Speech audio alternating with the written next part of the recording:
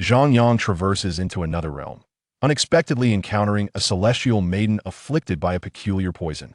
Zhang Yang, fair maiden, please exercise restraint. I am a man of integrity. Zhang Yang, dear maiden, do refrain from such actions if this continues. I may cease to resist. After liberating the maiden from her poison, she reveals her true feelings, forging a pact with Zhang Yang for 3 years. Thus, Zhang Yang embarks on an unparalleled journey of invincibility. Marvelous, marvelous, how exquisitely fair. Zhang Yang gazes wide-eyed at the scene before him. Before him stands a woman clad in purest white, her skin adorned with a blush of crimson, her lovely face betraying an unsettling allure, her eyes brimming with desire. A celestial maiden. This is Zhang Yang's immediate impression of her. He has never encountered a woman of such breathtaking beauty. What brings you to this state, fair maiden? Zhang Yang gulps, unable to restrain himself. No sooner had he spoken than the maiden, as if consumed by a frenzy, lunges toward Zhang Yang, pinning him to the ground and tearing at his garments. Zhang Yang, fair maiden, please maintain decorum. I am a man of virtue. Yet the maiden, seemingly bereft of reason, growls, I crave ecstasy. Zhang Yang is taken aback. He never anticipated that such an ethereal beauty could possess such wild fervor. Zhang Yang, but just one. Before he can finish, his lips are silenced. Afterward, Zhang Yang feels as though his spirit has ascended beyond the heavens as a man. How could he falter in the heat of the moment? Exhausting. Zhang Yang awakens from a night of fervent exploits, utterly fatigued. Upon opening his eyes, he discovers that the celestial maiden has already donned her attire, gazing at him with a look that oscillates between complexity and coldness, as if she is contemplating something significant. Zhang Yang, sensing the gravity of the situation, hastily explains, fair maiden, you must understand. Last night, I was compelled. I did attempt to resist. Enough.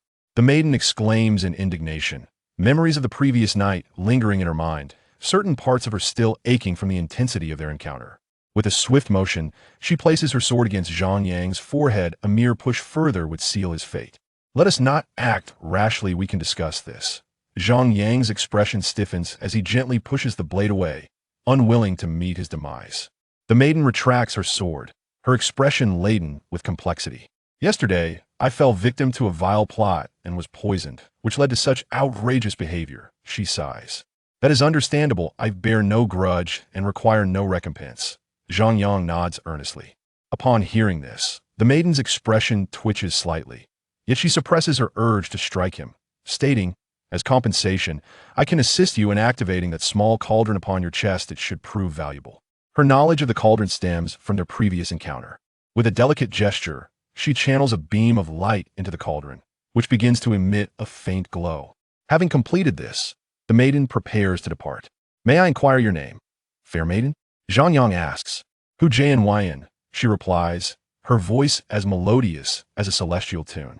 I shall take responsibility for you, Zhang Yang declares. Hu Jian's form trembles slightly, turning to Zhang Yang with an even more complex gaze. If you truly wish to take responsibility, come find me at Taishan Sect. In 2 years, they will be recruiting disciples. Then, she hesitates before saying, rest assured, I shall be there. Zhang Yang responds with unwavering determination. Then you must hasten, for in 3 years, I shall wed the holy son of Taishan should you lack the strength to defeat him. Her words trail off, yet her expression reveals her disdain for this holy son. What nonsense! I shall personally trample him underfoot and claim you as my bride. Zhang Yang asserts resolutely. Then, I shall await your arrival. Hu Jian smiles, her expression brightening like the first rays of dawn illuminating the cave. Hu Jian refrains from dispelling Zhang Yang's hopes, acknowledging that Taishan Sect is an eminent institution, and 2 years is a fleeting span. Whether Zhang Yang can surpass the holy son to win her hand remains uncertain. Even his eligibility for the entrance examination is in question. As Zhang Yang contemplates further, Hu Jian vanishes from a cave. Zhang Yang stands bewildered, realizing he has yet to ascertain the location of Taishan Sect. He shakes his head. Such matters must wait, for he must first address the immediate challenges before him. As a traveler from another world, he has scarcely arrived yet already indulged in extraordinary experiences, leaving him in a state of profound reflection. From memories within his mind, he learns he has arrived in a realm known as the ancient wilderness continent, where strength is paramount. Here, power grants one access to wealth, beauty, and authority, all within easy reach. The original owner of this body belonged to one of the four prominent families of Qingshan City, the sole bloodline of the Zhang clan, out to procure a rare herb for his fiancée, Yu Hongshi, to aid in her breakthrough. However, while the herb was secured, the original owner was ambushed by a beast, ultimately succumbing to severe injuries. After seizing the herb, Yu Hongshi coldly remarked, "Your usefulness has expired, may you rest in peace," before abandoning him to perish in the wilderness. Even now, he vividly recalls the original owner's final moments of despair and resentment. "Fear not, I shall deal with that wretched woman," Zhang Yang murmurs empathetically. At that moment, the small cauldron on his chest, once gently glowing, erupts with blinding radiance, and in the next instant, Zhang Yang finds himself in a realm of chaos. "Where am I?" Zhang Yang surveys his surroundings, perplexity etched across his face. "You have finally arrived. Had you delayed any longer, I would have met my end." An ancient voice resonates within the space, somewhat ethereal in nature. "Who goes there?" Realm of cultivation levels. Entry: martial, martial artist, martial master, martial teacher, great martial teacher, martial sect, martial soul, martial general, martial commander, martial marquis, martial king, martial monarch, martial emperor, martial venerable, martial saint, martial deity. Cultivation techniques: divine, sacred, earthly, and mortal, each subdivided into upper, middle, and lower tiers. Entry: great accomplishment, perfection. Beast rankings: 1st to 9th tier beasts, further classified into novice, intermediate, and advanced levels. Weapon rankings: magical tools, spiritual tools, precious artifacts, spiritual treasures, ancient spiritual treasures, profound heavenly spiritual treasures, immortal artifacts, divine artifacts, Tao tools. Alchemist rankings: levels 19, potion purity levels, inferior, medium, superior, and exceptional. Chapter 2, A Painful Dilemma. Zhang Yang cautiously surveyed his surroundings, a chilling sensation creeping over him. Could it be that he had encountered something sinister? At that moment, a shadowy figure coalesced before him, appearing ethereal and elusive. "Time is of the essence. Allow me to awaken your chaos sacred body," the apparition proclaimed, extending a finger that sent a surge of energy directly into Zhang Yang's being. He was taken aback, feeling as though an earth-shattering transformation was occurring within him, an experience both mysterious and profound. Yet, before long, the tumult subsided. "By the heavens, I have reached the warrior realm." Zhang Yang's face was a canvas of astonishment. From his memories, he recalled that he had previously been merely at the second level of the warrior stage, and typically, it would take an individual at least 2 years to ascend to the warrior realm. Even the most gifted genius of Qingshan City, Qi Yangming, had taken 6 months to achieve such a breakthrough. The rapidity of his own advancement was nothing short of absurd. "What is this chaos sacred body?" Zhang Yang inquired. His curiosity piqued. The chaos sacred body, also known as the celestial body, is the most formidable physique in the annals of the ancient continent. Once fully developed, it becomes an invincible force. The shadow elucidated. Only one individual in the entire history of the ancient continent has possessed this body, unbound by the laws of nature. Zhang Yang's heart raced with excitement. "Could it be you?" he speculated. "Indeed, you are correct. I am the first-generation chaos sacred body, and you are the second." Each manifestation of the chaos sacred body heralds impending calamity and signifies that darkness will soon engulf this realm. "You must devote yourself to training without delay," the shadow explained. Zhang Yang's heart sank at this revelation. "Then find someone else to awaken the chaos sacred body. I cannot bear this burden. I'm on the verge of my demise." "And you're still chattering away. My time is limited. Explore the chaos cauldron on your own. But remember, the chaos cauldron is a primordial artifact birthed at the dawn of the universe. Do not expose it lightly to powerful beings, or else. Or else what? Do finish your thought before vanishing." Zhang Yang lamented as the apparition faded, feeling he had missed vital information. The first-generation chaos sacred body seemed rather unscrupulous. Shaking his head, he exited the chaos space. Upon leaving, Zhang Yang meticulously examined the small cauldron hanging from his chest, but after some time, he found no answers. In a moment of desperation, he recalled the method of blood recognition and promptly dripped a drop of his blood onto the cauldron. A haze of chaos enveloped the cauldron, lifting it into the air, while fragmented information began to coalesce in his mind. He learned that the chaos cauldron was currently in a damaged state, explaining its dark and unremarkable appearance, resembling an ordinary iron cauldron.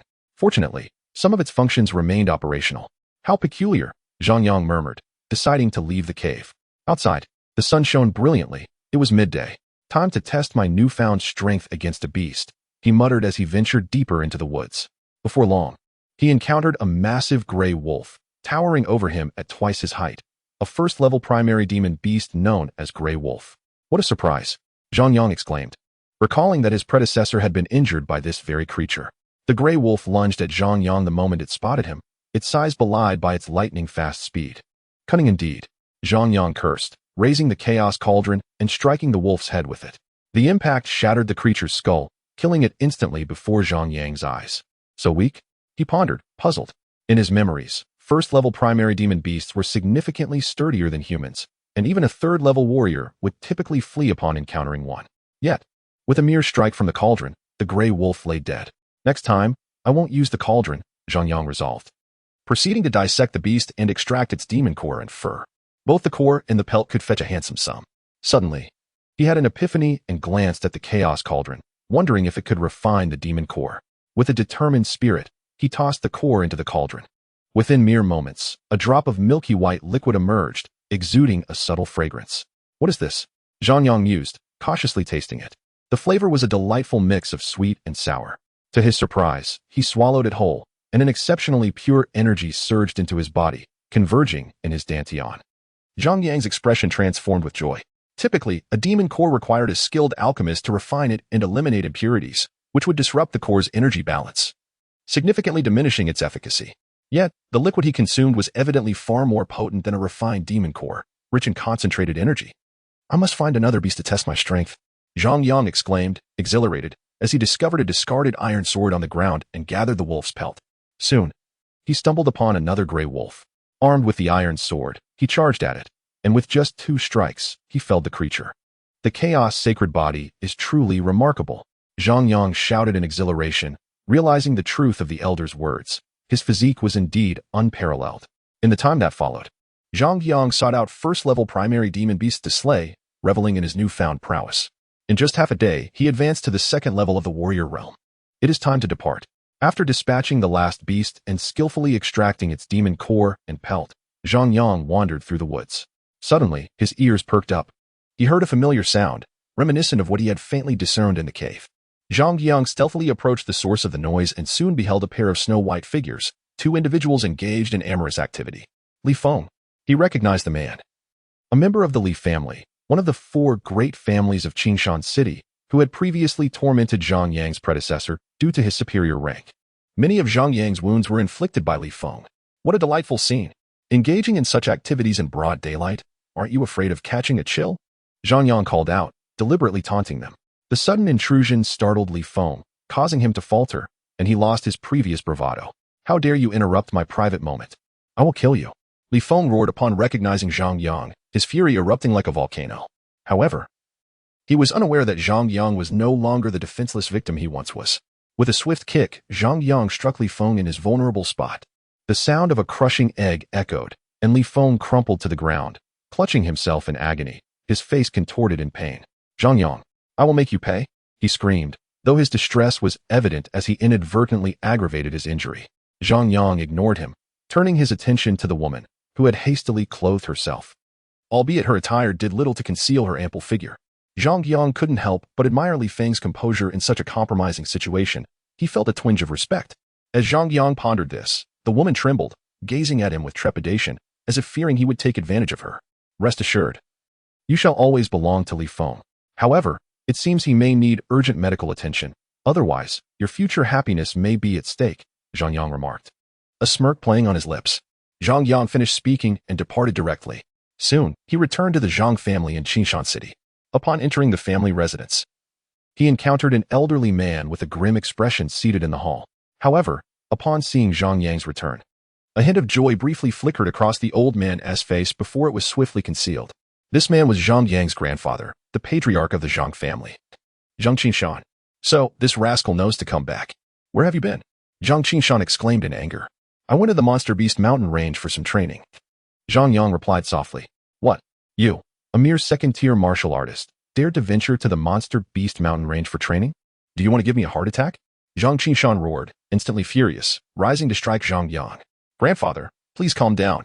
I'm fine, see? Zhang Yang quickly dodged, sensing the impending blow. Is that your intention? To go and seek death again. Zhang Qingshan's face flushed with rage. The Zhang family had only Zhang Yang as their sole heir. If he were to perish, would it be expected for this old man to start over again? A peculiar scene unfolded in the Zhang family hall, where the dignified patriarch was chasing his grandson around, ready to pummel him. Patriarch. Clan leader Yu Ping has come to pay a visit with his granddaughter. A guard rushed into the hall. Upon witnessing the scene between Zhang Qingshan and Zhang Yang, he froze momentarily. That wretched girl. Zhang Yang's face darkened upon hearing this. Chapter 3. Lan Luofei hearing the guard's words, Zhang Qingshan returned to his seat and said, "Let them in." He shot a glare at Zhang Yang, signaling him to behave. Moments later, Yu Ping arrived with Yu Hongshi in the hall. Upon seeing Zhang Yang, Yu Hongshi's face displayed a look of surprise, which she quickly masked. "Brother Yu, what brings you here today?" Zhang Qingshan inquired with a smile, as the two families had formed a marriage pact, making them somewhat related. Yu Ping's face revealed a hint of hesitation. His family had risen to prominence thanks to the Zhang family's support, and now, he found it difficult to mention the dissolution of their engagement. Zhang Yang, observing the situation, couldn't help but smirk, having guessed the purpose of their visit. Seeing her grandfather's discomfort, Yu Hongshi directly produced the marriage contract, stating, "We are here to annul the engagement today." Bang. "What did you say?" Zhang Qingshan slammed the table, standing up abruptly, his face filled with fury. "The Yu family intends to nullify this marriage contract. We came merely to inform you," Yu Hongshi declared. "You insolent wretch, you cannot simply annul a marriage contract at will." Zhang Qingshan's face turned a shade of green, glaring at Yu Ping. Yu Ping's gaze faltered. It was indeed a difficult matter to discuss. "I have been chosen by an elder from the minor Shen Sect and will soon join them. Zhang Yang, this good-for-nothing, is no longer worthy of me," Yu Hongshi scoffed. Her pride unyielding, disregarding Zhang Qingshan entirely. Just as Zhang Qingshan opened his mouth to speak, Zhang Yang interjected. "Bring me the marriage contract." Yu Hongshi handed the contract to Zhang Yang, who then tore it apart. "What do you mean by this?" Yu Hongshi exclaimed in anger. "It means I have no interest in you. Hurry and leave. You are a nuisance here," Zhang Yang retorted. "You worthless fool. How dare you tear up the marriage contract? How can this prove our engagement is annulled?" Yu Hongshi's expression darkened. "Rest assured, by tomorrow, everyone will know our engagement has been annulled," Zhang Yang responded. Leaning in closer to whisper in her ear, "I won't forget what happened at the Monster Beast Mountain Range. We will settle this score slowly." After speaking, Zhang Yang stepped back. "Show them out," he commanded, glancing at the guards, maintaining an air of calm throughout. "You, a mere good-for-nothing, think you can settle scores with me? If you want to confront me, come find me at the minor Shen Sect." Yu Hongshi sneered, leaving the Zhang family with Yu Ping, her pride unshaken. "Younger, what are you planning to do?" Zhang Qingshan asked, concern etched on his face, knowing how much Zhang Yang liked Yu Hongshi. "Grandfather, have someone spread the news in Qishan City that I have annulled the engagement with Yu Hongshi?" Zhang Yang chuckled, his spirits unaffected by the incident. Compared to Hua Jinyan, she is nothing. Upon hearing this, Zhang Qingshan's eyes sparkled with approval. Zhang Yang's idea was indeed clever, and he promptly ordered someone to spread the news. "Yesterday, I heard that Yu Hongshi had some fortuitous encounter, suddenly increasing her cultivation by 2 tiers to reach the 8th stage of martial arts. I didn't expect her to be scouted by the minor Shen Sect today," Zhang Qingshan remarked, frowning. "What does it matter? I will join the minor Shen Sect. And I will settle this score with her in due time," Zhang Yang thought, coldly laughing inwardly, aware that Yu Hongshi's rapid advancement was due to that spirit herb. "Oh, right. The minor Shen Sect's recruitment assessment will begin in a month, but with your current cultivation level, you might not have much hope," Zhang Qingshan sighed. Though happy about Zhang Yang's change in demeanor, he still understood how poor Zhang Yang's cultivation was. "Don't worry, grandfather. I will definitely pass the assessment," Zhang Yang replied with a smile, before leaving the Zhang family. His primary intention in joining the minor Shen Sect was to gather information about the whereabouts of the Tai Shen Sect and to deal with Yu Hongshi. This once timid boy had returned from the Monster Beast Mountain Range with newfound confidence, a stark contrast that puzzled Zhang Qingshan. After leaving the Zhang family, Zhang Yang headed straight to the treasure pavilion. Unlike the 4 prominent families, the treasure pavilion possessed even greater overall strength. "Shopkeeper, do you buy beast skins here?" Zhang Yang inquired at the counter. "We buy as many as you have," the shopkeeper replied with a smile. Zhang Yang produced 20 pristine beast skins, each of exceptional quality. "How much can these sell for?" he asked. The shopkeeper's eyes widened at the sight of the skins. These were all from first-tier monsters, and collectively they could fetch around 1,000 low-grade spirit stones. 500 low-grade spirit stones, the shopkeeper offered, his eyes gleaming with greed. He dared to make such an offer because he recognized Zhang Yang, having heard tales of his previous meekness. Today, however, he saw an opportunity to exploit Zhang Yang. I won't sell, Zhang Yang coldly replied, knowing the true value of those skins. As Zhang Yang attempted to reclaim his skins, the shopkeeper pressed down on them. What do you mean by this? Zhang Yang furrowed his brow. I have already accepted these skins. Take your spirit stones and leave. The shopkeeper sneered, tossing Zhang Yang a bag of spirit stones with a dismissive expression. The excess stones would ultimately line his own pockets. There was no way he would allow Zhang Yang to reclaim them easily. Are you robbing me? Zhang Yang's eyes narrowed, a murderous intent beginning to surge. Someone. Throw him out. The shopkeeper ignored Zhang Yang, thinking that the treasure pavilion was not a place for anyone to cause a scene. Even members of the four great families had to behave respectfully when visiting. Moments later, several guards from the treasure pavilion rushed over. Zhang Yang noticed that one of the guards was a martial artist, signifying the wealth of the treasure pavilion, as they could afford to hire such formidable strength. Just as the guards were about to seize Zhang Yang, he snorted coldly and engaged them in combat. Bang, bang, bang. Before long, Zhang Yang had dispatched all the guards, appearing to have exerted minimal effort. How is this possible? The shopkeeper panicked. He had always heard that Zhang Yang was a good-for-nothing who reached the second-tier martial artist stage only at the age of 16. Yet, the reality before him forced him to question the truth of those rumors. Bang! Zhang Yang struck the shopkeeper with a punch, sending him crashing to the ground, blood spilling from his mouth. Who dares to cause trouble in my treasure pavilion? A captivating voice echoed from deep within the pavilion. Zhang Yang turned to see a woman in a flowing purple gauze dress emerge, her fair legs tantalizingly visible with each step. This woman was truly enchanting, her attire utterly mesmerizing. Zhang Yang couldn't help but admire her beauty. He recognized her as Lan Luofei, the master of the treasure pavilion, a formidable figure indeed. You had better explain to me why you acted in my treasure pavilion, otherwise, no one can save you. Lan Luofei gazed at Zhang Yang, a hint of coldness gracing her alluring visage. Chapter 4. The black gold sword that is something you should inquire of your treasure pavilion's personnel. Zhang Yang replied fearlessly. Lan Luofei's delicate brows furrowed slightly, and she summoned the guards outside to ascertain the situation. At that moment, a throng had already gathered outside the treasure pavilion, drawn by the commotion within. The allure of the pavilion's master was simply irresistible, igniting wild fantasies in many. I see you're courting death. Have you not heard the rumor that men who get too close to Lan Luofei rarely live beyond 3 years? It is said she drains them dry. Are you two seeking your demise? If Lan Pavilion's master hears you, be wary of being castrated. I believe Zhang Yang has quite the audacity to stir trouble in the treasure pavilion. Indeed, I recall him being quite timid in the past. I wonder what has spurred him on today. With such a descendant, the Zhang family is surely doomed. Given Lan Luofei's temperament, she will not let him off easily. A few men outside the pavilion exchanged words. Lan Luofei soon learned the actual circumstances from the guards, casting her gaze over the crowd gathered outside. She issued a direct command, take the shopkeeper down and deal with him according to the pavilion's rules. At her words, the prostrate shopkeeper trembled, painfully rising to his knees to plead for mercy. Master, I was wrong. Please spare me. He was acutely aware of the pavilion's cruel regulations. Should he truly be taken away, his life would be in jeopardy. Yet, his pleas fell on deaf ears as the guards dragged him away, his cries for mercy echoing from deep within the pavilion. To express my apologies, consider those 500 inferior spirit stones a gift from the treasure pavilion. And the price for these beast pelts will be calculated separately. What do you think? Lan Luofei smiled seductively, her voice sending shivers down Zhang Yang's spine. What a beguiling enchantress! However, Zhang Yang, having previously indulged in countless films from various cultures, remained unmoved by Lan Luofei's charms. No need. I cannot afford to provoke the treasure pavilion, Zhang Yang replied, pocketing the beast pelts and preparing to leave. Lan Luofei's expression shifted slightly.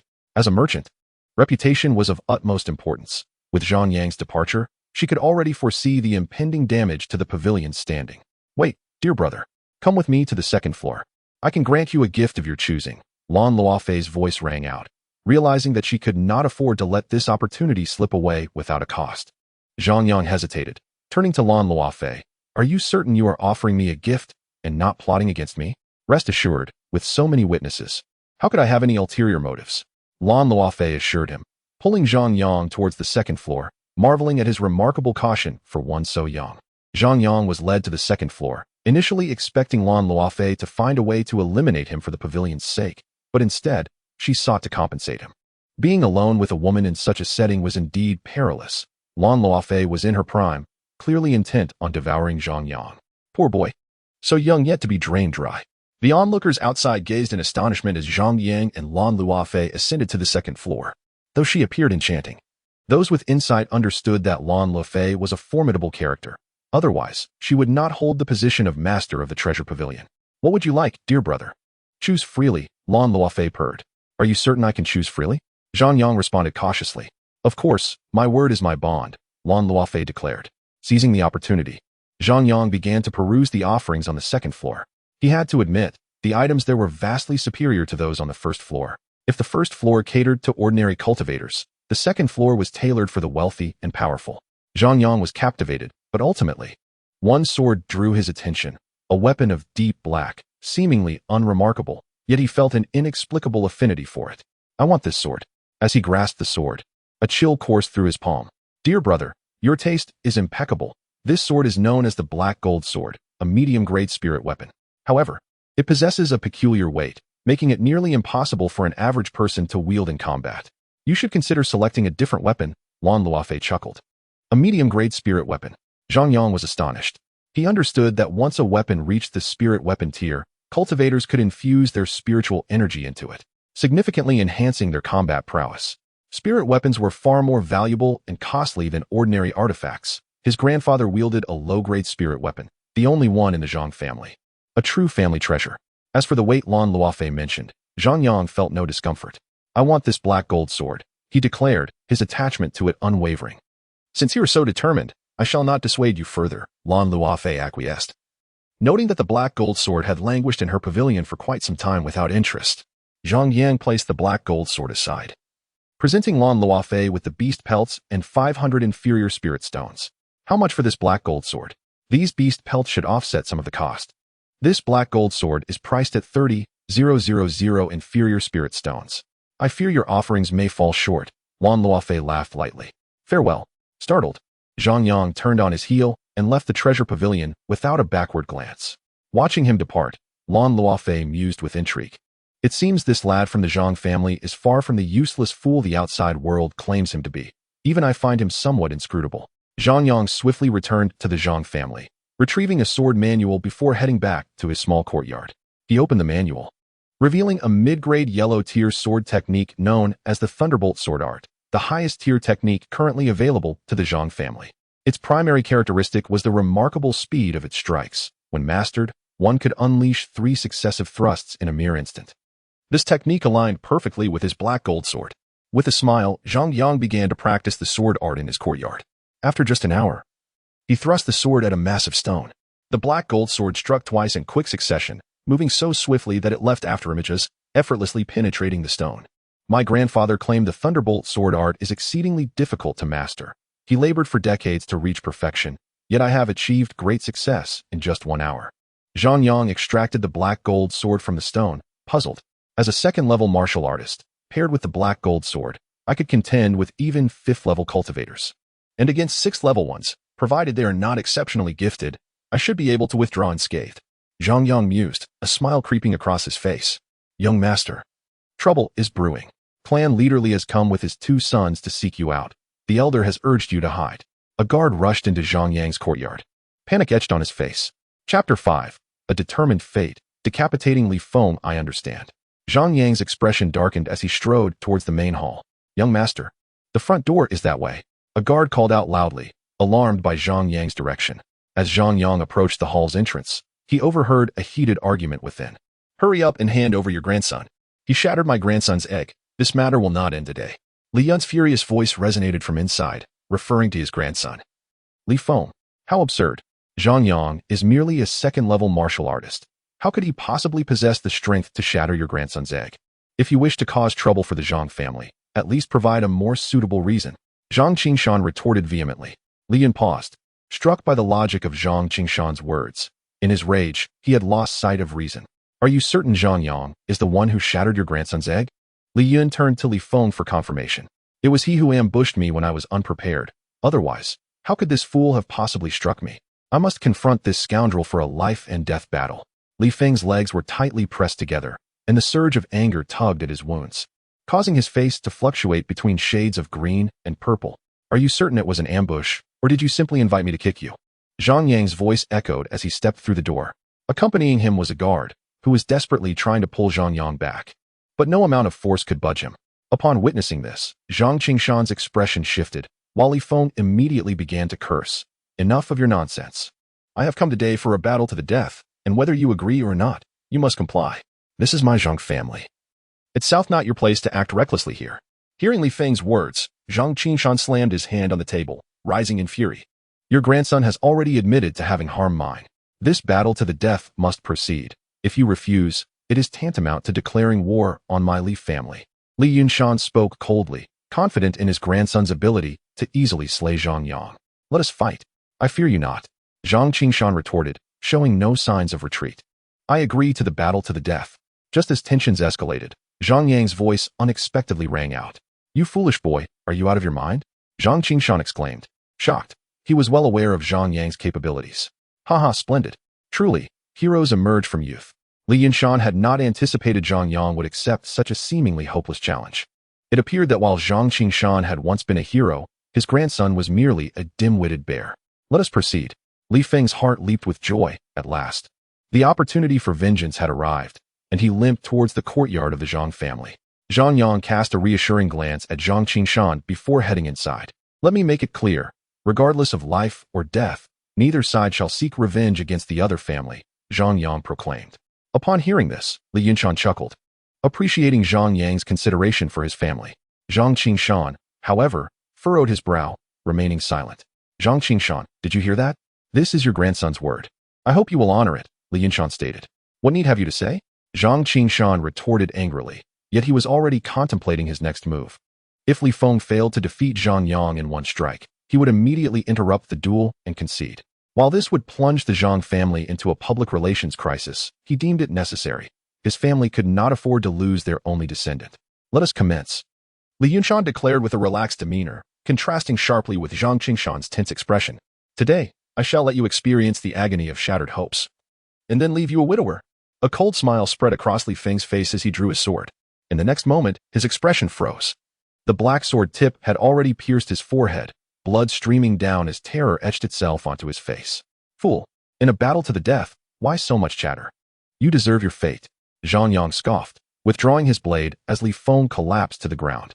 The arena fell into a profound silence. Ha ha ha, splendid. Before long, Zhang Qingshan snapped out of his stupor, astonished that Zhang Yang had slain Li Feng with a single sword strike. In stark contrast to Zhang Qingshan's laughter, Li Yunshan's face darkened significantly. He had prepared to witness Zhang Qingshan's sorrow, only to find himself on the verge of tears instead. I wish for a battle to the death, Zhang Yang. Do you dare accept? At that moment, Li Xian, Li Feng's brother and the strongest young talent of the Li family, spoke up.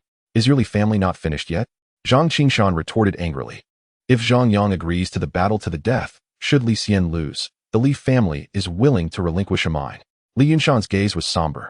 A mine. Zhang Qingshan's expression shifted. Mines were the lifeblood of great families, a source of continuous wealth. The four prominent families all possessed mines, and he had not anticipated that the Li family would offer such a hefty price to slay Zhang Yang. I agree.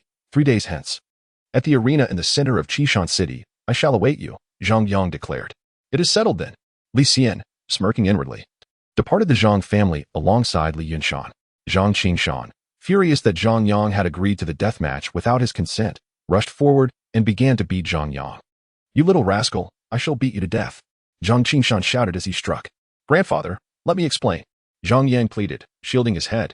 What is there to explain? Li Xian is at the 6th tier of martial arts. You are clearly trying to ensure the Zhang family meets its end. Zhang Qingshan's ire only grew, and his strikes intensified. Grandfather, worry not. I assure you I can defeat Li Xian. Zhang Yang protested, breaking free to explain. What is your current level? How can you not even perceive my strength? Zhang Qingshan inquired after venting his anger. I am currently at the 2nd tier of martial arts, with further training. I shall soon reach the 3rd tier, Zhang Yang replied. What? Zhang Qingshan was taken aback. When had his grandson reached the 2nd tier? Yet, recalling Zhang Yang's slaying of Li Feng with a single sword, he realized that Zhang Yang spoke the truth. Being astute, Zhang Qingshan immediately deduced that Zhang Yang must have encountered a fortuitous event, explaining his sudden transformation. What grade is that sword of yours? Zhang Qingshan asked. Having noticed the sword's extraordinary quality, it is a medium-grade spiritual weapon, Zhang Yang replied. What? Speak the truth. Where did you acquire this sword? Zhang Qingshan inquired, visibly agitated. The Zhang family's ancestral treasure was merely a low-grade spiritual weapon, and here was Zhang Yang wielding a medium-grade one, superior even to the clan leader's weapon. It was a gift from Lan Luofei, Zhang Yang explained.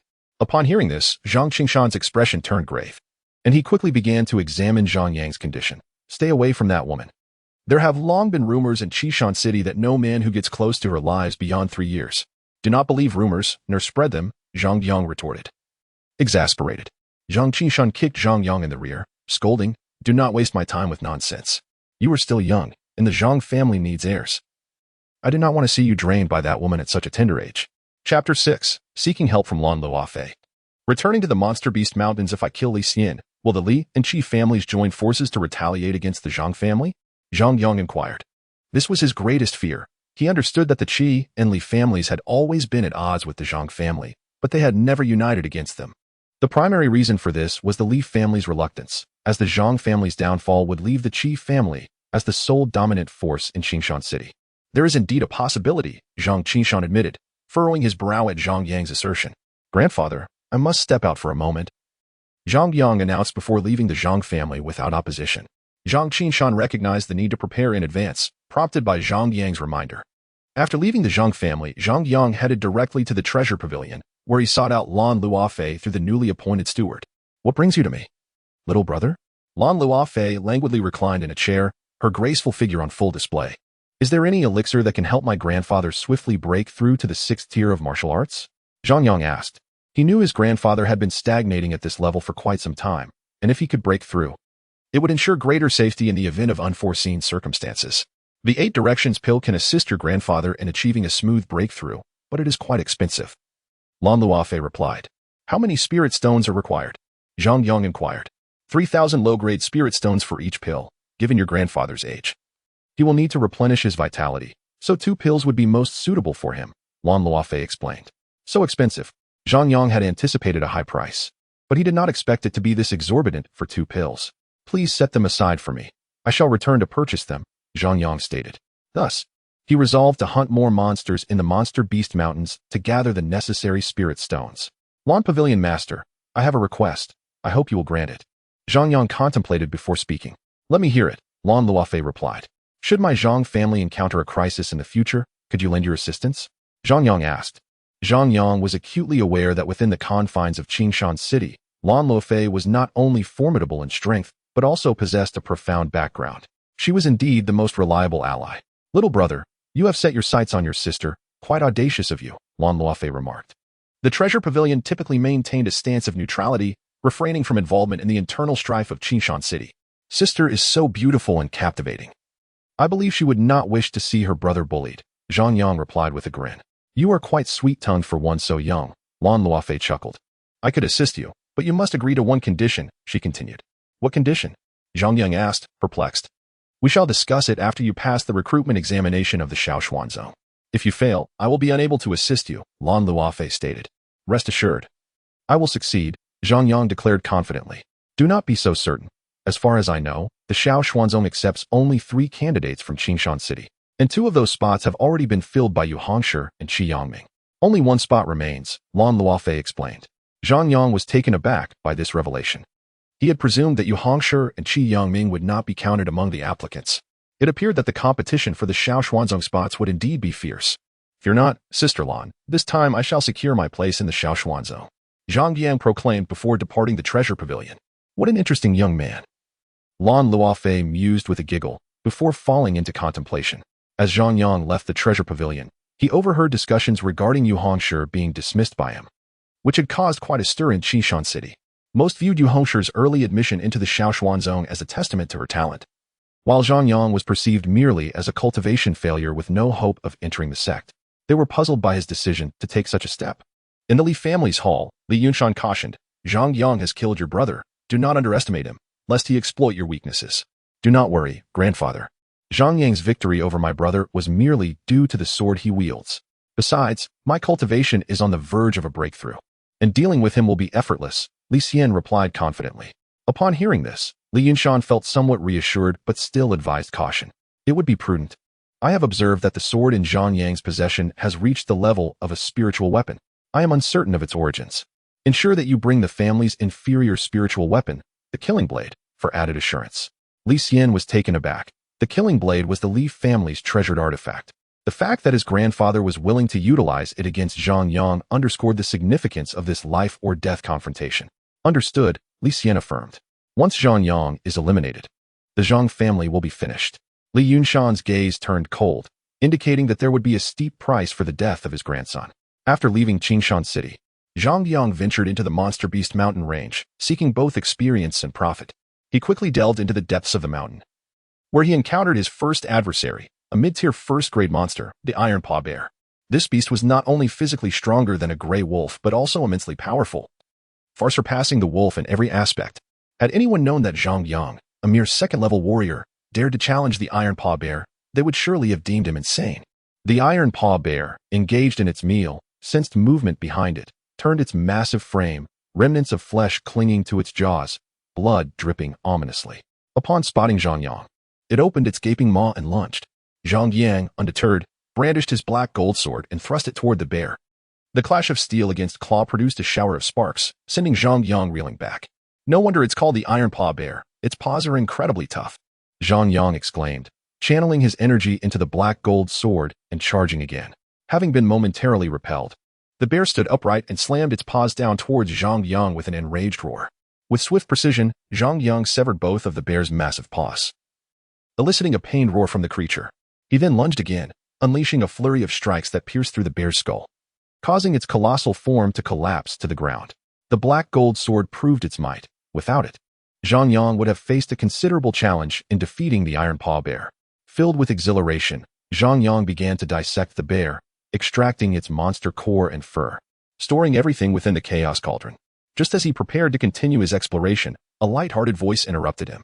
"Little brother, hand over the beast's skins and monster cores, or else my sister may have to resort to force." Upon hearing the teasing tone, Zhang Yang turned to see a provocatively dressed woman, voluptuous and accompanied by a throng of men, emerge from the woods. Yet, upon gazing at her heavily made-up visage, he nearly retched. Her age was evident beneath the layers of cosmetic concealment. "Who are you?" Zhang Yang inquired. "We are members of the Black Bear mercenary group. You would do well to surrender your belongings, or our eldest sister will make you wish you had." A man beside her fawned. The Black Bear mercenary group frequently operated in the Monster Beast mountain range, earning their keep by slaying beasts and robbing inexperienced cultivators. A chill ran down Zhang Yang's spine as he drew his black gold sword and confronted the mercenaries. "And what if I refuse? You'll be begging for mercy by nightfall." The leading woman laughed, her makeup cracking under the pressure of her expression. Zhang Yang could not hold back his disdain, retorting, "You should take a look at your own reflection. Those wrinkles could squish a fly, yet you pretend to be youthful." The woman's smile vanished, replaced by a sharp command. "Seize him. I will personally dismember him and feed him to the beasts." Her appearance was her Achilles heel. Anyone who spoke ill of it met a gruesome fate. The Black Bear mercenary group had previously silenced critics in a bloodbath. As dozens of mercenaries charged at him, Zhang Yang felt no fear. Instead, he plunged into their ranks, igniting a fierce battle. With each sweep of his sword, heads flew from shoulders. "This kid is formidable. We must finish him quickly," one mercenary shouted, realizing that Zhang Yang was unlike any opponent they had faced before. As more mercenaries fell to his blade, panic spread through their ranks. "We are no match for him," one cried in terror. "You worthless fools," the woman bellowed, charging at Zhang Yang with a palm strike. Zhang Yang had kept a close watch on her, recognizing her as the strongest among the mercenaries, having reached the 4th level of martial prowess. "I've been waiting for you," he sneered, lunging at her with lightning speed.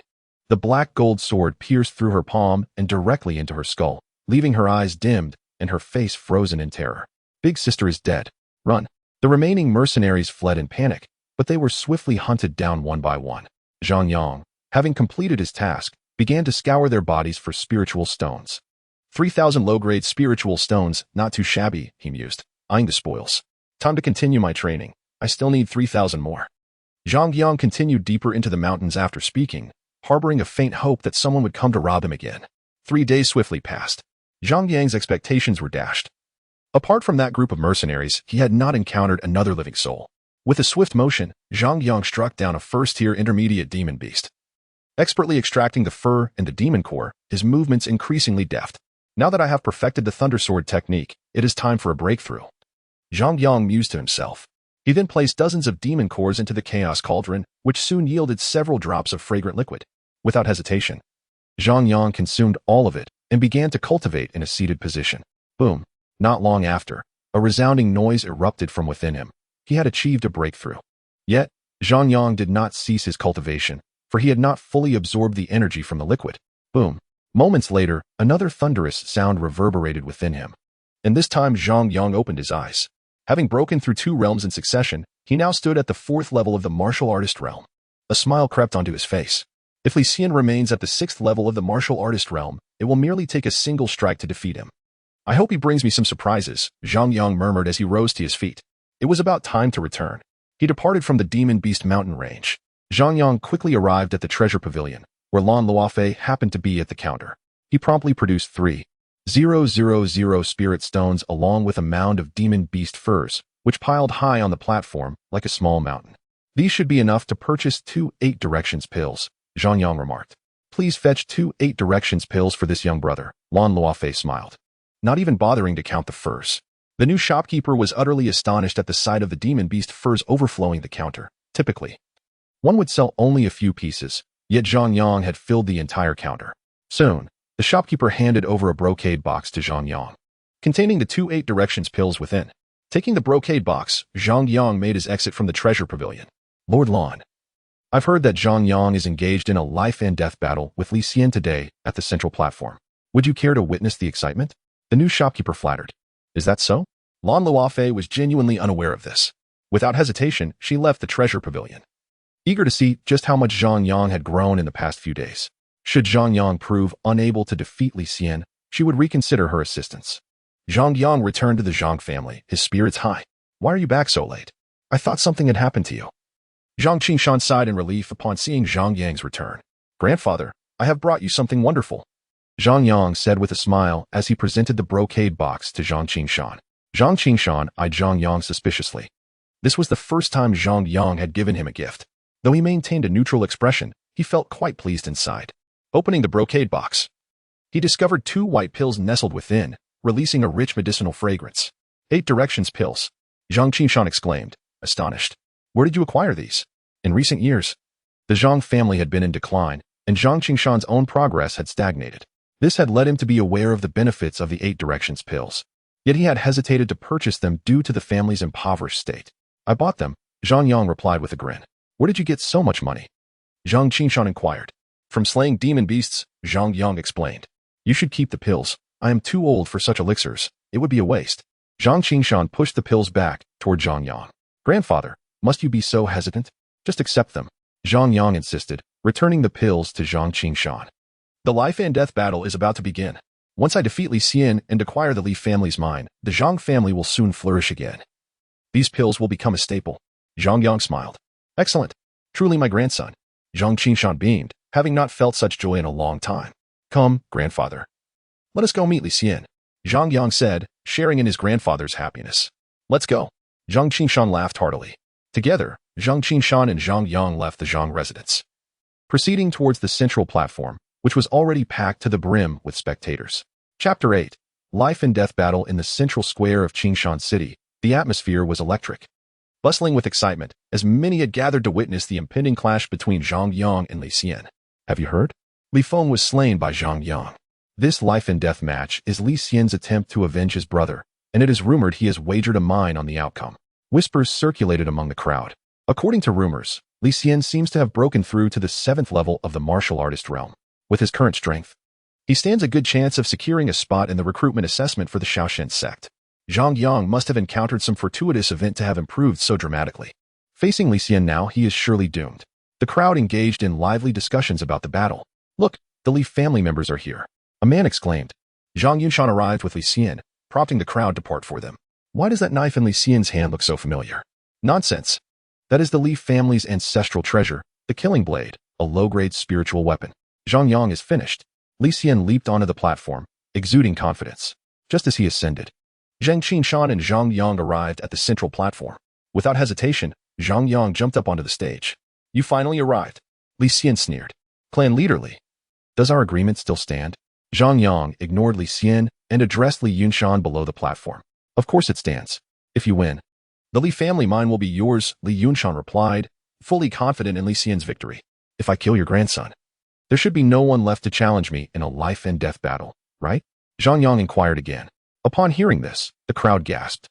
Zhang Yang was clearly mocking the Li family. Of course not. Li Yunshan's expression darkened. He understood Zhang Yang's insinuation. After all, he had only 2 grandsons. If Li Xian fell, the Li family would have no one left to confront Zhang Yang. Zhang Yang, there is no need for you to delay. Today, this platform will be your grave. Li Xian, irritated by Zhang Yang's indifference, barked. Can we begin? Zhang Yang asked, still ignoring Li Xian, which infuriated him further. Vowing to make Zhang Yang suffer. Then let it commence. Li Yunshan scoffed, eager to grant Zhang Yang his wish for demise. As soon as Li Yunshan called for the battle to begin, Zhang Yang flashed forward, thrusting his sword directly at Li Xian. I knew you would try that. Li Xian sneered, retreating only to strike back at Zhang Yang with his blade. Clang, clang, clang. The sound of metal clashing echoed as Li Xian was sent flying by Zhang Yang's sword strike. The thunder sword technique is at its pinnacle. Zhang Qingshan looked on in astonishment. He had only just mastered the technique, and now Zhang Yang had surpassed him. Li Xian struggled to rise, his face dark with fury. He had not anticipated being at a disadvantage from the very first strike, especially after having just broken through to the 7th level of the martial artist realm. As he stood, Zhang Yang lunged at him again with blinding speed. Die! Li Xian roared. However, just as he swung his sword at Zhang Yang, he noticed the killing blade was now riddled with cracks. How could this happen? Li Xian was struck with dread. Your weapon is merely a low-grade spiritual artifact, while my black gold sword is a mid-grade spiritual weapon. Zhang Yang's voice echoed in Li Xian's ears. What? A mid-grade spiritual weapon? Clang. Li Xian's killing blade shattered under Zhang Yang's strike, and the black gold sword surged towards Li Xian's neck with unstoppable momentum. With a swift motion, the black gold sword pierced Li Xian's neck, leaving his expression frozen in disbelief. As Zhang Yang withdrew his sword, Li Xian's body crumpled to the ground. Am I dreaming? The so-called waste Zhang Yang just defeated Li Xian in 2 strikes. Not only did Zhang Yang defeat Li Xian in an instant, but did you not witness him shatter the Li family's prized blade with a single strike? Now, there is much to behold. Both of Li Yunshan's grandsons have perished, and the clan's treasured artifact lies in ruins, courtesy of Zhang Yang. One wonders whether he shall honor his promise. The onlookers at the arena were already astounded by Zhang Yang's display, as a once disregarded youth from Qingshan City had slain the Li family's prodigy, Li Xian, with but 2 strokes of his sword. Such a tale, if not witnessed firsthand, would likely be met with disbelief. Li clan leader, you wouldn't renege on your word, would you? Zhang Yang approached Zhang Qingshan and addressed Li Yunshan. Of course not. Li Yunshan replied through gritted teeth, before departing the central stage. When shall the mining veins be transferred to the Zhang family? Set a date, so that we may begin our extraction. Zhang Yang proclaimed loudly. In 3 days. Li Yunshan responded, vanishing around a street corner. The many noticed him tremble slightly, clearly incensed. This young man's rate of growth is indeed formidable at this pace. He might very well pass the enrollment examination for the Minerxian Sect. In a tavern, Lan Luofei stood by the window, observing the duel between Zhang Yang and Li Xian. With the conclusion of this life and death match, Zhang Yang and Zhang Qingshan returned to the Zhang residence. While the ensuing discussions regarding Zhang Yang's rise and his 2 sword strikes that felled Li Xian swept through the entirety of Qingshan City. Within the Zhang family courtyard. You little rascal, how long have you practiced the thunder sword technique? I have only just reached the great completion stage, yet you have already attained the perfect stage. Zhang Qingshan scolded, though his face was illuminated with a smile. Just a few days of training, Zhang Yang replied honestly. Are you implying that your grandfather lacks comprehension? Zhang Qingshan's expression darkened. That is not my intention. It is merely that my talent is exceptionally high, and this cannot be attributed to you, Zhang Yang explained. Are you not still implying that I lack comprehension? Zhang Qingshan retorted, preparing to strike Zhang Yang. Zhang Yang swiftly turned to flee, exclaiming. That was not my intention at all. Zhang Qingshan would never truly strike Zhang Yang. The sudden emergence of Zhang Yang signified hope for the Zhang family. There is but a month until the enrollment examination. Focus on your training, Zhang Qingshan said with a serious demeanor. I shall. If I join the Minerxian Sect, will the Qi and Li families be unable to trouble us? Zhang Yang inquired. Not necessarily. The Qi family already has members within the Minerxian Sect. And now with Qi Yangming, even if they do not ally with the Li family, he will eventually seek to harm us, perhaps even completely absorbing the remaining 3 families. Zhang Qingshan mused. It appears the situation is far more complex than anticipated, Zhang Yang thought to himself. At that moment, a guard rushed into the courtyard, his expression fraught with urgency. This is grave news. Qi Yangming has declared he will forego early admission to the Minerxian Sect and will instead participate in the enrollment examination. Upon hearing this, both Zhang Qingshan and Zhang Yang furrowed their brows. The news was indeed surprising, leaving them puzzled about the chief family's intentions. Understood. You may leave, Zhang Qingshan instructed. There is yet another piece of news I have not disclosed. The guard hesitated. Speak quickly, Zhang Qingshan urged.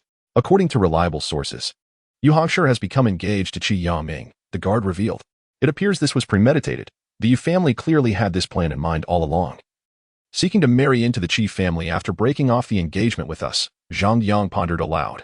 What a treacherous ingrate. Had it not been for my Zhang family's assistance in the past, the Yu family would not be where they are today. Zhang Qingshan fumed. Though the two families had long since severed ties, such news still left him feeling repulsed. Fortunately, you made it known throughout the city that you were the one to end things with that ungrateful woman. Otherwise, the Yu family's actions would have left us the subject of ridicule, Zhang Qingshan remarked. Zhang Yang, however, was unperturbed by this. Instead, he analyzed. It seems Qi Yangming's participation in the minor Xian Sect's enrollment examination is orchestrated by Yu Hongshi. They must have learned of my duel with Xian today. This is clearly aimed at me. Perhaps you ought to reconsider participating. Qi Yangming has attained the 9th level of martial arts, and he will surely seek to eliminate you. Zhang Qingshan warned.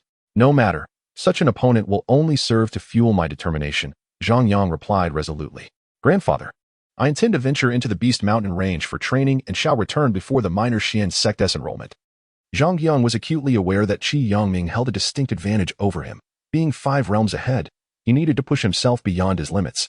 Go then, Zhang Qingshan said, casting a deep glance at Zhang Yang. In that moment, he finally felt that his grandson had matured. This is how a Zhang family man should be. After departing the Zhang family estate, Zhang Yang quickly made his way back to the Beast Mountain range. He understood that his only path to rapid advancement lay in slaying demonic beasts. As he traversed the woods, a group of figures suddenly emerged, encircling him. I've been waiting for you for quite some time. You have finally arrived. The lead man sneered. Is that so? Zhang Yang expressed surprise upon seeing the man, as he bore a striking resemblance to the woman he had slain. Equally unattractive. Bind him. I shall take pleasure in slaying him before my sister's grave. Using his blood to honor her spirit, the leader declared, his gaze darkening. This man was the leader of the Black Bear mercenary group, possessing the 7th level of martial prowess. Before long, the mercenaries had Zhang Yang bound, yet he did not resist. An hour later, he was brought to a mountain stronghold, where a grave adorned with white paper lay at the entrance, indicating that a recent ceremony had taken place. Zhang Yang was soon brought before the grave, where the Black Bear bowed and stated, Sister, I have found the killer of your life. I will use his blood to honor your spirit. Boy, you might as well prostrate yourself and beg for mercy. I can make your death more comfortable.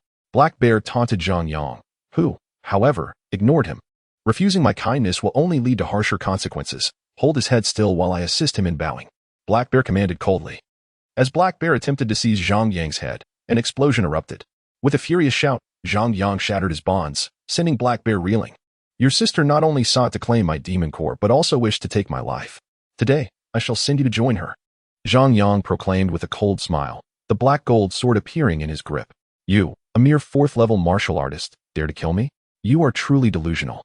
Black Bear sneered, before unleashing a punch towards Zhang Yang, his fist adorned with a black, spiked glove. Clang! As Zhang Yang's sword met Black Bear, the latter was sent staggering back, a trickle of blood escaping his lips. What kind of sword is this? How can it be so heavy? Black Bear's expression darkened, realizing that Zhang Yang's sword was extraordinary. Yet, Zhang Yang paid him no heed, lunging forward with another strike, moving with unparalleled speed. Black Bear's expression shifted as he unleashed both fists towards Zhang Yang. Clang! In an instant, Black Bear's defenses crumbled. Thud! Zhang Yang pierced Black Bear's chest with his sword. You. Black Bear stammered, attempting to utter more, but Zhang Yang withdrew the black gold sword, causing Black Bear to spit another mouthful of blood. His expression frozen in shock. He has slain our leader. We must avenge him. One mercenary cried, his eyes filled with rage. Under his command, the remaining mercenaries charged toward Zhang Yang. The battle commenced, but it was evident that these mercenaries were no match for Zhang Yang, who swiftly began to decimate them one by one. Thud! After slaying the last mercenary, Zhang Yang stood amidst a sea of bodies, having single-handedly annihilated an entire mercenary group. Had anyone witnessed this feat, they would have applauded him, for the mercenary group lurking within the Beast Mountain range was notorious, having claimed the lives of countless cultivators. Zhang Yang swiftly scavenged the spirit stones from the mercenary's body, and he soon discovered a key on the Black Bear. Zhang Yang discerned that this key must belong to the mercenary group's treasury, prompting him to immediately enter the stronghold. Before long, he found the treasury, which was filled with numerous low-grade spirit stones and even dozens of mid-grade spirit stones, causing a surge of excitement within him. It is worth noting that a single mid-grade spirit stone holds the equivalent value of 1,000 low-grade spirit stones. However, what exhilarated Zhang Yang even more was the discovery of a high-tier yellow-level sword technique, the 100 Refinement Sword Art.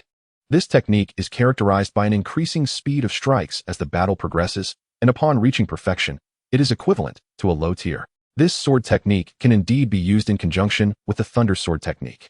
After contemplating, Zhang Yang began to absorb the spirit stones, opting to practice the sword technique during actual combat with the beasts, which would expedite his comprehension of it. In the evening, within the chief family's chambers, Qi Peishan smiled and remarked, "Why does Clan Leaderly have the time to visit me today?" Qi Peishan was the head of the chief family. "I believe you are already aware of several matters. I have heard that the Yu family is allied with your chief family, which indicates that the Yu family has joined your ranks," Li Yinshan stated. "Indeed, Clan Leaderly is astute. Nothing can be concealed from you." Qi Peishan replied with a smile. "Simply grant me one request, and my Li family will also join your chief family. In the future, Qingshan City will be dominated solely by the chief family," Li Yinshan said through gritted teeth. "Let me hear your request," Qi Peishan replied, feeling a surge of joy. He had not anticipated such smooth developments recently, first the alliance with the Yu family, and now the Li family voluntarily approaching them. Could it be that the Qi family's fortunes were rising? During the recruitment assessment of the Shaoshan Sect, help me eliminate Zhang Yang. After the assessment concludes, we will jointly eradicate the Zhang family. Li Yunshan's gaze darkened as he spoke, revealing that he was willing to forsake the legacy established by his ancestors for vengeance against the Zhang family. Rest assured, destroying the Zhang family is also the desire of my chief family. When the time comes, our two families will join forces, and the Zhang family shall surely perish. Qi Peishan's eyes sparkled with excitement. He had not expected Li Yinshan to propose precisely what he wished to do. It seemed that the Qi family's fortunes were indeed on the rise. Chapter 10. The assessment begins as time passed, the day before the Shaoxian Sect's recruitment assessment arrived. Deep within the Beast Mountain range, Zhang Yang awakened from his cultivation. He had finally broken through to the 6th level of martial artist, and the 100 Refinement Sword Art had also reached great mastery. With my current strength, I can certainly contend against a typical 9th level martial artist, Zhang Yang smiled.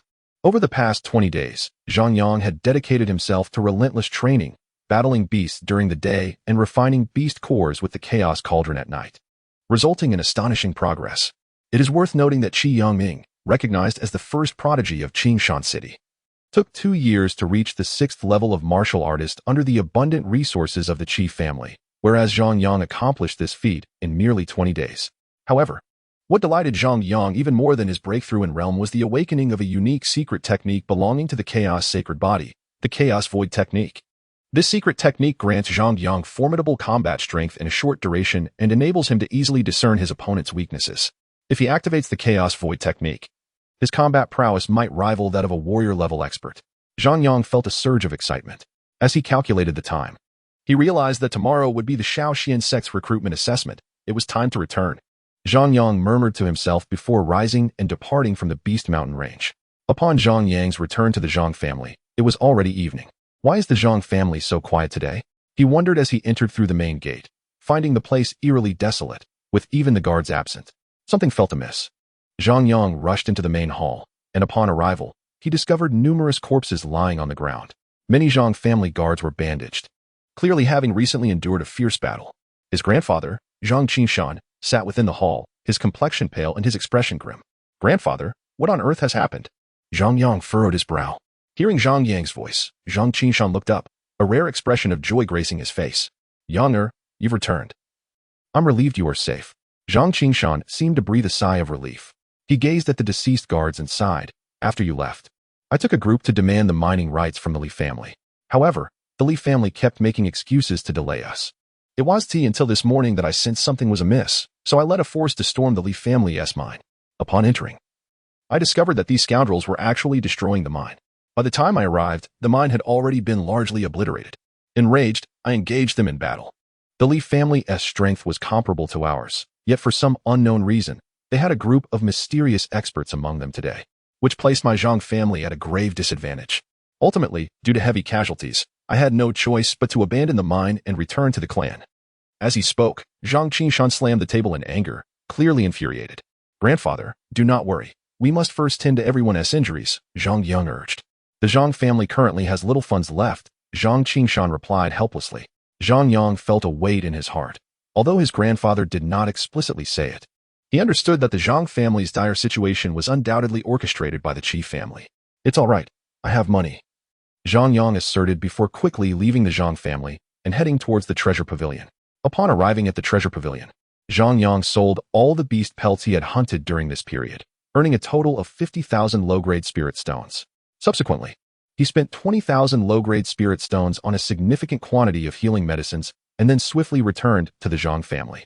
Zhang Yang distributed the medicines to the guards, who expressed their gratitude and began to tend to their wounds. Grandfather, here are 30,000 spirit stones. Though not much, it will suffice for immediate needs. Zhang Yang presented the spirit stones to his grandfather. Zhang Qingshan accepted them without reservation. Tomorrow marks the Shaoxian Sect's recruitment assessment. As long as you can enter the Shaoxian Sect, the Zhang family's situation will surely improve considerably. Zhang Qingshan looked at Zhang Yang with a grave expression. He did not wish to pressure Zhang Yang, but the Zhang family was at a critical juncture where survival was at stake. If this continued, the family would eventually be drained dry. Rest assured, grandfather, with me here, the Zhang family will endure for eternity, Zhang Yang declared earnestly. The following morning, the entire Qingshan city buzzed with excitement as it was the day of the Shaoxian Sect's biennial recruitment assessment. Come on, grandfather. Let me witness just how challenging this Shaoxian Sect assessment is. Zhang Yang smiled at his grandfather, and the two set off towards the outskirts of the city. Soon, they arrived at a grove outside the city, where a pavilion stood. The other three clan leaders had already gathered within the pavilion, surrounding a middle-aged man who was engaged in an animated discussion with them. This man was the one responsible for overseeing the recruitment assessment for the Shaoxian Sect, as Zhang Qingshan introduced to Zhang Yang before entering the pavilion. Meanwhile, many residents of Qingshan City had set up chairs around the perimeter of the grove, with some munching on sunflower seeds while eagerly awaiting the assessment's commencement. How amusing. I never expected Qi Yangming to forego the opportunity to enter the Shaoxian Sect early and insist on participating in the assessment, some in the crowd remarked. You may not know this, but it seems Yu Hongshi requested this, supposedly to target Zhang Yang. If that is the case, Zhang Yang is truly unfortunate. It appears this year the Shaoxian Sect is destined to be out of his reach, others chimed in. As Zhang Yang entered the waiting area, he saw many participants there, including Yu Hongshi. Zhang Yang, I advise you to withdraw from the assessment. With your current level, passing is simply impossible. Yu Hongshi couldn't help but mock him upon his arrival. You just got rejected by me, and now you turn around and get engaged to someone else. I have no desire to converse with a fickle woman like you, Zhang Yang replied calmly. What did you say? Yu Hongshi seethed, clearly offended by Zhang Yang's words, which tarnished her reputation. Kid, you better watch your words. Otherwise, during the assessment, I will definitely tear your mouth apart. Qi Yangming approached at that moment and directly wrapped his arm around Yu Hongshi's waist. Uncertain of how to express his disdain, Zhang Yang shook his head, remarking on the relentless enthusiasm of those around him. Upon hearing his words, both Qi Yangming and Yu Hongshi's expressions darkened significantly. Zhang Yang's sharp tongue had evidently struck a nerve, leaving the two visibly perturbed. However, what was the merit of such verbal prowess? His defiance would only serve to exacerbate his predicament during the assessment, potentially placing his very life in jeopardy. Qi Yangming would undoubtedly seek retribution. The onlookers, munching on sunflower seeds, found Zhang Yang's audacity invigorating, their excitement unabated. Within the pavilion, a middle-aged man from the minor Xian sect noted the assembly of participants and declared, now that everyone is present, I shall elucidate the rules of the assessment. Chapter 11. The second round of assessment. The man, named Tang Shi, was tasked with recruiting disciples in the Qingshan City area and held the esteemed position of elder within the minor Xian sect. The assessment was straightforward, consisting of 2 rounds. The first round tested physical endurance, requiring participants to withstand mounting pressure, with the final 10 advancing to the second round. This latter stage would be a tournament to determine the last 2 candidates to progress. Tang Ji addressed the young cultivators. Please take a moment to gather yourselves. The assessment will commence shortly. Sure, return at once. Your future husband is about to undergo the assessment, Yu Ping chimed in, eliciting a blush from Yu Hongshi as she returned to the pavilion. Tang Ji, observing the scene, smiled. Barring any unforeseen events, Qi Yangming is certain to advance. Who do you think will join him? Naturally, it will be Qi Bing, the second son of the Qi family. Along with Li Quan and Yu Hang from the Yu family, Yu Ping replied, disregarding any thoughts of the Zhang family. Tang Ji, being astute, perceived the underlying tensions and turned to Zhang Qingshan, inquiring, Who do you believe will progress? Without a doubt, my grandson Zhang Yang, Zhang Qingshan answered confidently. Your grandson may very well be the least likely to advance, and he could even face dire consequences, Li Yunshan retorted coldly. My grandson advised me to refrain from conversing with imbeciles, lest it diminish my intellect, Zhang Qingshan replied, unfazed, remaining relaxed within the pavilion, confident in Zhang Yang's abilities. What did you say? Li Yunshan seethed. Qi Peishan intervened, a smirk on his face. Zhang Qingshan, your moment of pride will not last long. Savor these fleeting moments. He then led Li Yunshan away. Zhang Qingshan frowned, sensing Qi Peishan's veiled implications. Tang Ji, sensing the tension, promptly announced, the competition officially begins. He then tossed out a formation plate, which rapidly wove a vast blue light screen, enveloping everyone present. Zhang Yang immediately felt a gravitational force exert itself upon him. However, it was a mere trifle in comparison to his capabilities. Half an hour later, he discerned that the gravity had doubled, and half of the participants could no longer endure. Exiting the formation. An additional hour passed, and only 11 competitors remained under a gravity tenfold that of the initial weight, with sweat beading on their foreheads, including Qi Yangming. Yet, one stood apart, Zhang Yang, who appeared remarkably at ease. The onlookers noted his composure amidst the suffering of others. He seemed to relish the challenge. After another half hour, the last contender succumbed, collapsing under the weight and spitting blood. With the first round concluded, the remaining 10 participants rested briefly before proceeding to draw lots. Tang Ji announced. The top 10 will begin meditating to recover. Among them were members of the 4 prominent families. Moments later, as they regained their strength, Qi Yangming approached Zhang Yang alongside Li Quan and Yuhang, stating, You dare to insult my fiancée? Anyone you face next will ensure your elimination. Zhang Yang, undeterred, retorted, I implore you to release her. If she can treat me thus, she will undoubtedly do the same when encountering someone stronger within the minor Xian sect. Speak not such nonsense. Qi Yangming shouted. Dare to insult my sister, and I shall personally end your existence in the arena. Yuhang seethed. Inside the pavilion, Yu Hongshi's complexion turned ashen at Zhang Yang's words, and both Yu Ping and Qi Peishan appeared equally troubled. Although I do not hold Zhang Yang in high regard, his words seemed to carry a semblance of truth, a man murmured while cracking seeds, with those around him nodding in agreement. Zhang Yang turned to Yuhang, shaking his head, Do not shout at me. I have been afraid of dogs since childhood. Yuhang was momentarily taken aback, quickly realizing Zhang Yang's intention to insult him, inciting his fury to the point of raising his fist in retaliation. Do not engage. Any physical altercation will result in disqualification, Qi Yangming interjected. Reluctantly, Yuhang nodded, still seething, while Zhang Yang regarded him with a bemused smile. Hurry and draw lots, Tang Ji called out. Wait for it. Qi Yangming glared menacingly at Zhang Yang. Unfazed, Zhang Yang soon retrieved a bamboo stick displaying the number 1. Once all participants had drawn, Tang Ji announced, Those with matching numbers will face each other.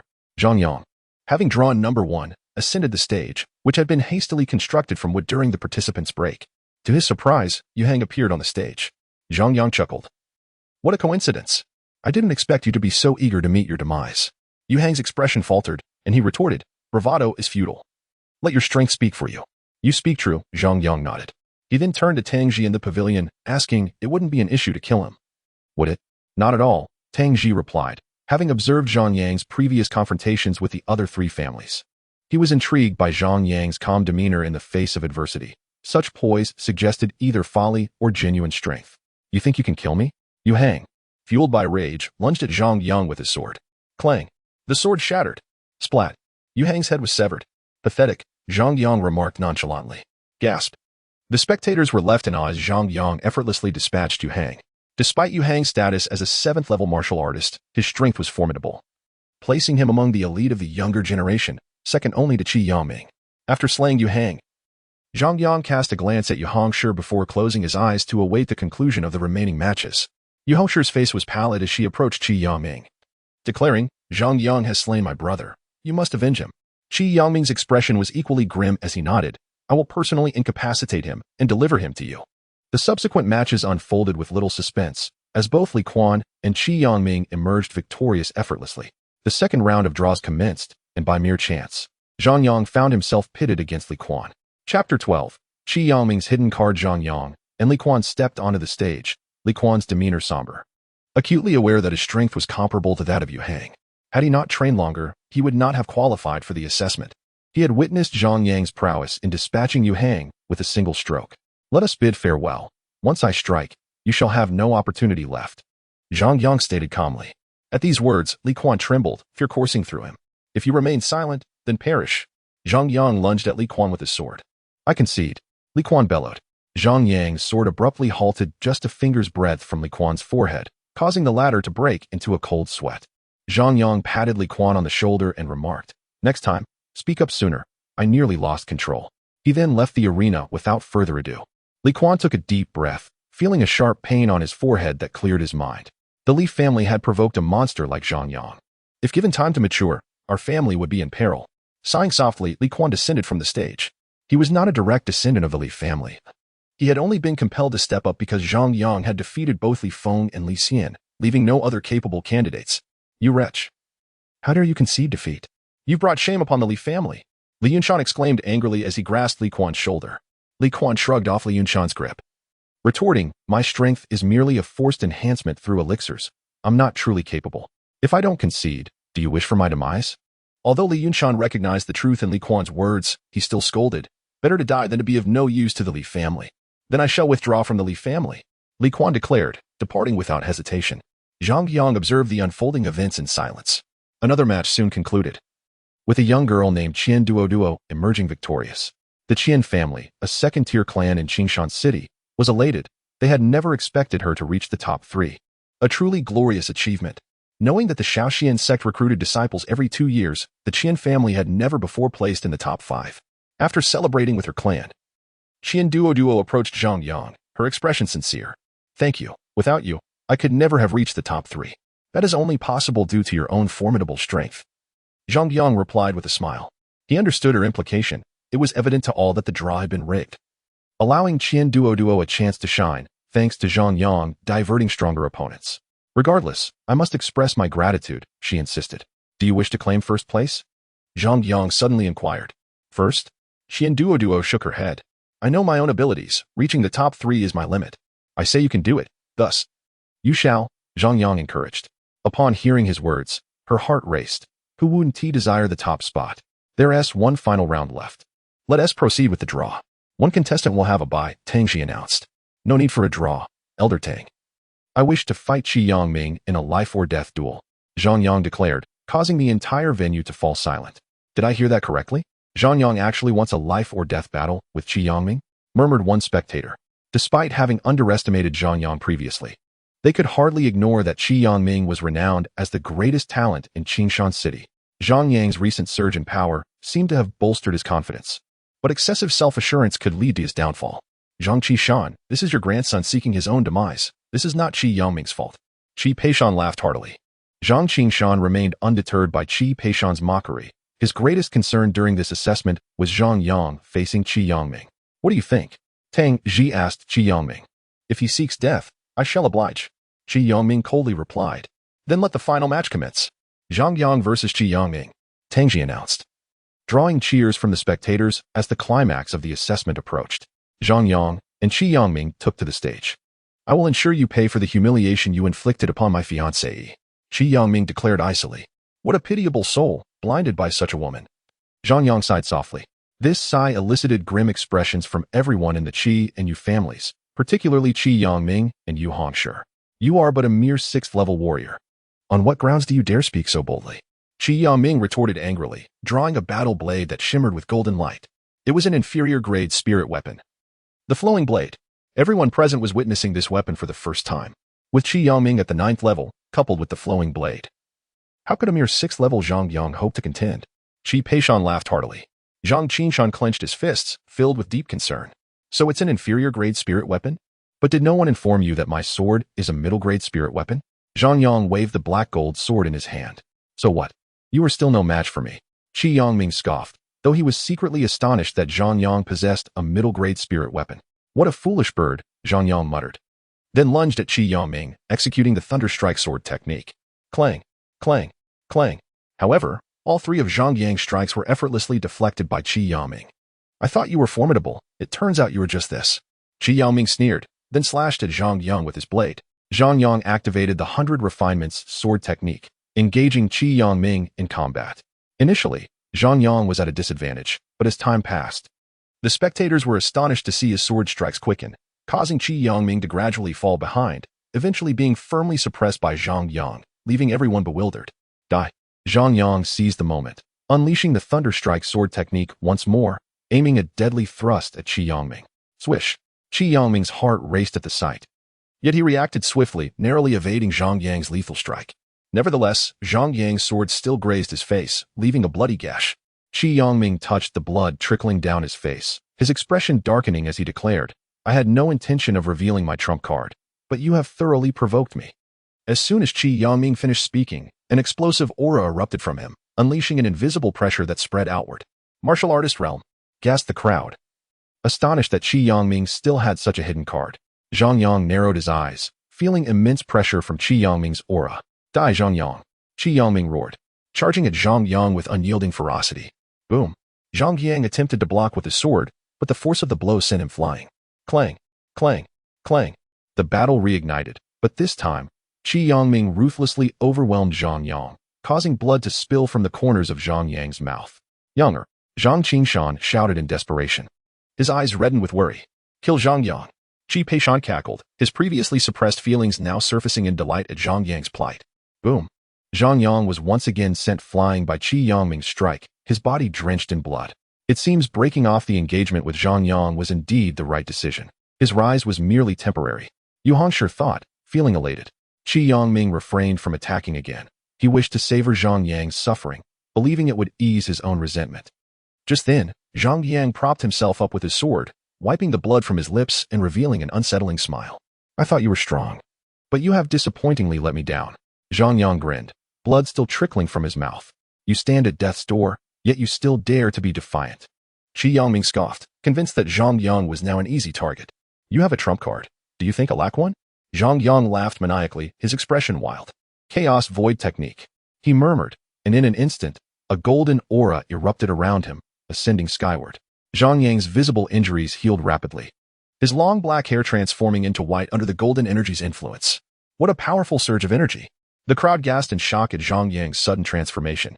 As the golden energy waned, Zhang Yang stood clad in a flowing black robe, the fabric swirling without wind, his white hair lending him an air of eerie charm.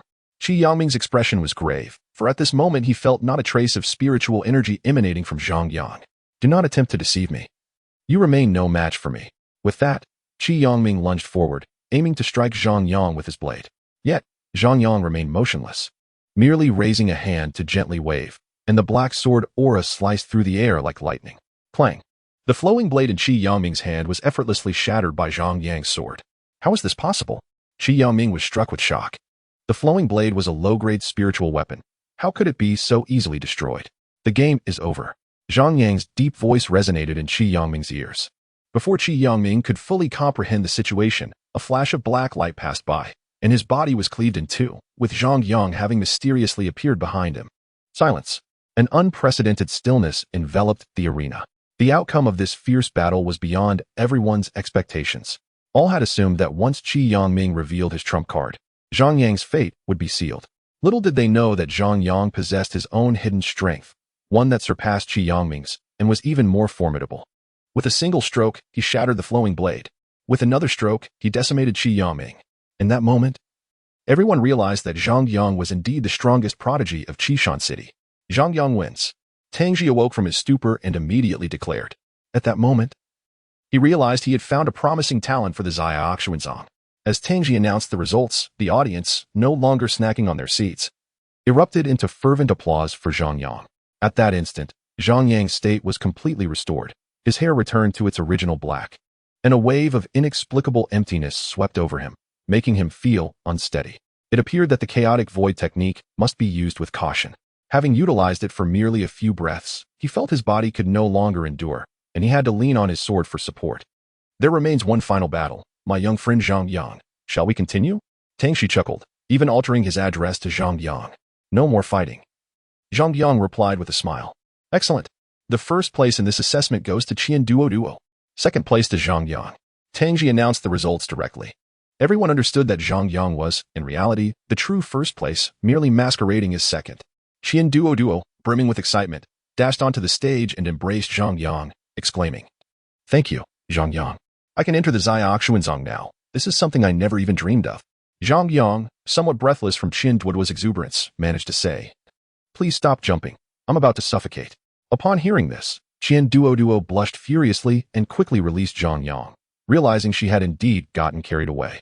Clan leader Chen also approached, repeatedly expressing gratitude to Zhang Yang, his smile uncontainable. "Zhang Yang, Duoduo, and Yu Hongshi, I shall grant you 2 days to bid farewell. After 2 days, you must set off for the Xiaoquanzong. I have other matters to attend to, so I will not accompany you on the journey," Tang Ji declared before departing. At this moment, Zhang Qingshan stepped forward, excitedly grasping Zhang Yang's shoulders, saying, "You clever boy, you hid your talents well. Even I was deceived." "Grandfather, I always believed I could enter the Xiaoquanzong," Zhang Yang replied with a smile, perceiving his grandfather's genuine happiness today. "Let us hurry home. You look quite weak. You must replenish your strength today," Zhang Qingshan said, supporting Zhang Yang as they left. The onlookers could only sigh, realizing that with Zhang Yang's rise, the future dynamics of Qingshan City might be altered. Eventually, only the members of the 3 great clans remained, yet the atmosphere was exceedingly somber. "Zhang Yang has killed my grandson. This boy cannot be spared. Prepare thoroughly tonight, for we shall act tomorrow." Qi Peishan's face was as dark as water. He had never anticipated that Qi Yangming would be slain by Zhang Yang. This enmity must be avenged. "Understood," Li Yunshan replied, and the two departed. "Let us go, sure. Yu Ping sighed. His emotions were exceedingly complex. No one could have anticipated that a seemingly worthless individual would suddenly rise to become the foremost prodigy of Qingshan City. Yu Hongshi remained rooted in place, as if she had not heard Yu Ping's words. Everything she had witnessed today left her in turmoil. Her initial disdain for Zhang Yang stemmed from viewing him as a waste, while her engagement to Qi Yangming was due to his status as the top prodigy of Qingshan City, satisfying her vanity. Now, events had spiraled far beyond her expectations, as the very waste she had scorned had unexpectedly risen, and with remarkable speed, claimed the title of Qingshan City's foremost prodigy. Seeing his daughter's state, Yu Ping could only shake his head inwardly. Nothing could return to how it once was. Upon returning to the Zhang family, Zhang Qingshan immediately prepared a lavish feast for Zhang Yang. Zhang Yang devoured the meal with great enthusiasm, his face glowing with delight. That night, everyone in the Zhang family was jubilant. Even the servants celebrated upon hearing of Zhang Yang's victory over Qi Yangming, their excitement palpable. Eventually, Zhang Yang feasted until midnight, with Zhang Qingshan serving him 3 full tables of food before he barely felt satisfied. As the clock struck midnight, the Zhang family members fell into slumber, while a chilling atmosphere of impending doom gradually enveloped Qingshan City, hinting at the significant events to come. Chapter 14. Farewell. As the morning sun began to rise, the tranquil streets lay empty. Suddenly, a large procession appeared at the end of the street, their destination clearly the Zhang residence. "Not good, young master. The Qi and Li families have surrounded us." A guard's voice roused Zhang Yang from his slumber. "So it has begun." Zhang Yang rose swiftly from his room and hurried to the entrance. There, he saw his grandfather wearing a solemn expression as he gazed at the formidable force outside, while behind him stood all the Zhang family's guards, their injuries still fresh, each wearing an expression of grave concern. "The Zhang family has reached a critical juncture, Yang. I will do everything in my power to ensure your escape," Zhang Qingshan said, casting a glance at Zhang Yang. Zhang Yang was the future hope of the Zhang family. As long as he could flee, there would still be a chance for them to start anew. The guards remained fixed on Zhang Yang, their faces betraying their readiness to fight to the death. "Do not worry, grandfather. The Zhang family will be safe today," Zhang Yang assured. Zhang Qingshan intended to speak further, but Qi Peishan's voice interrupted from outside the gate. "Come out quickly. Today, none of you shall escape. The Zhang family must be annihilated, and Zhang Yang must perish." Qi Peishan's tone was vicious. "Then I look forward to seeing how you plan to destroy my Zhang family," Zhang Qingshan retorted angrily, charging towards Qi Peishan. "Seeking your own demise?" Qi Peishan scoffed, rushing to meet Zhang Qingshan's attack. Li Yushan did not assist, for it was well known that Qi Peishan held the highest realm among the 4 clan leaders. Zhang Qingshan's actions only hastened the Zhang family's demise. The two engaged in a fierce battle. However, it wasn't long before Qi Peishan sensed something amiss. Zhang Qingshan was holding his ground against him, even occasionally gaining the upper hand. "You've broken through." Qi Peishan frowned. "You are correct." Zhang Qingshan laughed heartily, though each of his movements was lethal, eager to eliminate Qi Peishan at once. "Act swiftly." Qi Peishan felt a chill. Had it not been for the alliance with the Li family today, he might have fallen here. Li Yunshan, too, realized the gravity of the situation. He had not anticipated that Zhang Qingshan would break through, and with a vigor surpassing previous days. "Let us first eliminate Zhang Qingshan. Once he is dead, the Zhang family will surely fall, Li Yunshan declared, charging at Zhang Qingshan, only to be intercepted by Zhang Yang. Have you no shame? 2 against 1 to take down my grandfather, Zhang Yang exclaimed. If that is how you feel, then I shall slay you first, Li Yunshan sneered. Though Zhang Yang was a genius among the younger generation, to Li Yunshan, he was merely a target easily dispatched. Old man, if you are capable, allow me a single strike. I shall kill you with 1 blow, Zhang Yang retorted. While his words were bold, internally, he felt anxious, stalling for time as he awaited reinforcements. Then I shall ensure your death is swift. Act quickly, for I will not grant you a second chance. Li Yunshan let out a cold laugh. He was significantly more powerful than Zhang Yang. Even if Zhang Yang were given 100 chances, he would still fall short as his opponent. I hope you keep your word. Zhang Yang's aura erupted. His legs pushed off the ground with tremendous force, shattering the stone beneath him as he lunged towards Li Yunshan, prepared to fight to the death. Observing this, Li Yunshan wore an expression of disdain, yet internally, his resolve to eliminate Zhang Yang deepened. Such strength at such a young age posed a future threat that could not be ignored. Come at me, Zhang Yang shouted, hurling a punch aimed at Li Yunshan's chest. Li Yunshan stood unmoved, confident that he could withstand Zhang Yang's strike even without any defense. It was impossible for it to inflict any harm. As Zhang Yang's fist neared Li Yunshan, he suddenly opened his hand, releasing a flurry of white powder mixed with yellow directly at Li Yunshan. Caught completely off guard, Li Yunshan was struck by the powder, which quickly found its way into his eyes. Achoo! He sneezed, rage boiling within him as he pressed his hands tightly against his eyes in agony. He could hardly believe he had been outsmarted by someone he deemed insignificant. I will kill you, Li Yunshan bellowed, yet he could no longer discern Zhang Yang's whereabouts. Having grabbed a handful of flour and pepper from the kitchen, Zhang Yang had unwittingly found a useful weapon. He observed Li Yunshan's furious demeanor and thought, Sister Lan, please hurry. If you don't come soon, your brother will be doomed. Zhang Yang silently prayed. Before long, Li Yunshan's vision began to clear, though it remained somewhat blurry. You little bastard, I will tear you apart, he shouted, charging towards Zhang Yang, albeit blindly. Today's humiliation was profound. He had been toyed with by a mere martial artist. Just as Zhang Yang prepared to flee, he noticed that Li Yunshan was not advancing toward him, but rather in the opposite direction. Coincidentally, Lan Luofei was approaching from that very direction, and tragedy ensued. Bang!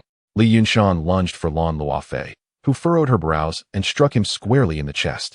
He was sent flying, spitting blood, only to realize that it was Lan Luofei who had appeared. Lan's Sect leader, he stammered in shock, completely oblivious to her arrival. Without exchanging further words, Lan Luofei, feeling a chill at the thought of Li Yunshan's earlier intentions, unleashed another barrage of strikes upon him. Stop! Sect leader! You'll kill him! Qi Peishan, who was engaged in battle with Zhang Qingshan in the distance, shouted, fully aware of Lan Luofei's terrifying prowess. At this moment, Li Yunshan had already been reduced to a mere shadow of his former self, and Lan Luofei finally ceased her assault. I will protect the Zhang family. You all should leave at once, she declared. What? Qi Peishan's expression shifted dramatically. Aren't you from the treasure pavilion, who never meddles in the affairs of the 4 great families? I have decided to intervene. Do you have a problem with that? Lan Luofei replied coolly. Fine, fine. Qi Peishan ground his teeth, then retreated with Li Yunshan and the others. Zhang Qingshan, observing the exchange, cast a suspicious glance between Zhang Yang and Lan Luofei, perplexed as to why the usually neutral treasure pavilion would assist the Zhang family. Could it be that Zhang Yang had sacrificed his charm? As far as I know, the Qi family has powerful backing. They will not relent easily. I can only protect your family for the time being, Lan Luofei stated. I will set off immediately for the Shaoshuan Zone. Once I establish myself there, I am certain that the Qi family's influence will not dare to act against the Zhang family. Zhang Yang responded. That is indeed a plan. My daughter is also training at the Shaoshuan Zone. I hope you can look after her, Lan Luofei added. Sister Lan, you truly hold me in high regard. Your daughter has advanced further than I. Her talent is surely exceptional. It is she who should be taking care of me, Zhang Yang replied with a bitter smile. Young man, this is a long-term investment. I see great potential in your future. The Shaoshuan Zone is just the beginning, Lan Luofei remarked. Oh, by the way, my daughter's name is Lan Chu, she added. Zhang Yang reluctantly agreed, bidding farewell to his grandfather and Lan Luofei before mounting a swift horse and departing from Qingshan City. He understood that as long as the Qi and Li families existed, they would constantly eye the Zhang family with hostility. He needed to hasten his strength to safeguard his kin. Chapter 15, Shaoshuan Zone. A day later, Zhang Yang was resting by the riverbank, having traveled several hundred miles away from Qingshan City. He estimated he still had 2 days' journey to reach Xiao. Glancing at the map in his hand, he murmured to himself. Due to Xiao's remote location, he had hardly encountered anyone along the way. At last, I've caught up with you. Suddenly, Zhang Yang heard the sound of galloping hooves in the distance, witnessing a dozen riders charging towards him. They were all members of the Qi and Li families. Do you dare to pursue me again? Are you not afraid of Sect leader Lan coming after you? Zhang Yang scoffed. He discerned that these individuals were formidable, most reaching the 8th or 9th level of martial prowess, essentially the elite of the Qi and Li families.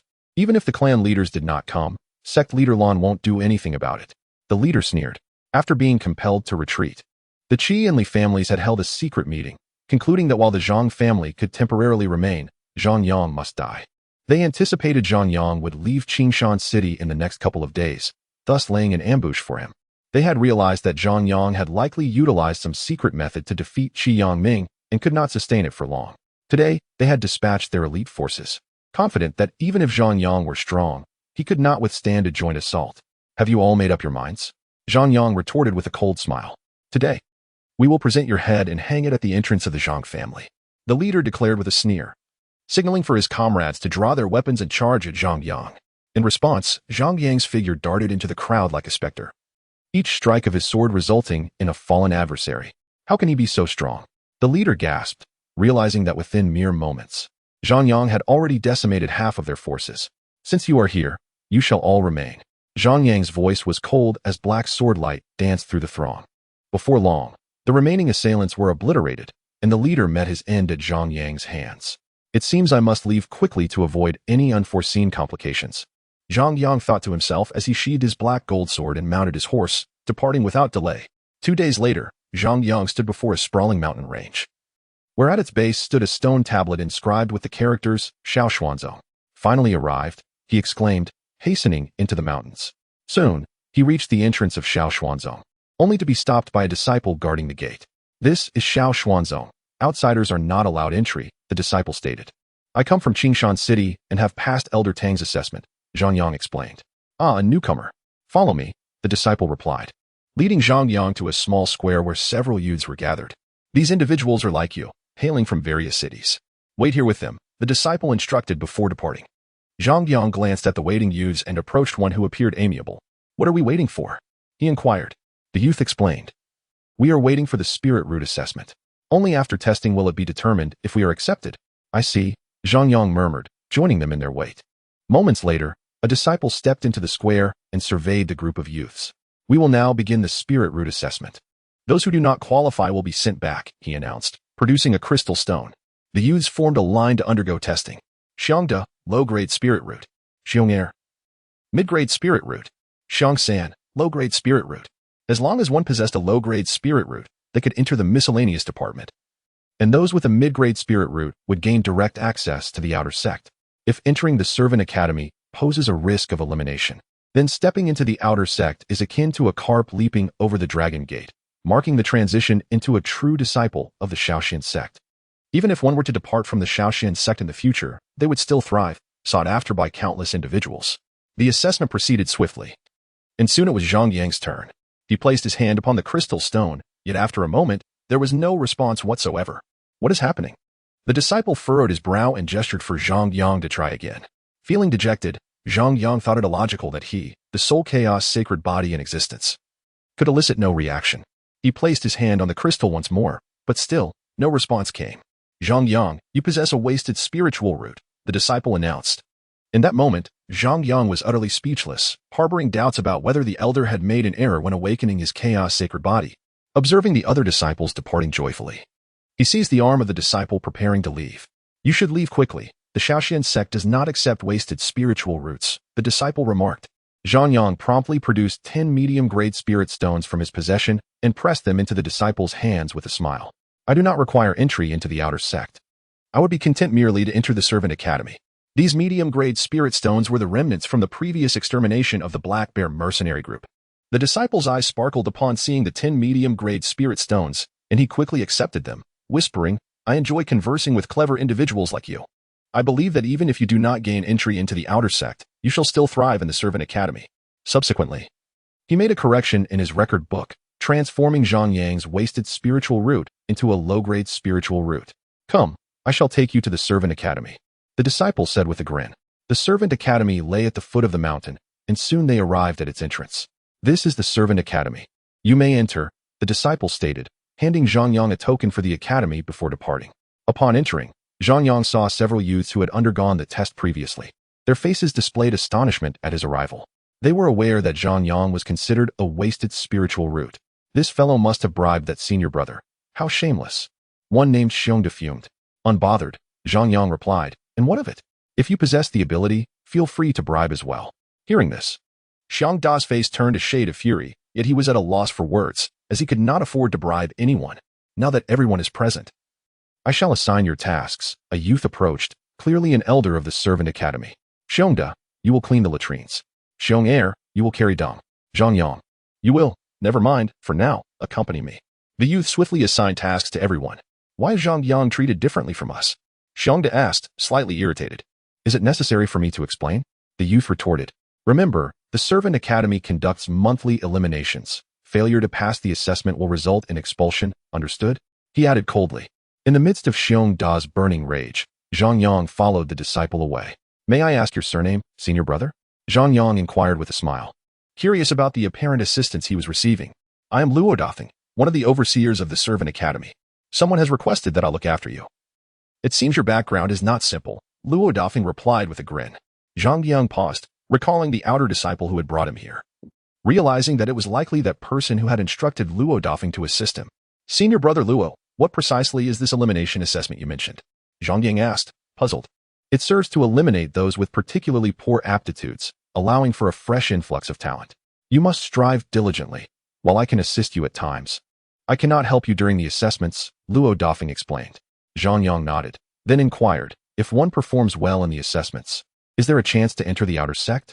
He had no desire to remain merely a servant. Indeed. But you must place in the top 3 at the very least, Duoduo clarified. He then explained how to cultivate within the Servant Academy and cautioned Zhang Yang against provoking Huazhua, as he was a fierce rival with considerable influence. Realizing that the Servant Academy only provided 1 low-grade spirit stone each day, Zhang Yang sighed, understanding that he would need to undertake tasks to cultivate properly. He made his way to the task hall, a facility present in both the outer sect and the Servant Academy to encourage cultivation, providing even the servants with opportunities for advancement. Upon entering the task hall, Zhang Yang found the walls adorned with numerous tasks. He quickly identified a suitable assignment, exterminating bandits at Neo-Exine Mountain, and he presented the task token to the elder in charge. Are you certain you wish to undertake this task? The elder asked, astonished. This task is exceedingly difficult. Several disciples have taken it and have never returned. Zhang Yang nodded affirmatively. Perhaps you should choose another. While this task offers 1,000 points and a yellow grade technique as a reward, it may be too challenging for you. The elder advised. Thank you for the warning, but I will proceed with it, Zhang Yang replied with a smile. The elder sighed and registered him for the task, after which Zhang Yang departed the hall. The reason he was determined to accept this task was that he lacked a suitable movement technique, and this assignment would fulfill that need. Zhang Yang then made his way to the stables, where tasks could be claimed. Senior brother, I would like to obtain a mount. He addressed the stable attendant.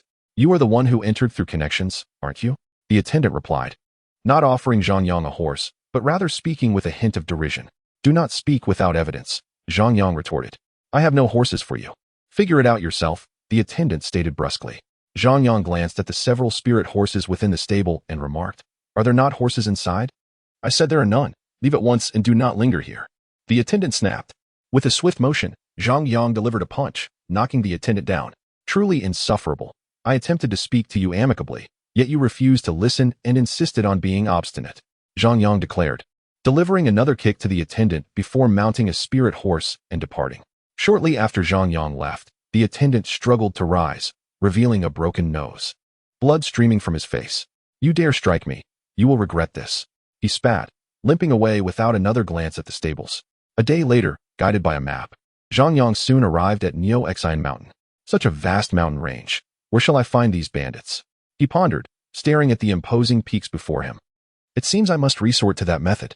Zhang Yang found a conspicuous boulder, laid upon it, and placed all his valuables around him. As the saying goes, those willing to take the bait shall catch the fish. An hour later, several men emerged from the mountains. There lies a fool asleep on a stone, One remarked. Let us just kill him and take his belongings, another sneered, surprised by the unexpected fortune. Just as they approached Zhang Yang, he sprang into action. A flash of black sword light cutting through the air, and several heads rolled away, leaving only one man trembling in terror. Who is the fool now? Zhang Yang taunted, patting the man's face. I am the fool. I am the fool. The man stammered, cold sweat beading on his forehead. Tell me, how many bandits are on Neo Exine Mountain? Zhang Yang demanded. Only one bandit camp, but it has over 200 members, and the camp is atop the mountain. The man replied. What is the realm of the bandit leader? Zhang Yang inquired. A 9th-level martial artist, he answered. Zhang Yang's eyes narrowed, and with a swift stroke of his sword, the man's head fell. Zhang Yang had been watching closely, and the moment the man mentioned the leader's realm, his gaze faltered, clearly indicating he was lying. I shall investigate for myself, Zhang Yang decided, charging up the mountain. Along the way, he encountered a few scattered bandits, all of whom he swiftly dispatched. Soon, Zhang Yang arrived at the summit of Niuxin Mountain. After a brief search, he discovered Niuxin Village. How fortuitous. Could today be the day of the village chief's wedding?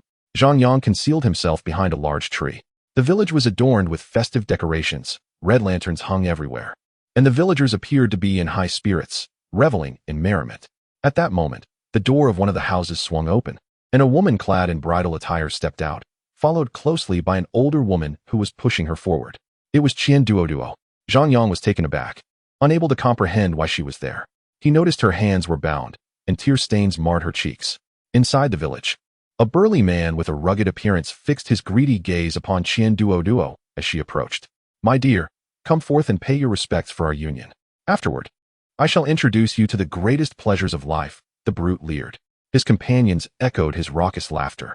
Soon, the older woman pushed Chen Duoduo to stand before the man, despair etched across her face. Bow to heaven and earth, the woman commanded.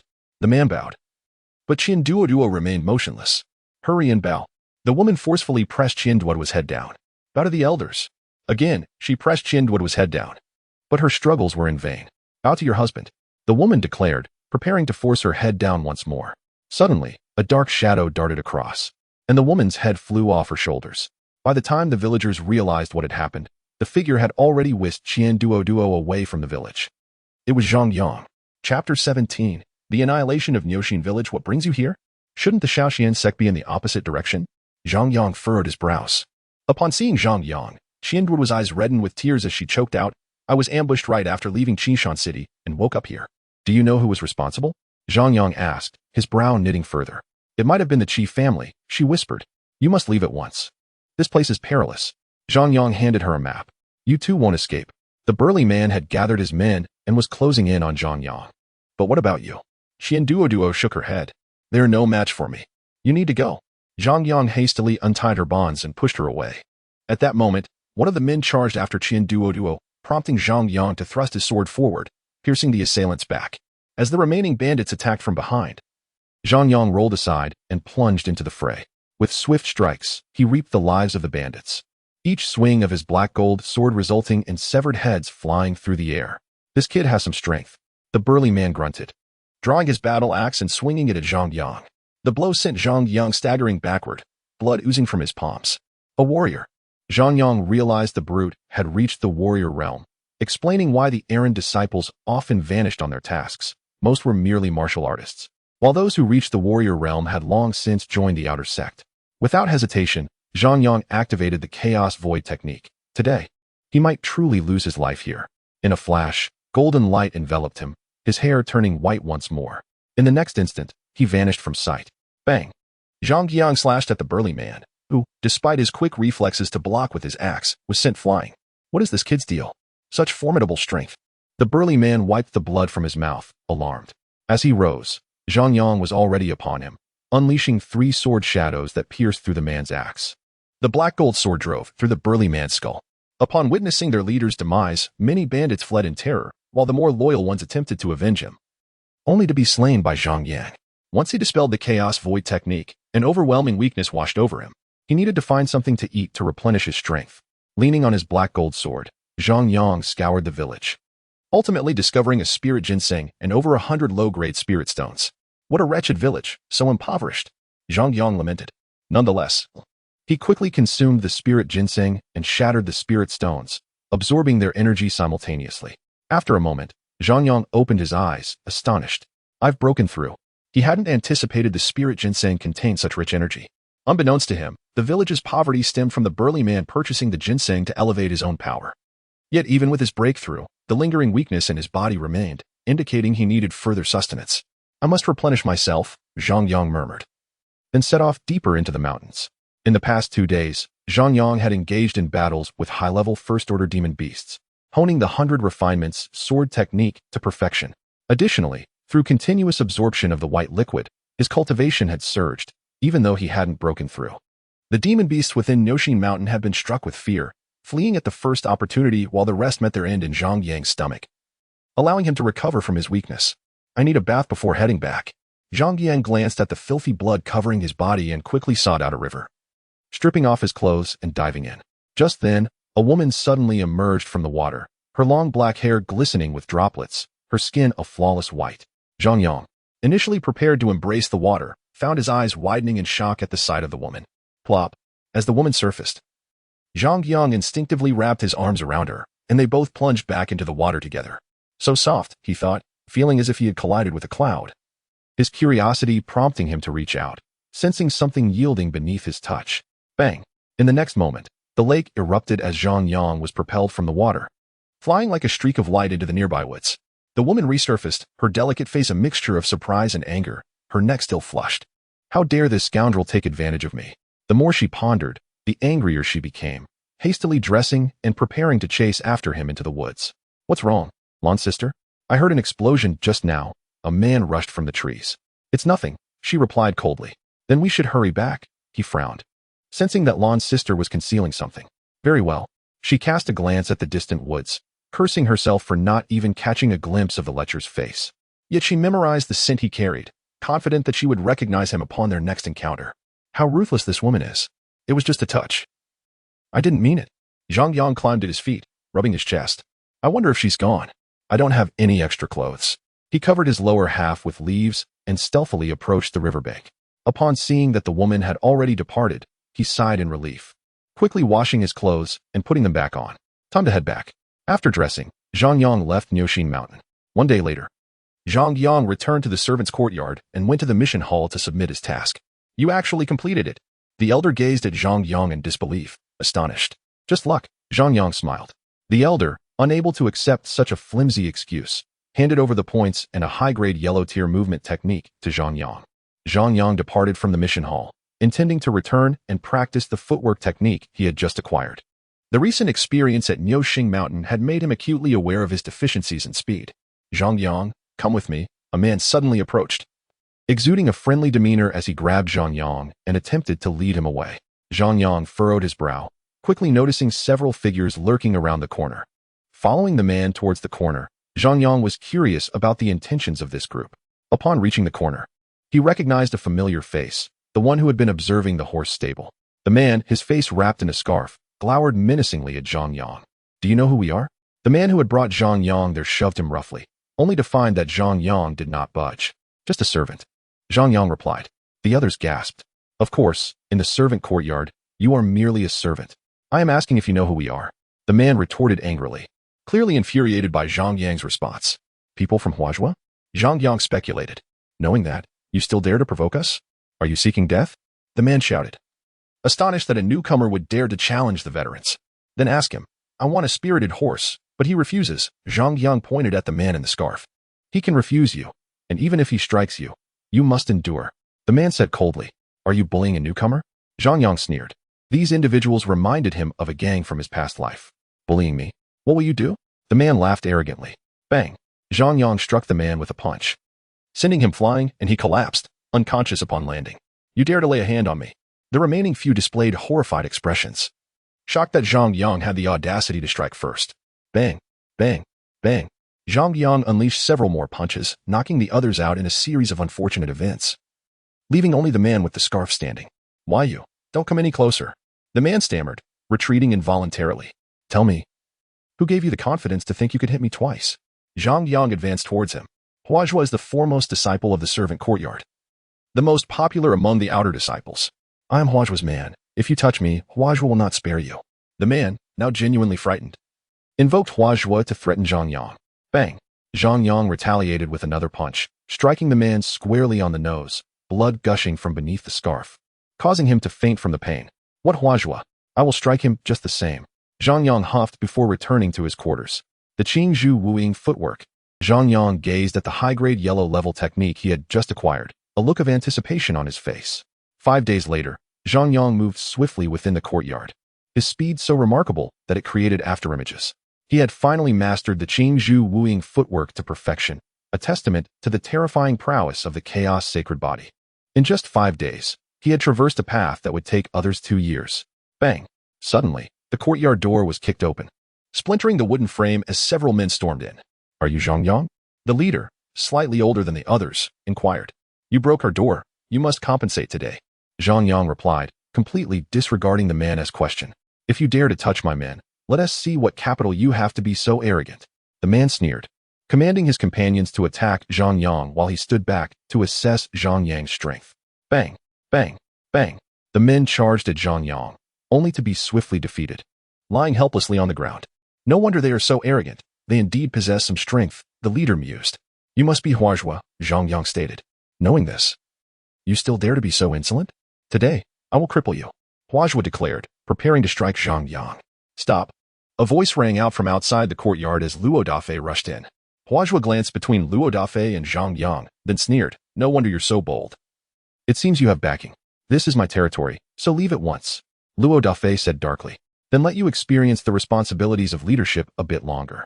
After the assessment, I assure you, this position will be beyond your reach, Huazhua scoffed. Duoduo's face darkened at Huazhua's words. And you? Be careful during the assessment. Huazhua laughed heartily before departing Zhang Yang's courtyard. The men on the ground attempted to follow but were halted by Zhang Yang. Fix the door, he commanded coldly. The men exchanged glances, noting the already departed Huazhua and the icy gaze of Zhang Yang, and hurriedly set out to gather tools to repair the door before daring to leave Zhang Yang's premises. You've stirred up trouble, and I may not be able to protect you for long, Duoduo sighed. What do you mean? Zhang Yang inquired. You must be aware that Huazhua is the top figure in the servant courtyard, Duoduo replied. Zhang Yang nodded. Though Huazhua is powerful, his talent is mediocre. He should have been eliminated from the servant courtyard long ago. His continued presence is due to his brother being one of the strongest disciples in the outer sect. Duoduo explained. That explains Huazhua's arrogance, Zhang Yang realized. You do not grasp my meaning. During the assessment, Huazhua will likely attempt to eliminate you. Many who have offended him have met their demise at his hands, Duoduo warned again as Zhang Yang appeared unconcerned. I understand. Thank you, Brother Luo. You mentioned you couldn't protect me for long. Does that mean your position is at risk? Zhang Yang questioned.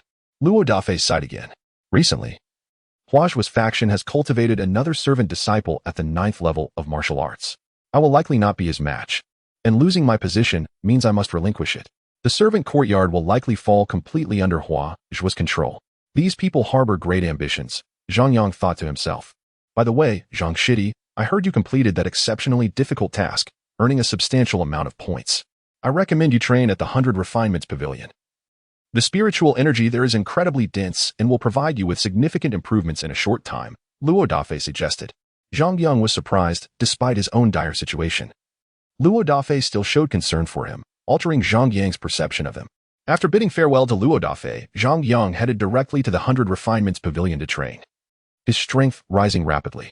On the day of the assessment, Zhang Yang emerged from the pavilion, having broken through to the 8th level of martial arts, and fully mastered the Qingzhu wooing footwork. Regrettably, my points are too few. Otherwise, I might have already reached the 9th level, Zhang Yang muttered. Yet he felt a sense of satisfaction. He was now invincible within the servant courtyard. Time is of the essence. I must attend the assessment, Zhang Yang whispered, setting forth towards the assessment grounds. Chapter 19. The servant monthly assessment begins. Zhang Yang arrived at the gathering point located at the foot of a mountain outside the servant courtyard, where most of the disciples had already assembled. A middle-aged man stood with his hands clasped behind his back, eyes closed. Who is he? Zhang Yang asked, approaching Duoduo. He is our elder in the servant courtyard, primarily responsible for managing us, although he is usually preoccupied with his own cultivation and rarely intervenes, Duoduo whispered. At that moment, Huazhua spotted Zhang Yang and approached him, saying, remember to have someone prepare your affairs after you die, before laughing and leaving. Foolish bird. Zhang Yang retorted, not indulging him. Huazhua paused, but was not angered. He had already dismissed Zhang Yang as a dead man. Who is this person who dares to insult Huazhua? He must be new and unaware of Huazhua's temperament. The likelihood of this man walking out of the assessment site alive is exceedingly low. Several servant disciples whispered amongst themselves, many of whom did not even recognize Zhang Yang. As the crowd gathered, the elder opened his eyes and addressed everyone. The servant disciples immediately fell silent, obediently listening. In this assessment, you will enter the cave behind me. If you exit the cave within the allotted time, you will pass the assessment. Those who exceed the time limit will be eliminated from the servant academy. The middle-aged man explained. Upon hearing the rules, a look of unease washed over the disciples, as previous assessments had only eliminated the last 10 participants. They had not anticipated such stringent criteria this time. Of course, the top 3 will gain direct entry into the outer sect, he added. You may enter now. I will await you at the exit. With that, the disciples made their way into the cave, while Huazhua cast a cold smile at Zhang Yang before following suit. Be cautious, Zhang Yang. Huazhua will undoubtedly strike at you within the cave, Duoduo warned. I fear it is not only him. That fellow has his sights on me as well, Zhang Yang replied, glancing to the side where a gaunt man was fixated on him. As Zhang Yang met his gaze, the man promptly diverted his attention and entered the cave. He is likely the one who wishes to take my place. It seems he has set his eyes on you too, Duoduo remarked with a frown. Zhang Yang was being targeted by 2 disciples at the 9th level of martial arts, and even Duoduo felt that Zhang Yang's chances in this assessment were grim. Such insignificant opponents cannot pose a threat to me, Zhang Yang chuckled, striding boldly into the cave. This junior brother Zhang is clearly a waste of spiritual roots. I cannot fathom his level of confidence. Duoduo shook his head before also entering the cave. Once inside, Zhang Yang surged forward at great speed. Yet before he could cover 100 meters, a slender figure obstructed his path. It was the gaunt martial artist. You should not have provoked Huazhua, the man stated flatly. At that moment, Duoduo arrived beside Zhang Yang, his expression grave. Junior brother Zhang, I will assist you in dealing with him, he declared, sensing the impending confrontation. What is your name? Zhang Yang inquired. It seems you desire clarity. I shall oblige. My name is Lin Yi. Remember it well, the gaunt man replied coldly. I believe you misunderstand. I asked for your name purely for your benefit, so that after your demise, someone might erect a memorial for you. Zhang Yang retorted with a sneer. Your bravado is futile. Both of you shall perish here today. Lin Yi's face twisted into a bloodthirsty grin. Let us attack together. Junior brother, this may afford us a slim chance to defeat him, Duoduo warned, his demeanor alert. No sooner had Duoduo spoken than Lin Yi's figure flickered, and he lunged at Zhang Yang with a swift strike. So fast, Duoduo exclaimed in horror. However, in the next instant, his expression shifted as he witnessed Lin Yi's blade nearing Zhang Yang. Zhang Yang suddenly pivoted aside, and a flash of black sword light sliced through the air, severing Lin Yi's head from his body. This, Duoduo stood frozen, disbelief etched across his face. Come, brother Luo, Zhang Yang declared, dashing deeper into the cave. He is extraordinarily powerful, was the sole thought racing through Duoduo's mind. Suddenly, he realized that if he stayed close to Zhang Yang, he too might gain entry to the outer sect. Elated by this prospect, he hastened after Zhang Yang. As Zhang Yang ventured further into the cave, he discovered the true nature of the trial. The cave was filled with numerous bronze figures, each possessing immense strength and resilience. Many disciples found themselves ensnared by these bronze figures, unable to advance. Despite their prowess, the bronze figures could not impede Zhang Yang, who bulldozed through, sending any obstructing bronze figures flying with his black gold sword, sparks flying in his wake. The sight left many disciples awestruck. Zhang Yang's ferocity was astonishing. With Zhang Yang leading the charge, the pressure on the other disciples lessened considerably. They were astute enough to follow closely behind him, using him as a shield. Zhang Yang was aware of their intentions, but remained indifferent. As Zhang Yang barreled through, he drew nearer to the cave's exit, and the throng of disciples behind him swelled. Just then, Huazhua appeared before him, brandishing a battle knife, clearly waiting for Zhang Yang. However, upon noticing the formidable crowd trailing Zhang Yang, a look of astonishment crossed Huazhua's face. He had not expected so many to reach this point. Zhang Yang halted and glanced back at the disciples, who also came to a stop. Fight with confidence. We need not strive for the top 3, as long as we can pass the assessment, one disciple suggested, with others nodding in agreement. You have truly gone above and beyond, waiting here for me, Zhang Yang commented. I have said it before. You will not leave this cave alive today? Huazhua sneered. I intend to walk out, and I shall do so over your corpse. Zhang Yang retorted, charging at Huazhua. Seeking death. Huazhua's expression darkened as he swung his battle knife at Zhang Yang, flames swirling around the blade. This is bad. That is a low-grade Xian technique. Duoduo gasped from the crowd. It was well known that such advanced techniques were beyond the reach of servant disciples, only accessible to those in the outer sect. It was evident that this technique had been gifted to Huazhua by his brother. Clang, clang, clang.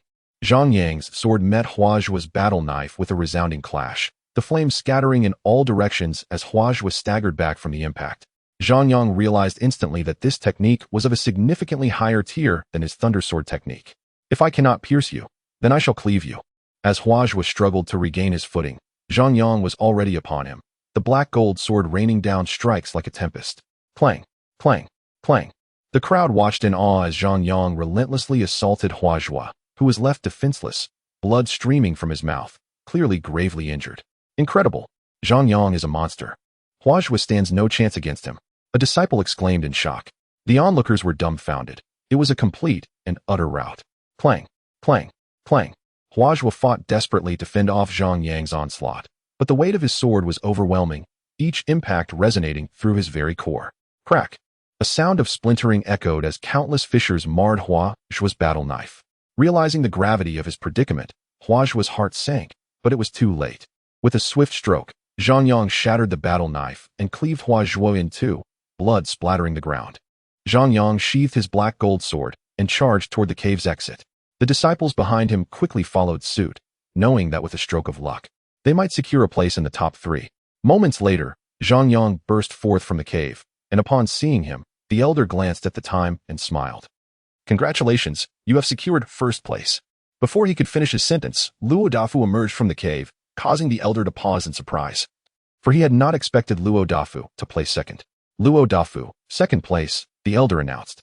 However, what transpired next left the elder utterly astonished. As a massive throng of disciples poured out of the cave. What is happening? The elder was genuinely perplexed. This crowd encompassed nearly all the participants in the assessment, indicating that very few had been eliminated, an unprecedented occurrence in the history of the Servant Academy. Congratulations on passing the assessment. The top 3 disciples may report directly to the outer sect, the elder declared, distributing outer sect tokens to the top 3 disciples before departing, as he wished to continue his training. As for why this assessment had been so unusual, or why Huazhua had not exited, it was of no concern to him. Cultivating was of paramount importance. With the elder's departure, the disciples flocked to Zhang Yang, expressing their gratitude. They were well aware that the requirements for this assessment had been significantly more rigorous than in the past, and typically, many would have been expelled from the sect. Due to Zhang Yang's relentless efforts in the cave, many disciples managed to pass their assessments. However, the most exhilarated was Duoduo, who grasped Zhang Yang's hands tightly and exclaimed, "Brother, I truly thank you. Without you, I would never have made it to the outer sect. Tonight, I shall treat you to a place where we can unwind." "Where might that be?" Zhang Yang inquired, curiosity piqued. "A place filled with beautiful maidens. Perfect for relieving some stress," Duoduo replied mysteriously. "Never mind. You can go by yourself," Zhang Yang declined outright, sensing what Duoduo had in mind. "What a pity. I was hoping we could reserve the entire place and keep them in bed all night," Duoduo lamented. Afterward, the group dispersed to celebrate, while Zhang Yang proceeded to the outer sect with his disciple token. The outer sect was located separately from the servant quarters. As Zhang Yang ascended the mountain, he came upon a grand gate, behind which lay numerous scattered buildings hidden in the mountainside. Upon reaching the gate, 2 disciples blocked his path. Zhang Yang promptly displayed his outer sect disciple token, and only then were they willing to let him pass. However, Zhang Yang noticed a detail that struck him, the looks of sympathy in their eyes, though he could not fathom the reason. Once inside the outer sect, following the elder's instructions, he first collected his outer sect attire and then began to explore, seeking a better understanding of the outer sect's environment. As he arrived at the central square, someone suddenly called out to him. "Are you Zhang Yang?" asked a young man of similar age. "And you are?" Zhang Yang replied, perplexed, as he had only just arrived and assumed no one would recognize him. "I am Huazhua's younger brother, Huabuyu." Upon hearing Zhang Yang confirm his identity, the young man's expression darkened immediately. "So, you are Huazhua's brother." Zhang Yang had never anticipated this connection, as their appearances bore no resemblance whatsoever, leading him to question whether Huabuyu's mother had been unfaithful, given the stark contrast in their looks. "Where's my brother?" Huabuyu demanded ominously. "How would I know?" Zhang Yang retorted. "Don't play coy with me. I have received word that you killed my brother." Huabuyu's tone grew more intense. "Your brother sought to kill me. I acted in self-defense. Hunui couldn't take it." Zhang Yang countered. "Stop making excuses. You killed my brother, and here in the outer sect, no one can protect you." Hua Buyu declared, disregarding the crowd in the square as he moved to strike Zhang Yang. In response, Zhang Yang summoned his black gold sword. Though he recognized that he was currently no match for Hua Buyu, he was resolute in accepting the challenge. He would fight to the bitter end if necessary. Stop! A commanding voice boomed. Zhang Yang turned to see the newcomer, momentarily stunned to find it was Tang Ji. Hua Buyu, you'd best keep a low profile. This is the Shaoxian Sect, not your home. Tang Ji admonished coldly. Hua Buyu hesitated, lowering his hand, his expression shifting several times before he finally said, Elder Tang. I am a disciple of Elder Chen. Speaking to me in this manner may displease my master. Upon hearing this, Tang Ji's face darkened considerably, and he snapped, Get lost. Despite Hua Buyu's master's formidable reputation, he was acutely aware that he could not contend with Tang Ji. Fearing that he might provoke Tang Ji into publicly humiliating him in front of everyone, he retreated. In 2 months, the outer sect competition will commence, and every disciple must participate. Zhang Yang, I suggest you pray not to encounter me. Otherwise, I will certainly kill you. Hua Buyu scoffed before departing. As Hua Buyu left, Tang Ji's expression softened slightly, and he began to guide Zhang Yang through the outer sect environment. Once the three had left, the square buzzed with excitement. Who is this guy? Even Hua Buyu, one of the top 3 in the outer sect, dares not provoke him. Didn't you hear? This fellow is Zhang Yang, just promoted from the servant quarters. Those from the servant quarters are typically useless, yet this Zhang Yang has foolishly antagonized Hua Buyu. Knowing Hua Buyu's temperament, Zhang Yang is likely to face dire consequences in the upcoming competition. The outer sect disciples whispered among themselves, and soon Zhang Yang's name spread throughout the outer sect, albeit with a reputation that was less than favorable, as everyone speculated about the manner of his impending demise in the competition. Chapter 21. The Youthful Cultivation Handbook. Tang Ji led Zhang Yang through the streets of the outer sect, providing insights into its basic structure. Elder Tang, what level has Hua Buyu attained, and who is his master? Zhang Yang inquired, sensing Tang Ji's evident apprehension towards Hua Buyu's master. Hua Buyu is currently at the 5th level of martial artist, renowned as one of the top 3 in the outer sect, Tang Ji explained. His master is named Ma Kan, an intersect elder. Shouldn't intersect elders be recruiting intersect disciples? Zhang Yang asked, puzzled. Hua Buyu is not yet officially Ma Kan's disciple, but it is widely known in the outer sect that Ma Kan has taken a particular interest in him, intending to recruit him early. This news once caused quite a stir in the outer sect, Tang Ji elaborated. Zhang Yang nodded, contemplating the implications. You were the one I brought into the Shaoxian sect. Now that you've provoked Hua Buyu, I cannot offer much assistance, Tang Ji sighed, appearing quite helpless. If I were to kill Hua Buyu in the outer sect competition, would Ma Kan seek retribution against me? Zhang Yang asked. Tang Ji's expression turned peculiar upon hearing this. You acknowledge your exceptional talent, yet you are currently 7 levels beneath him. Are you out of your mind? I have reached the 8th level of martial artist. I only lack 6 levels, Zhang Yang replied. What? Tang Ji's eyes widened in disbelief. You were merely at the 7th level a month ago, and now you have advanced again. Zhang Yang nodded. Thus, I believe that with 2 months of dedicated effort, I may be able to defeat him in the competition. This fellow is truly a monster. Tang Ji felt overwhelmed. If you can indeed achieve this, I advise you to aim for the top 3.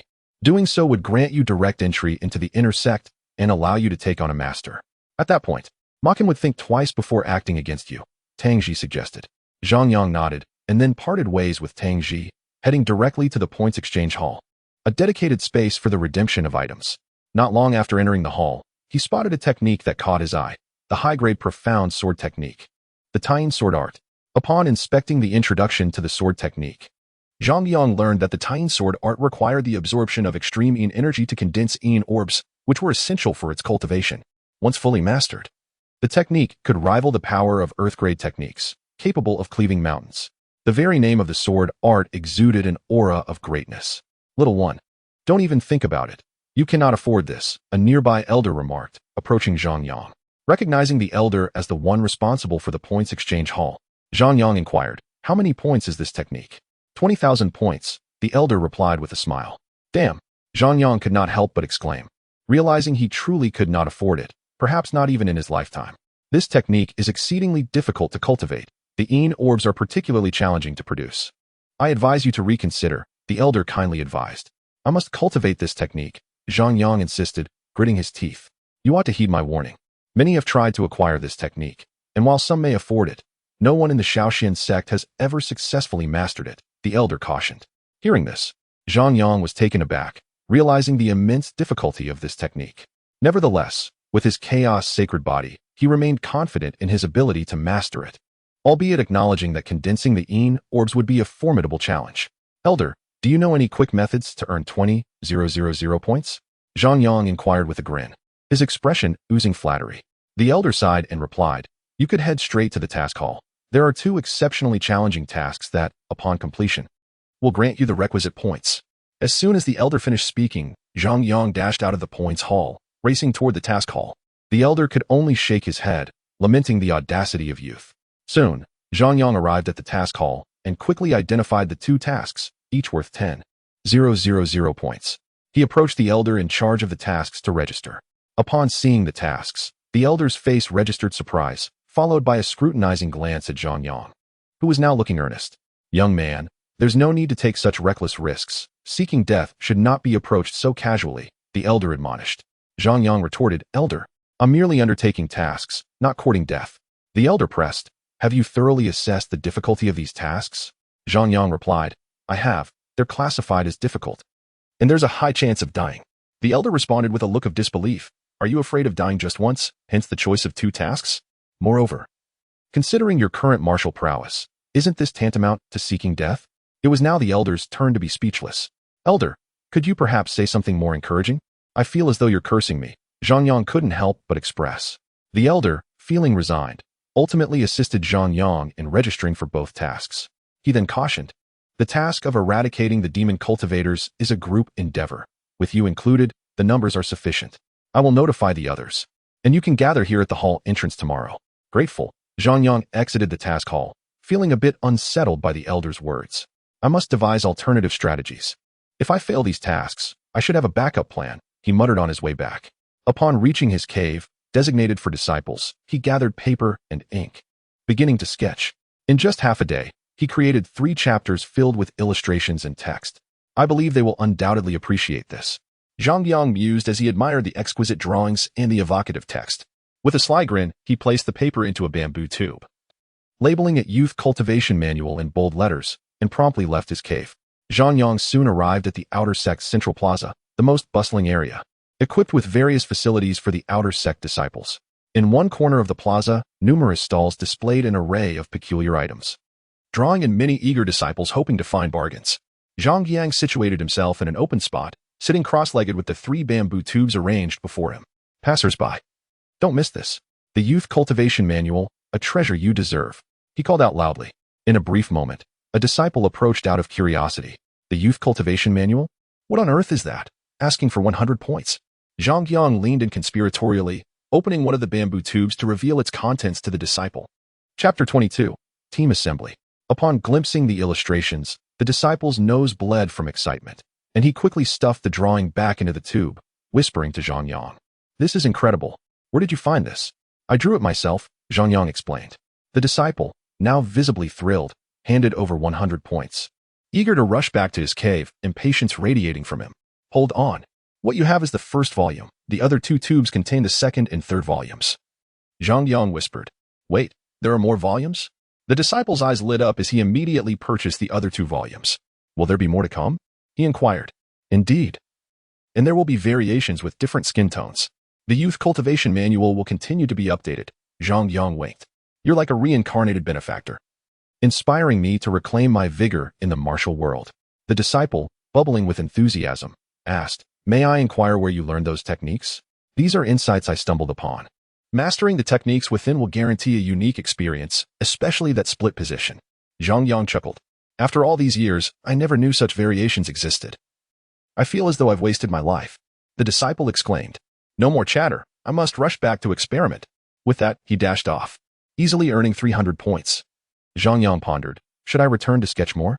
After a moment's hesitation, he rushed back to his cave. Mastering his technique, he produced 10 more sets, each containing 3 volumes. Zhang Yang then returned to his previous spot, and after a vigorous sales pitch, sold all 10 sets rapidly. Earning points is surprisingly simple. He mused as he realized he had amassed 300 points in just a day, feeling less inclined to undertake tasks now. Yet, tasks were not solely for points. They also served to hone his skills. With this realization, he promptly returned to the points exchange hall. Elder, I would like to purchase that 8 treasures elixir, Zhang Yang stated.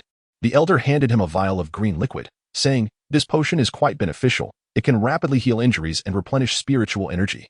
But it does come at a price." "How many points?" Zhang Yang inquired. 300 points per vial, the elder replied. "Then I shall take 11 vials," Zhang Yang declared, transferring his points to the elder. The elder, taken aback, wondered how a newly admitted outer sect disciple could possess such a fortune in points. Nevertheless, he handed over the 11 vials without further contemplation.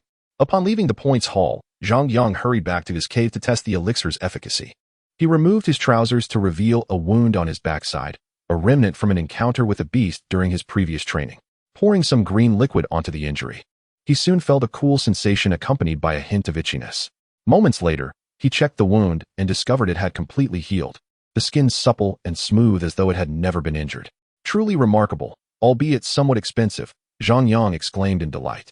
The following morning, Zhang Yang arrived punctually at the task hall's entrance, where he spotted a familiar figure. Chen Duoduo. She seemed to be waiting for someone and, upon seeing Zhang Yang, her face lit up with excitement as she hurried over. "I've been trying to find out about you since my return. I'm relieved to see you're well," Chen Duoduo expressed, her features reflecting a lingering apprehension. "Just some bandits. They pose no challenge to me," Zhang Yang chuckled. "I sought you after entering the outer sect, but everyone claimed not to know of a Zhang Yang. Why is that?" Chen Duoduo questioned, puzzled. "That's unimportant. Have you seen Yu Hongshi?" "I've yet to encounter her since arriving at Xiaoxuanzong," Zhang Yang replied, curious as he intended to settle an account with her. "I heard that after testing her spiritual roots, she directly entered the inner courtyard," Chen Duoduo informed him. "Given your talents, you should also be in the inner courtyard, right?" Chen Duoduo inquired, her expression one of confusion. "Zhang Yang, you may not be aware, but I could have entered the inner courtyard. However, I chose to start from the outer hall, step by step, so that I might better hone my skills." Zhang Yang spoke with utmost seriousness. "So it is, Zhang Yang, you are truly impressive. I will learn from you in the future." Chen Duoduo gazed at Zhang Yang with admiration. Zhang Yang smiled awkwardly. "Junior sister Chen, who is this?" At that moment, a man in a white robe approached with a smile. "This is my good friend, who, like me, hails from Qinshan City," Chen Duoduo introduced. "Zhang Yang. This is senior brother Ding Song. He not only possesses the strength of a second-level warrior but also takes great care of me." Ding Song glanced at Zhang Yang, and upon discovering that Zhang Yang was merely an 8th-level warrior, a trace of disdain flickered in his eyes. "Has the junior sister's companion arrived?" Ding Song inquired, seemingly indifferent to Zhang Yang. Zhang Yang, witnessing the disdain, felt unconcerned. He had seen such arrogance before. "Not yet," Chen Duoduo replied. At that moment, another man approached and stated, "You must be here to undertake the mission to eliminate the stronghold of the demon cultivators." Ding Song studied the newcomer and, upon realizing that the man's level matched his own, immediately smiled and said, "Indeed." The man responded, "I am Bai Daong. We are just waiting for one more person before we can set off." "No need to wait. I am that last person," Zhang Yang suddenly interjected. "Ah, it's you. That's wonderful," Chen Duoduo exclaimed with evident joy. Bai Daong's brow furrowed slightly at this, but he soon relaxed. Ding Song, however, tightened his brow and remarked, "Are you joking? With your level, taking on such a challenging mission is tantamount to courting disaster." As soon as these words were spoken, the atmosphere became exceedingly awkward. "Senior brother Ding. Zhang Yang is quite capable," Chen Duoduo hastily defended. "Regardless of his capabilities, his level is far too low. A person like him could jeopardize our entire team." Ding Song expressed his dissatisfaction. Bai Daong also sensed Zhang Yang's weakness, but he knew that infighting at the onset of a mission would only lead to their demise. He contemplated diffusing the tension, but Zhang Yang's voice cut through. "Mind your own business," Zhang Yang declared before being the first to leave. Chapter 23. The demon cultivators. After Zhang Yang departed, the others quickly followed, leaving only Ding Song with a dark expression. He considered himself to be of above-average strength within the outer sect and had not anticipated being mocked by a mere servant. This left him feeling stifled. "I will find a way to eliminate him once we reach the mission site," Ding Song vowed darkly, and then he hurried after them. Due to the distance to the mission site, Zhang Yang and the others needed to use a teleportation array, which required the payment of 10 points. "You must pay 10 points to use the teleportation array," announced the guard beside it. The other three quickly paid their points, leaving Zhang Yang awkwardly standing by. "Damn it. Why did no one tell me the teleportation array required points?"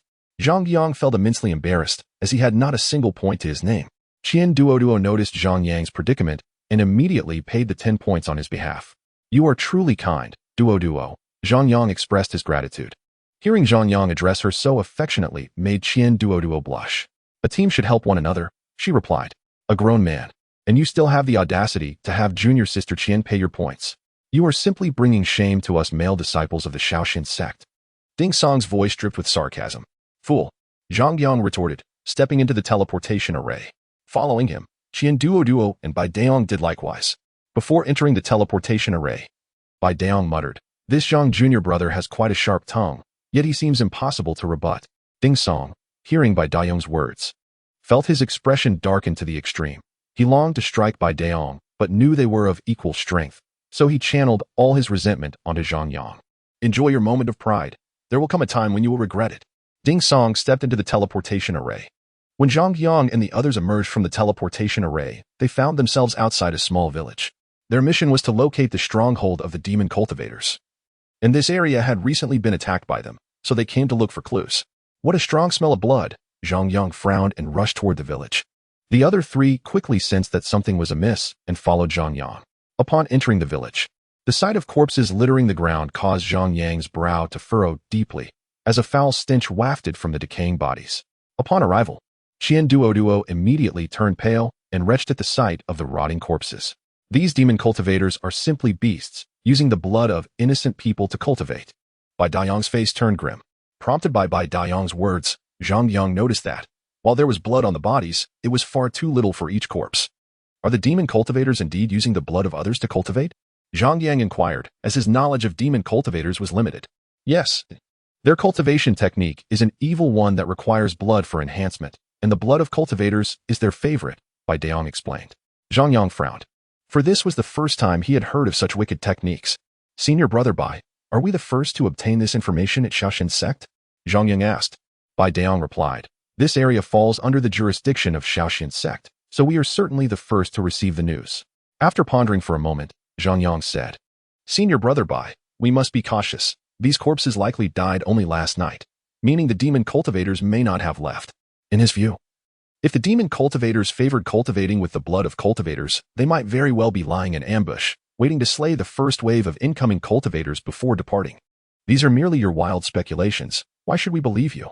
Moreover, with your level, what qualifications do you have to instruct us? Ding Song mocked. I am merely advising everyone to be cautious. I did not assert that there would definitely be demon cultivators. Besides, what does my level have to do with this? Should a weaker person not speak? Zhang Yang retorted with a cold snort. How dare you speak to a senior brother in such a manner? Ding Song shouted angrily. Zhang Yang ignored him and continued to carefully inspect the village with Bai Daong, searching for any traces left behind. Senior brother Ding. Zhang Yang did not mean it that way. Qian Duoduo, recovering from her bout of nausea, said weakly, her pale face offering a comforting word to Ding Song. Ding Song looked gratefully at Qian Duoduo, saying, Junior sister Qian, you are truly kind, unlike some people who show no respect for their senior brothers. Qian Duoduo could only smile awkwardly. This Zhang Yang is merely a waste from the outer hall, and I cannot fathom where he derives his confidence. Furthermore, given the state of this place, how could there possibly be demon cultivators remaining? Ding Song scoffed. No sooner had Ding Song finished speaking than 20 shadowy figures suddenly burst forth from the surrounding buildings, encircling the four of them. Each of these individuals wore loose robes, their faces obscured by the brims of their hoods. We were merely hoping for a stroke of luck, but it seems we have actual visitors. The leader of the black-robed figures spoke in a chilling tone, a scent of blood wafting from him.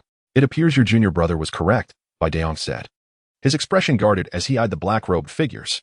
Ding Song's expression darkened immensely, having just claimed there could not possibly be demon cultivators present. He was now faced with the stark reality. These villagers are the ones you have slain. Zhang Yang spoke coldly, sensing that the leader of the black-robed figures was at the third level of warrior, while the others appeared to be of relatively lower levels. Indeed, we are the ones who killed them, but the blood of these ordinary people simply cannot compare to that of cultivators, the black-robed man replied with a sinister laugh. Brother, stop wasting your breath and just kill them. It's been far too long since we tasted the blood of cultivators, another black-robed figure urged, displaying an impatient demeanor.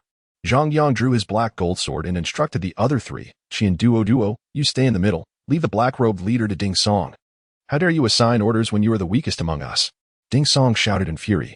Yet, as soon as he finished scolding, the black-robed leader charged at him, forcing him to engage in battle. The remaining black-robed figures also rushed toward Zhang Yang and the other three, outnumbering them. Bai Shixiang, protect Qian Duoduo, Zhang Yang shouted, immediately charging at the cloaked figures. This fool has come to his own demise. The black-clad men, witnessing Zhang Yang's audacity to confront them alone, were expressions of mockery. With a swift movement, Zhang Yang pierced through one man's skull, and in the next instant, he vanished from sight. "Kill him!" One of the black-clad men yelled in fury, unable to bear the humiliation of losing a comrade to Zhang Yang.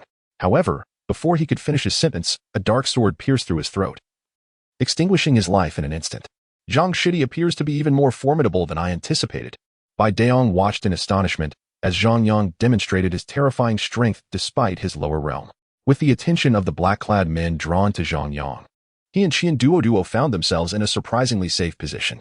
"I told you Zhang Yang is powerful," Chen Duoduo murmured. Chapter 24. Why does this woman seem familiar? Zhang Yang moved like a specter, evading the attacks of the black-robed men, many of whom were of a higher realm. Yet, they could not lay a finger on him.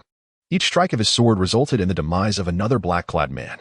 In mere moments, 10 had already fallen to his blade, which began to instill a sense of dread among the remaining assailants. Swoosh, swoosh. Zhang Yang's shadow flickered, and soon 3 more black-clad men met their end. "Run!" A black-robed man shouted, their morale shattered. "You want to escape," Zhang Yang declared, ceasing his evasive maneuvers and advancing toward the remaining foes. Swoosh, swoosh, swoosh. The terrified men were easily dispatched by Zhang Yang. The black-robed leader, who had been engaged in a fierce battle with Ding Song, found himself at a critical disadvantage. Ding Song, battered and covered in wounds, struggled under the weight of their realm disparity, his face pale with exertion. When the black-robed man turned to see the carnage left by Zhang Yang, his eyes widened in disbelief at the sight of countless bodies strewn about, blood pooling like a river. "They've all been killed," he exclaimed, incredulous.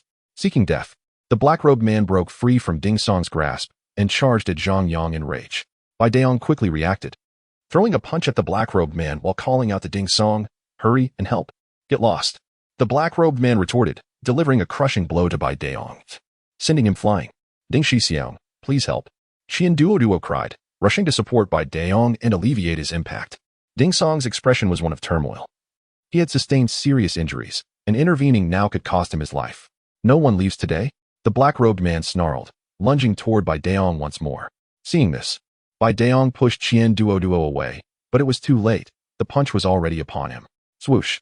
At that moment, a flash of black sword light sliced through the air, severing the black-robed man's hand. "Bai Shixiang, let's go together," Zhang Yang urged, swiftly thrusting his sword at the black-robed man. Bai Daong followed suit without hesitation. The black-robed man clutched his wound, looking pale and shocked. He had underestimated Zhang Yang's speed. A momentary lapse had cost him an arm, severely diminishing his combat ability. Cautious now, he chose to retreat, fleeing toward the outskirts of the village. Bai Daong considered pursuing but was halted by Zhang Yang, who advised, "Let us recover first." Zhang Yang handed Bai Daong a vial of the 8 treasure elixir. The 8 treasure elixir. Bai Daong's eyes gleamed with excitement. It was a precious item, and he drank it without hesitation. Zhang Yang did the same.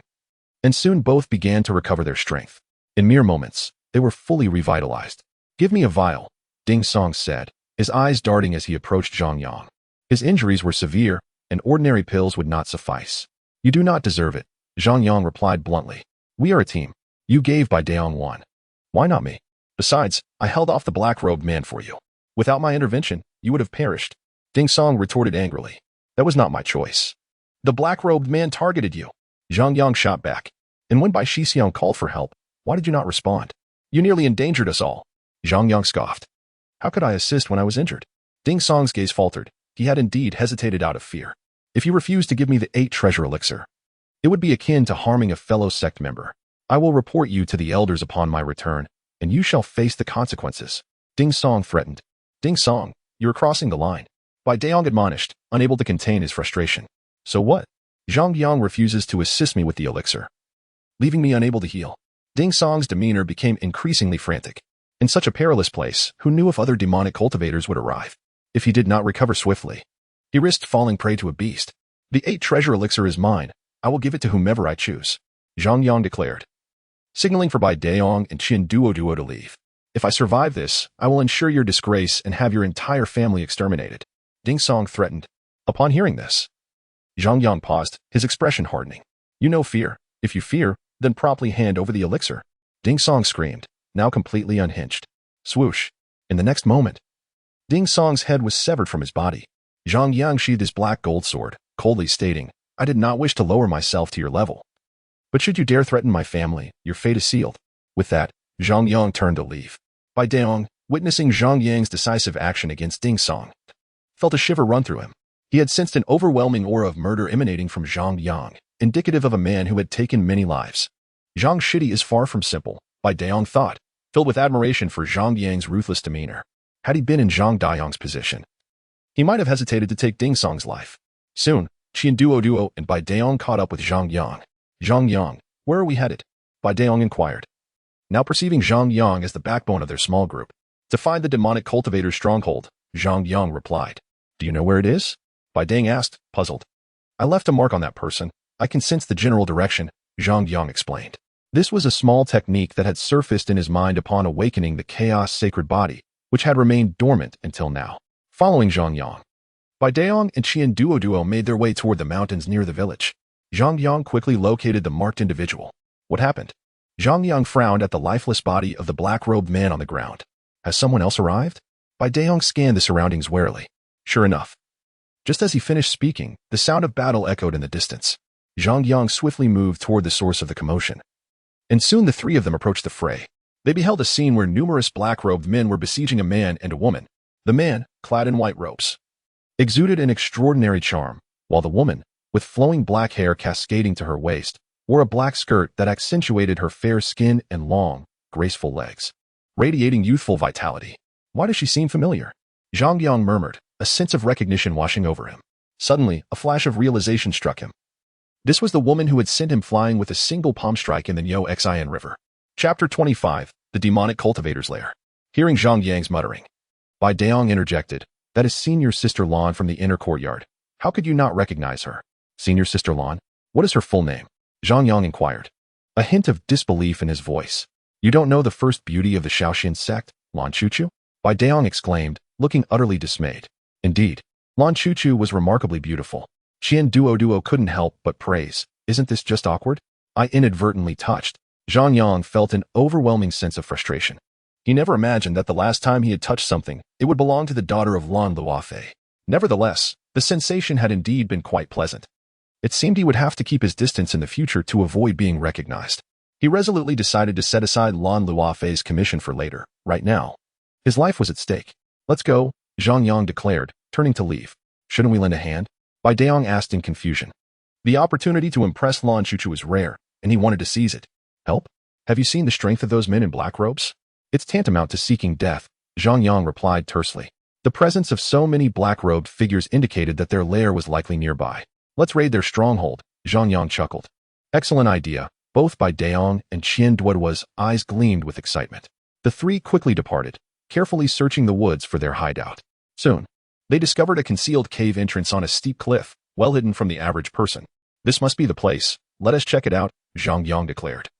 Leaping into the cave, Bai Daong and Chen Duoduo followed closely behind. Upon entering, Zhang Yang realized that the cave was far deeper than he had anticipated, shrouded in darkness. In no time, Bai Daong and Chen Duoduo reached the cave's bottom.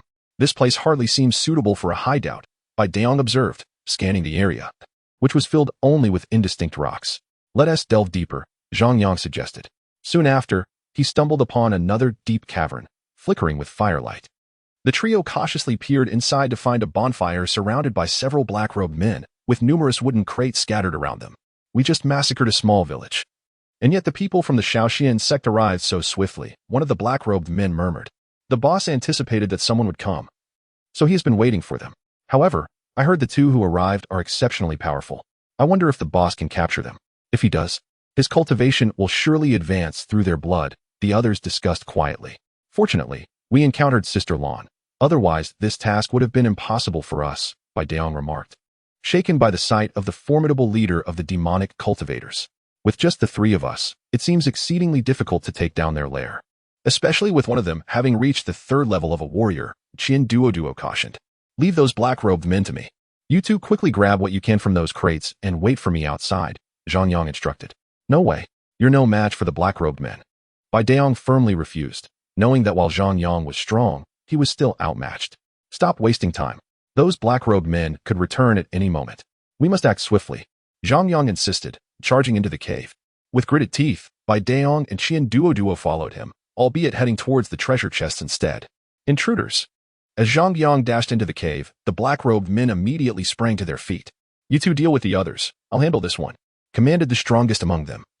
Recognizing Zhang Yang's intentions, "You will face me," Zhang Yang shouted, and golden light enveloped him, his hair turning completely white. "Dare to invade our lair. Even if you can transform, don't expect to leave here alive." The black-robed man sneered, charging at Zhang Yang.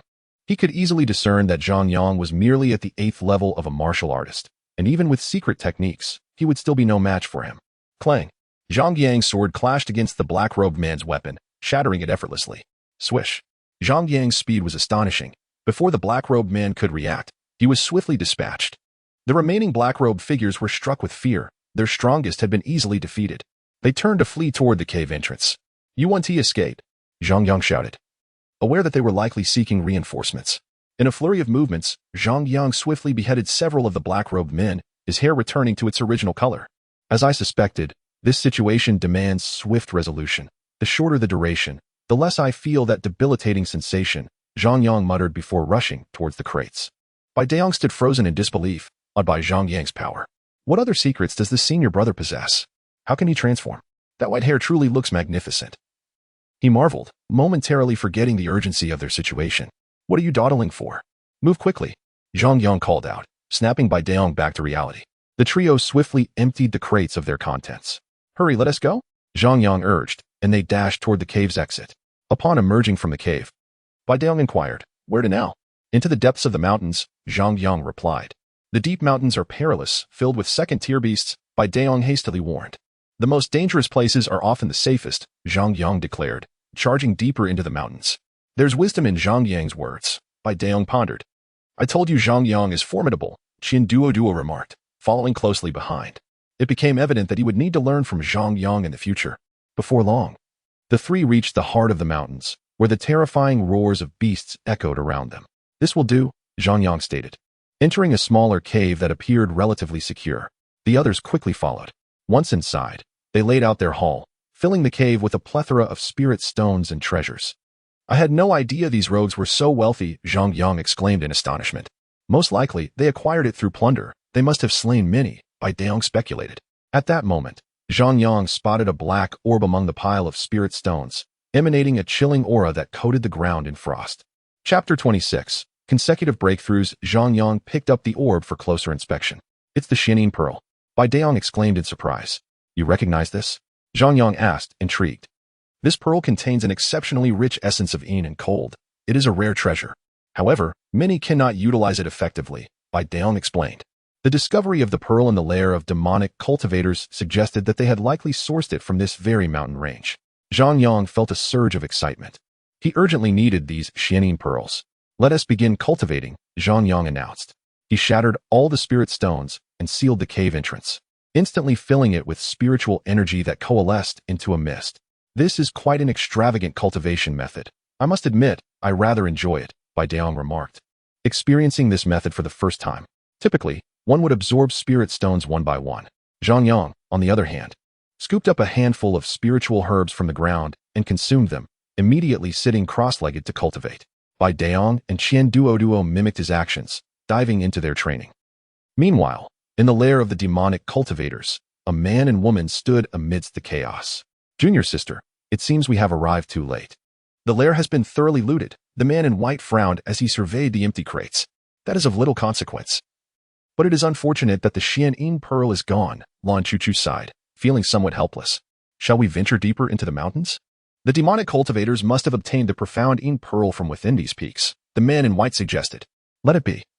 Places with the profound Yin Pearl are beyond my current capabilities to access," Lan Chuchu replied, displaying a pragmatic outlook. However, the man in white seemed poised to continue speaking when Lan Chuchu turned to Shijing with a gentle smile and said, "Thank you, senior brother Shijing. Let us return." Shijing was momentarily stunned, captivated by Lan Chuchu's smile, which was as refreshing as a spring breeze, carrying a faint fragrance that stirred his heart. "I will surely win your affection," he vowed silently, his gaze lingering on her retreating figure. Inside the cave, the once abundant spiritual energy had dissipated entirely, and the heavenly materials had been consumed by the trio. Suddenly, a rumbling erupted within Zhang Yang as he experienced a breakthrough, finally reaching the warrior realm. He felt an overwhelming joy, having ascended 2 levels thanks to the heavenly materials. Baideong and Duoduo also opened their eyes, having achieved breakthroughs themselves. Apologies. I may have absorbed a bit more than I should have, Zhang Yang chuckled, fully aware that he had drawn most of the cave's spiritual energy. What is there to apologize for? These treasures were acquired through your efforts. Without you, we would never have obtained them, Baideong reassured him, with Duoduo nodding in agreement. I have now reached the 3rd level of the warrior realm, Baideong declared with a hint of pride. I have also made progress, Duoduo added, his face beaming with delight. He turned to Zhang Yang and inquired, what is your current level? I have advanced 2 levels, and am now also in the warrior realm. Zhang Yang replied with a smile. Unbelievable. You've advanced 2 levels, Baideong exclaimed, only to have his expression dim abruptly, losing his earlier excitement. What is wrong, senior brother Baideong? Duoduo asked, sensing his friend's dismay. I feel disheartened. Life seems increasingly dull, Baideong sighed dramatically. Duoduo intended to console him. But Zhang Yang placed a reassuring hand on Baideong's shoulder and said earnestly, Brother, you must remain strong. Life still holds much interest, and daily challenges are inevitable. Baideong felt touched by the initial part of Zhang Yang's words, but the latter half nearly made him spit blood in frustration. Duoduo stifled a laugh at the scene. Our task is complete. We should return to report it. This mission has earned us considerable points, Duoduo said excitedly. You two go ahead. I have other tasks to attend to, Zhang Yang replied. What task? Perhaps we can assist you? Baideong offered. I must eliminate 1,000 second-tier demon beasts, Zhang Yang stated. Perhaps not, Baideong thought, alarmed by the difficulty of such a task. Zhang Yang, please take care of yourself. The 3 departed the cave, with Duoduo offering his parting words of caution. Do not worry, you both take care as well, Zhang Yang waved goodbye as they parted ways. Afterward, he swiftly unsheathed his black gold sword and headed toward the demon beasts. This is true training. A smile crept upon Zhang Yang's lips as he charged toward the first demon beast he encountered. The initial 2nd-tier demon beast opened its massive maw, lunging at Zhang Yang. With a swift action, he severed its claws, the beast howling in agony as it leaped at him again, its eyes glowing red with rage. Zhang Yang deftly evaded the attack and struck again, decapitating the creature. He skillfully skinned the beast, extracting the finest cuts of meat and the demon core before seeking out his next target. Half a month passed. Zhang Yang had spent the entire fortnight in the forest, engaging in relentless battles with the demon beasts. He feasted on their flesh when hungry and drank their blood when thirsty, utilizing the demon cores to refine and absorb their essence within the chaos cauldron. Just as I suspected, while this task may be arduous for others, it has proven relatively simple for me and offers substantial rewards. Zhang Yang felt exhilarated. After weeks of frenzied slaughter, he had ascended 2 more levels. Now standing at the 3rd level of the warrior realm, his strength had significantly increased, his physique more robust than ever, and his vitality more pronounced. All thanks to the demon meat he had consumed. Only 1 demon beast remained. Contemplating this, Zhang Yang felt a pang of frustration. He had eradicated so many beasts that they were now nearly extinct in the vicinity, forcing him to delve deeper into the mountains. Moments later, he arrived beside a clear pond, its depths obscured by an impenetrable darkness. What a chilling aura, he mused, feeling a slight shiver despite his heightened vitality. Suddenly, he noticed movement in the depths of the pond. His eyes widened as the dark shape grew larger. This is not good, Zhang Yang realized, quickly retreating to a safe distance to observe the pond's surface. With a thunderous crash, a colossal creature erupted from the water, its body clad in black scales, adorned with 2 long whiskers that danced in the air. What a massive fish, and it can fly? Zhang Yang exclaimed, recognizing it as reminiscent of a goldfish from his past life. The fish demon soared toward Zhang Yang, its immense body flattening nearby trees. Zhang Yang, undeterred, charged at its abdomen, recalling that the softest part of a fish was typically its belly. With a resounding clang, his sword struck the fish demon's underbelly, producing sparks, but only leaving a superficial mark. Feeling the pain, the fish demon ascended again, spewing a barrage of bubbles toward Zhang Yang. The seemingly innocuous bubbles suddenly erupted as they neared him, unleashing a chilling wave that swept through the forest. Zhang Yang reacted swiftly but was still caught in the blast, an icy sensation enveloping him. Seeing that this tactic had failed, the fish demon opened its mouth once more, releasing a multitude of bubbles into the trees. Zhang Yang was taken aback. If these bubbles detonated simultaneously, he would surely perish. Suddenly, the bubbles emitted a white glow, prompting Zhang Yang's mind to race. A plan formed. He understood that escape was futile. Here goes, he thought, uncertain of the outcome but compelled to act. The bubbles exploded one after another, the chilling air freezing everything in its path, turning trees into ice sculptures and blanketing the ground in frost. In the midst of this white expanse stood the chaos cauldron, unaffected by the freezing temperatures. With a crack, Zhang Yang emerged from the cauldron. Upon witnessing the frosty landscape, he felt a surge of terror but simultaneously relief that his quick thinking had spared him from becoming an ice statue. As he prepared to stow the chaos cauldron, he noticed a crack that had not been there before. Could the cauldron have sustained damage? He pondered in anger and concern, realizing he must urgently find the 12 missing shards of the cauldron before it shattered completely. I will not back down, Zhang Yang declared, raising the chaos cauldron and charging toward the fish demon, his face a mask of fury. He has suffered enough, being the foremost embodiment of physical prowess. A magnificent chaotic sacred body, reduced to a mere broken tripod, now at risk of complete shattering. As the fish demon noticed Zhang Yang charging towards it, it opened its mouth wide, unleashing a stream of black energy that turned everything in its path into icy shards. At that moment, the chaotic tripod suddenly soared into the air, absorbing the entire black energy into itself. Soon, several drops of white liquid flowed from within the tripod and fell into Zhang Yang's hands. He was taken aback, sensing that these drops of white liquid were different from before, exuding a faint chill. Zhang Yang promptly swallowed the liquid, a wave of coldness sweeping through his entire being, quickly coalescing into a pearl within him, albeit a diminutive one, merely the size of a grain of rice. Unexpectedly, it had formed into a pearl. Zhang Yang's heart surged with joy, though he soon regained his composure, muttering, "This flavor is distinct from before, resembling a hint of ice cream." Meanwhile, witnessing its attack absorbed by the chaotic tripod, the fish demon seemed momentarily stunned, before erupting in rage and spewing another wave of black energy towards Zhang Yang. Once again, the cold energy emitted by the fish demon was absorbed by the chaotic tripod, and shortly after, more white liquid flowed out. Zhang Yang's face lit up with delight as he noticed that his pearl had visibly increased in size, now roughly the size of a soybean. Realizing that this tactic was ineffective, the fish demon spat out countless bubbles. Observing this, Zhang Yang leaped up, placing the tripod over the fish demon's mouth. Instantly, those bubbles were absorbed by the chaotic tripod, resulting in an even greater outpouring of white liquid. Suddenly, Zhang Yang comprehended that this fish was not merely a beast but rather akin to a lucky koi. This unfolded a dramatic scene where Zhang Yang pursued the fish demon with the chaotic tripod, while the fish demon hastily fled.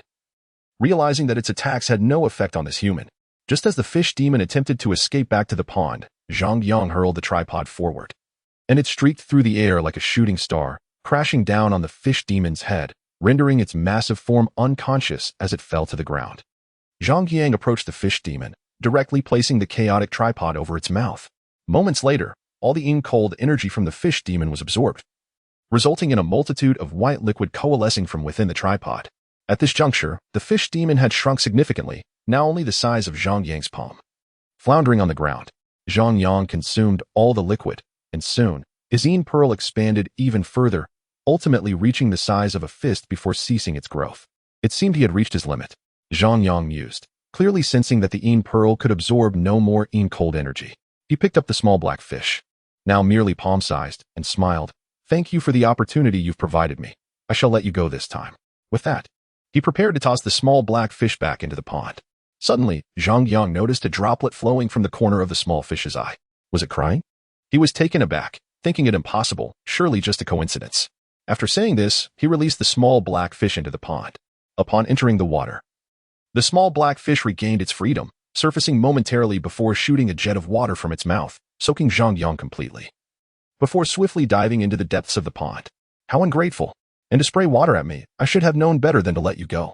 Zhang Yang scolded towards the pond. Unbeknownst to him, this fish had been cultivating here for decades, painstakingly absorbing so much cold energy, all of which had now benefited Zhang Yang, making the fish demon long to devour him whole. Following this encounter, Zhang Yang hunted down another beast, completing his task. "Now I have reached the 3rd level of the warrior realm. I shall exchange for the tying sword technique next, which should significantly enhance my power." Moreover, through the battle with the fish demon, he realized that the black gold sword was evidently insufficient. He needed to devise a plan. "At my current strength, Hua Buyu may not necessarily be my match," Zhang Yang thought, a frigid expression crossing his face, knowing that a confrontation with Hua Buyu was inevitable. He then set off to return to the Xiaoxuanzong. 2 days later, Zhang Yang returned to Xiaoxuanzong.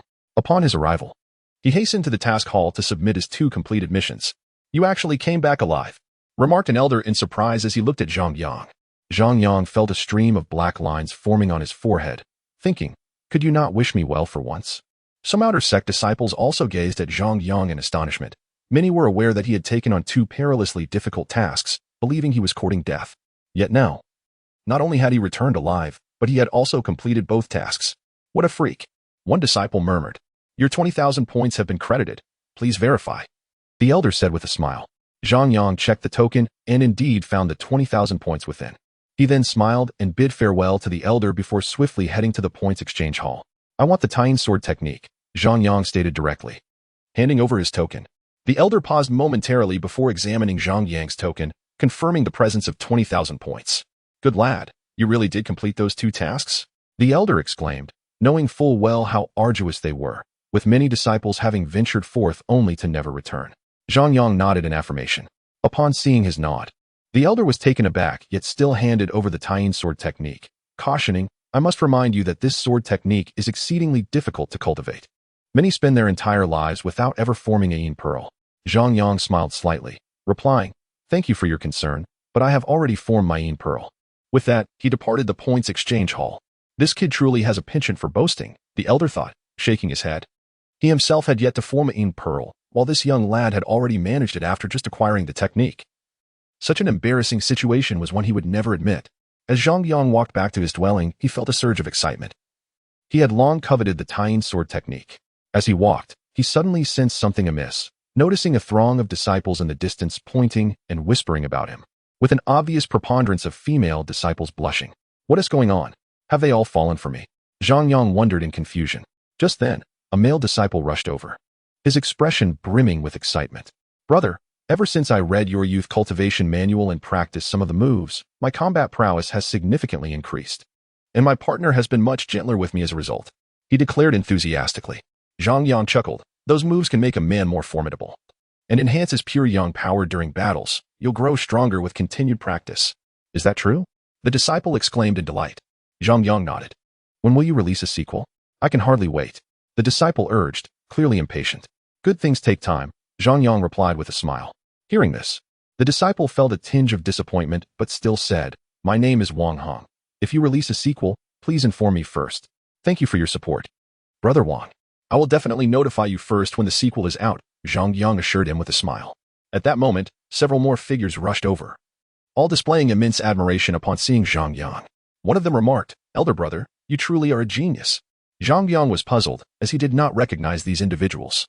Wang Hong explained, these are all enthusiasts of the Youth Cultivation Manual. Realization dawned on Zhang Yang, and he clasped his hands together, saying, thank you all for your support. However, I have a question I wish to pose. Wang Hong responded with a smile, we are all brothers here. Feel free to ask. The others nodded in agreement. Why do those women keep pointing at me? Zhang Yang inquired, voicing his curiosity. Wang Hong gazed at the female disciples, then smiled as he explained, Brother Zhang. You may not be aware, but although your youth cultivation manual has not been extensively published, its release has swept through the outer sect with remarkable speed, inevitably landing in the hands of some female disciples. Can you get to the point? Zhang Yang interjected. Those female disciples are cursing you, calling you a lecher, claiming that you must have harmed many women to concoct such a thing, Wang Hong replied. Zhang Yang was taken aback. Brother Zhang, I have something to discuss. A male disciple interjected. Zhang Yang gestured for him to continue. Bai Daong, who was on a mission with you, has been injured, and Chen Duoduo has been captured. Upon hearing this, Zhang Yang's expression darkened, and he immediately demanded, who did this? It was Ding Chuanxiu, the sister of Ding Song. It is said that her actions are related to Ding Song's disappearance, the disciple explained. Where is she? Zhang Yang's murderous aura surged, causing those present to recoil in shock. Brother Zhang, do not act impulsively. This woman has reached the 4th level of warrior cultivation and possesses a significant background. It is unwise to confront her recklessly, Wang Hong cautioned. Zhang Yang quickly regained his composure and conceived a better plan. He looked at the group and inquired, do any of you know disciples with influential backgrounds within the sect? Brother Zhang, you have indeed come to the right people. We all have our connections. Wang Hong replied with a smile. Zhang Yang was momentarily stunned and then asked, what backgrounds? I am the grandson of an inner court elder. That fellow is the illegitimate child of an outer sect elder and his mistress, and the rather rotund one possesses the greatest background. He is the late-born son of the outer sect's grand elder. Wang Hong elaborated excitedly, while the individuals being described wore smug expressions. Zhang Yang was bewildered. It turned out that his loyal readers were all scions of influential families, reveling in their privileged backgrounds while lingering in the outer sect. Clearly, they were not to be underestimated. If you help me rescue Chen Duoduo, I will promptly release the 4th volume of my youth cultivation manual, Zhang Yang declared. Is that a promise? Wang Heng was the first to express his excitement, with the others fixated on Zhang Yang. Once a word is spoken, it is as binding as a contract. Zhang Yang affirmed. Agreed. The group replied, promptly heading towards the disciples' residence area, their faces alight with determination. Before long, they arrived at the entrance of a cave dwelling. Wang Heng shouted, Ding Chuanxiu, come out. A woman who resembled Ding Song soon appeared. Before she could speak, Wang Heng bellowed, hand over Qian Duoduo. Ding Chuanxiu frowned. My brother's disappearance may be related to her. I still have questions to ask her. Questions be damned. Hand her over, or I shall dismantle your cave. Wang Heng retorted, his tone brimming with arrogance, a stark contrast to his earlier demeanor with Zhang Yang. Ding Chuanxiu clenched her teeth in frustration, despite her own connections. The backgrounds of the individuals present dwarfed hers, leaving her no choice but to release Qian Duoduo. When Qian Duoduo emerged, her pallid face bore the marks of abuse. Her body bruised and battered. Zhang Yang's heart surged with fury at the sight, and he charged at Ding Chuanxiu. You have released her. You may leave now. Ding Chuanxiu said, her expression grim, as she had not anticipated that Qian Duoduo could attract such powerful allies. Just as Ding Chuanxiu attempted to retreat, Zhang Yang suddenly appeared at her side, delivering a resounding slap across her face. With a crash, Ding Chuanxiu collided forcefully with the cave wall, and when she rose again, her face was swollen. Brother Zhang, you truly are our idol. You are fiercer than any of us, someone could not help but exclaim. I will fight you. Ding Chuanxiu yelled, touching her painfully swollen face. If you dare harm our brother, we shall ensure you vanish from the Shaoxian sect. Wang Heng's voice rang out sharply. Ding Chuanxiu's mind cleared in an instant, her expression darkening as she realized the serious implications of their threats. She is merely a girl from a small town. Why do you protect her? Ding Chuanxiu questioned, perplexed by the disciples' fierce loyalty to someone so ordinary. Because she is our sister.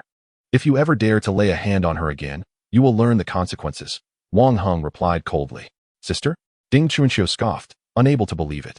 However, she could see that such powerful figures were indeed rallying to protect Qian Duoduo. Understanding dawned upon her. She glanced at Zhang Yang, realizing he was the one who had brought them together, as only he knew Qian Duoduo. I understand now. Ding Chuanxiu reluctantly suppressed her anger. That is more like it. Wang Heng snorted. Zhang Yang led Qian Duoduo and the others away. Ding Chuanxiu watched Zhang Yang's retreating figure with a stormy gaze, silently vowing. You may have these scions protecting you for now, but when the outer sect competition arrives, it will be your end. Zhang Yang brought Qian Duoduo to her cave dwelling. Here, take this. It will expedite your recovery, he said, handing her a vial of healing elixir, aware that her and Bai Dayong's plight stemmed from his actions. Without hesitation, Qian Duoduo accepted the elixir. If that vile woman dares to trouble you again, seek help from these individuals, Zhang Yang instructed, gesturing towards Wang Heng and the others. Qian Duoduo looked at Wang Heng and the others, who were now smiling warmly at her, a stark contrast to their earlier arrogance. She nodded in appreciation. Afterward, Zhang Yang departed and delivered a vial of healing elixir to Bai Dayong as well. Upon returning to his cave, he spent the day rapidly drafting the 4th volume of the Youth Cultivation Manual and presented it to the scions. Brother Zhang is truly impressive. I have new knowledge to absorb. Wang Heng exclaimed excitedly, handing Zhang Yang a token with 8,000 points. Gazing at the token, Zhang Yang inquired, are there any particularly suitable locations for cultivation within the outer sect? His substantial points were due to the increased price of the 4th volume of the Youth Cultivation Manual. Wang Heng, recognizing Zhang Yang's intentions to prepare for the outer sect competition, suggested, I recommend the Shaoxian secret realm for your training. It is a sacred site for cultivation within the outer sect, though it is somewhat costly. After hearing this, Zhang Yang bid farewell to Wang Heng and set off for the Shaoxian secret realm. Exercise caution, Hua Buyu is also training there. I have heard he is likely to break through to the 6th level of warrior cultivation before the competition, Wang Heng warned. The 6th level of warrior cultivation. Zhang Yang was taken aback, surprised at how quickly Hua Buyu's cultivation was advancing. In his astonishment at others, Zhang Yang overlooked his own rapid progress, which had reached an alarming level. Soon, Zhang Yang arrived outside the Shaoxian secret realm, where the number of disciples was sparse, likely due to the high costs. I wish to enter the Shaoxian secret realm for training, Zhang Yang informed the elder overseeing the realm. One day will cost you 1,000 points, the elder replied. Without hesitation, Zhang Yang provided the elder with 8,000 points, and stepped into the secret realm. Upon entering, he discovered a world blanketed in ice and snow, opposite of which lay a realm engulfed in flames. The boundary between the two worlds was marked by a special area where ice and fire intertwined violently. Zhang Yang observed several disciples practicing in their respective realms, but only one occupied the boundary area, Huabiyu. Zhang Yang advanced toward the central area, awakening the attention of the practicing disciples, who stared at him in astonishment. Is he really going to train in the central region? Someone questioned in disbelief. Given his direction, it certainly seems so. He is utterly reckless. That area is filled with volatile energy, and most would be gravely injured if they entered. Only prodigies like Huabiyu can barely endure training there for a moment. A disciple from the outer sect sneered, eager to witness Zhang Yang's imminent misfortune. The individual is known as Xiangba, a person of extraordinary talent and pride. He seems somewhat familiar to me. Perhaps it is Zhang Yang? Another person speculated, seemingly having recognized Zhang Yang. Zhang Yang. Xiangba's expression turned to one of astonishment. Brother Zhang, please wait, Xiangba exclaimed, for Zhang Yang was now his idol, and he could not bear to see his idol walk into danger. Zhang Yang looked at the man with confusion. The energy in the central region is exceedingly turbulent. Many disciples have been severely injured because of it. Brother Zhang, perhaps it would be wise to choose another location, Xiangba kindly advised. Zhang Yang smiled and cupped his hands in greeting towards the man, then continued toward the central region. Indeed, such is the demeanor of an idol. Even walking toward peril with such nonchalance, Xiangba muttered. Suddenly recalling something, he shouted toward Zhang Yang. I eagerly anticipate the 4th volume of the Youth Training Manual. Zhang Yang waved his hand, indicating he understood. Upon entering the central region, Zhang Yang soon felt the violent energy engulfing him. Instead of pain, he found it rather pleasant. He knew he could withstand it, undoubtedly due to the chaos sacred body. Without hesitation, he sat cross-legged to begin his cultivation. As the rich, spiritual energy swiftly converged within him, from a distance, several disciples gazed at Zhang Yang in astonishment. They had expected him to be injured and spitting blood upon entering, yet he appeared utterly composed and unperturbed. Indeed, my idol is incomparable, Xiangba expressed with admiration. Meanwhile, Huabiyu, who was cultivating at a distance, opened his eyes and sensed a multitude of spiritual energy flowing toward the man opposite him, causing him to furrow his brow. This disruption was affecting his own cultivation. Could it be that an inner sect disciple has ventured here? Huabiyu mused, unable to discern the figure due to the distance. However, such a significant commotion could only be caused by certain prodigies from the inner sect, as there had been instances where inner sect disciples specifically came to cultivate here. Convinced that the individual was indeed an inner sect prodigy, Huabiyu refrained from rashly interrupting him and continued to cultivate, albeit begrudgingly accepting the diminished spiritual energy. Chapter 30. The Zhang family crisis. 8 days passed swiftly, and Zhang Yang awakened from his cultivation, his eyes resembling deep abysses, with chaotic energy swirling within. I have now broken through to the 4th level of warrior, and the tying sword technique has reached the entry-level stage, Zhang Yang murmured. The tying sword technique is exceedingly difficult to master, and even Zhang Yang has only just begun to grasp it. It is time to depart. Zhang Yang rose and exited the little Xian secret realm. As soon as he stepped out, he overheard a multitude discussing matters. Huabiyu's aura was more potent than before. He likely had reached the 6th level of warrior. If true, his strength would undoubtedly make him the foremost among the outer disciples, and he could effortlessly enter the inner court if he wished. Several disciples wore expressions filled with envy. Zhang Yang merely shook his head and walked away. Even if Huabiyu attained the 6th level of warrior, he felt confident in defeating him. Did you see that? The one leaving is Zhang Yang. He has a grudge against Huabiyu for killing his brother, one person noted softly as Zhang Yang departed. Such a fool, daring to offend Huabiyu after just ascending from the servants' courtyard. Killing him would be as simple as crushing an ant, another scoffed, their face laden with sarcasm. Upon reaching the entrance of his cave, Zhang Yang found Duoduo anxiously pacing back and forth. Is something the matter? Zhang Yang inquired, puzzled. Zhang Yang, you have finally returned, Duoduo exclaimed, rushing over to hand Zhang Yang a letter. A grave incident has occurred in Qingshan City. Hearing this, Zhang Yang's expression changed, and he immediately tore open the envelope to read. Where did this letter come from? Zhang Yang asked, noticing there was no sender on the envelope. It was sent by my father before Qingshan City was sealed off, Duoduo replied. Upon hearing this, Zhang Yang hurried toward the teleportation array. He needed to return to Qingshan City at once. From the letter, he learned that the Qi and Li families had suddenly decided to strike against the Zhang family, and in their effort to annihilate them, they had sealed off Qingshan City, with even Lan Luofei unable to intervene. Zhang Yang knew that if even Lan Luofei could not prevent it, the matter was indeed serious. Qingshan City had undoubtedly undergone a drastic change. As the teleportation array of the Little Xian sect could not reach Qingshan City directly, Zhang Yang could only teleport to the nearest city and then proceed to Qingshan City.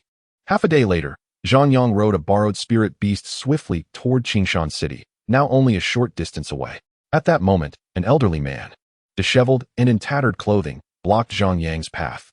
"Please step aside," Zhang Yang said, maintaining a calm voice despite his urgency. "Young man, Qingshan City is likely undergoing significant changes. You should not go," the elder warned. "I must go. My family is still within the city," Zhang Yang insisted firmly. The elder sighed and moved aside. Seeing this, Zhang Yang dashed toward Qingshan City.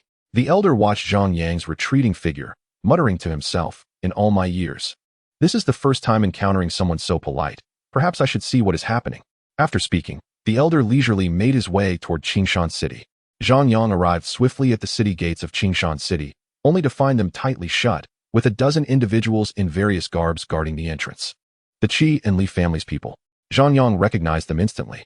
They also spotted Zhang Yang, and one of them sneered, "I didn't expect you to dare return. You shall perish alongside the Zhang family." With that, the group charged at Zhang Yang. "You seek death," Zhang Yang retorted angrily, leaping from the spirit beast to strike at them with his sword. With each swing, heads flew, and in mere moments, Zhang Yang had dispatched them all. After eliminating the assailants, Zhang Yang cleaved the city gate in two with a single stroke, his figure rushing through the opening. At the entrance of the Zhang family, the Qi and Li families had already surrounded them, the ground littered with corpses, the majority being from the Zhang family. "Lan Luofei, I advise you to leave quickly. You can no longer protect the Zhang family." Qi Peishan sneered. Lan Luofei frowned. Had she not intervened, the Zhang family would likely have been annihilated by now. "What makes you think you're worthy to speak to me?" Lan Luofei retorted coldly. "Am I not worthy?" A young man clad in luxurious garments stepped forward from behind Qi Peishan, regarding Lan Luofei with a mocking smile. "Why does your Xiong family involve itself in this matter?" Lan Luofei inquired, her brow furrowing. She was aware that the Xiong family was a prominent clan in the Imperial City, and she found it perplexing that Xiong Bin would come to such a small place as Qingshan City to aid the Qi family against the Zhang family. "Naturally, it was a request from Brother Wenli. I would not refuse such a minor favor," Xiong Bin replied with a smile, though his words were laced with threats. "This scoundrel." Lan Luofei cursed inwardly. She understood the implications of Xiong Bin's words. If she did not leave obediently, he would surely leverage his connections to the Imperial City, putting her position at risk.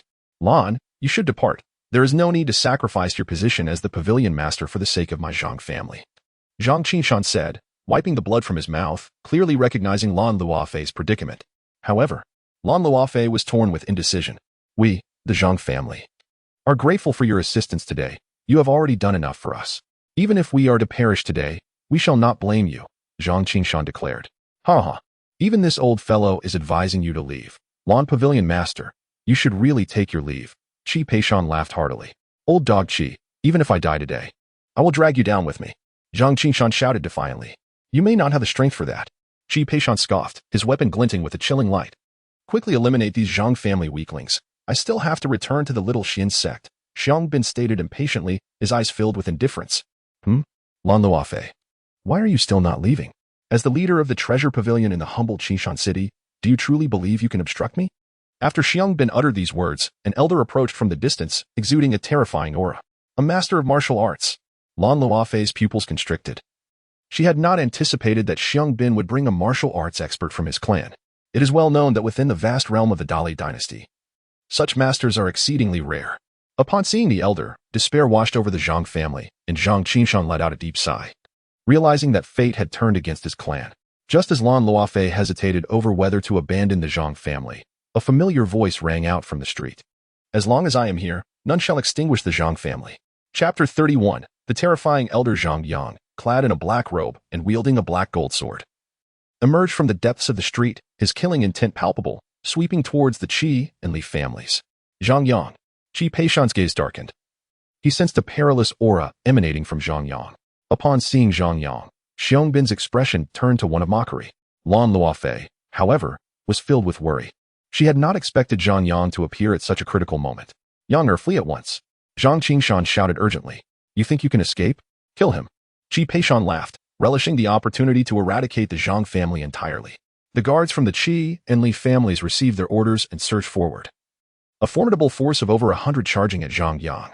Yang.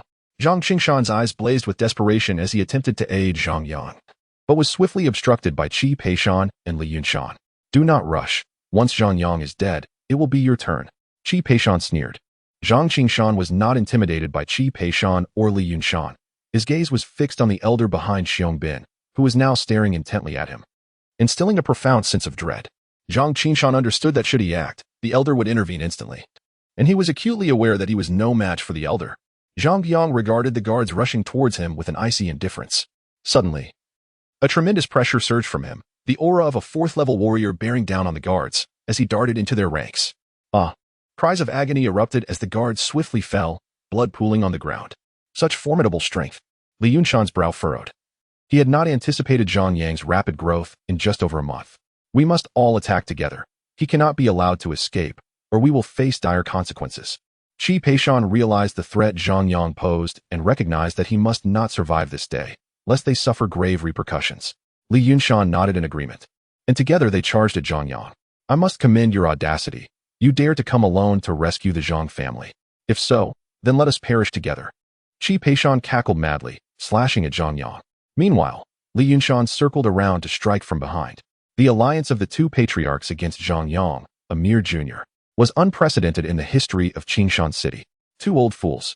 Zhang Qingshan attempted to rush forward to save Zhang Yang, but the elder behind Xiong Bin appeared before him, unleashing an overwhelming pressure that rendered Zhang Qingshan immobile. You cannot kill me, Zhang Yang declared, his expression devoid of emotion as a chilling aura erupted from his black gold sword. Guards nearby were instantly obliterated into dust. Die! Zhang Yang leaped, evading the attacks of his foes, and swung his sword at them. A frigid energy surged from the black pearl into his sword, unleashing a wave of black energy that transformed Li Yunshan and Qi Peishan into ice sculptures, which shattered into countless shards. The remaining guards, witnessing their leader's demise, turned to flee, only to be encased in frost and subsequently disintegrated into powder. The Qi and Li families were entirely annihilated. Such power! Lan Luofei gazed at Zhang Yang in astonishment, realizing that he had grown to such an extent in her absence. Zhang Qingshan's eyes widened. He could sense that Zhang Yang's current prowess had even surpassed his own. Xiong Bin's expression darkened as he watched Zhang Yang. He was aware that he had come at the behest of Qi Wenli, and now, not only had he failed in his mission, but the Qi family had also been vanquished by Zhang Yang. How would he report this back? As a scion of a powerful family, he would not have ventured to this remote Qingshan city were it not for the aim of befriending the rising star Qi Wenli. You seek death. Xiong Bin was now furious, lunging at Zhang Yang with his sword. In the next moment, the elder assigned to protect him blocked Xiong Bin's path, stating, Allow me to handle this, lest I tarnish the young master's hands. Xiong Bin, fully aware of the elder's implication that he doubted his ability to contend with Zhang Yang, felt his rage intensify. As a disciple of the inner court, he held his pride and was a sixth-level warrior, not to be compared with Qi Peishan. Step aside. I will personally slay this Zhang Yang. Xiong Bin growled, his expression contorted with fury. The elder hesitated for a moment, but ultimately stepped aside, confident in his strength, believing he would have time to rescue Xiong Bin if necessary. Why not be a good young master instead of a dog for Qi Wenli? Zhang Yang taunted, unperturbed by Xiong Bin. His intention was to provoke Xiong Bin into attacking, knowing that the Zhang family's calamity stemmed from him. Yet, he remained vigilant of the elder, sensing a palpable threat. Unable to contain his fury at Zhang Yang's derisive words, Xiong Bin charged forward. As he drew near, Zhang Yang focused intently, knowing that he had but one chance to slay Xiong Bin. Should he miss it, the elder would undoubtedly intervene. Boom! A golden wave of energy surged from Zhang Yang, transforming his hair to white. Die! He bellowed, striking at Xiong Bin with his sword. The frigid energy swirling violently. Xiong Bin's countenance shifted dramatically upon witnessing the might of Zhang Yang's strike. Escape was no longer an option. He braced himself and unleashed all his strength, lunging at Zhang Yang with his sword. The elder, sensing the power behind Zhang Yang's strike, also changed his expression. But it was too late. Bang! The moment their swords collided, the black energy from the black gold sword erupted, engulfing Xiong Bin entirely in a tempest of frigid darkness. When the energy dissipated, Xiong Bin was nowhere to be found, not even leaving behind a trace of his existence. You little wretch! The elder's face contorted with shock and fury, unable to fathom that Zhang Yang could unleash such terrifying energy so suddenly, leaving him no time to save Xiong Bin. Furious, the elder aimed a palm strike at Zhang Yang, his martial prowess unmistakably formidable. The disparity in strength was overwhelming, and Zhang Yang's countenance turned wild. He understood he could not evade this blow. You wish for my demise? You shall pay dearly. Zhang Yang summoned his golden energy, pushing his chaotic void technique to its utmost limits. Boom. A blinding golden light erupted, and black energy engulfed the entire street, painting a scene reminiscent of the apocalypse. Chapter 32. The young master of the minor Xian sect. As the violent energy on the street gradually subsided, the figures of the two combatants became visible. Zhang Yang had returned to his normal form, yet he appeared utterly battered, his black robe tattered and blood spilling from his mouth. Yet, to everyone's astonishment, he remained standing, propped up by his sword against the might of a martial arts master, his face still reflecting a maniacal resolve. He did not perish. The elder touched his cheek, feeling the fresh blood trickling from a wound left by Zhang Yang's sword. The elder, upon noticing the blood on his hands, grew increasingly sullen. For a formidable warrior of his caliber to be injured by a mere soldier was an immense humiliation. In the next moment, the elder's figure flickered, and when he reappeared, he stood before Zhang Yang, his wrinkled face contorted with a menacing expression as he hissed, "Die." He then struck towards Zhang Yang with a powerful palm. "No." Zhang Qingshan shouted in desperation, but the elder's speed was too swift. There was no time for intervention. Lan Luofei reacted faster than Zhang Qingshan, yet her strength was insufficient to halt the elder. Zhang Yang's face was filled with madness. He had prepared to self-destruct, willing to sacrifice himself if it meant inflicting some pain on the elder.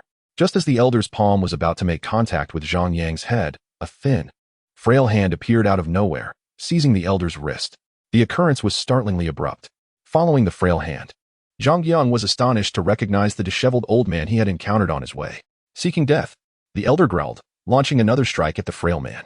To the elder's surprise, the thin old man merely flicked his wrist, effortlessly neutralizing the elder's attack. With a resounding crash, the frail man struck the elder, sending him hurtling backward, blood spewing from his mouth. "My Dantian!" The elder exclaimed in terror upon landing, realizing his Dantian had been shattered, rendering him a cripple. "Who on earth are you?" he asked, his gaze darkening. Though he had been incapacitated, the power of his opponent was far too formidable, instilling a fear that prevented him from harboring any resentment towards the old man. Instead, he silently bore the grudge against the Zhang family. "Be gone," the disheveled elder said nonchalantly. The elder's expression shifted slightly, and with great difficulty, he climbed to his feet, clutching his abdomen as he departed. "Thank you, senior, for your assistance," Zhang Yang said, his face pale and strained. After expressing his gratitude, he immediately consumed a vial of 8 treasure elixir. Moments later, he felt slightly better, though the lingering weakness within him remained palpable. "The 8 treasure elixir is beneficial, yet its effects on you are not particularly significant," the disheveled elder remarked, producing a vial of red potion and offering it to Zhang Yang. "Drink this, it is more suitable for you." Without a second thought, Zhang Yang drank the potion and soon felt the debilitating weakness dissipating. "Thank you, senior," he said respectfully, bowing to the elder. By this time, Zhang Qingshan and Lan Luofei had joined Zhang Yang's side, with Zhang Qingshan expressing his heartfelt gratitude to the disheveled elder, fully aware that without him, Zhang Yang would surely have met his demise. Meanwhile, Lan Luofei observed the old man closely, feeling a sense of familiarity. After a moment, realization dawned upon her, and her face paled in shock as she respectfully addressed the elder. "I pay my respects to the sect master of Guming." "The sect master?" Both Zhang Yang and Zhang Qingshan were taken aback. Seeing that Zhang Yang was still in a daze, Lan Luofei tugged at him, whispering, "This is the sect master of your Shaoxian sect." Startled, Zhang Yang immediately bowed respectfully to the disheveled elder. "I pay my respects to the sect master." "There is no need for such formality here," the elder chuckled. Zhang Qingshan eagerly extended an invitation for Gu Ming to visit the Zhang residence, to which the elder consented, proceeding to enter with the Zhang family.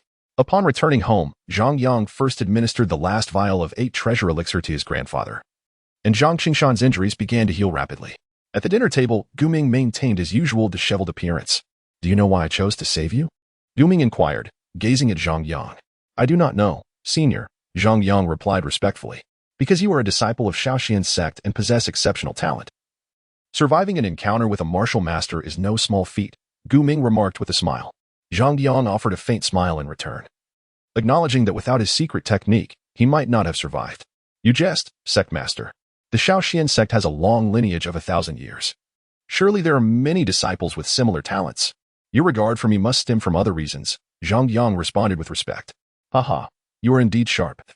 You have seen through my intentions," Gu Ming said, momentarily stunned before bursting into laughter. Once the laughter subsided, Gu Ming's expression turned serious. "Many are aware of my Shaoxian sect, yet few know of the countless sects within the great Xia dynasty. Among them, the 4 most powerful sects hold sway. And every 10 years, a grand competition among the 4 sects is held. Are you suggesting that I participate in this competition? Zhang Yang asked, astonished. Indeed. Gu Ming affirmed with a nod. Do you not overestimate me, sect master? Zhang Yang replied with a wry smile, feeling merely like an outer disciple. I have witnessed your strength. I trust my judgment, and I see immense potential for your growth, Gu Ming stated. When will this grand competition take place? Zhang Yang inquired. In half a year, Gu Ming responded. Truth be told, I am left with no choice.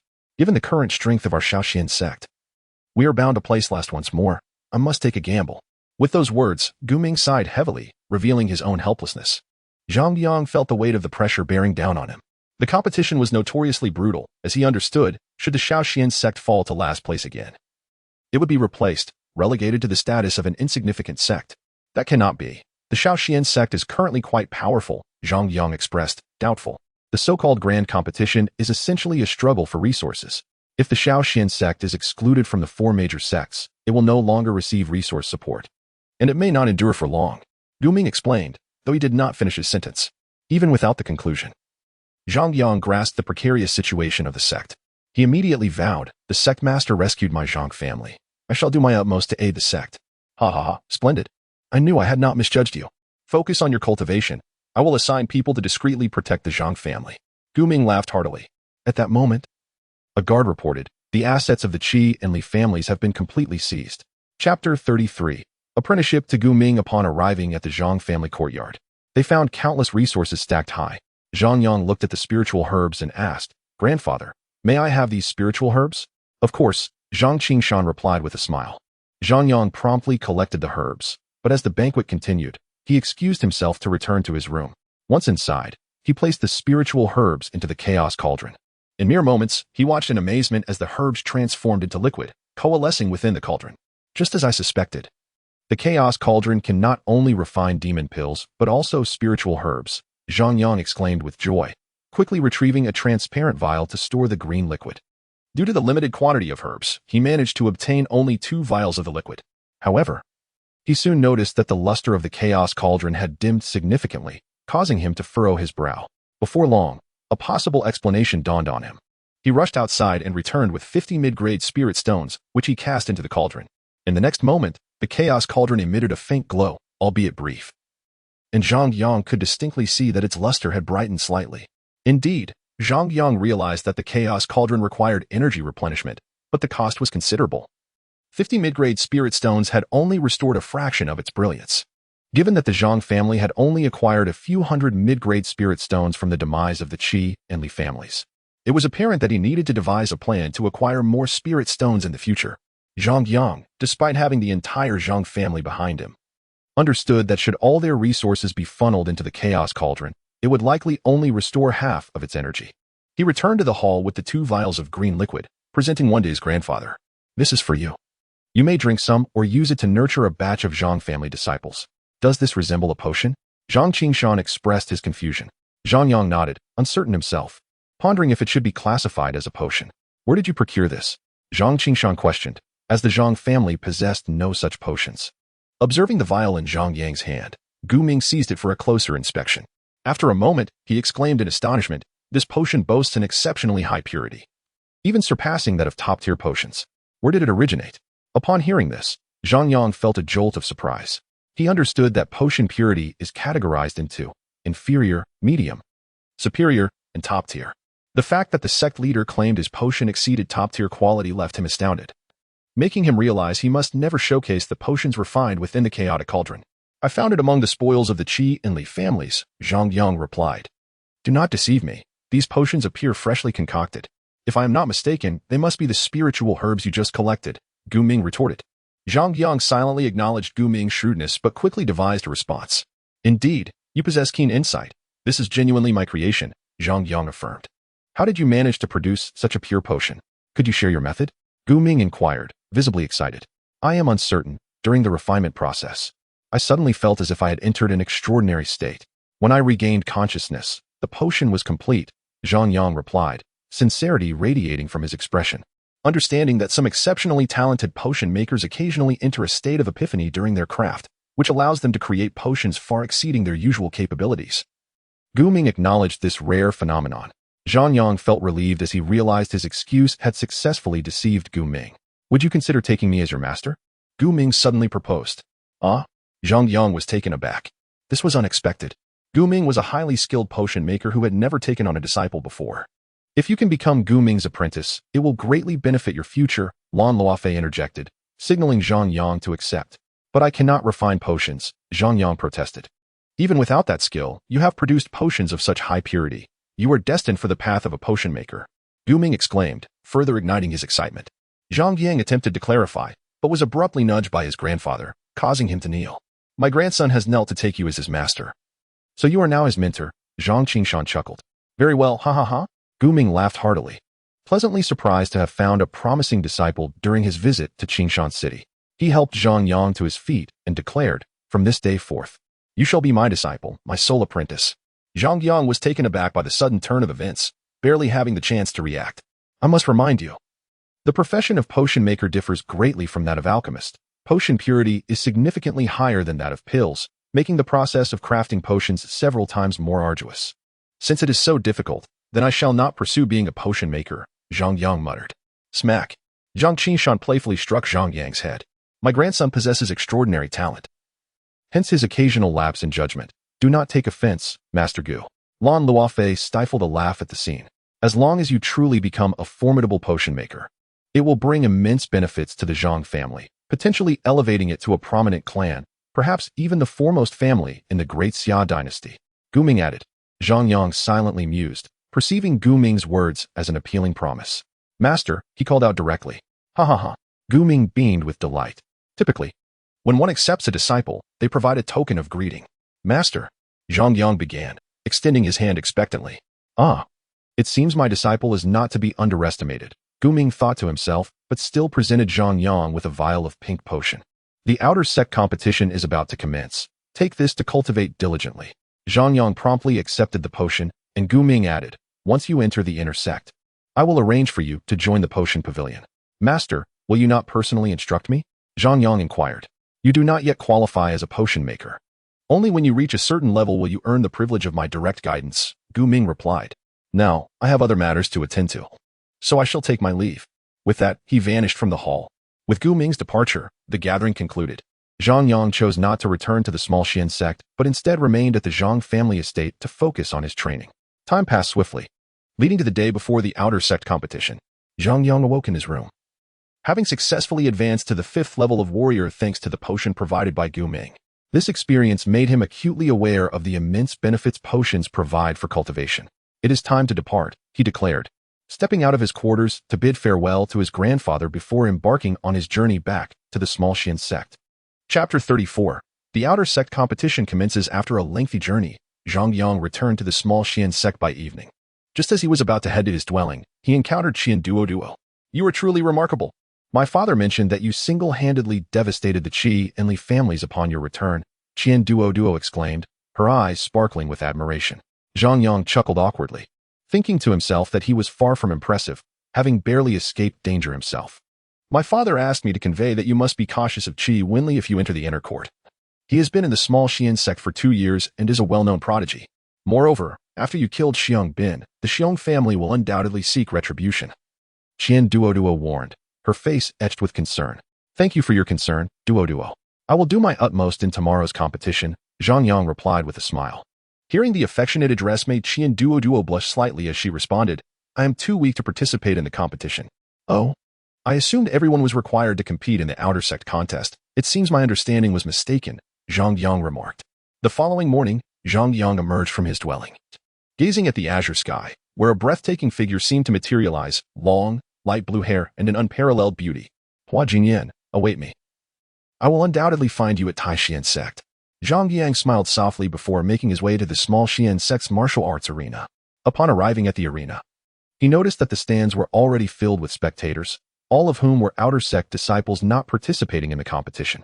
In the center of the arena stood a massive stage, where several disciples awaited their turn. Zhang Yang ascended the stage as well, passing familiar faces in the audience, including Chen Duoduo and Luo Dafan, who cheered him on, for he was the only newcomer participating in the outer sect contest this year. Isn't that Zhang Yang? I heard he just entered the outer sect over a month ago, Is he really rushing into the competition? A disciple in the audience remarked in disbelief. Those who are overly eager often meet with tragic ends. Another scoffed, adding that he had seen many who were impatient but had never witnessed a favorable outcome. As Zhang Yang reached the stage, he observed nearly 100 individuals gathered, with more arriving from outside the arena. I never expected you to dare participate in the outer sect competition. A sharp voice rang out. Turning towards the source, Zhang Yang recognized Ding Chuanqiu. If you can come. Why can't I? He replied coolly. Just don't let me cross paths with you. Otherwise, I will make you wish for death. Ding Chuanqiu threatened with a menacing expression. Let us hope you can follow through, Zhang Yang retorted. Zhang Yang spoke with an air of indifference, hardly regarding the woman before him. His words left Ding Chuanqiu's face ashen with rage. I didn't expect you to participate in the grand competition as well. At that moment, a voice unfamiliar to Zhang Yang broke the tension. Turning towards the source, he found himself confronted by a stranger. I am Xiong Ba. The newcomer introduced himself. Greetings. Zhang Yang replied with a smile. I observed you enduring in the central area of the Shaoxian secret realm for quite some time. Indeed, you are a prodigy. I am utterly in awe of someone like you, who not only possesses extraordinary cultivation talent, but has also created the Youth Cultivation Manual. Xiong Ba's expression was exceedingly earnest. Zhang Yang patted Xiong Ba's shoulder and said, I believe you will achieve great things in the future as well. Some outer disciples watched the cheerful exchange between Xiong Ba and Zhang Yang with puzzled expressions. How does Xiong Ba, who ranks among the top 3 outer disciples, know someone like Zhang Yang, who has only recently been promoted from the service ranks? Are you not aware that Zhang Yang is the very creator of the Youth Cultivation Manual? He is the one. 2 outer disciples gazed at Zhang Yang, their eyes filled with admiration. What sort of remarkable individual can produce something like that? Just then, someone scoffed, Get lost. Dare to insult our idol, and you shall face dire consequences. Upon hearing the derisive remarks directed at Zhang Yang, the 2 disciples instantly wore fierce expressions, causing the offender to shrink back into silence. At that moment, a commotion erupted from the audience. Hua Buyu strode into the arena, and upon overhearing the chatter surrounding him, a smile crept across his face. He relished such attention. Upon reaching the platform, he encountered Zhang Yang. Today's competition will be your grave. Hua Buyu's smile vanished, replaced by an overwhelming aura of cold menace. It is likely to be your grave. Zhang Yang retorted with a sardonic laugh. I wonder how long you can maintain that bravado. Hua Buyu huffed disdainfully before departing, having already deemed Zhang Yang a dead man. Zhang brother. Hua Buyu has recently broken through to the 6th level of warrior and is now regarded as the foremost outer disciple. You should tread carefully in your dealings with him. Xiong Ba kindly warned from the side. I hold my own discernment, Zhang Yang replied with a smile. Just then, several elderly figures clad in elder robes entered the arena, prompting gasps of astonishment from the crowd. What is happening? Why are there so many inner elders attending this outer competition? I heard they came to observe Hua Buyu. Perhaps to vie with Elder Ma Ken for his attention. The outer disciples' faces were painted with surprise upon seeing the dozen or so elders arrive, who were promptly ushered to their seats by attentive disciples. At that moment, Tang Ji appeared atop the platform, addressing the assembled disciples. The hour has come. The outer competition is about to commence. I shall briefly explain the rules. The disciples listened intently, their expressions serious. The rules of the outer competition are straightforward. You will draw lots, and those with matching numbers will compete against each other until a champion is declared. He continued, during this process, make sure to perform well. As many inner elders are present, if you stand out, you may be taken on as a disciple by an inner elder and gain direct entry into the inner courtyard. Excitement surged among the crowd. Every disciple of the Shaoxian sect yearned for the opportunity to enter the inner sect, the true heart of the Shaoxian, where all the elites converged. The lot drawing commenced, and Zhang Yang, upon completing the process, discovered he had drawn the number 1 lot. As the crowd dispersed, Zhang Yang noticed a woman standing behind one of the elders. He recognized her as Yu Hongshi. She regarded him with a blank expression, her face devoid of warmth. Zhang Yang smirked inwardly, anticipating the day he would settle accounts with Yu Hongshi once he entered the inner sect. The first round of competition begins. Tang Xi's voice echoed, prompting Zhang Yang to redirect his gaze. He then noticed a rotund figure standing opposite him, a man so overweight that Zhang Yang could barely see his eyes, his body resembling a series of life rings. Brother, you seem to be quite the challenge. I feel as if merely walking exhausts you. Perhaps it's best to forego this match, Zhang Yang suggested kindly. I typically focus solely on defense and never initiate an attack, the rotund man replied, his voice oddly muffled as if constricted by fat. Zhang Yang mused that this was indeed a unique strategy, attempting to outlast his opponent with sheer bulk. In that case, I shall not hold back, he declared, stepping forward. The rotund man, instead of launching an attack, plopped down onto the ground with a look of contentment. Zhang Yang's fist struck the man, only to be rebuffed by the cushion of fat, leaving him astonished. You cannot defeat me. I am trained in a unique technique that returns any force you exert upon me back to you. The rotund man chuckled, brimming with self-satisfaction. Then I shall apply more force, Zhang Yang responded. Bring it on, the man replied confidently. Zhang Yang concentrated his energy into his right leg and delivered a powerful kick. The impact sent the rotund man soaring through the air, leaving Zhang Yang concerned about whether he had been too forceful. I hope I didn't seriously injure him, Zhang Yang muttered, finding the encounter amusing. He shook his head and exited the platform. The spectators were left speechless by the first match, feeling as though they had witnessed a comedy act. Fortunately, subsequent battles proved more exhilarating, showcasing several outstanding disciples, including Xiongba. Hua Biu dominated his opponent with such ease that even the observing elders nodded in approval. Due to the vast disparity in strength, the initial 100 matches concluded in just half a day. Following this, the disciples drew lots once more, and Zhang Yang found himself once again with the number 1 lot. Drawing number 1 again, it seems victory is destined for me, he said with a grin. You must be dreaming. I doubt you'll even make it into the top 50. Someone mocked. Is your brain addled? What I dream is none of your concern, Zhang Yang retorted. We shall see, the other replied with a sneer, fully aware of the formidable opponent associated with the number 1 lot. Fool, Zhang Yang muttered, stepping onto the platform. As he did, a familiar figure appeared opposite him. What a coincidence, the figure grinned. It was the second-generation scion, Wang Hong. Zhang Yang was momentarily taken aback, but quickly responded with a smile. I assure you, I will not show any mercy. Wang Hong leaned closer and said, Zhang brother, I recently read the 4th volume of the Youth Cultivation Manual. It was truly enlightening. When can we expect the 5th volume? I haven't had much time lately, Zhang Yang replied. I won't rush you. Just ensure the quality.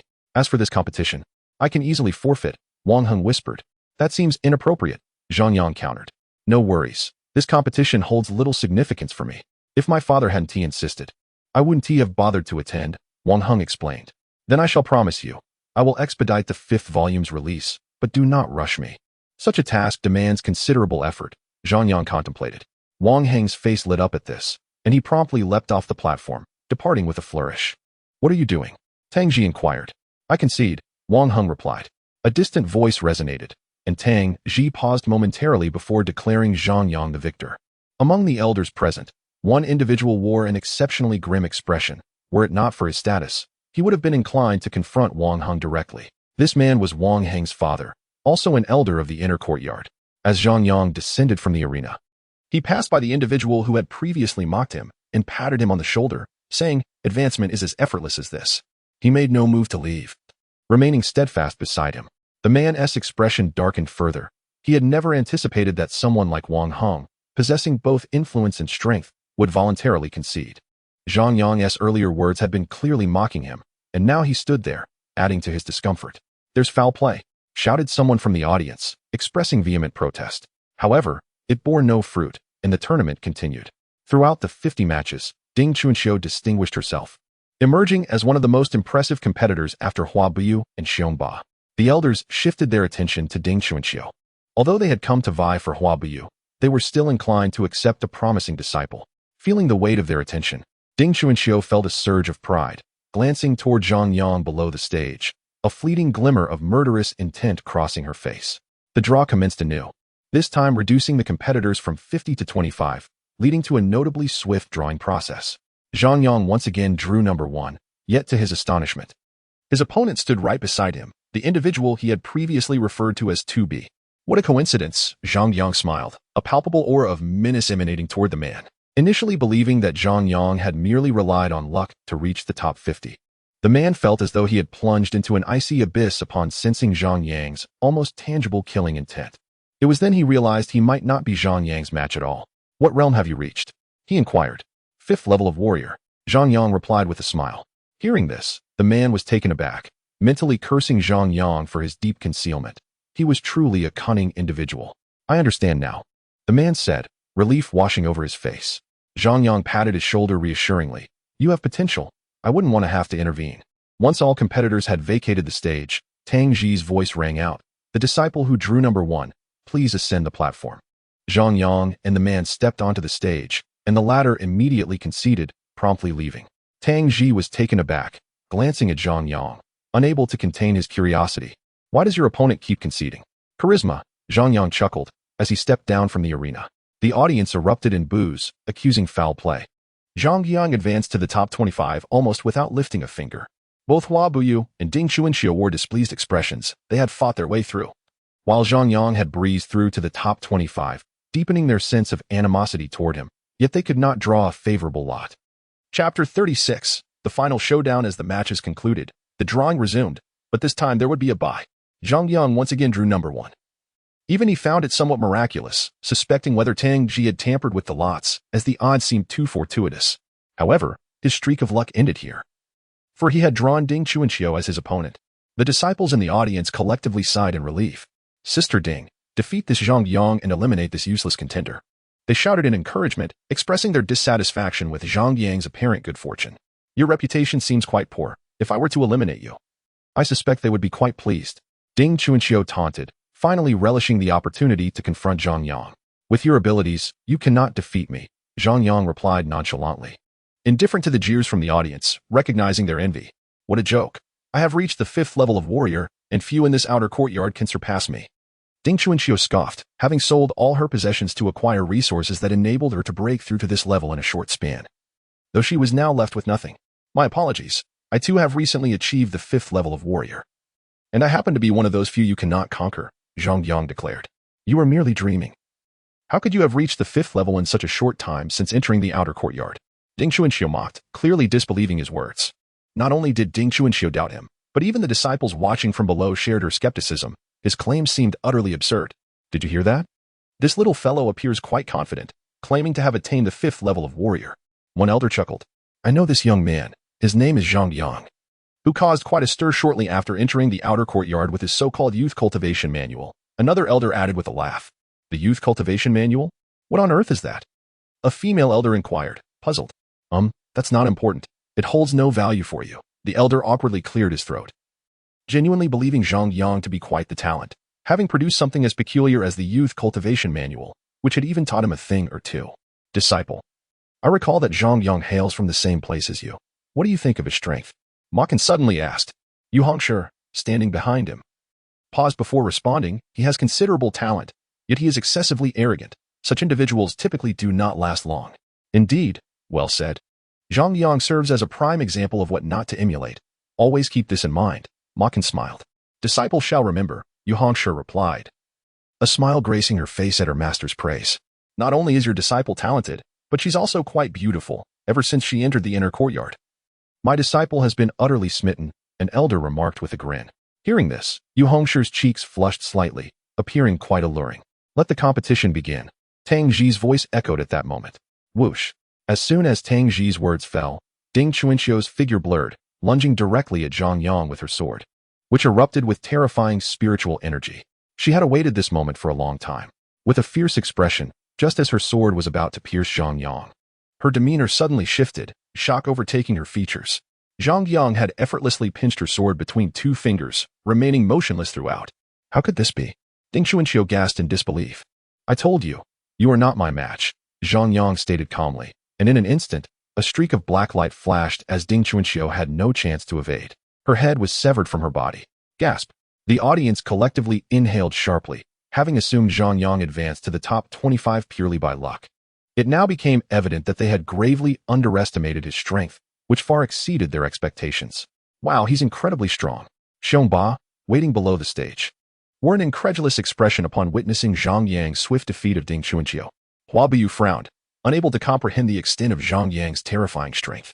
This little fellow isn't too shabby. It seems he possesses a degree of arrogance that is indeed justified, an elder chuckled. Yu Hongshi furrowed her brow. She had entered the Shaoxian sect around the same time as Zhang Yang, the only difference being that she had entered the inner courtyard directly, while he had started in the servants' quarters. How could he have advanced so rapidly? Yu Hongshi was perplexed. She had only reached the 5th level of warrior with the support of Makan's resources. Zhang Yang's sudden surge in strength made everyone realize that he was far more formidable than he appeared, altering their perceptions of him entirely. After the conclusion of Zhang Yang's match, the remaining bouts wrapped up an hour later, with only Hua Buyu capable of overpowering his opponents in a manner akin to Zhang Yang. Subsequently, in the round of 13-6, Zhang Yang drew a bye. and the matches proceeded swiftly, culminating in the emergence of the top 7 competitors. During the round of 7-3, Hua Buyu also received a bye, while Zhang Yang faced off against Xiongba. Contrary to everyone's expectations, Xiongba conceded defeat, fully aware that while he might be stronger than Ding Chuanqiu, he was still no match for Zhang Yang. Ultimately, the top 3 contenders were established, and just as the draw for the next round was about to take place, another disciple forfeited his match, recognizing that he was not a rival for either Zhang Yang or Hua Buyu. The grand finale of the outer sect competition was set, Zhang Yang versus Hua Buyu. Tang Ji, after reporting the results, cast a glance at Zhang Yang, surprised that he had progressed so far, and felt a sense of joy, having personally recruited him. Nevertheless, he harbored doubts about Zhang Yang's chances of victory. Considering Hua Buyu's superior realm and the fact that he was regarded as the most formidable disciple in the history of the outer sect, your strength astonishes me.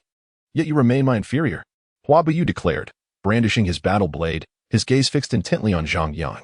Enough with the chatter, let our duel determine the outcome, Zhang Yang retorted with a cold smile, gripping his black gold sword.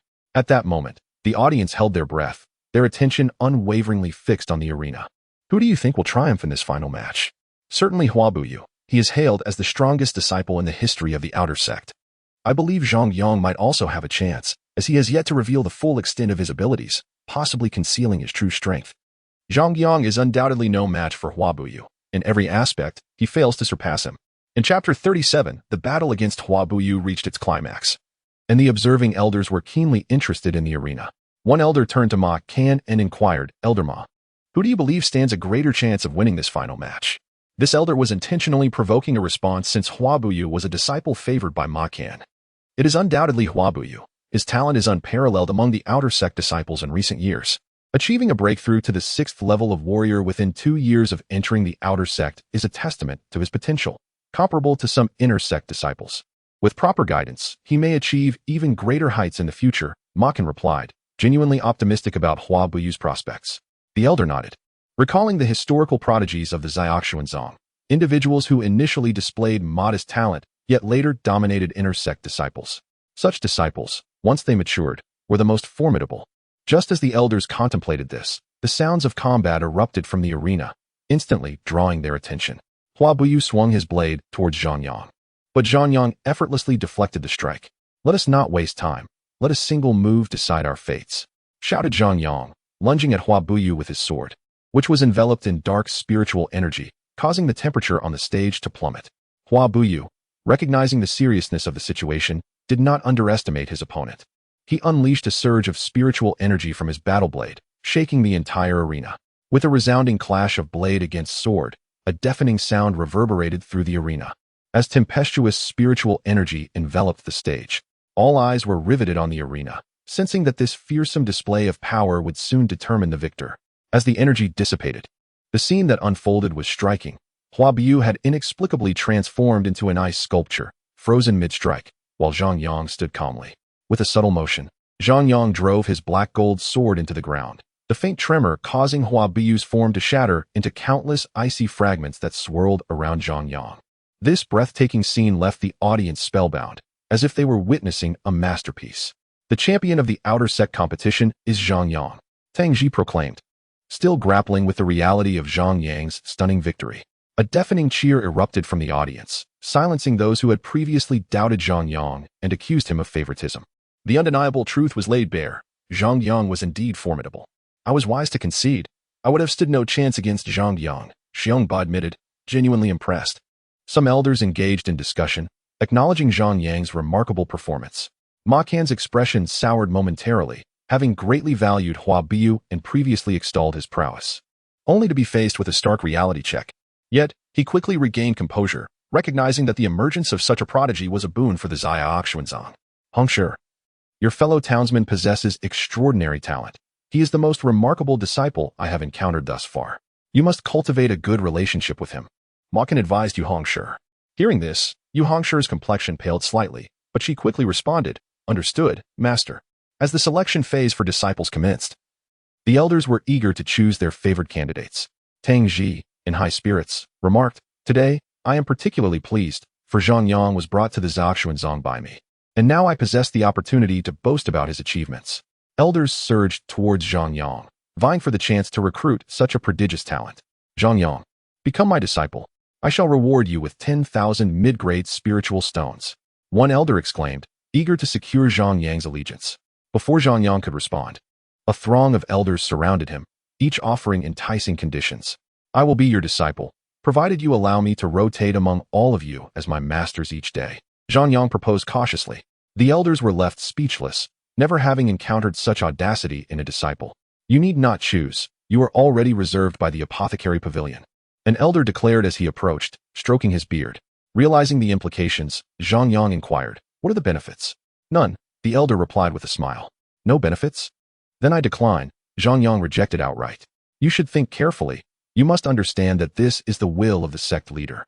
Though he appears amiable, he possesses a cunning nature, the elder whispered conspiratorially. Zhang Yang's expression shifted, recalling the ruthless methods of Gu Ming, and recalling his promise to join the apothecary pavilion. He felt a twinge of apprehension about reneging on his word. I was merely jesting. Of course, I will join the apothecary pavilion, Zhang Yang quickly amended, forcing a smile that was noticeably strained. From this point on, I shall be a disciple of the apothecary pavilion. Esteemed elders, please return, Zhang Yang announced. Though internally he felt a pang of regret over the alluring offers he had just declined. You must consider carefully, the path of alchemy is distinct from cultivation. High talent in cultivation does not guarantee proficiency in alchemy. Tread cautiously, cautioned another elder. Indeed, Zhang Yang. Many disciples of exceptional talent chose to pursue alchemy only to fade into obscurity, becoming mere ordinary disciples. The profession of an alchemist demands immense dedication and effort. Many elders offered their counsel, yet Zhang Yang firmly stated, I am passionate about the profession of alchemist. Please refrain from dissuading me. The elder nodded in acknowledgement of Zhang Yang's declaration, a smile illuminating his face, signaling his satisfaction. The other elders, witnessing this exchange, could only shake their heads with a sigh before departing. Zhang Yang, glancing at the elder, chuckled and remarked, Master, I trust you have heard my resolute words. Might there be a token of welcome? How did you know I am the master of the alchemist pavilion? The elder inquired with a smile. Given the respect shown to you by the elders, it is undoubtedly so, Zhang Yang replied. You are quite astute. Come, let us proceed to the alchemist pavilion. The elder stated, turning to leave. Zhang Yang, realizing the opportunity, hurriedly followed, saying, Wait, there's nothing. The elder promptly dismissed him. Alas, what a loss. Had I known, I should have negotiated with the master before acquiescing, Zhang Yang lamented inwardly. Chapter 38. Have we met somewhere before? Zhang Yang followed the elder to the inner courtyard, whereupon he discovered that the environment was significantly more pleasant than the outer courtyard, spacious and suffused with ethereal energy particles. The inner courtyard is blessed with a grand spiritual formation beneath, hence the rich aura here surpasses that of the outer courtyard, the elder elucidated. Such opulence is remarkable. I find it delightful, Zhang Yang exclaimed, his previous discontent dissipating in the face of the lavish surroundings. Soon, they arrived before a stately wooden tower, from which a peculiar fragrance wafted. A large plaque adorned the door, inscribed with the words Alchemist Pavilion. You may enter, the elder encouraged. Will you not join me? Zhang Yang asked, puzzled. If I were to accompany you, the elders might extend undue favor. The sect master desires you to undergo rigorous training, beginning from the ground up to solidify your foundation, the elder explained. I can't shake the feeling of being led astray, Zhang Yang muttered, contemplating that had he chosen another elder as his mentor, his circumstances would surely be far more agreeable. We act in your best interest, the elder said earnestly before departing. Perhaps this is fate, Zhang Yang sighed resignedly, then stepped into the alchemist pavilion. Upon entering, Zhang Yang noticed a multitude of disciples queuing in the hall, each placing their hands upon a crystalline wall that occasionally shimmered with light. He grabbed the arm of a nearby young man, asking, What is happening here?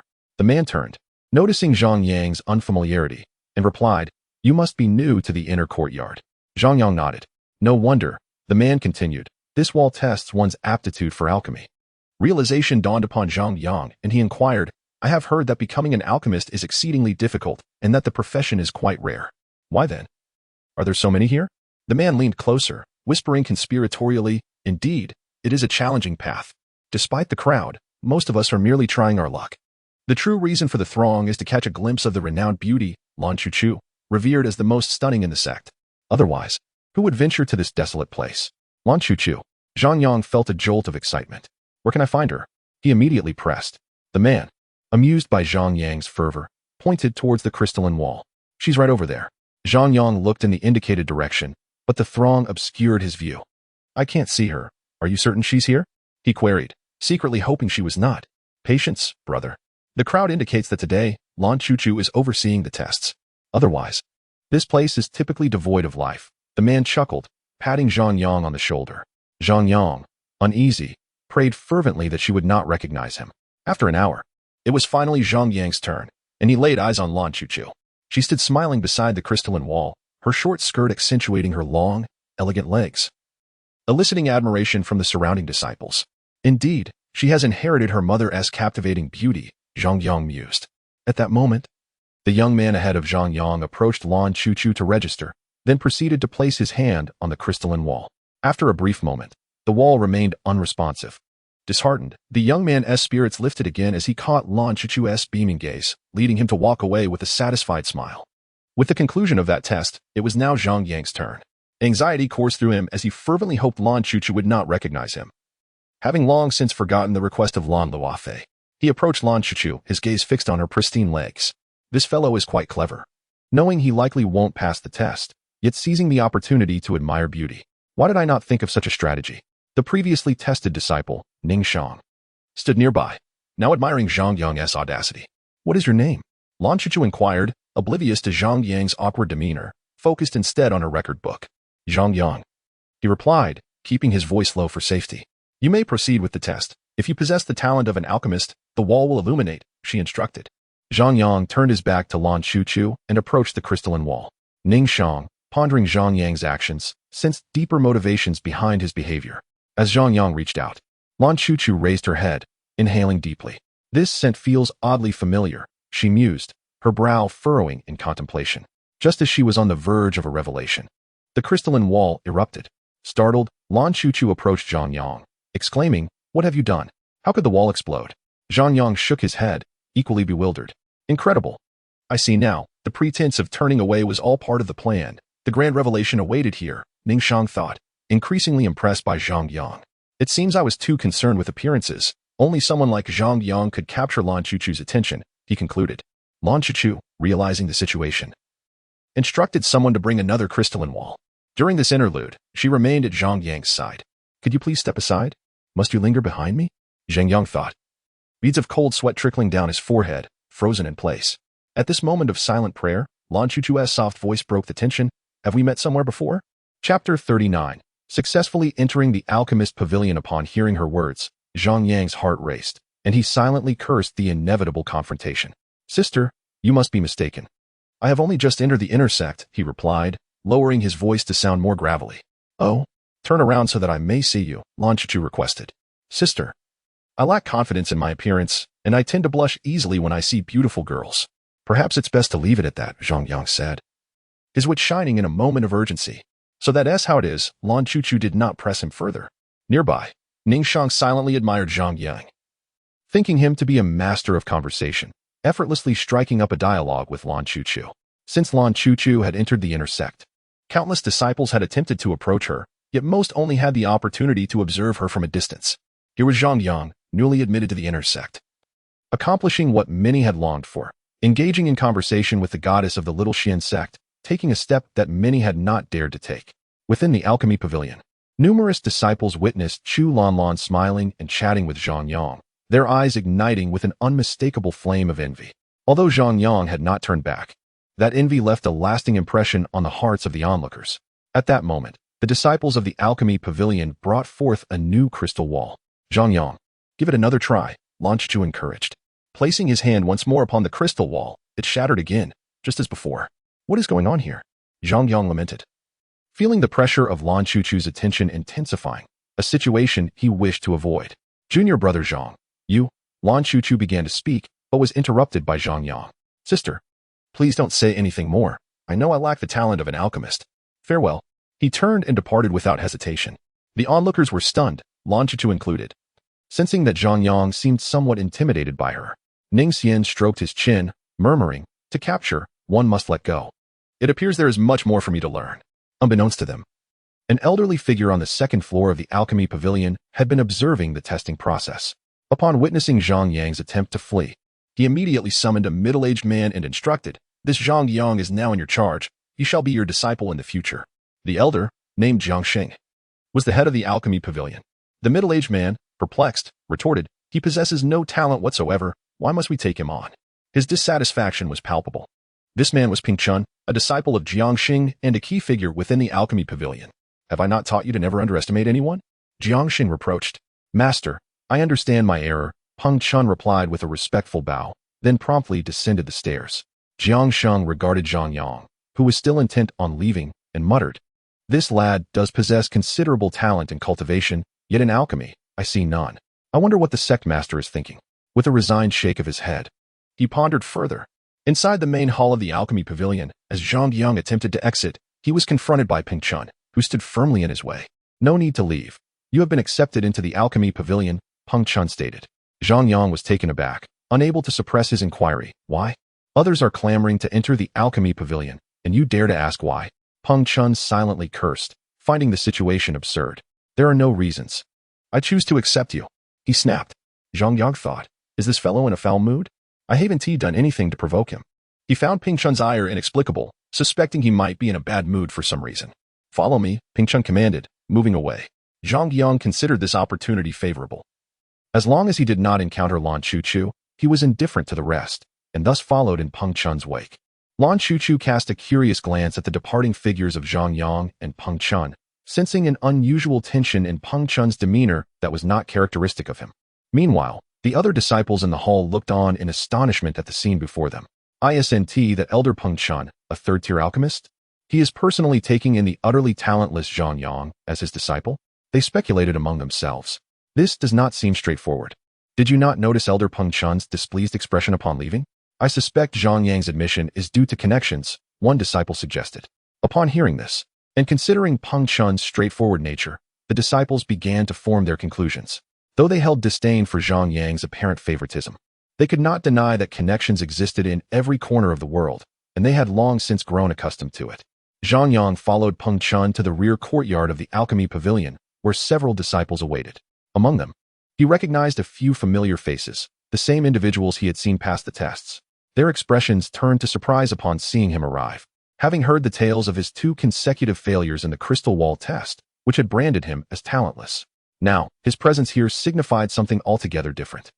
"You are all newly admitted disciples of the Alchemy Pavilion. Today, I shall briefly introduce you to the profession of an alchemist," Ping Chun announced, launching into his discourse. "Alchemists are categorized into various tiers, of which I am a third-tier alchemist." He spoke at length, while the others sat attentively, captivated by his words. However, Zhang Yang was an exception. He felt drowsy, grappling with a sensation akin to torment. Before long, overwhelmed by fatigue, he surrendered to sleep, snoring audibly and disrupting the tranquility of the courtyard. This was hardly surprising considering that, in his previous life, he had always struggled to stay awake in class. Despite his transmigration, this old habit lingered. Bang! The sound of thunderous snoring finally pushed Peng Chun to his limits. He slammed his hand against the ground, causing the courtyard to tremble, rousing Zhang Yang from his slumber.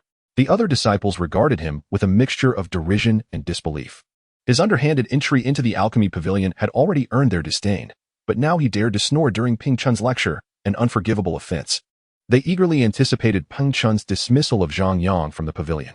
Yet, to their astonishment, despite the evident fury etched on his face, Peng Chun merely admonished, "Sleeping during class is prohibited," before continuing with his lesson. This scene left everyone utterly astounded. An hour later, Peng Chun concluded his lecture and handed out booklets detailing the methods for crafting first-tier potions. "I will grant you 1 hour to study this booklet thoroughly. Afterward, I shall provide you with materials, and you will concoct a first-tier potion in my presence," he instructed before departing. Peng Chun was not being harsh on the newcomers. His teaching method involved allowing them to attempt crafting first, after which he would correct their mistakes. This approach, he believed, would facilitate swifter progress. The disciples stared blankly at one another, bewildered by the task ahead. They had no knowledge of the brewing process. One by one, they hastily began to scrutinize the booklets. Chapter 40. First-tier alchemist Zhang Yang opened his booklet and spent half an hour studying it closely. He discovered that a first-tier potion required only a single ingredient for crafting. While its singular function was a drawback, its ease of preparation was a significant advantage. After a moment of contemplation, he decided to head toward the crafting room, feeling further study would yield little benefit. The other disciples watched in astonishment as Zhang Yang ventured alone into the crafting room. What is he doing? Is he really going to attempt to brew a potion? They whispered among themselves. How audacious for someone with no talent. and who entered through back channels. Perhaps he believes himself to possess talent, so he is proceeding with the brewing. They mocked, for they, who had passed the tests, had yet to grasp the contents of the booklet, while Zhang Yang, the one who had failed, boldly ventured into potion making. Inside the small room, Zhang Yang found a cauldron and a variety of spiritual herbs laid out before him. Settling before the cauldron, he followed the instructions in the booklet, tossing the herbs inside. Soon, the herbs transformed into liquid. The next step involved purification, a crucial phase that would significantly affect the potion's quality. Zhang Yang meticulously manipulated the liquid within the alchemical cauldron, extracting impurities with great care. Soon, he completed the purification process and transferred the concoction into a vial. Observing the emerald green, translucent potion within, Zhang Yang murmured, "The chaos cauldron is indeed more convenient, but alas, it cannot be recklessly used." Shaking his head, he recalled the warning he received about the cauldron needing energy replenishment to avoid catastrophic failure, which deterred him from using it carelessly. As Zhang Yang exited his chamber, he encountered Mentor Ping Chun entering the courtyard. Noticing the potion in Zhang Yang's hand, Ping Chun furrowed his brow and inquired, "Where did you obtain this potion?" "I just refined it," Zhang Yang replied. Upon hearing this, Ping Chun's expression turned grave. "Do not lie. If you truly refined it, then I expect you to return and demonstrate your process once more."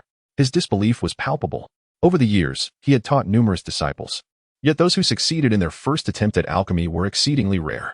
Furthermore, the potion in Zhang Yang's possession was a mid-tier grade, a feat never before witnessed by Ping Chun, not even with the exceptionally talented Lan Chuchu, who only managed to produce a low-tier grade potion with considerable assistance during her initial attempt.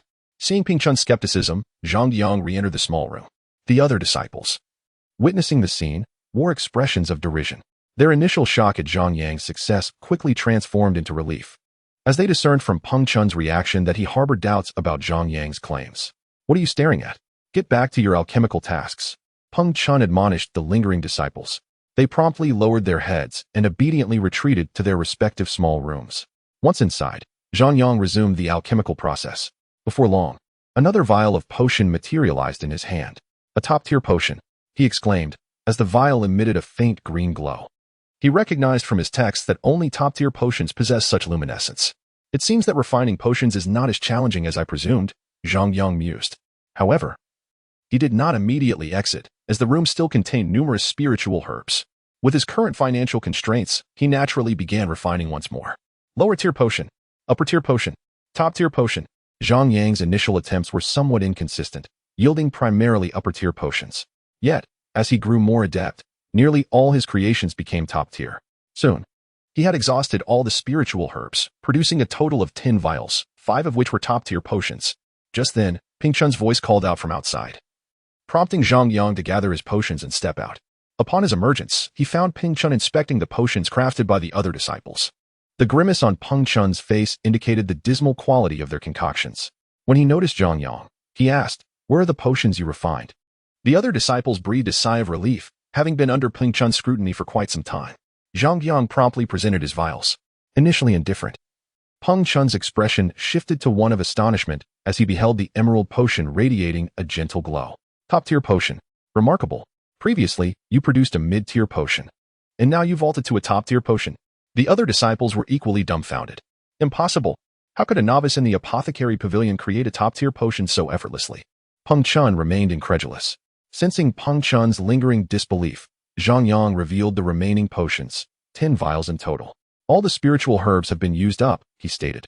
Ping Chun's eyes widened as he surveyed the 10 vials, noting that 5 of them were top-tier, while the others were predominantly upper-tier. The other disciples stood agape, their expressions a mixture of shock and disbelief. Ping Chun entered the room where Zhang Yang had been refining, noting the lingering fragrance of the spiritual herbs, which were now conspicuously absent. You, he stammered. "I assure you, I did not cheat," Zhang Yang responded, raising his hands in exasperation. "You are truly a genius," Ping Chun exclaimed, his demeanor shifting dramatically.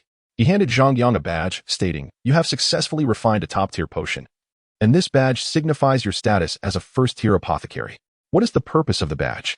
Zhang Yang inquired, puzzled.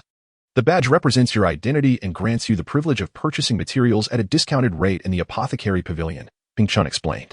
Zhang Yang nodded, recognizing its utility. "Mentor, could I possibly examine the tome on second-tier potions?" he requested. Peng Chun was taken aback by this eagerness. pondering how Zhang Yang could wish to pursue second-tier potions so swiftly after just achieving first-tier status. However, he kept his thoughts to himself, wary of underestimating Zhang Yang's potential. After all, it was unfathomable to ascend 2 tiers in a single day and become a second-tier apothecary. Ping Chen handed Zhang Yang the tome on second-tier potions, knowing the challenges that lay ahead, yet harboring a flicker of hope within. Chapter 41. How does it feel? Zhang Yang meticulously studied the second-tier tome that Peng Chen provided. Merely half an hour later, he announced, "Minter, I wish to attempt refining a second-tier potion." "Are you serious?" Ping Chen exclaimed, astonished. "It has only been half an hour. Are you jesting with me?" "I believe I have grasped the concepts. I wish to give it a try." Zhang Yang replied earnestly. Recognizing Zhang Yang's sincerity, Ping Chen relented. "Very well, follow me." He led the way to a larger building. Second-tier potions demand higher standards from the cauldron. Zhang Yang promptly followed, and the other disciples trailed behind. Eager to witness whether the miraculous Zhang Yang could achieve yet another feat upon reaching the second floor of the apothecary pavilion, Zhang Yang observed several disciples perusing books, while others were engaged in potion refinement in small rooms. From one such room, a beautiful figure emerged, holding a vial of freshly crafted potion. It was Lan Chuchu. Upon seeing Peng Chen, she approached him with graceful strides, presenting her potion. "Master, this is the potion I just refined." Peng Chen examined the potion, smiling as he remarked, "Chuchu, your progress has been remarkable. You have successfully created a mid-tier second-tier potion. It won't be long before you can produce upper-tier potions and become a third-tier apothecary." Hearing Peng Chen praise her in front of others caused a blush to bloom on Lan Chuchu's fair cheeks. "By the way, Master, are you not mentoring newcomers? What brings you here?" she inquired, puzzled. "There is an extraordinary talent among the newcomers who crafted a mid-tier potion on his first attempt and a top-tier potion on the second. He wishes to try refining a second-tier potion, and I brought him here for this purpose," Peng Chen explained with a smile. "Which junior is it?" Lan Chuchu asked, intrigued. "Where is he?" Ping Chen intended to call Zhang Yang to introduce him to his senior sister, but he realized Zhang Yang was nowhere to be found. He must have gone inside already. One disciple pointed toward a small room. He slipped away without a sound. Ping Chen responded, amused. "Let us wait here for our junior. I am eager to see if this talented apprentice can indeed refine a second-tier potion," Lan Chuchu remarked with a smile. Lan Chuchu's smile blossomed like a field of flowers, leaving the disciple spellbound. At that moment, Zhang Yang had channeled all his energy into the alchemical process. Inside the cauldron, the 2 materials had completely liquefied, and Zhang Yang's task was to merge these 2 liquids. After a brief moment, he paused, having failed to combine them successfully. After a moment of contemplation, he resumed his endeavor. Throughout this process, Zhang Yang experienced several failures. However, he ultimately succeeded in concocting a second-tier potion, albeit a low-grade one. Over the next hour, he continued to refine his craft, and through his diligent efforts, he finally produced a medium-grade second-tier potion. "It seems this is my current limit," Zhang Yang murmured as he gazed at the potion within the vial. The mental strain of potion making was immense, and he felt a fog settling over his mind. Upon exiting the room, the first thing that caught his eye was a pair of long, fair legs, instantly reviving his senses. "Failed?" Peng Chen inquired, noticing Zhang Yang's fatigued demeanor, aware that he had likely encountered a setback. However, this was to be expected. If Zhang Yang had truly succeeded in crafting a second-tier potion, it would have been quite extraordinary. "Do not be disheartened, junior brother. Failure is a part of the journey," Lan Chuchu comforted him, surprised to learn that it was Zhang Yang who was attempting to create a second-tier potion. She had been present when he tested his aptitude and was well aware of his lack of talent. "I succeeded," Zhang Yang declared. Everyone fell silent, with Peng Chen incredulously insisting, "Show me." Zhang Yang handed the potion to him, feeling a twinge of exasperation at their disbelief. As Peng Chen examined the vial of red potion, his hands trembled slightly. "A medium-grade second-tier potion. You really did succeed," he exclaimed, his excitement causing him to utter a curse, a rarity for him. Lan Chuchu stared in astonishment at the potion in Peng Chen's hand, noticing that the purity of Zhang Yang's potion seemed to surpass her own. The new disciples were left in a state of shock. How could someone with no discernible talent suddenly become a second-tier alchemist? The world was indeed a bewildering place. Zhang Yang, seeing everyone stunned, felt compelled to speak. "If there is something to say, do so," Peng Chen promptly responded, then personally affixed the second-tier alchemist badge onto Zhang Yang, his demeanor now entirely transformed. He was overjoyed, never imagining that a disciple he previously dismissed as a mere opportunist would turn out to be extraordinarily talented. "The sect leader truly possesses a keen eye," Peng Chen mused. "Can these potions be exchanged for points?" Zhang Yang inquired, producing several bottles of low-grade second-tier potions along with the first-tier potions he had crafted earlier, hoping to trade them for points. The crowd was taken aback at the sight of multiple low-grade second-tier potions. You didn't just make one, but all of these. Peng Chun laughed heartily and instructed others to assist Zhang Yang in converting his potions into points, which he received in the amount of 5,000. Although not an overwhelming sum, it exceeded Zhang Yang's expectations. I have matters to attend to. Chu, please look after Zhang Yang for now. He is now your junior brother, Peng Chun said with a smile, and Lan Chu readily agreed. Why are you still standing around? Get back to your studies. Zhang Yang, a fellow newcomer, has already become a second-tier alchemist. Peng Chun scolded the new disciples still dawdling on the second floor. Startled by his outburst, they hurriedly fled downstairs. Peng Chun cast a glance at Lan Chu and Zhang Yang before leaving with a smile. Zhang Yang felt a wave of discomfort. He could hardly fathom why Peng Chun had entrusted him to Lan Chu. What was more perplexing was the ambiguous glance he had received upon leaving. Senior sister, I'll take my leave, Zhang Yang said hastily, preparing to escape as the others departed. Stop, came Lan Chu's voice. Is there something else, senior sister? Zhang Yang turned back with a foolish grin. Instead of responding immediately, Lan Chu approached him, leaning in to whisper, how does it feel? Zhang Yang froze. Cold sweat beading on his forehead, his expression pleading, I swear, I mean no harm. Junior brother, why have you gone silent? Lan Chu asked, her gaze playful and captivating. I'm not sure what you mean, senior sister, Zhang Yang feigned composure. Noting his confusion, Lan Chu pondered whether her intentions were misinterpreted. Yet the scent emanating from him felt oddly familiar. Do you think my skin is fair? She pressed further. Quite fair, Zhang Yang replied without hesitation. Have you seen it? Lan Chu's expression shifted to one of playful intimidation. Zhang Yang suddenly realized, exclaiming, Senior sister, your long legs are indeed very fair. Relieved by his quick thinking, he recognized that Lan Chu was attempting to tease him. She glanced at her beautiful legs beneath her short skirt and realized Zhang Yang was referring to that. Are they beautiful? Would you like to touch them? Lan Chu leaned closer, her breath fragrant. Without thinking, Zhang Yang reached out towards her leg, but she swiftly evaded him. Her enchanting demeanor fading, a blush creeping onto her cheeks as she hadn't anticipated his boldness. Tease the awkwardness, she remarked. Though your talent as an alchemist is commendable, your primary focus should remain on cultivation, for that is of utmost importance. Zhang Yang nodded, then asked curiously, Senior sister, are you aware of the 4 Sects competition? Lan Chu looked at him in surprise, not expecting him to be aware of such an event. Of course. It is set to commence in less than 6 months, she replied, a hint of concern crossing her features. What level must one attain to participate in the 4 Sects competition? Zhang Yang inquired. Lan Chu was taken aback. It was remarkable that someone so new to the inner sect was already contemplating participation. There is a ranking list in the inner sect known as the Heavenly List, which contains only 20 spots.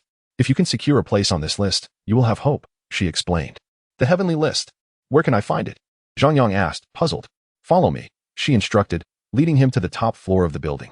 Upon arrival, Zhang Yang spotted a towering stone tablet in the distance, inscribed with 2 gleaming golden characters, Heavenly List. Beneath these characters were names listed, and in the 10th position was Lan Chu's name. Senior sister, you rank so high. What level have you reached? Zhang Yang exclaimed in astonishment. I have been in the inner courtyard for 2 years. This ranking is not surprising. As for my level, I am currently at the 5th stage of the Martial Master realm, she replied with a smile. Zhang Yang was taken aback. This meant she was a full realm above him. He suddenly grasped the vast chasm separating him from the inner sect's geniuses. Senior sister, how can I rapidly enhance my strength? He asked earnestly. You should venture to the Xin Valley Secret Realm, though it may pose some dangers for you now. It offers countless opportunities. Slaying enemies can also grant you points. If you can survive, it will greatly benefit you, Lan Chu advised. Killing enemies grants points? Zhang Yang questioned. Bewildered. Junior brother, you may not know, but the Xin Valley Secret Realm is located in the central region of the Daxia Empire, where disciples from various sects go to train. Since these sects are in competition, slaying disciples from other sects will earn you points, Lan Chu elucidated. Zhang Yang nodded, then leaped directly from the upper floor. He had promised the sect leader to participate in the grand competition of the 4 sections. Currently, he was merely at the 5th level of a warrior, still far from the heavenly ranking, and he needed to seize the time. Lan Chu gazed at Zhang Yang's retreating figure, softly murmuring to herself, is it really him? At this moment, Lan Chu felt a tingling sensation in a certain part of her body, as if the past were vividly resurfacing. Upon exiting the Alchemy pavilion, Zhang Yang headed straight for the teleportation array, unwilling to waste a moment. However, halfway through his journey, he unexpectedly encountered two familiar figures, Qi Wenli and Yu Hongshi. Qi Wenli was currently massaging Yu Hongshi's waist, while she wore a bashful expression. Zhang Yang scoffed inwardly at this shameless woman, first Qi Yangming, and now Qi Wenli. If Qi Peishan were still alive, she would likely not spare him either. Zhang Yang had not forgotten his enmity with Yu Hongshi. Due to various reasons, he had yet to find an opportunity to confront her, but should the chance arise, he would ensure Yu Hongshi disappeared from this world entirely. At this moment, Yu Hongshi and Qi Wenli also noticed Zhang Yang. Upon seeing Zhang Yang's resilient posture, Yu Hongshi recalled what her master had advised, to cultivate a good relationship with him. Yet, she alone knew that their relationship had already become irreparably hostile. Rather than mending ties, it would be wiser to devise a plan to eliminate Zhang Yang. You may have the ability to remain within the sect indefinitely, but should you step outside, I will surely kill you. Qi Wenli glared fiercely at Zhang Yang. He had been inquiring daily about Zhang Yang's movements, only to be met with disappointment. Your brother once uttered the same words, yet now he lies dead. Zhang Yang retorted coldly, then glanced at Yu Hongshi and added, I didn't expect you two brothers to share a similar taste. Your brother is deceased. And now you follow suit. What nonsense are you spouting? Yu Hongshi snapped angrily. You know the truth, Zhang Yang dismissed. Stop your prattling, Zhang Yang. You have made countless enemies. By the time I have the chance to kill you, you might already be dead at the hands of the Xiong family. Qi Wenli sneered. The Xiong family? Zhang Yang recalled having slain Xiong Bin, realizing that there must be others from the Xiong family within the little Xuanzong. I once thought I would regret breaking off our engagement, but now it seems I was right. You, a troublemaker, will meet your end sooner or later. Yu Hongshi taunted, before clinging to Qi Wenli's arm and deliberately rubbing against him. In the inner sect, she ranked among the lowest, and she understood that her standing depended entirely on Qi Wenli. Seeing this, Qi Wenli tightened his hold on her, even giving her rear a playful pat, causing her to shudder slightly, her face flushed with embarrassment. Look at her, Zhang Yang. This is your former fiancée, and now she belongs to me, Qi Wenli declared, not missing the opportunity to fondle her further in front of Zhang Yang. You fool, I've already had my fill of this woman. By the time it got to you, she was already second-hand. I fail to see what you have to be proud of. Zhang Yang shook his head dismissively. Qi Wenli's expression stiffened. While Zhang Yang's words were harsh, they contained an unsettling possibility. Don't speak nonsense. Yu Hongshi interjected, understanding that Qi Wenli had taken Zhang Yang's words to heart. After Yu Hongshi finished explaining, Qi Wenli remained silent, and Yu Hongshi sensed that the situation was becoming dire. She quickly added, Tonight, I will share a room with you, and you will understand then. Qi Wenli's face lit up with ecstatic joy. He had long desired Yu Hongshi, but had never found the opportunity. Now that she had proposed it herself, he felt elated. Some things can indeed be repaired, Zhang Yang remarked nonchalantly. Qi Wenli's expression darkened. He understood the implications behind Zhang Yang's words. You speak nonsense. Yu Hongshi exclaimed in frustration, realizing she could not clarify her position. Qi Wenli's expression shifted repeatedly before he coldly retorted, Don't deceive me. You are merely uncomfortable seeing Yu Hongshi accompany me tonight. So you are saying such things out of spite. Qi Wenli was not foolish. He quickly grasped the situation. Furthermore, Yu Hongshi's figure and beauty were renowned in the inner courtyard, attracting many suitors. Upon hearing this, Yu Hongshi secretly sighed in relief, then taunted, Zhang Yang. I admit I misjudged you before, but you must understand, this is not the outer courtyard, nor is it Qingshan City. This is the inner courtyard, filled with prodigies. Compared to Qi Shixiao, you are but an ant. Zhang Yang merely offered Qi Wenli a meaningful glance. Seeing this, Qi Wenli's anger flared. Zhang Yang's expression was causing him to grow increasingly suspicious. Zhang Yang had no time to waste with the two, and just as he prepared to leave, he suddenly caught a whiff of a fragrant breeze behind him. Junior brother, you forgot something. Lan Chuchu approached Zhang Yang with her long legs, then gently helped him affix the second-tier alchemist badge to his chest, her face even displaying a hint of shyness. Zhang Yang was taken aback, realizing that his badge had somehow ended up with Lan Chuchu. Yu Hongshi's expression changed upon witnessing this. Although she considered herself attractive, she instantly felt overshadowed by Lan Chuchu. Qi Wenli's brow furrowed even deeper. He had just mocked Zhang Yang for being envious of his relationship with Yu Hongshi, and now, seeing the most beautiful woman in the little Xuanzong personally adorn Zhang Yang with the badge, jealousy crept onto his face. While Yu Hongshi was indeed charming, she paled in comparison to Lan Chuchu. After Lan Chuchu helped Zhang Yang with the badge, she naturally linked her arms with his, her body pressed closely against him, displaying a bashful demeanor. Zhang Yang felt a stir in his heart, silently thinking, this is entirely your doing. He then wrapped his arm around Lan Chuchu's slender waist, causing her to tremble slightly before quickly regaining her composure. Their intimate actions deepened Qi Wenli's scowl. He suddenly found that the Yu Hongshi he had been fondling lost its allure. A second-tier alchemist. The two suddenly realized that the badge adorning Zhang Yang's chest was indeed that of a second-tier alchemist. Although they were not disciples of the Alchemy Pavilion, they understood the difficulty of achieving such a rank and the esteemed status it conferred in the inner courtyard. Junior brother, shall we leave? Lan Chuchu chuckled. Before Zhang Yang could respond, he was forcefully pulled away by Lan Chuchu, who held his arm. As they walked, Zhang Yang's arm frequently brushed against her softness, stirring his thoughts. Unable to resist, he seized Lan Chuchu's waist, causing her face to flush crimson. Soon, they reached a corner where Lan Chuchu released Zhang Yang's arm. Zhang Yang clasped his hands in a gesture of gratitude and said, "Senior sister, you are truly beautiful and kind. Farewell." With that, he promptly attempted to leave, knowing Lan Chuchu would want to discuss matters further. However, just as he turned, Lan Chuchu appeared before him once more. "Junior brother, do not be in such a hurry to leave. There are still matters we need to clarify," Lan Chuchu said with a smile. Zhang Yang realized he had made a grave error, forgetting that Lan Chuchu was far stronger than him.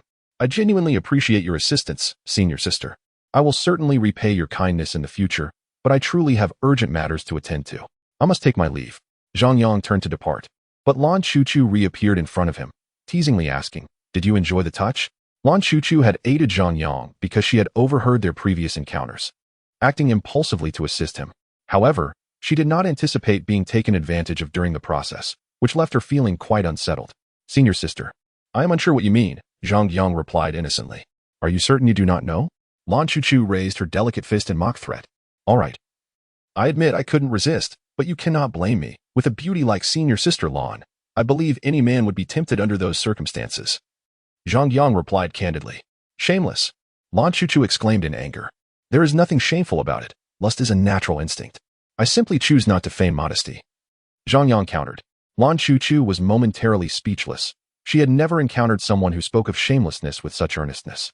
As Lan Chuchu was about to speak, Shi Jing's voice suddenly rang out, urging, "Senior sister, we must leave quickly.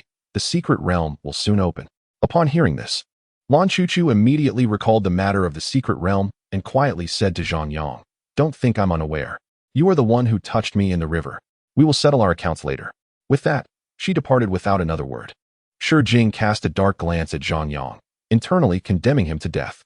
He had witnessed Lan Chuchu embracing Zhang Yang, as well as the intimate gestures between them. In Shi Jing's eyes, Lan Chuchu had always been his untouchable treasure. He had yet to even hold her hand, while Zhang Yang had been so bold as to embrace and caress her, fueling Shi Jing's murderous intent towards him to an extreme degree. However, Zhang Yang remained oblivious to all of this, having already exited the inner courtyard through the formation, making his way towards Xian Valley. After Zhang Yang's departure, Qi Wenli and Yu Hongshi appeared beside the formation. "It seems Zhang Yang has gone to Xian Valley. For someone at his level to venture, there is sheer foolishness." Yu Hongshi scoffed. "We should also head to Xian Valley," Qi Wenli replied. "Though there are opportunities in Xian Valley, it is fraught with danger. Are we not too few in number?" Yu Hongshi expressed her concerns. She was well aware of the complexities of that place. Many disciples from the inner courtyard had gone there only to never return. With her low cultivation level, going to Xian Valley felt like courting death. The fewer people, the easier it is to act. "Rest assured, junior sister, I have reached the 9th level of the warrior realm. Protecting you will be no problem at all," Qi Wenli said, his hands roaming unceremoniously over Yu Hongshi's waist. Hearing this, Yu Hongshi felt somewhat reassured. She understood that only those below the martial master realm could enter Xian Valley. However, feeling Qi Wenli's lecherous touch, a sinister thought crossed her mind. "Zhang Yang, I will ensure you suffer 1,000 cuts." Yu Hongshi was willing to sacrifice her own purity just to eliminate Zhang Yang. "Let us go, junior sister Yu," Qi Wenli said with a smile, his thoughts already consumed with the desire to kill Zhang Yang, and then find a place with Yu Hongshi to relieve his frustrations. Chapter 44. The century-old Qinggu fruit. As Zhang Yang stepped out of the teleportation array, he was immediately engulfed by a cacophony of voices. "Why are there so many people?" Zhang Yang exclaimed, astonished by the throng in the valley. The crowd gave him the impression that the Xian Valley secret realm was not dangerous at all, as their faces bore expressions of excitement akin to treasure hunters. After squeezing through the crowd, he finally located the tent belonging to the Shaoxin Sect, where an elderly man was registering names. A long line formed outside the tent, and with no other choice, Zhang Yang resigned himself to waiting in line. Bored, He patted the shoulder of the disciple in front of him and cheerfully asked, "Senior brother, this is my first time in Xian Valley. Why are there so many people here?" The disciple glanced at Zhang Yang and, noticing he was only at the 5th level of the warrior realm, kindly warned him, "Junior brother, given your cultivation level, I advise against entering. Otherwise, you would be playing with your life." "Don't worry, I enjoy playing with danger," Zhang Yang replied. The disciple was left speechless and explained, "Normally, there wouldn't be this many people. But recently news has spread that a great treasure is about to emerge from the secret realm, likely the legendary primordial stone sword." "What is the primordial stone sword?" Zhang Yang inquired, intrigued. "It is said to be an exquisite treasure, nurtured for millennia within the secret realm, and is about to be revealed. If I could obtain the primordial stone sword, it would surely elevate my combat prowess significantly," the disciple expressed with longing. Zhang Yang felt a surge of excitement at the thought. "Oh, by the way, my name is Yulin. If you insist on entering the secret realm, you can accompany me. I will look out for you," Yulin offered, forming a connection with Zhang Yang. "Thank you, senior brother," Zhang Yang replied gratefully. "Make way. Make way." A boisterous voice cut through the air. Zhang Yang turned to see a man clad in black striding arrogantly towards them, flanked by a man and a woman. Many people chose to step aside upon seeing them. "Why are these people so arrogant?" Zhang Yang asked. "Lower your voice. Those are members of the Seven Fiends sect. Their tempers are notoriously volatile, and they rank higher than us among the 4 major sects," Yulin explained in a hushed tone. Zhang Yang nodded. As long as they did not provoke him, he had no qualms. An hour later, it was finally Zhang Yang's turn. "What is your name?" the elder inquired. "Zhang Yang," he replied. "Here is a ring for you.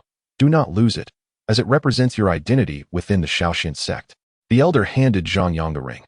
"This is a storage ring, and every time you defeat an enemy, your points will be displayed on it. You can exchange these points once you exit," the elder continued. Zhang Yang nodded and then walked with Yulin towards the spatial rift deep within the valley, which served as the entrance to the secret realm. Upon passing through the rift, Zhang Yang felt a wave of dizziness, and when he regained his senses, he found himself standing atop a majestic mountain range. "This place is magnificent," Zhang Yang marveled at the endless expanse of mountains. "I felt the same way when I first arrived," Yulin chimed in. "Are we not leaving?" Zhang Yang asked, puzzled. "We are waiting for someone," Yulin replied. Shortly thereafter, a woman approached. Upon seeing Zhang Yang, she glanced at Yulin curiously and asked, "Who is this?" "This is Zhang Yang. It's his first time in the Xian Valley secret realm, and I'm showing him around," Yulin replied with a smile. "I am Qiu-chan," the woman introduced herself, exuding an approachable demeanor. "Thank you for your kindness, senior sister and senior brother," Zhang Yang said with a respectful bow. "No need for formalities, junior brother. Since it's your first visit and we are all disciples of the Shaoxian sect, we naturally should take care of you," Qiu-chan assured him. The 3 of them proceeded down the mountainside, with Qiu-chan and Yulin leading the way, intentionally allowing Zhang Yang to follow behind for added safety. "I didn't expect these 2 to be so decent," Zhang Yang thought to himself. In such a perilous place, one would typically be too preoccupied to care for others. As they descended, Zhang Yang suddenly spotted a blue fruit growing on a tree in the distance. Before he could voice his curiosity, Yulin excitedly exclaimed, "That's the century-old Qinggu fruit, which is crucial for enhancing cultivation." Qiu-chan swiftly darted forward to pluck the Qinggu fruit and presented it to Zhang Yang, saying, "Junior brother, eat this fruit. It might help you break through immediately." Zhang Yang was taken aback. He felt grateful for their generosity and quickly consumed the Qinggu fruit. Upon finishing, a soft glow radiated from his body as he absorbed the pure energy within. "You haven't tea broken through yet?" Qiu-chan asked in astonishment. "This is a century-old Qinggu fruit. It should have been sufficient for someone at your level to break through." Zhang Yang sheepishly smiled as a chaos sacred body. His path to breakthrough was inherently more challenging than that of ordinary cultivators. "No worries. We'll keep searching," Yulin encouraged with a grin. And the trio continued their quest. Zhang Yang felt genuinely moved. Despite being from the same sect, he understood the value of resources to cultivators. These 2 were willing to give up such a precious Qinggu fruit to help him break through, and even the hardest of hearts would be softened by such kindness. An hour later, they found several more Qinggu fruits, but only one was a century-old variety, while the others were merely 10 years old. "Quickly eat this," Qiu-chan urged, handing the century-old Qinggu fruit directly to Zhang Yang. He gratefully accepted it, knowing he needed to break through urgently. Moments later, with a resounding roar echoing through his body, Zhang Yang successfully advanced to the 6th level of the warrior realm. "Thank you, senior brother and senior sister. Without your generous gifts, I wouldn't know when I would achieve my breakthrough," Zhang Yang expressed with gratitude. However, just as he finished speaking, footsteps echoed from the woods. "Hand over all the Qinggu fruits you have." A man, with a mocking expression, was followed by 4 others. Junior brother, step back. These individuals have all reached the 7th level of warrior, Yulin said, his face grave, as he and Xiao Chan stood protectively in front of Zhang Yang. We do not possess any Qinggu fruits, Xiao Chan stated. Do not play games with us. We have been following you for quite some time and have witnessed you obtaining several, including a century-old Qinggu fruit. Hand it over if you are wise.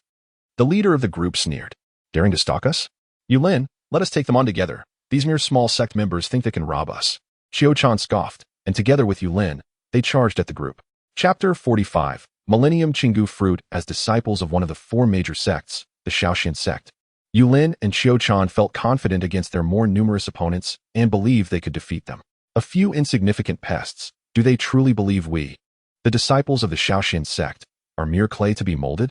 Yulin remarked disdainfully, then turned to Zhang Yang, saying, Rest assured, junior brother, with us here, at least on the periphery of the secret realm, you are safe. Thank you, senior brothers and sisters, Zhang Yang replied with a smile. Just then, a man clad in a black robe emerged from the woods. The disciples of the Shaoxian Sect speak boldly. I am curious if they are indeed mere fish. It's him. Zhang Yang recognized the man, the arrogant disciple from the 7-killing sect they had encountered outside the secret realm. Junior brother, run. His realm is above ours. Yulin warned gravely, whispering to Zhang Yang. You cannot escape. As for the Qinggu fruits on you, I shall take them, the man sneered, charging directly at Zhang Yang and the others. Run, junior brother. We will hold him off. Yulin shouted, rushing to confront the man alongside Xiao Chan. They hoped their numerical advantage would allow them to buy Zhang Yang some time to escape, planning to flee together afterward. Bang! Just as Zhang Yang hesitated, he heard a thunderous explosion. Yulin and Xiao Chan were sent flying by a single strike from the man, both spitting blood and landing heavily on the ground. The disciples of the Shaoxian sect are indeed worthless. Do you think 2 7th-level warriors can stop me? Such delusions. The disciple of the 7-killing sect laughed arrogantly as he approached the fallen Yulin and Xiao Chan, whose faces reflected despair as they realized they had encountered a disciple of the 7-killing sect in such a dire situation. The Qinggu fruit is mine. A detached voice suddenly reached the ears of the 7-killing sect disciple, drawing his attention to Zhang Yang. You had your chance to flee. It seems you wish to die alongside them, he mocked. Run, junior brother. Yulin urged weakly. Zhang Yang cast a reassuring glance at Yulin and then boldly stated to the 7-killing disciple. A waste like you from the 7-killing sect is of no concern to me. Upon hearing Zhang Yang's words, the disciple's expression darkened as he lunged at Zhang Yang with a palm strike, taunting, let us see who the true pest is. Swish. Just as the disciple reached Zhang Yang, he was met with a swift slash from Zhang Yang's blade, severing his head cleanly from his body. The action was swift and decisive. Afterward, Zhang Yang noticed that his ring had registered 10 points. Is this all? Zhang Yang pondered, quickly helping Yulin and Xiao Chan to their feet and administering healing potions. Moments later, their injuries began to mend. Junior brother, how did you manage to kill him? Crossing realms, and even 2 levels? Yulin exclaimed, filled with excitement. Zhang Yang was the reason he had survived that day. Indeed, junior brother, that was astonishingly effortless. Xiao Chan echoed, equally astonished, having witnessed Zhang Yang's effortless victory. All thanks to the Qinggu fruits gifted by my senior brothers and sisters, Zhang Yang replied with a smile. I initially planned to take it easy on you, but it turned out the tables have turned. Yulin laughed awkwardly. Let us continue our search for the Qinggu fruits, Zhang Yang suggested, acknowledging their significant benefits for cultivation. Wait, junior brother. I received word that the Millennium Qinggu fruit is nearing maturity. Let us try our luck, Yulin said excitedly. Millennium Qinggu fruit. Zhang Yang's heart raced. 2-century-old fruits had already allowed him to break through a level. What would a millennium fruit do? Senior brother, lead the way, Zhang Yang urged, equally eager. Soon, the trio left the mountainous region behind, and half an hour later, they arrived at a low-lying area resembling a marsh, nearly covered in water, with a single ancient tree at its center, adorned with 8 Qinggu fruits radiating a faint glow. The Millennium Qinggu fruit is indeed different. It is noticeably larger than the century-old ones, Zhang Yang mused, catching a whiff of a delicate fragrance from afar. It seems it is indeed close to ripening, Yulin noted, though his expression was less than joyful. Senior brother, cheer up. Soon we will obtain this Millennium Qinggu fruit, Zhang Yang encouraged. Junior brother, stop joking. Look at the surrounding woods. I am certain many are hiding among the trees, waiting for the fruits to ripen, Yulin sighed. With our strength, it would be nearly impossible to seize even one fruit. We might even lose our lives here, Xiao Chan added. Do not worry, senior brothers and sisters. You stay here while I go for the Qinggu fruit, Zhang Yang declared, resolute in his determination to acquire it. Junior brother, it would be better to reconsider. Despite your strength, seizing the Qinggu fruit would be exceedingly difficult. It may be wiser to ambush from here. Perhaps we could snatch one, Yulin advised. Zhang Yang merely smiled. This was not in his nature. He preferred proactive engagement. Just then, he noticed several figures emerging from the woods, quickly approaching the ancient tree. The leading figure, a man in white robes, shouted, "The Xiong family only wants half of the fruits. The rest are yours." Such brazen words. It's Xiong Wujiu. He has arrived as well. Yulin frowned. Is he strong? Zhang Yang inquired. In this outer region, he is considered quite powerful. I have heard he has reached the pinnacle of the 8th level of warrior and wields the wind blade technique, which is significantly more formidable than the disciple of the 7-killing sect you encountered earlier, Yulin explained. His companion, Xiong Wufeng, is equally strong. Also at the 8th level of warrior. They are known as the Xiong family's twin prodigies, Qiu Chan added. The twin prodigies of the Xiong family. Zhang Yang scoffed internally. Not only did he have a grudge against the Xiong family, but their audacious claim to half the Qinggu fruits was also intolerable. A gentle breeze swept through the trees, causing the ancient tree to sway, and the Qinggu fruits shone even more brilliantly. They are ripening, Yulin exclaimed. At that moment, numerous figures surged from the woods toward the central area, disregarding the Xiong family. Whoever seized the Qinggu fruit would claim it. In mere moments, the number of figures rushing from the trees swelled to hundreds. The glow of the fruits intensified, eventually settling into a brilliant radiance. They are ripe, Qiu Chan gasped. As Qiu Chan spoke, Zhang Yang's figure vanished in an instant. The moment had come. Chapter 46. I prefer to win hearts with virtue. As the battle erupted around the ancient tree, anyone daring to approach was swiftly cut down by the twin prodigies of the Xiong family, prompting the other cultivators to unite against them. Zhang Yang circled around to the opposite side of the tree, where there were fewer people. He cautiously drew closer to the ancient tree, puzzled as to why everyone was so intent on fighting rather than seizing the fruits. Could they all be foolish? Zhang Yang muttered. It was only as he neared the ancient tree that he realized why the others were not attempting to grab the Qinggu fruits. A transparent barrier surrounded the tree, invisible until one drew near. It seems a change of strategy is in order, Zhang Yang concluded. Zhang Yang initially intended to seize a few ancient fruits while the crowd was distracted. However, the presence of a barrier thwarted his plans. Suddenly, a member of the Xiong family shouted, drawing everyone's attention to Zhang Yang, who was stealthily navigating through the aquatic vegetation, gradually inching toward the ancient tree. It's you, Xiong Wuji bellowed upon spotting Zhang Yang. After Zhang Yang had slain Xiong Bin, the Xiong family had sought vengeance against the Zhang family but were obstructed by a mysterious force, ultimately forced to relinquish their anger. Now, encountering the culprit within the secret realm, the Xiong family members radiated a palpable aura of malevolence. What are you calling for your father? Zhang Yang, having been discovered, stood upright defiantly. This guy is even more arrogant than the two brothers from the Xiong family. While others engaged in combat with the Xiong family, they kept a vigilant eye on Zhang Yang's movements, and upon hearing his words, expressions of amusement spread across their faces. You lot, go kill him. Xiong Wuji commanded several other members of the Xiong family, while he and Xiong Wufeng prepared to fend off the other cultivators. Just as the Xiong members charged toward Zhang Yang, the barrier surrounding the ancient tree emitted a series of unsettling sounds, growing increasingly dim. Quickly, eliminate the Xiong brothers. The barrier is about to vanish. Someone exclaimed joyously, and the remaining cultivators displayed expressions of elation, intensifying their assaults. Meanwhile, the three members of the Xiong family had reached Zhang Yang's vicinity, one of them shouting, "End this swiftly. The barrier is disappearing." All right. Before the other two could respond, Zhang Yang's voice pierced their ears. Not good. The Xiong trio's faces changed dramatically as they realized Zhang Yang had somehow appeared before them. With a swift motion, Zhang Yang's sword light glimmered, and the three were dispatched in an instant. We must kill you, Xiong Wuji and Xiong Wufeng roared from afar. But they found themselves unable to break free. At that moment, the barrier around the ancient tree completely dissipated, prompting everyone to abandon their battles and rush toward the tree, Zhang Yang included. With a swift movement, Zhang Yang reached the base of the ancient tree, slaying a cultivator who attempted to obstruct him with a single stroke, then reaching for one of the fruits. Just then, several others charged at Zhang Yang, but he dispatched them effortlessly. In the blink of an eye, the fruit he intended to pluck was snatched away by someone else. How dare you steal my fruit? Zhang Yang's figure flickered, and he thrust his sword through the thief's skull, claiming the fruit for himself. The area around the ancient tree descended into chaos, the violence more intense than before. Observing the turmoil, Zhang Yang quickly retreated, aware that the confined space was too crowded. Even with his confidence, he dared not take unnecessary risks. Having secured one ancient fruit, he opted to conceal himself in the marsh, patiently awaiting the opportune moment.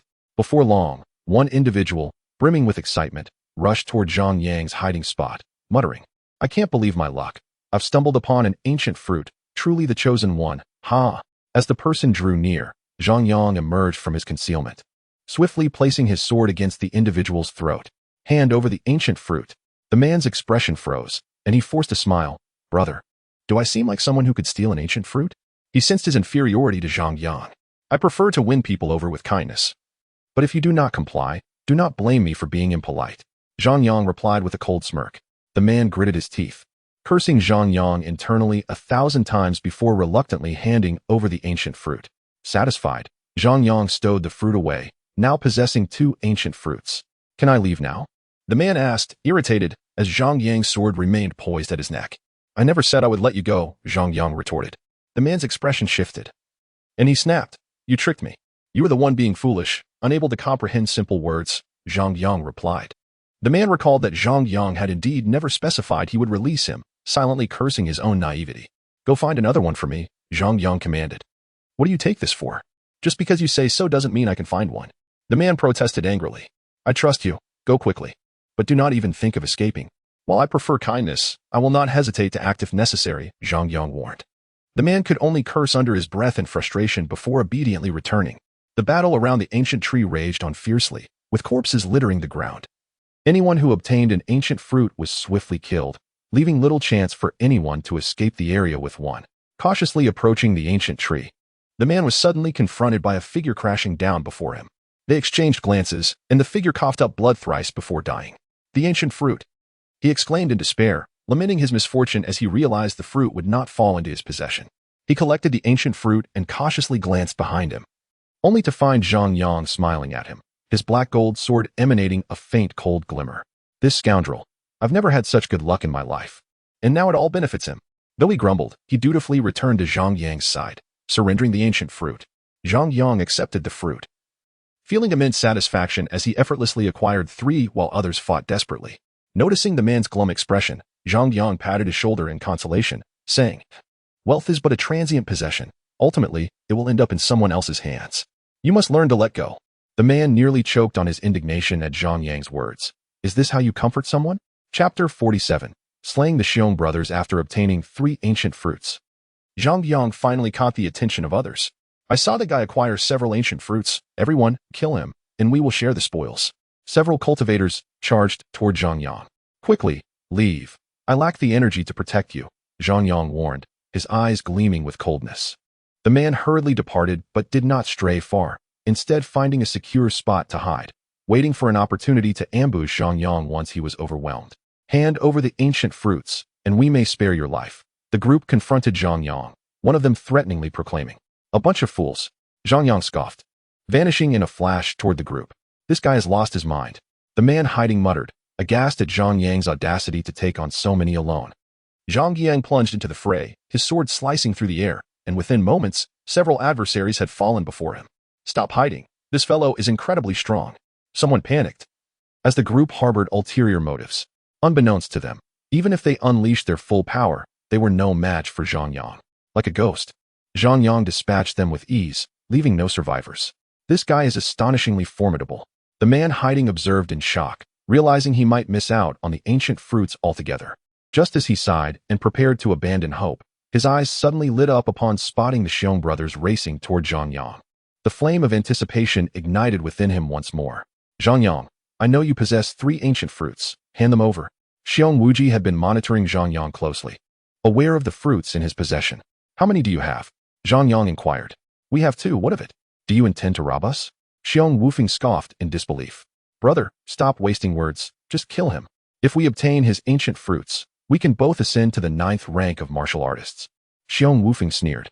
"You 2 are at least a pair, yet you are still outnumbered by me. How pathetic." Zhang Yang sighed, disappointment etched across his face. "This scoundrel dares to look down upon us." Both Xiong Wuji and Xiong Wufeng were enraged, their faces turning ashen as they charged towards Zhang Yang. Faced with these 2 adversaries, Zhang Yang finally took the matter seriously. The black gold sword shimmered with a dark aura as his figure flickered, lunging towards Xiong Wufeng with a piercing strike. Clash. Xiong Wufeng reacted swiftly, blocking Zhang Yang's blade. However, just as he prepared to counterattack, he noticed a thick layer of frost forming on his battle blade. Brother, be cautious of his sword, Xiong Wufeng quickly warned. At this moment, Xiong Wuji had already engaged Zhang Yang in combat. He had experienced what his brother described. His own battle blade was already coated in frost, a chilling sensation causing his palm to sting slightly. Come help me. Xiong Wuji realized he had underestimated Zhang Yang and urged his brother to assist him. The Xiong brothers joined forces against Zhang Yang.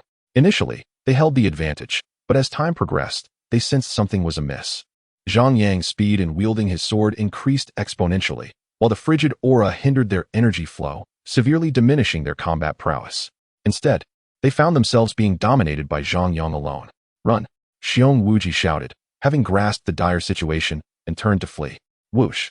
Just as Xiong Wuji exited the battlefield, Zhang Yang swiftly cleaved off Xiong Wufeng's head. Brother! Zhang Yang, just wait. My Xiong family will not let you off. Xiong Wuji's eyes burned with rage as he yelled, though he did not look back, instead accelerating his escape. You cannot escape. Zhang Yang's figure flickered several times, quickly reaching Xiong Wuji's side. You! Xiong Wuji's expression was one of shock. Whoosh! With a swift stroke, Zhang Yang severed Xiong Wuji's head. Zhang Yang rummaged through their belongings and retrieved 2 ancient green fruits, bringing his total to 5 millennium ancient fruits. It seems the black gold sword has indeed become somewhat ineffective. Zhang Yang sighed in resignation. The black gold sword was now of too low a grade for him. Had he wielded a weapon of higher caliber, the Xiong brothers would have already met their end at his hands. At that moment, Zhang Yang noticed dozens of cultivators watching him from a distance, their expressions revealing their hesitation. Stop staring. I possess 5 ancient green fruits. If you wish to seize them, come quickly, or I shall take my leave, Zhang Yang declared. Arrogant. Zhang Yang's demeanor was exceptionally brazen. This fellow is simply too audacious. Even the Xiong brothers do not match his arrogance. Why don't we join forces to slay him, and then divide the ancient fruits? Did you not see? This man has killed at least dozens. And even the combined might of the Xiong brothers was no match for him. If you desire death, then go ahead. I shall not accompany you. Although the cultivators were numerous, they had witnessed Zhang Yang's prowess and dared not approach. This fellow is utterly outrageous, taking on the Xiong brothers single-handedly, even frightening other cultivators into inaction. It seems my fortune has run dry. I shall have no opportunity to acquire ancient fruits again. The individual who had previously lost ancient fruits to Zhang Yang sighed in resignation, subsequently retreating in defeat. Seeing that those cultivators did not dare to advance, Zhang Yang lost interest and turned to leave, for the ancient fruits he possessed were more than sufficient. As Zhang Yang departed, none of the cultivators dared to follow him, merely watching him as he vanished from sight. Zhang Yang returned to Yulin and Qiuchan, directly handing each of them a millennium ancient fruit. The millennium ancient fruit was exceedingly precious. As they attempted to decline, Zhang Yang smiled and said, You cared for me before. This is what you deserve. Yulin chuckled bitterly, remarking, This is hardly care. We simply did not realize your strength was so formidable. Junior brother, you truly are abnormally strong. Qiuchan concurred. Eat up. After this, we shall explore the depths of the secret realm. Zhang Yang grinned, then swallowed 2 millennium ancient fruits, sitting cross-legged to cultivate. Yulin and Qiuchan, not to be outdone, also consumed their fruits and began to cultivate. An hour later, Zhang Yang opened his eyes. Indeed, a single millennium ancient fruit is insufficient for me to break through. Zhang Yang smiled wryly. He had reached the 7th level of a warrior. Yet the 8th level was tantalizingly close. Gazing at the last ancient fruit, he gritted his teeth and consumed it, then resumed his cultivation. Moments later, Zhang Yang awakened, still at the 7th level of a warrior, exclaiming in frustration, just a hair's breadth away from breaking through to the 8th level. Zhang Yang felt somewhat helpless, realizing that he had consumed too many ancient fruits, causing their effects to wane significantly. Meanwhile, Yulin and Qiuchan remained engrossed in their cultivation, a testament to the terrifying nature of the chaos sacred body, which allowed them to absorb rare treasures at an astonishing speed. Just as Zhang Yang prepared to explore his surroundings, he suddenly saw a beam of light burst forth from the depths of the forest, swiftly soaring into the distance. Before he could react, he sensed the chaos cauldron stirring, vibrating intensely as radiant light and thunderous sounds emanated from within. What is happening? Chapter 48. My possessions are not to be touched by anyone. Zhang Yang was utterly astonished. It was the first time he had witnessed such commotion from the chaos cauldron. The brilliance on the cauldron flickered more urgently, and the tremors grew more violent, causing additional cracks to form on its surface. What on earth is going on? Zhang Yang became genuinely anxious. If this continued, the chaos cauldron would shatter. Quickly regaining his composure, he deduced that the cauldron was likely urging him to pursue the light. Without hesitation, he vanished from his spot, racing after the beam. Zhang Yang moved with incredible speed, weaving through the trees until he caught sight of the radiance. It appeared to be a fragment. Zhang Yang exclaimed, while the chaos cauldron within him trembled even more vigorously, as if filled with excitement, with cracks multiplying across its surface. Could it be a fragment of the chaos cauldron? Zhang Yang speculated, and as soon as he voiced this thought, the cauldron shook even more violently, seemingly responding to him. Stop shaking. You're going to blow yourself up. Zhang Yang cursed inwardly, fully grasping the cauldron's intent. He accelerated toward the luminous fragment. Along the way, many others also spotted the fragment, pursuing it just like Zhang Yang, and the crowd swelled in size. At that moment, the beam of light appeared to be expending its energy, suddenly halting at the mountain peak. Only then did the crowd realize it was indeed a piece of bronze, inscribed with ancient runes that glimmered faintly. The pursuing crowd surged toward the bronze fragment, sensing its significance, although they were unaware of its true nature. Damn it, that's mine. Upon seeing this, Zhang Yang felt a surge of urgency and dashed toward the bronze fragment. Get away from me.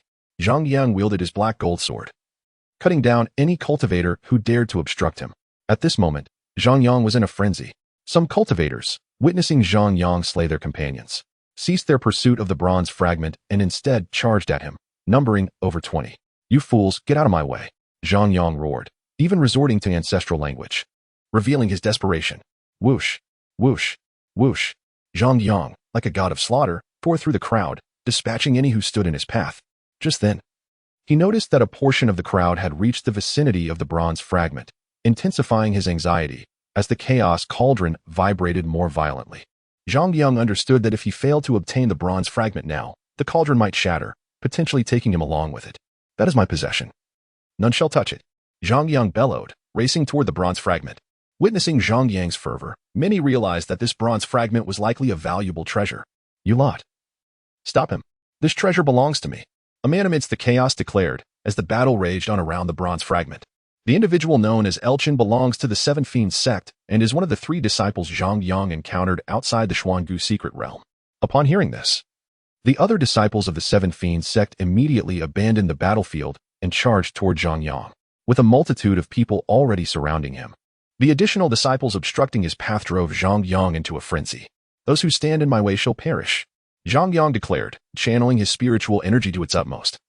Unleashing his most formidable strength, their obstruction was tantamount to a death sentence for him. The more you desire it, the less we shall allow you to have it. One disciple of the Seven Fiends Sect sneered, and then they lunged at Zhang Yang. Die! Zhang Yang roared, with a mighty swing of his sword. A wave of chilling black energy sliced through the air like a crescent moon, cleaving toward the assembled foes. Crack, crack, crack.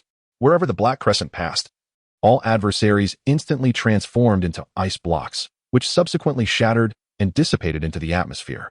The remaining onlookers, witnessing Zhang Yang's lethal strike against the disciples of the Seven Fiends Sect, were struck by terror and no longer dared to approach. Zhang Yang, now transformed into a streak of light, surged toward the bronze fragment. At that moment, Chen had already dispatched all surrounding cultivators, and as his hand reached for the bronze shard, he suddenly felt an overwhelming aura of murderous intent behind him, sending chills down his spine. I told you not to touch it. Zhang Yang's furious voice boomed. Chen hastily withdrew his hand and dodged to the side. Boom. Just as Chen evaded, the very ground where he stood erupted with a deafening roar as Zhang Yang's sword struck the mountain peak, causing it to explode, with debris shooting outward, emanating an aura of intense cold. Chen's expression darkened, twisted with rage. It seems the bronze fragment is of great importance to you. As soon as he finished speaking, he launched a signal, and soon a woman led dozens of disciples from the Seven Fiends Sect to his side. The newcomers were nearly all at the 7th level of martial prowess, matching Zhang Yang's cultivation. The woman, like Chen, had attained the 8th level of martial prowess. Zhang Yang, undeterred by their presence, reached for the bronze fragment with urgency. You shall not have it. Chen grinned maliciously, immediately slashing toward Zhang Yang. Get lost. Zhang Yang felt the impending threat and withdrew his hand, swiftly countering with his sword. Clang. Chen was sent sprawling by Zhang Yang's strike, blood spurting from his hands, which quickly froze into frost. Just as Zhang Yang clashed with Chen, the woman seized the opportunity to snatch the bronze fragment. Seeking death, Zhang Yang roared in fury, charging toward her. Stop him, the woman commanded, and a dozen disciples from the Seven Fiends sect immediately positioned themselves in front of Zhang Yang. Haha, you covet the bronze fragment, do you? Come and take it. Chen laughed, his face twisted in mockery. You have truly enraged me. Zhang Yang's inner dark orb spun furiously, a dense black energy radiating from him, causing the surrounding rocks to crack and splinter. Kill him, Chen shouted, sensing the terrifying aura emanating from Zhang Yang, his expression shifting slightly. The disciples of the Seven Fiends sect charged at Zhang Yang, their weapons brimming with formidable spiritual energy. All of you shall perish. Zhang Yang swung his sword, releasing torrents of black energy that cascaded toward them. The disciples of the Seven Fiends sect were caught off guard, instantly engulfed by the dense black energy, many unable to even scream before being consumed. As the black energy dissipated, the disciples were left as mere ice sculptures, their forms shimmering in the breeze until they scattered like silver dust. I have declared, my belongings shall not be touched by anyone. Zhang Yang glared at Chen and the woman, advancing toward them as the black energy around him intensified. Chapter 49. Yukong? Let us join forces. He is certainly no match for us. Chen's heart raced with fear as Zhang Yang approached him like a vengeful deity. The woman's expression was grave, and together they launched an assault on Zhang Yang. Boom. Zhang Yang unleashed a sword strike at the two, the black energy cascading down upon them. They poured all their spiritual energy into resisting Zhang Yang's attack, but soon found their strength being eroded by the black energy. Their faces grew pale, they could scarcely hold on. In a desperate bid, Chen snatched the bronze fragment from the woman, his face contorted with malice. Today, either you die, or I shatter the bronze fragment. Chen was no fool. He understood the significance of the bronze fragment to Zhang Yang and aimed to use it as leverage. However, he was unprepared for the futility of his threat. Zhang Yang continued to unleash a flurry of strikes toward the two, a deluge of black energy cascading upon them. If you refuse to let us live, do not expect to claim this bronze fragment. Chen, now utterly mad, swung his blade toward the shard. Clang. But what followed was beyond his wildest expectations. His blade shattered upon contact with the bronze fragment, which remained unscathed. How is this possible? Chen's face registered shock, realizing the bronze fragment was far beyond his comprehension. Yet it was too late. The black energy enveloped them, and when it cleared, the two had been utterly reduced to icy remnants. Such a fool. That is a primordial artifact, a fragment of the chaos cauldron. Your pitiful blade could never shatter it. Zhang Yang collected the bronze fragment from the ground and immediately called forth the chaos cauldron. The instant the cauldron materialized, the bronze fragment seemed to awaken, soaring toward it and merging seamlessly within. Moments later, Zhang Yang noticed the cracks on the chaos cauldron had diminished significantly, its luster enhanced. Just as he prepared to stow the cauldron, a radiant sphere of white light suddenly emerged from it, flowing into Zhang Yang's mind. What is this? A new technique materialized in his consciousness, lacking a name but accompanied by a simple description. One sword, certain kill. The Sword Emperor's ultimate skill. Use with caution. Subsequently, images of the technique flashed in his mind, showcasing the Sword Emperor's prowess in slaying foes with a single stroke. Zhang Yang felt the despair of the enemies even through the memory. How do I learn this? Zhang Yang was bewildered. The Sword Emperor had reached unparalleled heights, and the technique was incomprehensible to him. Fortunately, the vision shifted to a young boy resembling the Sword Emperor, who was practicing the technique of one sword, certain kill. After observing for a while, Zhang Yang grasped some understanding. The technique was deceptively simple, requiring unfathomable speed, one that could outpace an enemy's reflexes. The aim was to claim the enemy's head with a single move, lest one risk their own life. Thus, Zhang Yang began his practice with the sword. 2 days swiftly passed. With a swift stroke, Zhang Yang cleaved a massive boulder in half as the black gold sword's afterimage flickered. It appears that to execute this technique, one must use a lighter sword to achieve maximum speed. Zhang Yang pondered aloud. This isn't about the sword's weight. Rather, you have yet to comprehend the sword's intent. A voice resonated within Zhang Yang's mind. Who? Zhang Yang was startled. Stop searching. I am within the chaos cauldron, the voice replied once more. Chaos cauldron? Zhang Yang summoned the cauldron. A blue light burst forth from within, and a creature with golden fur and a blue face materialized before him. Brother Monkey! Zhang Yang exclaimed in astonishment. The creature, resembling a golden monkey, scratched its head and said, That's a nice name. I like it. Why are you inside the chaos cauldron? Zhang Yang asked, his guard raised. The monkey's expression turned complex as it responded, I was imprisoned by that old wretch. Had you not fused with a fragment, I would still be trapped within. In truth, I acquired the chaos cauldron before you, but that old fool declared I was a monkey, not a human, and thus unworthy of possessing it. Upon hearing this, Zhang Yang displayed an expression of astonishment and subsequently remarked, "So the intense vibrations of the chaos cauldron earlier were all caused by you?" The monkey nodded and replied, "There was no alternative. You are too foolish. If I hadn't reminded you in this manner, I feared you might perish within the cauldron for eternity." Zhang Yang responded, "Now that you have regained your freedom, you may leave." The monkey expressed a hint of resignation. "I wish to depart as well, but unless you fully restore the cauldron, I can only manifest briefly." Zhang Yang fell silent, pondering his own uncertainty about whether he could ever repair the chaos cauldron. "How long have you been trapped within?" he inquired, curiosity piqued. The monkey, lost in thought, calculated, "I estimate it has been nearly 10 millennia. 10,000 years. Zhang Yang succumbed to silence, incredulous. "Are you serious?" he asked. The monkey nodded, continuing, "I still vividly recall the moment I first gained consciousness, trapped within a celestial meteorite. It was only after absorbing the essence of a millennium's worth of sunlight and moonlight that I broke free from the stone." "Goodness, you emerged from a rock." Zhang Yang was genuinely taken aback, feeling a strange resemblance to a certain classic tale he had read. However, he quickly recognized that this monkey, having lived for 10 millennia, must possess a wealth of experience. He immediately inquired, "What was it you mentioned earlier about sword intent?" The monkey elucidated, "Sword intent is profoundly intricate, with only a minuscule chance of comprehension while practicing swordsmanship. Once you grasp sword intent, both your speed and power in wielding the sword will experience a significant enhancement." Sword intent is categorized into 9 tiers. Each level attained dramatically amplifies your combat prowess. Hearing this, Zhang Yang's heart surged with excitement, vowing to comprehend this sword intent, for it would enable him to join the Taishan Sect within a mere 2 years. Having gathered some information about the Taishan Sect during his time at the Lesser Shan Sect, he was acutely aware of the formidable challenges he faced in achieving this goal. "From now on, I shall call you Wukong," Zhang Yang declared, gazing at the monkey, seeking a name that would foster familiarity. Very well, the monkey seemed quite pleased with the name. Over the next 10 days, Zhang Yang devoted himself to practicing swordsmanship in the woods. In this short span, he not only broke through to the 8th level of martial artist, but also grasped the first tier of sword intent. With a swift thrust of his sword, his speed increased tenfold, and he pierced through the rock wall effortlessly.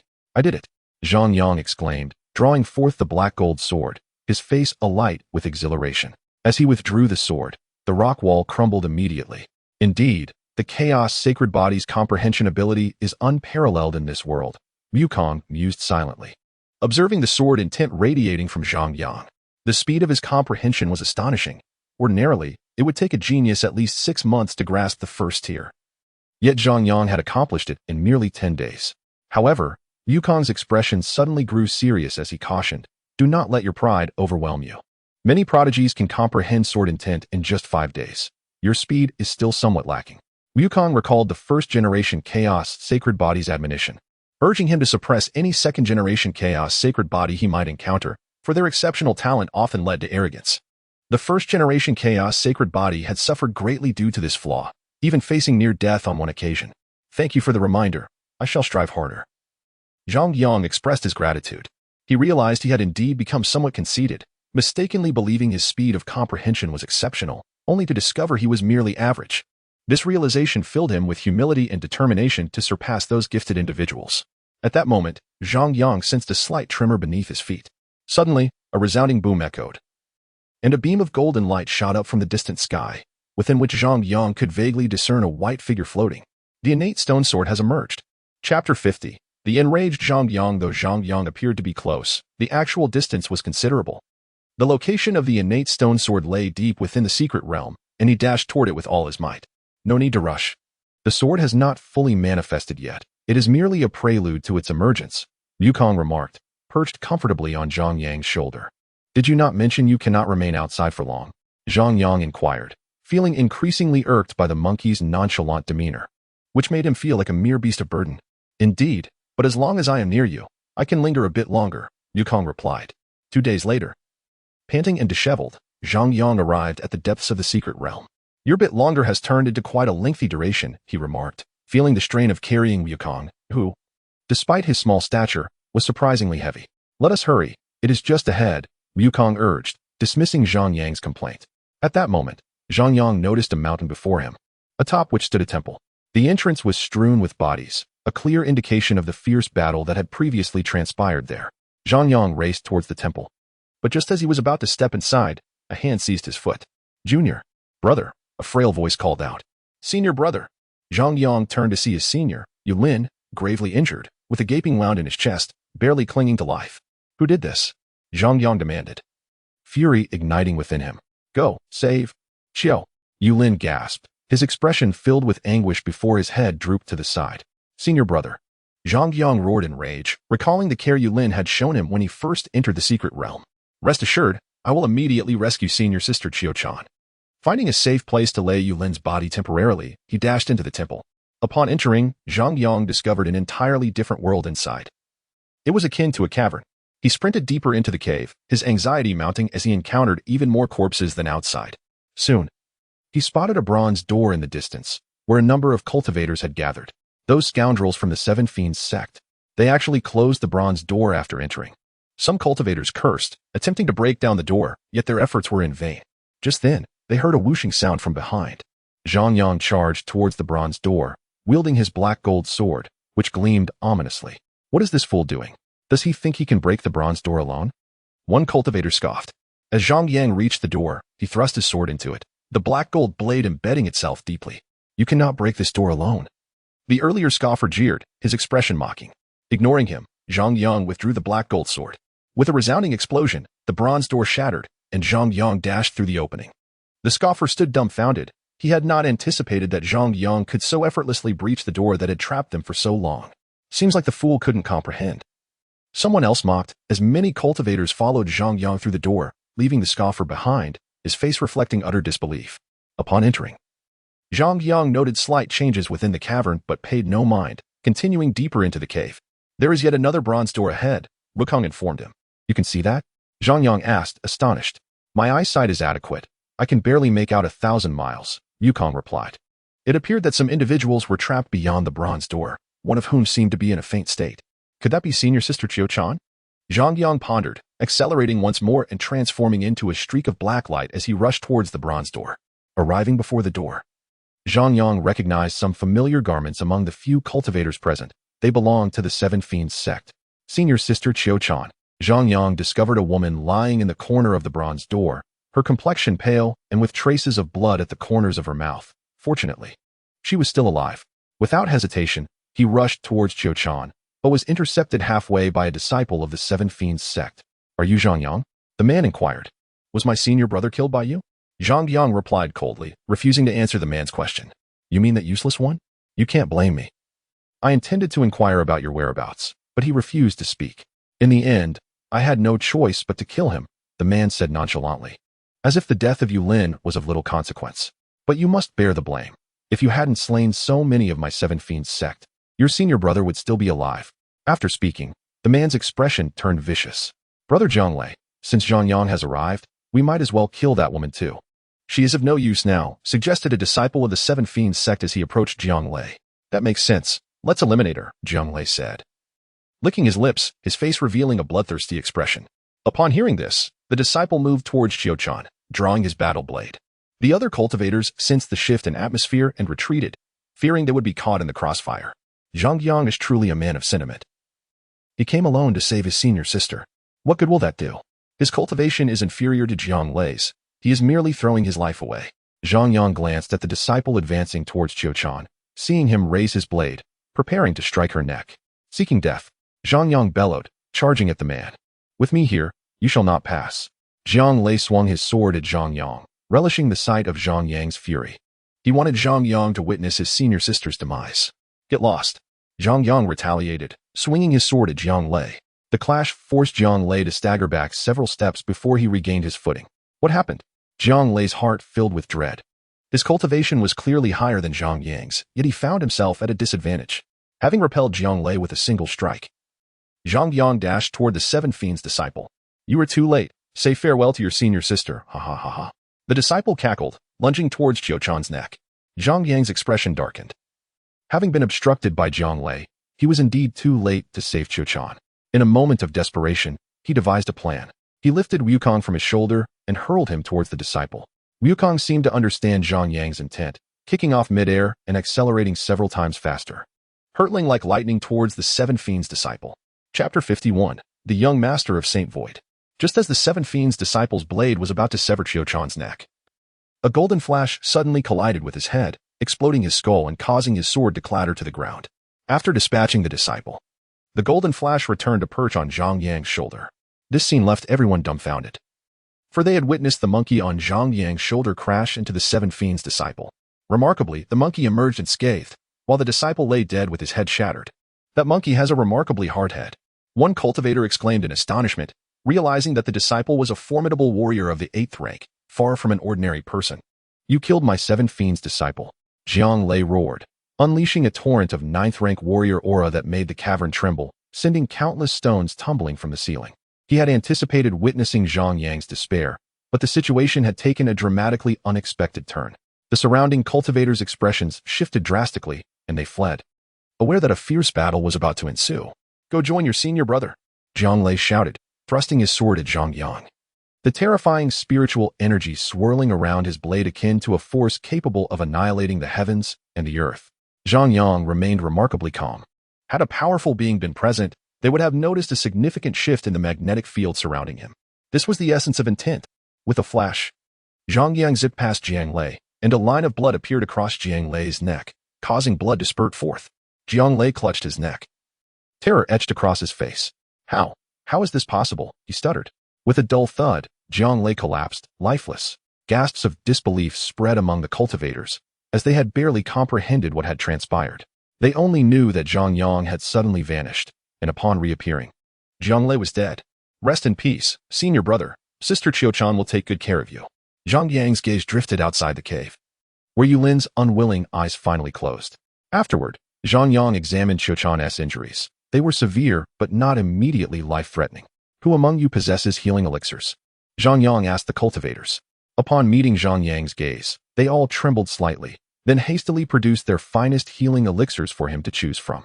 After administering an elixir to Qiu Chan, Zhang Yang secured her to his back, allowing him to feel somewhat reassured. Wukong then returned to the chaos cauldron. Zhang Yang swung his sword, cleaving the bronze door, and stepped inside. The remaining onlookers were left astounded. This door had confined them for half a day. Yet Zhang Yang had shattered it with such ease, illustrating the terror of his strength. Zhang Yang hurriedly carried Qiu Chan deeper into the cave, where he soon spotted a stone sword floating in the air, enveloped in a layer of golden light. The innate stone sword. However, Zhang Yang knew that the sword had yet to manifest. Beneath the sword, many individuals awaited, each radiating a formidable aura. Qi Wenli, Yu Hongshi. The two appeared remarkably battered, surrounded by a throng of adversaries. Another disciple of the minor Xian sect has arrived. One voice sneered from the crowd, casting a glance at Zhang Yang. Who are you? Zhang Yang frowned. We are disciples of the Jade Void Palace. Surely, you must be aware of us? The man replied. The Jade Void Palace. Zhang Yang could not possibly be ignorant of it. It was one of the 4 great sects and the most powerful among them, having dominated the 4 sect grand competition for many seasons. Are you here to rescue them? The disciple of the Jade Void Palace asked again. I am not well acquainted with them. You may do as you wish, Zhang Yang replied. Oh, the disciple of the Jade Void Palace's face registered surprise. It seems the minor Xian sect is not peaceful internally, explaining why it consistently ranks at the bottom. He continued, after this competition, your sect will likely fall from the ranks of the 4 great sects, destined to become a mere minor sect. The man laughed heartily. Young master of Saint Void. At that moment, Qi Wenli, who had been knocked to the ground, called out. You dare to address the young master of Saint Void? A disciple of the Jade Void Palace kicked Qi Wenli in the stomach, causing him to double over in pain. Enough. Speak quickly, should your words fail to satisfy me. You too may meet your end. The young master of Saint Void chuckled. He possesses a treasure. Qi Wenli grunted through his pain. He understood that to survive today, he must redirect the attention of the Jade Void Palace disciples towards Zhang Yang, regardless of whether Zhang Yang truly possessed a treasure. What do you mean by that? The young master of Saint Void's expression turned intrigued. Qi Wenli glanced at Yu Hongshi, who immediately grasped his intent. She shot a dark look towards Zhang Yang before addressing the young master of Saint Void. His name is Zhang Yang. He hails from the same place as I. Just a few months ago, he was merely a cultivation waste, yet he has now reached the 8th rank of warrior. Thus, I am certain he possesses a treasure. Hearing this, the young master of Saint Void raised an eyebrow and then turned his gaze to Zhang Yang. Though I cannot discern the truth of their words, it is evident that your 2 sect mates wish for your demise. Zhang Yang remained silent. The expressions of Qi Wenli and Yu Hongshi subtly shifted. Yet in the face of peril, Yu Hongshi insisted, I speak nothing but the truth. You must trust me, young Master Xingqiu. If you eliminate him, the treasured artifact shall be yours. Upon hearing this, young Master Xingqiu erupted in laughter, for he was not blind to the ulterior motives of these two. Nevertheless, the innate stone sword had not yet fully manifested, affording him the luxury of indulging these individuals. Such was the confidence bestowed by strength. At that moment, other cultivators had arrived deep within the cave. Upon spotting the disciples of Yushu Palace, despair washed over their faces. It was over. The innate stone sword was now beyond their reach. They had not anticipated encountering Yushu Palace here, nor the presence of young Master Xingqiu, who was rumored to have recently advanced to the 9th rank of warrior, placing him among the elite even within Yushu Palace. The people of the Little Xuanzong seemed to have crossed paths with Yushu Palace, and although Zhang Yang was formidable, facing a prodigy like young Master Xingqiu could spell his doom. Those cultivators stood at a distance, witnessing the scene beneath the innate stone sword, realizing their fate was no longer intertwined with it, and thus, they lost the will to approach. Young Master Xingqiu approached Zhang Yang, a proud smile gracing his features. Do you think I should believe them? Zhang Yang retorted coldly, whether you choose to believe or not is of no consequence to me. Young Master Xingqiu raised an eyebrow, his demeanor turning icy. Let me be frank, I have no intention of sparing any of you from Little Xuanzong. You shall all perish here. As he spoke, an overwhelming aura emanated from young Master Xingqiu, sending a terrifying wave of energy swirling around, rustling Zhang Yang's garments. Upon hearing this, Qi Wenli and Yu Hongshi's faces reflected utter despair. After all their scheming, it seemed they were destined to die. Chapter 52. The slaying of Yu Hongshi. The aura unleashed by young Master Xingqiu instilled fear in everyone present. Yu Hongshi, lying on the ground, turned pale as she cried out to Zhang Yang. Zhang Yang, we are all disciples of Little Xuanzong. In this life and death moment, do you not hurry to present the treasure to young Master Xingqiu? Do you wish to condemn both me and senior brother Qi to death? She had only just managed to join the inner sanctum of Little Xuanzong. She did not wish to perish here. This wretched woman. Zhang Yang was consumed by rage, his killing intent fully manifesting as he strode toward Yu Hongshi. Young Master Xingqiu furrowed his brow but did not intervene, feeling a twinge of fear from Zhang Yang's murderous aura. As Zhang Yang approached Yu Hongshi, the disciples of Yushu Palace watched him warily. Yet at a gesture from young Master Xingqiu, they parted ways. Why are you here? Hurry and hand over the treasure. Perhaps if young Master Xingqiu is pleased, we might be spared. Yu Hongshi screamed, desperate to survive. Slap. You vile creature. I have yet to settle old scores with you. And now you wish to harm me again. Zhang Yang struck Yu Hongshi, sending her flying. In disbelief, she touched her swollen cheek and shouted frantically. For the sake of our fellow disciples' lives, what is wrong with asking you to hand over the treasure? Am I in the wrong? How dare you strike me? I will report this to the sect, and they will not easily forgive you. Slap. Another blow from Zhang Yang left both sides of Yu Hongshi's face swollen. You think you can return? You must die here today. Zhang Yang's expression darkened as he delivered another strike. Yu Hongshi, dazed from the blows, had her beautiful visage transformed into a grotesque sight. Stop. I understand my mistakes now.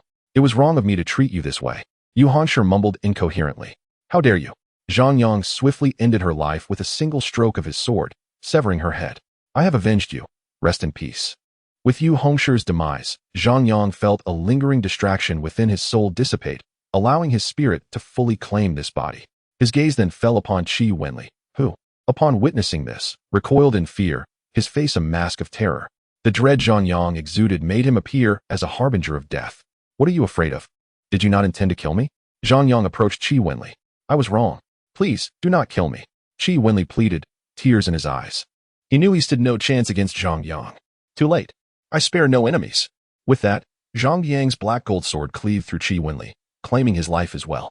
Applause echoed from young Master Xingqiu. Brother Zhang is indeed ruthless. I am almost reluctant to kill you. You may attempt to do so if you wish. Zhang Yang replied nonchalantly. Perhaps we could negotiate. You could join me, and I would ensure you are well rewarded, young Master Xingqiu suggested. Young Master Xingqiu was not a fool like Qi Wenli and Yu Hongshi. He recognized Zhang Yang's immense strength and saw the potential of allying with him as a significant advantage. If you relinquish the innate stone sword to me, perhaps we could discuss terms.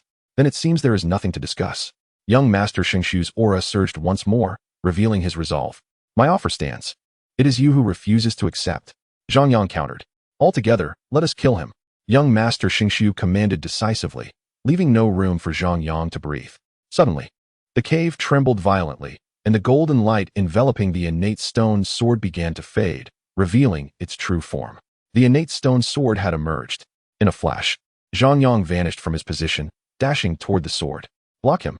young Master Xingshu bellowed, charging toward the innate stone sword while the other disciples of Yushu Palace rushed to obstruct Zhang Yang.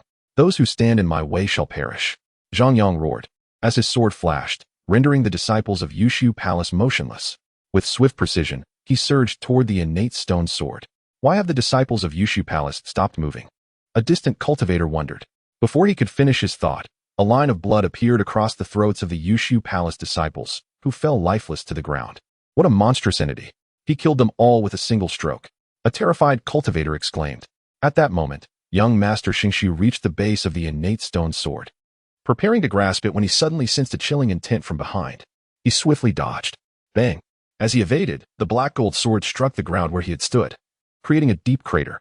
Zhang Yang swiftly retrieved the sword and lunged for the innate stone sword. Not so fast. Young Master Xingshu swung his sword at Zhang Yang. Clang! Clang! Clang! In a flurry of motion, the two clashed dozens of times before breaking apart. Only then did young Master Xingshu realize that all the other disciples of Yushu Palace had been slain by Zhang Yang. "For the murder of my disciples, you shall pay with your life," young Master Xingshu declared, charging at Zhang Yang once more. Boom! The cave trembled violently again, stones cascading from the ceiling as cracks appeared in the ground. "Run! The cave is collapsing." Observing the chaos, the distant cultivators rushed toward the exit, acutely aware that being trapped beneath the rubble could spell their doom. Both Zhang Yang and young Master Xingshu's expressions shifted as they grasped the gravity of the situation. Die! Without hesitation, Zhang Yang lunged at young Master Xingshu. His speed exponentially increased. Impossible! Young Master Xingshu realized too late that despite his lower rank, Zhang Yang's prowess far exceeded his own. As Zhang Yang bore down on him like a reaper, he recognized he could not withstand that sword. Swoosh! The head of the sacred void young master flew away, leaving a look of shock on his face even in death. After slaying the sacred void young master, Zhang Yang grasped the primordial stone sword, but he found it utterly immovable. What is happening? A look of urgency spread across Zhang Yang's face. At that moment, the fissures within the cave had already crept to the soles of Zhang Yang's feet, and parts of the cave began to collapse on a large scale. If he did not flee soon, he would likely perish here. Chapter 53. Breakthrough. Suddenly, Wukong appeared on Zhang Yang's shoulder, urging him. "Hurry and drop your blood to claim it as your own." Realizing the gravity of the situation, Zhang Yang quickly let his blood drip onto the primordial stone sword. The blood rapidly merged with the sword, and he finally sensed a connection forming between himself and the blade. "Run now," Wukong hastily reminded him. Unwilling to see the second generation of the Chaos Sacred Body meet an untimely end. If that were to happen, he would have to retire within the Chaos Cauldron.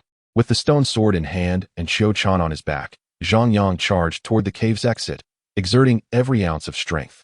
"Faster, faster!" Wukong shouted from his shoulder. "Could you not weigh me down? Are you not aware of your own heft?" Zhang Yang cursed. "My apologies, I forgot."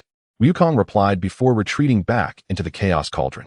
Without Wukong's weight, Zhang Yang's speed increased significantly, and he burst out of the cave in mere moments. As he exited the temple, a thunderous roar echoed, and the entire structure began to collapse. "That was close. I nearly met my end inside," Zhang Yang gasped. "Is that you, junior brother?" A weak voice called out. Upon hearing this, Zhang Yang's expression brightened, and he quickly set his sister down. Qiu Chan appeared somewhat better than before. "Sister, you finally woke up," Zhang Yang said. "I was nearly driven mad by your antics. How could I not awaken?" Qiu Chan managed a strained smile before succumbing to a fit of coughing. Observing her condition, Zhang Yang immediately administered 2 healing pills, which provided her some relief. "Where's Yulin?" Qiu Chan asked. "Senior brother is dead," Zhang Yang replied honestly, knowing that concealing the truth was futile. She would learn of it sooner or later. "He died for me." Upon hearing of Yulin's demise, tears streamed down Qiu Chan's face. "Do not worry. The murderer has been vanquished," Zhang Yang reassured her. After sobbing for a moment, Qiu Chan murmured, "Thank you, junior brother. I believe Yulin is now at peace in his next life." At that moment, Zhang Yang sensed something amiss. He glanced around and discovered that a multitude of cultivators had gathered in the distance. Their eyes filled with greed as they gazed upon the primordial stone sword in his hands. "You should leave, junior brother. I will only be a burden," Qiu Chan said, her expression reflecting her concern. "I will take you with me." Zhang Yang hoisted Qiu Chan onto his back once more and secured her tightly with a rope. "By doing this, you will only endanger yourself," Qiu Chan sighed. feeling like a helpless liability. Sister, do not say that. Senior brother Yulin is gone, and I will not let you perish, Zhang Yang declared, gripping the sword tightly. He then noticed that, although the primordial stone sword was entirely made of stone, it possessed an unparalleled sharpness, its white blade radiating a brilliant light under the sun. Upon hearing Zhang Yang's words, Xiao Chan fell silent, gripping his shoulders tightly to avoid being a burden. Surrender the primordial stone sword, and we may grant you a chance to live, shouted one of the cultivators from afar. Come and take it if you dare, Zhang Yang retorted with a cold laugh. Estimating that there were at least 200 cultivators, Zhang Yang was cornered at the cave's entrance. You are courting death, one of them yelled, rallying the others. Everyone, attack. We shall kill him. However, despite his fervent call, no one heeded him. Even he took a cautious step back. These individuals hailed from various factions, each with their own motives. None were foolish. They had heard of Zhang Yang's single-handed slaughter of the Seven Fiends Sect and the Jade Void Palace disciples, and they were not eager to be the first to rush in and meet their demise.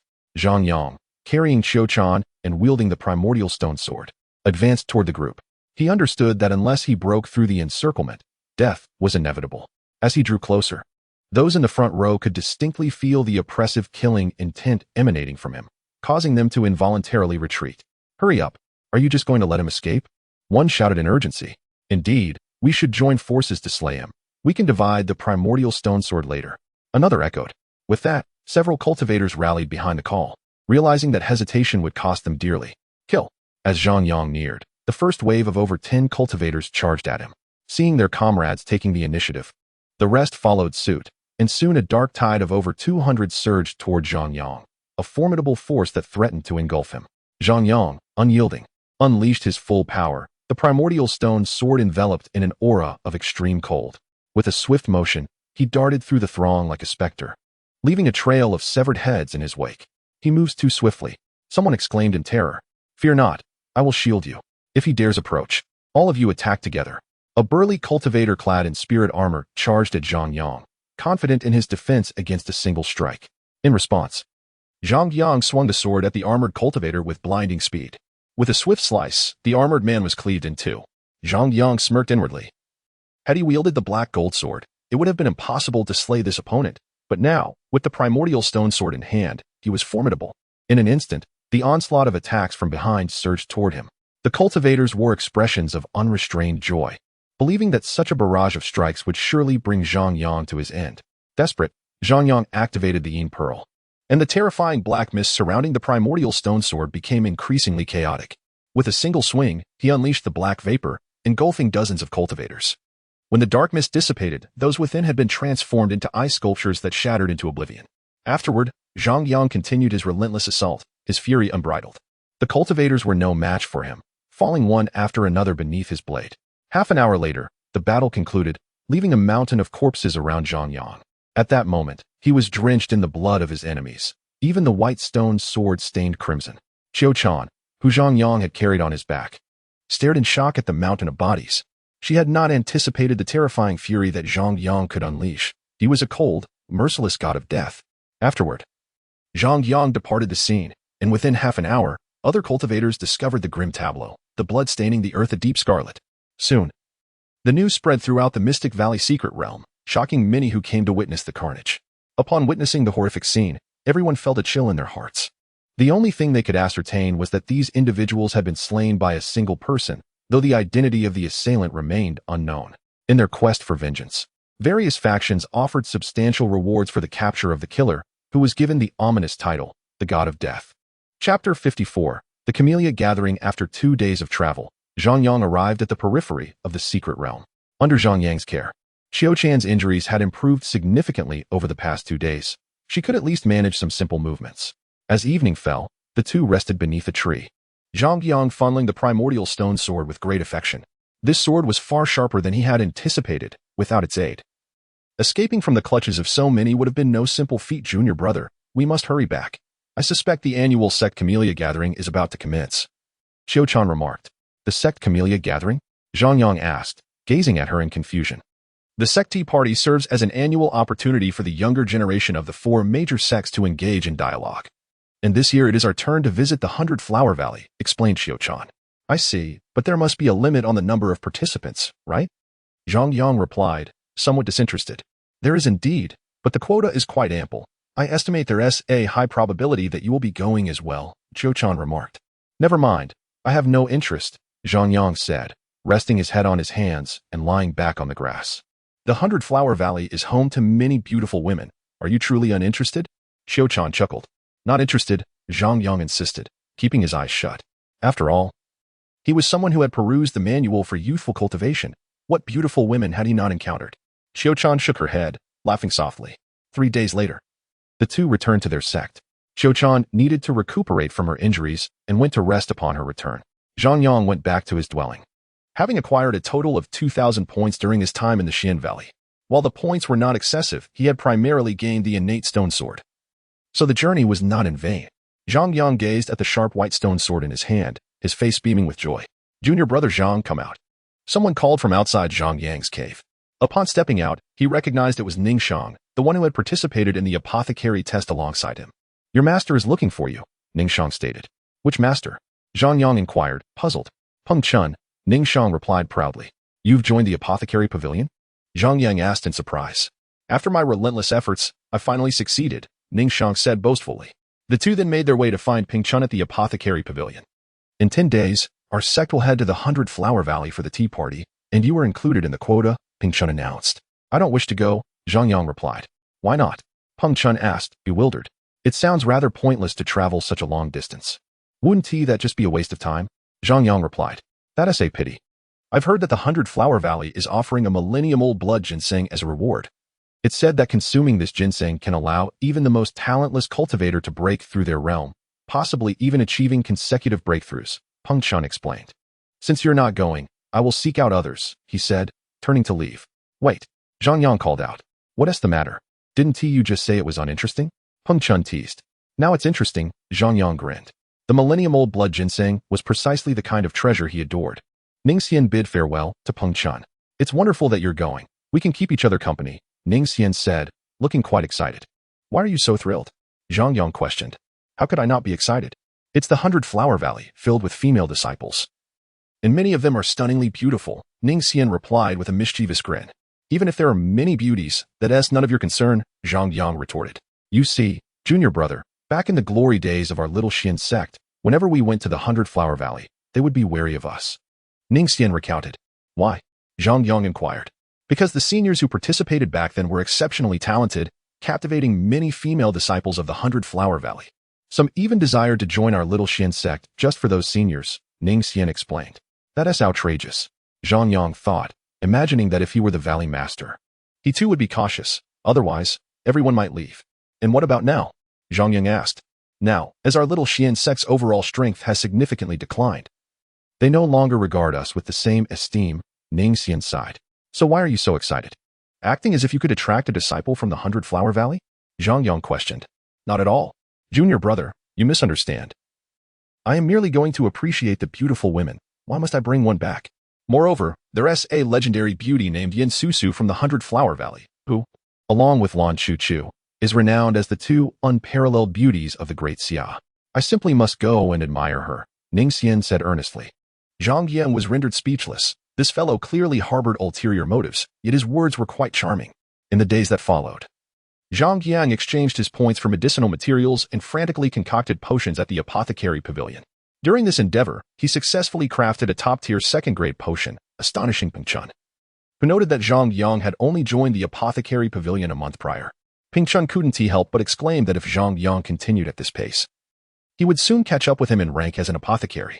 After concocting the potions, Zhang Yang chose to keep a portion for himself while selling the remainder to the apothecary pavilion in exchange for points, which he then used to practice his swordsmanship in specialized venues. Time flew by, and soon it was the day before the tea party. The tying sword technique had finally reached fruition. Zhang Yang felt a surge of excitement and swiftly returned to his cave, drenched in sweat and in need of a bath. Junior brother, are you ready to depart? Ningxian's voice echoed from outside the cave. Just a moment, Zhang Yang called back. After waiting for a short while, Ningxian grew impatient and remarked, Junior brother, it's south not my place to say, but you should refrain from certain activities. They aren't good for your health. Get lost, Zhang Yang retorted, emerging from the cave. Ningxian first chuckled, then noticed Zhang Yang looked exceptionally handsome today, unable to resist saying, Why are you so dressed up? Are you going on a blind date? I've always been handsome, Zhang Yang replied. And the two hastily made their way to the designated location.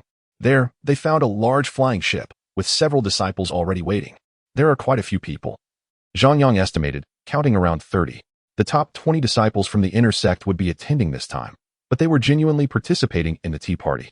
While those of us below the martial master realm were expected to spar with the young ladies, which made it difficult for me to muster the courage, Ning Xian lamented. Zhang Yang understood that the strongest disciples were likely concealing their true strength, especially with the grand competition among the four sects approaching. Let us go, said Jiang Xing, the head of the apothecary pavilion, as he approached the crowd, leading everyone aboard the ship. The ship roared to life and ascended into the sky. I envy this. When will I get the chance to meet beautiful women? Some inner sect disciples watched Zhang Yang and the others depart, their eyes filled with envy. The 100-Flower Valley is the most coveted destination for male disciples of the other three major sects, without exception. Chapter 55, The Super Genius. See, along as we journey to the 100-Flower Valley, you must remain vigilant regarding the Chen sect. Though it is considered a second-tier sect, it has risen rapidly in recent years and is now at the pinnacle of second-tier sects, always eyeing our little Xian sect with suspicion, Jiang Pavilion Master cautioned the group. Hearing this, the disciples' expressions grew serious, clearly aware of this sect's reputation. Are there other sects attending besides us? Zhang Yang asked, puzzled. Of course. It would be rather dull if it were just the two of us, so the tea party generally invites some smaller sects to join in the festivities, Lan Chuchu explained, striding gracefully to Zhang Yang's side. Chuchu is correct. In such gatherings, these smaller sects seize every opportunity to showcase themselves. Defeating them can garner great fame, she added. Especially the Chen sect, we've suffered considerable setbacks at their hands in past tea parties, Jiang Pavilion Master added. Is this second-tier sect truly that formidable? Zhang Yang expressed surprise. The Chen sect's top disciples may not match ours, but the overall strength of their other disciples has subtly begun to surpass that of our little Xian sect, Jiang Pavilion Master replied with a grave expression. I've heard they have produced an extraordinary genius this year, reaching the pinnacle of the martial artist realm in just 2 years since joining the sect. Upon hearing this, some disciples preparing for the performance competition displayed serious expressions, feeling the immense pressure. They represented the little Xian sect. Losing to these smaller sects would undoubtedly lead to ridicule. The embarrassment of losing one's own face is minor, but losing the sect's face is a grave matter. Do not fret, junior brother, after all. You have only just joined the sect for a little over 2 months. Simply maintain a calm demeanor, Lan Chuchu softly advised. What is there to worry about? Zhang Yang inquired, perplexed. Naturally, there is concern about losing to those second-rate sections. Your time in the Shaoxian sect is too brief, rendering you no different from a novice. Lan Chuchu responded with a smile. Her brilliant smile captivated the onlookers, leaving them momentarily entranced. I am not worried. After all, I may not necessarily lose, Zhang Yang asserted. He could distinctly perceive the contrast in Lan Chuchu's demeanor when she interacted with him as opposed to when she was in the company of others. So confident? If you manage to defeat Xia Long from the Lichen sect, I might choose to overlook the incident when you bullied me in the water that day, Lan Chuchu whispered, a faint blush gracing her fair and delicate face, rendering her even more alluring, inciting an impulse to draw closer. Zhang Yang's heart fluttered at her words. He had not anticipated that Lan Chuchu was already aware of his identity on that fateful day. However, he was not foolish enough to admit it. Sister Lan, I am unaware of what you are referring to, but I shall certainly strive to defeat Xia Long, as it pertains to the honor of our sect, Zhang Yang declared. A hint of confusion still evident on his face. Seeing his reaction, Lan Chuchu felt a surge of irritation. Thinking to herself that if this fellow truly managed to vanquish Xia Long, not only would he uphold the sect's honor, but she would also be bound to honor her word and let bygones be bygones. What a troublesome character he was. Junior brother Zhang, you must exert yourself this time. After all, only you lower-tier practitioners are eligible to participate in the exhibition match. Do not bring shame upon our Shaoxian sect, Shijing approached, adopting an imposing demeanor. His affection for Lan Chuchu was well known among many in the Shaoxian sect, and witnessing her in hushed conversation with Zhang Yang intensified his jealousy. The disciples below the martial artist level exchanged glances, their expressions shifting slightly. Shijing was clearly belittling them, yet they dared not voice their anger. For Shijing was the foremost practitioner of the Tianbang. Zhang Yang cast a glance at Shijing, never one to shy away from confronting troublemakers. Sister, I have always been afraid of barking dogs. I shall step outside for some fresh air, he remarked with a smile before departing with an air of nonchalance. Lan Chuchu was taken aback. Her junior brother was exceedingly audacious, as his words implicitly likened Shijing to a dog. As anticipated, Shijing's expression darkened considerably. Had it not been for the presence of sect leader Jiang, he would have longed to strike Zhang Yang down. The group soon boarded the airship, arriving at the 100 Flowers Valley. As Zhang Yang disembarked, he beheld a breathtaking landscape adorned with a myriad of flowers, the air imbued with a fragrant essence. Sect leader Jiang, you have finally arrived. A woman greeted as she approached with a smile. Vice Sect leader Hua, you are too kind, Jiang replied courteously. Under Vice Sect leader Hua's guidance, Zhang Yang and the others entered the valley. They soon arrived at a plaza encircled by flowers, at the center of which stood a platform surrounded by tables and chairs, where many had already gathered. At this moment, a young and stunning woman approached gracefully, her beauty matched only by an aloof demeanor that repelled those around her. Allow me to introduce Yin Susu, Vice Sect leader Hua announced, her gaze revealing a clear affection for Yin Susu. Indeed, Yin Susu was as beautiful as the rumors had suggested. However, her coldness was regrettable, as noted by Ning Xian, who whispered beside Zhang Yang. Senior Jiang, please take a seat, Yin Susu said, subsequently arranging for the Shaoxian sect members to be seated. With the arrival of the Shaoxian sect members, the tea party commenced. Throughout the gathering, disciples from various sects mingled, raising their cups in friendly banter, though ultimately gravitating towards the tables occupied by the female disciples of 100 Flowers Valley, including the rather unsavory figure of Ning Xian. In the end, Zhang Yang remained the sole figure at the Shaoxian sect table, devouring his food ravenously, his mouth glistening with grease. A golden-haired monkey perched on his shoulder, mirroring his gluttonous behavior as if it had not eaten in ages. Be careful while eating, you silly monkey. I just changed into this outfit, Zhang Yang complained, gnawing on the meat of a demonic beast. At that moment, a graceful figure, accompanied by a fragrant breeze, settled beside him. This monkey is truly adorable, Yin Susu remarked, the icy demeanor that had previously enveloped her now dissipating. Zhang Yang glanced at Yin Susu before resuming his feast. Why are you here alone? Shouldn't you be mingling? Yin Susu inquired curiously. I have no interest, Zhang Yang replied, his words muffled. Neither do I. I prefer solitude, Yin Susu muttered as if to herself. Please exercise caution. I have heard that the Lichen sect intends to use the Shaoxian sect as a stepping stone to elevate Xiaolong, Yin Susu cautioned. However, Zhang Yang remained preoccupied with his meal, offering no response, which only served to pique Yin Susu's curiosity further. It was known that with her beauty, any man would willingly follow her from 100 Flowers Valley to Shaoxian sect, yet Zhang Yang treated her as if she were invisible. As darkness fell, the tea party transitioned to its most significant segment, the exhibition match. For this exhibition, we at 100 Flowers Valley have specially prepared a millennium-old blood ginseng as a prize. We hope all young talents will perform admirably. Vice Sect leader Hua's voice resonated throughout the plaza. Upon hearing this, all disciples returned to their respective seats, with some from smaller sects displaying a glimmer of anticipation. A young man clad in ornate attire stepped onto the platform, addressing the crowd with a bow. I am Xiaolong, and I wish to be the first to take the stage, especially to challenge the prodigies of the Shaoxian sect. Everyone present could discern his clear intent. He was targeting the Shaoxian sect. I believe we should refrain from stepping up and embarrassing ourselves. Let us observe whether Xiaolong can indeed bring the Shaoxian sect to its knees, one disciple lamented. Alas, the younger generation of the Shaoxian sect is indeed growing weaker.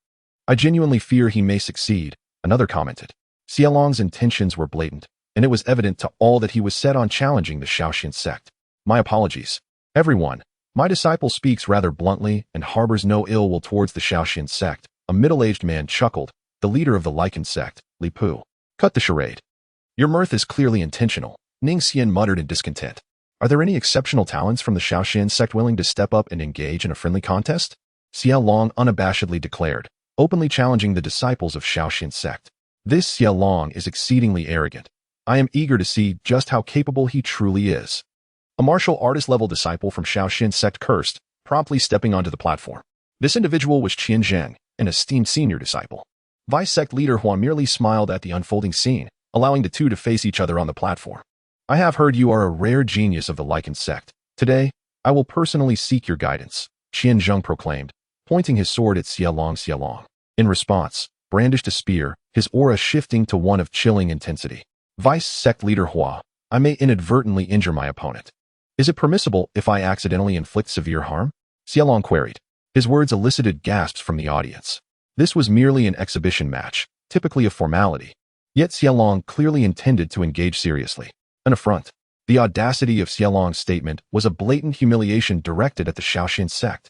Vice Sect Leader Hua exchanged glances with Sect Leader Jiang, aware that even she could not hastily judge this matter. It is commonplace for injuries to occur during martial arts exchanges, Jiang remarked with a smile, embodying the grandeur of a major sect. Yet, as soon as his words fell, Zhang Yang and the others received a stern transmission from Jiang, laced with anger. If Xiaolong dares to severely injure Qianzheng, I expect you to retaliate and incapacitate him. Our Shaoxin sect shall not be subjected to humiliation by anyone. Zhang Yang and others nodded. They understood that Jiang Gu had taken the initiative to become enraged. On the arena, Xiaolong, seeing the vice sect master of the flower sect nod in agreement, brandished his spear and pointed at Qianzheng, declaring, I allow you to strike first. Otherwise, I fear you may not have a chance to act at all. Xiaolong's demeanor was exceedingly arrogant. Furious, Qianzheng realized this was clearly a blatant disregard for him. You will pay for your insolence, Qianzheng retorted, immediately launching a sword strike at Xiaolong Clang. Xiaolong swept his spear across, the impact producing a flurry of sparks as his weapon clashed against Qianzheng's sword, forcing Qianzheng to retreat repeatedly, nearly tumbling off the platform. Perhaps you should consider someone else. You are not my match. Xiaolong laughed heartily, his expression brimming with arrogance. Scoundrel, Qianzheng cursed, gathering all his strength for another powerful strike at Xiaolong, the sword radiating a violent aura. Observing this, Xiaolong thrust his spear forward. The overwhelming energy emanating from it was evidently superior to Qianzheng's. Bang! The moment the spear met the sword, Qianzheng was sent flying off the platform, landing with a series of violent coughs, blood spilling forth, his complexion as pale as death. Qianzheng was gravely injured. Gasp! Everyone was astonished by how effortlessly Xiaolong had triumphed. Jiang Gu provided Qianzheng with a healing potion, while disciples of the flower sect assisted him off the stage to recuperate. The disciples of the Shaoxian sect are rather pathetic, Xiaolong proclaimed, pointing his spear toward their direction, his provocation unmistakable. Zhang Yang could no longer contain himself and stood up to ascend the stage. Junior brother, your cultivation is lower than his. Allow me to take this one, said Ningxian. Although he had previously given an impression of being rather lecherous, his strength was not to be underestimated. Then it shall be you. Make sure to cripple him, Jiang Gu replied coolly, but a hint of fury was evident in his tone. Zhang Yang, upon hearing this, sat back down, while Ningxian proceeded onto the arena. Do not worry, junior brother. Ningxian is quite formidable, perhaps the strongest among our sect's martial disciples, Lan Chuchu interjected. Zhang Yang's face revealed surprise. He had not anticipated the seemingly lecherous Ningxian to possess such strength. With this newfound knowledge, Zhang Yang felt a measure of reassurance. You may strike first, Xiaolong taunted, still exuding arrogance upon Ningxian's arrival. Ningxian showed no hesitation, summoning a pair of gauntlets and delivering a punch directly at Xiaolong. Bang! Xiaolong raised his spear to defend, yet he was still forced back by Ningxian's powerful strike. His expression finally shifted, shedding the haughty demeanor. You have the right to challenge me, Xiaolong declared, launching into a fierce battle with Ningxian. The clash between them was intense, and neither could gain the upper hand. Bang! They exchanged another blow, both being pushed back by the force. Your strength is impressive, but you remain no match for me, Xiaolong proclaimed, his arrogance resurfacing as his aura surged. Boom! An incredibly terrifying energy erupted from Xiaolong, which gradually stabilized. Martial Master Realm. The crowd's expressions shifted dramatically. Xiaolong had unexpectedly broken through on the stage. The disciples of the Shaoxian sect realized the gravity of the situation. If Xiaolong had ascended to the Martial Master Realm, Ningxian would undoubtedly be at a disadvantage. After his breakthrough, Xiaolong launched a spear strike toward Ningxian, who wore a grave expression. He understood he could not withstand this blow. Surrender would be his best option. Yet he could not allow himself to do so.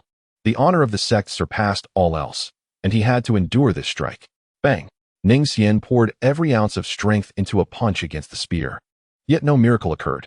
He was sent sprawling from the impact, unconscious beyond the arena, his injuries more severe than Qianzheng's. Disciples of the flower sect swiftly carried Ningxian away for treatment. Xiaolong's extraordinary talent shone as he achieved a breakthrough in the arena. This act effectively trampled upon the Shaoxian sect's dignity, and the reputation of Xiaolong would surely spread swiftly. The Shaoxian sect appeared to be in a state of decline. Utterly defeated by a disciple of a second-rate sect, it seemed that this year's grand competition among the four sects might be the last for the Shaoxian sect. Many shook their heads in lament. The disciples of the Shaoxian sect fell into silence, and Jiang Ji's expression darkened significantly. With Ningxian's defeat, there was no one left to face Xiaolong. Let us conclude this exhibition match, the vice sect master of the flower sect stated.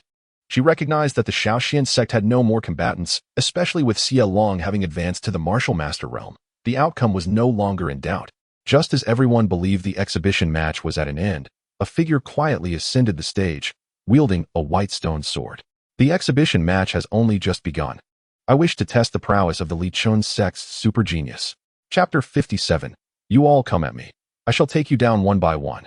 All eyes were drawn to Zhang Yang as he stepped onto the platform.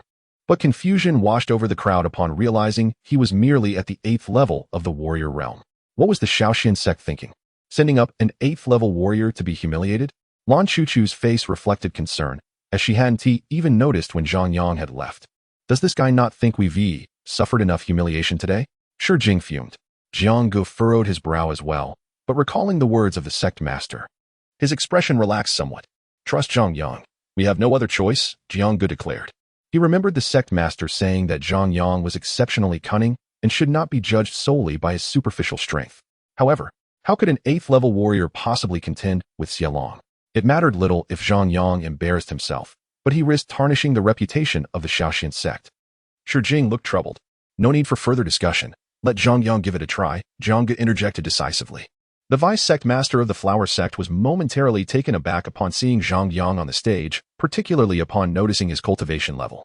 She glanced at Jiang Gu, perplexed by the Shaoxian sect's decision. However, upon observing Jiang Gu signaling for the match to continue, she could not help but shake her head internally before stating, "Since there is a challenge, let the match proceed." With that, she stepped down from the stage. Is the Shaoxian sect truly out of options? Sending an 8th level warrior and to seek death? Xie Long remarked, his brow slightly furrowing upon seeing Zhang Yang. He then called out toward the Shaoxian sect. The disciples of the Shaoxian sect wore grim expressions. Xie Long's words were a blatant slap in the face. I wish to engage him in a life-and-death battle. Just as all attention was focused on the confrontation between Xie Long and the Shaoxian sect, Zhang Yang's voice suddenly rang out. His declaration struck the crowd like thunder from the heavens. What? This guy can't be serious. Indeed, he is merely an 8th level warrior. How dare he utter such words? The crowd erupted in disbelief, condemning Zhang Yang for his recklessness, deeming it a foolish endeavor. The vice sect master of the flower sect wore an awkward expression. Zhang Yang's demand placed her in a difficult position, and she looked to Jiang Gu for guidance. This little brat clearly wishes to put me in a bind. Does he not realize he is the sect master's disciple? If he truly meets his end today, the sect master will surely hold me accountable. Jiang Gu cursed inwardly. But recalling the sect master's words, he ultimately nodded in agreement. The vice sect master sighed. As long as both parties consent, a life-and-death battle may proceed. Since you seek death, I shall oblige. Xie Long sneered, unperturbed by the prospect of easily dispatching Zhang Yang. The one seeking death is you. I need only a single strike to defeat someone of your caliber. Zhang Yang replied emotionlessly. Ha! You must be insane. You are one minor realm and one major realm beneath me, and you think you can defeat me with a single strike? That is the greatest joke I have ever heard. Xie Long laughed maniacally. It appears the Shaoxian sect has indeed fallen. They have sunk to the point of sending a fool to the arena. After Xie Long's laughter, he took another jab at the Shaoxian sect. The disciples of the Shaoxian sect were furious, gritting their teeth in anger, unable to fathom how Zhang Yang could utter such irrational words. May we begin? Zhang Yang inquired. Certainly, I shall not impose upon you. Allow me to show you a couple of moves, so you may not claim I am bullying you, Xie Long said, beckoning Zhang Yang with a dismissive gesture. Inwardly, Zhang Yang scoffed, gripping the innate stone sword, a dense aura of spiritual energy radiating from it. Then I shall make my move, Zhang Yang declared.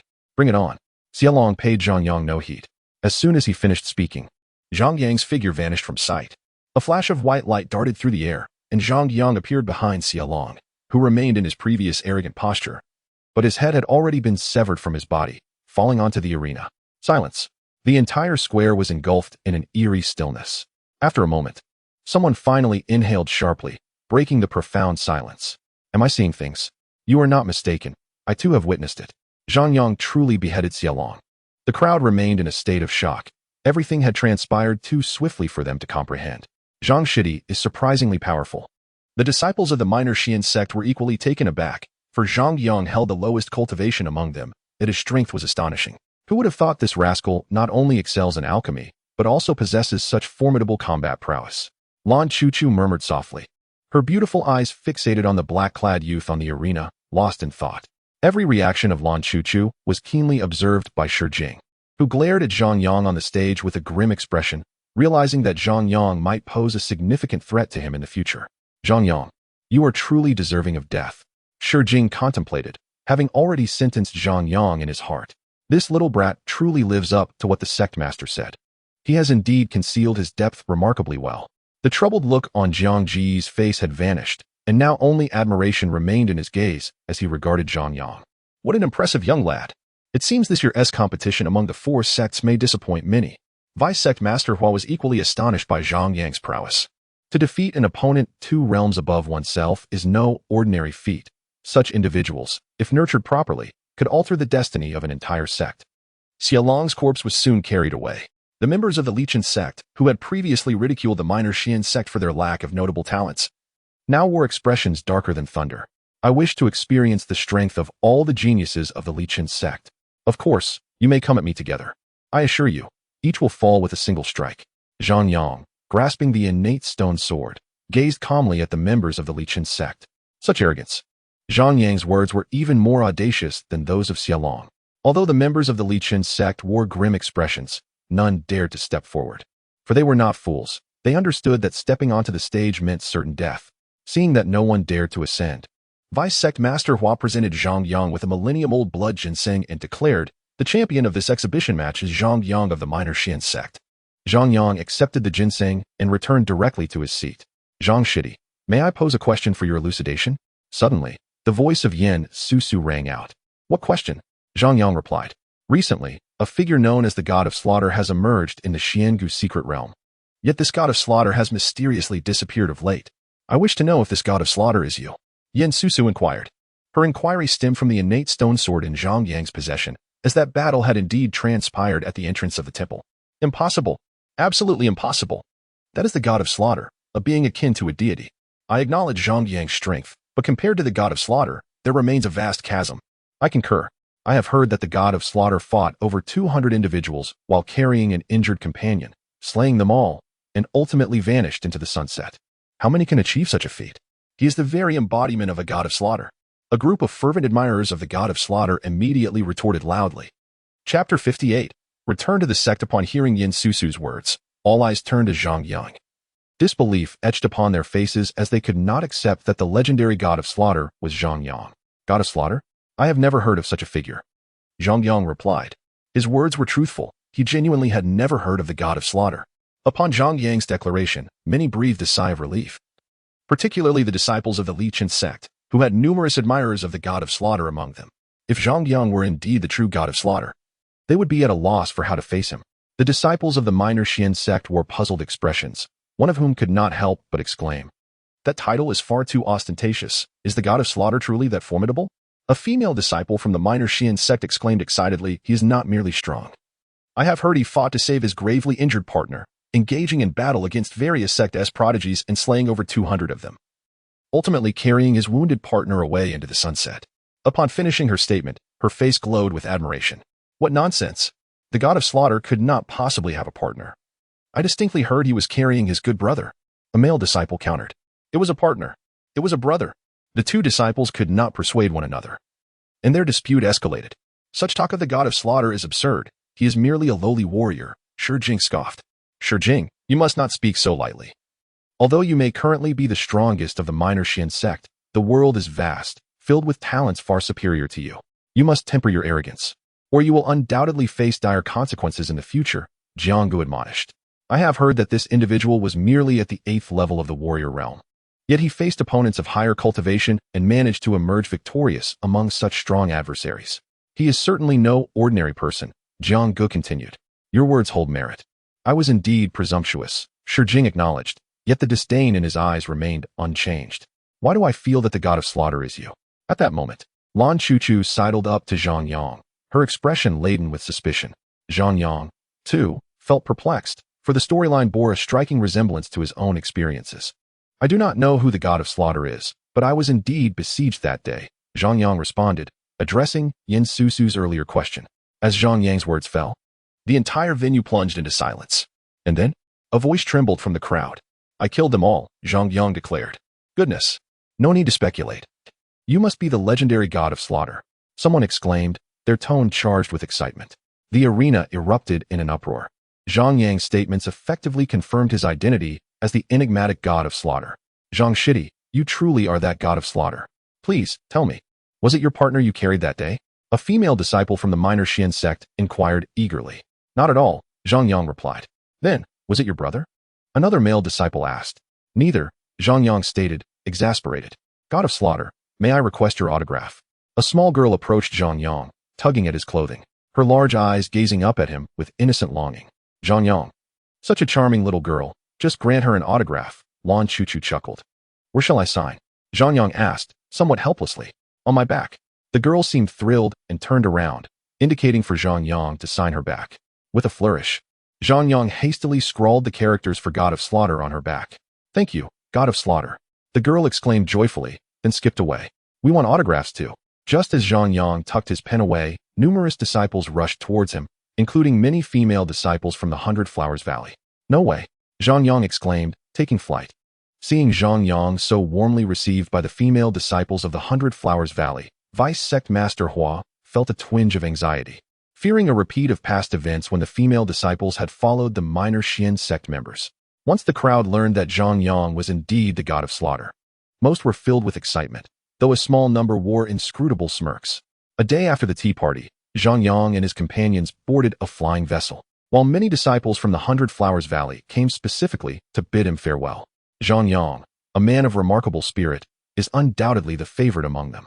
The deputy sect master, Hua, gazed at the female disciples and sighed inwardly. Su Su, what do you think of Zhang Yang's strength? She inquired, turning to Yin Su Su beside her. Very formidable. Challenging those beyond 1's level is no small feat if he were at my level. I would surely be no match for him, Yin Su Su responded earnestly. In the room of sect leader Jiang, Zhang Yang expressed his dissatisfaction. Where on earth is my elusive master? It has been ages since he accepted me as his disciple, and yet I have yet to see him. With the impending competition for the heavenly ranking, he felt immense pressure, as it directly impacted the opportunity to participate in the grand competition of the four sects. And his current level was far too low. Sect leader is quite busy. If you have matters to discuss, please speak, Jiang replied. I have no points left. Could you spare me some? Zhang Yang asked, revealing his dire financial situation. Jiang discerned Zhang Yang's concerns, acknowledging that his current level was indeed somewhat lacking. To be frank, our little Xian sect, although still one of the four great sects, is rather impoverished at the moment. But fret not, there are ways to navigate such financial constraints. Jiang reassured him. Recently, the sect leader discovered an unexplored relic. Although the spots are limited, as a disciple of the sect leader, you may have a chance to join. Jiang explained. Does a relic even require a quota? Zhang Yang questioned, seriously suspecting that the elder was trying to deceive him. Unexplored relics are exceedingly perilous, which is why only a few disciples are allowed entry initially to prevent total annihilation, Jiang elaborated. If it's that dangerous, then I shall not go. Zhang Yang firmly declined. Do not be too hasty in your refusal. While such relics are indeed hazardous, they are not like those already plundered of their treasures. Newly discovered relics are filled with opportunities. Once, a member of our sect ventured into a relic and acquired a significant treasure, instantly elevating his rank from a warrior of the 1st level to the 5th level, Jiang recounted. Hearing this, Zhang Yang hesitated, his skepticism towards the elder beginning to wane. When does the exploration commence? He inquired, his interest piqued. We will depart immediately after returning, Jiang smiled. However, I must warn you. The news of your possession of a treasured artifact has surely spread. You must be cautious outdoors, as many may have set their sights on you, he cautioned. Zhang Yang nodded, aware of the artifact's rarity. Even the leaders of the four great sects wielded treasures of lesser rank than his.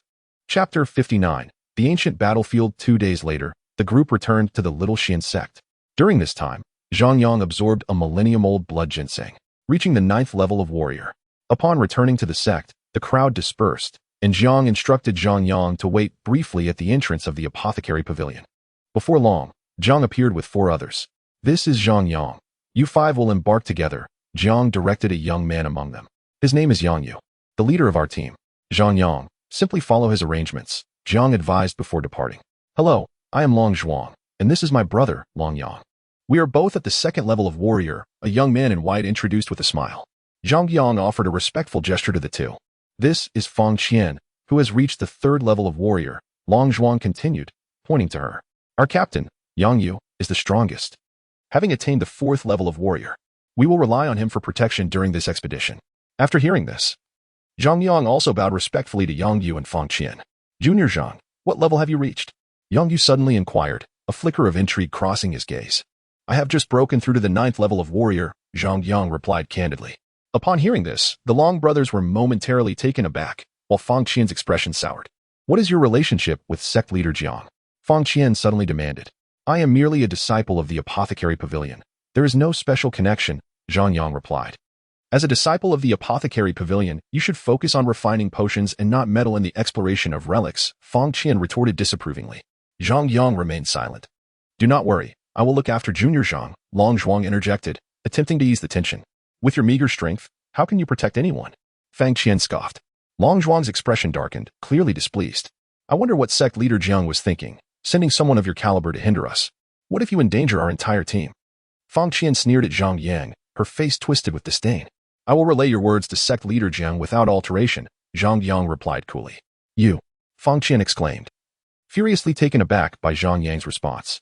Let us move swiftly and not waste any more time, Zhang Yang said, flashing a slight smile at Fang Qian. Yang Yu cast a meaningful glance at Zhang Yang before looking at the brooding Fang Qian. There is no need to dwell on it, he remarked before leading the way.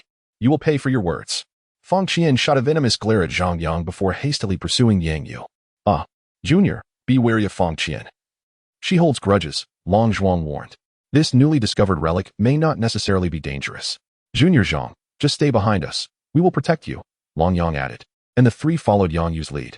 3 days later, the 5 arrived at the relic's entrance, situated in a desolate wilderness, where even the cries of beasts were absent. What a remote place, it feels like a desolation, Zhang Yang mused, surveying the surroundings. Let us proceed, Yang Yu said, his demeanor turning vigilant as he stepped into the relic's entrance first. Just don't hold us back, Fang Qian remarked coldly, glancing back at Zhang Yang before entering. Let us go, Junior, Long Zhuang beckoned, and Zhang Yang followed the 3 into the relic. Upon entering, Zhang Yang found himself in an ancient battlefield, shrouded in thick mist. Through the haze, he could faintly see vibrant blood staining the ground. What is this blood? Why has it not yet dissipated? Zhang Yang pondered, perplexed. This battlefield clearly bore the marks of time. The lingering blood was evidently unnatural. This mist poses a danger. Exercise caution. A voice resonated within Zhang Yang's mind. Startled by the warning, Zhang Yang realized had it not been for this alert, he might have walked right into it. Noticing Long Zhuang and Long Yang advancing into the mist, Zhang Yang swiftly halted them, whispering, This mist is suspicious. We should not enter. The two exchanged bewildered glances. Suddenly, a chilling scream pierced the air. The 3 turned toward the sound, only to see Fang Qian had unknowingly stepped into the mist, her cries echoing.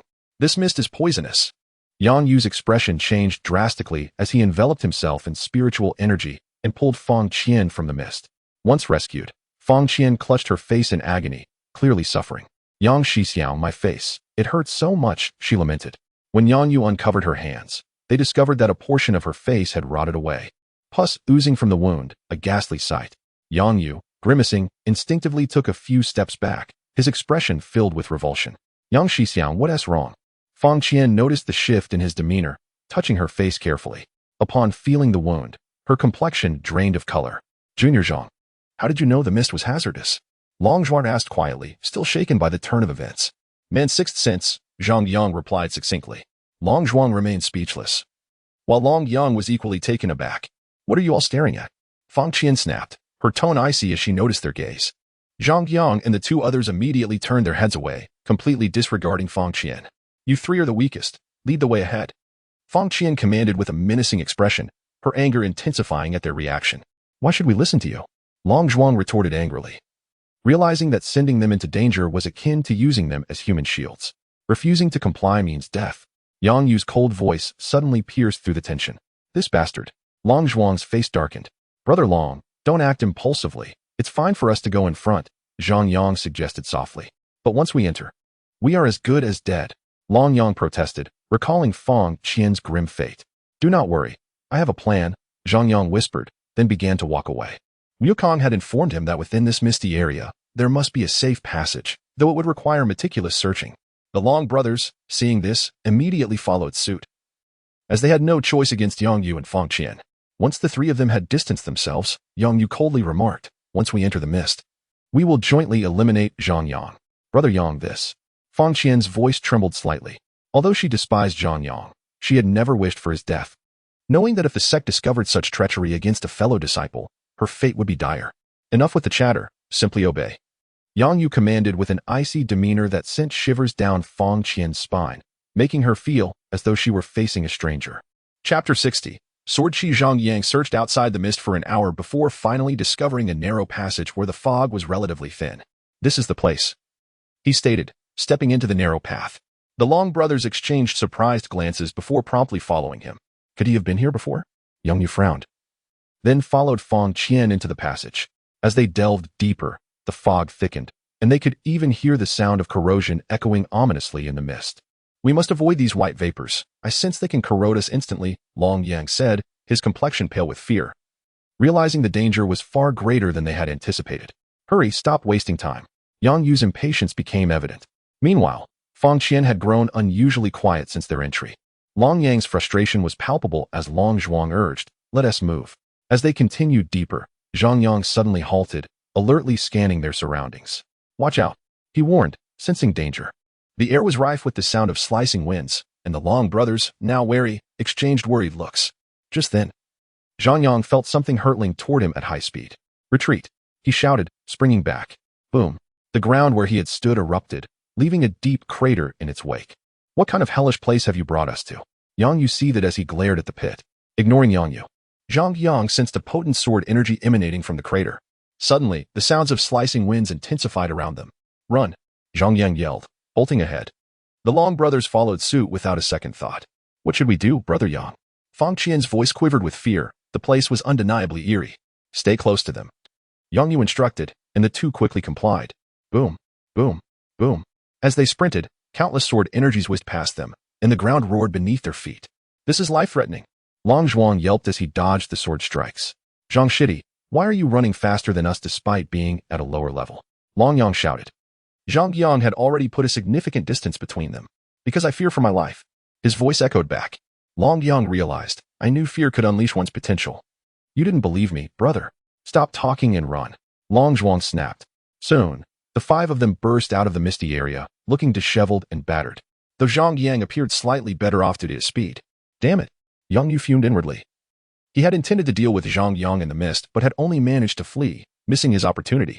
However, his expression soon turned serious as he beheld a vast battlefield before him, littered with corpses that still bled. An eerie and oppressive atmosphere weighed heavily on them all. Zhang Yang, what kind of wretched place have you led us to?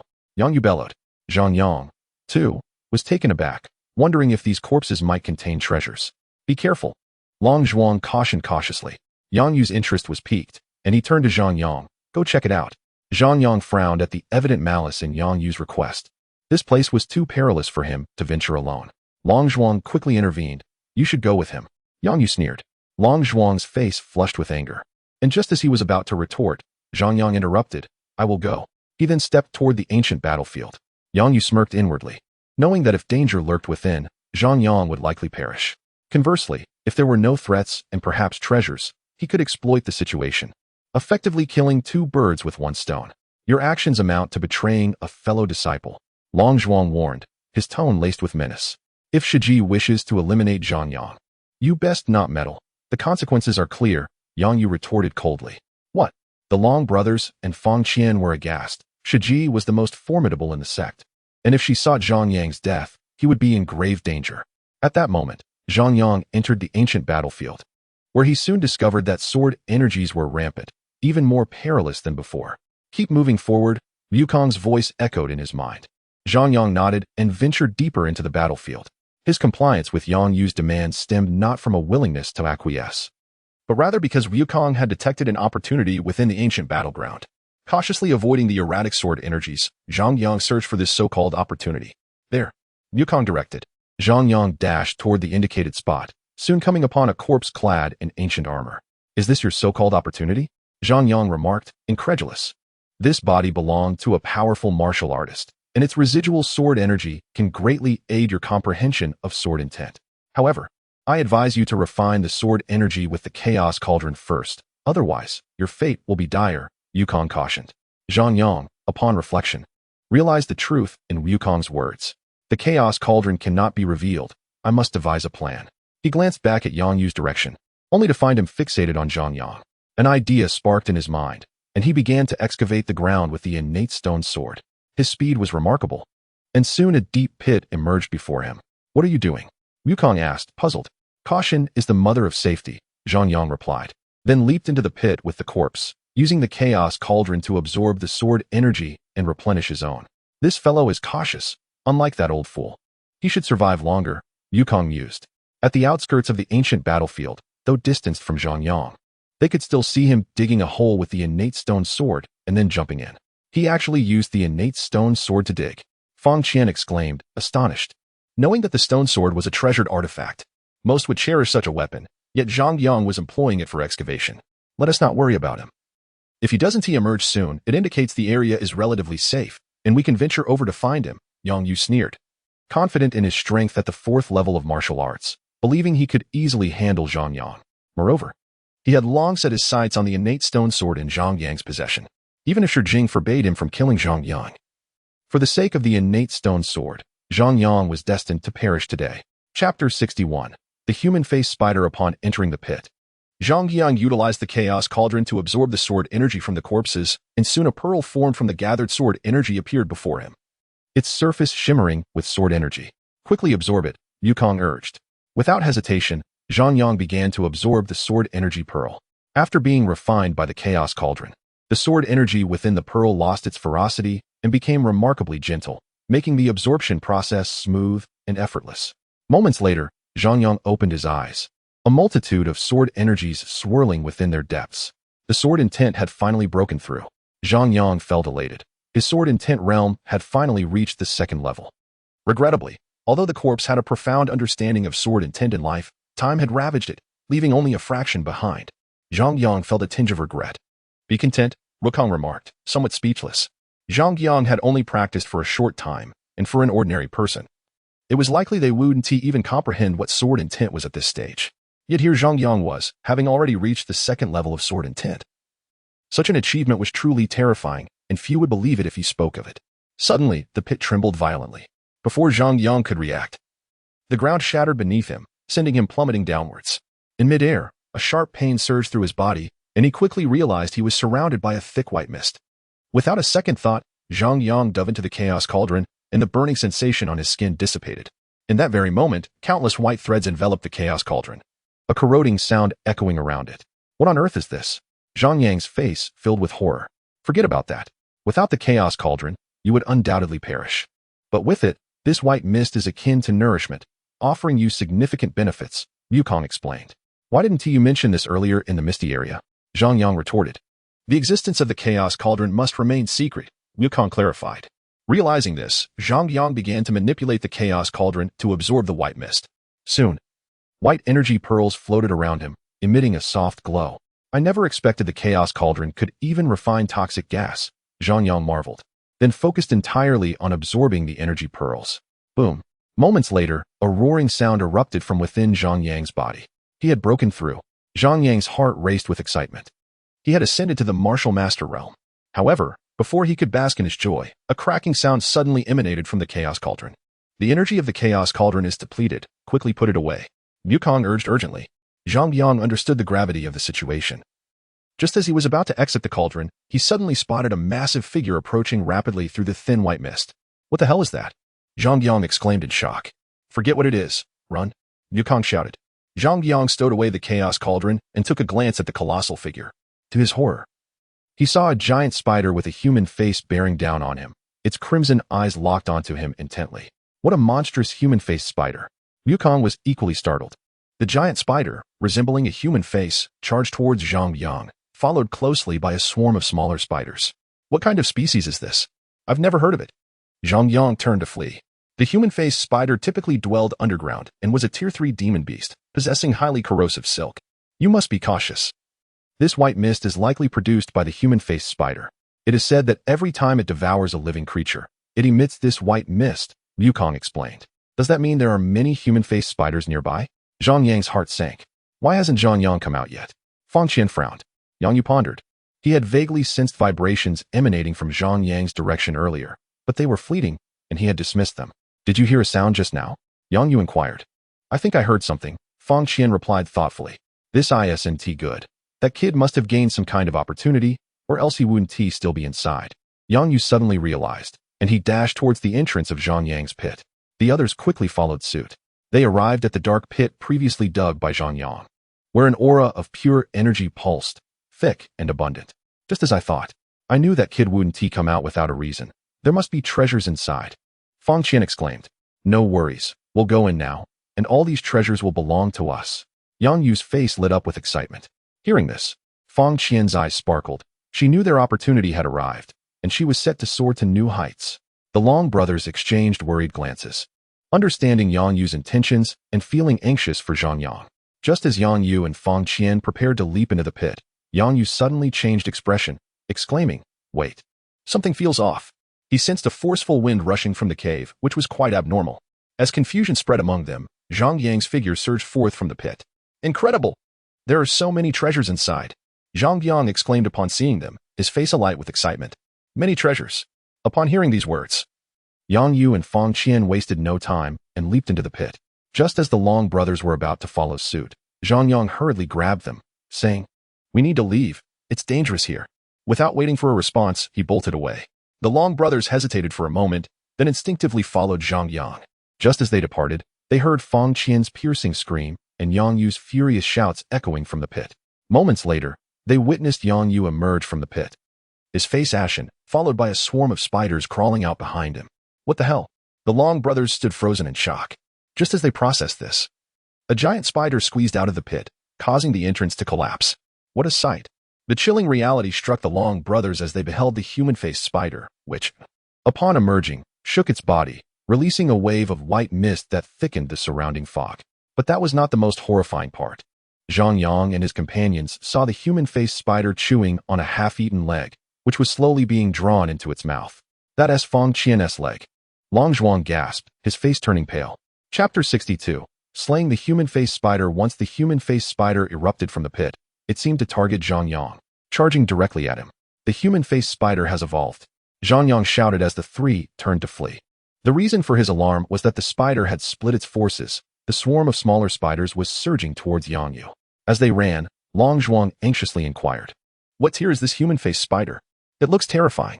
Tier 3 demon beast, but its exact strength is unclear. Zhang Yang replied. He knew that simply running was not a viable solution. Whoosh, whoosh, whoosh. As they sprinted, the trio suddenly heard a whistling sound behind them, prompting them to dodge instinctively. Bang, bang, bang. Zhang Yang watched as 3 threads of silk shot like white lightning towards their previous path, exploding violently upon contact. This isn't mere silk. It's practically steel. Zhang Yang cursed inwardly, glancing back at the human-faced spider, which had come to a halt. Its human-like face wore an eerie expression as it spat out strands of silk from its bloodied mouth. Run! Zhang Yang shouted, sensing the impending danger. As Zhang Yang's words fell, white spider silk shot forth like 1,000 swords towards the 3 men. The 2 members of the Long family were visibly alarmed. Yet they did not flee, for it was too late. We shall fight, Long Zhuang roared, and both of them unleashed their full power. The clash of their efforts echoed as they struggled against the overwhelming torrent of spider silk, their faces betraying their immense strain. Zhang Yang, too, was tirelessly wielding his sword to sever the encroaching threads. Observers would note that despite Zhang Yang's slightly inferior cultivation level compared to the Long brothers, he handled the situation with remarkable ease, even engaging in conversation with Wukong. Where is the weakness of the human-faced spider? Zhang Yang inquired. The weakness lies in its face. Wukong replied. As Wukong's words resonated, a dense black mist emanated from Zhang Yang's innate stone sword. In a swift motion, Zhang Yang charged towards the human-faced spider, the spider silk multiplying and accelerating towards him. Yet, he deftly evaded every strand. Zhang Yang, come back! Long Zhuang exclaimed, fear etched on his face. Zhang Yang was merely at the 9th level of martial arts. His current actions seemed tantamount to courting death. Zhang Yang has aided us. We cannot stand idly by and watch him perish. Long Yang bellowed. Had it not been for Zhang Yang guiding them through the misty area, they would have met their demise long ago. Let us fight, Long Zhuang shouted, as the 2 brothers united their efforts, gradually advancing towards the human-faced spider, though they felt their spiritual energy depleting rapidly. At this moment, Zhang Yang had closed in within 5 meters of the spider, where the spider silk was virtually overwhelming, obscuring his line of sight. Just as he approached, the strands surged towards him like a vast net. Why did the spider silk suddenly vanish? The Long brothers, who had been desperately resisting the threads, were taken aback as the silk inexplicably disappeared. However, they soon witnessed the unfolding events around Zhang Yang. Zhang Yang. Their eyes widened in horror as they saw the silk transform into a barrage of blades aimed at him, engulfing him in an instant. Crack. Just as the brothers feared for Zhang Yang's life, they were startled by a peculiar sound. Crack, crack, crack. The noise continued, and they realized it was emanating from Zhang Yang. As the spider silk enveloped him, it suddenly halted. Then, in an astonishing turn, the strands shattered into countless icy particles that scattered into the air. Zhang Yang re-emerged, gripping the innate stone sword, surrounded by a faint aura of chilling black energy. What just happened? Both brothers stared in disbelief at Zhang Yang. The human-faced spider, equally taken aback by Zhang Yang's sudden counter, began to swell its mouth again, rapidly launching more silk strands. Be careful, Zhang. Long brothers shouted in warning. Just as their words fell, Zhang Yang vanished from his spot. Swish. When he reappeared, he had thrust his sword into the spider's mouth, which emitted a wretched cry. Die! Zhang Yang roared, as the Yin pearl within him spun wildly, channeling a torrent of frigid energy into the innate stone sword. Boom! The human-faced spider exploded, its body fracturing into ice shards that plummeted to the ground. The Long brothers stared in astonishment, their faces a canvas of disbelief. It was known that Zhang Yang's cultivation was inferior to theirs. So how could his power be so fearsome? Brother, it seems Zhang Yang just executed the Tying sword technique, Long Yang said, swallowing hard. What? I've heard that the Tying sword technique is notoriously difficult to master. Achieving perfection could rival Earth-level techniques. Long Zhuang exclaimed, astonished. Zhang Yang likely has cultivated the Tying sword technique to great success. Long Yang's voice trembled slightly, for he had once attempted to practice it, but had failed. Yet he recognized its intricacies. Hearing this, Long Zhuang was left dumbfounded. He glanced at Zhang Yang in the distance, muttering, Now I finally understand why Elder Jiang placed Zhang Yang in our team. It appears we have underestimated his capabilities. Long Yang nodded, adding, The heavenly ranking matches are about to commence. I have a feeling Zhang Yang will etch his name upon the heavenly ranking soon.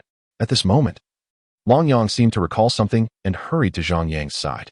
However, upon seeing the corpses strewn across the ground, he nearly lost his composure. Among the remains, he spotted the corroded remnants of Fang Qian. Brother Long, are you all right? Zhang Yang asked, noticing Long Zhuang's complexion shift from pale to purple. His expression one of utter despair. Let us talk elsewhere. Long Zhuang, unable to bear it any longer, pulled Zhang Yang away from the gruesome sight.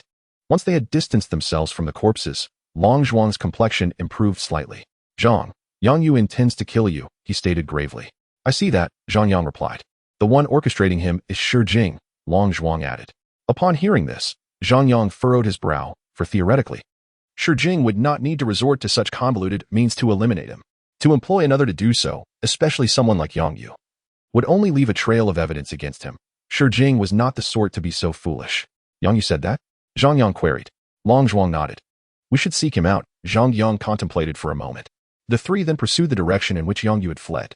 Along the way, Zhang Yang observed scattered spider corpses, and as they advanced, the remains grew increasingly abundant. Upon arriving at a cave, Zhang Yang noticed the spider carcasses piled high. Something is amiss. Chapter 63, The Traitor Yang Yu. We must leave, this is not right. Zhang Yang warned, promptly retreating. Although the Long brothers were uncertain of his reasoning, they heeded his advice. Since we are here, we might as well stay. Yang Yu's voice suddenly rang out. Bang! Just as the Long brothers prepared to withdraw, they were caught off guard and hurled back by Yang Yu, who charged from the cave. They crashed into several trees, coughing blood as they fell to the ground. Severely injured. Hurry, we must go. Long Zhuang struggled to say, but as his words left his lips, he began to cough violently. Blood pouring from his mouth, clearly gravely wounded. Long Yang had already lost consciousness. Seeing this, an overwhelming killing intent surged from Zhang Yang as he turned his icy gaze towards Yang Yu. With so many spiders, you cannot possibly handle them alone. Yang Yu sneered. I didn't expect you to be so clever. Indeed, I cannot manage all these spiders by myself. As Yang Yu spoke, a dozen cultivators emerged from the cave, their faces obscured by black hoods, rendering their identities unrecognizable. Demonic cultivators. Zhang Yang's pupils contracted. He had not anticipated Yang Yu to conspire with them. Such an alliance, if discovered, would result in immediate execution and could implicate his entire clan. You conspire with demonic cultivators? You will meet a terrible fate. Long Zhuang's eyes widened. Disbelief painted across his features. I cannot say what fate awaits me, but I do know that you three will soon meet your end. Rest assured, after your demise, I will use your blood to cultivate and then return to the Zhaoxuanzong. Yang Yu laughed maniacally, his demonic energy surging forth, no longer concealed. Oh, by the way, Zhang, you were personally placed in this team by Elder Jiang. If you do not make it out, I am certain Elder Jiang will inquire about it. I must think of a plausible explanation. How about I say you encountered a human-faced spider in the ruins and were all devoured? That sounds fitting, ha ha ha ha. Yang Yu cackled madly. Do you truly believe you have me at your mercy? Zhang Yang retorted. What other option do you have? Do you truly think you can defeat us with your mere presence? If you wish to survive, you must relinquish the innate stone sword and provide your blood for my cultivation daily. Yang Yu mocked. A smirk plastered across his face. Hurry, hurry. Let us go. Long Zhuang's feeble voice echoed behind Zhang Yang. Fear not, for you lack the ability to bring about my demise. Zhang Yang scoffed, charging directly at Yang Yu. Even when facing death, he remained defiant. Eliminate him, commanded Yang Yu, prompting the surrounding demonic cultivators to rush towards Zhang Yang. With a swift motion, Zhang Yang moved among the multitude, as if traversing an uninhabited realm, effortlessly dispatching the demon cultivators who fell one by one, proving to be no match for him. What is happening? Yang Yu furrowed his brow. He recalled that Zhang Yang was merely at the 9th level of a warrior, while these demonic cultivators had all already reached the 1st level of a master. Yet, the scene before him revealed that so many cultivators were failing against Zhang Yang. In that case, I shall take matters into my own hands. Yang Yu sneered, drawing his long sword and lunging towards Zhang Yang. Having just severed the head of a demon cultivator, Zhang Yang suddenly felt a chill from behind. He swiftly sidestepped and retaliated with a thrust of his sword. The sound of metal clashing echoed. Yang Yu was sent staggering backward from the impact of Zhang Yang's strike. How can this be? Yang Yu was incredulous.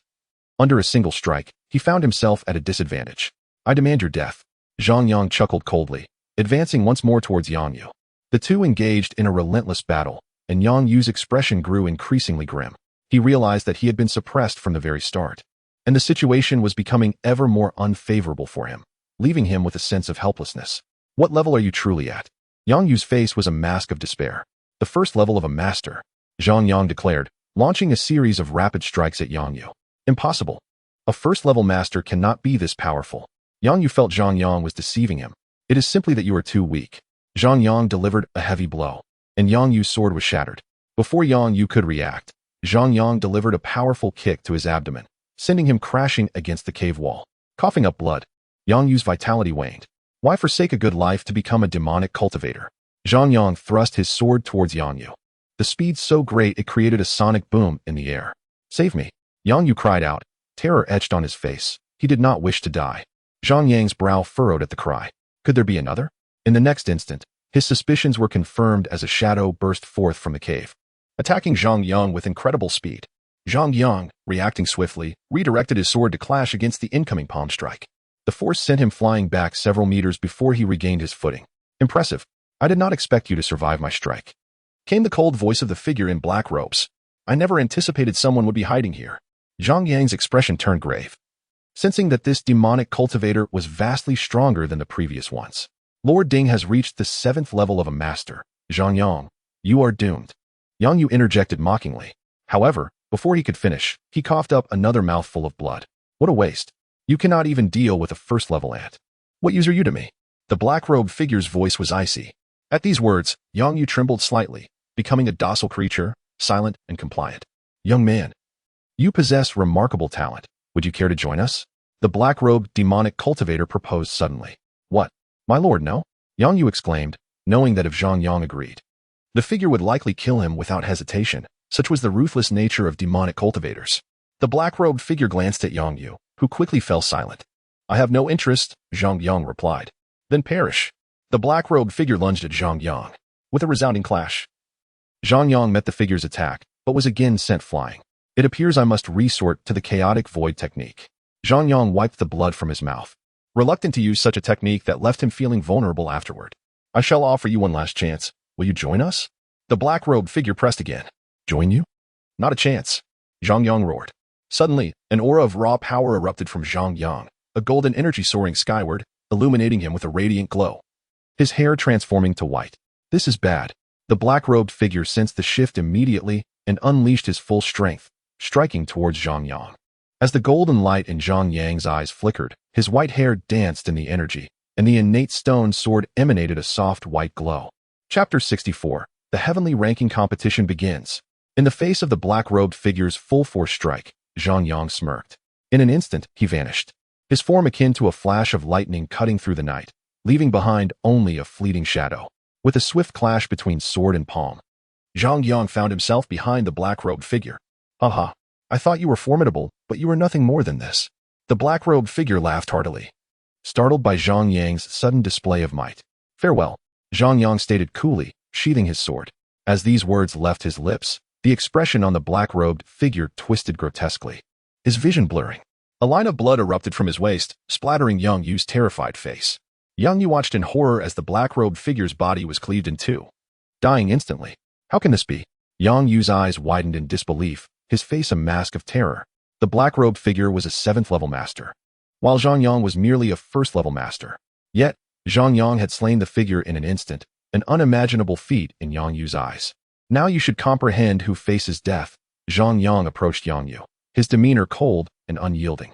"You," Yang Yu stammered. To him, Zhang Yang appeared as a monstrous entity. "It seems the demonic cultivators have infiltrated the Shaoxin sect. Speak. Are there other demonic cultivators within?" Zhang Yang demanded. "I." Yang Yu faltered, the organization of demonic cultivators being shrouded in secrecy. Even he was unaware. With a swift motion, Zhang Yang severed Yang Yu's head. "It appears you are merely a lowly pawn, with no valuable information to offer," Zhang Yang muttered. As the void technique dissipated, Zhang Yang's hair returned to its original black. Collapsing as the technique wore off, Zhang Yang was engulfed by a wave of weakness. Breathing heavily, he felt cold sweat saturating his clothes. After a moment, he steadied himself with the innate stone sword, approaching Long Zhuang and providing him with healing elixirs he had prepared for this expedition. Long Zhuang consumed the potion, feeling his injuries mend slightly. "Zhang, junior brother," Long Zhuang's voice trembled. "I never expected you could transform. That white-haired form was rather impressive," he remarked. "I am aware," Zhang Yang replied. "Teach me. I wish to transform as well," Long Zhuang urged. Zhang Yang remained silent, his expression troubled. Seeing Zhang Yang's discomfort, Long Zhuang could only smile awkwardly. "The heavenly ranking competition is set to commence in a few days.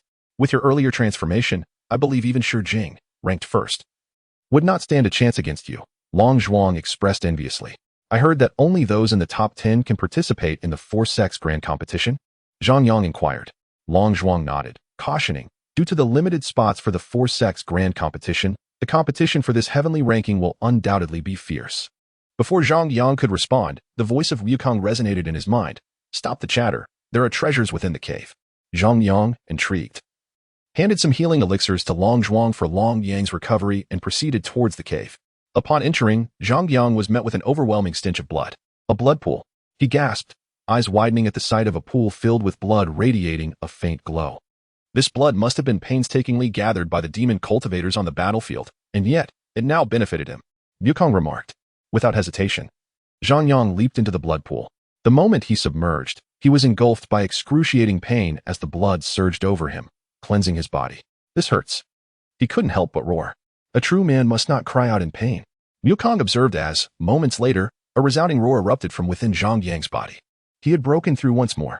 Zhang Yang's heart leaped with joy, and he promptly departed from the blood pool. He understood that his body had reached its limit.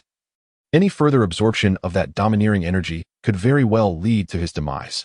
At that moment, the blood within the pool seemed to have thinned somewhat, yet the energy remained exceptionally potent. "Toss the chaos cauldron in. It may as well be repaired to prevent wasting such a fine blood pool," Wukong's voice resonated. Upon hearing this, Zhang Yang felt a surge of inspiration and immediately summoned the chaos cauldron, which was quickly engulfed by the crimson liquid. "Oh, the pain. How excruciating." Wukong's anguished cry echoed. A golden-furred monkey burst forth from the blood pool, baring its teeth at Zhang Yang, as if intent on battling him. Zhang Yang dodged hastily. "Wasn't it you who suggested this?" Zhang Yang retorted. "Could you not have given me a heads up before I tossed the chaos cauldron in? It nearly killed me." Wukong barked in fury. "How was I to know it would affect you too?" Zhang Yang replied, exasperated. "You." Just as Wukong was about to charge at Zhang Yang again, a moment of clarity struck him, as Zhang Yang's words seemed to hold some merit. As time flowed slowly, Zhang Yang observed that the blood pool had been entirely absorbed by the chaos cauldron, now transformed into a pool of clear water. The cracks on the cauldron had vanished, its luster even brighter than before. "Now that I have reached the 2nd level of martial master, I believe that entering the top 10 of the heavenly rankings should pose no issue," Zhang Yang murmured. His only ambition was to breach the top 10. thus qualifying for the grand competition of the four sects. Thoughts of claiming the first position had never crossed his mind. His goal was merely to be a gatekeeper among the top 10 of the heavenly rankings. Afterward, Zhang Yang exited the cave, finding Long Yang awake as well, and the three of them retraced their steps from the ruins. 3 days later, the trio returned to the Shaoxian sect, with the heavenly rankings competition commencing in 2 days. Each of them returned to their respective quarters to prepare. Those 2 days passed in the blink of an eye. Zhang Yang spent this time consolidating his cultivation within his cave, and after 2 days, his mastery was firmly established. Boom, boom, boom. The bell within the Shaoxian sect tolled, resonating throughout every corner of the sect. This bell was rung only during significant events. Zhang Yang understood that the heavenly rankings competition was about to commence. After a quick tidying up, he made his way toward the heavenly rankings monument. Along the way, he encountered numerous disciples, including some from the outer sect. They hurried past, their faces alight with excitement. The heavenly rankings competition was finally upon them, and it was rumored that this edition would be the most riveting in recent years, as it involved the contest for the grand competition slots among the four sects. Indeed, this year's competition will undoubtedly surpass previous ones. Many hidden talents among the senior brothers and sisters will surely reveal their prowess. Just thinking about it is exhilarating, some disciples enthusiastically discussed. Zhang Yang swiftly arrived before the heavenly rankings monument, noting that today it appeared somewhat extraordinary. Each name inscribed upon the stone glimmered with a golden radiance, as if to affirm that these 20 disciples represented the brightest and most formidable of the Shaoxian sect. Gazing at the monument, Zhang Yang felt a surge of fervor ignite within him, as if his very blood was boiling. Chapter 65. If you wish to perish, I shall oblige. Beneath the heavenly rankings monument stood a grand arena, already surrounded by numerous disciples. It was said that the recently ascendant Xiong Qianqian would also be participating in the competition. Her presence was hardly surprising. Word had it that she had surged from the 1st to the 4th level of martial master within just 2 months, a staggering pace. Such a prodigious talent might even challenge the top 10 of the heavenly rankings. Could it be the Xiong family from the Imperial City? Zhang Yang overheard as he walked. Just then, he spotted Long Zhuang approaching, his eyes bloodshot and filled with rage. Where is Long Yang? Zhang Yang inquired, furrowing his brow. He recalled that just the day after their return, Long Yang had sought him out to share his joy over breaking through to the 3rd level of martial master. I have sustained grave injuries and yet surpassed my brother's realm. Haha. My name will surely be among the top 20 in this heavenly rankings competition. Long Yang had exclaimed excitedly. Now, however, Long Yang had been grievously injured, lying in a coma with his fate uncertain. Long Zhuang growled under his breath, his body trembling in anger. Who did this? Zhang Yang snapped back to reality. The Long brothers had always been close friends of his, among the few he could truly rely on within the inner courtyard. During their time in the ruins, the Long brothers had consistently advocated for him, a gesture Zhang Yang had always cherished. I've inquired with other disciples, and one mentioned that Xiong Qianqian had previously gone out with Long Yang, Long Zhuang disclosed. How could Long Yang have gone out with Xiong Qianqian? Zhang Yang frowned. You might not know, but my brother has always held a fondness for Xiong Qianqian. Long Zhuang sighed. So, you suspect that Long Yang's injuries are linked to her? Zhang Yang asked. During this time, Long Yang has mostly been cultivating in his cave. Aside from seeking you out once, he has only gone out with Xiong Qianqian, Long Zhuang explained. With this statement, the implication was clear. Xiong Qianqian was likely involved. As they were conversing, a sudden gasp erupted from the crowd, prompting Zhang Yang and Long Zhuang to turn toward the source of the commotion. It's Xiong Qianqian. Long Zhuang's voice deepened, an aura of menace radiating from him uncontrollably. They beheld a young woman clad in a flowing white gown, accompanied by a man who acted as her protector. That Xiong Qianqian cannot be. Zhang Yang's thought was interrupted as Long Zhuang strode toward Xiong Qianqian. Zhang Yang hastily followed suit. Xiong Qianqian, did you inflict those injuries on my brother? Long Zhuang demanded, striving to suppress his emotions, still uncertain if she was indeed responsible.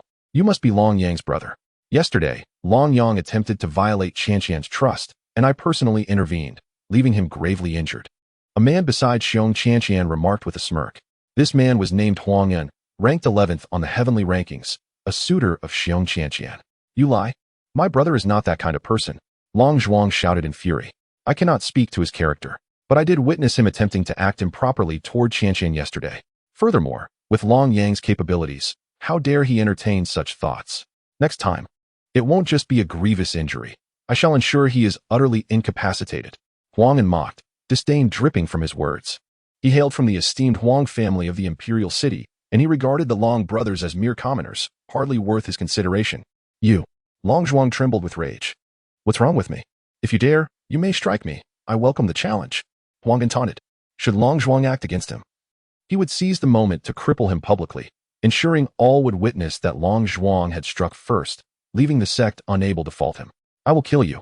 Long Zhuang, consumed by wrath, lunged at Huang'an with a punch.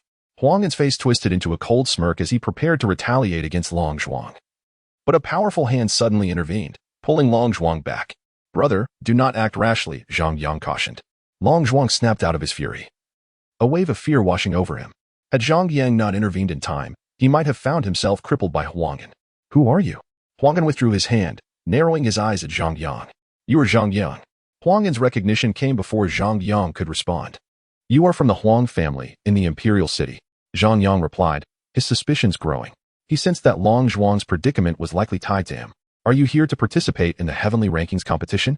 Xiong Qianqian asked, sidestepping Zhang Yang's inquiry. And if I am, what of it? If I am not, what then? Zhang Yang retorted.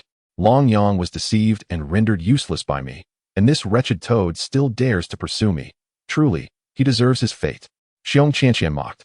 She had the audacity to speak the truth because she was well aware of Zhang Yang's connection with the Long family brothers. She had thoroughly investigated this beforehand. Everything she did was to trick Zhang Yang into participating in the Tianbang ranking competition, which would then allow her to justifiably eliminate him. The enmity between the Xiong family and Zhang Yang had already reached an irreconcilable point. Was all of this meticulously planned by you just to deal with me? Zhang Yang inquired. And if it were? Let me be frank. If you do not compete today, I will not spare that Duo from the outer sect. Xiong Qianqian replied with a sinister expression. You are threatening me. Zhang Yang retorted coldly, the murderous aura radiating uncontrollably from him. How dare this woman threaten him using his friends? She deserved to be punished severely. What of it? Let me be clear, if you do not compete, my Huang family will join forces with the Xiong family to annihilate the Zhang family. Even the sect master won't be able to protect you then. Huang'an scoffed, his demeanor exceedingly arrogant. The Huang and Xiong families had a close relationship, and he was privy to certain hidden truths. To him, Zhang Yang was merely an insignificant insect, easily crushed. What did you say? Zhang Yang drew forth his innate stone sword, his murderous intent surging. Huang'an had dared to threaten his family, placing himself firmly on Zhang Yang's kill list. The overwhelming aura of death emanating from Zhang Yang left those around him pale with fear. They had not anticipated that a mere martial master of the first level could exude such a fierce killing intent. Huang'an furrowed his brow, clearly astonished by the intensity of Zhang Yang's aura. Since you seek death, I shall grant it, Zhang Yang stated, slowly advancing towards Huang'an, each step amplifying the murderous aura enveloping him. After 7 steps, his aura had become palpable, causing the surrounding disciples to retreat in fear. Junior brother, stop. A delicate, icy hand suddenly grasped Zhang Yang's wrist. Turning, he discovered it was Lan Chuchu. Following her was Shi Jing, whose expression was dark, as Lan Chuchu was still holding Zhang Yang's hand. Thank you for your reminder, senior sister. The cool touch of Lan Chuchu's hand cleared Zhang Yang's mind. His anger had nearly driven him to kill Huang'an. However, Lan Chuchu still held onto his hand, her face displaying shock. When Zhang Yang had turned to look, the fierce killing intent in his eyes had plunged her into a state of dread. Junior brother Zhang is merely a martial master of the 2nd level. How could he possess such a heavy aura of death? Lan Chuchu mused internally, but she soon realized her hand was still on Zhang Yang's, causing her to blush and quickly release him. Junior brother, we should leave, Lan Chuchu suggested. Zhang Yang, along with Long Zhuang, followed her to a different location. How could you come into conflict with the Xiong and Huang families? Lan Chuchu asked. Zhang Yang recounted the events succinctly. Upon hearing his account, a grave expression crossed Lan Chuchu's face.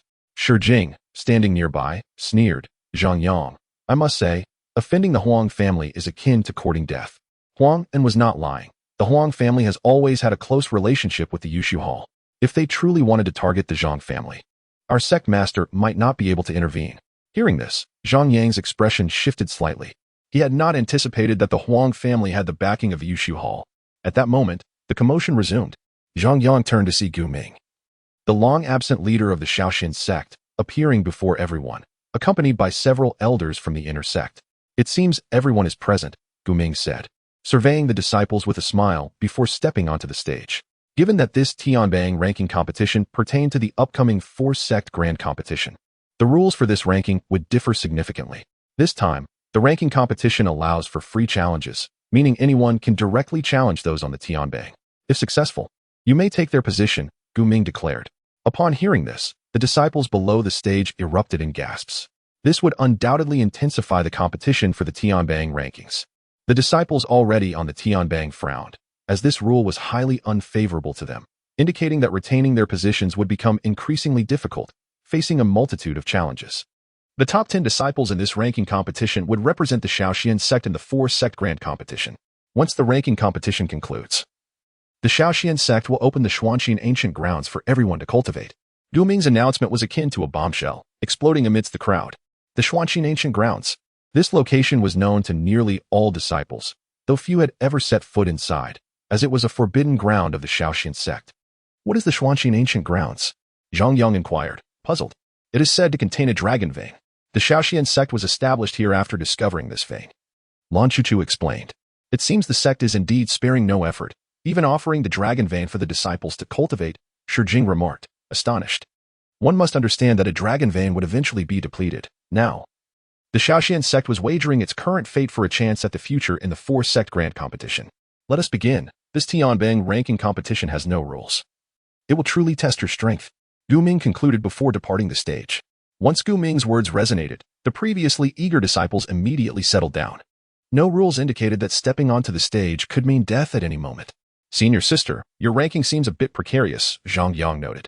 Lan Chuchu held the 10th position, which would undoubtedly attract the most challengers. Indeed, it appears I must temporarily relinquish this position, otherwise, I will be besieged by challengers endlessly. Lan Chuchu acknowledged, her strategy proving wise. Then I shall take your place and act as the guardian, Zhang Yang declared with a smile. What? Junior brother, are you joking?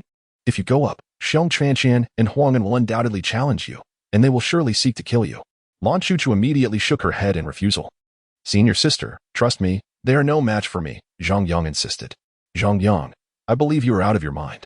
You are merely a martial master of the 2nd level, while Xiong Tranqian is 2 realms above you, and Huang'an is 3 realms above you. What can you possibly do to defend that position? Shijing derided. Zhang Yang, do not act impulsively. I understand your intentions. But it would be wiser to wait a bit longer before going up, Long Zhuang also advised. Among them, only he knew Zhang Yang's true strength. Senior sister, you must believe in me, Zhang Yang reiterated to Lan Chuchu, his gaze resolute. Such arrogance. I wonder where your confidence stems from, Shijing scoffed. Ignoring Shijing, Zhang Yang treated him as if he were invisible. Shijing's face turned ashen with anger, but as the top-ranked disciple, he could only wait for others to challenge him. He had no means to challenge anyone else, though he wished to eliminate Zhang Yang directly. Very well, but you must be careful. If things go awry, concede immediately, Lan Chuchu warned. Understood, Zhang Yang replied with a slight smile. Concede? That word did not exist in his vocabulary. Without hesitation, Zhang Yang stepped onto the stage, becoming the first to do so. I challenge the 10th-ranked disciple, Lan Chuchu, Zhang Yang proclaimed. As soon as Zhang Yang's words left his mouth, gasps erupted from the crowd below. Could it be that Zhang Yang had lost his mind? Directly challenging Lan Chuchu, who was 3 realms above him. I think so too. This reckless individual is destined to go nowhere, murmured the spectators. At that moment, Lan Chuchu gracefully ascended the stage. Just as everyone anticipated Zhang Yang's imminent thrashing, Lan Chuchu parted her red lips. I concede. After Lan Chuchu finished speaking, she turned and departed the arena without a backward glance. Everyone was left utterly dumbfounded. Could it really be so simple? I recalled that both Lan Chuchu and Zhang Yang were disciples of the apothecary pavilion, which made her surrender seem rather plausible. With Lan Chuchu conceding, did that not present us with an opportunity? Zhang Yang was merely a martial master of the 2nd rank, while many possessed a higher cultivation level than he. As this thought crossed my mind, a glimmer of excitement ignited in everyone's eyes, and they began to stir with anticipation. I shall challenge Zhang Yang. Before the crowd could fully comprehend the situation, a man had already leaped onto the stage. Chapter 67. Come at me. I shall accept all challenges.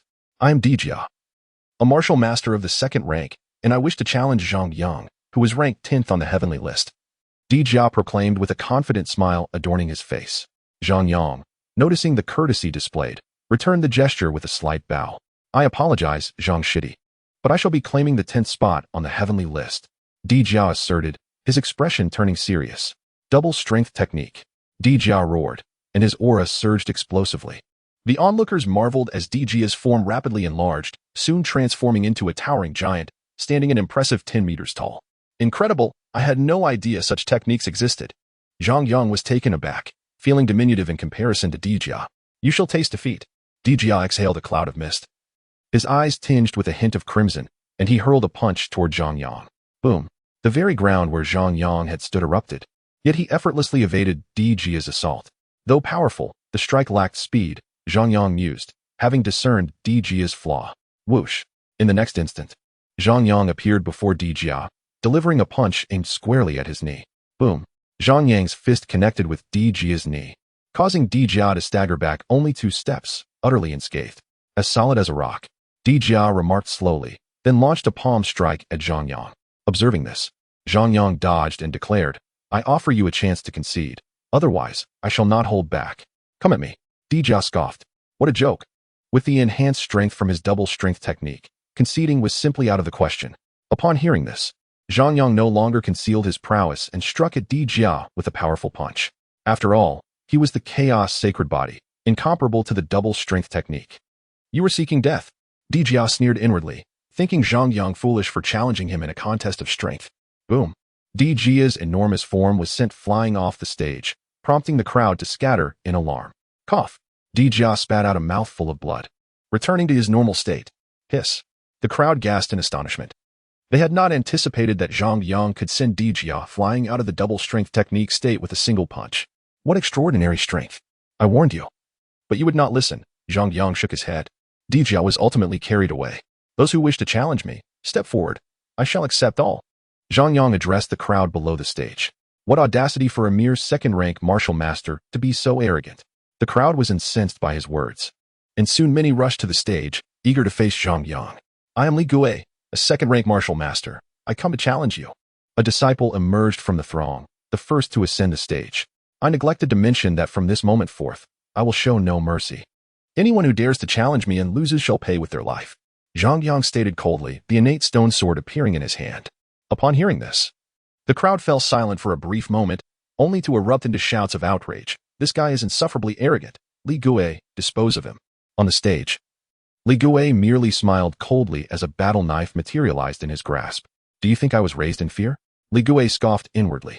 We are both second-rank martial masters. How dare you act so superior? With that, Li Gui charged at Zhang Yang with a lethal slash, the blade emanating a chilling aura. Swish. Zhang Yang's sword swept through the air, and Li Gui's head fell to the ground.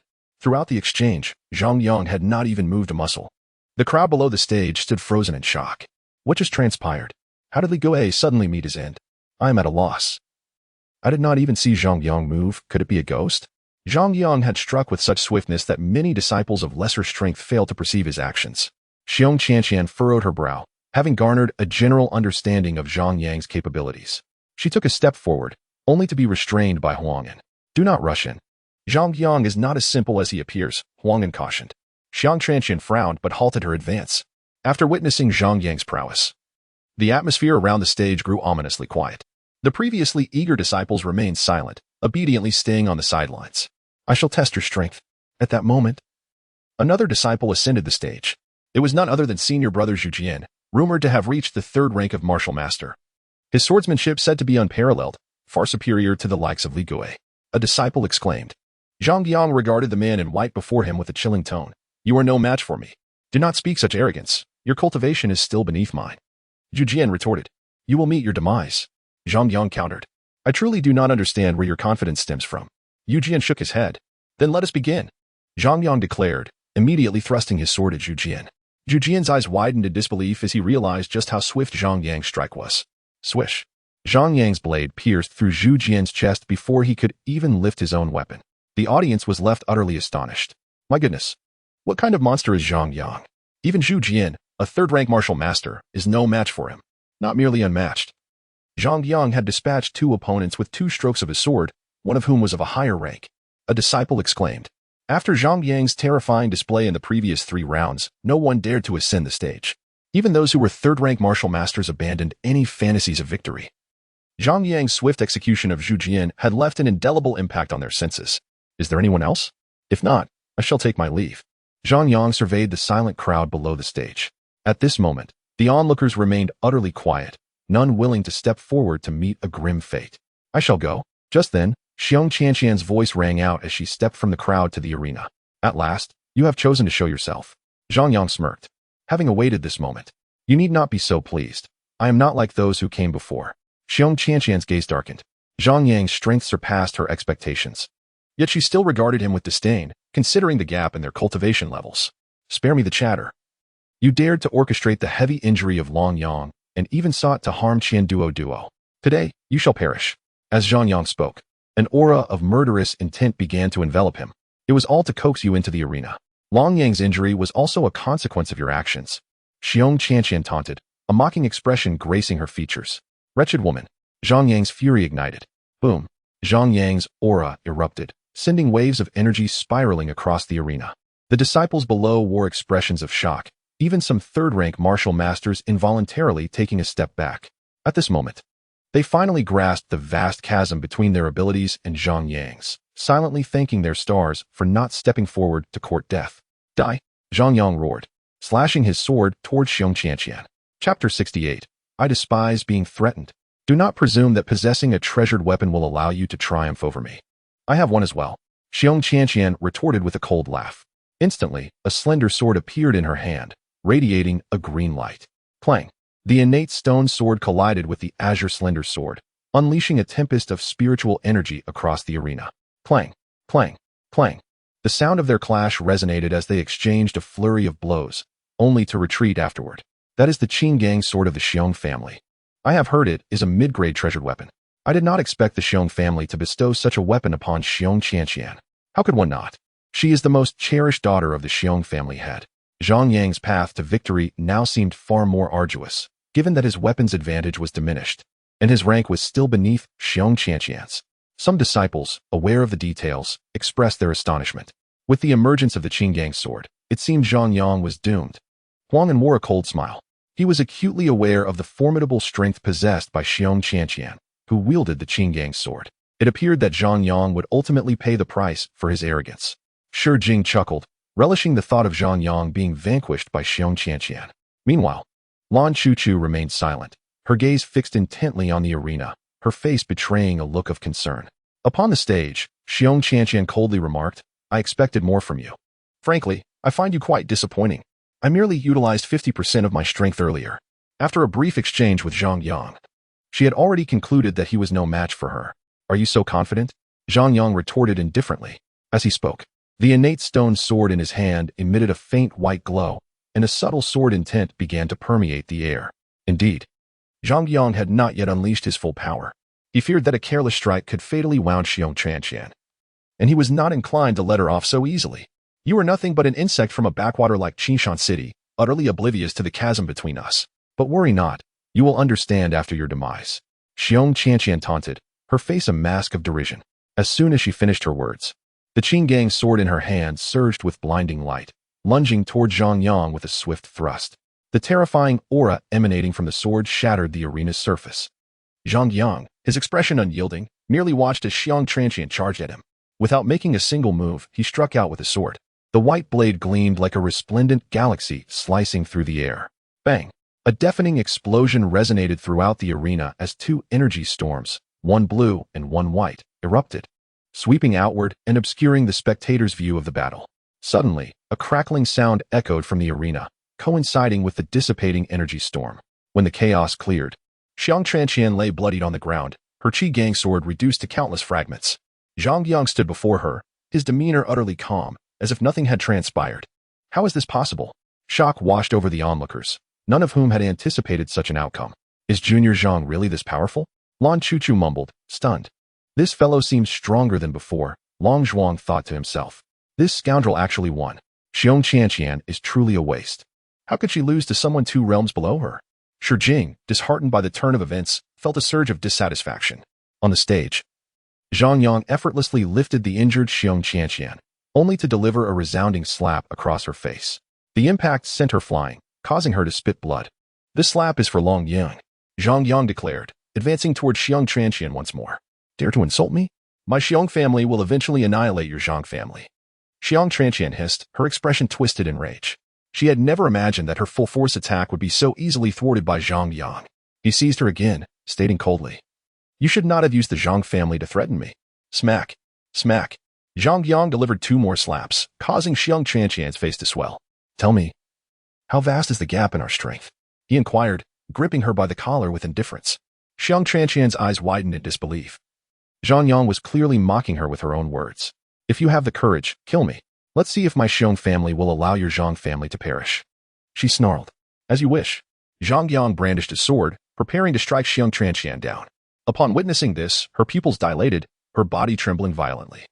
She had only sought to intimidate him and did not genuinely wish for her life to be taken. Stop. Huang'an bellowed. Sword, halt. Zhang Yang turned to Huang'an, asking, what is it? If you dare to kill Xiong Chanqian, you must understand the consequences. Huang'an threatened, confident that Zhang Yang would grasp the gravity of his words. Are you threatening me? Zhang Yang replied. And if I am indeed threatening you. Huang'an retorted with a cold laugh. Swoosh. Xiong Chanqian's head fell, her face still bearing an expression of disbelief. Until her last breath, she had never imagined Zhang Yang would truly dare to kill her. I detest being threatened by others. Zhang Yang stated flatly. Just wait. You will see. Huang'an seethed with fury. No need to wait. Come at me directly, and I shall slay you both. Zhang Yang pointed his innate stone sword at Huang and gasped. The disciples below the stage collectively inhaled sharply at Zhang Yang's words. It appeared he had completely lost his mind. This situation is perilous. It seems Zhang Yang has abandoned all reason, daring to challenge Huang'an, who is 3 realms above him, one disciple lamented. Indeed, he seems somewhat unhinged. Historically, our sect has seen a few prodigies capable of defeating foes 2 realms higher. But none have ever achieved such feats as Zhang Yang, who is now preparing to confront Huang and at a 3-realm disadvantage. Another side, lamenting this exceptional talent. Huang'an was taken aback by Zhang Yang's audacious request. He had not anticipated such a challenge. However, it suited his intentions perfectly. Since you seek death so eagerly, I shall grant your wish. Huang'an leapt onto the stage. Boom. Huang'an's aura, belonging to a 5th-level martial master, erupted, and a battle axe appeared in his hands, glinting ominously. A treasure. Zhang Yang secretly noted, recognizing Huang'an's elevated status within the Huang family. Dare to kill Xiong Chanqian? Today, I shall send you to the depths of hell, Huang'an proclaimed, charging toward Zhang Yang without affording him a moment's respite. Chapter 69. Is there anyone else? As Huang'an bore down upon him, Zhang Yang stood resolute, countering with a strike of his own. Clang. Sparks flew as Huang'an's axe forced Zhang Yang to retreat. With such meager strength, you dare to seek battle? Huang'an mocked, his smile cold. Rest assured, once you perish, the entire Zhang family will soon follow you to the grave. Zhang Yang and Huang'an's clash intensified, the battle growing fiercer. Do not struggle, boy. The more you resist, the more excruciating your end will be. Huang'an threatened as they fought. How do you know I will definitely lose? Zhang Yang countered, his innate stone sword clashing against Huang'an's battle axe with relentless ferocity.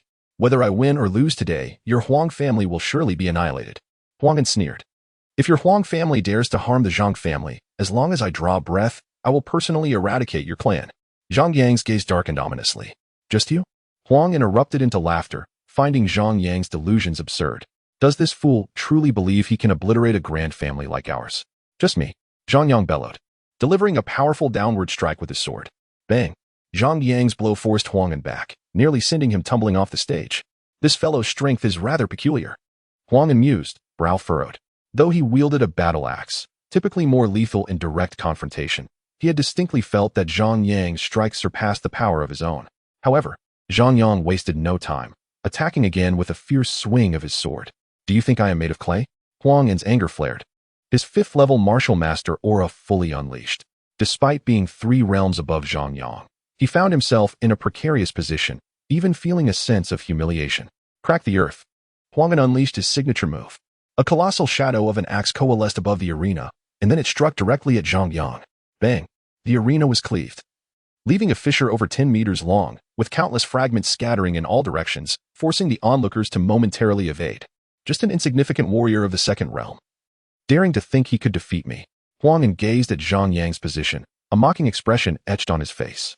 This was his ultimate move. Countless souls had perished under its might, and he possessed unwavering confidence in its efficacy.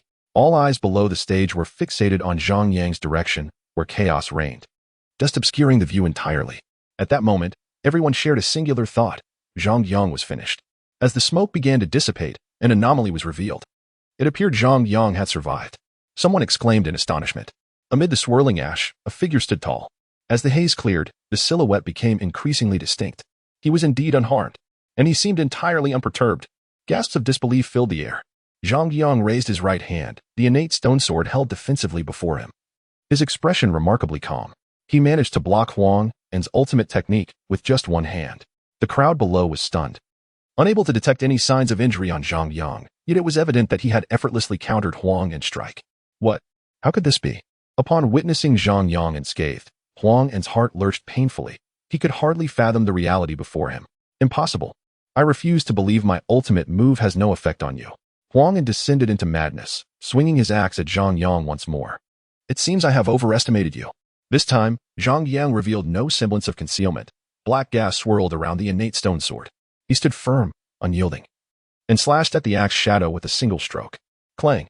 At the moment of contact between the sword and axe shadow, the black gas erupted from the innate stone sword. Boom! A thunderous roar resonated from the arena, instantly enveloping it in a frigid aura. Crack! Crack! Crack! The sound of shattering echoed across the arena. As Huang En's axe shadow collided with the black gas emanating from Zhang Yang's sword, it crystallized into ice, rapidly spreading toward Huang En. The speed was astonishing. Huang En's face shifted to one of horror. Without a moment's thought, he attempted to discard the axe. Yet, it was too late.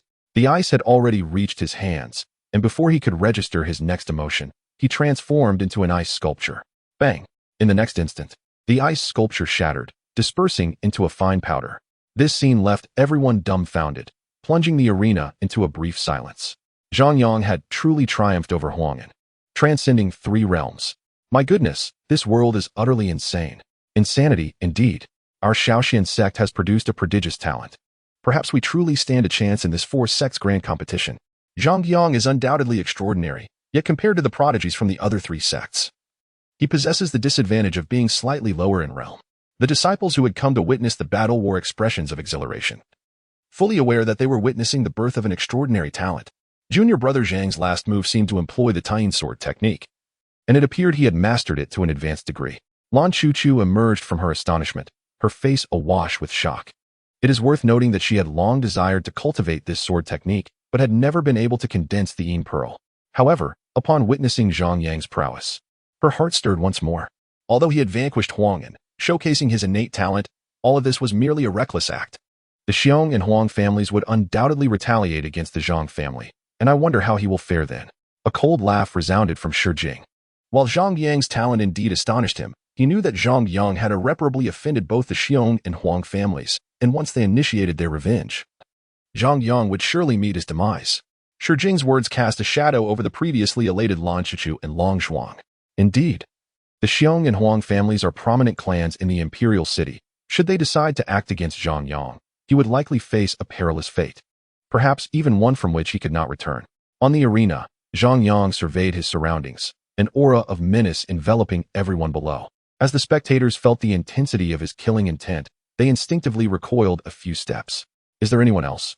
Zhang Yang spoke calmly. Following his query, silence fell over the arena.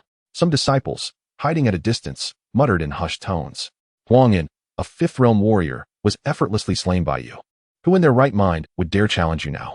We are here to contend for the rankings on the heavenly list, not to court death. Just as one disciple finished speaking, another nearby chimed in. Brother, you speak the truth. Zhang Yang's realm may be low, yet his killing intent is overwhelming, giving me the impression of a true harbinger of death. Chapter 70. The Ancient Tower of Xuanxin. After a moment's wait on the arena, seeing no one daring to challenge him further, Zhang Yang descended from the stage, returning to Lan Shichu and Long Zhuang. Thank you, Zhang Yang. Once my brother recovers, I will personally visit to express my gratitude. Long Zhuang remarked, deeply moved by Zhang Yang's earlier words. No need for such formality, senior brother Long. Zhang Yang responded with a smile. Junior brother, you utilized the tying sword technique just now, didn't you? Lan Shichu inquired. Zhang Yang nodded. This technique is notoriously difficult to master. Throughout the history of the Shaoxian sect, very few have succeeded. You are truly remarkable, junior brother. Admiration shone in Lan Chuchu's eyes. It was merely luck, Zhang Yang replied humbly. Rest assured, I will help you find that Xianing pearl to aid your cultivation of the tying sword technique. Shi Jing suddenly interjected. Upon hearing this, Zhang Yang's heart stirred, as he believed he possessed such an item, which had grown redundant for him. Perhaps it is best to abandon the pursuit. The Xianing pearl is not so easily found, and I have already given up. A look of disappointment crossed Lan Chuchu's face. She had searched for the Xianyin pearl for 6 whole months without success and had resigned herself to the notion of never obtaining it. If it cannot be found, I can leverage my connections within the Shi family to inquire about it, Shi Jing suggested. He was well aware of Lan Chuchu's yearning for the Xianyin pearl and believed that assisting her in finding it would deepen their relationship. Is this it? A black pearl appeared in Zhang Yang's hand. Lan Chuchu's pupils dilated in shock, her face lighting up with hope. This was precisely the Xianyin pearl she had long coveted. Yes, that is it, Lan Chuchu exclaimed. It is a gift for you. Zhang Yang promptly handed the Xianyin pearl to Lan Chuchu. Absolutely not. This item is far too precious. Lan Chuchu immediately refused. Senior sister, please accept it. It holds no value for me anymore. Zhang Yang insisted with a smile. Zhang Yang spoke the truth. This item had become of no use to him. However, Lan Chuchu hesitated. No more hesitations. Your mother instructed me to look after you while at the Shaoxian sect. Zhang Yang smiled. My mother. Lan Chuchu's eyes widened in disbelief. How could she possibly have asked you to look after me when your strength is inferior to mine? Lan Chuchu questioned, puzzled. Perhaps it is due to my charming looks. Zhang Yang replied. Lan Chuchu, take it. Zhang Yang grasped Lan Chuchu's hand and pressed the pearl into her palm. The head of the Lan family had once aided Zhang Yang during a crisis, and he would not forget that kindness. This gesture meant little to Zhang Yang, yet it was significant for Lan Chuchu. After all, no man had ever touched her hand before, causing her to tremble slightly, a blush spreading across her cheeks. Even the delicate skin of her legs was tinged with a faint rosy hue. Thank you, Zhang Yang. Lan Chuchu murmured softly. It was a trifling matter. Zhang Yang smiled gently, then turned his attention back to the battles of the other disciples in the arena. Goodness, it seems the goddess of the Shaoxian sect will eventually be won over by junior brother Zhang. Long Zhuang whispered. What nonsense are you spouting? Although Long Zhuang spoke softly, Shi Jing still overheard him. I am not speaking nonsense. Zhang Yang has already met his future mother-in-law, and she seems quite fond of him. Long Zhuang retorted. Zhang Yang. Upon hearing these words, Lan Chuchu's face turned crimson, and her gaze towards Zhang Yang became somewhat evasive. What should have been a solemn occasion for the heavenly ranking competition now bore an air of subtle intimacy. Speak carelessly again, and beware that eye. Shi Jing's voice was filled with fury, yet before he could finish, he was interrupted. Zhang Yang, come here for a moment. Gu Ming's voice echoed from afar. Upon hearing this, Zhang Yang immediately walked towards Gu Ming. The others could only harbor envy in their hearts, as being summoned by the sect leader was a tremendous honor. Indeed, I did not misjudge you. Your talent is astonishing, Gu Ming remarked with a smile. It's all right, but without a good master to guide me. My cultivation should be even higher by now, Zhang Yang replied modestly. You little rascal, do you dare to tease me? Gu Ming chuckled. Zhang Yang's implication was clear, pointing out that it was Gu Ming who preferred to be hands-off in his teachings. You said it yourself, Zhang Yang retorted. Rest assured, once you enter the Xuanxin ancient land, you may absorb its spiritual energy to your heart's content, provided you possess the capability, Gu Ming assured him with a grin. Zhang Yang's heart stirred. Gu Ming's words suggested that the spiritual energy in the Xuanxin ancient land would not be so easily absorbed.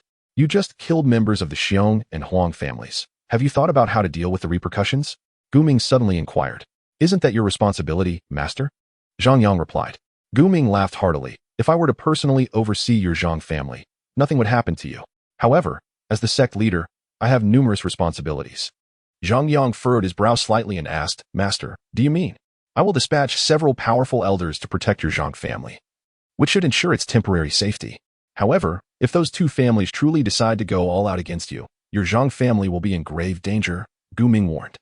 What is the true strength of the heads of the Xiong and Huang families? Zhang Yang asked, his expression solemn. Both are at the 9th level of martial master. Moreover, the Huang family has the backing of the Yushu Palace, which you should be aware of, Gu Ming replied.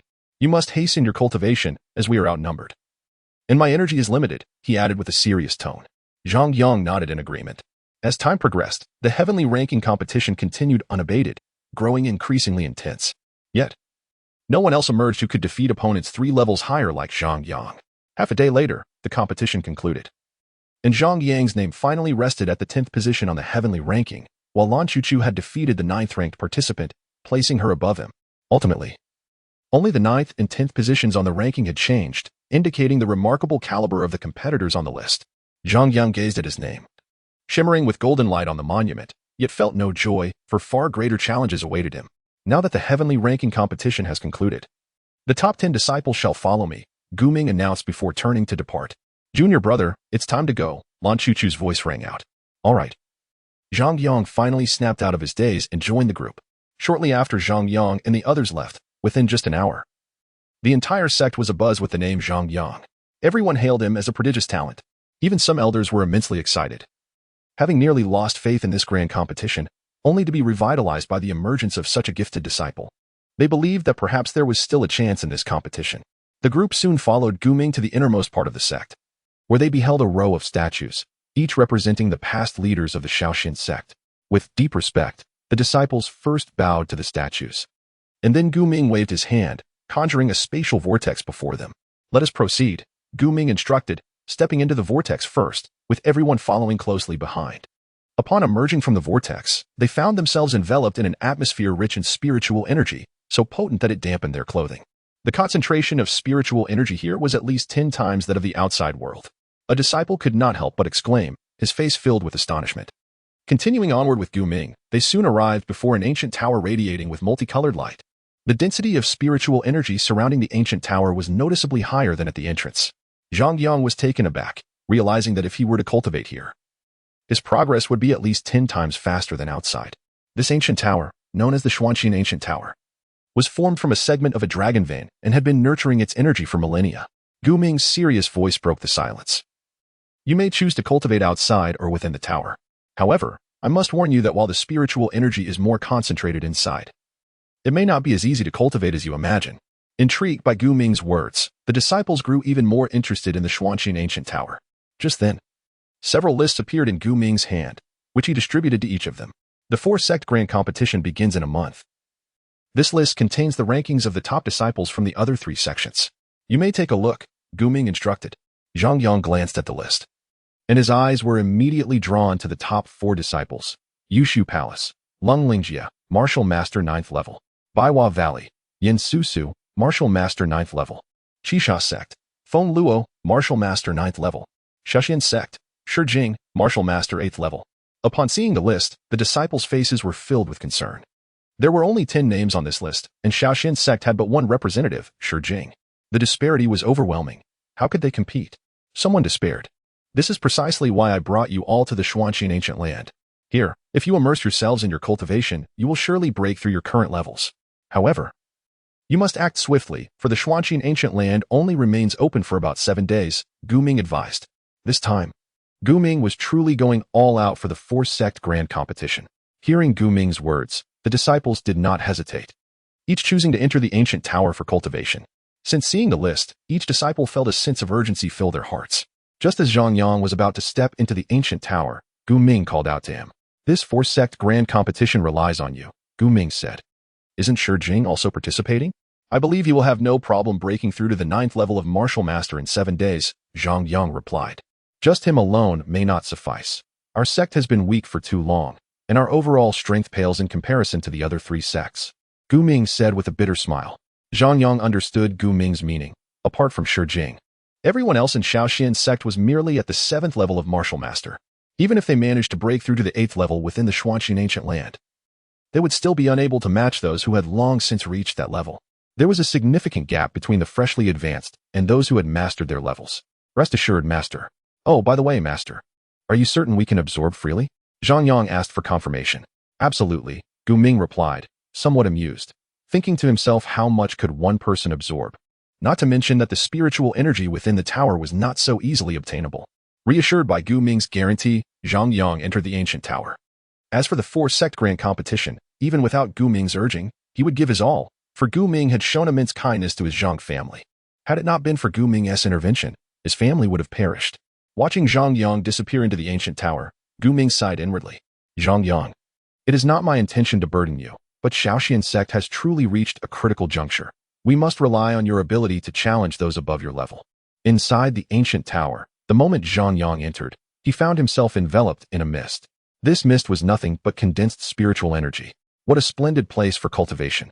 "The spiritual energy here is simply overwhelming," Zhang Yang exclaimed with excitement. However, before he could relish the moment, a sudden gravitational force bore down upon him, unexpectedly pinning him to the ground. Such intense gravity. Zhang Yang struggled to speak. "This is an extraordinary place. It not only allows for cultivation but also hones your physical form and solidifies your cultivation level, a perfect fit for you." Suddenly, the voice of Yukong echoed. What you said makes a great deal of sense. Why not join us and experience it yourself? Zhang Yang replied, but I do not cultivate. So why should I partake in this experience? Wukong countered. Zhang Yang slowly rose from the ground, and under the influence of gravity. It seemed as though his chaos sacred body had been activated, emanating a faint glow from his surface. At that moment, a spark of inspiration flashed through his mind. And he mused, why should I waste time struggling against this gravity? I could simply retreat into the chaos cauldron and absorb energy there. With this revelation, he felt a rush of clarity, promptly summoning the chaos cauldron and retreating within it. The instant the cauldron appeared, Zhang Yang noticed the spiritual energy around him rapidly converging towards him, ultimately flowing into his body. Ah, this is true cultivation, he exclaimed, luxuriating in the energy that entered him without any effort on his part. Though young, this individual displayed a remarkable intellect, far surpassing that of the previous chaos sacred body. Wukong observed, admiring Zhang Yang's content expression. Half a day later, a thunderous roar erupted from Zhang Yang as he broke through to the third level of martial mastery. That was rather slow, he muttered, glancing at the stairs leading to the second floor of the ancient tower. Why not head straight to the 7th level? Resolute in his decision, he stowed the cauldron and made his way towards the 7th level. Half a day passed as he ascended to the 7th floor. The gravity within this ancient tower was utterly absurd. Was it truly meant for cultivation? Zhang Yang felt immensely weakened, blood trickling from the corner of his mouth, clearly suffering from the excessive gravitational pressure. After speaking, he entered the chaos cauldron again, where an abundance of spiritual energy surged toward him, and several spirals of energy formed around the cauldron. As he experienced the density of spiritual energy, which was several dozen times stronger than the first floor, he promptly entered a state of cultivation. Outside the ancient tower, the group had been in the Xuanxin ancient land for 2 days, with 7 disciples having already exited the tower. Although the energy within was rich, few could endure it. Indeed, I nearly lost my life when I first entered the 2nd level. It's better to cultivate outside, one disciple remarked, with only 3 individuals remaining in the tower. They were astonished that Zhang Yang had managed to endure for so long. Though Zhang is exceptionally gifted, I doubt he could remain beyond the 3rd level, another speculated. The discussions reflected lingering trepidation, as the gravity within the tower had proven to be quite punishing. Just then, 2 figures emerged outside the ancient tower, Lan Chuchu and Shi Jing. Which level are you cultivating on, senior brother Shi? Lan Chuchu inquired curiously. I am on the 4th level, Shi Jing replied proudly, confident that he was on the highest tier. As expected, upon stating this, the other disciples gasped in surprise. And you, junior sister? Shi Jing asked. I am also on the 4th level, Lan Chuchu responded with a smile. Shi Jing's expression faltered. He hadn't anticipated that Lan Chuchu could also reach the 4th level, a revelation that took him by surprise. Where is Zhang Yang? He has not emerged yet. Lan Chuchu suddenly noted his absence. Upon hearing this, Shi Jing also realized Zhang Yang was missing, but was certain he had not remained inside the tower. Junior brother Zhang is still in the tower, a disciple informed them. Shi Jing frowned slightly, understanding that while each level contained abundant spiritual energy, it was not limitless. Once the energy was exhausted on one level, one had to move to the next. Given how long he has been inside, he must be in the 3rd level now, Lan Chuchu conjectured. The others nodded in agreement. Recognizing this was indeed the most plausible scenario. With Zhang Yang's talent, he could not possibly still be at the 3rd level. Gu Ming suddenly interjected. Could he have entered the 4th level? Shi Jing pondered, concerned that if Zhang Yang were indeed in the 4th level, they would be on equal footing. Perhaps. Gu Ming nodded, acknowledging the possibility. Junior brother Zhang is truly remarkable. It seems he far surpasses us in both talent and physical prowess. The others nodded in agreement, sharing their admiration. At that moment, an unexpected event occurred. A fierce wind began to swirl above the ancient tower, and moments later, several spirals of spiritual energy appeared around the 7th level, continuously drawing in the surrounding energy. What is happening? The crowd gasped in shock. Could it be? Gu Ming's mind raced with a terrifying thought. Zhang Yang has entered the 7th level. He exclaimed in disbelief. What? The others echoed in astonishment. Impossible. The gravity inside the tower is so immense. How could he possibly reach the 7th level? Shi Jing refuted vehemently. Yet, it became evident that not only had Zhang Yang entered the 7th level, but the energy within the tower could not satisfy his needs, which explained the current phenomenon. Gu Ming felt a surge of excitement. The Xin sect had previously opened the Xuanxin ancient land, yet no one had ever reached the 7th level. At a critical juncture for their sect, Zhang Yang's unexpected display of talent filled him with exhilaration. The crowd stood in stunned silence, feeling as if they had been struck dumb, all marveling at Zhang Yang's extraordinary abilities. Junior brother Zhang is truly impressive, Lan Chuchu exclaimed, unable to contain her admiration. What's so impressive about that? Can he really continue to break through one after the other? Jing scoffed. His skepticism was echoed by another disciple, who noted, each realm has its barriers. Even the most gifted disciple cannot break through consecutively. Yet, it requires this much energy to achieve a breakthrough, which clearly indicates Zhang Yang's extraordinary talent, Lan Qichu remarked. Indeed, it is quite remarkable. Not only has he ascended to the 7th level, but he has also created such a commotion while breaking through, another disciple added, nodding in agreement. In the following days, the remaining disciples distanced themselves from the tower, each choosing to cultivate separately. 7 days swiftly passed. It is time to depart. Gu Ming's voice resonated among the disciples. As they awakened from their meditative states, they all made their way towards the exit of the Xuanxin ancient land. Gu Ming awaited them at the exit and, upon witnessing the significant enhancement in their auras, he smiled and remarked, "Have you all broken through? I have reached the 8th level of martial mastery." One disciple exclaimed, brimming with excitement. "I too have broken through to the 7th level of martial mastery," Lan Qichu replied, her joy evident. "Senior brother Shi must have reached the 9th level by now." Gu Ming inquired with a smile. Upon hearing this, Jing unleashed his aura, revealing not only a breakthrough to the 9th level, but also an advancement to the late stage of the 9th level. Gu Ming was highly pleased, and the others looked on in astonishment. It was well known that the 4 major sects had established distinct stages within the martial mastery realm to differentiate the disciple strengths: initial, intermediate, late, and peak stages. It seems the upcoming competition among the 4 sects will heavily rely on Senior Brother Shi's performance, they mused. Senior Brother Shi is indeed the pride of the Xian sect. In just 7 days, he has advanced to the late stage of the 9th level, equivalent to nearly 2 realms of progress. The others expressed their envy, as most had only achieved a single breakthrough. Jing reveled in the admiration reflected in Gu Ming's eyes and the envy from the other disciples, his heart swelling with pride. The competition among the 4 sects will require everyone's collective effort. Only then can our Xian sect hope to avoid finishing last, he feigned modesty. Why hasn't junior brother Zhang emerged yet? Lan Qichu queried, puzzled. Prompted by her question, the others suddenly realized that Zhang Yang was indeed still absent. Everyone has gathered. Yet he still lingers. Does he expect us to wait for him? Does he truly believe his talent allows him to act so grandly? Jing frowned. The group fell silent. Apologies, everyone. I was preparing to emerge upon hearing the sect leader's voice, but I unexpectedly experienced a breakthrough. Zhang Yang's voice resonated, breaking the silence. Did you break through to another realm temporarily? Zhang Shidi, have you actually advanced 2 realms? Lan Qichu casually inquired. No, Zhang Yang replied. The crowd sighed in relief. If he had indeed broken through 2 realms consecutively, it would have been utterly absurd. We waited for you for so long, thinking you had achieved 2 breakthroughs.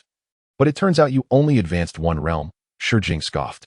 With your talent, it shouldn't have taken you this long to break through, Gu Ming frowned. It was crucial to note that Zhang Yang had been cultivating on the 7th level of the ancient tower, and with such commotion, if he had only just now advanced, it would be beyond comprehension. You misunderstood. What I meant is that I broke through 3 realms, and am now at the 5th level of the martial master. Zhang Yang stated. The crowd was left in stunned silence. Zhang Shidi, your boasting has gone a bit too far, claiming you broke through 2 realms. I might have believed you, but 3?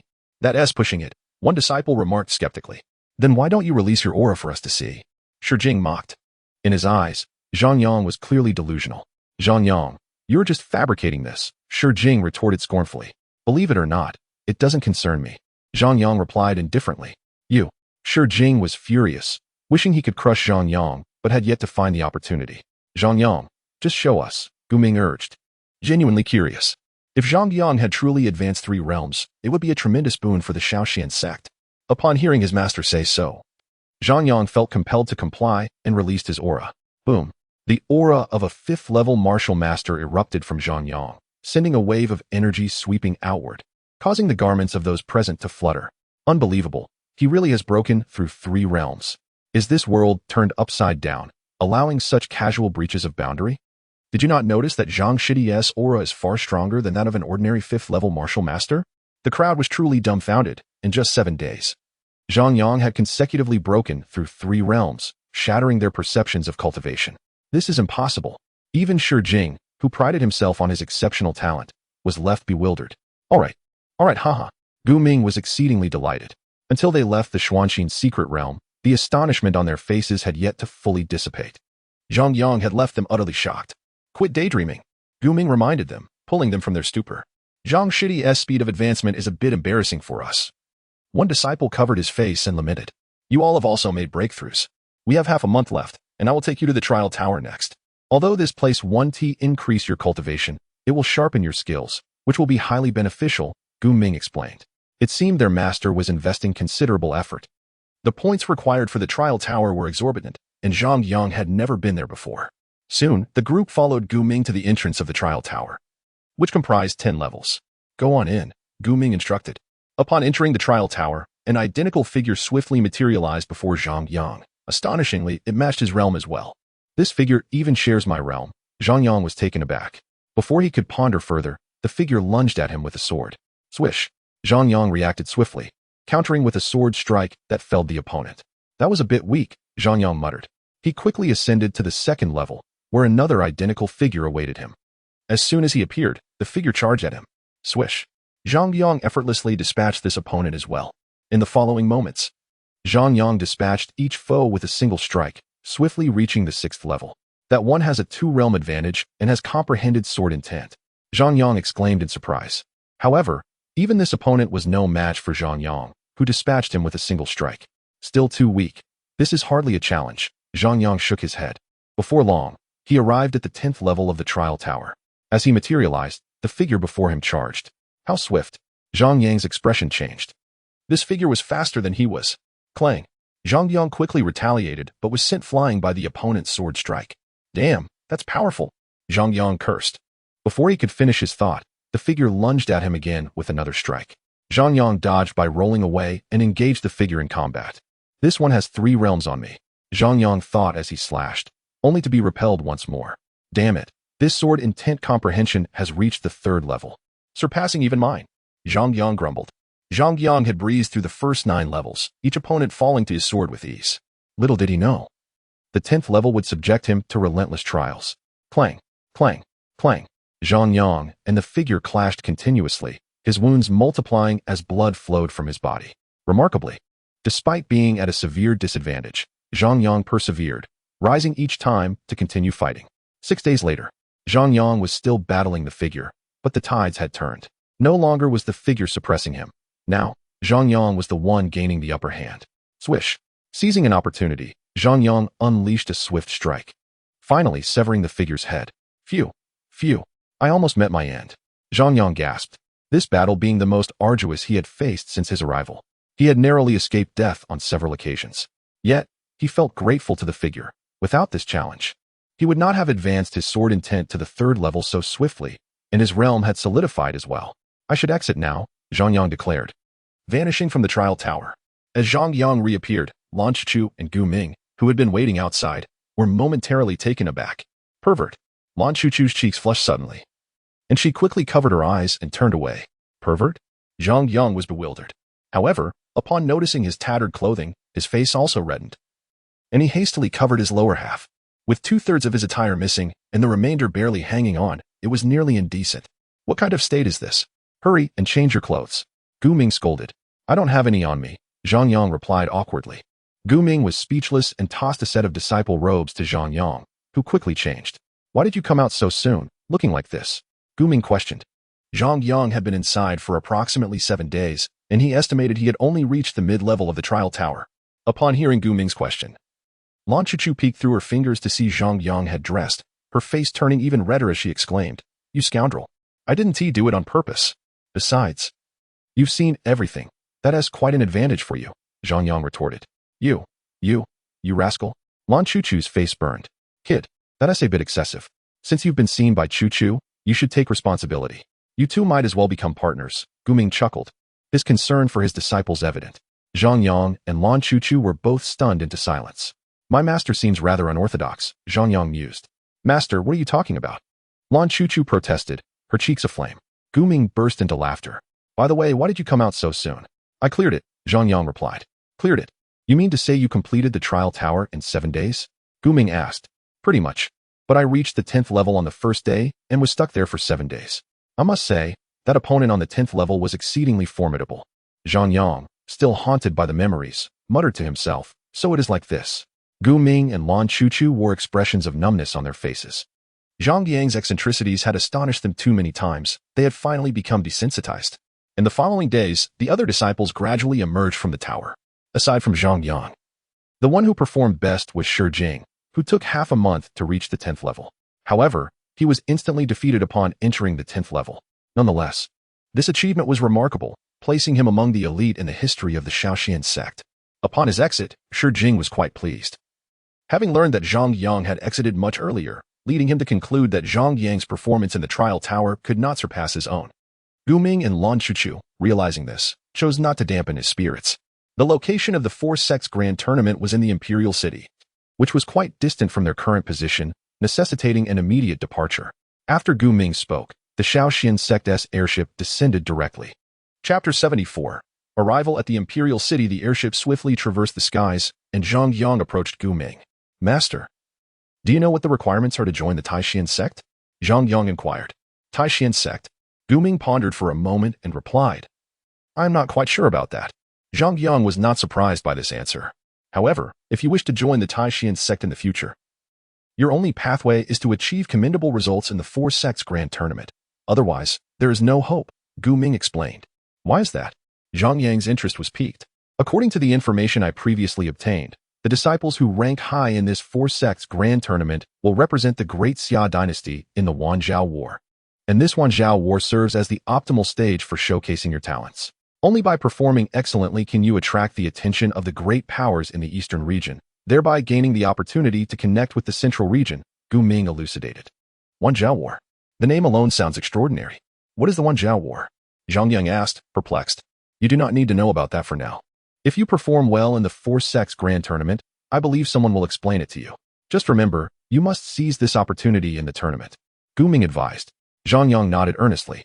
As the time for his promise to Hua Jinyan drew near, Zhang Yang felt immense pressure. It seemed he had boasted a bit too much. Time flew by, and the group was nearing the Imperial City. From a distance, Zhang Yang could see the sprawling and prosperous city, which was at least dozens of times larger than his hometown, Qingshan City. Many in the group were visiting the Imperial City for the first time, and upon witnessing its grandeur, their faces were filled with astonishment. Soon, the airship landed outside the Imperial City, and under Gu Ming's guidance, Zhang Yang and the others disembarked. Welcome, Sect Master Gu. A man clad in a yellow robe approached with a smile, golden dragons swirling around his attire, exuding an imposing aura. A woman accompanied him. Your Highness. Gu Ming greeted quickly. Upon hearing their sect master's address, everyone else followed suit and bowed. Please wait a moment, the other three sects should be arriving soon. The prince said with a smile, subsequently arranging a resting area for the Shaoxian sect. Isn't this the legendary first prince?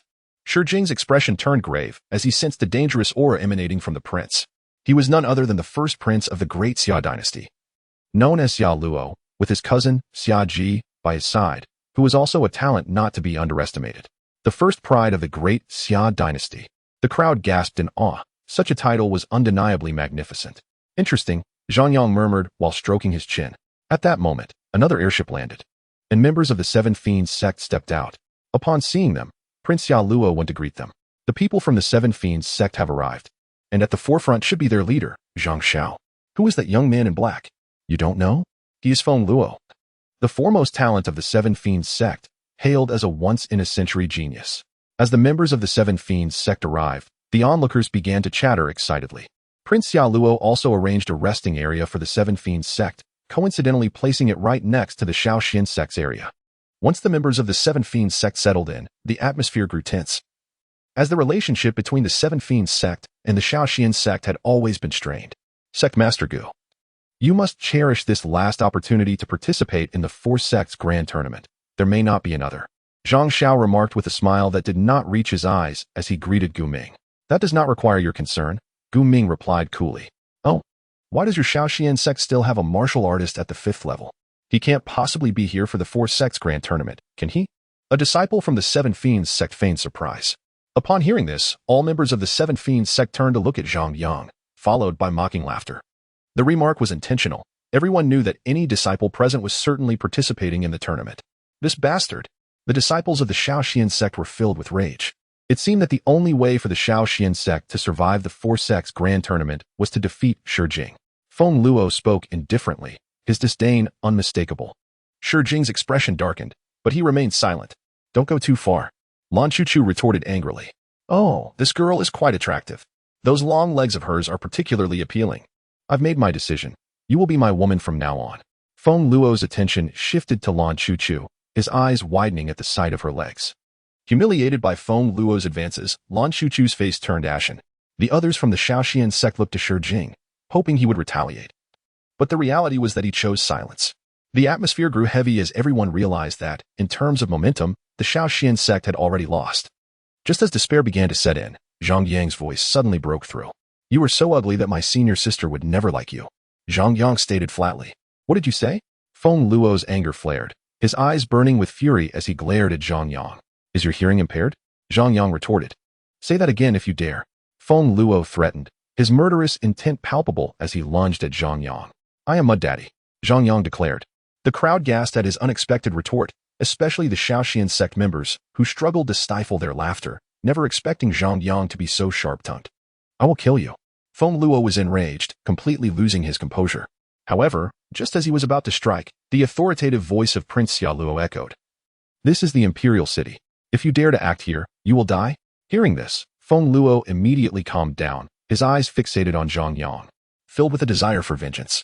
"You are offending members of the Seven Fiends sect. This is equivalent to harming us. What will we do if they target us later?" Shi Jing's expression darkened.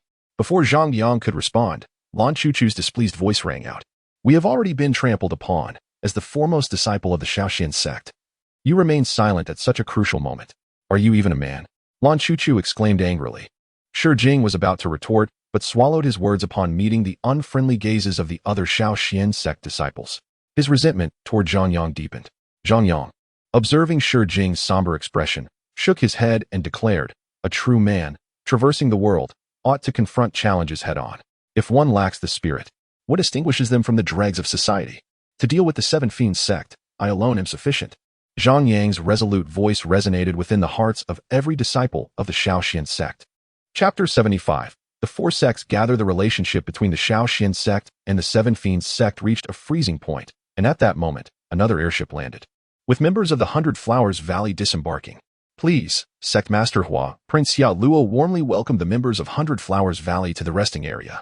"Why is the Crown Prince so enthusiastic? You are unaware, aren't you? It is said that the Crown Prince has a fondness for Yin Susu from the 100 Flower Valley. Yet he has never been able to win her heart." A group of gossiping women chuckled nearby. The rest area for the 100 Flower Valley disciples is situated on the other side of the Lesser Xuanzhou. As the female disciples from the 100 Flower Valley arrived, the disciples from the Seven Evils sect eagerly approached them to greet them, only to be met with indifference. "Zhang Shidi is over there," one of the female disciples from the 100 Flower Valley suddenly remarked. Upon seeing Zhang Yang, the female disciples' eyes lit up, and they all made their way toward him. Zhang Yang sighed inwardly. Upon spotting these women, he had immediately hidden himself at the back of the crowd, yet he was still discovered. Although the female disciples from the 100 Flower Valley admired Zhang Yang, they were not as frenzied as the other disciples. They merely exchanged pleasantries with him before returning to their designated rest area. "Go for it, Zhang Shidi," Yin Susu smiled and said, before also returning to her rest area. "Why is Zhang Yang so popular among the female disciples of the 100 Flower Valley?"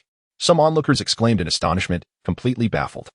The disciples from the Seven Evils sect were even more perplexed, their expressions darkening. They had intended to strike up a conversation with the female disciples from the 100 Flower Valley, but the reality was painfully harsh. They were utterly ignored. If it were merely that, it wouldn't be a problem, as everyone knew the female disciples of the 100 Flower Valley were typically aloof. However, upon seeing Zhang Yang, the female disciples suddenly seemed enchanted, their eyes sparkling as they gazed at him. This left the disciples of the Seven Evils sect feeling embarrassed, especially given their already fraught relationship with the Lesser Xuanzhou. They harbored deep resentment toward Zhang Yang. "During the competition, I will personally eliminate him." One of the disciples from the Seven Evils sect snorted coldly. Just as everyone's attention was fixated on Zhang Yang, a sudden gasp arose. "The people from the Yushu Palace have arrived. Look, the one in white is Lung Lingjia, rumored to be on par with the Crown Prince, Xiaoluo. It seems the champion of this four-sect competition will undoubtedly be from the Yushu Palace." The crowd exclaimed with excitement as the members of the Yushu Palace arrived. The Crown Prince's authoritative voice echoed. "Tomorrow, I will host a banquet for all the young talents. I hope everyone will grace us with your presence."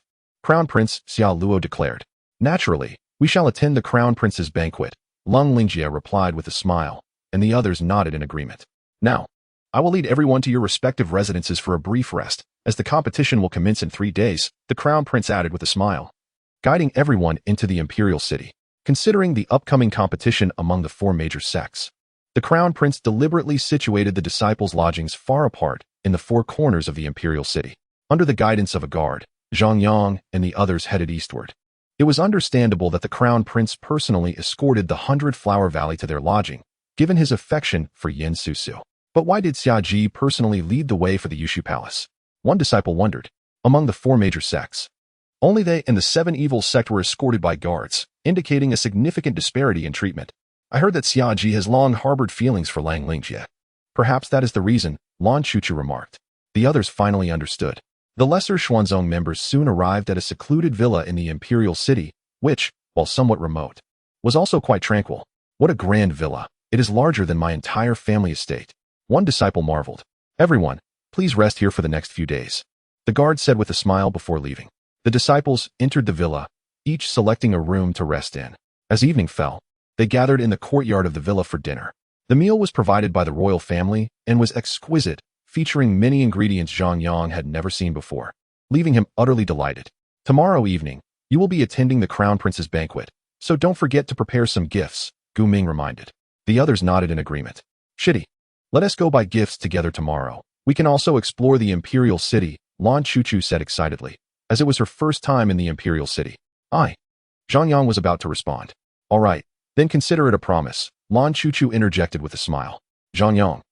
He intended to express that he had no money to buy gifts and thus would not attend, but Lan Chuchu did not give him the chance. The dinner continued late into the night, and everyone returned to their rooms to rest. Zhang Yang, however, lay on the lawn, gazing at the full moon, lost in contemplation. Having traversed into this world for several months, he mused that it was almost time for the Mid-Autumn Festival back on Earth. I wonder how my parents are faring, Zhang Yang murmured, his gaze gradually becoming distant. After a moment, he sat up on the grass. His homesickness rendered him restless, so he decided to take a stroll outside the city to clear his mind. Before long, he arrived at a mountain near the Imperial City, where he could behold the nightscape of the city. As Zhang Yang gazed from the heights, the chilly autumn breeze brushed against his resolute face, yet he seemed oblivious, lost in the distant scenery as time appeared to stand still. However, amidst this serene atmosphere, the sudden rustling from the woods behind him shattered the tranquility. Zhang Yang snapped back to reality, his brow furrowed, clearly disturbed by the interruption. Soon, a multitude of men clad in black emerged before him, brandishing gleaming weapons that indicated their intent to attack Zhang Yang. I can't believe this fool has come to the mountains at this hour. If he hadn't, we wouldn't have this opportunity. One of the black-clad men sneered. Who are you? Zhang Yang asked, his tone laced with impatience. We are here to kill you. Attack together. One of the men commanded, and more than 20 black-clad figures charged toward Zhang Yang, seeking peace, yet they wished to kill me. Zhang Yang's anger flared, and the innate stone sword materialized in his hand, a palpable aura of murderous intent radiating from him. Die! Zhang Yang roared, plunging into the fray. In the forest, the clash of cold steel echoed as Zhang Yang fought fiercely against the men in black, shattering the tranquility of the woods. With each strike of his sword, another adversary fell. How can he be so powerful? Our realms are equal, yet so many of us cannot match him. One of the black-clad men exclaimed in terror. In a mere moment, Zhang Yang had already slain half of their number. With a swift stroke, he decapitated 3 more foes. Zhang Yang unleashed a massacre amidst the crowd, until only one black-clad man remained. Seeing Zhang Yang, drenched in blood and emanating an aura of a deity of death, the last man trembled, collapsing in fear. Who sent you to kill me? Zhang Yang inquired, slowly advancing toward him, blood still dripping from the innate stone sword. If you have the ability, kill me. The man quaked, summoning his courage. Zhang Yang swiftly silenced him with a single strike of his sword. If you refuse to speak, then you shall die? Zhang Yang then searched the bodies of the black-clad men, quickly uncovering clues. He recognized the style of shoes worn by these men. He had seen the same on Huang'an and Xiong Tranqian. How could I forget about the Xiong and Huang families? These two families are right within the Imperial City. Zhang Yang thought. Their existence posed a continual threat to the Zhang family. If necessary, he would have to take a risk.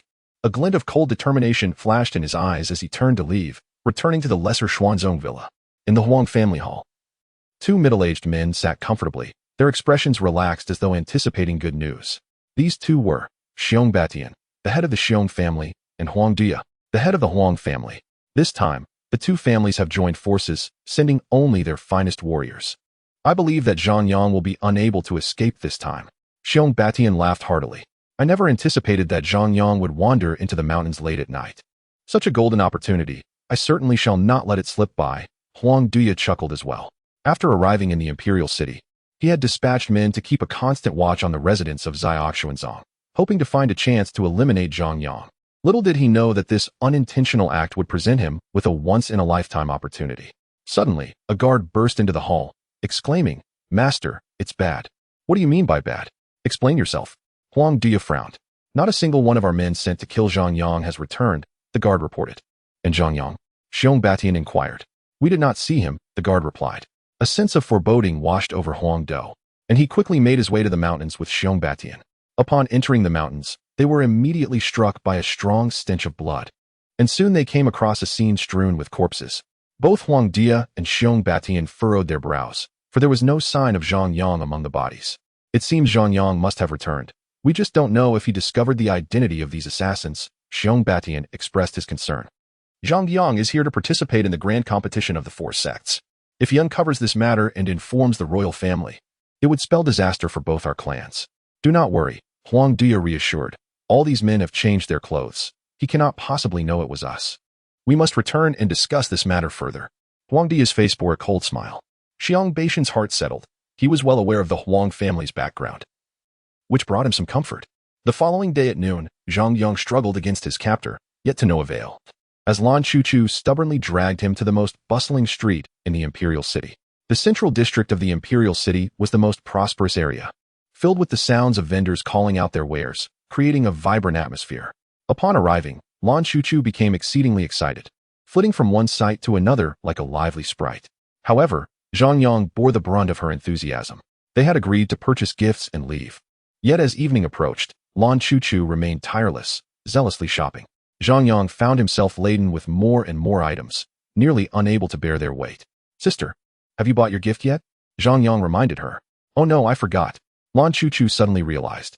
They hastened to the end of the street, where numerous vendors offered an array of peculiar goods. As Zhang Yang passed one stall, he was captivated by an item. He picked it up and asked, "How much is this, good sir?"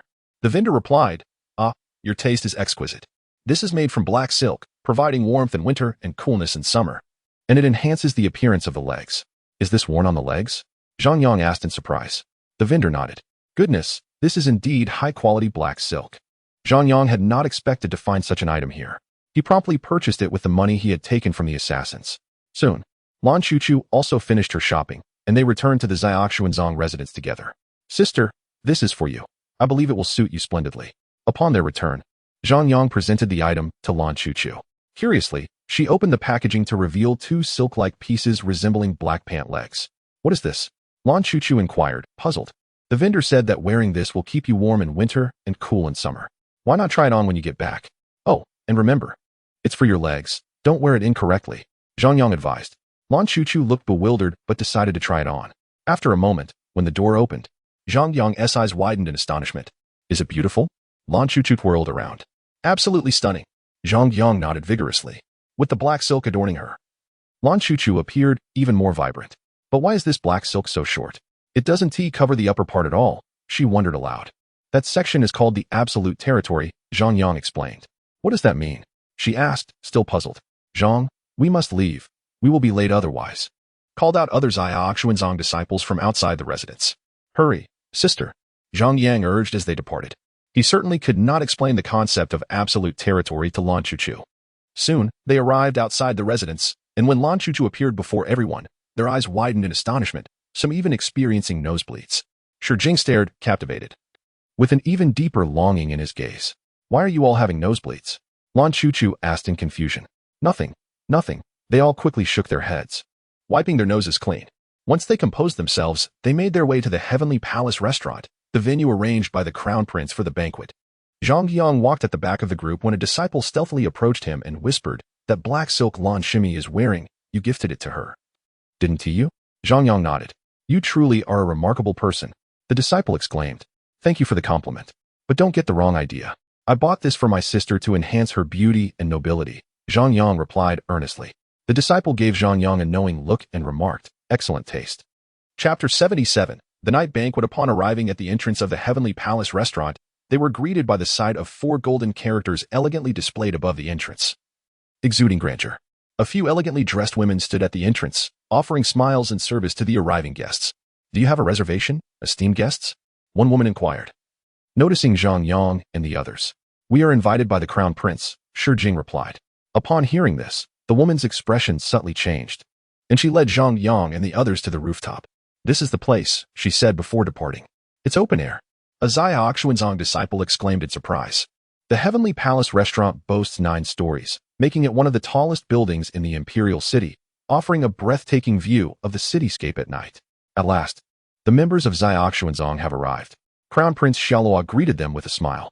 However, when he laid eyes on Lan Chuchu, his gaze brightened, and he couldn't help but compliment. Miss Chuchu is indeed naturally beautiful, and with that outfit, even I find myself captivated.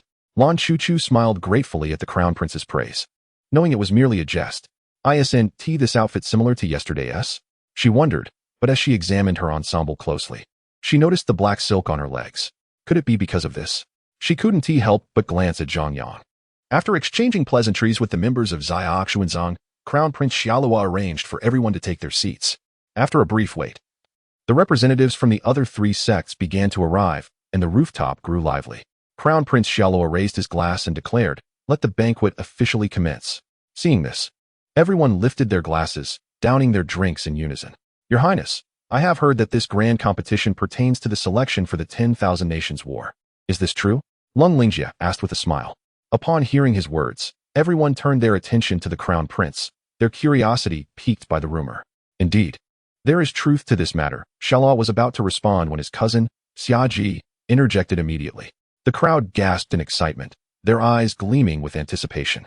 To stand out in the 10,000 Nations War would bring unparalleled fame, a temptation that stirred the hearts of all present. Xiao cast a glance at Xiangji beside him, then smiled and said, "This grand competition will select the 8 most formidable disciples among the 4 major sects, who will represent our great Xia dynasty in the upcoming 10,000 Nations War." Unable to contain his curiosity, Feng Luo inquired, "I have heard that the 10,000 Nations War has 10 slots. Who will fill the remaining 2? Those 2 would be myself and Xiangji," Xiao clarified. Upon hearing this, the crowd displayed expressions of understanding. Xiao, hailed as the foremost youth of the great Xia dynasty, undoubtedly had no issues participating in the 10,000 Nations War. His sister, Xiangji, was also exceptionally gifted, and it was certain she would rank among the top 3 in any of the 4 major sections. Your Highness, I believe we can confirm this allocation in advance, Feng Luo suggested. Oh, why is that? Xiao asked with intrigue. Everyone knows that the Little Xian sect is currently in decline, aside from Shi Jing, who perhaps has a chance at the top 8, the rest stand no chance whatsoever. Feng Luo remarked. Upon hearing this, Xiao furrowed his brow slightly. I do not intend to target the Little Xian sect, but Feng Luo's assertion holds some truth. This time, the Little Xian sect has even sent participants at the 5th rank of Martial Master. It appears they have completely fallen from grace. Xiangji wholeheartedly agreed with Feng Luo's statement. I find Princess Xiangji's words to be quite reasonable, Lang Lingjie chimed in. His comment was partly due to intelligence he had received that his junior, the Holy Void Prince, had been slain by Zhang Yang. However, there was another, less-known reason. During this competition among the 4 sects, the Yushu Hall had already allied with the 7 Demons sect, intending to eliminate the Little Xian sect. This would allow them to replace it with a new puppet sect, thus gaining the resources of the puppet sect to maintain their strength. As Lung Lingjie expressed these thoughts, the others from the 7 Demons sect and Yushu Hall echoed their agreement, as fewer rivals were always advantageous for them. Only the 100 Flowers Valley remained silent throughout. The members of the Little Xian sect furrowed their brows, not expecting Feng Luo to make such a pointed remark at the banquet, which seemed somewhat irrational.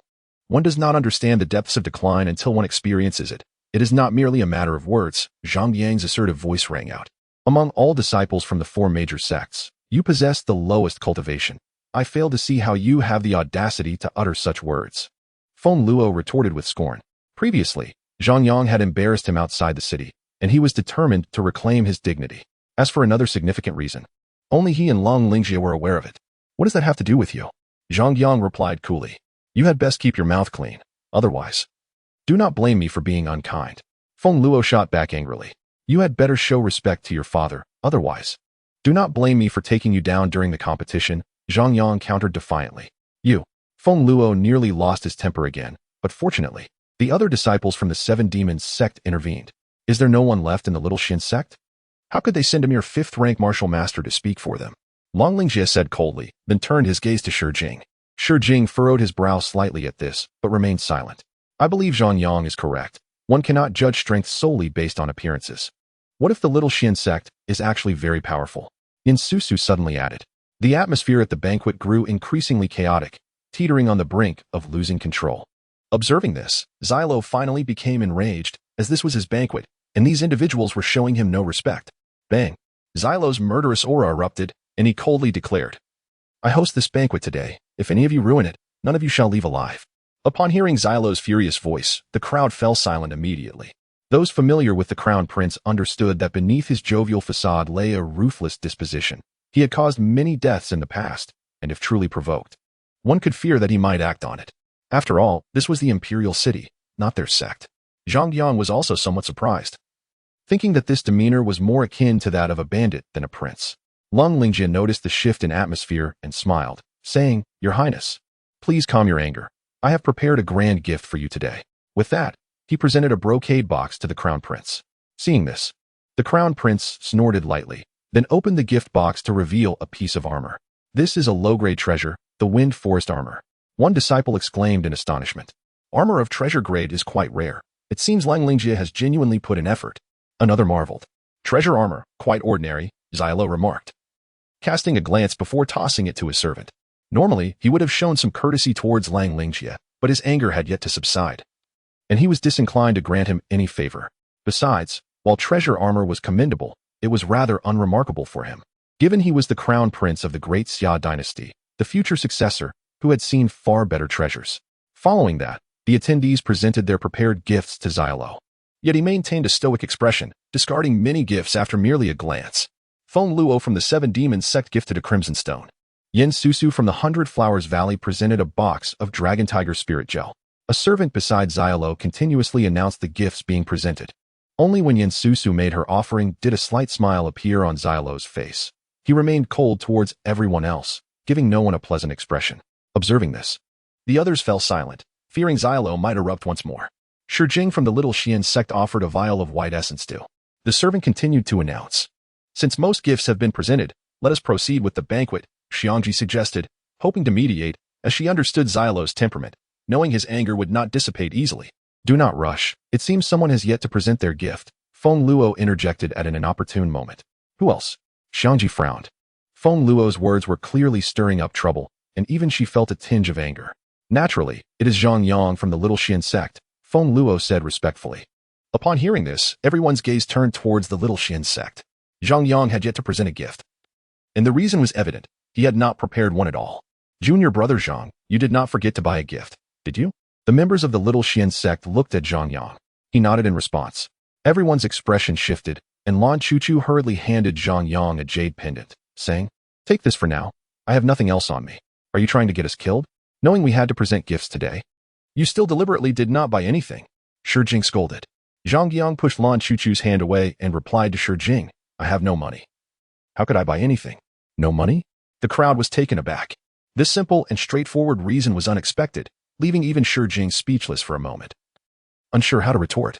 Zhang Yang, you truly did not prepare a gift, did you?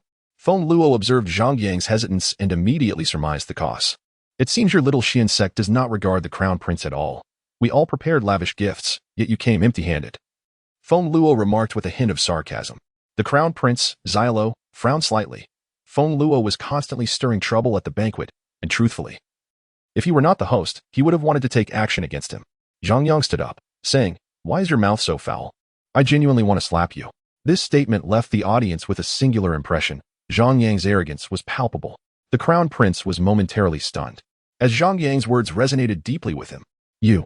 Feng Luo seethed with rage. What about you? Zhang Yang replied defiantly. I naturally prepared a gift for the Crown Prince. And it was not purchased. I made it myself. Zhang Yang glanced at Feng Luo and then handed a bamboo tube to Xylo. What is this? Xylo inquired. His curiosity piqued, for the bamboo tube appeared quite ordinary. The Crown Prince will know upon inspection, though do take care to be discreet, Zhang Yang whispered. Upon hearing this, intrigue flickered across Xylo's face. He carefully opened the bamboo tube to reveal a scroll inside. Following Zhang Yang's instructions, Xylo cautiously unrolled the scroll. And what met his eyes were several bold characters. Manual of Youthful Cultivation. Curiosity piqued, Xiao Luo continued to explore the other contents, and upon discovering the intricate details within, his eyes widened in astonishment, even causing his aura to become somewhat chaotic. Brother, what's wrong? Xia Ji, noticing her brother's unusual expression, queried in confusion and leaned closer to see what it was. However, just as she poked her head over, Xiao Luo swiftly rolled up the parchment. Yet his expression remained unsettled. This gift is remarkable. I am truly fond of it, Xiao Luo exclaimed with excitement, taken aback by the existence of such treasures in the world, something he had never encountered before. Did you create this yourself? Xiao Luo inquired with curiosity. Indeed. Zhang Yang replied with a smile. You are truly impressive. Xiao Luo could not help but compliment, his robust nature fully unveiled, no longer bothering to feign modesty. The Crown Prince can take his time to study it. This material is best appreciated in the quiet of the night, Zhang Yang suggested. The Crown Prince nodded in agreement. Witnessing the Crown Princess' fervent reaction, the others grew increasingly curious about Zhang Yang's gift. What exactly is inside? Xiaji asked, her curiosity heightened. Not suitable for children. Xiao Luo responded. Not suitable for children? This remark only intensified Xiaji's intrigue. After all, her brother was the Crown Prince, and few things could captivate his interest. Feng Luo's expression darkened. He had intended to undermine Zhang Yang but failed miserably. This is what I appreciate. What rubbish have you sent? Do I lack such trivialities? Xiao Luo scolded Feng Luo directly. This fellow had been provoking him for some time, and he had long harbored disdain for Feng Luo. Feng Luo's face shifted between shades of green and purple from the Crown Prince's reprimand, yet he dared not retort for fear of the Crown Prince's wrath. Zhang Yang returned to his seat, and the members of the Shaoxian sect were engulfed in curiosity about Zhang Yang's gift that had so delighted the Crown Prince. Junior brother, what exactly did you send? A fellow disciple inquired. The Youth Cultivation Manual, Zhang Yang replied. The others looked at each other, bewildered, evidently unfamiliar with it. However, the disciple who had asked clearly recognized the item and exclaimed in astonishment. Where did you acquire this? It's a limited edition. I have yet to find it available for purchase. I recall that the esteemed author sold a very limited number of copies, and now it has reached exorbitant prices among the Shaoxian sect disciples. Upon hearing this, Zhang Yang was taken aback and inquisitively asked, what is the current price? 10,000 spirit stones per copy, and even then, it's impossible to acquire, the disciple responded. Incredible! Zhang Yang was astounded. He had not anticipated the price to soar to such heights. Junior brother, you still haven't answered me. Where did this come from? The disciple pressed eagerly. I drew it last night, Zhang Yang said. You drew it? The disciple's face reflected shock. Indeed, I am the author, Walong, Zhang Yang declared. Incredible! The disciple was left speechless. I didn't realize you were the esteemed author of the Youth Cultivation Manual, Mr. Walong. Junior brother. You are truly accomplished in both literature and martial arts. Your manual has greatly benefited many disciples, opening their eyes to new horizons. I happened to see some elders in the inner court secretly studying your manual. The disciple was filled with excitement, admiration evident in his gaze towards Zhang Yang. Suddenly, he seemed to recollect something and exclaimed, I heard you promised to release the 5th volume. When will that be? Don't rush. I've been quite busy lately. Zhang Yang replied. The disciple nodded, expressing his anticipation for Zhang Yang's forthcoming work. The rest of the Shaoxian sect members looked on in confusion, unable to comprehend the source of the other disciple's fervor. As time passed, the banquet eventually came to a close. Chapter 79, the grand competition of the 4 sects begins. Time swiftly passed to the day of the grand competition. All disciples from the 4 sects gathered early outside the Imperial City and, under the guidance of the city guards, soon arrived at a colossal, ancient Colosseum. Upon their arrival, they were greeted by the thunderous cheers from within the arena. Following the guards into the Colosseum, they saw that it was already filled to capacity with spectators, who erupted into loud cheers upon spotting the disciples from the 4 sections. The guards led them to the massive platform in the center, where seats had been arranged at each corner of the stage, evidently reserved for the disciples. Wow, so many people. A disciple from the Shaoxian sect exclaimed in shock at the surrounding crowd. Zhang Yang, too, felt a surge of adrenaline from the overwhelming roar of the audience. Today, I shall preside over the grand competition, the Crown Prince announced with a smile while standing on the platform. As his voice rang out, the noise from the audience gradually subsided. As you all know, today marks a significant day for the Great Xia dynasty, representing a golden era for the younger generation. The Crown Prince declared. The audience erupted into fervent applause once more. This year's competition is somewhat special. It not only concerns the honor of the sects but also the prestige of the Great Xia dynasty, Xiao Luo stated. Hearing this, the audience responded with a deafening roar. as many had already heard of the legendary battle of 10,000 clans. Without further ado, allow me to briefly outline the rules of this year's competition. He continued. The rules differ slightly from previous years. This time, the matches will be conducted in a wheel battle format, with disciples from the 4 sects taking turns to challenge each other until one sect is left without contestants, resulting in their elimination. The Crown Prince explained. Upon hearing this rule, the disciples of the Shaoxian sect felt a tightening in their hearts, as this format clearly disadvantaged them due to their overall weaker strength. Nonetheless, everyone understood that this rule would better showcase the individual prowess of the disciples. Xiao Luo observed the astonished expressions on the faces of the disciples from the 4 sects and felt a sense of satisfaction, for this rule was of his own design. Now, let me introduce the rewards for the sect that secures first place in this competition. The victorious sect will receive ample cultivation resources, sufficient to sustain them for a century. Xiao Luo elaborated. The rewards scaled down accordingly, but the last place sect will receive no rewards whatsoever. The disciple who ranks first will be bestowed with a secret technique and a high-grade skill manual by the royal family. The secret technique is called the mysterious door escape technique, and the skill manual is the sun sword art, Xiao Luo explained. The crowd gasped in astonishment at the mention of these rewards. The prospect of obtaining a secret technique for the first place was remarkable, as these techniques were exceedingly rare. And to the best of their knowledge, such prestigious rewards had never been offered in past competitions. The sun sword art was no ordinary manual either. Mastering it was equivalent to a terrestrial-level skill, and it was rumored that the yin and yang sword arts could be merged, resulting in a technique of the highest caliber. Clearly, the royal family was investing heavily for the battle of 10,000 clans. Disciples from the 4 sects discussed among themselves, their faces displaying shock. Zhang Yang, overhearing their conversation, could not help but ask, what is the mysterious door escape technique used for?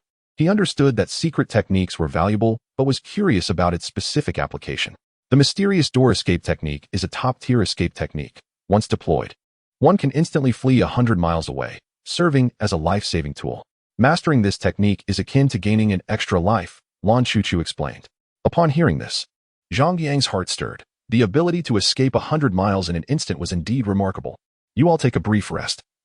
The grand competition of the 4 sects will commence shortly, Xiao Luo stated before leaving the platform. The others dispersed to their respective resting areas. The wheel battle format is highly disadvantageous for us. How should we arrange the order? A disciple from the Shaoxian sect expressed worry. Naturally, the weaker should go first, and the stronger should come last, Shijing replied. I believe that approach is flawed. We must send the strong up first. We need to take a gamble. Zhang Yang countered.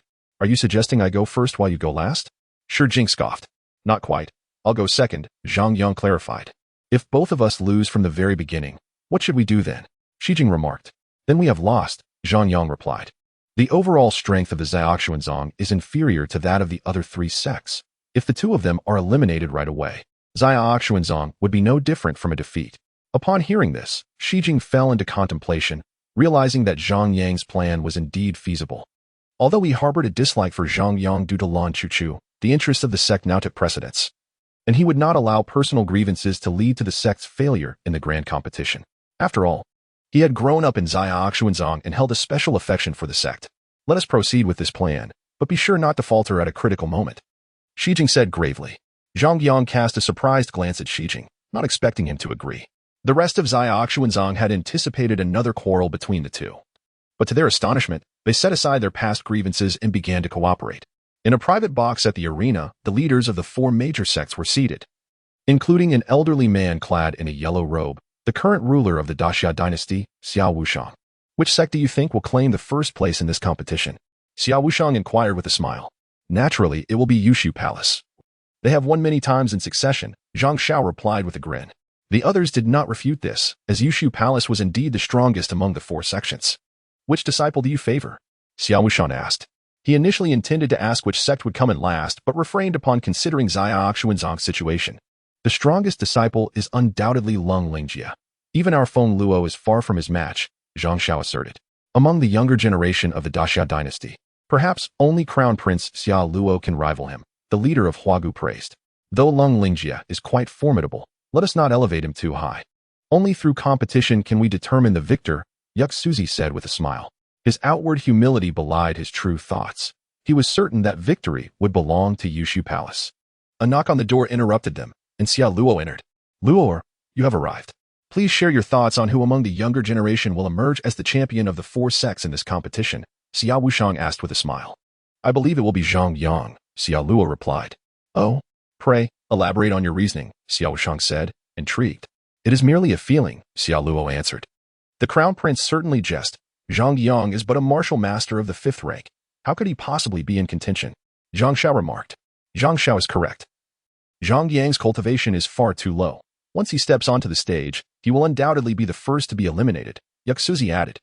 Huagu's leader and Gu Ming remained silent, offering no comment on the matter. What say you, Gu Zhongzhou?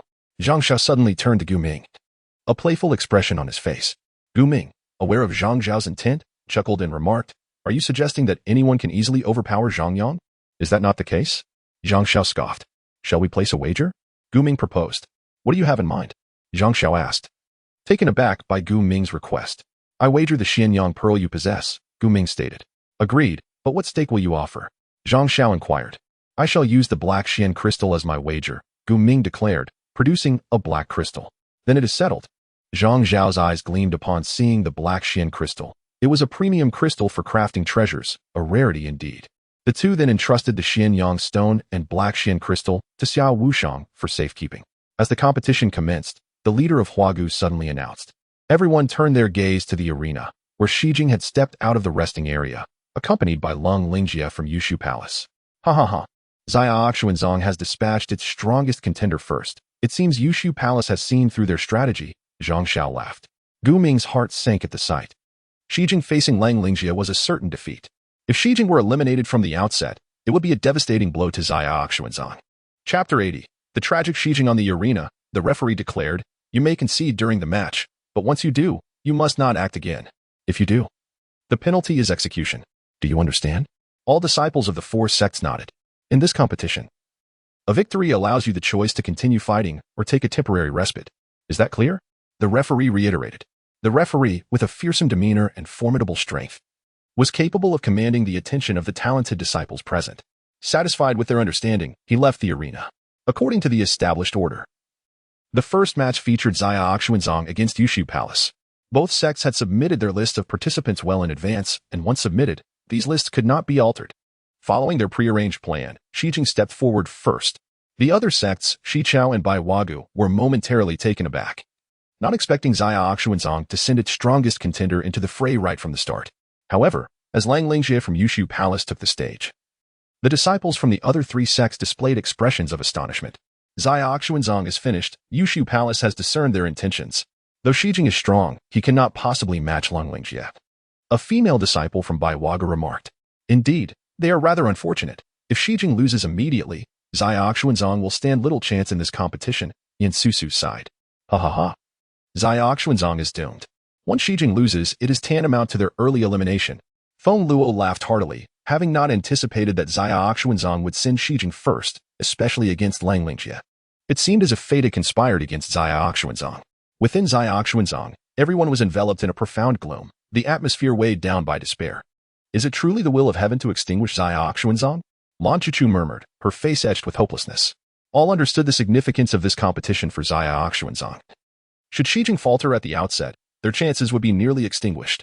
The other disciples remained silent, yet their expressions revealed their deep despondency. In the center of the arena, Xi Jing's expression was grave. He had not anticipated such ill fortune, facing the strongest contender of the competition, Lang Lingjie, right from the start. It appears that Zia Xuanzong's luck is not particularly favorable, Lang Lingjie taunted. However, out of kindness, I shall offer you a chance, if you concede. I will let you go this time. Even if you are stronger than I shall give my all. Xi Jing retorted coldly. Lang Lingjie's words were not only an insult to him, but also a humiliation to Zia Xuanzong, and he could not concede as he wished. In that case, let me test your strength. Lang Lingjie's demeanor turned icy as he lunged at Xi Jing with a sword strike. Clang. Xi Jing reacted swiftly, channeling all his energy to deflect Lang Lingjie's sword. He understood that against an opponent like Lang Lingjie, he must exert himself fully, otherwise, he would be vanquished from the very start. Clang, clang, clang. The battle between Lang Lingjie and Xi Jing commenced. But it was evident to all that Lang Lingjie was clearly overpowering Xi Jing, who found himself unable to retaliate.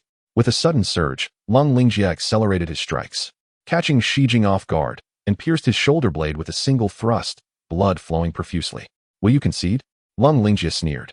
Not a chance. Shijing shouted defiantly, launching another strike toward Lung Lingjie. He was acutely aware of Lung Lingjie's intentions. Lung Lingjie sidestepped effortlessly, mocking, "This is merely futile resistance. You are no match for me." With that, Lung Lingjie struck again. Due to his injury, Shijing's reaction slowed, and he was pierced through the other shoulder blade. Blood streaming from both sides. "I will fight you to the end," Shijing declared, his pallor deepening from blood loss. He concentrated all his energy into his blade and struck fiercely at Lung Lingjie. He now suffered severe injuries to both scapulae.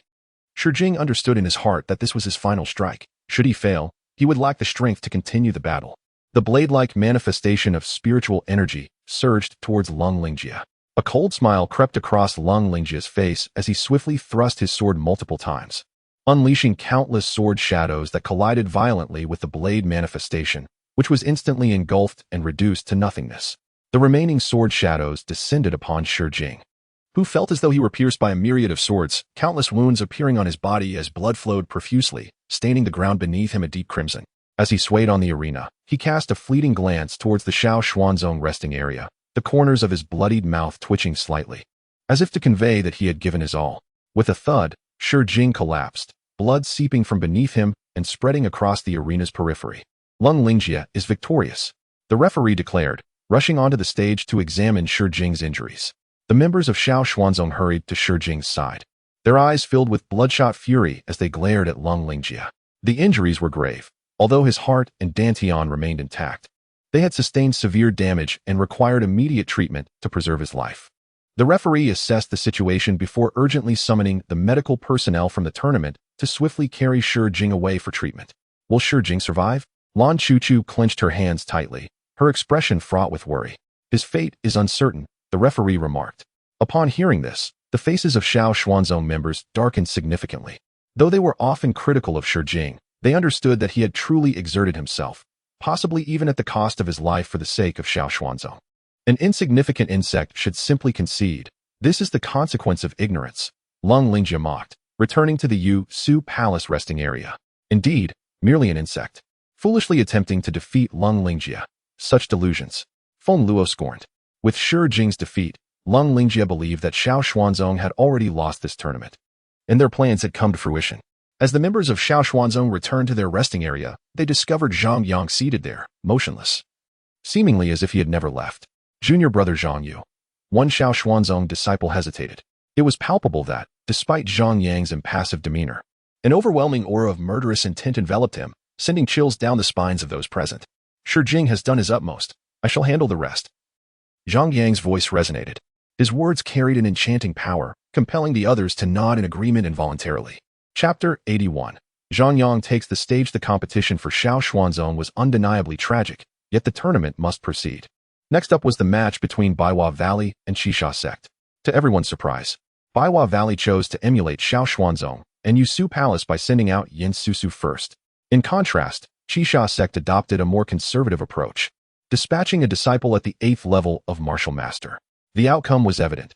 Yin Susu easily defeated her opponent from Qixia Sect, securing the first victory for Baiwa Valley. After her win, Yin Susu did not remain on the stage. She understood that if she continued to challenge, either Feng Luo or Lung Lingjie would undoubtedly appear next.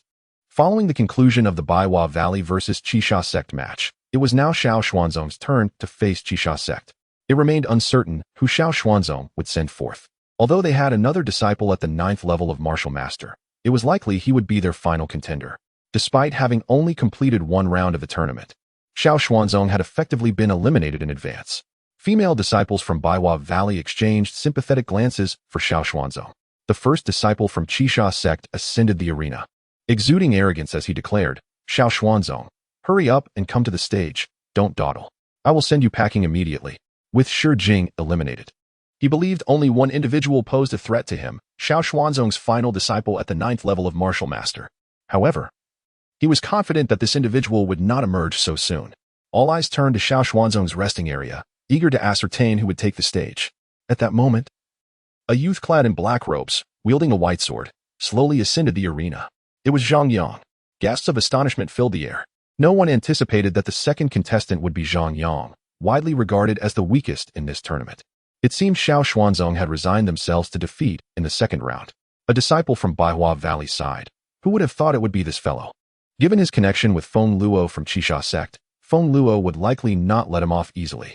A disciple from Yusu Palace sneered. Cripple him. Feng Luo's voice rang out from the resting area, bitterly regretting that he had not taken the stage himself to personally deal with Zhang Yang. You must be here to offer yourself. We are 3 realms apart. How do you expect to defeat me? Taunted the Qixia Sect disciple on stage. Had you conceded, I might have spared you, but since Feng Luo has ordered me to cripple you, you can only blame your own misfortune. Zhang Yang's cold voice cut through the air. Shall we commence the match, referee? Yes, the referee replied. With a flash, Zhang Yang moved, a streak of white light slicing through the air, and the head of the Qixia Sect disciple fell to the ground, his mocking smile still etched on his face as it rolled across the arena. This scene astonished everyone. No one had expected that Zhang Yang, at the 5th level of Martial Master, could dispatch an 8th level Martial Master with a single strike. The disciples of Qixia Sect wore expressions of disbelief, unable to comprehend the turn of events. He violated the rules. That was a sneak attack. Feng Luo shouted at the referee. Fool! Zhang Yang retorted. That was not a sneak attack. Your disciple from Qixia Sect simply reacted too slowly. The referee responded. Feng Luo's countenance darkened upon hearing the referee's words. He realized that if Zhang Yang did not participate further, he would have no opportunity for revenge. You will now face Yusu Palace. Do you wish to continue? The referee inquired. Zhang Yang nodded. Observing this, Lung Lingjie smirked coldly, then addressed a disciple from Yusu Palace beside him. Go up and eliminate him. Do not afford him the chance to concede. Long Lingjie knew these participating disciples from Yusu Palace well. Although this disciple was merely at the 8th level of Martial Master, he excelled at swift, lethal strikes. Soon, the Yusu Palace disciple ascended the arena with his sword in hand. In the private box, you have lost, Xiao Wushang stated, gazing at Zhang Xiao. He promptly transferred all the stakes of the match to Gu Ming. Dare to wager again? Zhang Xiao challenged. He had lost the Xian Yang stone and needed to recover his losses. What shall we wager? Gu Ming replied. Let us bet on whether Zhang Yang can secure a place in the top 3 in this tournament. I am willing to stake all the resources of my sect. Do you dare? Zhang Xiao proposed. He sensed Gu Ming's strong belief in Zhang Yang and knew he was deliberately making this a wager. Zhang Yang is merely at the 5th level of Martial Master. Is it not unfair to wager this? Yushuzi remarked, his words laced with malice. Aiming to provoke Gu Ming. This wager is too significant. There is no need, the leader of Baihua Valley advised. I accept, Gu Ming replied. Fully aware of Zhang Xiao's intentions, if they wagered on Zhang Yang winning the championship, Gu Ming would have to think twice. However, wagering on a top 3 finish might indeed be feasible. Upon hearing Gu Ming's agreement, surprise lit up Zhang Xiao's face. He had not expected Gu Ming to acquiesce. Then it is settled. With Xia Huaq as the witness, Zhang Xiao declared immediately. Gu Zhongzhu, you must deliberate carefully. This wager concerns the entire resources of the sect. Xiao Wushang cautioned. Gu Ming's willingness to accept such a seemingly hopeless wager was beyond Zhang Xiao's expectations. I have made my decision. I believe in Zhang Yang. Gu Ming asserted. Seeing this, Xiao Wushang inwardly sighed, pondering how Gu Ming, who seemed so level-headed, could act so impulsively this time. Witnessing Gu Ming's unwavering demeanor, Zhang Xiao cast a glance at Yushuzi, both displaying subtle smiles that were hardly perceptible. Should Gu Ming falter, they would not only acquire the resources of the puppet sect but also all assets of the lesser Xuanzhou. It would be a formidable challenge for both sects to not ascend to new heights in the future. Upon the arena, a disciple of the Yusu Hall observed Zhang Yang and remarked, your swordplay is swift, yet this move is futile against me, for my speed surpasses yours. Confidence suits you well, Zhang Yang retorted. Against an insect like you, confidence is essential. Do not presume I will fall victim to a surprise attack. As that fool from the 7 Fiends sect did, the disciple of the Yusu Hall boasted, as the mightiest among the 4 major sects. Its disciples inherently regarded themselves as superior. At that moment, the referee's voice rang out, signaling the commencement of the match. In an instant, both Zhang Yang and the Yusu disciple vanished from sight, each lunging towards the other with their swords at the pinnacle of speed. With a swift thrust, Zhang Yang's sword pierced the disciple's forehead, the innate stone sword penetrating his skull with deadly precision. The Yusu disciple's sword had yet to reach Zhang Yang, the disparity glaringly evident. You are still too slow, Zhang Yang stated coldly, withdrawing his stone sword as the disciple's body crumpled to the ground, filled with bitterness. Another swift kill. Gasps echoed from the 100 Flowers Valley's resting area. If Zhang Yang's initial defeat of a disciple from the 7 Fiends sect could be attributed to luck, then his current triumph over a Yusu disciple suggested his prowess was far from superficial. After vanquishing the Yusu disciple, the referee inquired, shall we continue? Zhang Yang nodded resolutely, declaring, "I challenge all members of the Seven Fiends Sect in the Yusu Hall." His voice, though not loud, detonated like a bomb in the arena, elevating the atmosphere to a fever pitch, intensifying the palpable tension. Good heavens, this Zhang Yang from the Lesser Xuanzong possesses remarkable audacity. Daring to challenge all members of both the Seven Fiends Sect and the Yusu Hall, the audience buzzed with excitement, some deeming him ignorant, believing that 2 victories rendered him invincible. Is he mad? Such impulsiveness is reckless, several female disciples from the 100 Flowers Valley lamented. Yin Susu frowned, apprehensive about Zhang Yang's brashness. Should we call him down? A disciple from the Lesser Xuanzong voiced concern. Let it be. With his temperament, once said, he cannot be swayed. Lan Chuchu expressed her worry. Zhang Yang's declaration ignited exhilaration among the spectators, yet the disciples of the Seven Fiends Sect and the Yusu Hall wore expressions of dismay. His audacity was tantamount to a direct affront. Feng Luo and Lang Lingjie remained silent, awaiting the referee's response. Moments later, a man approached the referee and whispered something, prompting the referee to address Zhang Yang. Are you certain about this course of action? He had just dispatched someone to consult Xiao Wushang and several sect leaders. As such a rule alteration early in the competition was unprecedented. Certainly, Zhang Yang affirmed. Then it shall be Zhang Yang alone challenging both the Seven Fiends Sect and the Yusu Hall, the referee announced. The arena erupted in fervent cheers for Zhang Yang. The audience brimming with excitement. Go forth and slay him. Do not grant him the chance to concede. Feng Luo and Lang Lingjie urged their disciples, eager to witness the source of Zhang Yang's confidence as he dared to confront 2 of the top 3 sections. At that moment, a burly man ascended the arena, wielding a massive hammer, his stature dwarfing Zhang Yang. This is the brute of the Seven Fiends Sect, a disciple from the 100 Flowers Valley exclaimed. Though only at the 8th level of martial mastery, his innate strength is prodigious. Few could withstand a single blow from his hammer. You are incredibly arrogant to challenge 2 major sects alone. You seek your own demise. A single strike from me can crush you. The brute bellowed, laughter echoing as he slammed his hammer into the ground, causing the arena to tremble. Zhang Yang remained silent. The match begins, the referee proclaimed. In an instant, Zhang Yang disappeared, lunging at the brute with his sword. I anticipated this move, but it shall not avail you. The brute swung his hammer in a sweeping arc. Under normal circumstances, Zhang Yang should have retreated to avoid the impending blow. Otherwise, he would surely suffer severe injury. Yet, to everyone's astonishment, Zhang Yang surged forward with greater speed.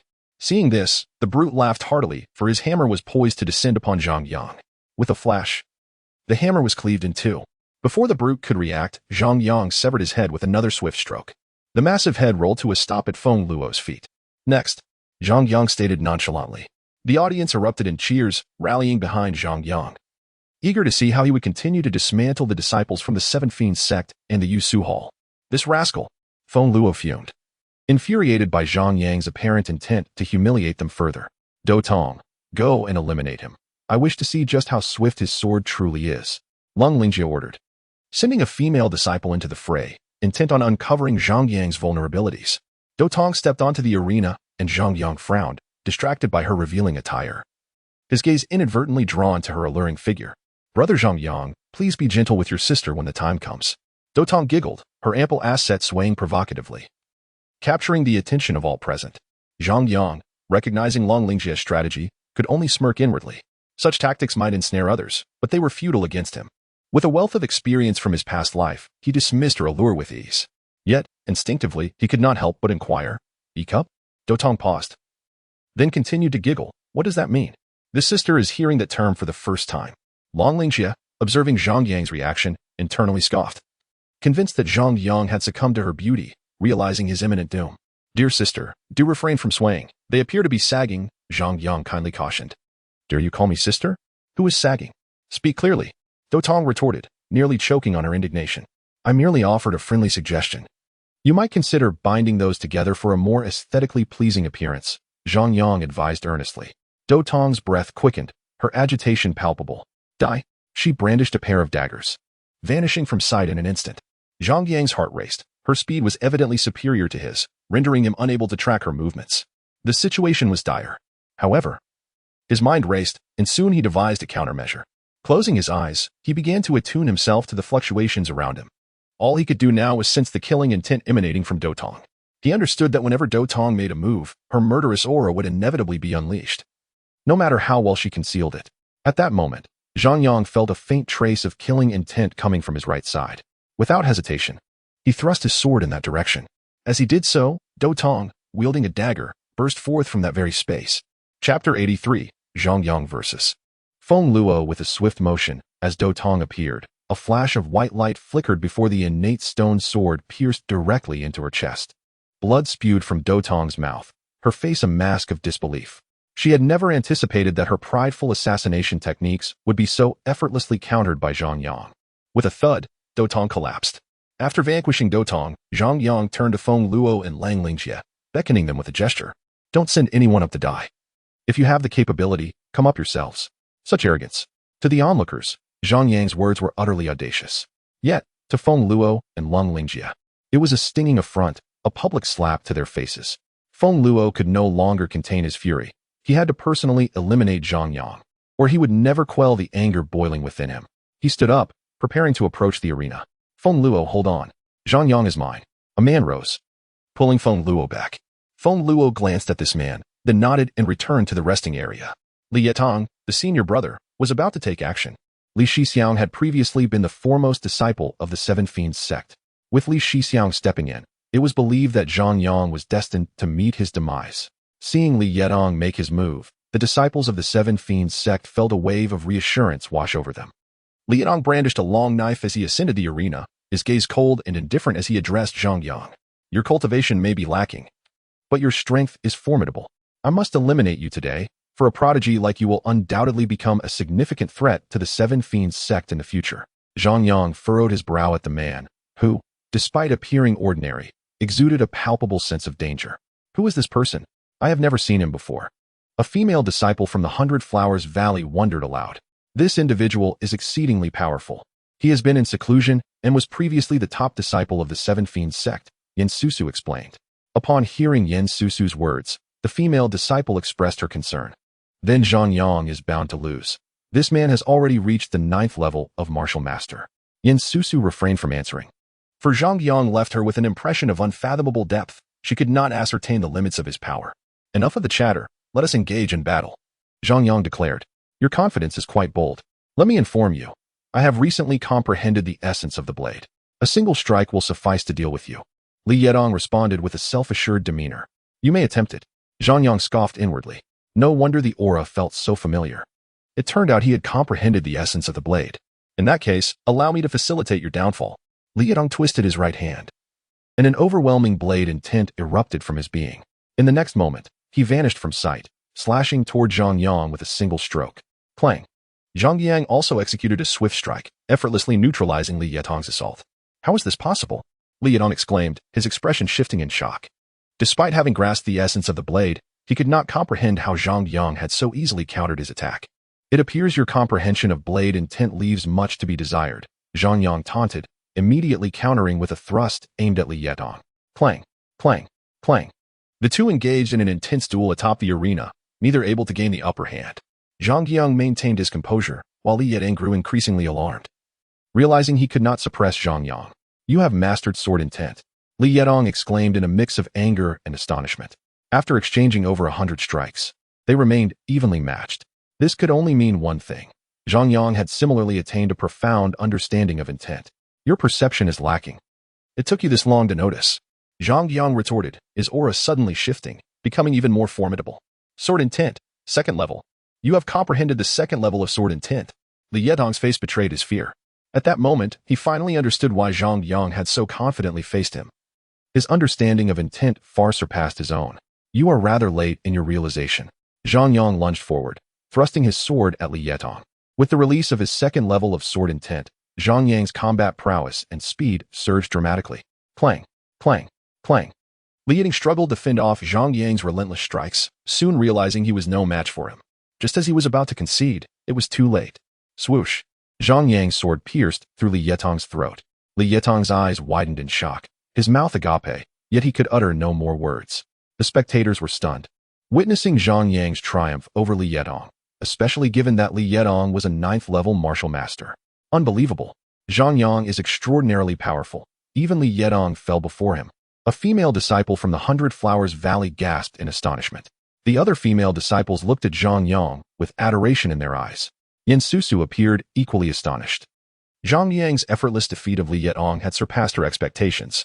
The audience in the arena erupted in fervor, chanting Zhang Yang's name. Bang! Feng Luo slammed his hand onto the chair in the resting area, shattering it to splinters. In a flash, he was on the arena, declaring, "Allowing you to live this long was my mistake. Now I shall personally end you." With a chilling demeanor, Feng Luo's aura surged, his energy surging forth as he entered the later stages of the 9th level of Martial Master, rapidly consolidating a formidable intent. Intent, 2nd level. Both Feng Luo's mastery and cultivation surpassed that of Li Yetong, which was why he had ousted Li Yetong from the position of the Seven Fiends Sect's top disciple. Though enraged, Feng Luo was not impulsive.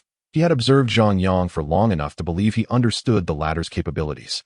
"I admit you are indeed a prodigy, perhaps even more gifted than I. But a dead man is of no use, no matter how great the talent." Feng Luo sneered, awaiting the referee's signal to commence, ready to strike down Zhang Yang in an instant.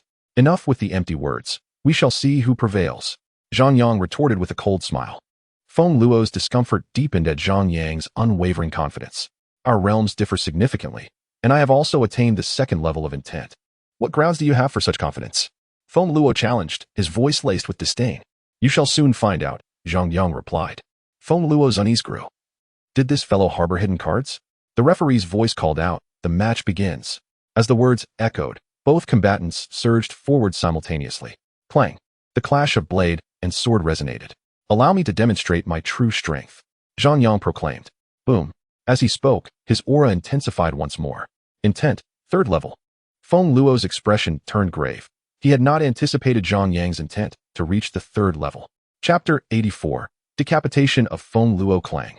Clang! Clang! The two warriors clashed fiercely. Zhang Yang and Feng Luo evenly matched. The terror of sword intent was evident, despite being 4 realms lower. Zhang Yang held his ground against Feng Luo. "My realm surpasses yours. Let us see who can endure until the end." Feng Luo sneered, his frustration mounting. It was humiliating to realize that his strength merely matched Zhang Yang's, forcing him to rely on his superior realm to secure victory. "I have no interest in prolonging this," Zhang Yang scoffed. Within him, the Xian pearl spun wildly, unleashing a surge of black energy from the innate stone sword. Feng Luo reacted swiftly, enveloping himself in spiritual energy as he saw the black energy emanate from Zhang Yang's sword. Futile. Zhang Yang charged forward, his strikes intensifying in speed, creating afterimages as he advanced. At first, Feng Luo felt nothing out of the ordinary, but moments later, his expression shifted dramatically. He realized that the black energy harbored an extreme coldness. Although he could momentarily withstand this dark force, it drained his spiritual energy significantly. Was he to concede defeat? A tumult of emotions engulfed Feng Luo, as he recognized that if this continued, he would indeed fall short against Zhang Yang. Just as Feng Luo hesitated, Zhang Yang swiftly activated his Xian pearl, causing an immense gathering of black energy towards the innate stone sword. "Break!" Zhang Yang bellowed, and the innate stone sword sliced through the air like a crescent moon, striking Feng Luo's blade with ferocity. The impact sent a shockwave of black energy radiating outward from the two combatants, enveloping the arena in a thick frost. Initially, Feng Luo managed to resist, but soon he sensed an unusual stagnation in his spiritual energy. To his horror, he discovered that the energy encasing him was gradually freezing due to the black energy's encroachment. This revelation compelled him to acknowledge the necessity of conceding, lest he perish at Zhang Yang's hands. Feng Luo began to speak, but before he could finish, a dark crescent had already descended before him. With a chilling sound, it pierced through Feng Luo's body, rendering him immobile, completely encased in ice. In the next moment, the ice sculpture that was once Feng Luo shattered into countless fragments. Panting heavily, Zhang Yang felt the strain of their vast disparity in cultivation. Having exerted all of his strength in this battle, this was his limit. The audience erupted into a fervent uproar upon witnessing Zhang Yang's astonishing victory over Feng Luo. Exhilaration coursing through them. Zhang Yang is incredible. He actually triumphed over Feng Luo. The female disciples of Baihua Valley exclaimed, their excitement palpable. However, Yin Susu cautioned, "Do not celebrate prematurely. Zhang Yang has reached his limit, and once Lang Lingjie steps onto the stage, Zhang Yang's fate is sealed." She could distinctly sense the chaotic energy emanating from Zhang Yang, indicating his exhaustion. Her words doused the audience's enthusiasm like a bucket of cold water, extinguishing their exhilaration. The members of Xiao Xuanzong appeared less animated, their faces etched with concern, fully aware that Lang Lingjie was about to enter the fray. "Zhang Yang, take a moment to rest," Lan Chuchu called out loudly, her gaze fixated on Zhang Yang's feeble form, her vision blurred by a veil of mist. For reasons unbeknownst to her, she felt as though her heart was being pierced by needles. Zhang Yang, however, offered no reply, merely gesturing towards Xiao. "Do you wish to continue?" The referee inquired, astonished by Zhang Yang's performance, which had defied the odds from the very beginning. Zhang Yang nodded resolutely. "You should really take a break," the referee advised, recognizing the talent in Zhang Yang and envisioning his potential for greatness if given time to develop.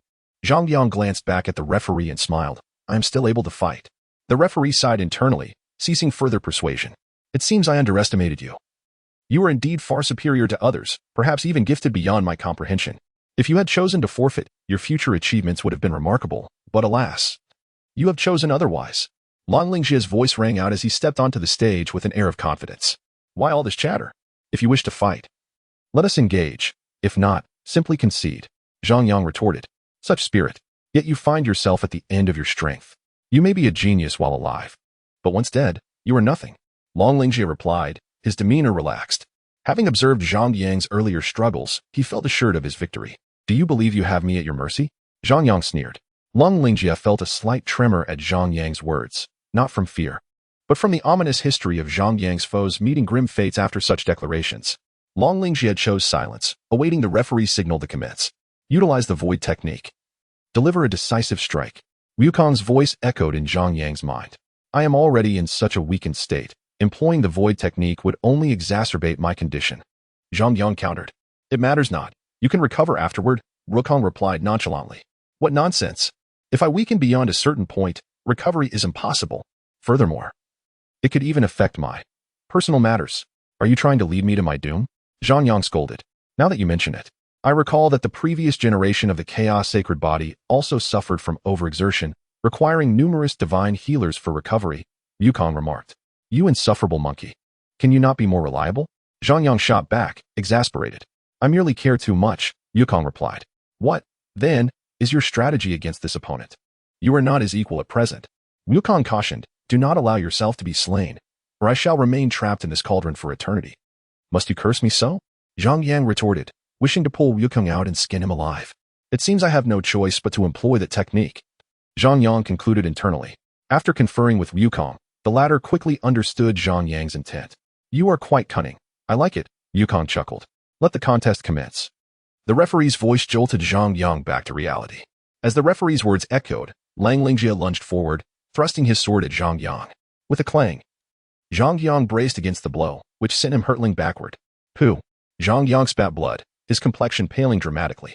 "What a performance!" Wukong praised, unable to contain his admiration. "Silence!" Zhang Yang mentally chastised.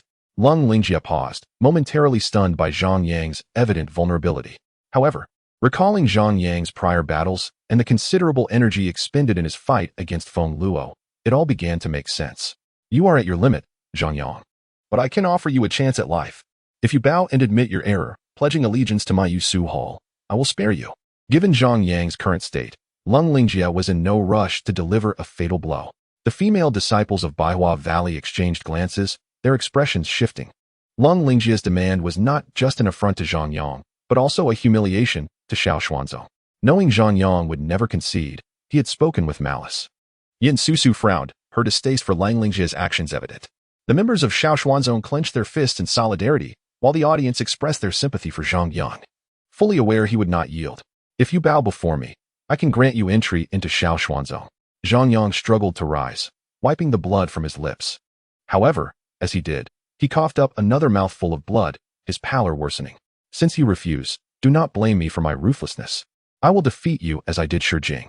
Lung Lingjie taunted, and without hesitation, he lunged at Zhang Yang with his sword, the blade slicing through the air like a tempest.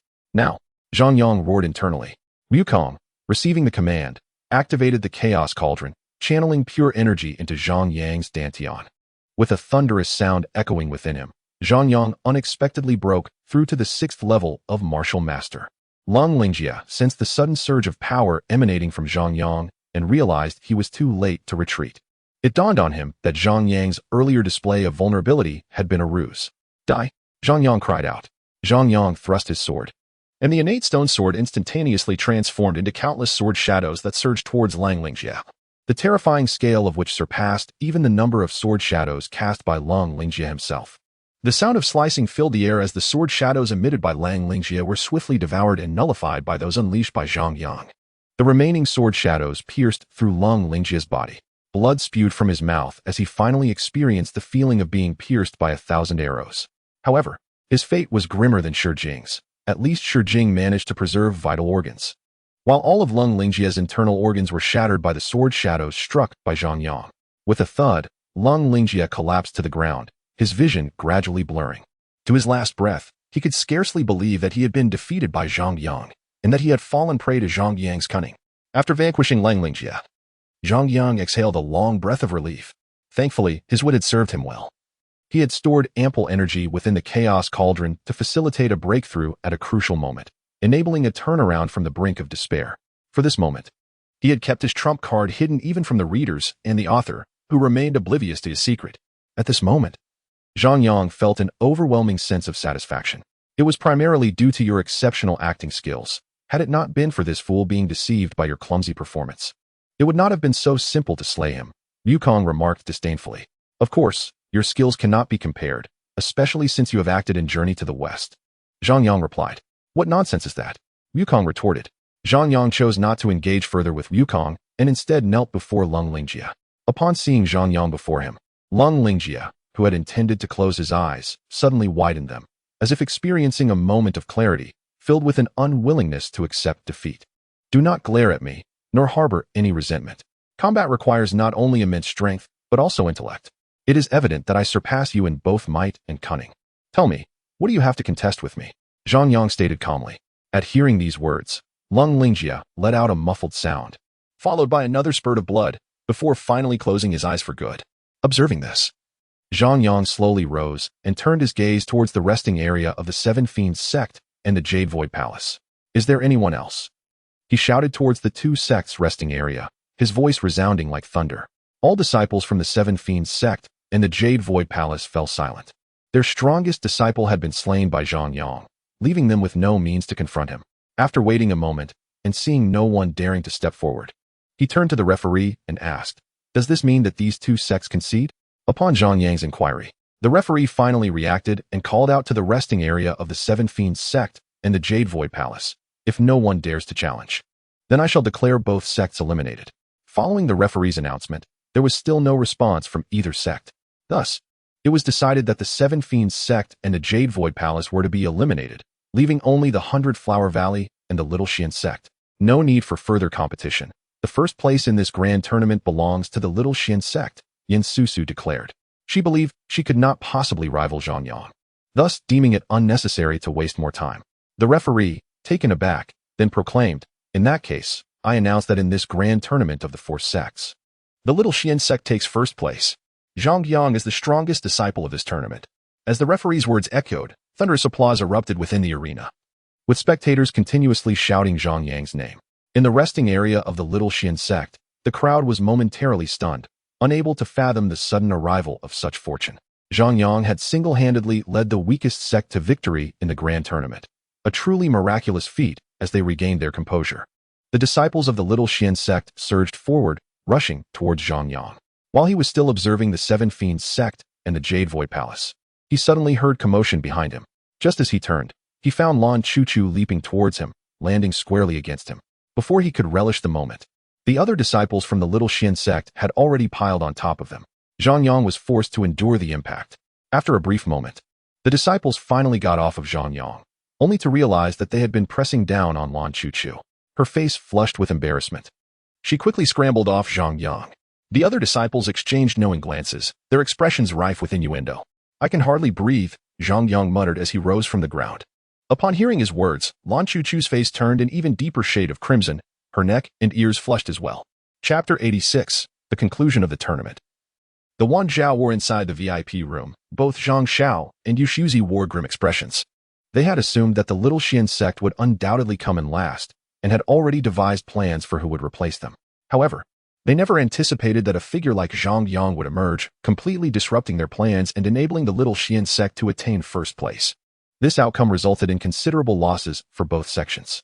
While Zhang Xiao and Yushuzi were deeply frustrated, Gu Ming was exceedingly pleased. Congratulations, Sect Master Gu. The Little Xian sect has produced an extraordinary genius. The Flower Valley Master exclaimed. The first time I encountered this lad in Qingshan City, I knew he was exceptional, destined for greatness. Gu Ming laughed heartily. After his laughter subsided, Gu Ming seemed to remember something and turned to Zhang Xiao, saying, Sect Master Zhang. Not only did Zhang Yang place in the top 3, but he also claimed first place. You have lost our wager. When shall you provide the resources? At this, Zhang Xiao's expression darkened considerably, and he gritted his teeth. How can I possibly give you that? Do you expect me to hand over my entire sect? I do not require your sect, merely the dragon vein of your 7 fiends sect, Gu Ming responded. You. Zhang Xiao was seething with rage. The dragon vein was the foundation of a sect. Its loss would spell doom for the sect. Sect Master Zhang, you wouldn't dare try to renege, would you? Gu Ming sneered. Zhang Xiao shot a glance at Xiao Wushang beside him, then gritted his teeth. Fine, I will give it to you. I will accompany you back this time. You can simply hand over the dragon vein. Your Majesty Xia, might you accompany me? Gu Ming asked Xiao Wushang. Of course. Xiao Wushang replied. As a witness, this minor request could easily be accommodated. The tournament has concluded. We should make our exit, Xiao Wushang said with a smile. The group swiftly made their way to the arena. The previously excited crowd fell silent upon the arrival of the Summer Emperor, and the entire arena was enveloped in quietude. Zhang Yang, come forth to receive your reward, Xiao Wushang said with a smile. Upon hearing this, Zhang Yang stepped forward and accepted the rewards from Xiao Wushang, a tome entitled Solar Sword Technique and a secret art known as Chiman Duanjia. Remarkable, young one. To triumph over a disciple of the 9th rank at merely the 6th rank of martial master, your future potential is boundless, Xiao Wushang remarked with admiration. With Zhang Yang having received his rewards, the grand tournament was officially concluded. After the tournament, the disciples of the Little Xian sect and the 100 Flower Valley followed Xiao Wushang to the Great Xiao Imperial Palace. You are likely aware that the WAN Xiao War is set to commence in 2 months, Xiao Wushang's authoritative voice resonated. The disciples of the Little Xian sect and the 100 Flower Valley nodded in agreement. What do you perceive your current strength to be? Xiao Wushang inquired. It should be fairly decent, Zhang Yang hesitated. While they were formidable within the Great Xia dynasty, they would appear rather ordinary on the battlefield of the WAN Xiao War. The younger generations of the other dynasties are significantly stronger than us? Yin Susu asked, puzzled. You must understand, this is the WAN Xiao War, which involves over 10,000 dynasties participating, each sending forth their strongest young talents to engage in battle, Xiao Wushang clarified. Upon hearing this explanation, the group felt a jolt of apprehension. What would be our standing among these dynasties? Zhang Yang asked curiously. At the bottom, Xiao Wushang sighed. 10 years ago, a WAN Xiao War was held, during which our Great Xia dynasty was completely annihilated, with not a single soul returning. Individuals from esteemed dynasties have seen many among their younger generations attain the formidable realm of grand martial artists at an early age, a feat beyond our comparison. The Crown Prince remarked. Grand martial artists. Zhang Yang's eyes widened in astonishment. It is worth noting that he himself had only reached the 6th level of martial artist, revealing the significant disparity between them. Must we then participate in this grand war of the 10,000 realms? A disciple inquired, filled with uncertainty. Not necessarily. Participation is not mandatory. However, should one distinguish themselves in the grand war, they may have the opportunity to join the illustrious Tianxian sect, one of the 8 paramount powers of the Eastern Domain. Gaining admission to Tianxian sect is akin to taking one's first steps onto the grand stage of this world, where the vistas one encounters will be utterly transformed, Xia Luo elucidated, his eyes shimmering with aspiration. Tianxian sect. What is its relationship with the Taixian sect? Zhang Yang hurriedly asked. It is said that there is indeed a connection between Tianxian sect and Taixian sect, though the specifics elude me, Xia Luo replied. Upon hearing this, Zhang Yang felt a surge of determination. He realized he must excel in the grand war of the 10,000 realms to grasp the chance to engage with more formidable powers. Only within these greater forces could he expedite his cultivation and acquire more resources. Otherwise, it would be nearly impossible for him to smoothly join Taixian sect within the remaining year. Let us postpone these discussions for now. The purpose of summoning you here is to expedite your strength enhancement. Otherwise, during the Grand War, your prospects will be grim. Those among you who wish to withdraw may do so immediately, as there are only 8 slots available for the Grand War, Xiao Wushang interjected. Many disciples chose to withdraw upon hearing this, leaving only Zhang Yang, Yin Susu, Lan Chichu, and a few others of considerable strength. Xiao Wushang regarded the remaining individuals and stated, I have prepared some cultivation resources for you. These resources will suffice for your training for a while. Thereafter, you may choose to remain in the palace for cultivation or return to your respective sects. As long as you remember to gather in the palace in a month and a half. Zhang Yang and the others were then escorted by guards, each assigned a room. Indeed, the royal family possesses an abundance of resources, a sight Zhang Yang had never before witnessed. He gazed at the room filled with cultivation resources, utterly astonished. Having cultivated thus far, he had never encountered such an array of resources, feeling as though he had struck gold overnight.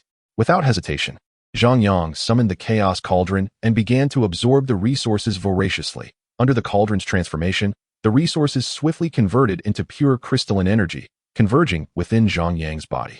As Zhang Yang and the others delved into their cultivation, Xiao Wushang, accompanied by Gu Ming and Zhang Xiao, made their way toward the Seven Fiends sect. 2 days later, Gu Ming emerged from the Seven Fiends sect, beaming with delight, while Zhang Xiao's expression was ominously dark. Having lost the dragon vein, the demise of the Seven Fiends sect was imminent. As Zhang Xiao watched Xiao Wushang and Gu Ming depart, a fierce flame of hatred ignited within him. Just as he returned to his chamber, the figure of Yushuzi materialized beside him. What brings you here? Zhang Xiao frowned, clearly in a foul mood. This competition has inflicted substantial losses upon both our sects, particularly upon your Seven Fiends sect, which teeters on the brink of annihilation, Yushuzi remarked. What do you intend to convey? Zhang Xiao pressed, his brow furrowed. Thus, Yushuzi began to discuss matters quietly with Zhang Xiao. Chapter 87. The art of strategic retreat. Zhang Yang had devoted a full 2 days to cultivating within his room, during which the resources were completely transformed by the chaos cauldron and absorbed by him. Is this a jest? Despite all this absorption, I have yet to break through. Zhang Yang lamented. Did you not assure me that as long as resources were ample, the breakthrough would be seamless for the chaos sacred body? Zhang Yang inquired of Yukong, who stood before him. I did say that, but the resources required for a breakthrough of the chaos sacred body are indeed greater than those for an average individual. Wukong replied. Why did you not mention this earlier? Zhang Yang retorted. I simply forgot. Wukong scratched his golden-haired face sheepishly. Although your current strength is decent, participating in the Grand War may leave you vulnerable to defeat, Wukong cautioned after some thought. I am aware. It appears I must find a way to hasten my advancement. Zhang Yang sighed. I should practice the art of strategic retreat. If I cannot win, I can always escape, Zhang Yang murmured. Escape? That is not the mark of a true man. Wukong scoffed. What nonsense are you spouting? I call it a strategic withdrawal. You understand nothing, Zhang Yang retorted. Then disregarded Wukong and immersed himself in his cultivation once more. 2 days later, Zhang Yang opened his eyes. I expected the secret technique to be challenging. Yet it turned out to be quite straightforward, he mused before stepping out of his room. The art of strategic retreat. Zhang Yang swiftly executed the hand seals. Suddenly, his figure vanished from the spot, and when he reappeared, he found himself inside a room. Where is this? Zhang Yang pondered. At that moment, a graceful figure emerged from the depths of the room, her entire body glistening with moisture as she dried her hair with a towel. Just as she finished drying her hair, she noticed a figure had inexplicably appeared in her chamber. Their gazes locked, and both were momentarily stunned. Zhang Yang, I shall kill you. Lan Chuchu shrieked, launching an icy palm strike toward Zhang Yang. Reacting swiftly, Zhang Yang dashed out of Lan Chuchu's room, his figure disappearing in an instant. Lan Chuchu, now dressed, burst forth from her room, but Zhang Yang had already vanished without a trace. Infuriated and embarrassed, Lan Chuchu seethed. She had been seen undressed by Zhang Yang, and worse still, he had audaciously cast a glance downward. When did this scoundrel enter my room? How could I have noticed nothing? She thought bitterly. At that moment, other doors suddenly opened, and the remaining individuals rushed out. What happened, junior sister? A small disciple of the Xian sect inquired, puzzled. It's nothing, Lan Chuchu replied, regaining her composure. Did I just hear you say you wanted to kill Zhang Yang? Yin Susu asked, puzzled. You must have misheard, Lan Chuchu insisted. Then why is your face so flushed? Shijing interjected. Shijing, having just recovered from his injuries, felt a complex mix of emotions upon learning that Zhang Yang had led the Xian sect to victory in the 4-sect competition. Do not ask. I need to rest now, Lan Chuchu declared before returning to her room and slamming the door shut. How could she explain this? Should she admit that Zhang Yang had inexplicably entered her room and seen her in a state of undress? The others, witnessing Lan Chuchu retreat to her room, felt utterly bewildered. Women are truly incomprehensible, one small disciple of the Xian sect remarked, shaking his head before returning to his room. Yin Susu cast a contemplative glance at Lan Chuchu's room, a knowing smile creeping onto her face as she too returned to her chamber. The others followed suit. Meanwhile, Zhang Yang found himself hiding in a corner of the palace. Was it not said that one could teleport hundreds of miles? How did I end up next door? Zhang Yang lamented in exasperation, realizing the misunderstanding was monumental. I suspect you did this on purpose. However, that is to be expected, all men understand. Wukong perched on Zhang Yang's shoulder, his expression one of understanding. Get lost. I am a serious person, educated in the ways of propriety. Zhang Yang retorted angrily. Surely. I simply failed to control it properly. Let me try again. Zhang Yang muttered. The art of strategic retreat. He invoked the technique once more, his figure vanishing from the palace. When Zhang Yang reappeared, he found himself on a bed, witnessing a couple engaged in an intimate act, his eyes widening in shock. What the heck? Zhang Yang couldn't help but exclaim. The couple halted upon hearing the noise. When the man turned to see Zhang Yang, he trembled in fright and immediately wilted. Who would have thought that in the midst of such a moment, an intruder would suddenly appear? Ah! The woman screamed. Look, look! You said you weren't doing this on purpose. Wukong scoffed. The art of strategic retreat. Zhang Yang promptly activated the technique again, disappearing from the bed. This time, he did not falter. His figure reappeared outside the royal city. Zhang Yang coughed up a mouthful of blood. I finally succeeded. But why was there no mention in the technique's description that utilizing it could result in backlash? Zhang Yang wiped the blood from his lips, feeling a significant injury had been inflicted upon him. Isn't it quite normal? Generally, such secret techniques require a certain price. Otherwise, wouldn't you be invincible while wandering about? Wukong remarked. Why didn't you mention it earlier? Zhang Yang retorted. I assumed you were aware. Wukong shrugged. Subsequently, Zhang Yang sat cross-legged to heal his wounds, awakening only by nightfall. It seems he must exercise caution in utilizing the art of Qimendunjia in the future. Zhang Yang murmured. His healing consumed an entire day. Had it occurred during battle, it would have been fatal. He had mastered the Qimendunjia. Yet the sun sword technique remained unrefined. It appeared he needed to seek out some pure yang materials, Zhang Yang pondered. Before leaving, Gu Ming had entrusted Zhang Yang with the Xian Yang stone.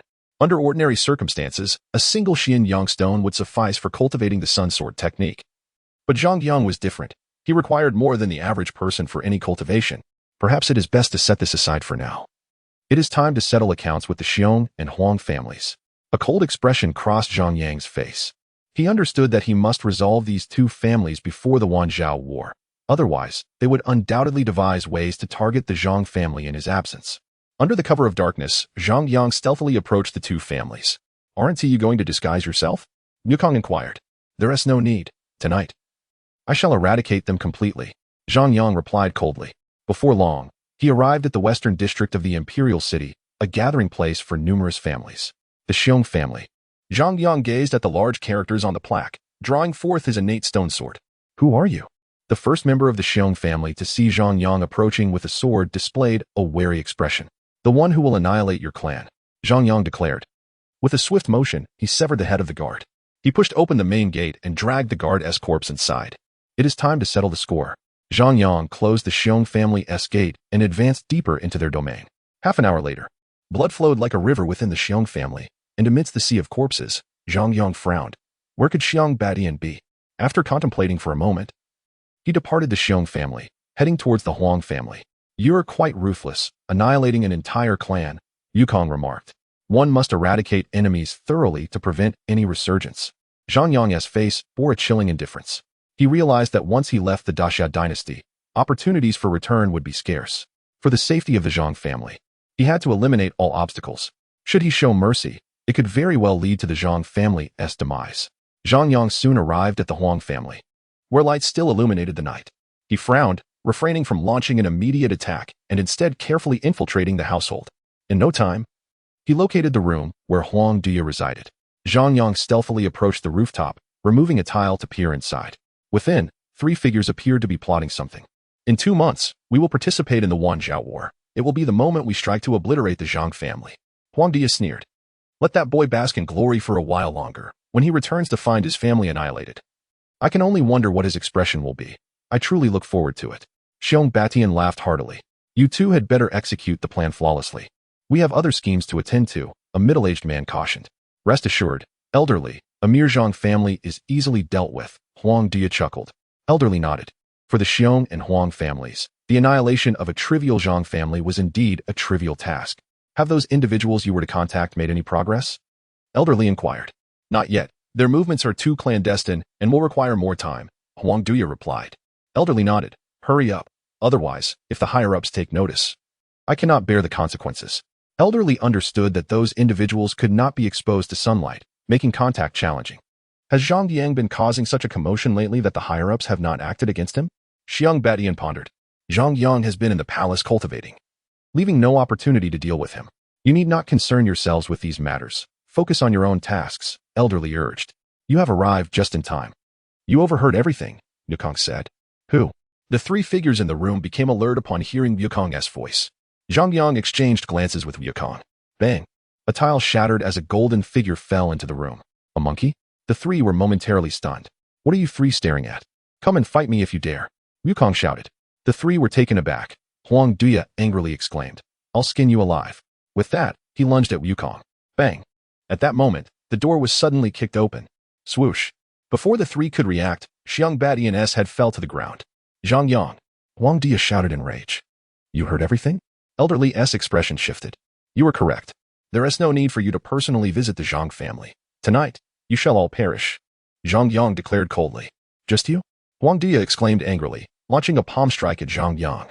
Slap. Just as he struck, Wukong suddenly appeared before him, completely blocking his line of sight. Get lost. Huang Duya yelled. Swoosh. Swoosh. Swoosh. Wukong unleashed a flurry of strikes. Huang Duya had no time to react, and his face was soon marred with scratches. You damn monkey.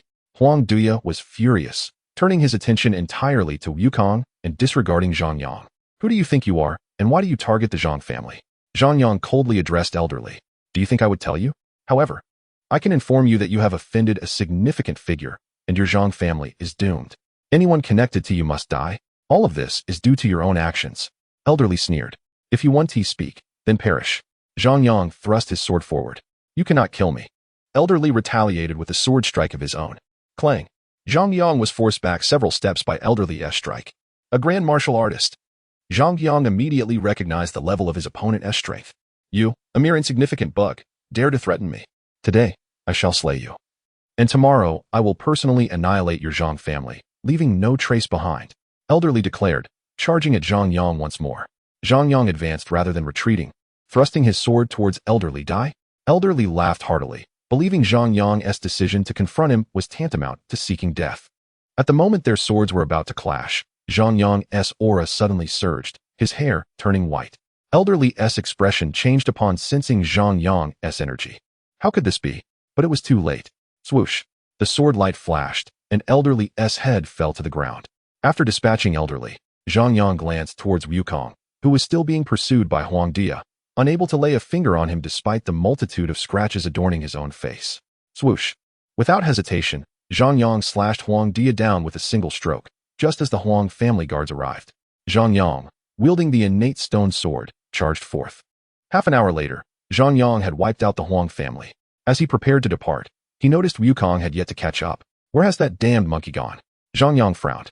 The commotion he had caused at the Huang family was rather significant, and he needed to leave swiftly. Just then, Wukong hopped out, looking quite disheveled. Where have you been? Zhang Yang asked. I left a little memento, Wukong replied, leaping onto Zhang Yang's shoulder. Zhang Yang's figure instantly vanished from the Huang family, heading towards the Imperial Palace. Damn, what is that smell? Zhang Yang wrinkled his nose. Why are you looking at me? It's definitely not from me, Wukong said, appearing guilty. Don't lie to me. That odor is unmistakably coming from you. You call leaving a memento urinating in the Huang family? Zhang Yang questioned. Seeing he could not deceive Zhang Yang, Wukong gave up the act, stating, What is wrong with that? I've been holding it in for 1,000 years, relieving myself is quite normal. Zhang Yang. 1 hour after Zhang Yang's departure, many arrived at the Huang family. Upon witnessing the complete annihilation of the Huang family, astonishment etched itself onto every face. To understand the Huang family's stature within the Imperial City, one must recognize that they are a prominent lineage among the great families of the realm. The sheer audacity of whoever annihilated the Huang family is utterly terrifying. I have also heard that the Xiong family met the same fate, with no survivors. What? In a single night, 2 prominent families were exterminated. The normally tranquil West District is abuzz with commotion tonight. It was absurd. Huang Duya had urine splattered across his face. The foul stench reminiscent of a place long devoid of sanitation, causing many to retch.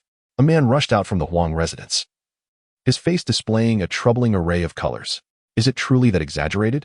The onlookers outside were skeptical, but upon entering the Huang estate, they quickly fell silent, only to emerge moments later, prostrate on the ground, retching uncontrollably. It was disgustingly revolting. Which scoundrel could have done this, to make even a martial artist gag? To make matters worse, that scoundrel had left a mocking inscription on the ground. Lord Kong visited this place. Ugh. No sooner had they uttered these words than their retching resumed. The next day, as dawn broke, Zhang Yang stepped out of his chamber. Astonished to find both Xiao Luo and Xiao Ji present, surrounded by a group engaged in fervent discussion. What could they be so excited about? Zhang Yang wondered. A significant event transpired in the Imperial City last night. The Huang and Xiong families were annihilated. Xiao Luo declared. Who could be responsible for such a feat? They deserve commendation. Zhang Yang feigned astonishment. The crowd fell silent. The most outrageous aspect was not the extermination of the families, but rather that Huang Duya had been urinated upon. The stench lingering in the air even now. Upon mentioning this, Xiao Luo felt a tumultuous churn in his stomach, struggling not to vomit. The Crown Prince is correct. I received news this morning and intended to investigate, but upon entering the Huang residence, I was immediately overwhelmed by the stench, a disciple recounted, his face paling. Urine? Zhang Yang suddenly recalled Wukong. Did you urinate on someone's face? Zhang Yang inquired. Well, I didn't intend to initially, but I simply couldn't hold it. Wukong replied. Your manners are appalling, Zhang Yang retorted. I was helping you, and yet you don't thank me, Wukong grumbled. You urinated on someone's face. And you call that helping? Zhang Yang was astonished. He hadn't anticipated such shamelessness from the monkey. Considering you're still young, you annihilated an entire family yesterday. If someone truly seeks to investigate, they can easily trace it back to you. My little act resolved everything for you, wouldn't you agree? Wukong asserted. Zhang Yang. This reasoning was rather far-fetched. He suspected the monkey was attempting to deceive him. Zhang Yang, what are you daydreaming about? Xiao Luo called out. Nothing, nothing. Zhang Yang replied, regaining his focus. By the way, Crown Prince, do you know where I might find a pure source of extreme solar energy? Zhang Yang asked. He had completely absorbed the Xian Yang stone given to him by Gu Ming, yet had failed to condense a Xian Yang pearl, leaving him feeling quite helpless. Zhang brother. You wish to cultivate the solar sword technique, don't you? There is indeed a place, though didn't Master Gu leave you a Xian Yang stone? Xiao Luo inquired. Puzzled. He did, but it's still insufficient, Zhang Yang admitted awkwardly. Not enough. Xiao Luo was taken aback. Typically, one would not require even a single Xian Yang stone to condense a Xian Yang pearl. I'm not sure why, Zhang Yang replied, feeling embarrassed. I happen to be heading to Flame Mountain. Why don't we go together? Xiao Luo suggested. Flame Mountain. Zhang Yang paused, the name sounding oddly familiar. Then let us go, Zhang Yang agreed. As they were about to depart, a junior disciple from the Xian sect called out to Zhang Yang. Wait, Zhang Yang. He produced a manual and handed it to Zhang Yang. This is from Lan Chu Chu. She asked me to give it to you as a gift. Swift movement technique. A ground-level technique. Zhang Yang's face lit up with astonishment. He had previously inquired about purchasing such a manual from the treasure pavilion, never expecting Lan Chu Chu to gift him one. It is known that ground-level techniques are rare treasures in the Great Xia dynasty, not easily obtainable even with wealth. Where is she? Zhang Yang asked curiously. This manual is exceedingly precious. I cannot accept it without qualms, the disciple replied. She seemed to have matters to attend to in Qingshan City, but her expression appeared troubled before she left, he added. Zhang Yang pondered this. Resolving to return to Qingshan City after visiting Flame Mountain, it had been far too long since he last saw his grandfather, and he wished to check on whether senior sister Lan had encountered any troubles. Subsequently, Zhang Yang accompanied Xiao Luo aboard a flying vessel en route to Flame Mountain. 2 days later, Zhang Yang realized he had left the Great Xia borders. How far is Flame Mountain? Zhang Yang wondered. We are close. Just at the border between Great Xia and Yu country, Xiao Luo replied. Once we arrive, exercise caution. There are frequent skirmishes between Yu country and us at the borders. He warned. Zhang Yang nodded, aware that such conflicts were commonplace, often rooted in matters of interest. An hour later, Zhang Yang distinctly felt the surrounding temperature rising. We have arrived, Xiao Luo announced. As the flying vessel landed, Zhang Yang and Xiao Luo stepped out, immediately besieged by a wave of heat that could easily prove fatal to an ordinary person. The heat was indeed oppressive, yet where could he find pure solar energy? Zhang Yang gazed at the desolate hills, scorched by the intense heat. We must venture further in. This is merely the periphery. However, you must be cautious. There is a high likelihood of encountering some cultivators from Yu country here, Xiao Luo advised. As they delved deeper into Flame Mountain, Zhang Yang remarked, Crown Prince, why do I sense you harbor some trepidation regarding Yu country as cultivators? He noticed that Xiao Luo consistently urged him to avoid conflict with them. It's not that I fear them. Rather, my identity is rather sensitive. Upon sighting me, they will inevitably seek to provoke trouble, compelling me to act against them. Xiao Luo sighed. Force you to act? Are they truly so brazen? Zhang Yang responded. It's not mere insolence. They do it intentionally, aiming to instigate discord and provoke a war between our nations. Xiao Luo explained. Is your country particularly formidable? Zhang Yang inquired, puzzled. Their strength surpasses that of Great Xia by a slight margin, Xiao Luo clarified. Then what is there to fear? Let us confront them head-on, Zhang Yang declared. My fear lies not with you country, but rather with the in-country that supports them. It is a formidable, mid-sized nation, far beyond what our small Great Xia can contend with. Should a war erupt, it would serve the ambitions of in-country, who would undoubtedly provide support, leading to the inevitable downfall of Great Xia, Xiao Luo warned. Does Great Xia lack any allies? Zhang Yang asked. We do not. If we did, I wouldn't be in this predicament, Xiao Luo sighed. As they conversed, the nearby hills transformed from barren wasteland to a striking crimson hue, the oppressive heat enveloping Zhang Yang. There lies Flame Mountain, Xiao Luo pointed out. Zhang Yang turned to follow Xiao Luo's gaze, spotting a towering mountain at the center, thick plumes of smoke billowing from its summit as if it were ablaze. Zhang Yang and Xiao Luo hastened toward Flame Mountain. Upon nearing it, Xiao Luo was already drenched in sweat, constantly wiping his forehead. Unintentionally, he noticed that not a single bead of sweat adorned Zhang Yang's brow, and he appeared entirely unfazed by the heat. Upon seeing the astonished look on Xiao Luo's face, Zhang Yang understood his confusion and smiled. I possess a Xianing pearl. By enveloping my body in extreme cold energy, I remain unaffected by the heat. Damn, Xiao Luo silently cursed. He had been overly cautious given it was Zhang Yang's first visit to Flame Mountain, fearing he might suffer from the heat, only to find that he himself was the one struggling. Suddenly, a figure hurtled through the air from a distance, landing with a thud and spitting out blood, followed by a furious shout from afar, "Get out of my way, or I'll kill you." Upon encountering the bloodied figure, Xiao Luo's expression shifted dramatically, and he promptly assisted him to his feet. Elder brother, what brings you here? Xia Shang exclaimed in surprise upon seeing Xiao Luo. Isn't this Xiao Luo? Have you come here to provoke a beating again? A group of men approached from a distance, their faces adorned with mockery. Let us set that aside for now. Why have you come here alone? Xiao Luo's countenance grew serious. I came to collect some fire essence stones, but unexpectedly, I ran into those two rascals, Yunnan and Yushi. Xia Shang's face was filled with indignation. Oh, so you dare to insult me? Yunnan sneered, then swiftly struck toward Xia Shang with a palm imbued with swirling spiritual energy, clearly intent on killing him. Scoundrel! Xiao Luo bellowed, retaliating with a strike of his own. With a loud bang, Yunnan was sent reeling back. Xiao Luo, you've grown quite bold. Now you dare to fight back. Though Yunnan had suffered a setback, he remained unperturbed, wearing a mocking grin. If you have the capability, then kill us. Yushi scoffed, brandishing a recording crystal that would capture everything unfolding here. Elder brother, you must leave quickly. These ruffians are deliberately provoking you into action, Xia Shan urged anxiously. As a member of the royal family, he was well aware of Yunnan and Yushi's intentions. And where do you think you're going? Today, both of you shall perish here. Yunnan laughed boisterously.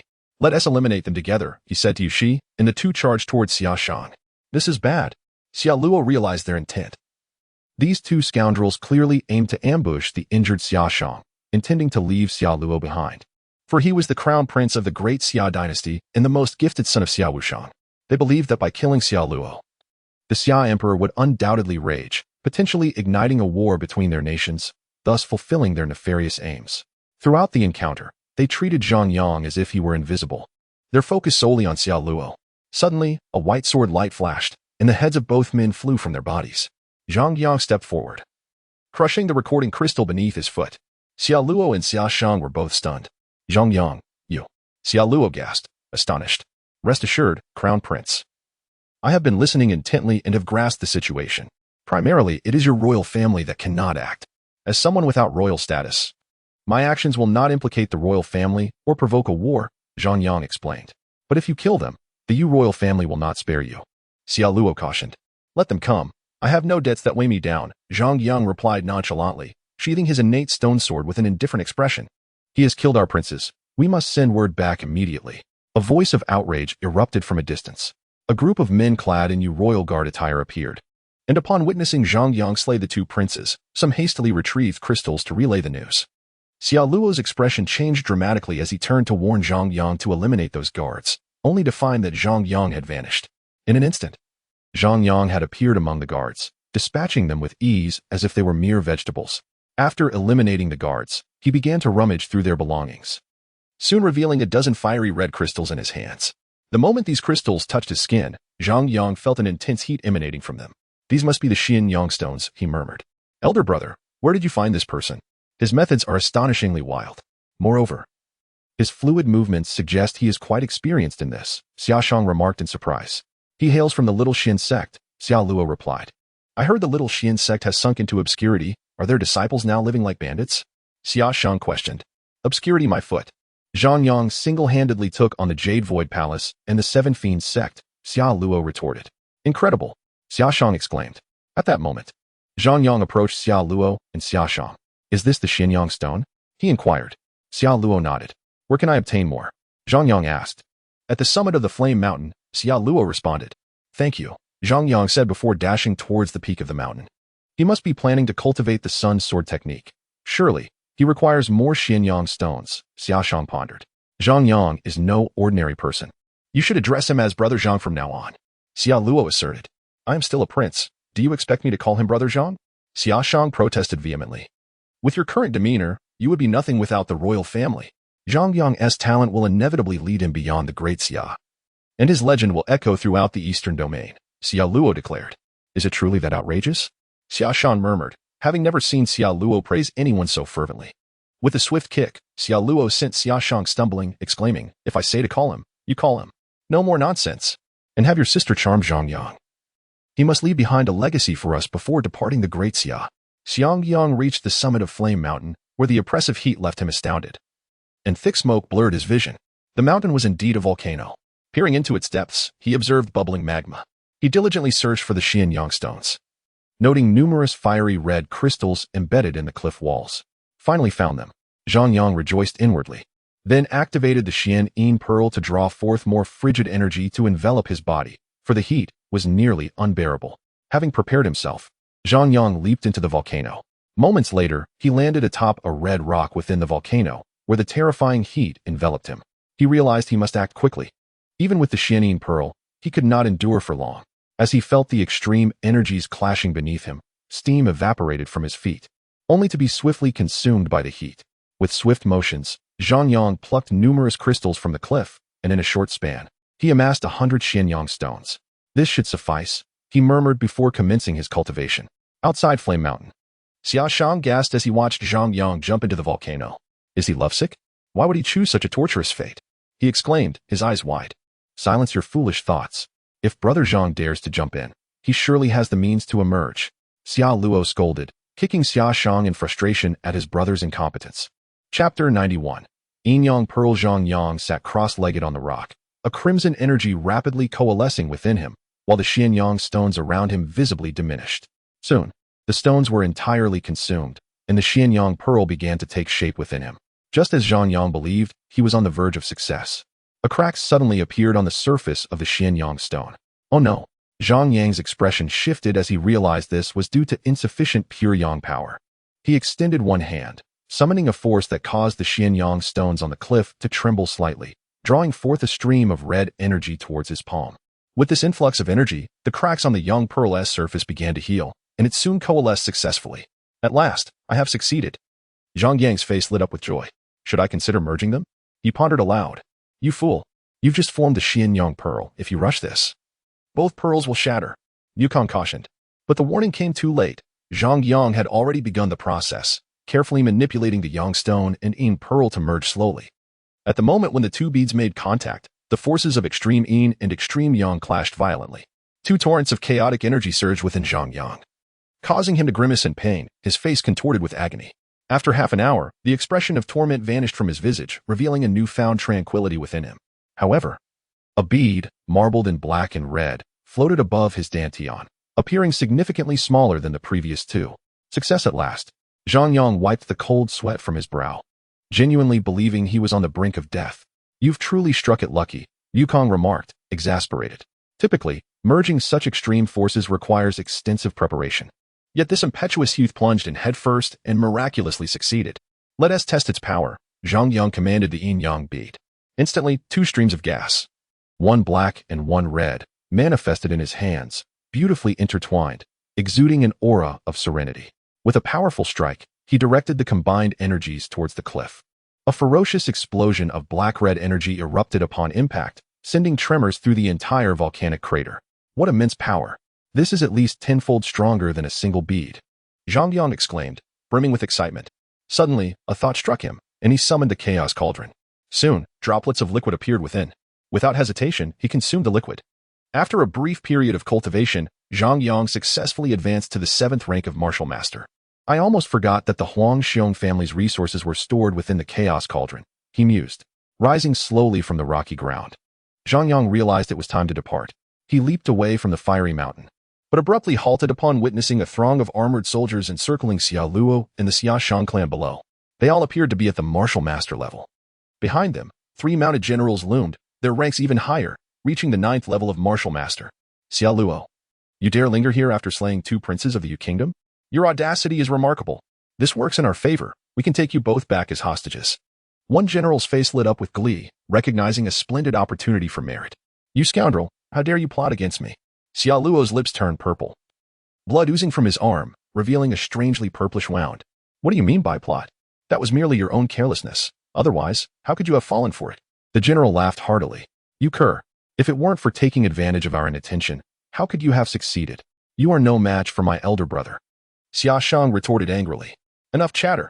Hand over the murderers of the 2 princes so we can return promptly, commanded the general. Do you require something from me? Zhang Yang's voice echoed from the summit as he descended. It's that kid. Kill him. The general recognized Zhang Yang instantly. The soldiers charged at him without hesitation. Following the order. You two join in. This kid is formidable. We must not allow any surprises. The general instructed the 2 men beside him. As they approached, Zhang Yang seized the moment to test the power of the yin yang sword technique. With a swift motion, he unleashed a strike. The black-red energy erupted from his stone sword, sweeping towards the soldiers. Boom, boom, boom.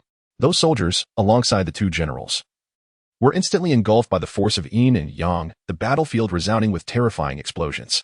When the energy dissipated, all soldiers and generals lay slain, their faces frozen in terror. One strike, and they are all defeated. How could this be? The remaining general's expression morphed into one of horror.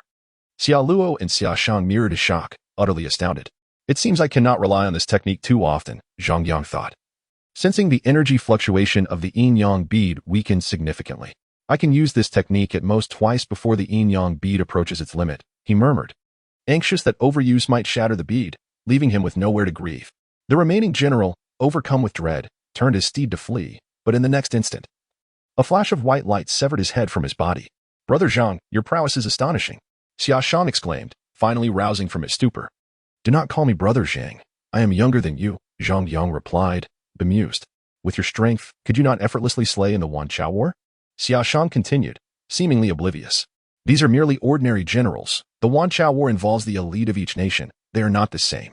Xiaoluo lamented, frustrated by his foolish brother. Your Highness, first tend to your injuries. This place is no longer safe, Zhang Yang advised. Nodding, Xiaoluo promptly consumed a healing elixir, and within half an hour, his wounds were entirely healed. I plan to return to Qingshan City. We shall part ways here, Zhang Yang declared, preparing to leave. I happen to have nothing to do. I shall accompany you to Qingshan City, Xiaoluo responded, summoning a flying vessel. I will also go. Xiaoshan chimed in eagerly. Zhang Yang, exasperated by their insistence, eventually relented, and the 3 boarded the vessel. Nearly an hour later, they descended outside Qingshan City. As Zhang Yang stepped off the craft, he gazed upon the familiar city, his heart swelling with emotion.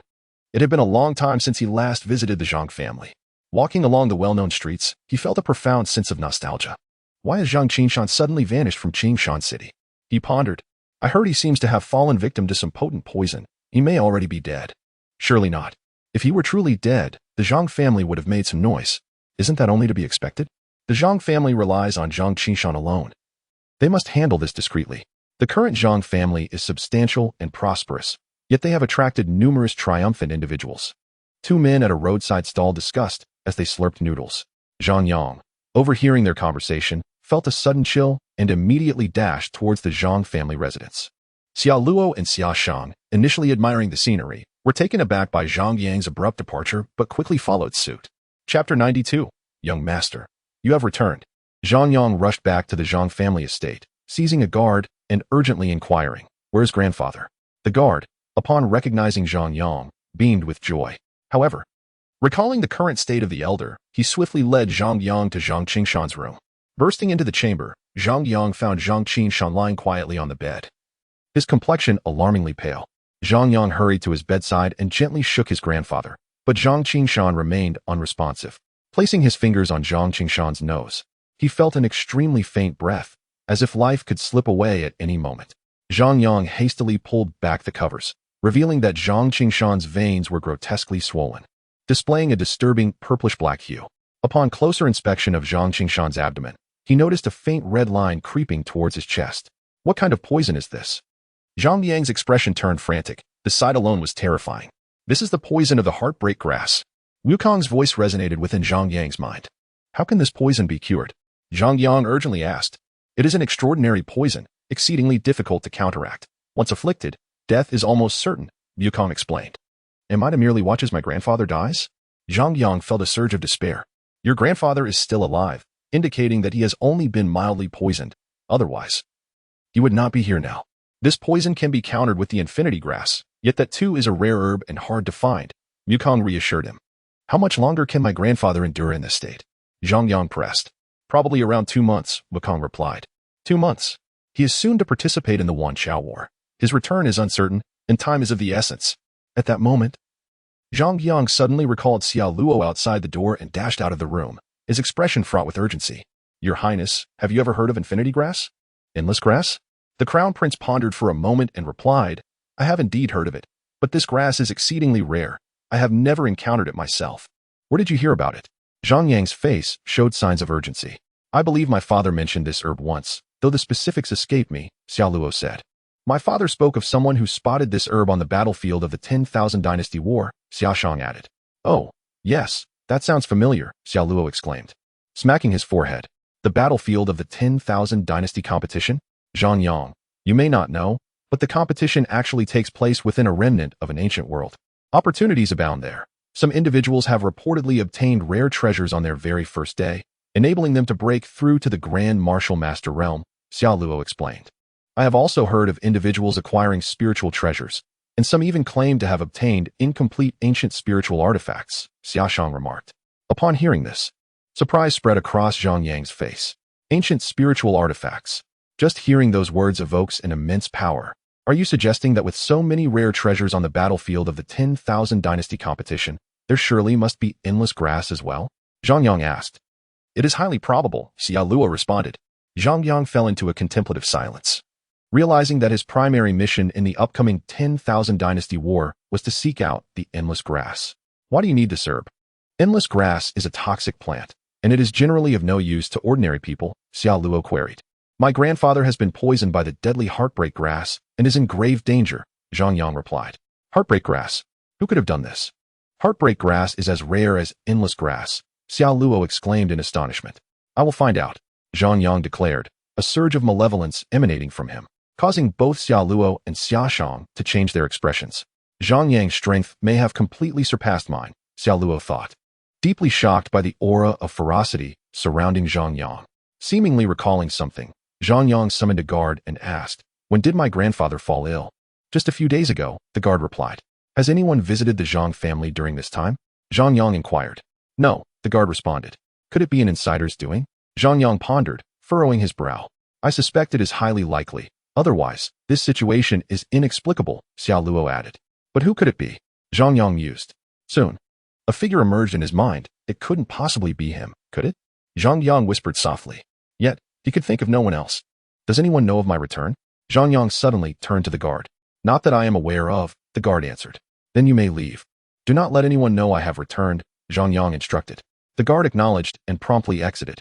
After his departure, Zhang Yang and the others concealed themselves within Zhang Qingshan's room. Time swiftly passed until evening. Hiding within the wardrobe, Zhang Yang distinctly heard the sound of the door opening. Peering through the wardrobe's gap, he saw an elderly man enter the room. This man, whom the Zhang family affectionately called Uncle Lu, had been by Zhang Qingshan's side for many years, witnessing the rise and fall of the Zhang family. Due to his advanced age, Uncle Lu typically only managed Zhang Qingshan's daily needs. He placed a bowl of soup on the table and turned to look at Zhang Qingshan on the bed, his hoarse voice echoing in the still room. Master, I have served you for so many years, and I do not wish for this. Please do not blame me. Uncle Lu sighed. Indeed, it is him. Zhang Yang clenched his fists within the wardrobe, bewildered as to why the usually kind Uncle Lu would poison his grandfather. The Zhang family had always treated him well. Uncle Lu then lifted the bowl from the table and slowly approached Zhang Qingshan, seemingly speaking to himself. Master, you have always treated me well. I should not have done this. However, my only son, along with my daughter-in-law and my newborn grandson, have been taken away. They forced me to administer heartbreak grass to you, threatening to kill my son and his wife, along with that lovely grandson, if I did not. Yet I have served you for so many years, and you have never regarded me as merely a servant. I do not know what to do. So I can only reduce the dosage, hoping that your passing will be less painful. Upon finishing, Uncle Lu reached Zhang Qingshan's bedside, ready to feed him the concoction with a spoon. Bang! Zhang Yang burst from the wardrobe, seizing Uncle Lu's hand. His face darkened with fury. The sudden turn of events caused the bowl of medicine to crash to the ground. Uncle Lu turned his aged face, surprised as he gazed at Zhang Yang, rasping, "Young master, you have returned." Chapter 93. Miao Guangquan. Zhang Yang's expression remained grim as he stared at Uncle Lu, his voice devoid of warmth. "Who captured your family? Young master, you have heard everything." Uncle Lu replied slowly, "I do not know who is responsible. You may kill me. I have wronged the master." Uncle Lu sighed, an expression of resignation washing over his aged face, as if he were finally liberated from the torment of his conscience. Zhang Yang indeed felt justified in ending Uncle Lu's life for poisoning his grandfather. However, every time that thought crossed his mind, he recalled tender memories from his childhood. Back then, Zhang Yang was weak and often bullied. It was Uncle Lu who chased away those tormentors during such times. "Take Uncle Lu into custody," Zhang Yang commanded. Shortly thereafter, a guard rushed in, apprehending Uncle Lu and dragging him away. Watching Uncle Lu being taken away, Zhang Yang fell into deep thought. Unable to fathom who wished to harm the Zhang family, why not enlist the Royal Tianshi Guard to investigate? Xiao Luo suggested. Upon hearing this, Zhang Yang's heart stirred, and he respectfully replied, "I would be grateful to the Crown Prince for that." Xiao Luo waved his hand dismissively. "It is but a small matter." He then exited the room. Zhang Yang remained vigilantly at his grandfather's side, determined not to allow any further mishaps. The following morning, Xiao Luo appeared in the courtyard outside Zhang Qingshan's room, accompanied by an elderly man. "I have received news from the Tianshi Guard. The true culprit behind Uncle Lu's poisoning is Dong Hang, the deputy head of the treasure pavilion," Xiao Luo declared. Zhang Yang's expression shifted upon hearing this. Why would the deputy head of the treasure pavilion target the Zhang family? They should have no grievances against one another. Where is he? Zhang Yang's demeanor turned cold. Coincidentally, he is currently at the treasure pavilion in Qingshan City, Xiao Luo replied. Oh, Zhang Yang did not expect Dong Hang to be in Qingshan City. What a coincidence. I shall go and slay this scoundrel. Zhang Yang strode towards the courtyard exit. Young friend, please wait, the elderly man called out to him. Who are you? Zhang Yang asked, his tone unfriendly. I am Miao Guangquan, the head of the treasure pavilion. Young friend, I wish to accompany you, the elderly man stated. Upon hearing the man's identity, suspicion crossed Zhang Yang's face. What a coincidence.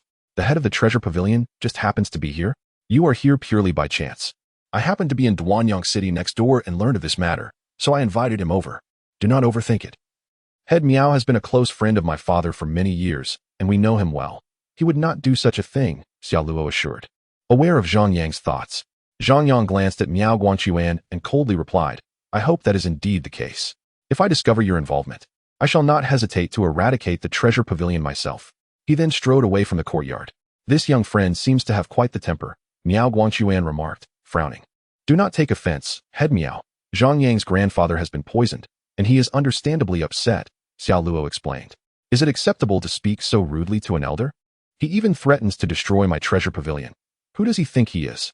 Miao Guangquan fumed. Zhang Yang's words were indeed harsh, but head Miao, I urge you not to harbor any ill intentions. Otherwise, the consequences may be dire, Xiao Luo cautioned. Miao Guangquan did contemplate finding an opportunity to teach Zhang Yang a lesson, but seeing Xiao Luo defend him so fervently, he could not help but furrow his brow. What do you mean by that? You must have heard about the extermination of the Xiong and Huang families not long ago, Xiao Luo stated. Miao Guangquan nodded. After several days of interaction with Zhang Yang, I am convinced that he is the one responsible. Xiao Luo stated, how could that be? He is merely at the 7th level of martial arts. Miao Guangquan completely disbelieved this assertion. He is the champion of the 4 sects grand competition, single-handedly defeating both the Jade Void Palace and the 7 Fiends sect. He is currently the foremost figure among the younger generation of the Great Xia dynasty. Xiao Luo, astonished, remarked, are you saying you are inferior to him? Far inferior, Miao Guangquan replied thoughtfully. If that is the case, It is indeed possible that Zhang Yang is the true culprit behind the demise of the Huangxiong families. It is truly astonishing that such a prodigy has emerged from this humble Qingshan city. Xiao Luo laughed. Let us go, Miao Pavilion Master. The two immediately followed Zhang Yang, with Xiaoshang joining them as well. They soon arrived at the treasure pavilion and noticed, to their surprise, that the entrance was adorned with vibrant red lanterns, signifying a festive atmosphere. Confusion was evident on their faces. Upon entering, a guard blocked their path, asking, "Do you have an invitation?" "What invitation?" Zhang Yang frowned. "It is, of course, an invitation to my lady's wedding," the guard replied. "Lan Chuchu's wedding?" Zhang Yang's expression morphed into one of astonishment. He quickly recalled that a disciple from the minor Xian sect had mentioned that Lan Chuchu had left in a distressed state. "I was invited by Pavilion Master Lan Luo Fei. She forgot to give me the invitation," Zhang Yang asserted, attempting to enter.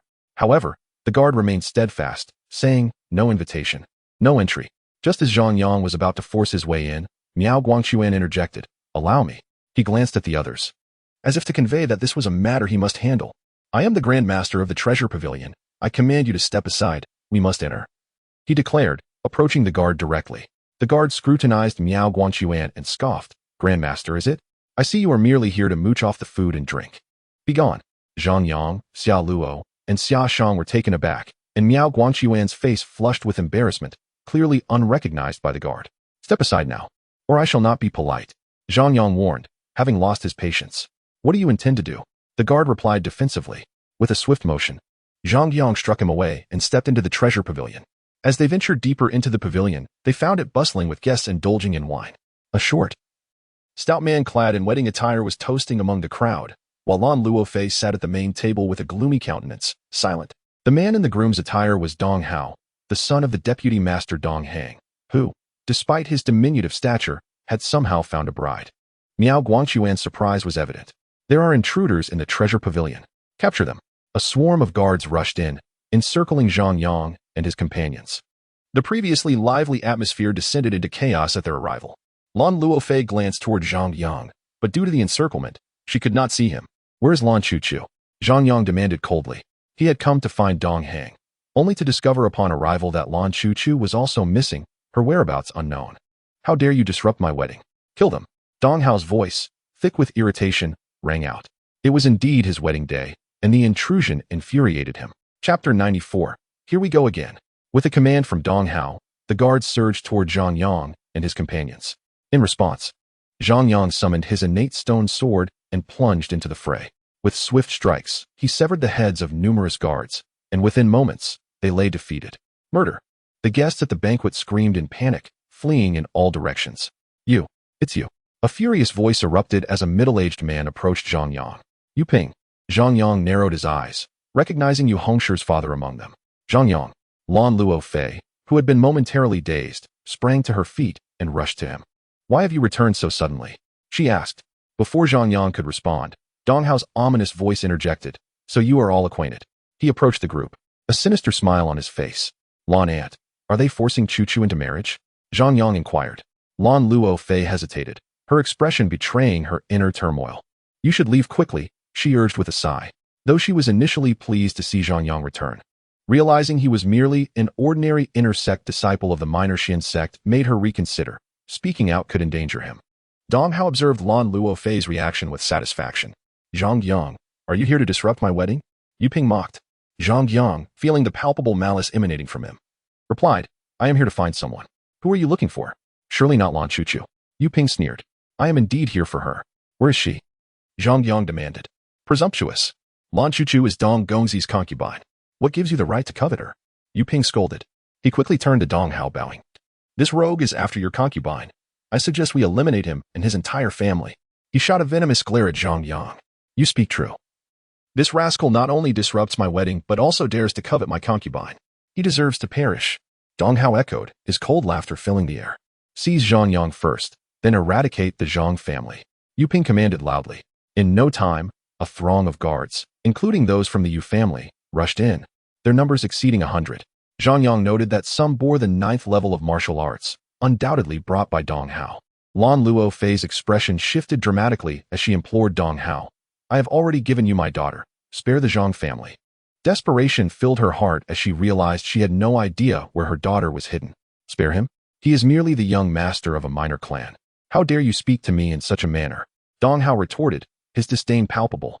He must be captured and made to witness the obliteration of his family. As Zhang Yang prepared to act, Miao Guanxuan interposed, let me handle this. As the Grand Master of the Treasure Pavilion, he could not allow his earlier humiliation to stand. Are you certain they will recognize you? Zhang Yang queried. Miao Guanxuan's expression darkened. This time, they certainly will. Everyone, stand down. Miao Guanxuan commanded the guards. The guards, initially poised to charge, hesitated, one of them muttering, is this old man out of his mind? Does he think we will just stand down? Hearing this, Miao Guanxuan felt a chill. As the Grand Master, it was tragic that no one recognized him in Qingshan City. But then, realization struck. He was the Grand Master. Those guards accompanying Dong Hao suddenly turned pale, halting in their tracks, and bowed respectfully to Miao Guanxuan. The other guards quickly followed suit, their expression shifting to one of reverence. Even if they were foolish, they would undoubtedly recognize that this old man must indeed be the Grand Master. Otherwise, how could the guards surrounding Dong Hao exhibit such profound respect? Upon witnessing this, Miao Guanxuan discreetly sighed in relief. What are you doing? Kill them at once. Dong Hao bellowed in fury, directing his wrath towards the guards. He had always been a failure, and Dong Hang was too embarrassed to take him out. Thus, he had never met Miao Guanxuan. I can't hold back any longer. Xiaoshang's voice suddenly rang out. He then charged forward, launching a flurry of punches and kicks at Dong Hao, who screamed in agony. The guards, witnessing this, attempted to intervene, but Miao Guanxuan admonished. This is the Grand Prince of Daxia. If you wish to act, think carefully. The guards, upon hearing this, stared wide-eyed, utterly bewildered. What in the world was happening? Between the Grand Master of the Treasure Pavilion and the Grand Prince of Daxia, how had such prominent figures converged upon this small town of Qingshan? Meanwhile, Yu Ping's expression shifted dramatically. He had not anticipated that Zhang Yang would be surrounded by such powerful individuals. He had intended to leverage Dong Hao's influence to extinguish the Zhang family, only to find himself facing an unyielding obstacle. Lan Luofei, too, was momentarily stunned. She had not realized that Zhang Yang was associated with the elite of the Daxia dynasty. I had no intention of killing you, but you brought this upon yourself, Zhang Yang declared coldly, then swiftly struck with his sword, severing Yu Ping's head. Aunt Lan, where is Chu Chu? Zhang Yang inquired. I don't know. Chu Chu has been hidden away by Deputy Pavilion Master Dong, Lan Luofei replied, her hope reigniting upon learning of Zhang Yang's formidable connections. Where is that bastard Dong Hang? Tell him to come here. Miao Guanxuan roared, incensed. Dong Hang's actions were a disgrace to the Treasure Pavilion. Who dares to disrupt my son's wedding? They are courting death. A furious voice boomed from outside, and a middle-aged man stormed in. Dong Hang, you son of a dog, kneel before me. Miao Guanxuan exploded with rage upon finally seeing Dong Hang, unleashing a torrent of abuse. Father, save me. I'm going to be beaten to death. Dong Hao's cries echoed. Dong Hang, incensed, turned his ire towards his son, but his expression faltered when he recognized that it was Miao Guanxuan commanding him. As he began to speak, he quickly noted the presence of the Grand Prince beside Miao Guanxuan, and that the one assaulting his son was also a prince. Panic gripped him entirely. Son, don't speak. Just endure the beating. Dong Hang barked at Dong Hao. Grand Prince and Pavilion Master, what brings you here? Dong Hang feigned a sycophantic smile. Where's Lan Chu Chu? Zhang Yang suddenly interjected. Dong Hang's irritation flared as he was about to unleash his anger, but he was cut off by Miao Guanxuan's furious command. Are your ears deaf? Young Master Zhang is inquiring. Dong Hang trembled, instantly realizing that Zhang Yang possessed significant backing, evident from his association with both the Grand Prince and Miao Guanxuan. I don't know where Miss Lan is, Dong Hang stammered. I will give you one last chance. Zhang Yang's voice turned icy, a palpable aura of menace enveloping Dong Hang. Shocked, Dong Hang quickly replied. Miss Lan is in the cellar at the back of the Treasure Pavilion. Did you instruct someone to poison my grandfather? Zhang Yang pressed. Dong Hang's expression shifted. Clearly caught off guard. It was I who instructed it, but not of my own volition. There were others behind me. Dong Hang rushed to clarify, aware that without a satisfactory explanation, both he and his son would not survive the day. Who? Zhang Yang demanded, astonished to learn that Dong Hang was merely a pawn. It was. Just then, two streaks of light suddenly shot in from a distance, striking Dong Hang and Dong Hao squarely in the forehead. Both fell lifelessly. Who? Zhang Yang roared, immediately sprinting outside, the abrupt twist of events catching everyone off guard. As he rushed out, he found no one in sight. The streets only populated by passers-by. Forget it. I'll check on Sister Lan's condition, Zhang Yang resolved, heading towards the cellar. The others chose not to follow. as they merely needed to ascertain Lan Chuchu's whereabouts. She would surely be safe within the treasure pavilion. Miao Guanquan and the Grand Prince promptly ordered a lockdown of Qingshan City, hoping to capture the assailant. Upon entering the cellar, Zhang Yang found it hastily transformed into a bridal chamber, where Lan Chuchu sat in her wedding attire, her complexion flushed. "Sister, are you all right?" Zhang Yang approached her, soon realizing something was amiss. Had she been drugged? He quickly deduced that Dong Hang, aware of Dong Hao's inadequacies, had deliberately timed the drugging of Lan Chuchu to avoid complications. Suddenly, Lan Chuchu lifted her head, and beneath her red veil, Zhang Yang could clearly see the desire in her eyes, as well as the crimson hue staining her porcelain skin. What? Why does this scene feel so familiar? Zhang Yang recoiled slightly, sensing the impending situation. True to his intuition, as he stepped back, Lan Chuchu leapt to her feet and lunged at him, straddling him and tearing at his clothes without hesitation. "Sister, I am a decent person," Zhang Yang exclaimed. As evening fell, Zhang Yang emerged from the cellar, inhaling the cool evening air, feeling invigorated. Lan Chuchu followed closely behind, her cheeks still flushed, embodying the innocence of a young maiden. "Zhang Ge, what were you doing in the cellar? You only just emerged." Xia Shang and his brother Xiao Luo approached, with Xia Shang expressing his discontent. "I was detoxifying my sister." Zhang Yang replied. "Detoxifying? What poison required such an extensive effort?" Xia Shang questioned skeptically. "A particularly difficult poison. It demands complete focus, quite exhausting," Zhang Yang explained. "Exhausting? Yet you seem more revitalized than before," Xia Shang remarked. "Why all the unnecessary chatter? What is the matter?" Zhang Yang thought to himself, exasperated by this Na'vi individual. Beside them, Charlotte's eyes roamed back and forth between Zhang Yang and Lan Chuchu, a knowing expression gracing his face. It must be Zhang, he thought.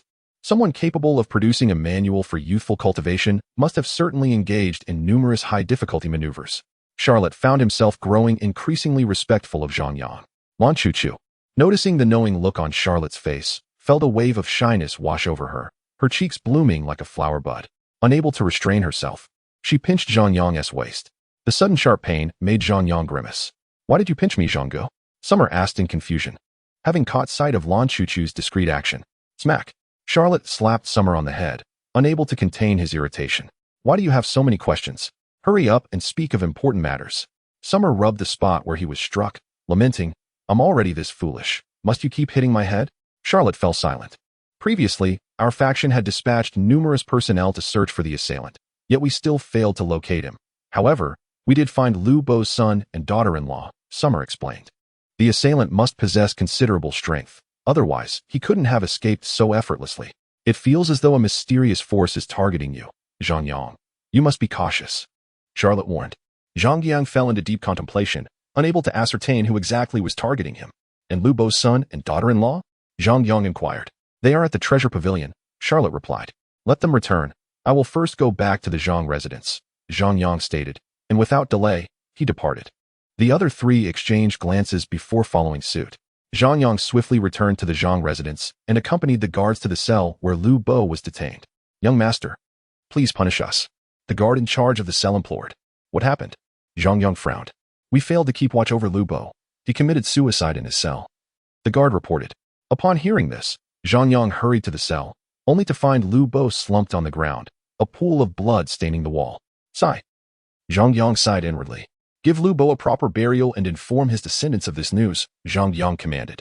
The guards promptly began to manage Lu Bo's affairs. Returning to the courtyard, Zhang Yang inhaled the crisp air, gazing at the cold moon above, momentarily lost in thought. After a brief pause, Charlotte's voice broke the silence. "Zhang Yang, there is news I have yet to share with you." "Do tell," Zhang Yang replied, awakening from his reverie. "Today, I received word that a large tomb has appeared near Su City, rumored to belong to a formidable general. I believe it would be worthwhile for you to visit." Charlotte explained. "What do you mean?" Zhang Yang inquired. "Such grand tombs typically harbor rare treasures that could assist you in elevating your realm. However, the more significant matter is that I have heard the tomb may contain many hundred spirit pills, which can aid you in successfully breaking through the barrier to become a Grand Martial Master," Charlotte elaborated.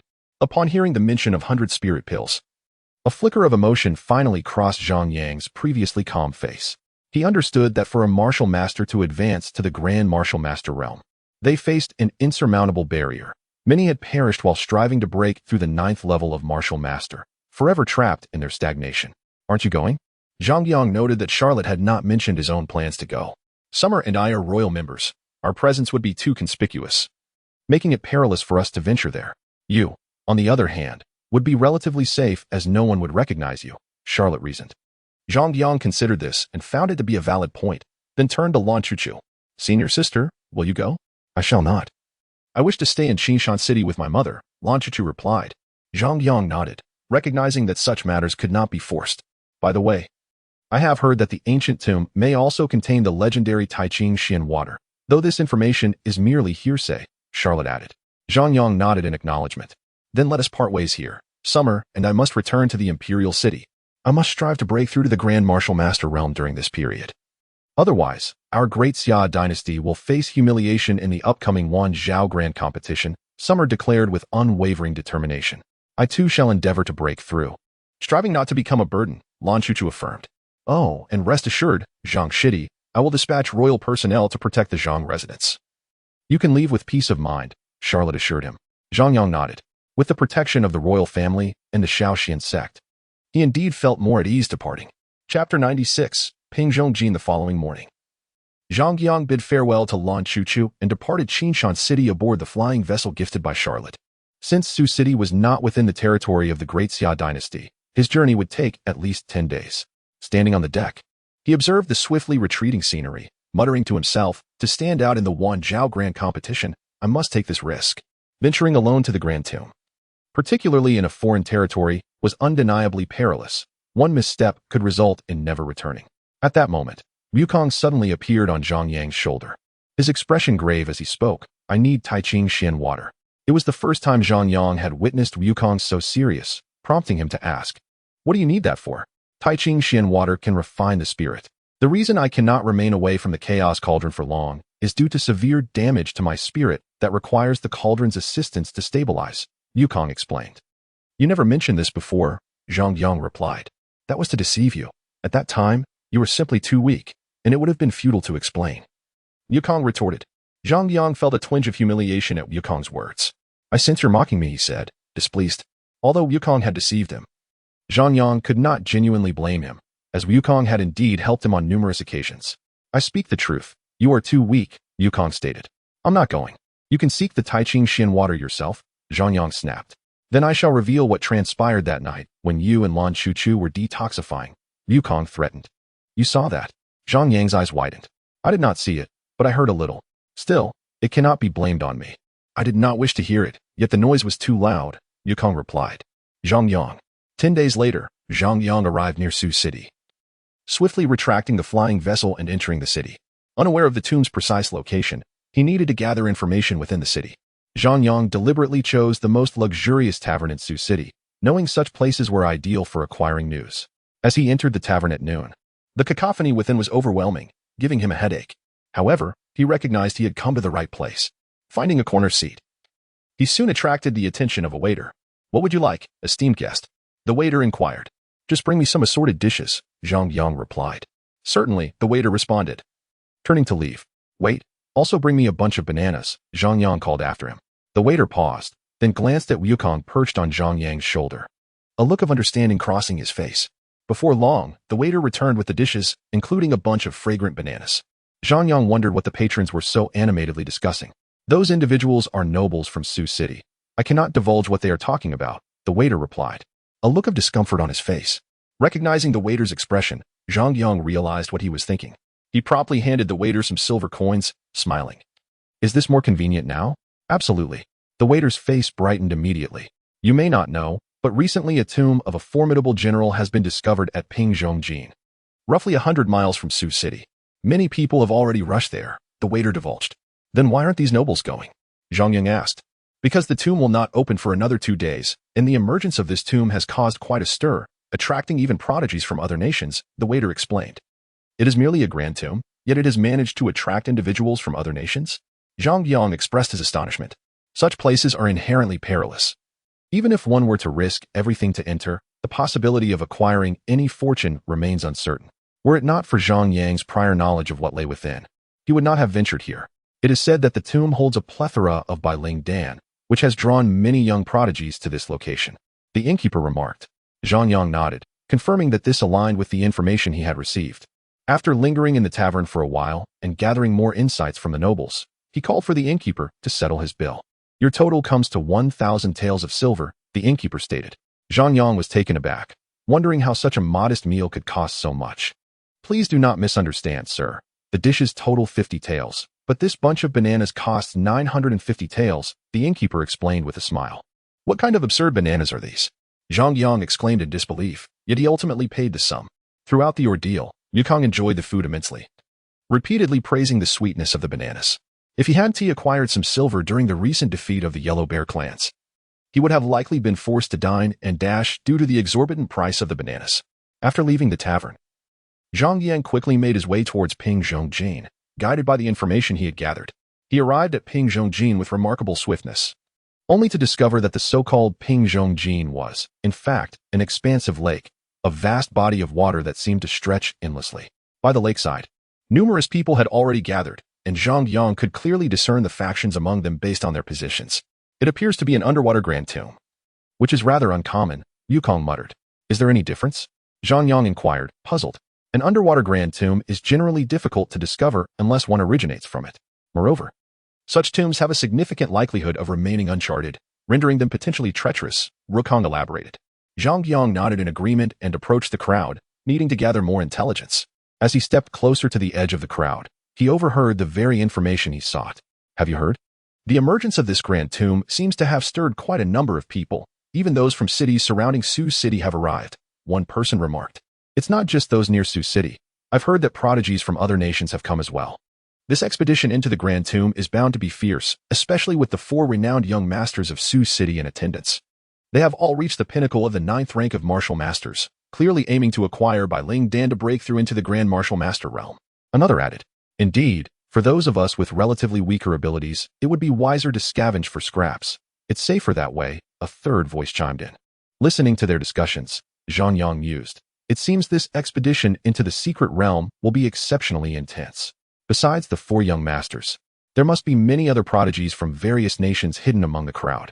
Just as he was contemplating this, a young, rotund man clad in a Taoist robe approached him, his plump face and large ears giving him a rather comical appearance.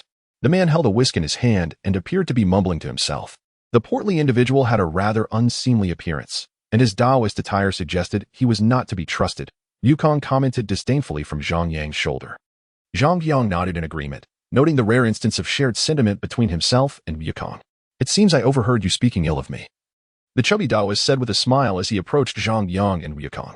He then removed his hat, revealing a shiny bald head, and bowed to both of them. This rotund fellow is surprisingly nimble despite his size, Yukong remarked. You, on the other hand, look rather ominous, a sign of misfortune, the Taoist observed, scrutinizing Yukong closely. You, impertinent Taoist, your greenish complexion foretells of a cuckold's fate. Yukong retorted. I have no wife. Hence, such a fate does not apply to me, the Taoist replied nonchalantly. Just as Yukong was about to engage in further banter with the Taoist, Zhang Yang interjected, You do not appear to be from this country. You jest. You two do not seem to belong here, the Taoist countered with a slight smile. Zhang Yang narrowed his eyes, recognizing that the Taoist was quite shrewd and always sought to gain an advantage in conversation. Just as he prepared to retort, the surface of the lake suddenly began to tremble violently, waves crashing against the shores. The grand tomb has opened ahead of schedule, someone exclaimed. Zhang Yang was startled by the commotion, and before anyone could react, the Taoist dashed into the water with remarkable swiftness. This rotund man is surprisingly agile, Yukong commented in disbelief. Someone has slipped in. Everyone hurry. If we delay, that fellow will snatch up all the treasures. Zhang Yang shouted. The crowd quickly responded, rushing towards the lake. Aren't you going in? Yukong asked, puzzled. Patience. Treasures are not so easily obtained, and that Taoist is cunning. Let the others deal with him first, Zhang Yang replied. Yukong nodded in understanding. Once the lake settled, Zhang Yang steeled himself and waded into the water, swimming towards the depths. Upon reaching the lake's bottom, he discovered a massive whirlpool. Could this be the entrance to the grand tomb? Zhang Yang pondered, plunging directly into the swirling vortex. As he entered the whirlpool, he felt a disorienting shift and soon found himself in a pitch-black cavern, with water dripping continuously from the rocky walls. Am I beneath the lake? He speculated. If this were not the riverbed beneath the lake, the humidity within the cave would be inexplicable. Suddenly, he noticed several figures rushing towards him, their faces etched with panic. As Zhang Yang observed them curiously, he heard a thunderous noise approaching from the distance. Peering closely, he finally understood the source of their alarm. A massive black crab, several meters in height and approximately 10 meters wide, was barreling towards him, kicking up clouds of dust as it moved. By the heavens, what a colossal seafood! Zhang Yang exclaimed in astonishment. He had always enjoyed seafood but had never encountered anything of such magnitude. The crab moved with incredible speed, quickly catching up to the fleeing individuals, its gigantic pincers poised to strike. With a resounding crash, one unfortunate soul was reduced to a bloody pulp as the claw descended into the crowd, causing the remaining individuals to flee in terror towards Zhang Yang. There's a fool ahead. Let us use him as a shield against the crab. One of them shouted, noticing Zhang Yang standing there in confusion. His companions nodded in agreement and rushed towards him. They think you're a fool and want to use you as bait, Yukong cautioned. I'm not deaf. Zhang Yang replied. Brother, please lend us your aid. We shall repay you once we escape. The man implored, as he closed the distance to Zhang Yang. The man was attempting to appear earnest, but Zhang Yang could see through the facade. He truly believes you to be a fool, Yukong remarked. Very well, Zhang Yang replied with a smile, though the innate stone sword was already in his hand. Move quickly. This fool fell for it. Just in time to serve as a meal for the crab, thus delaying its advance, the man whispered to his companions. Who would have thought we'd encounter such a fool at a time like this? Only heaven could be so merciful, another chuckled. As they neared Zhang Yang, the leader shouted, Brother, assist me. Certainly, Zhang Yang responded. In that instant, the man's head was severed from his body. His remaining companions' expressions shifted dramatically. One of them roaring, What do you mean by this? Just clarifying who the real fool is, Zhang Yang retorted with a cold smirk. Upon hearing Zhang Yang's declaration, the two others' faces darkened. They hadn't anticipated that Zhang Yang would see through their ruse. Then we shall perish together, they shouted, charging at Zhang Yang simultaneously. Zhang Yang swung his sword, and the heads of both men fell at his feet. With your intelligence, you dare to scheme against me, he coldly scoffed, then charged towards the seafood. Upon seeing Zhang Yang rush towards it, the giant crab retaliated with a crushing claw. Zhang Yang plunged his sword directly into the crab's shell. With a resounding crack, the shell shattered beneath his strike. Without pausing, he delivered another blow, severing the claw cleanly. Subsequently, Zhang Yang unleashed a flurry of strikes, dismembering the entire crab with ease. Care for a bite? Zhang Yang sheathed his stone sword and glanced at Wukong. Eat it raw? Wukong inquired, puzzled. This is called sashimi, Zhang Yang explained, and began to extract and consume the meat from the claw. My word, the texture, the flavor, this is far superior to what I've tasted on Blue Star, he marveled as he savored the dish.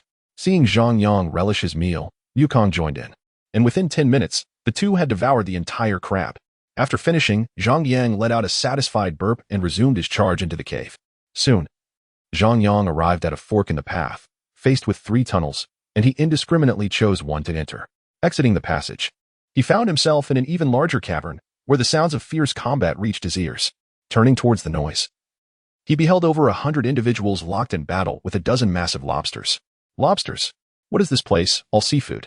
Zhang Yang wondered aloud. The 100 spirit elixirs are over there, Wukong pointed out. Following Wukong's gaze, Zhang Yang spotted a towering pillar adorned with 3 blue pills, shielded by a formation. It was clear that he would have to defeat the lobsters to have any chance of obtaining the elixirs. Chapter 98. Tricked Zhang Yang did not rush forward, but instead chose to conceal himself in a hidden corner. Clearly, the crowd was overwhelming, and the individuals were divided into several factions. It would be foolish to engage in a struggle amidst such chaos. As he observed the battle from his concealed position, he inadvertently pressed against something in the corner, followed by a faint explosion. Startled, he discovered a woman hidden there. Her features reasonably attractive but marred by a multitude of freckles, and her gaze was icy as it met his. Zhang Yang's eyes drifted downwards, where he noted that what should have been 2 peaks had now become one, the other deflated. Fake, Zhang Yang realized with alarm. Deducing from the earlier sounds that they were inflatable, the ancient continent had fake mountains, and they were inflatable. At that moment, he felt a peculiar nostalgia, as if he had returned to Blue Star. Have you seen enough? The woman asked coldly. My apologies, Zhang Yang replied, realizing his intrusion. As he attempted to withdraw, another explosion occurred in the corner. If I say it was unintentional, would you believe me? He awkwardly inquired. What do you think? The woman retorted, her voice growing colder. Well, at least I'm not pressing against you anymore, Zhang Yang chuckled sheepishly. Why are you hiding here instead of going for the 100 spirit elixir? She questioned. For the same reason as you, Zhang Yang replied. The woman fell silent, then remarked, With your capabilities, you likely won't stand a chance at acquiring the elixirs. How so? Zhang Yang asked. You must have heard of the four young masters?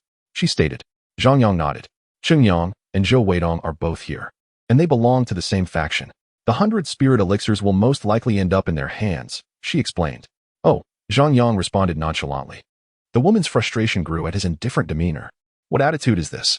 Do you not desire the 100 spirit elixirs? Of course I do, Zhang Yang admitted. Then why aren't you devising a plan? If they eliminate the others, it will be too late, she urged, her expression tinged with urgency. If you want the elixirs so badly, why don't you go for them yourself? Zhang Yang countered. I'm not foolish enough to fall for your trickery, she retorted.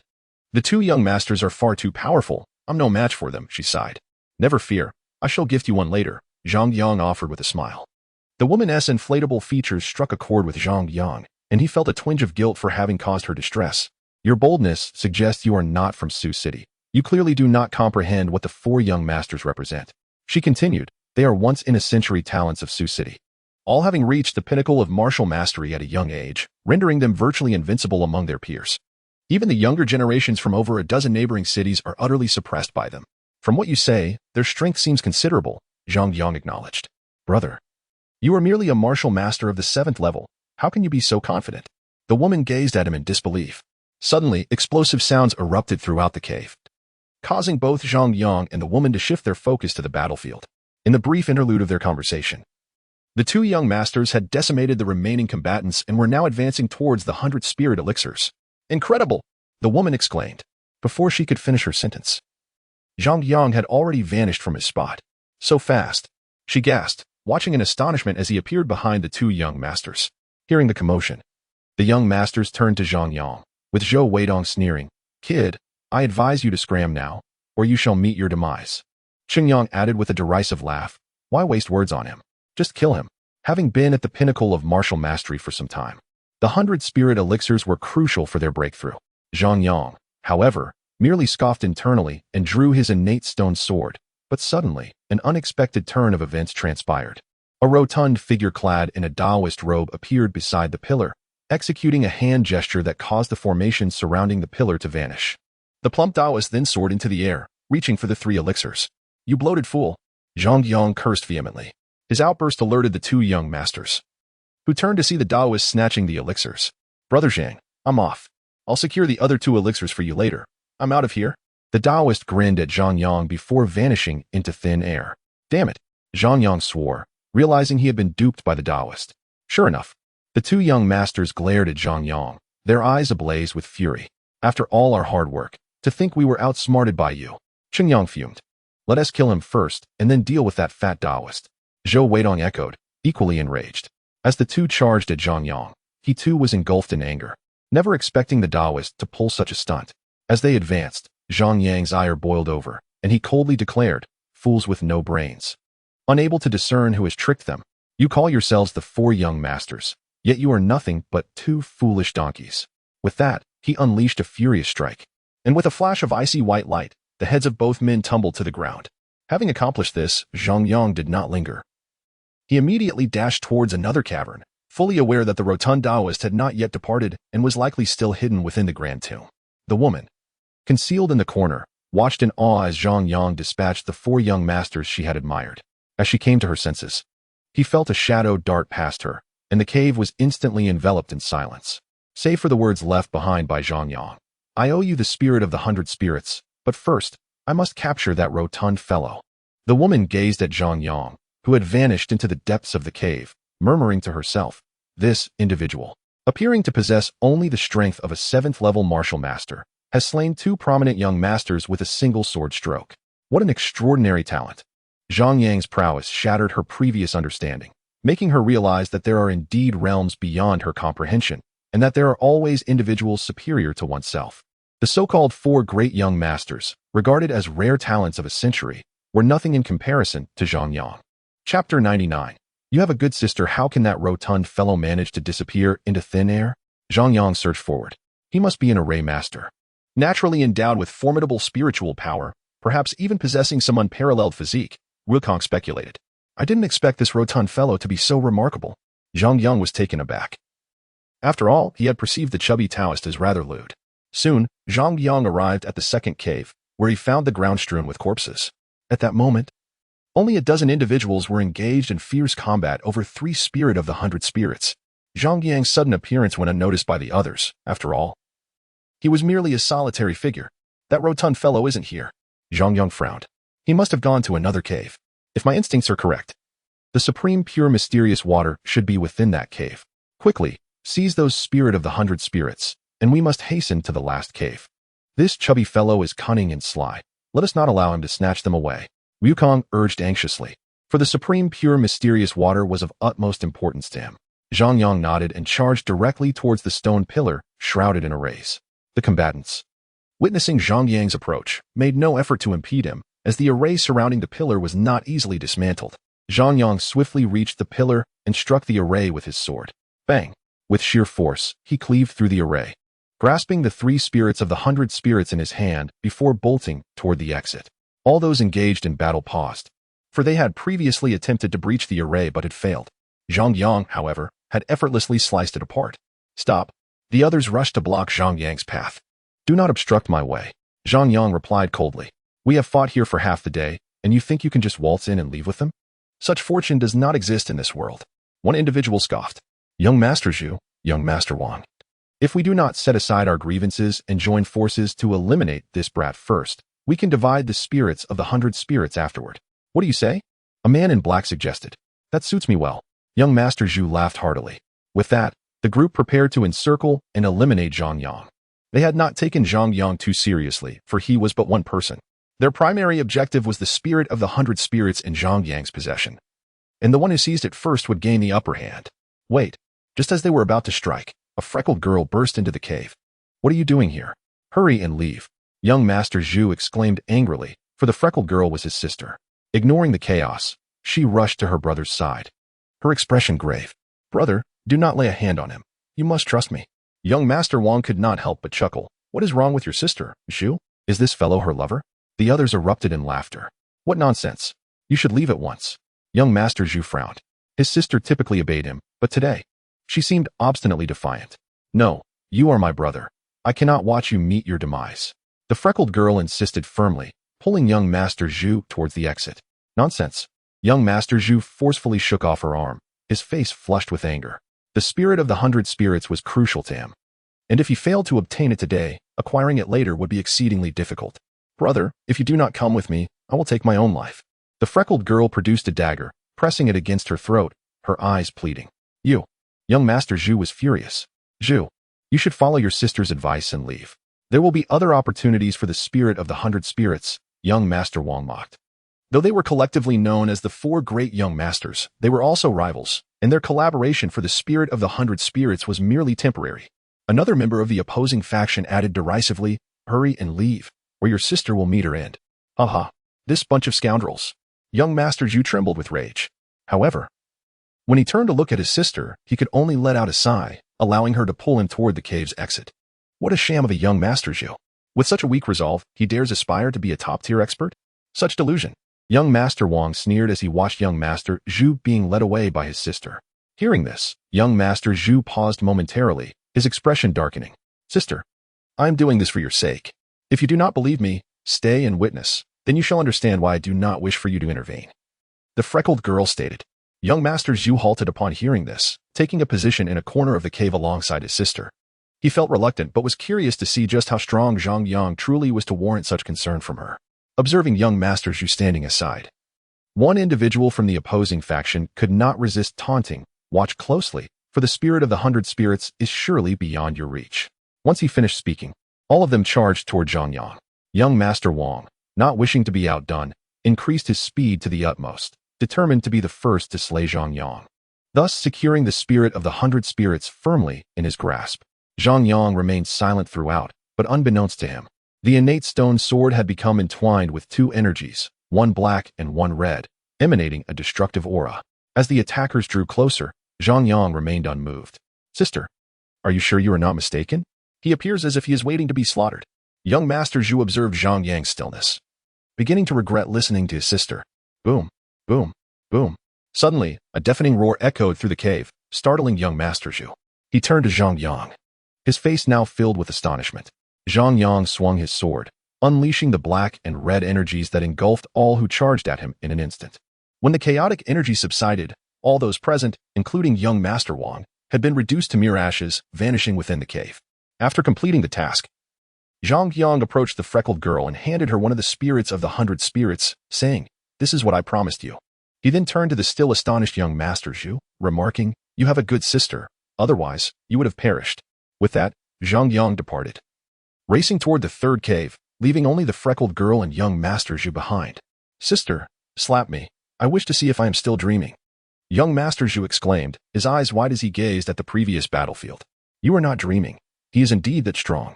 He eliminated both Chen Yang and the two surrounding young masters with a single sword strike, the freckled girl replied. Upon hearing this, young Master Zhu grasped her hand tightly, exclaiming, "You are truly my good sister. If you had not forcibly pulled me away, I would have met my end by now." Tears glistened in his eyes as he recalled the terror Zhang Yang's earlier sword strike had instilled in him. Chapter 100. Which rascal dares to trick me? Do you have any means to deal with that rotund fellow? We must not allow him to escape again, Zhang Yang inquired as he made his way to the third cave. Rest assured, I have a way to handle him, Wukong chuckled. Zhang Yang soon arrived at the third cave, which was noticeably smaller than the previous ones, and found it currently embroiled in an intense battle. Good heavens.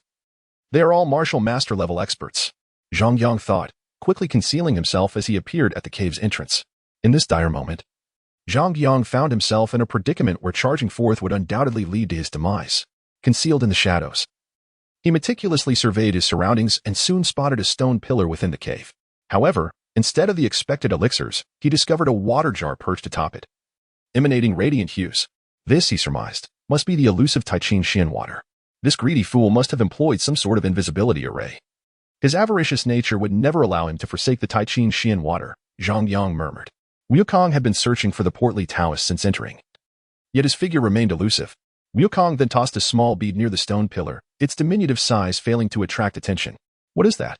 Zhang Yang inquired, curiosity piqued by Wukong's actions. This is a disruption pearl.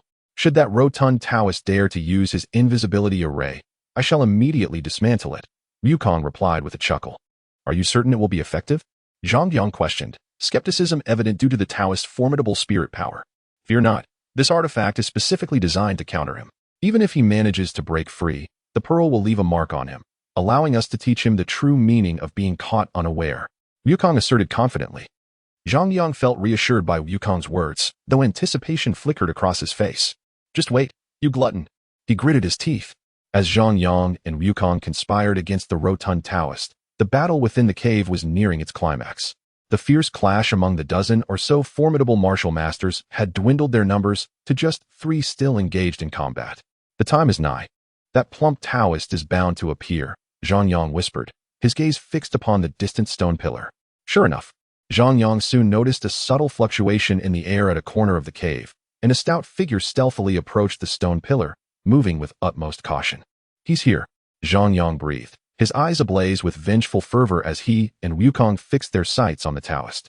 The rotund Taoist had reached the pillar, carefully deciphering the array. Unbeknownst to him, the small bead rolled gently towards him, sticking to his clothing. He ultimately succeeded in dismantling the array and began to climb the pillar, undetected by the 3 martial masters still engaged in battle. This fellow possesses quite the skill. He maneuvers without alerting those masters. Clearly, a habitual offender, Zhang Yang gritted. At that moment, the Taoist reached the top of the pillar and triumphantly grasped the jar containing the toxin-purging water. Just as he prepared to conceal it and escape using his invisibility array, a small stone unexpectedly flew from afar, striking the jar with a resounding thud.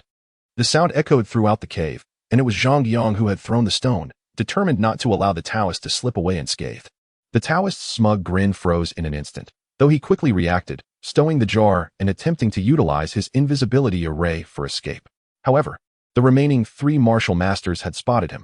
That greedy fool intends to steal the toxin-purging water while we battle. This is unforgivable, one of the martial masters bellowed. The trio surged towards the Taoist, faces contorted with rage. The Taoist had hastily set up his invisibility array, and soon, his feet vanished from sight, followed by his lower torso. Apologies, esteemed guests, but I must take my leave. Though the day is fraught with challenges, it remains a splendid one. He cackled, a look of triumph adorning his face. Break. Wukong smirked at the Taoist's bravado, quickly chanting an incantation. The Taoist, having finished laughing, leaped off the pillar and swaggered towards the cave's exit. Yet, he soon sensed something amiss, for the three martial masters continued to charge in his direction. What is happening? The Taoist muttered, hastily darting to the side. Upon reaching the opposite side of the cave, he realized the martial masters had also adjusted their course, pursuing him relentlessly. This is bad, he realized, comprehending that his invisibility array had failed. Frantically, he produced a mirror to inspect himself. Curse be it, he cursed, discovering through the reflection that he had not fully rendered himself invisible, leaving only his rotund head exposed. Which scoundrel dares to deceive your master? Should I uncover their identity? They shall rue the day, he fumed. As the martial masters unleashed their attacks upon the Taoist, he swiftly evaded, leading Zhang Yang and Wukong to witness a bizarre spectacle. Three martial masters relentlessly pursuing a plump head, which flitted about, cursing the one who had betrayed him while conjuring various magical artifacts to fend off their assaults. Seize that Taoist. He bears a wealth of treasures, one martial master shouted, his eyes glinting with greed as the Taoist unleashed an array of artifacts, each more peculiar than the last. Despite the Taoist's bountiful resources, he was ultimately overpowered by the relentless onslaught of the three martial masters, and it became evident that he was nearing his breaking point. You treacherous scoundrel, I vow to make you pay, the Taoist roared, lamenting his misfortune. His gains from this expedition, a handful of elixirs and a jar of Taichin Xian water, were overshadowed by the loss of numerous magical artifacts while fending off the martial masters. Hidden in the shadows, Zhang Yang and Wukong found amusement in the Taoist's plight. Just then, they witnessed the Taoist's hefty head suddenly plunge into the ground, vanishing entirely. He has utilized the earth-shrinking technique. We must pursue him. The bead remains on him, and I can track his position. He shall not escape, Wukong declared. Zhang Yang nodded, racing out of the cave in pursuit of the Taoist's direction. That rotund fool dares to deceive me. I shall have his skin, he muttered as he swiftly exited the Grand Tomb.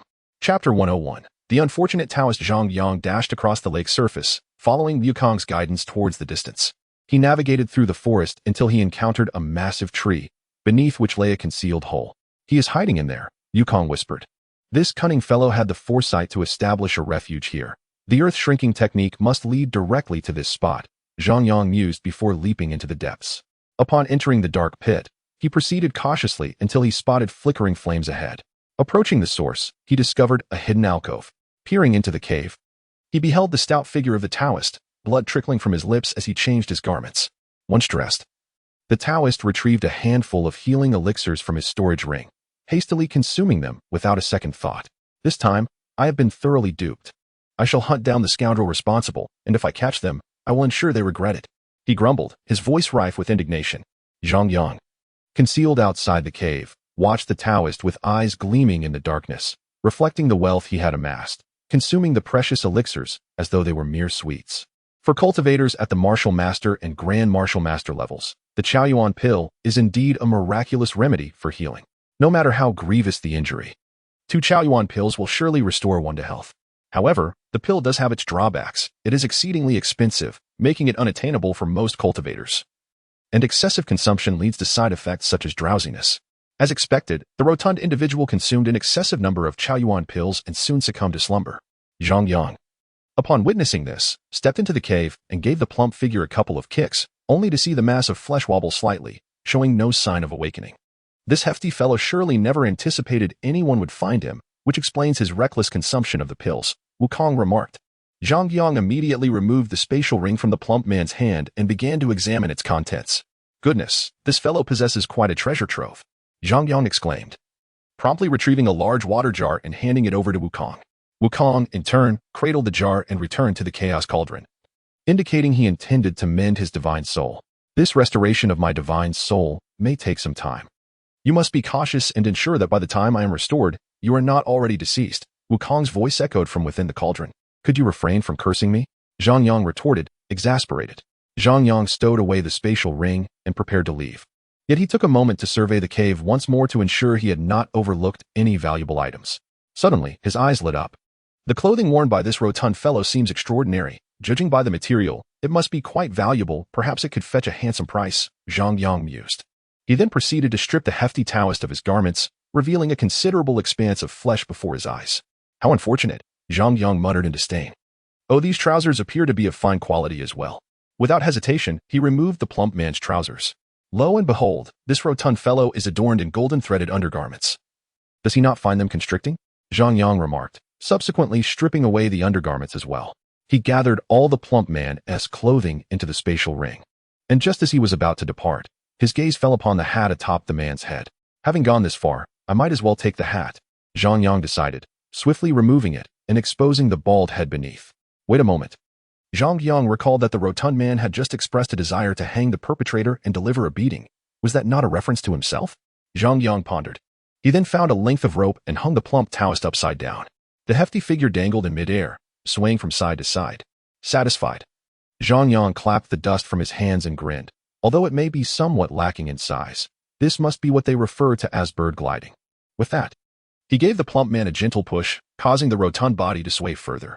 I shall let you off this time, but I hope that when we meet again, you will bring me more treasures. He patted the plump man's face and laughed as he exited the cave. Zhang Yang spent the next few days aboard a flying vessel, returning to the Shaoxian sect.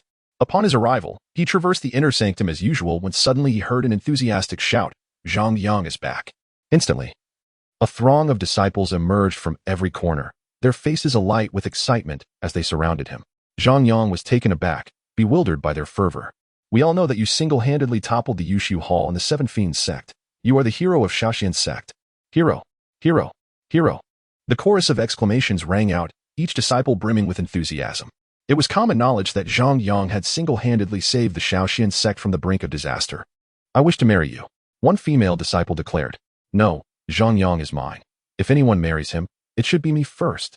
Several female disciples began to argue, their emotions escalating. Strangely, after a brief exchange, they all suddenly calmed and commenced a discussion on who would play the leading and supporting roles. The male disciples present could only watch in astonishment. Observing this, Zhang Yang could not help but interject, "Ladies, have you considered my opinion in your discussions? Do not interrupt. We shall speak when we are finished."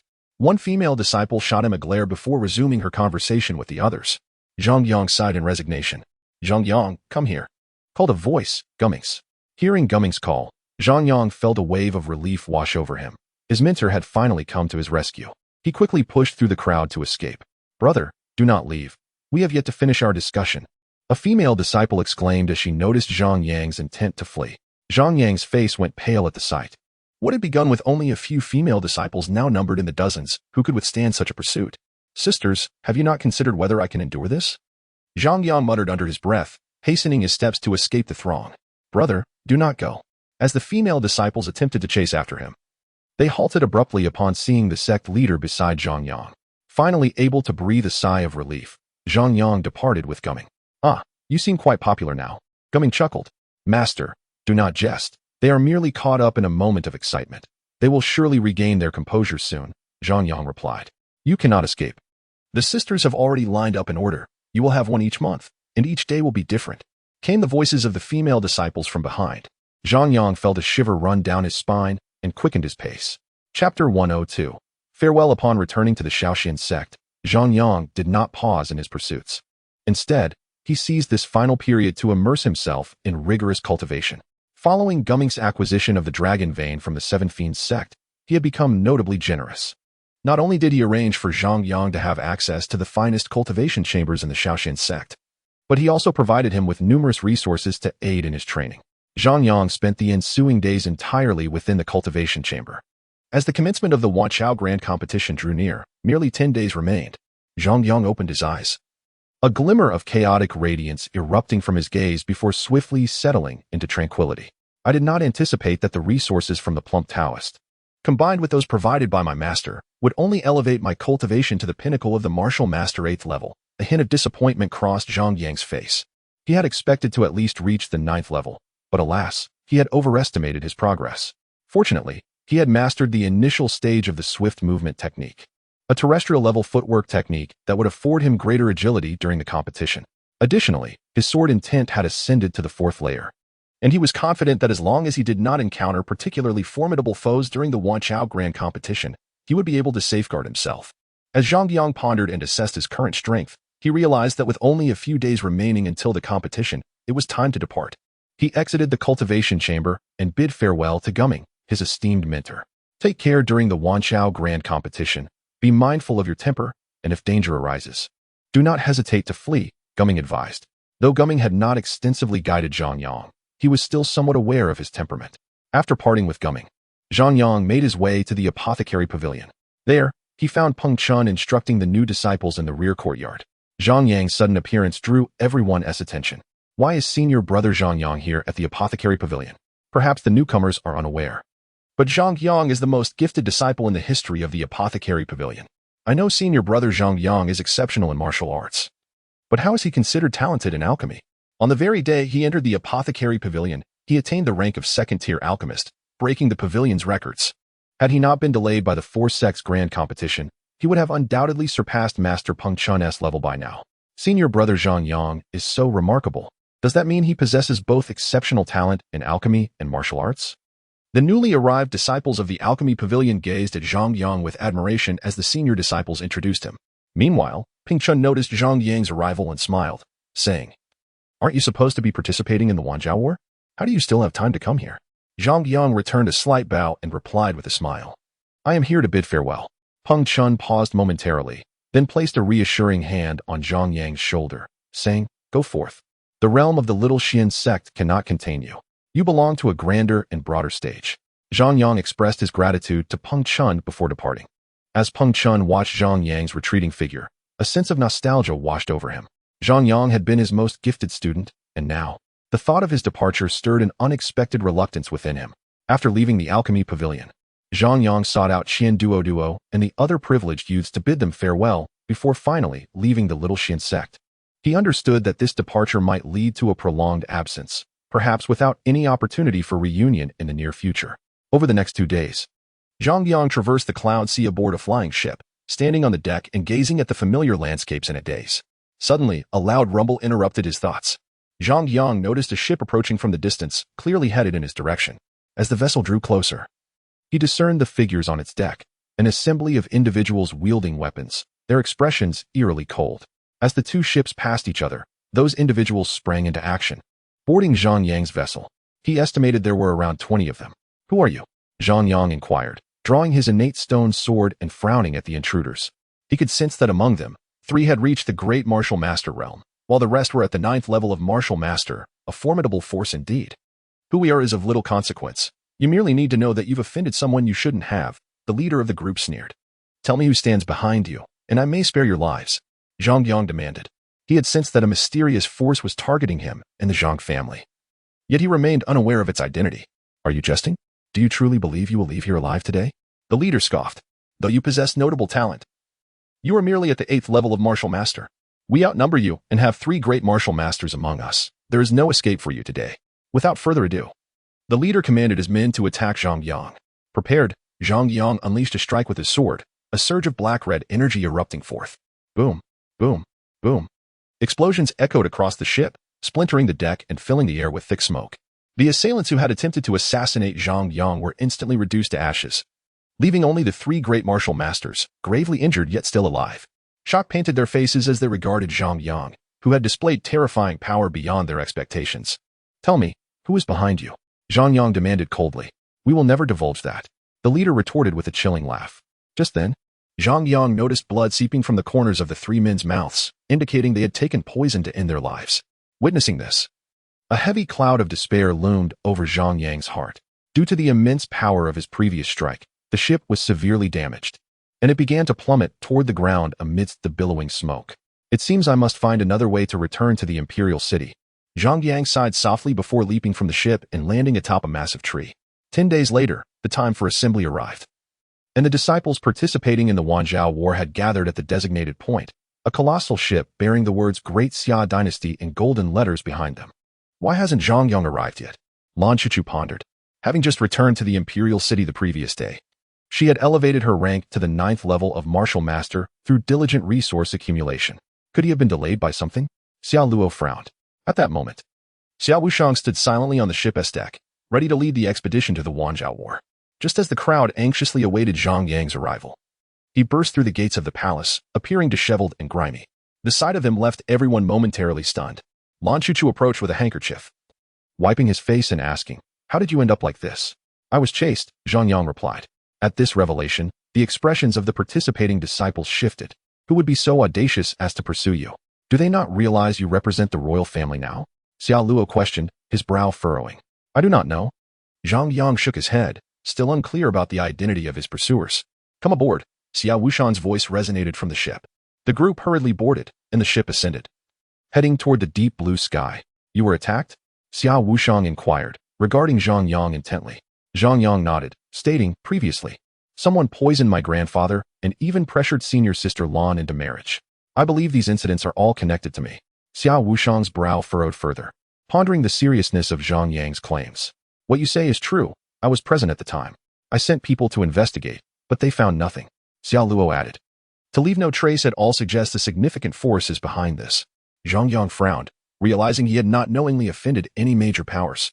After a moment of contemplation, he decided to set aside the thoughts for now, focusing instead on finding a remedy for his grandfather. He turned to Xiao Wushang, asking, Your Majesty, I heard from the first prince that the small world hosting the WAN Xiao War contains infinite grass?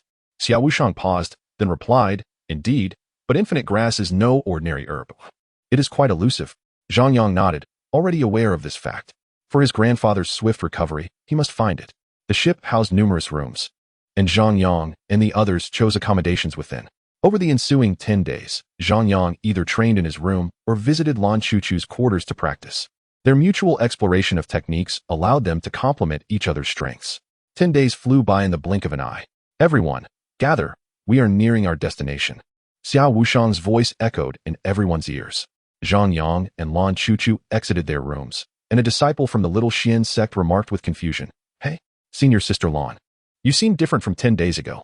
Upon hearing this, Lan Chuchu's cheeks flushed. Am I not the same? What do you mean? I think. You seem more feminine than before, the disciple observed. At this compliment, Lan Chuchu's face reddened further.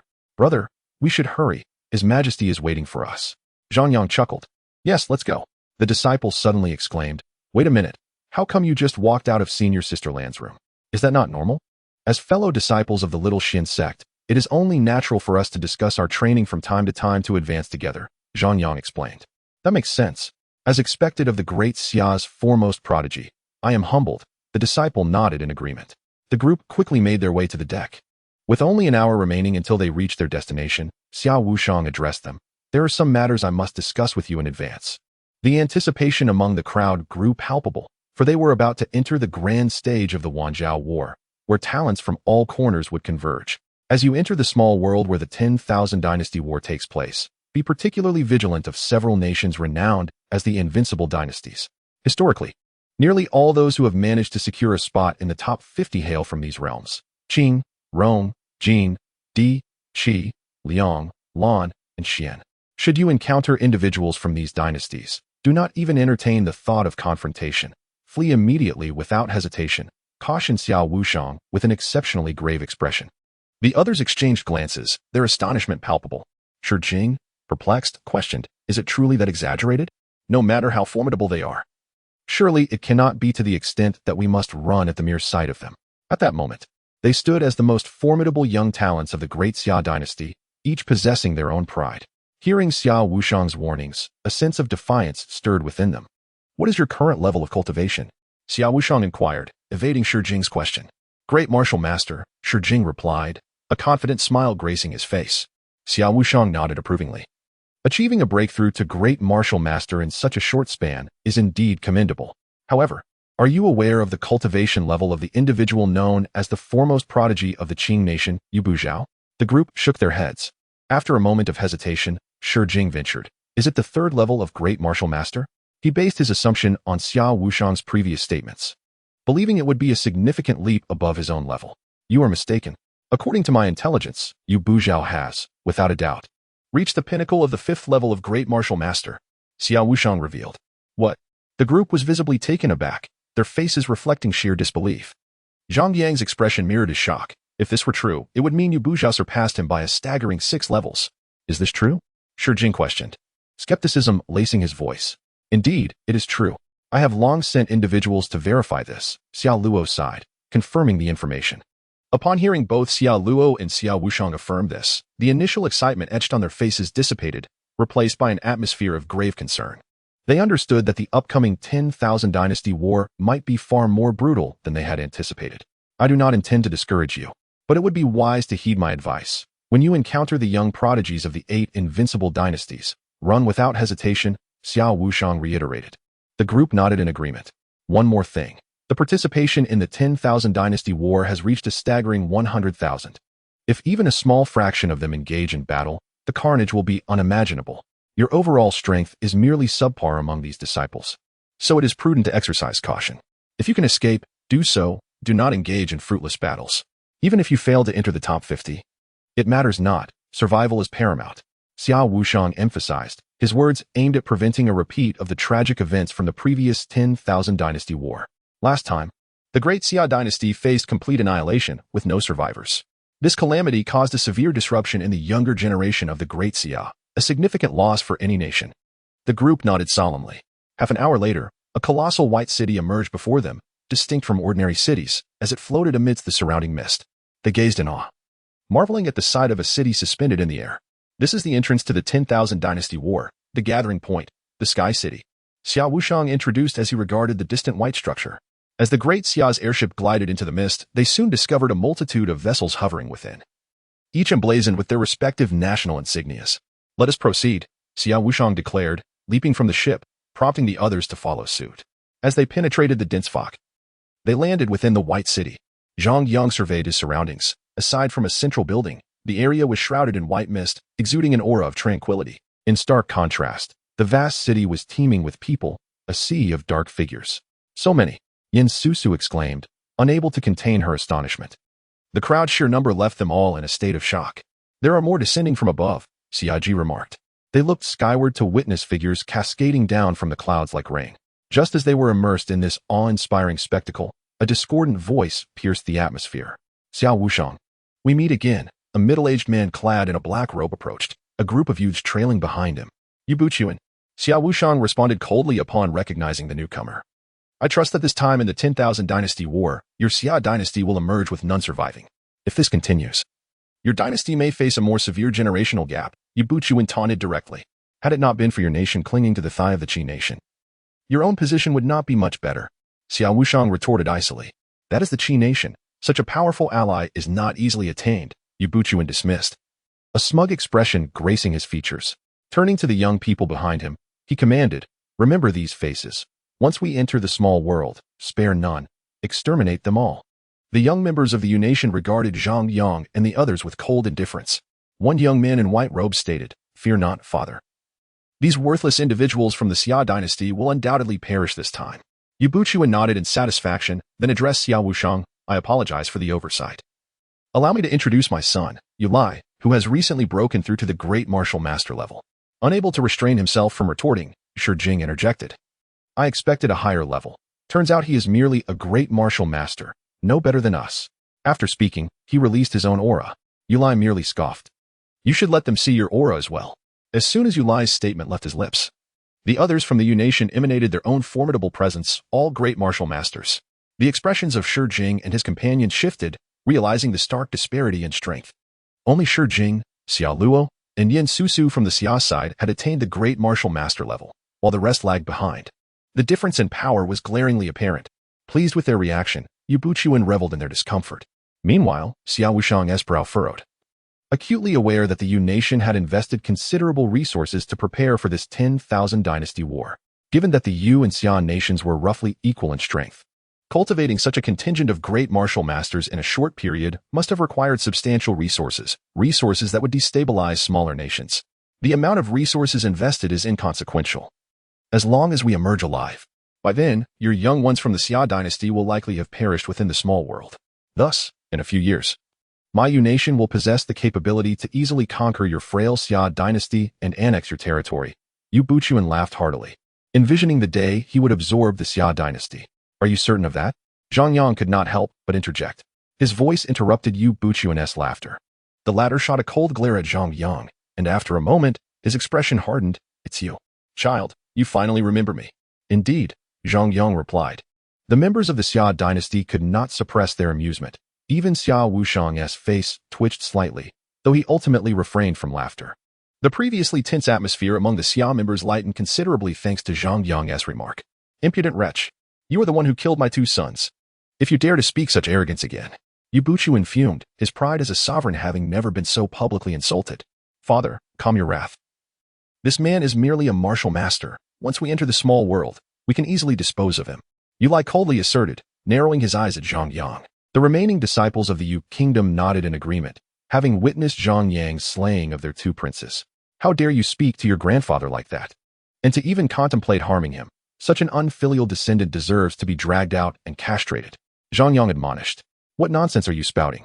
Yu Lai, who had been relatively calm, was now thoroughly enraged. I'm not speaking nonsense. Your father is my son, which makes you my grandson. Zhang Yang patiently clarified. This reasoning seemed quite logical to Xiao Luo, who murmured to himself. The others, hearing Zhang Yang's words, struggled to suppress their laughter, their faces turning crimson.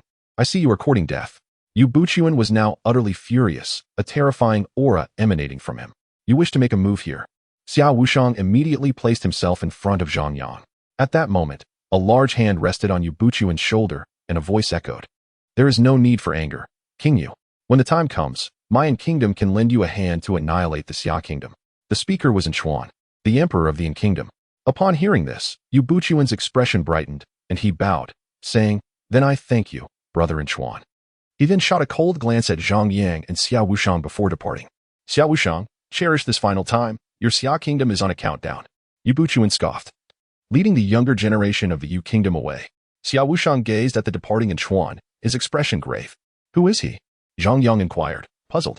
The others shared the same curiosity. His name is Chuan, the emperor of the Yin Kingdom, Xiao Wushang explained. The Xia emperor need not worry. When that time comes, we shall fight them to the death, Zhang Yang declared, and the others nodded in agreement. You do not understand. The Yin Kingdom is a mid-tier empire. Far beyond what we small nations can compare to, Xiao Wushang sighed. Is the disparity truly that vast? Zhang Yang furrowed his brow. It is much greater than you can imagine. The Yin Kingdom is at least 10 times larger than our Xia Kingdom, and a larger territory signifies more resources and talents. Such a mid-tier empire can easily cultivate talents by amassing resources. We have exhausted our resources to nurture merely 3 geniuses of the great martial master realm. While they may have already produced dozens in the same time frame, Xiao Wushang stated, his expression serious. The crowd gasped in astonishment, realizing the profound strength of mid-tier empires. Chapter 105. The commencement of the WAN Dynasty War. As time progressed, all the nations participating in the WAN Dynasty War had assembled, and the empty city was now bustling with activity. Welcome everyone to this edition of the WAN Dynasty War. A commanding voice suddenly resonated from above. Everyone turned in unison to the source of the voice. An elder stood in midair, his long beard swaying in the wind as he gazed down upon the crowd. What realm of power allows one to fly? Zhang Yang's eyes brimmed with envy. As a native of Blue Star, he had always harbored a dream of soaring through the skies. This is an elder of the Tianxian Sect, a formidable martial sovereign. Xiao Wushang explained. Is it possible to fly upon reaching the martial sovereign level? Zhang Yang asked. Xiao Wushang nodded, casting a respectful glance at the elder in the air. Allow me to briefly outline the rules of this WAN Dynasty competition. This year's competition will rank based on points, with only those in the top 50 earning a place in the Tianxian Sect. Acquiring points is quite simple. It involves seizing them from others. Each of you will receive a jade token, which will record your points, starting with an initial score of 1. Do you understand? The Tianxian Sect elder surveyed the crowd, who all nodded in response, though some weaker nations could not suppress their curiosity and asked, once we enter the WAN Dynasty War's small world, can we exit midway? Hearing this, the disciples from lesser nations turned their gazes towards the Tianxian Sect elder, eager for an answer that could potentially safeguard their nation's remaining strength. You may exit now, but not midway through. Practitioners tread upon the corpses of their enemies. If you must ask such a question, it proves your resolve is insufficient. I advise you to withdraw now, lest you become a stepping stone for others. The Tianxian Sect elder's authoritative voice echoed, accompanied by an overwhelming pressure that enveloped the entire city. How powerful! Zhang Yang felt the weight of that pressure, astonished. He felt like an ant before the elder, aware that a mere breath from him could obliterate him. The crowd fell silent, engulfed in a heavy stillness. Seeing that there were no further questions, the Tianxian Sect elder waved his hand, and a golden light scattered over the assembly. Moments later, everyone discovered a white jade token had appeared at their waists. Zhang Yang picked up the token and noted his name inscribed on the back, while the front displayed a number 1, formed from condensed spiritual energy. You smaller nations need not despair. Surely you have heard tales of abundant opportunities within the small world. There have been instances where prodigies have seized such chances. Rising against all odds, the Tianxian Sect elder reassured. Upon hearing this, the worries of some lesser nation prodigies eased slightly. The competition is about to commence. The sovereigns of each dynasty may enter the central building to rest until the WAN Dynasty War concludes. With that, the Tianqian sect elder flew towards the building. Many sovereigns followed suit, instructing their prodigies as they made their way to the structure. Remember my words. Prioritize your lives. Xiao Wuxian urged gravely. The crowd nodded solemnly. While the elder's remark about lesser nation prodigies seizing opportunities was true, the probability remained exceedingly low. If many are vying for opportunities, think carefully before acting. Otherwise, you may easily meet your demise, Xiao Wuxian cautioned again. Fear not, your majesty, we are not impulsive. Zhang Yang replied with a smile. You are the epitome of impulsiveness among us. Xiao Wuxian retorted, eyeing Zhang Yang. Zhang Yang remained silent. I must take my leave. Xiao Luo, gather everyone promptly upon entry. Our chances of survival will be greater if we stick together, Xiao Wuxian advised before departing.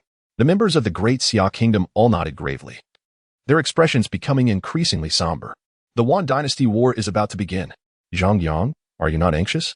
Xiao Luo asked, unable to suppress her curiosity at Zhang Yang's spirited demeanor. Hearing this, the others turned their gazes toward him as well. Why should I be anxious? There are so many opportunities within. A bit of luck could elevate us directly. Zhang Yang replied. The crowd paused at his statement, and Xiao Luo couldn't help but counter. While there are many opportunities, so too are there many competitors. Are you certain you can seize them? Zhang Yang regarded them, stating, such matters require adaptability and intellect. It's challenging to convey my thoughts clearly. The others wore expressions of exasperation at his words. You spoke for ages, yet said nothing, Xiao Luo remarked, equally exasperated. Let us heed the Xia Emperor's words. Our first task upon entry is to gather everyone, Shi Jing suggested. It must be done, Xiao Luo nodded in agreement. Prepare yourselves. The WAN Dynasty War is about to commence. The Tianqian sect elder's voice resonated like thunder in every ear. Be cautious once we enter the small world, Xiao Luo warned, her expression serious. Zhang Yang, you must be extra careful. You have offended the people of the Yu and in kingdoms, making your situation even more perilous. Lan Chuchu expressed her concerns. Senior sister, you too must prioritize your safety, Zhang Yang replied, genuinely worried for her well-being. Lan Chuchu nodded. Her gaze towards Zhang Yang filled with uncontainable affection. Since they had engaged in continuous discussions about cultivation on the spaceship, their feelings for each other had rapidly intensified. Now, Zhang Yang had become an inseparable part of her life. On the side, Shi Jing could only sigh inwardly, knowing he had completely lost his chance. Fortunately, his mindset had already shifted. He no longer felt jealousy towards Zhang Yang. For today, Zhang Yang's strength had entirely surpassed his own, leaving him too intimidated to harbor any envy. At that moment, the group suddenly sensed a tremendous pulling force from above. They looked skyward to find a vast vortex looming over them, dark and profound. This is the entrance to the battlefield of the 10,000 Dawn War. You may enter, announced an elder from the Tianqian sect. Upon hearing this, everyone promptly soared towards the vortex. Let us depart, and remember my words, Xiao Luo advised gravely. Before leaping into the swirling depths, drawn in by the immense force, the others followed closely behind. Be careful, senior sister. Zhang Yang grasped Lan Chuchu's hand tightly. She nodded, and together, they plunged into the vortex. Chapter 106. This place must hold great peril. Upon entering the vortex, Zhang Yang was enveloped in darkness, only to find himself on a vast grassland. He had barely begun to survey his surroundings when he suddenly felt a chilling presence approaching from behind. Reacting swiftly, he rolled aside just as a resounding explosion erupted behind him, causing the ground to shatter. Turning to confront his assailant, he beheld a petite woman wielding a battle axe, charging at him. Without hesitation, Zhang Yang struck her axe with his palm.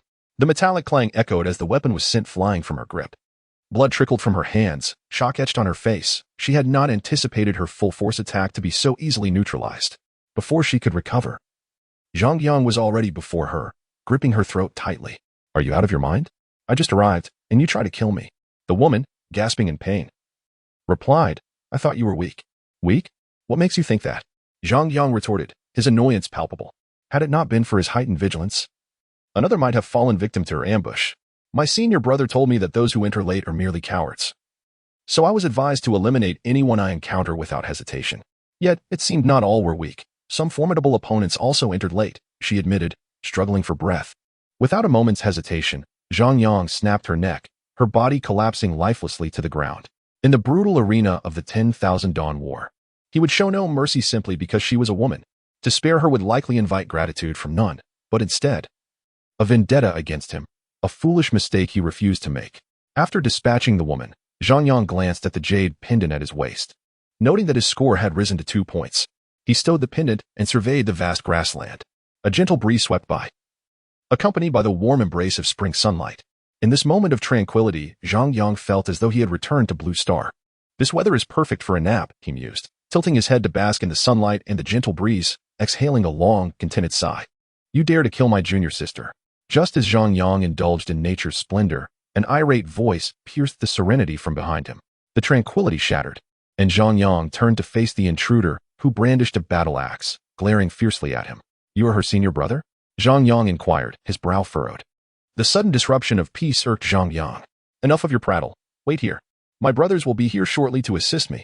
The man remained cautious, refusing to engage Zhang Yang directly. Your junior sister was slain by your own misguided ways, Zhang Yang stated. You lie. Those were invaluable lessons in life. The man retorted angrily. Zhang Yang chose to ignore him and turned to leave. Honestly, he couldn't be bothered to acquire even a single point. It felt like a waste of time. Don't run. You can't escape.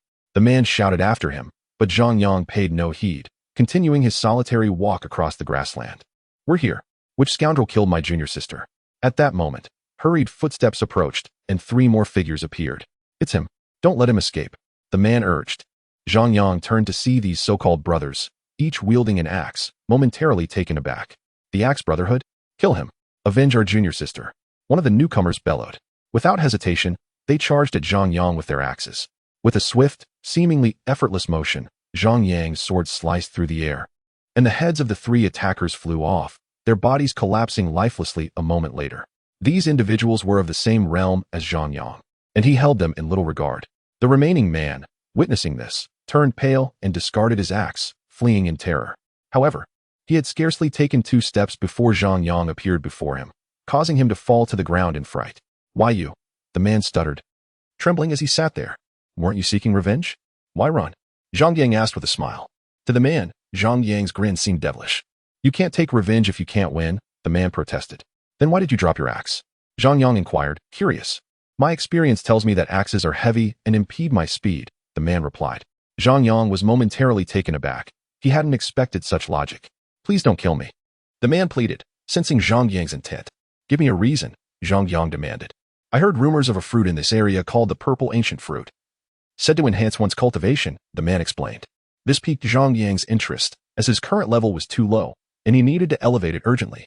Then take me there, Zhang Yang commanded. The man shook his head vigorously. I can't go. There are enemies from my country nearby. I would be alone and surely wouldn't survive. Do you think I am negotiating with you? Zhang Yang laughed, his innate stone sword emanating a chilling glow. The man shivered at this and contemplated for a moment. I can lead you there, but you must ensure my safety. Zhang Yang chuckled. Why do you have so many conditions? Do you believe I won't cut you down if you annoy me? The man felt a chill and quickly straightened himself, bowing deeply. I am Feng Yu, and I will lead you, great brother. He promptly picked up the fallen axe and headed in a specific direction. Feng Yu, being a man, understood the importance of his manhood. He would prefer death over becoming a eunuch. Zhang Yang, satisfied with Feng Yu's newfound compliance, nodded and followed him into the distance. Half an hour later, they continued traversing the grassland, but now a colossal tree, blocking out the sun, came into view before Zhang Yang. From a distance, he noticed purple fruits adorning its branches. Strangely, many cultivators stood around the tree, merely observing the fruits without approaching.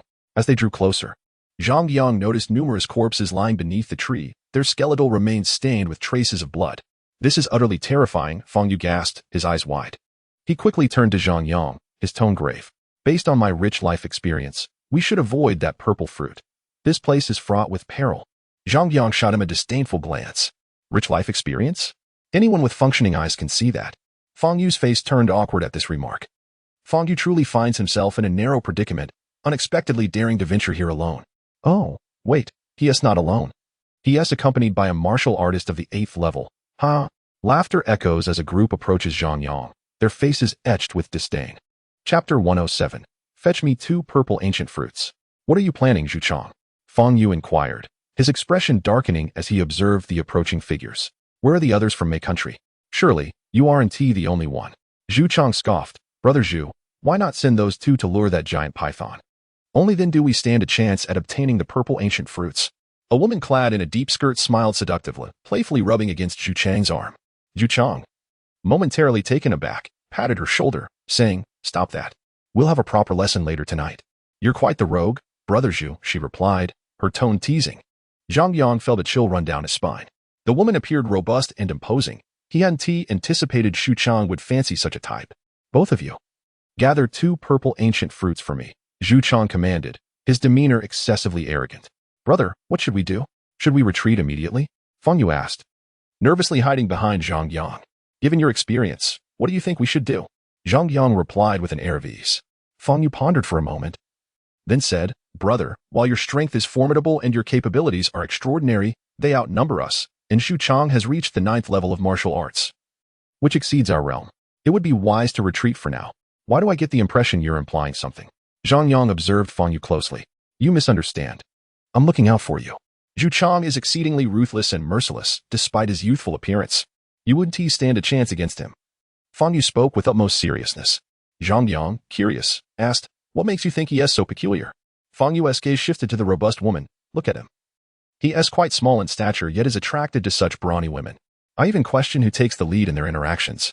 Zhang Yang nodded thoughtfully. Your analysis is quite astute. As Zhang Yang and Feng Yu engaged in their discussion, Xu Chang and the woman wore expressions of utter displeasure. Xu Chang's small team was the strongest and largest. He held a degree of authority here. Yet, Zhang Yang and Feng Yu dismissed his earlier remarks, treating them as inconsequential. Continuing their discussion about who dominated the relationship, their voices unabated, blatantly disregarding his presence. You 2 rascals, if you don't enter now, I'll have you both killed.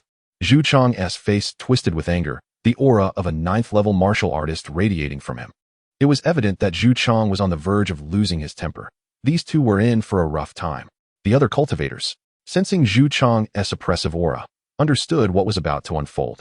After all, several disobedient individuals had previously been forced to serve as sustenance for the giant python. What should we do, brother? Feng Yu asked anxiously. Why don't you give it a try and see who meets their end? Zhang Yang sneered. You 3. Incapacitate him and feed them to the snake. Xu Chang snarled. The 3 men behind Xu Chang, hailing from the same place, rushed toward Zhang Yang, weapons drawn. Swish, swish, swish. With a single stroke of his sword, Zhang Yang dispatched the 3 before they even realized it, their lives extinguished in an instant. Xu Chang's expression shifted. A hint of surprise crossing his face, followed by a cold smile. No wonder you dare to be so audacious. It seems you possess some strength. With that, Xu Chang released his grip on the woman, unleashing his full 9th-level martial artist aura as he charged at Zhang Yang. Brother, let us get out of here quickly. If we don't leave now, it will be too late. Feng Yu urged urgently. Still thinking of escaping? It's too late. Xu Chang laughed maliciously, launching a punch at Zhang Yang, his energy swirling violently. Impressive, Feng Yu exclaimed, astonished. Yet, in the next moment, he was left dumbfounded as Zhang Yang merely tilted his head to evade Xu Chang's fist before retaliating with a swift punch of his own. Bang! Xu Chang was sent hurtling through the air, spewing blood as he landed with a thud. Wow, it's all thanks to my brother, Feng Yu exclaimed, clearly surprised that Zhang Yang could so effortlessly defeat Xu Chang. You've ruined my dantian. Xu Chang struggled to sit up, despair etched across his face. Just then, Zhang Yang appeared before him, pressing a foot upon his chest. Bang! Xu Chang was once again forced into the ground, another mouthful of blood escaping his lips. Now, get up immediately and fetch me 2 purple ancient fruits, Zhang Yang stated coolly. Upon hearing this, the surrounding cultivators exchanged astonished glances. It was evident that Zhang Yang was humiliating Xu Chang. How can I fetch fruits in this state? Xu Chang, now stripped of his earlier bravado, wore a mask of hopelessness. I said go. I don't wish to repeat myself, Zhang Yang replied coldly. Xu Chang trembled slightly before rising from the ground, aware that any refusal would result in Zhang Yang delivering a devastating blow. At that moment, Zhang Yang turned his gaze towards the robust woman, recalling that the idea of feeding the snake had originated from her. You too, Zhang Yang commanded. The woman trembled slightly, then approached Zhang Yang, attempting to cling to his arm, only to be deftly evaded. What are you doing? Zhang Yang frowned. If you spare me, I can accompany you, she proposed. Not necessary. I'm not interested, Zhang Yang replied disdainfully. I'm quite skilled, the woman insisted, attempting to wriggle free. Speak another word, and I'll slice you in half with my sword, Zhang Yang warned, a chill running through him at the thought of such an image. Xu Chang, dejected, gazed at the woman, the one he cherished most, who now, without hesitation, contemplated betrayal, deepening his despair. Hurry up, both of you. Stop dawdling, Feng Yu interjected, stepping forward to chastise them. Finally, under Zhang Yang's unyielding gaze, Xu Chang and the woman slowly made their way toward the purple ancient tree. Just as they neared the tree, the ground began to tremble. Startled, their expression shifted drastically, and without a second thought, they turned to flee. However, it was too late. A massive, earth-colored python erupted from the ground, lunging at Zhu Chang and the woman with a deadly bite. By the heavens, it's enormous! Zhang Yang exclaimed, astonished. This python was easily a meter thick, capable of swallowing a person whole with ease. As Zhang Yang spoke, the python devoured Zhu Chang and the woman in one swift motion, shortly afterward regurgitating 2 skeletal remains. Everything transpired with extraordinary rapidity. The python even had the audacity to spit out bones. Fang Yu couldn't help but curse, retreating involuntarily. Chapter 108, Slaying the Giant Python. After consuming the 2, the giant python promptly burrowed back underground. What does this mean? It consumes and simply departs? Zhang Yang pondered. Zhang Yang was aware that rare treasures were typically guarded by beasts, which would annihilate anyone attempting to claim them. However, this python's behavior was distinctly unusual. Following this, Zhang Yang inquired among the remaining cultivators present. Upon seeing Zhang Yang approach, they fled in haste, fearing he might compel them to feed the snake. Yet, some slower individuals were caught by Zhang Yang, who learned from them that the python had never strayed from the vicinity of the purple ancient tree. So that's how it is, Zhang Yang murmured, turning towards Fang Yu. Fang Yu's expression shifted, and he instinctively took a couple of steps back. What are you planning? I have a task for you. Lure that snake out, Zhang Yang said with a smile. Fang Yu's face paled, shaking his head vigorously. No, I'm too thin. The snake wouldn't be interested in someone like me. Don't be afraid. If it dares to emerge, I will take action. Trust me, Zhang Yang reassured him. That's still not acceptable. I don't trust you. Fang Yu continued to retreat, his expression serious as he questioned. Do you really think I am negotiating with you? Are you not concerned about your own well-being? Zhang Yang narrowed his eyes, casting a glance towards Fang Yu's lower body. Noticing Zhang Yang's gaze, Fang Yu quickly clamped his legs together, his demeanor grave as he replied, Do not harbor any ill intentions. I have but one, and it is inseparable from me. Then hurry up, or it may very well be lost soon, Zhang Yang urged. Fang Yu sighed deeply, looking skyward as he lamented. Without experiencing storms, how can one behold a rainbow? I must take the plunge. With determination, he propelled himself towards the ancient purple tree, leaving a cloud of dust in his wake. Meanwhile, Zhang Yang gripped his innate stone sword, vigilant of the surroundings. If the serpent was not vanquished, he would have no chance of obtaining the purple ancient fruit today. Moments later, the ground began to tremble once more, prompting Zhang Yang to dash towards Fang Yu's location. Hurry up. It's coming. Fang Yu shrieked. It hasn't even appeared yet. Why are you shouting? Zhang Yang retorted. By the time it does, I fear I won't have the chance to call out. Fang Yu was on the verge of tears. Suddenly, the earth beside him cracked open, a mound of soil erupting, spilling dirt everywhere. Oh my goodness, it's here. Fang Yu cried, turning on his heels to flee towards Zhang Yang. Boom. Just as Fang Yu took a few steps, the ground erupted behind him, and a massive, earthy yellow python surged forth, aiming to bite him. Fang Yu's face contorted in terror, and tears streamed down his cheeks as he let out a scream akin to that of a slaughtered pig. Oh no, brother, save me. Zhang Yang swiftly lunged at the serpent, thrusting his sword as he roared. Humph. How dare you show off your minor skills here? Clang.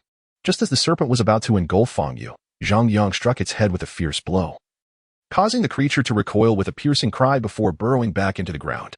It retreats so swiftly. Zhang Yang frowned, realizing that he hadn't even unleashed his second strike before the serpent vanished, its speed far exceeding his expectations. Seeing the serpent's departure, Fang Yu collapsed onto the ground, his legs trembling slightly. Get up, or you'll meet your demise sitting there. Zhang Yang scolded. Fang Yu's expression changed, and before he could rise, the ground beneath him began to shift. Oh no, it's coming for me, he exclaimed in horror, but his trembling legs prevented him from standing. Bang! Zhang Yang kicked him away just as a serpent's head shot up from the earth, its gaping maw aimed at Zhang Yang. Reacting swiftly, Zhang Yang propelled himself away from the serpent's head, while the massive yellow python emerged entirely from the ground, measuring over 20 meters in length. Rest assured, brother. Next year on this day, I will visit your grave with offerings, Fang Yu, saved by Zhang Yang, albeit in a rather rough manner, wept profusely. In midair, Zhang Yang's expression darkened, and just as he was about to descend, the innate stone sword in his hand radiated a devastating aura, with red and black energies erupting in tandem. You wish to feast on me? Watch as I turn you into charred strips. Zhang Yang bellowed, plunging his sword into the serpent's mouth, unleashing a torrent of violent energy. Boom, boom, boom. The surrounding cultivators were astounded as the serpent's body erupted with a brilliant black-red light, followed by a thunderous explosion that left nothing behind. The energy surged through the air, forcing onlookers to stagger back. As the tumultuous energy dissipated, Zhang Yang landed gracefully. What kind of technique was that? The serpent left not even a trace. The spectators gasped in disbelief. "Brother, you survived," Fang Yu exclaimed, tears streaming down his face as he rushed towards Zhang Yang in relief. Slap. Zhang Yang delivered a swift blow to Fang Yu's face, scolding him. "How dare you speak of visiting my grave next year? Can you not utter something more uplifting?" Fang Yu, feeling wronged, replied, "I thought you would be swallowed by the serpent, and if so, I would at least have a way to give you a proper burial." Bang, bang, bang. Zhang Yang began to pummel Fang Yu, finding his words utterly dismal. Fang Yu only ceased his complaints when Zhang Yang had sufficiently bruised him. However, Zhang Yang's attention was drawn to several cultivators who were stealthily approaching the ancient purple tree. "Are you seeking death?" Zhang Yang's chilling voice rang out. Those intruding cultivators halted in their tracks, one of them sneering, "People die for wealth, and birds perish for food. Let us charge." He aimed to incite the crowd, hoping to seize the opportunity to claim the purple ancient fruit for himself. Others were swayed by his words, contemplating his reasoning. Swoosh! Just as he finished speaking, his head flew from his shoulders. The remaining cultivators, who had just begun to advance, instantly recoiled. "You cannot take what is mine unless I willingly give it to you. Understand?" Zhang Yang stated coldly. The onlookers, witnessing the decapitated bodies still twitching, nodded in agreement. "Brother, that was truly impressive." Fang Yu, bruised and battered, flattered. Bang! Zhang Yang struck him again, causing blood to spurt from Fang Yu's nose, yet his smile remained, as if unaffected by the blows. Zhang Yang, unable to suppress a grin, gave Fang Yu a thumbs up before striding towards the ancient purple tree. Chapter 109. Purple Ancient Liquid. Upon reaching the tree, Zhang Yang discovered that while the fruit tree was grand, most of the fruits had rotted away, leaving only 3 intact, emanating a soft purple glow. Zhang Yang plucked the 3 fruits, muttering, "What a waste of time, only 3 to show for it." Without hesitation, he consumed one. Feeling a surge of pure energy flood into his dantian, swiftly absorbed. The other cultivators looked on enviously as he savored the fruit. "Brother, is it delicious?" Fang Yu swallowed hard, eager for a taste. Zhang Yang tossed another fruit into his mouth, mumbled indistinctly, "No real flavor." Upon swallowing the second fruit, Zhang Yang noticed that its effects were significantly diminished, barely half of the previous fruit's potency. What a letdown, he thought. Feeling no urge to advance despite being at the pinnacle of the martial master level, continuing to consume would be wasteful. He glanced at the bruised Fang Yu, who was fixated on the black ancient fruit in Zhang Yang's hand, a droplet of saliva escaping the corner of his mouth. Recognizing Fang Yu's desire, Zhang Yang tossed the black ancient fruit to him. "Here, it's yours." Fang Yu's face lit up with joy as he exclaimed, "Thank you, brother." Just as he prepared to bite into the fruit, hurried footsteps approached, followed by an angry voice. "We're too late. That guy has devoured the black ancient fruit." A man pointed accusingly at Fang Yu. Fang Yu paused, his face contorted with rage, and then turned to Zhang Yang, saying, "Brother, this is not good. Some of these people are allied with Zhu Chang from the Wei Kingdom, while the rest are from the allied Xiang Kingdom. We must flee." Zhang Yang frowned. "What is there to fear? Their strength far surpasses Zhu Chang's, and there are so many of them. If we don't run now, it may be too late." Fang Yu hurriedly explained, "Where is Zhu Chang?" Before Fang Yu could respond, a voice from the crowd called out, searching for Zhu Chang's whereabouts. "He has been slain." Before Zhang Yang and Fang Yu could reply, another voice declared, pointing an accusing finger at Zhang Yang, clearly with malicious intent. "This scoundrel." Upon witnessing the scene, Fang Yu exclaimed, "Dare to kill someone from my Wei Kingdom? It seems you are courting death." The man, filled with fury, charged directly towards Zhang Yang. With a swift motion, Zhang Yang unsheathed his sword and dispatched the assailant with remarkable efficiency. The onlookers from both Wei and Xing kingdoms were taken aback. Soon, a man from the Xing kingdom emerged from the crowd, his expression frosty as he declared, "Surrender the fruit, or you shall suffer a fate worse than death." Fang Yu's expression shifted upon recognizing this individual, and he hurriedly whispered to Zhang Yang, "This man is the pride of the Xing kingdom, at the pinnacle of the 9th level of martial masters. His greatest asset is his extraordinary speed, making him nearly impossible to defend against." Zhang Yang paused momentarily, then nodded. In his understanding, the foremost prodigy should be at least at the Grand Martial Master level. However, considering the possibility that they might be from a nation weaker than the Great Xia, it all seemed reasonable. "Should you possess the ability, come forth and attempt it." Zhang Yang scoffed. The man, noticing Zhang Yang's arrogance, turned to his companions and said, "Once I eliminate him and avenge Brother Zhu, we shall retrieve that purple ancient liquid." Upon hearing the mention of the purple ancient liquid, Zhang Yang's interest was piqued, though he chose to remain silent. One of the men from Xing glanced at Zhang Yang and remarked, "Let us make this swift, with your speed." You should be able to dispatch this scum in a single blow. As soon as the words left his mouth, the man's eyes widened in disbelief. Zhang Yang had inexplicably appeared before them, and the head of the pride of Xing Kingdom had already been severed. Let us fight without further ado. Spare me the chatter. Zhang Yang's cold voice echoed. In rapid succession, he unleashed a flurry of strikes, eliminating the remaining foes before they could even react. The man from Xing stood frozen, drenched in cold sweat, his face filled with horror, as Zhang Yang's combat prowess far exceeded his expectations. Where is the purple ancient liquid? Zhang Yang inquired. It's, the man stuttered, utterly terrified. Speak quickly, Zhang Yang commanded. It's located 50 miles from here at Despair Slope. The man trembled in response, and with that, his head rolled to the ground. Brother, you are formidable. Fang Yu approached, munching on a purple ancient fruit, showering Zhang Yang with praise. Initially, he thought following Zhang Yang would be a tragedy, but now he was beginning to see the advantages of his decision. Have you heard of Despair Slope? Zhang Yang asked. Fang Yu nodded. It is not too far from here. Excellent.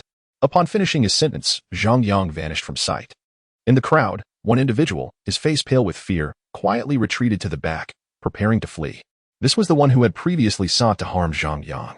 Where do you think you're going? Zhang Yang suddenly appeared before him. I was wrong. The man quaked, dropping to his knees and begging for mercy.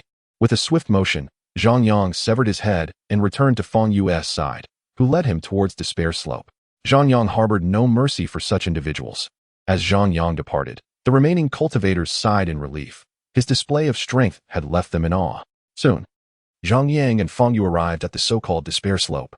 Zhang Yang gazed at the slope, which was not particularly high but riddled with countless holes emitting purple smoke. Beneath the slope stood over a dozen cultivators, each furrowing their brows in contemplation. This purple smoke seems toxic, Fang Yu remarked, unable to contain himself. Zhang Yang nodded in agreement. Upon noticing Zhang Yang and Fang Yu's arrival, the cultivators on the slope displayed caution. Fang Yu, you're alive, a woman exclaimed, rushing towards him and enveloping him in a tight embrace. Fang Yu, equally emotional, returned the embrace.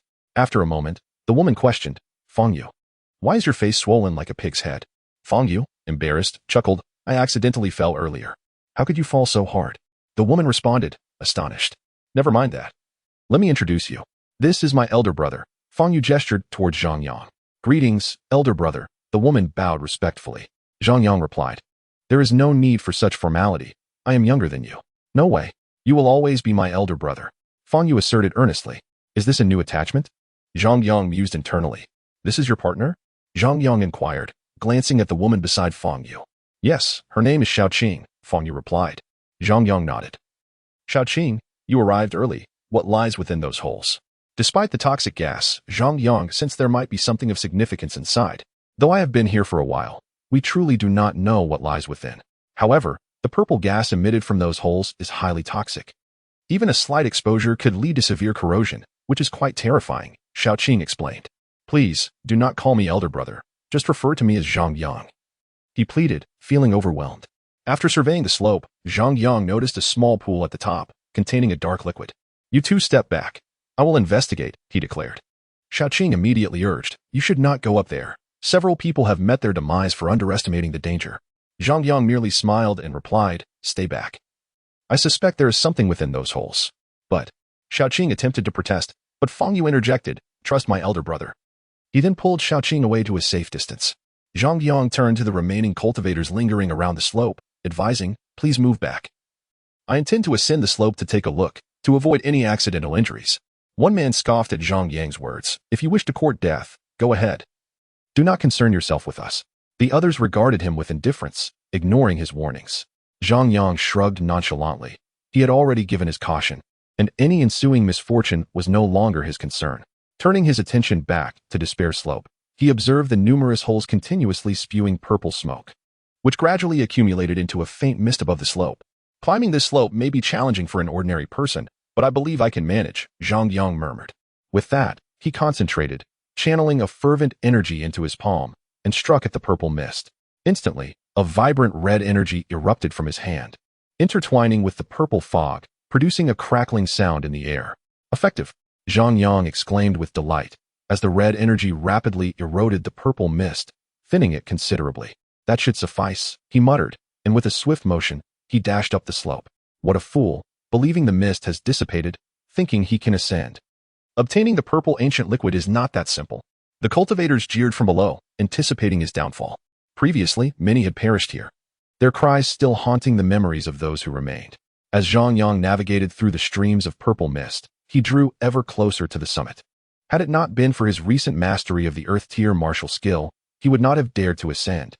For the frequency of the purple gas's eruption was alarmingly rapid, requiring utmost caution. Just as Zhang Yang approached the crest, strange noises erupted from the small pits surrounding him. A sudden wave of foreboding washed over Zhang Yang as he cast his gaze upon the pits. Emerging from one of them was a black ant, roughly the size of a leaf. An ant? Zhang Yang frowned, sensing that the situation was far more complex than it appeared. As anticipated, after the first ant emerged, countless others soon followed, surging forth from the depths of the pit towards him. Good grief! Zhang Yang gasped, estimating that at least 10,000 dark ants were now advancing. And should they descend upon him, he would be reduced to mere bones in an instant. Without hesitation, he turned to flee, but as he did, his expression shifted entirely. For before him lay the despair slope, teeming with ants crawling out of every crevice, a sight that sent chills down his spine. I have truly stirred a hornet's nest, he muttered under his breath, quickening his pace down the slope. At the base of the despair slope, several individuals witnessed the swarm of black ants emerging from the pits. Their faces etched with shock, for they had never encountered such creatures. This fellow is truly unfortunate. His demise would be more agonizing than succumbing to poison. He deserves it. Who told him to be so greedy and venture up alone? If it were that easy, we would have gone up ourselves, and he wouldn't have had a chance. The cultivators exchanged sardonic remarks, their expressions dripping with mockery as they observed Zhang Yang's desperate plight. However, their demeanor shifted abruptly when they noticed Zhang Yang running towards them. A massive horde of ants in hot pursuit, a truly terrifying sight. Goodness, that rascal! One exclaimed, and they all turned to flee. Yet their speed paled in comparison to Zhang Yang's, who swiftly darted past them. As they watched Zhang Yang's figure recede, glancing back at the relentless tide of ants, despair washed over their faces. My apologies, everyone. I heard everything you said, and I did it on purpose, Zhang Yang's voice echoed from a distance. Just as they prepared to unleash a torrent of curses, the nearest ant lunged at one of them. Ah! A scream erupted. The remaining individuals paled. And before they could react, they were engulfed by the swarm. Meanwhile, Zhang Yang was already far away, joining Fang Yu and Xiao Qing. He glanced back to see the tide of ants gradually receding, quickly returning to the pits, while the figures of those unfortunate souls vanished entirely. As if they had never existed, Fang Yu felt a shiver run down his spine at the sight. Zhang Yang, perhaps it would be best not to go back. Let go of the idea of the purple ancient liquid, Xiao Qing urged, shaken by the horrifying scene. Zhang Yang frowned as he surveyed the now tranquil despair slope. And a bold idea sparked in his mind. I shall give it another try. Without hesitation, he charged back up the slope, knowing he must seize every opportunity to enhance his strength, for such chances may not arise again. As Zhang Yang ascended the slope, sure enough, the black ants emerged anew, a dense army racing towards him.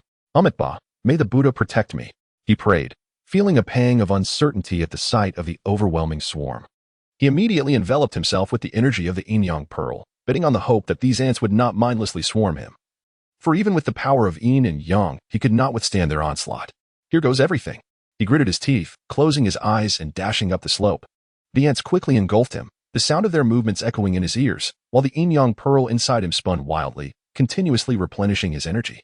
Fang Yu and Xiao Qing watched in disbelief as Zhang Yang was consumed by the swarm of ants.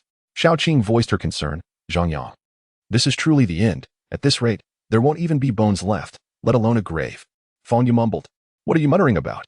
Xiao Qing asked, puzzled. It's nothing, Fang Yu sighed, shaking his head. On the despair slope, Zhang Yang unleashed the full might of the yin-yang pearl, a violent surge of power radiating outward, causing the surrounding ants to disintegrate into nothingness. Yet moments later, the relentless swarm surged forth once more. If this continues, I will eventually be worn down. Zhang Yang thought gravely, realizing that these ants were indeed mindless, recklessly charging at him without regard for their own lives. The glow of the yin-yang pearl was dimming rapidly. As he scanned his surroundings, he noticed a colossal black ant in the distance, its antennae swaying as if issuing commands. The Ant Queen. Zhang Yang recognized instantly. In the next moment, he was once again enveloped by the swarm. This is it, he shouted, activating the yin-yang pearl's energy once more, vaporizing the surrounding ants. However, the pearl grew even dimmer. Zhang Yang vanished from his spot, launching himself towards the Ant Queen with a swift strike. As the queen shrank back into the hole, Zhang Yang struck just as her head was disappearing, severing it cleanly from her body, her antennae still twitching. The remaining ants, disoriented by the loss of their queen, scattered chaotically in every direction. Zhang Yang exhaled a breath of relief. Had he failed to slay the queen, it would have been his end. With the swarm dissipating, he quickly reached the summit of Despair Slope, where a violet-black pool emanated a soft glow. Without a second thought, Zhang Yang leapt into the pool, fervently absorbing the liquid within. Ah, how delightful! He sighed as the pure purple ancient liquid rejuvenated his body. From a distance, Feng Yu and Xiaoqing watched the entire sequence unfold. Truly a calamity that begets generations. Feng Yu couldn't help but comment. Do you wish for Zhang Yang to perish? Xiaoqing gazed at Feng Yu, disbelief etched on her face. I was merely making an observation, Feng Yu replied. How can you say such things about Zhang Yang? He did provide you with the purple ancient fruit. You should be grateful, Xiaoqing admonished. All right, I was wrong. But are you truly my partner in the Tao? Why are you defending him? Feng Yu protested. I simply speak the truth, Xiaoqing countered. I sense a hint of dissent in your expression. If you disagree, you should voice it rather than suppress it, Xiaoqing teased. Feng Yu, feeling cornered, shrank back slightly. Although Xiaoqing appeared gentle on the surface, she possessed a fiery temperament, a classic case of contrasting appearances. I'm not. You're overthinking it, haha? Feng Yu laughed awkwardly. An hour later, Zhang Yang had completely absorbed the purple ancient liquid, a smile spreading across his face. The liquid is indeed pure. It has elevated me to the pinnacle of the martial master's 9th level, Zhang Yang mused. Since the atmosphere is right for it, I shall press on and break into the grand martial master realm. With that thought, he swallowed all the 100 spirit pills and began his breakthrough into the grand martial master level. Zhang Yang harnessed the energy within him to relentlessly assault the barrier of the grand martial master. But even after exhausting the energy of the 100 spirit pills, he was unable to breach the barrier. Could it be that the 100 spirit pills are insufficient? Zhang Yang furrowed his brow, astonished that 5 pills could not shatter this obstacle. Alas, I shall pause here for now. My strength has increased, and it is time to seek them out. With that, Zhang Yang departed from the Despair Slope. He referred to them as Lan Chuchu and others who participated in the WAN Xiao War from the Xia Kingdom. Upon seeing Zhang Yang descend, Feng Yu and Xiaoqing immediately approached him. Brother, have you broken through? Feng Yu could distinctly sense the intensified aura emanating from Zhang Yang. Zhang Yang nodded. Xiaoqing, have you encountered anyone from the Xia Kingdom? Zhang Yang inquired. Xiaoqing shook her head and replied, although I haven't met anyone. I know that most people have headed towards the center of this small world for reasons unknown. Zhang Yang fell silent for a moment before saying, Then we shall part ways here. I must take my leave. He resolved to explore the central region, hoping to encounter individuals from the Xia Kingdom. Brother, I want to follow you, Feng Yu immediately declared. I have many enemies here. Following me would only lead to your demise, Zhang Yang warned. Upon hearing this, Feng Yu immediately backed down, as he certainly did not wish for his own death. In that case, brother, you must be careful, Feng Yu advised, his expression shifting rapidly. Zhang Yang merely smiled before departing alone. It took him an entire day to traverse the vast grassland, and upon arrival, he encountered a mighty river that surged fiercely, blocking his path. The Heavenly River. The words were inscribed on a stone tablet by the riverbank. At that moment, numerous cultivators were gathered by the river, seemingly awaiting something. Strangely, they all appeared quite harmonious, without engaging in any conflict. Curiosity piqued, Zhang Yang approached the riverbank and inquired of a cultivator, What are you all waiting for? The cultivator replied with a smile, We await the giant turtle to carry us across the river.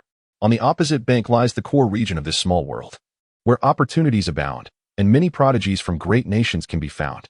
Chapter 112. The giant turtle. Upon hearing this, Zhang Yang's understanding deepened, yet he remained puzzled.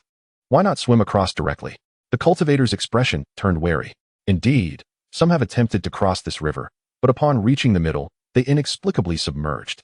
As if dragged down by some unseen force, it's quite eerie. Zhang Yang's face mirrored his surprise. It's coming, the cultivator suddenly announced. Zhang Yang glanced toward the river, witnessing a colossal turtle, as massive as a mountain, slowly approaching them, leaving him in astonishment.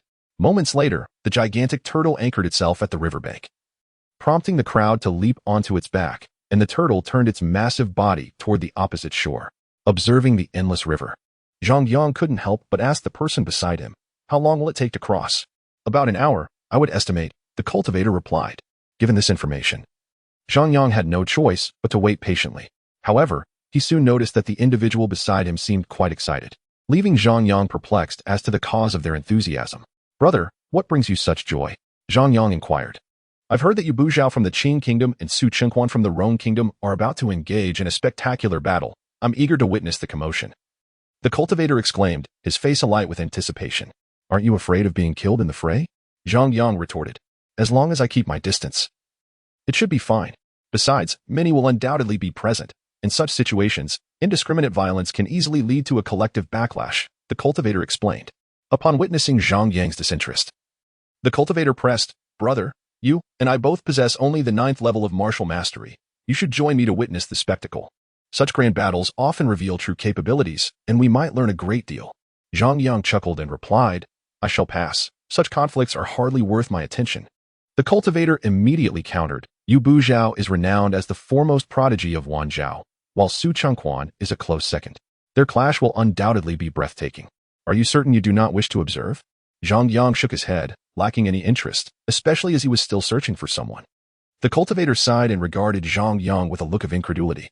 Just then, Zhang Yang suddenly heard sounds of a struggle erupting from the turtle's back and quickly turned to see 2 formidable martial masters mercilessly attacking the other cultivators. Their faces contorted with madness. Guzhan and Su Ming intend to kill us. The cultivator beside Zhang Yang shouted in fury. Do you know them? Zhang Yang inquired. Those 2 have quite a notorious reputation. They relish in despicable acts, so I am indeed familiar with them. The cultivator replied darkly. Fei Qing, you dare insult us? You must be tired of living. Guzhan sneered menacingly while wreaking havoc.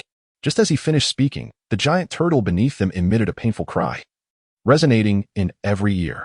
Suddenly, the turtle began to tremble, and those atop it felt as though an earthquake had struck, causing them to sway perilously. What is happening? Fei Qing exclaimed, and soon everyone was gripped by terror as they realized they were gradually sinking. Zhang Yang furrowed his brow, observing his surroundings but discovering nothing amiss. Suddenly, a maniacal laughter erupted.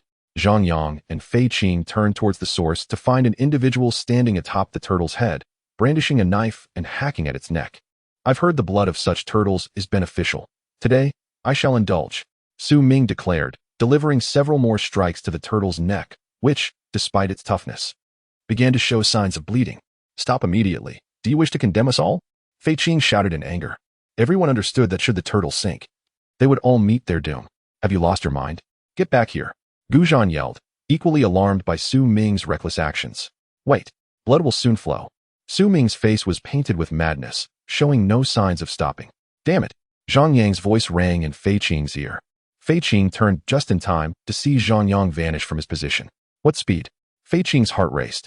In the next moment, he witnessed Zhang Yang appear beside Su Ming, a white stone sword materializing in his grasp. Are you seeking death? Zhang Yang swung the sword directly at Su Ming. Get away. Do not interfere with me. Su Ming, already deranged, retaliated with a slash aimed at Zhang Yang, desperate to continue his gruesome task. The sound of breaking echoed as Fei Qing watched in astonishment as Zhang Yang severed Su Ming's weapon and cleaved him in 2. Incredible. Fei Qing's eyes widened. Although he had previously chastised Su Ming, he had never dared to act against him, knowing he was no match. Now, witnessing Zhang Yang, of the same realm, effortlessly dispatch Su Ming, he realized Zhang Yang's formidable strength. After eliminating Su Ming, Zhang Yang noticed the turtle was still sinking, causing his expression to change dramatically. However, he quickly spotted the wound on the turtle's neck and turned to Fei Qing. Do you have any medicine? The turtle is injured.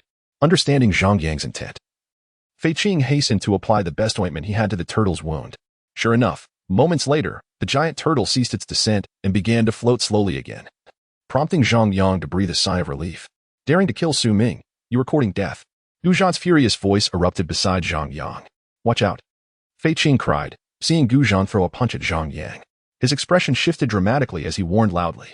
With a swift motion, Zhang Yang remained unmoved and struck out with his sword, severing Guzhan's arm. Ah! Guzhan's scream echoed. Damn it! You 2 fools nearly got me killed. Zhang Yang fumed, swinging his sword once more to sever Guzhan's other arm. With both arms lost, Guzhan fainted, and Zhang Yang, seeing this, kicked him into the river. Beside him, Fei Qing gasped in astonishment at Zhang Yang's formidable strength and his ruthless decisiveness, which utterly shocked him. An hour later, the colossal turtle finally ferried Zhang Yang and his companions to the riverbank. However, only a handful of individuals disembarked from the turtle. The rest had been slain by Guzhan and Su Ming. Farewell.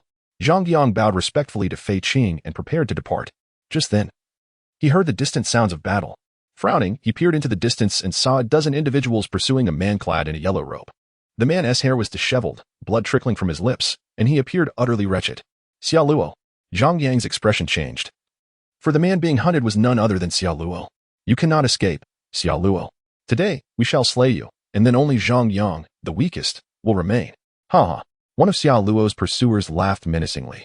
Both of your nations will meet a terrible fate. Xiao Luo staggered and shouted, blood flowing more profusely from his mouth, his complexion growing increasingly pale. Blame Zhang Yang for your plight. I simply cannot fathom how a mere martial master at the 8th level dared to provoke all the prodigies and even the monarchs of 2 nations. It is utterly foolish. The assailant mocked. Spare me your grandiloquent justifications. Even without Zhang Yang, you would still target the prodigies of my Xia nation. Xiao Luo retorted. He was, after all, a prince, fully aware of the intricacies of the relations between the 2 nations. Truly worthy of being the grand prince of the great Xia. You are indeed astute. But you shall still meet your demise. The pursuers sneered as they closed in on Xiao Luo. Xiao Luo felt dizzy. His injuries were too severe, compounded by the loss of blood. Ultimately, he collapsed to the ground, losing consciousness. This fool has finally reached his limit. The pursuer, noticing Xiao Luo had fallen, slowed his pace, and so did the others. They had been chasing Xiao Luo for at least an hour, and no one had anticipated that he could run for so long despite his grievous injuries. Once we kill you, we shall finish off Zhang Yang, and everything will be resolved. The pursuer, his expression icy, approached Xiao Luo, and without hesitation plunged his sword toward him. Clang! Just as the sword was about to pierce Xiao Luo's chest, a white stone sword suddenly deflected the attack. Who? The assailant shouted angrily, immediately looking up at the newcomer. It's you. Upon realizing it was Zhang Yang, the assailant's face betrayed no joy, only sheer terror. For Zhang Yang's fist was already hurtling toward him. Bang! Zhang Yang's punch landed heavily on the assailant's face, obliterating his skull. The remaining pursuers, witnessing this, wore expressions of shock and fury, and they charged at Zhang Yang. Caught off guard by Zhang Yang's sudden appearance, they were momentarily stunned. Swish, swish, swish. Zhang Yang's face remained expressionless as he wielded his sword, decapitating them one by one. In mere moments, only 2 remained. And upon seeing the decapitated bodies strewn across the ground, dread filled their hearts as they realized Zhang Yang's power far exceeded their expectations. Run, one of them shouted, immediately turning to flee, with the other following closely behind. Swish! Zhang Yang would not afford them such an opportunity. He swiftly swung his sword, cleaving them in half. After dispatching the last of the pursuers, Fei Qing hurried to Xiao Luo's side, examining his injuries with a frown. He's gravely wounded. We must treat him at once. With that, Fei Qing placed a pill in Xiao Luo's mouth and promptly hoisted him onto his back, racing into the distance. Zhang Yang, momentarily taken aback, quickly followed suit. Before long, they arrived in a thicket devoid of any caves. Reluctantly, they settled beneath a relatively leafy tree, laying Xiao Luo against the trunk. Brother Fei, do you know the Grand Prince? After ensuring Xiao Luo was secure, Zhang Yang perched on the trunk and inquired. It was unusual for Fei Qing to take the initiative to save Xiao Luo, and Zhang Yang was curious. I have known Brother Xiao for quite some time, Fei Qing explained, sensing Zhang Yang's intrigue. But the 2 nations are so far apart. Ordinarily, you should not have met, Zhang Yang remarked. Indeed, it is quite serendipitous. I happened to visit the Red Pavilion one day, and Brother Xiao's performance there left me in awe, which led to our acquaintance, Fei Qing elaborated. What is the Red Pavilion? Zhang Yang asked, puzzled. The Red Pavilion is quite extraordinary, comprising 8 levels that one must ascend, facing challenges at each stage. If successful, one can meet the 4 renowned courtesans of the realm. Fei Qing explained, his expression tinged with excitement. Courtesans? Zhang Yang, initially thinking it was a formidable trial ground, was taken aback upon hearing the term. Evidently, you are unaware. Let me clarify. Each level is guarded by a woman, and you must incapacitate her to proceed, otherwise, you fail the challenge. Just imagine having to conquer all 8 levels, a feat not easily achieved. Fei Qing continued, admiration gleaming in his eyes as he regarded Xiao Luo. Is the Red Pavilion legitimate? Zhang Yang began to grasp the situation, astonished that Xiao Luo had previously engaged in such frivolities. It is a sanctuary for men. A hallowed hall of honor, Fei Qing stated earnestly. Zhang Yang, by the way, your talent is exceptional. Why not give it a try? If you can conquer all 8 levels, you could interact with the 4 courtesans. Fei Qing tempted. Zhang Yang shook his head decisively. Interact? If I were to conquer 8 levels, I would feel a pang of anguish even if the courtesans were breathtaking. At that moment, a painful groan echoed through the air. Xiao Luo had awakened. Zhang Yang immediately turned to him, seeing that Xiao Luo had opened his eyes, appearing somewhat better, though still in a poor state. Grand Prince, how do you feel? Zhang Yang inquired. Much better than before, Xiao Luo replied weakly. Have you located the others? Zhang Yang pressed. At this question, A flush of crimson crossed Xia Luo's pale face, followed by a violent cough. Zhang Yang's heart sank at Xia Luo's reaction, sensing an ominous premonition. They are all dead, Xia Luo uttered weakly. What? Zhang Yang's eyes widened in disbelief. How could this be? His emotions surged, and his voice involuntarily rose. I had gathered everyone from the Xia nation, but then we received news that you had been captured by the Yu nation. We were frantic and unanimously decided to rescue you, believing that the Yu nation was of similar strength to ours. However, upon confronting those scoundrels, we discovered we had been deceived. That news was a trap, and the Yu and the nations had been waiting for us. Xia Luo's voice trembled as he recounted the events. Upon hearing this, a wave of murderous intent emanated from Zhang Yang, uncontrollable in its ferocity. Zhang Yang, you must rein in your rage. Otherwise, Brother Xia might not withstand it, Fei Qing warned, startled by the aura surrounding Zhang Yang. Zhang Yang glanced at Xia Luo, who was indeed bleeding from his mouth again, and immediately suppressed his murderous energy. Lan Chuchu may still be alive, Xia Luo said, locking eyes with the icy Zhang Yang. Where is she? Zhang Yang demanded, his voice resolute. Lan Chuchu was gravely injured and likely captured by the Yu nation, but I believe they will not kill her. Xia Luo explained. Why? Zhang Yang inquired. They are aware of your connection with Lan Chuchu. I suspect they aim to use her to lure you into a trap. Xia Luo speculated. Nodding in agreement, Zhang Yang recognized the likelihood of this scenario. Where were you ambushed? He asked. Subsequently, Charlotte informed Zhang Yang of the location. And without hesitation, Zhang Yang leaped down from the towering tree. He then turned to Fei Qing, who was perched above, and said, I would appreciate it, Brother Fei, if you could look after the crown prince for me. Having uttered these words, Zhang Yang vanished into the woods. Fei Qing stared in astonishment at the direction of Zhang Yang's departure and couldn't help but exclaim, has Brother Zhang lost his senses in anger? Surely he does not intend to confront the combined forces of both you and the nations alone? That is indeed his nature, Charlotte replied. But isn't this too perilous? How could he possibly contend with the finest from both nations on his own? Moreover, it is a formidable empire, far beyond our small nation's capabilities to challenge. Fei Qing countered. Do not be deceived by Zhang Yang's lower cultivation level. He is, in fact, the strongest among us in the Great Xia. Though it is a middle-tier empire. Should they underestimate Zhang Yang, they will meet a most unfortunate end. Charlotte also gazed in the direction Zhang Yang had vanished, and despite his words, his eyes betrayed an undercurrent of deep concern. Zhang Yang, my strength is lacking, and I am gravely injured. The burden of avenging everyone now falls upon you. Charlotte's gaze flickered as he whispered to himself. Night had fallen. Zhang Yang swiftly located the battlefield based on Charlotte's directions. The area was mountainous, and he found himself at the foot of one such mountain. Why are there so many people here? He pondered, frowning from his concealed position. At the base of the mountain stood numerous cultivators, their faces etched with shock as they engaged in hushed discussions. Something is amiss. I must investigate, Zhang Yang murmured. He learned from Charlotte that the battle had only concluded a mere half-day prior. The fact that so many had gathered in such a short span indicated that something extraordinary had occurred. After a brief disguise, he stealthily approached the crowd. Upon reaching the outskirts of the gathering, his expression turned icy, and an uncontrollable aura of killing intent flickered across him, his eyes instantly bloodshot. Before him stood 8 pillars, each bearing a person suspended by ropes, 7 warriors of the Xia nation who had perished in battle, alongside the unconscious Lan Chuchu. Their disheveled hair and pale faces spoke of their tragic fate, the blood from their wounds having long since drained, swaying in the wind. None from the Yu and the nations shall leave here alive. Zhang Yang's voice resonated darkly, audible only to himself. He then pressed into the crowd, seeking to discern the whereabouts of those from Yu and in. What enmity could compel these nations to desecrate the dead in such a manner? It was rumored that the two nations were historically adversarial, and during the last Wan Xiao battle, many from the Great Xia had fallen to Yu's hands. Whispers suggested that you had allied with the middle-tier empire of and to ambush Xia, leading to their dismal defeat. Now, Xia was nearly annihilated. Among the throng, some cultivators engaged in fervent discussions. Has anyone seen this man?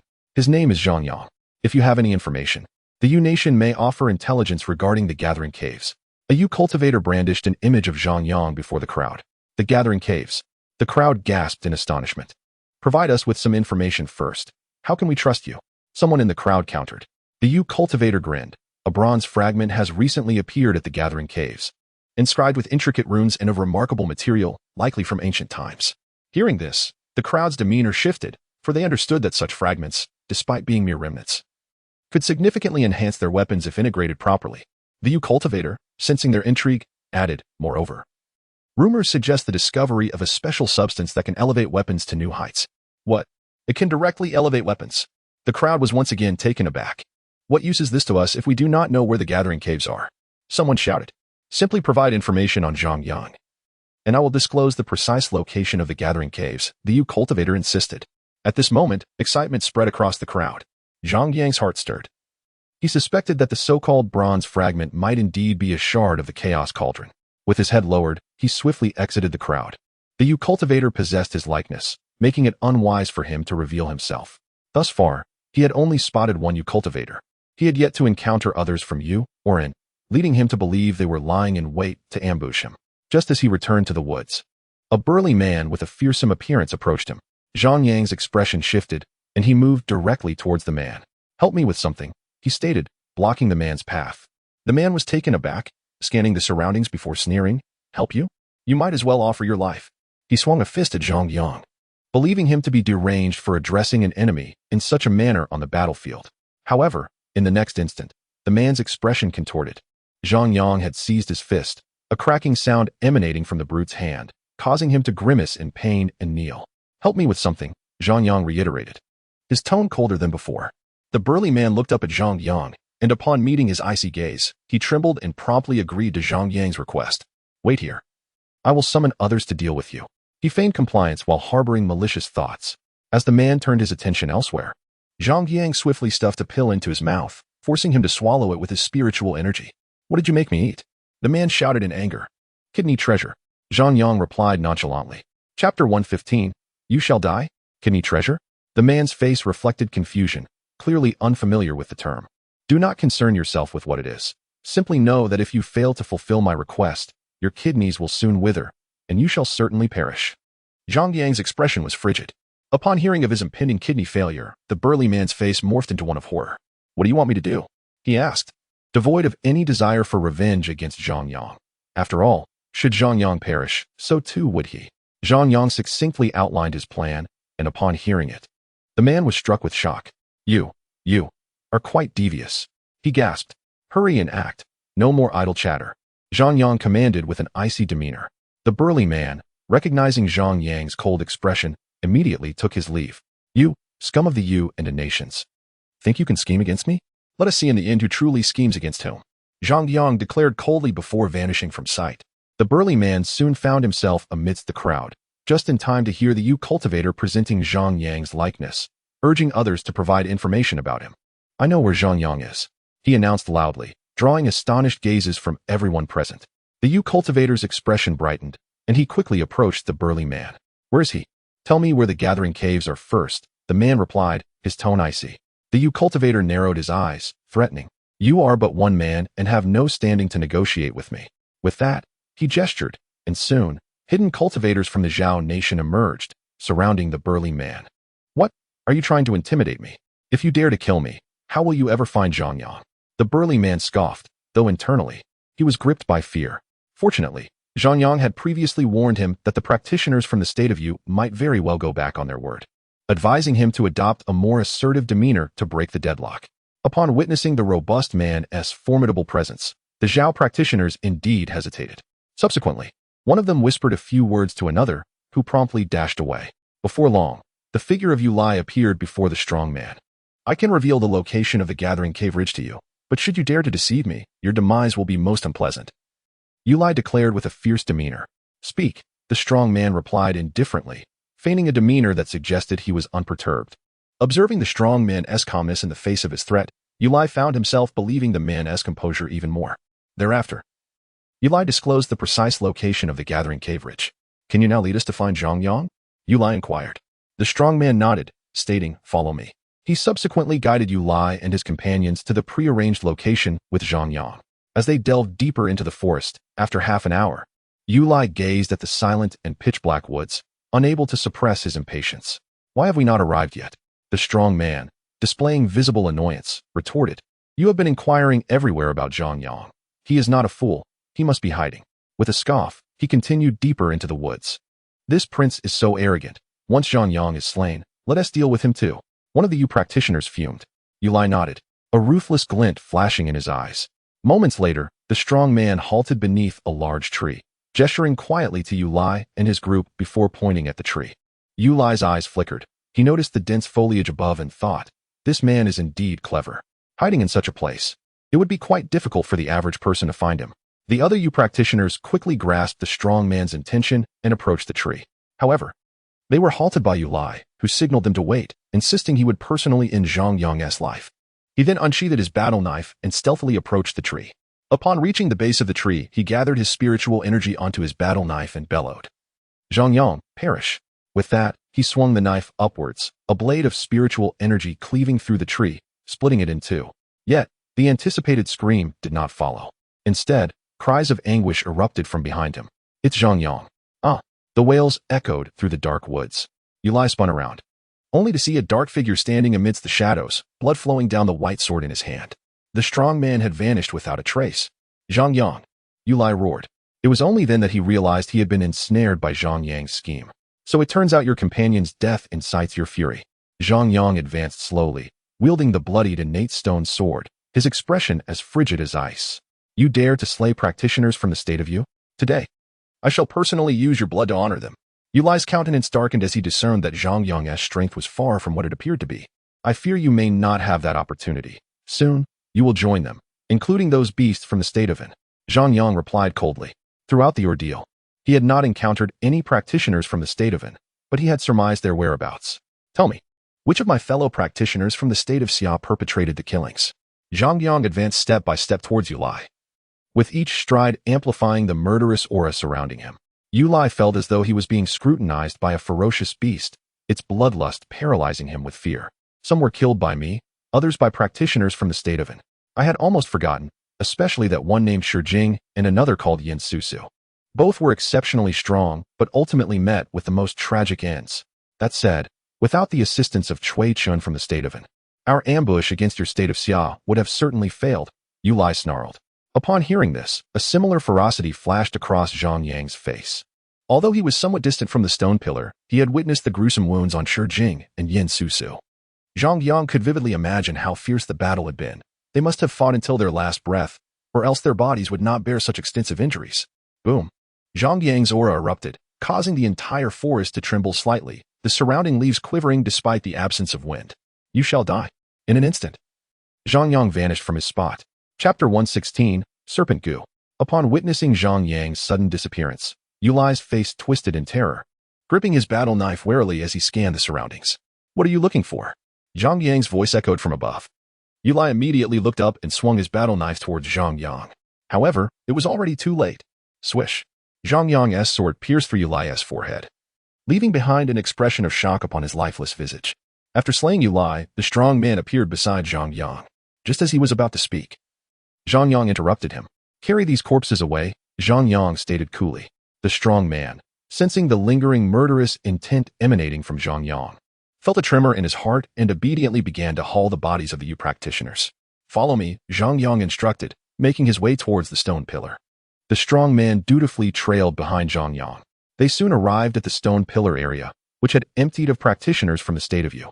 Zhang Yang hastily lowered his companions who had been suspended from the pillar. Upon placing Lan Chuchu down, he could feel her breath was alarmingly faint. Zhang Yang's expression shifted, and he quickly checked her heartbeat, discovering it to be exceedingly slow and weak, nearly imperceptible. How could this happen? Zhang Yang's brows furrowed. Utterly perplexed by Lan Chuchu's condition, she may have suffered a spiritual injury. Yukong's voice suddenly resonated in Zhang Yang's mind. Upon hearing Yukong, Zhang Yang's face brightened. How can I heal her? Her condition is unlike yours. Observe the black mist at her brow. She has likely been afflicted with serpent goo. If I am correct, a small serpent is now residing within her spirit. This serpent is currently in a dormant state, but once it awakens, it will devour Lan Chuchu's spirit until it is entirely consumed, Yukong explained. Serpent goo. What should we do? Should we extract the serpent directly? Zhang Yang inquired anxiously. That cannot be done. The small serpent resides within Lan Chuchu's spirit. Forcibly removing it will shatter her spirit, leaving her with no hope of recovery, Yukong cautioned. Then what can we do? Should we allow the small serpent to devour Lan Chuchu's spirit? Zhang Yang questioned in distress. There is no need to panic. You can place Lan Chuchu within the chaos cauldron. This way, the small serpent will not awaken, Yukong suggested. But that is not a long-term solution. Do you have any method to save Lan Chuchu? Zhang Yang asked, prompted by Wukong's words, as he stored Lan Chuchu within the chaos cauldron. Once we find the Panlong peach, we can lure out the small serpent. It is the favorite food of such serpents, Wukong explained. Where can it be found? Zhang Yang inquired hastily. I do not know, Wukong replied. Zhang Yang paused, feeling helpless, and set that matter aside for the moment. Afterward, Zhang Yang and the strong man sought a favorable location and erected a monument for each of the 7 individuals. Zhang Yang then bound the corpses of the 7 practitioners from the state of Zhao and arranged them to kneel in a worshipful posture before the tombstones. Zhang Yang intended for these Zhao practitioners to eternally repent before their memorials. After completing everything, Zhang Yang lingered before the 7 tombstones for quite some time, while the brawny man beside him dared not utter a word, silently waiting for Zhang Yang. It was only just before his departure that Zhang Yang finally spoke. Leave the rest to me. I shall not let those who harmed you go unpunished, not one of them. His tone was resolute. With that declaration, Zhang Yang exhaled deeply and departed without a glance back. Once Zhang Yang left, a gust of wind suddenly swept through the tombstones, causing the leaves in the mountains to sway, as if responding to Zhang Yang's previous words. He swiftly made his way out of the mountain range, his destination being Juku Ling, as he suspected that the scoundrels from Nguo were lurking there. Brother, please don't go. If you don't give me the antidote, I fear I may not last much longer, pleaded the brawny man. What do you mean you can't last? Zhang Yang paused, having almost forgotten about him. I feel a burning sensation throughout my body, as if a surge of yang energy is continuously manifesting within me. I can even sense my blood flow racing faster than before. The kidney treasure you gave me is too potent. Hurry with the antidote, or I truly won't be able to endure. The man lamented. What I provided you is not poison. There is no need to panic, Zhang Yang reassured him. Really? If it's not poison, then why am I experiencing this? The brawny man inquired. It is a supplement for your kidneys, greatly beneficial to your body. It seems to be taking effect now, Zhang Yang explained. The brawny man fell silent, as if contemplating something. There's no need for further thought. It's exactly as you surmise. You have 2 options, either find a secluded place to resolve this yourself or seek assistance from someone else. Those are your only choices, Zhang Yang concluded, turning to leave, leaving the brawny man in disarray amidst the wind. You're truly something else, Wukong could not help but tease. If I had poison, I would not resort to this, Zhang Yang replied. Soon after, following the brawny man's description, Zhang Yang arrived at Juku Ling, where he found a massive mountain range dotted with numerous caves. He observed several cultivators traversing the mountains, and he could also see some corpses lying within.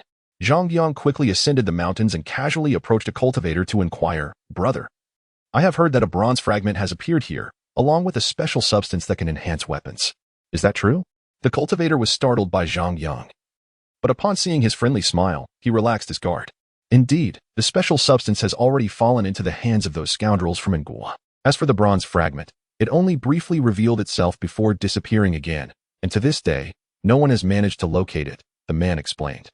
Those rascals from Nguo are indeed here. Do you know which cave they are in? Zhang Yang pressed. The cultivator glanced at Zhang Yang, having sensed the fleeting murderous intent emanating from him when he mentioned the Nguo cultivators. Brother, I advise you, Nguo is a middle-tier empire. Not many can afford to provoke them on this battlefield, he cautioned. Is the middle-tier empire that formidable? Zhang Yang frowned, realizing he was not well versed in Nguo's strength. Formidable is an understatement. To illustrate, their top genius, Chen, has already reached the 3rd level of the Great Martial Master, while the others are around the 1st to 2nd level. With such comprehensive strength, unless those 8 invincible dynasties intervene, it's hard for any dynasty to rival them. The man elucidated. Zhang Yang frowned. Nguo's overall strength indeed exceeded his expectations. However, that would not deter his resolve to avenge his fallen comrades. Brother, you are merely at the 9th level of Martial Master, yet you carry such heavy murderous intent. You must be seeking vengeance for your comrades. I can offer you a suggestion. While the middle-tier empire is strong, they do have their adversaries. You might consider allying with others from different middle-tier empires. That would provide you a chance for revenge, the man advised. Thank you, Zhang Yang said, bowing slightly before turning to leave. He had no time to ally with others from middle-tier empires, and he was uncertain whether they would even regard him, a cultivator from a weaker nation. The man could only shake his head in resignation as he watched Zhang Yang's retreating figure. At that moment, a cave suddenly erupted with a burst of green light, revealing a bronze fragment enveloped in the glow, followed by many foreign cultivators in pursuit. That must be a fragment of the chaos cauldron, Wukong exclaimed. Zhang Yang had only speculated before, but hearing Wukong's confirmation, he immediately dashed toward the bronze fragment. Chapter 117. Acquiring the bronze fragment, Zhang Yang sprinted towards the bronze fragment with remarkable speed, quickly catching up to the main group. As he beheld the throng of cultivators engaged in fierce combat, he unsheathed his sword and struck into the fray. Instantly, a burst of dark red energy erupted amongst the crowd, followed by anguished cries. Seizing the opportunity, Zhang Yang skillfully maneuvered past the mass of cultivators, racing towards the bronze fragment. Which scoundrel initiated this chaos? As the explosive energy subsided, half of the cultivators lay dead or wounded, while the remaining ones, injured but enraged, searched for the culprit. However, the perpetrator, Zhang Yang, had long vanished from their sight. Zhang Yang approached the bronze fragment, now within 100 meters of it. Yet 3 cultivators still stood in his way. His sudden appearance caught their attention. One of them narrowed his eyes upon recognizing Zhang Yang, exclaiming, "You! I didn't expect this ant to still be alive." Upon hearing those words, Zhang Yang turned to face the speaker, and an overwhelming killing intent surged within him. For this individual was from Ingua. "Oh, this ant dares to exude murderous intent towards me? You're seeking death," the Ingua cultivator retorted darkly. The other 2 cultivators, upon realizing the feud between Zhang Yang and the Ingua man, one of them laughed heartily. "This ant dares to confront you with killing intent. Inu, why are you hesitating? Are you afraid?" Inu coldly replied, "Feng Luo, spare me your sarcasm. Once I obtain the bronze fragment, I will deal with this brat." Despite their banter, their pace quickened rather than slowed. The 3rd cultivator remained silent throughout, although Zhang Yang held a deep-seated grudge against Inu. He did not prioritize revenge at this moment. Acquiring the bronze fragment was of utmost importance. After a short while, the crowd chasing the bronze fragment entered a valley, blocked by a cliff, leaving them with no escape. With this development, their faces lit up with excitement, for they knew the bronze fragment had nowhere to flee. They each pushed their speeds to the limit. Inu was closest to the bronze fragment, and he was the first to reach it. His face alight with joy as he exclaimed, "It's mine." With that, he lunged for the bronze fragment. The other 2 cultivators' expressions changed, and they immediately launched attacks at Inu, unwilling to let him seize the advantage. At that moment, a golden radiance suddenly erupted from Inu, quickly coalescing around his body. All incoming attacks were devoured by the golden energy, leaving Inu unharmed. "That's protective chi," Feng Luo remarked grimly, surprised that Inu had learned such a technique. Though protective chi was fleeting and somewhat lackluster, it proved unexpectedly effective in critical moments like this. "My apologies, gentlemen. The bronze fragment is mine." Inu laughed triumphantly, his face brimming with pride. "This scoundrel!" Feng Luo seethed, but he was powerless to stop him. Merely watching as Inu reached for the bronze fragment, Zhang Yang observed the unfolding scene calmly, trailing behind the 3, not yet rushing to act. Just as Inu was about to grasp the bronze fragment, it suddenly flared with brilliant light and made an abrupt turn, soaring backward. Inu's hand grasped at emptiness, his expression turning sour as he helplessly watched the bronze fragment slip away from his grasp. At this moment, he felt an overwhelming sense of discomfort. "Serves him right." Upon witnessing this, Feng Luo burst into laughter. He and another individual immediately turned to pursue the bronze fragment. Inu also followed suit. But his expression was starkly contrasting to the earlier joy, now shrouded in the depths of gloom. Zhang Yang, trailing behind, watched in astonishment as the bronze fragment abruptly halted and changed direction, now hurtling towards him. Without hesitation, Zhang Yang grasped the fragment in his hand, the ease of it all leaving him somewhat bewildered. "Hand over the bronze fragment," Feng Luo exclaimed, slashing his sword at Zhang Yang, his face alight with excitement. He was certain the fragment now belonged to him, and as for Zhang Yang, he believed a single strike would suffice to eliminate him. The other cultivator, however, did not advance but instead halted, quietly observing Zhang Yang. Unfazed, Zhang Yang retaliated with a strike of his own towards Feng Luo. Clang! The sound of their swords clashing echoed, and both were forced to retreat. A treasure. Zhang Yang's heart raced as he realized Feng Luo's sword was also a treasure. Otherwise, it would have shattered upon impact. A mere martial artist wielding a treasure, yet now it belonged to me. Feng Luo's face lit up with joy as he swiftly lunged at Zhang Yang once more. Suddenly, Feng Luo's expression froze as he witnessed Zhang Yang appearing right before him, piercing his chest with a single stroke. "How could you be so fast?" Feng Luo struggled to utter, blood uncontrollably spilling from the corner of his mouth. "The treasure is now mine," Zhang Yang replied coldly, withdrawing his sword. With a gasp, Feng Luo spat out more blood before collapsing to the ground, dying with great reluctance. To be slain by an insignificant martial artist. What a disgrace to martial artists everywhere. Inu rushed in from a distance, his face brimming with surprise upon seeing Zhang Yang had killed Feng Luo. With Feng Luo dead, the bronze fragment was now his for the taking. And he could also claim 2 treasures. Fortune was certainly smiling upon him. "Kid, go join your compatriots from the Great Xia." Inyu exclaimed excitedly, launching a punch toward Zhang Yang. In the next instant, Zhang Yang had already appeared behind Inyu, severing his head clean off. In my eyes, you are no more than an insect, Zhang Yang remarked coldly. Having completed these actions, Zhang Yang stowed away Feng Luo's treasure and turned to the last remaining man, asking, "Do you desire the bronze fragment? I offer you the chance to seize it." The man immediately shook his head, replying, "I know I am no match for you. I will not take the bronze fragment." Zhang Yang was taken aback but responded, "I have given you the chance. If you decline, I will take my leave." With that, he began to walk away, all the while remaining vigilant of the man. "Brother Zhang, wait." The man suddenly called out, "Is there something you need?" Zhang Yang turned back to inquire. "My name is Lan Huan, hailing from the medium-sized empire of Ming." Lan Huan bowed respectfully, seeing the man's cordial demeanor. Zhang Yang could not help but ask, "What do you wish to convey?" "I wish to collaborate with you, Brother Zhang," Lan Huan stated. "Provide a reason," Zhang Yang demanded. A cultivator from a medium-sized empire seeking to partner with someone from a lesser nation, he suspected Lan Huan harbored ulterior motives. "Currently, I am the last remaining member of my nation, and the culprits are the nations of In and Qi. I seek vengeance," Lan Huan declared. Chapter 118. Collaboration. Zhang Yang scrutinized Lan Huan, attempting to discern the truth behind his words. "Brother Zhang, I know the whereabouts of the other cultivators from a nation, and that Chen possesses a special substance that can enhance weapon attributes. I believe that if we join forces, we can annihilate these beasts from a nation." Although Lan Huan's tone was calm, Zhang Yang could perceive the intense murderous intent in his eyes.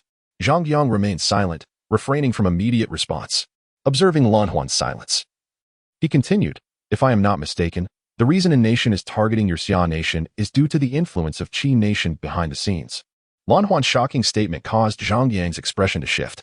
"What do you mean by that?" he inquired. "It seems Brother Zhang is unaware of many things. Do you know why your nation has been in constant conflict with Xia nation? Do you truly believe it is merely a territorial dispute?" Lan Huan explained. Zhang Yang furrowed his brows but remained silent. "The true objective of Qi nation is to acquire something from your Xia nation," Lan Huan asserted. "What item?" Zhang Yang pressed. His brows still knitted. "The Emperor's seal," Lan Huan revealed. "The Emperor's seal." Zhang Yang's eyes widened in shock. Seeing Zhang Yang's reaction, Lan Huan felt a sense of relief and continued, "The Emperor's seal is a spiritual treasure left behind from ancient times. Its value is immeasurable, far surpassing that of innate and acquired treasures." Although Zhang Yang was astounded by this revelation, he quickly regained his composure and asked, "You are aware that the Great Xia possesses the Emperor's seal. Surely many empires must know as well. Why have the other empires not acted against the Great Xia?" Lan Huan clarified, "Because only Qi nation is privy to the information regarding the Emperor's seal." "Only Qi nation knows?" Zhang Yang queried, perplexed. Back when Xia nation and Qi nation were both medium-sized empires, they were embroiled in continuous disputes. It was during that time that Qi nation learned of the Emperor's seal through a traitor from your Xia nation. From that day forth, Qi nation has kept this information tightly sealed. Anyone who learned of it has been eliminated, leaving no one else aware. Since then, Qi nation has sought every means to obtain this seal from Xia nation, but despite Xia's decline from years of warfare, they have yet to succeed, Lan Huan explained. Xia nation has fallen, yet Qi nation has become one of the 8 invincible empires. Theoretically, they should find it easier to acquire the seal, Zhang Yang remarked. Fixating his gaze on Lan Huan understood Zhang Yang's implication and elaborated. "There are 2 reasons for this. First, should Qi nation take action directly, it would undoubtedly attract the attention of the other 7 invincible empires. Therefore, they cannot act overtly and must instead incite smaller nations like Un and Yu to strike against Xia nation, making it less likely to draw attention from the other empires. Second, all empires are subservient to the rule of Tianxian Sect. If Qi nation were to attack a weaker nation, it would upset the balance, prompting the other 7 empires to follow suit, leading to chaos that Tianxian Sect would never allow." Zhang Yang nodded in agreement, recognizing the validity of Lan Huan's reasoning. However, he detected a flaw in Lan Huan's narrative, questioning, "Did you not say that all who knew of this information are dead? How then do you know so much? Even the most meticulously executed plans have their flaws. I came across this information by chance. I have not mentioned it to anyone but you, for I fear that if I were to speak of it, my life would be in jeopardy," Lan Huan explained.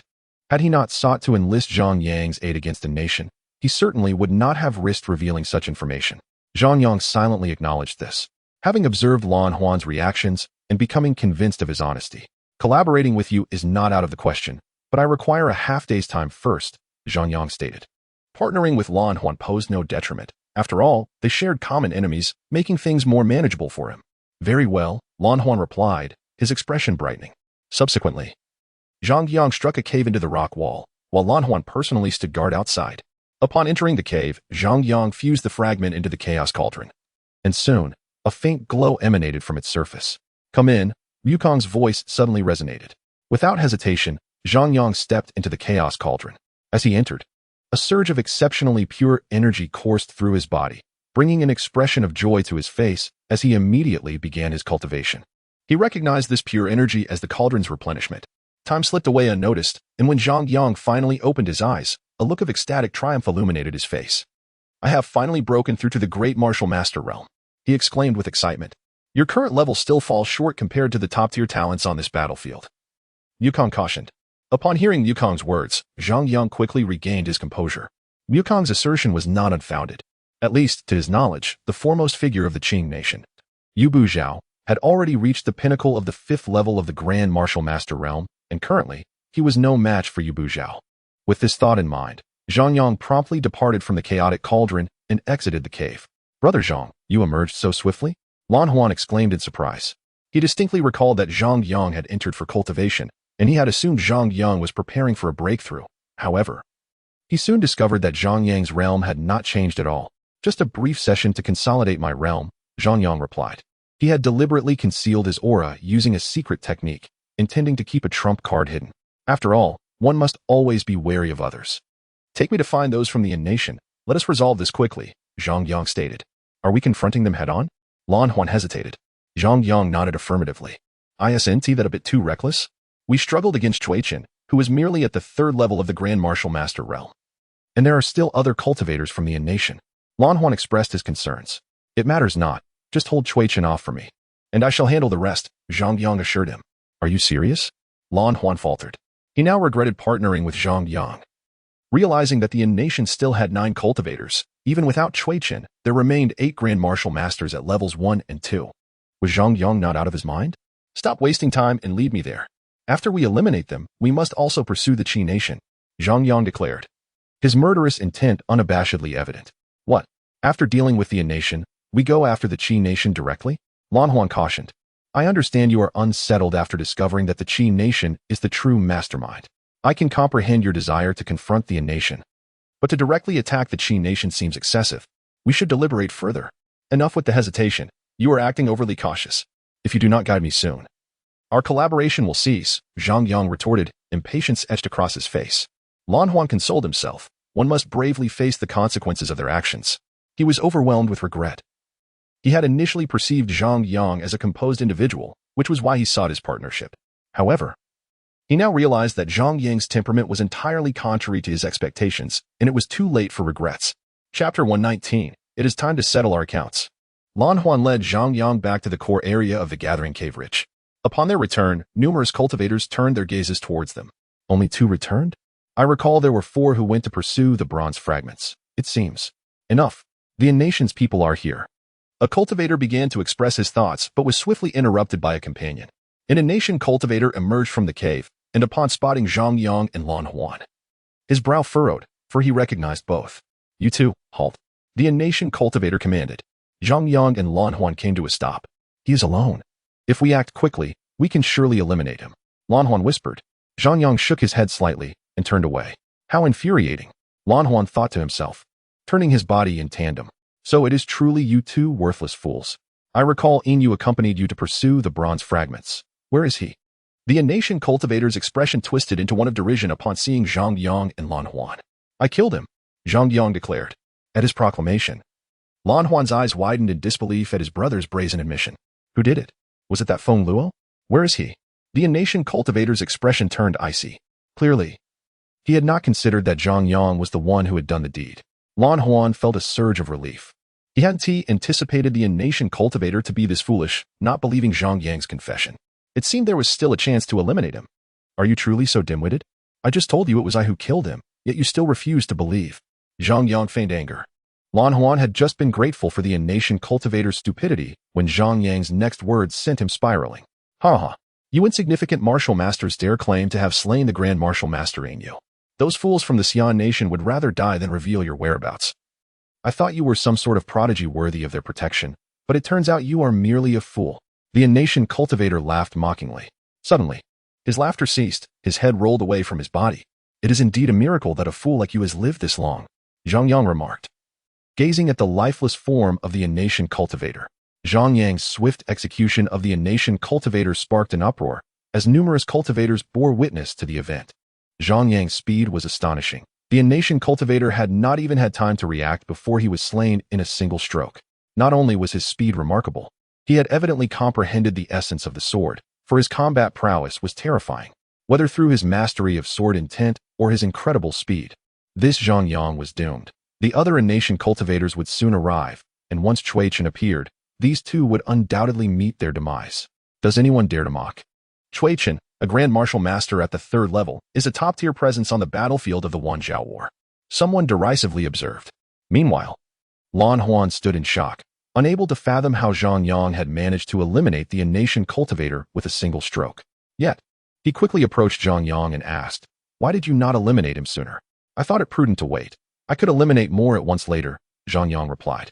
Lan Huan nodded, refraining from further comment, for he realized that Zhang Yang's strength surpassed his expectations. At the very least, he lacked the ability to slay the Nation cultivator in one blow. Sudden hurried footsteps echoed, followed by the enraged voice of an Nation cultivator. "Who dares to kill my comrades from the Nation? Are you tired of living?" Zhang Yang and Lan Huan observed as 8 Nation cultivators rushed out from the cave, with Chen bringing up the rear. Chen's expression was exceedingly grim. He had just been preparing to refine his battle blade with a special substance when he learned that his men had been slain, prompting his hasty exit. "It is you too."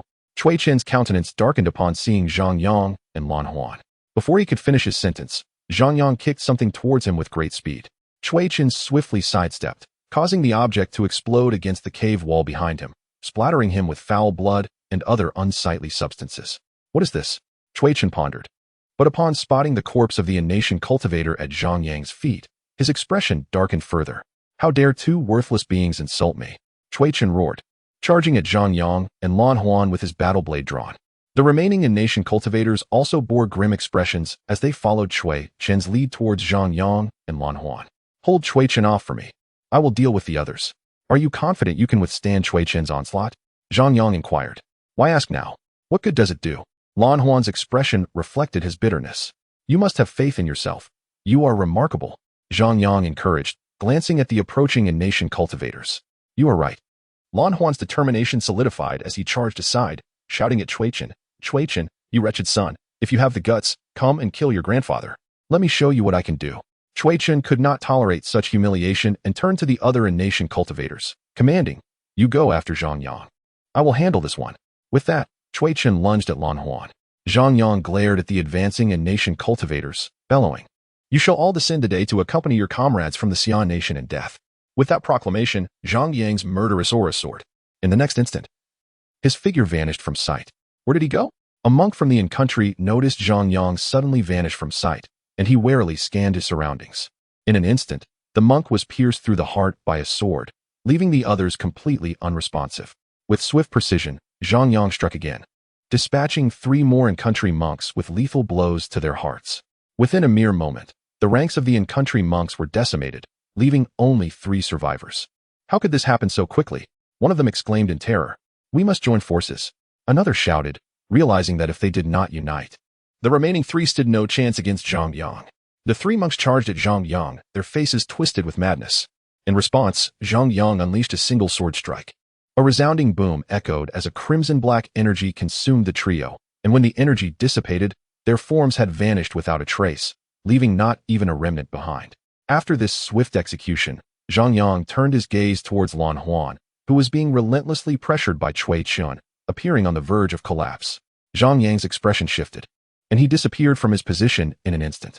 "Die!" Chen shouted as he swung his blade at Lan Huan, confident that Lan Huan could not withstand the blow. Lan Huan watched the blade's trajectory with a bitter smile, realizing that Zhang Yang's encouragement was nothing but empty words. How could he possibly stand against Chen? Just as he resigned himself to his fate, he was astonished to find that the blade had not struck him. When he opened his eyes in curiosity, joy erupted on his face. Zhang Yang had appeared in front of him, gripping Chen's weapon with one hand, the sharp edge leaving a gruesome gash on Zhang Yang's palm, blood dripping continuously. "Chen, your opponent is me. It is time to settle our score."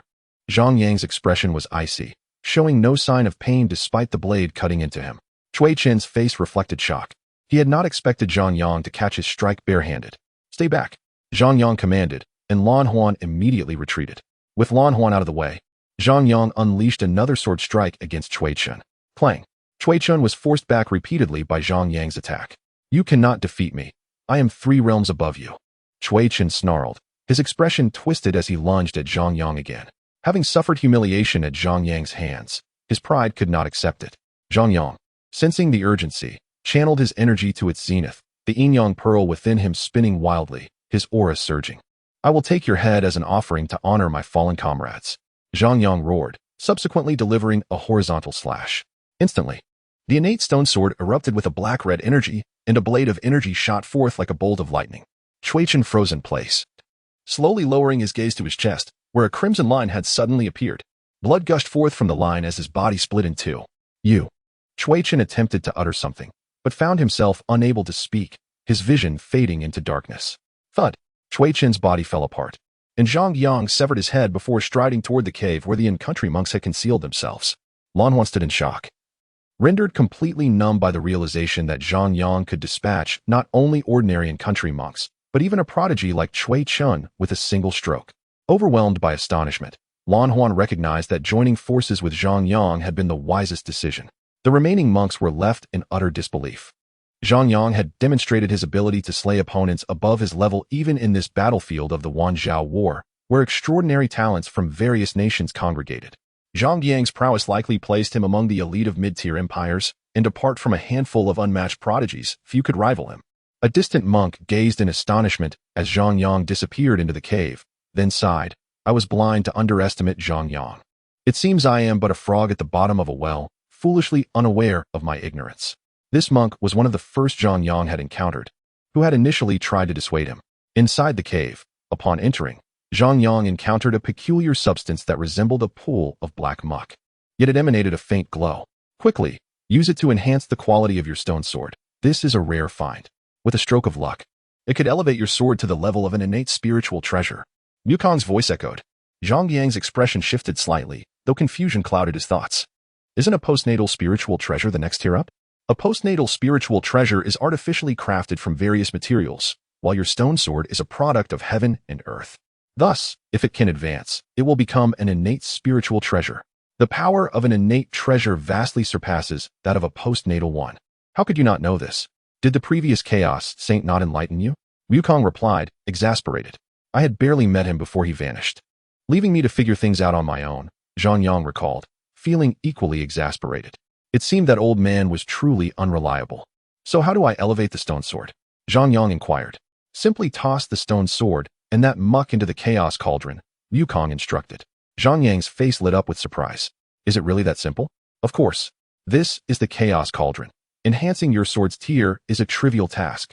The previous Chaos Saint even used the cauldron for cooking, Wukong added. Zhang Yang was at a loss for words, increasingly convinced of the previous Chaos Saint's unreliability, having indulged in such absurdity as cooking with the chaos cauldron. Stay outside and guard for me. I need to elevate my weapons tier, Zhang Yang instructed Lan Huan, who nodded and stepped out of the cave, dutifully keeping watch. Once Lan Huan had left, Zhang Yang summoned the chaos cauldron and cast the stone sword and muck into it. Meanwhile, Wukong guided Lan Xiu into the cave, aware that the refining process could affect them. Half a day later, the innate stone sword flew out of the chaos cauldron, exuding a terrifying aura that quickly faded. Incredible. It truly advanced. Wukong exclaimed, his eyes wide with disbelief. He had merely suggested it casually, knowing the odds of success were exceedingly slim. As Zhang Yang grasped the innate stone sword, he immediately sensed a formidable energy within it. Establishing a connection, information flooded his mind. Mutual destruction. Release all energy within the sword in a single strike against an enemy. Should they survive, you may perish as well. Caution, once this technique is used, the sword will revert to a mere stone sword, losing all combat efficacy. This feels reminiscent of a secret technique Zhang Yang used. Astonished to discover a sword move hidden within the innate stone sword. Aside from its ominous name, it seemed quite promising, at least more reliable than the void technique.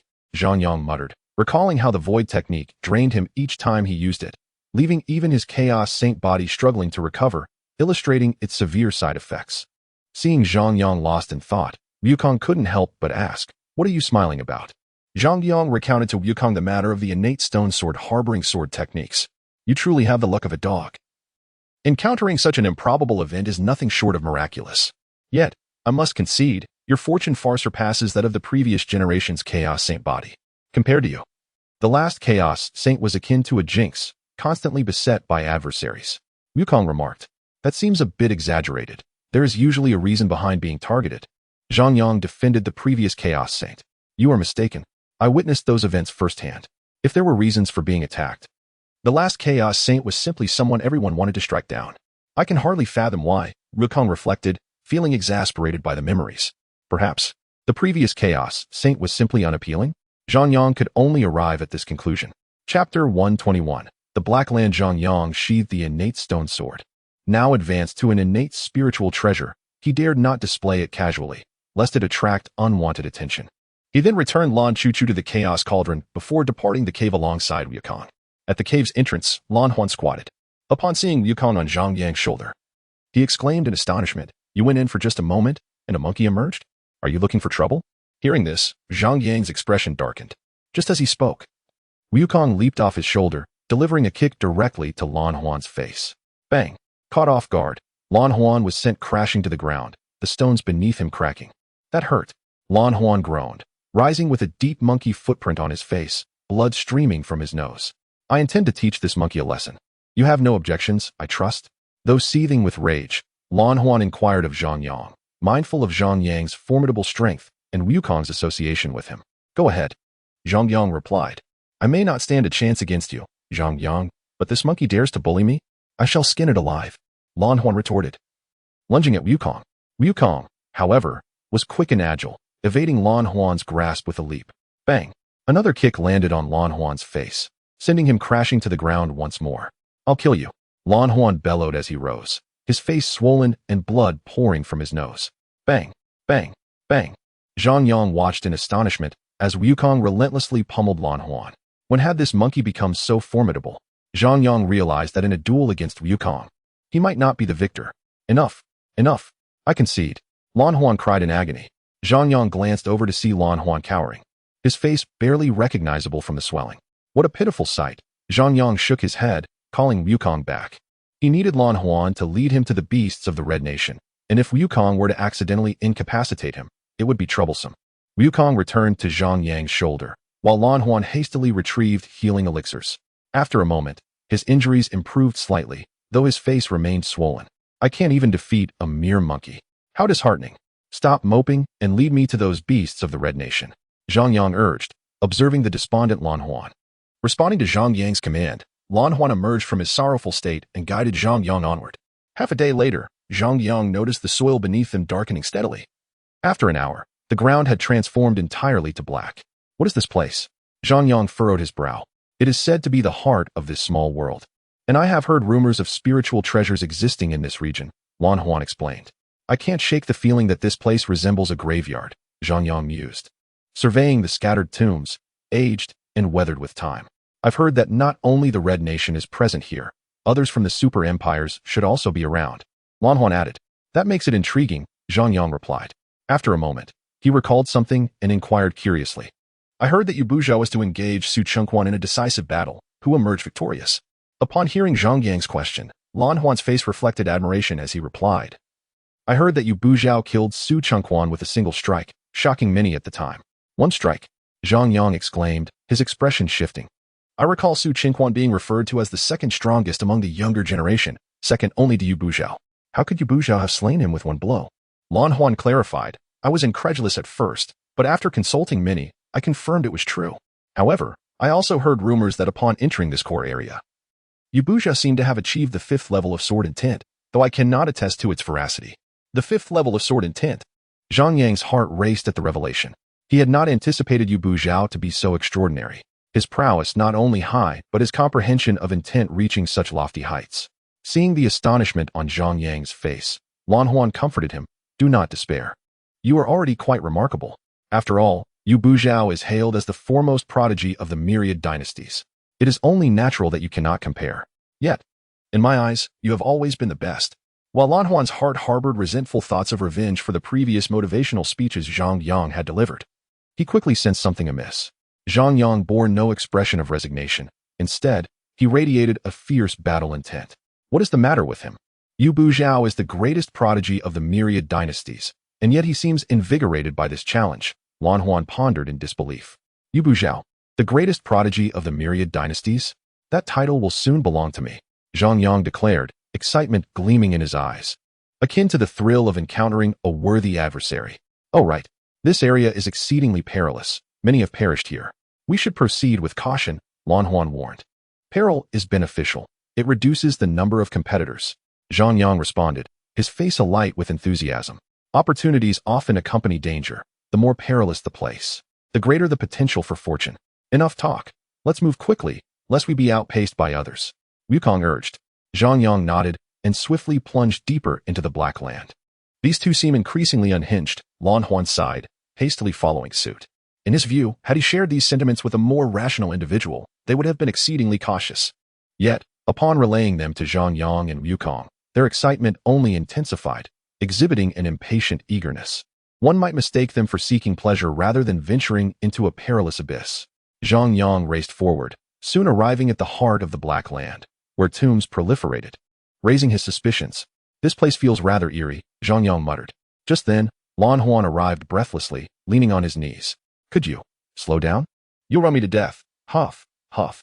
Wiping the sweat from his brow, Lan Huan's gaze darted sideways, his expression suddenly shifting. Goodness. It's haunted, Lan Huan exclaimed in alarm. What are you on about? There are no ghosts here, Zhang Yang scolded.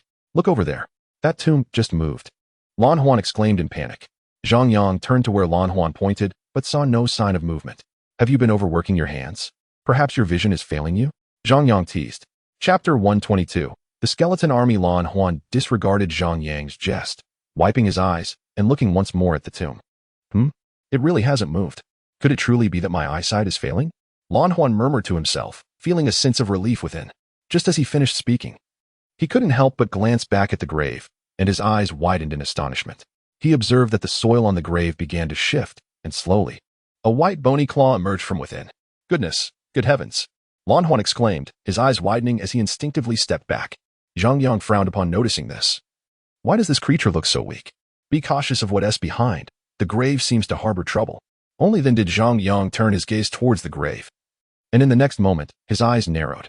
A skeleton was crawling out from the mound, its hollow eye sockets flickering with green flames, exuding an ominous aura. What on earth is this? Zhang Yang furrowed his brow. It must be a spirit. This place is indeed rife with the uncanny, Wukong remarked, surveying the numerous graves around them. Zhang Yang nodded in agreement. At that moment, the skeleton descended from the grave, creaking with every movement. Zhang Yang remained wary, unsure of the skeleton's intentions. Suddenly, the skeleton darted forward, its eye sockets trailing two wisps of ghostly fire towards Lan Huan. Lan Huan paled at the sight but quickly steeled himself. A mere skeleton dares to approach me, Lan Yi? Do you think I am easy prey? He swung his sword at the skeleton. Clang! Sparks flew as his blade struck the skeleton, leaving only a shallow mark. So tough. Lan Huan's expression changed drastically. He was aware that his weapon was a treasured artifact. The green flames in the skeleton's eye sockets flickered before it lunged for Lan Huan's head. Too fast, Lan Huan realized, unprepared for the skeleton's swiftness. He recognized that evasion was futile and braced himself for a direct confrontation. He quickly raised his sword defensively. Bang! The skeleton slammed into his blade, and Lan Huan felt as if he had been struck by a mountain, his body flying backward. The skeleton, undeterred, charged at him once more. Lan Huan's expression turned grave. He sensed imminent doom. But just then, Zhang Yang appeared beside the skeleton, delivering a powerful punch to its skull. Bang! The skeleton was sent flying. As it descended, Zhang Yang swiftly followed, drawing his innate stone sword and slicing downwards. Swoosh! The skeleton was cleaved in two, extinguishing the green flames. Fortunately, the innate stone sword has evolved into a spiritual treasure. Otherwise, it wouldn't have been able to cut through that skeleton, Zhang Yang murmured. Brother Zhang, I recall that your sword was merely a treasured artifact before. How did it transform into an innate spiritual treasure so swiftly? Lan Huan stared at Zhang Yang in disbelief. It evolved with special materials, Zhang Yang replied. I thought the success rate for such evolution was exceedingly low. How did you achieve it so effortlessly? Lan Huan questioned, astonished. Just luck, Zhang Yang answered with a nod. Lan Huan's expression twitched. He thought to himself how incredibly fortunate Zhang Yang was, wondering why he lacked such luck. Just then, a sudden voice broke the tension from behind Zhang Yang, filled with unmistakable excitement. Upon turning, Zhang Yang found two men in red robes standing behind him, their faces radiating joy. People from the Red Nation, Lan Huan whispered, his gaze darkening. Who would have thought today would bring such fortune? Hand over the innate spiritual treasure, and we may spare your life. One of the men laughed heartily. Both are at the third level of martial arts. Should we run? Lan Huan whispered, his expression grave as he realized he might not stand a chance against them. And Zhang Yang's odds of winning against two were slim. Run? Do you think you can escape? Such a naive thought. That innate spiritual treasure must be ours. One of them laughed boisterously, advancing towards Zhang Yang. Suddenly, a cacophony of scraping sounds filled the air, drawing everyone's attention. They turned to see white bony claws emerging from the surrounding graves, and skeletons were swiftly rising from their mounds, advancing towards Zhang Yang and the others at an alarming speed. This is bad. Zhang Yang's expression changed as he beheld the horde of skeletons. Run! He shouted, dashing away. Lan Huan, already filled with terror at the sight of a single skeleton, felt his life was truly in danger with so many emerging at once. He sprinted towards Zhang Yang's position. However, just as they made a few strides, Zhang Yang realized that the graves ahead were also stirring, with more skeletons appearing before him. He glanced in other directions and soon realized they were entirely surrounded by an army of skeletons, with no escape in sight. This is dire. Lan Huan's face was grave as he watched the skeletons close in. The two men from the Red Nation also retreated towards Zhang Yang, one of them cursing, "What's happening? Why are all the skeletons suddenly emerging together?" Having been there for some time, it was his first encounter with such a phenomenon. "We must fight," Zhang Yang declared, his expression serious as the encirclement tightened. "Look on the bright side. This is also an opportunity for you to hone your skills. Perhaps you may elevate your sword intent here," Yukong suggested. Zhang Yang nodded in agreement.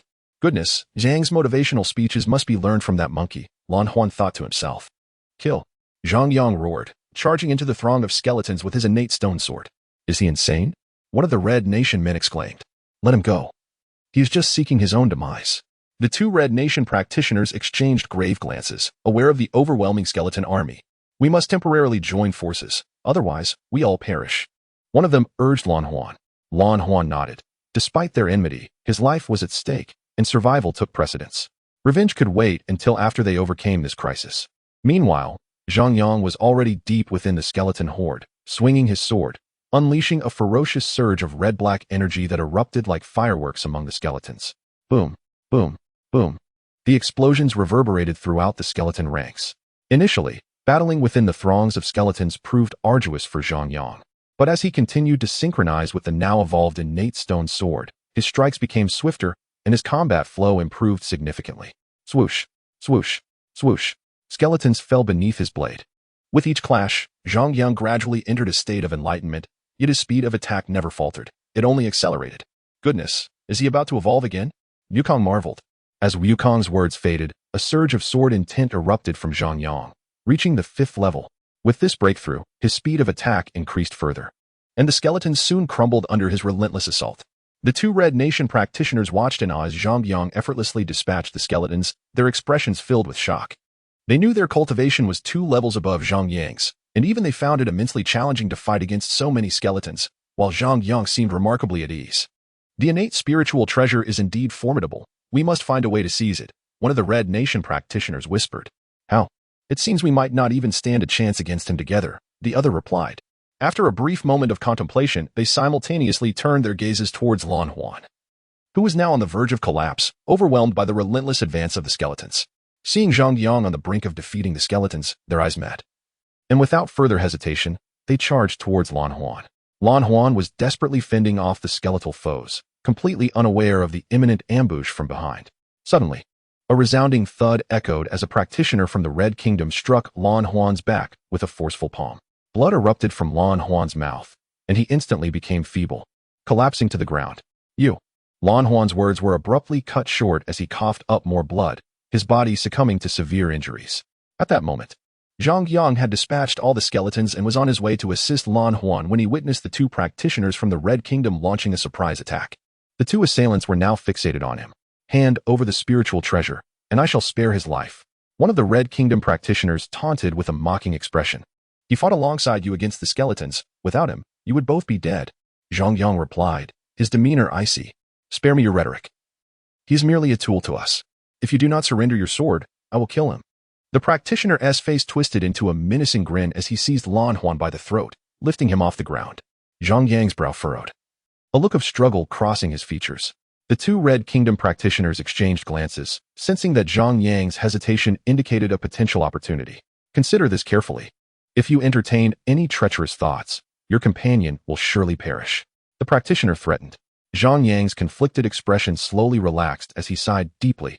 If I give you the sword, you will truly release him? Naturally, he holds no value for us, one practitioner responded, a glimmer of satisfaction appearing on his face, as he realized their plan was unfolding as intended. Very well then, I shall toss the sword to you, and you must release him simultaneously, Zhang Yang declared, his countenance betraying a sense of unwillingness. It's a deal, we will throw simultaneously, the red practitioner urged. Without hesitation, Zhang Yang hurled the stone sword, and upon witnessing this, the practitioner clutching Lan Huan's throat beamed with joy and swiftly tossed Lan Huan aside. Both practitioners lunged toward the stone sword. Zhang Yang remained rooted in place, watching as Lan Huan fell to the ground, his eyes turning cold and resolute. Dare to threaten me?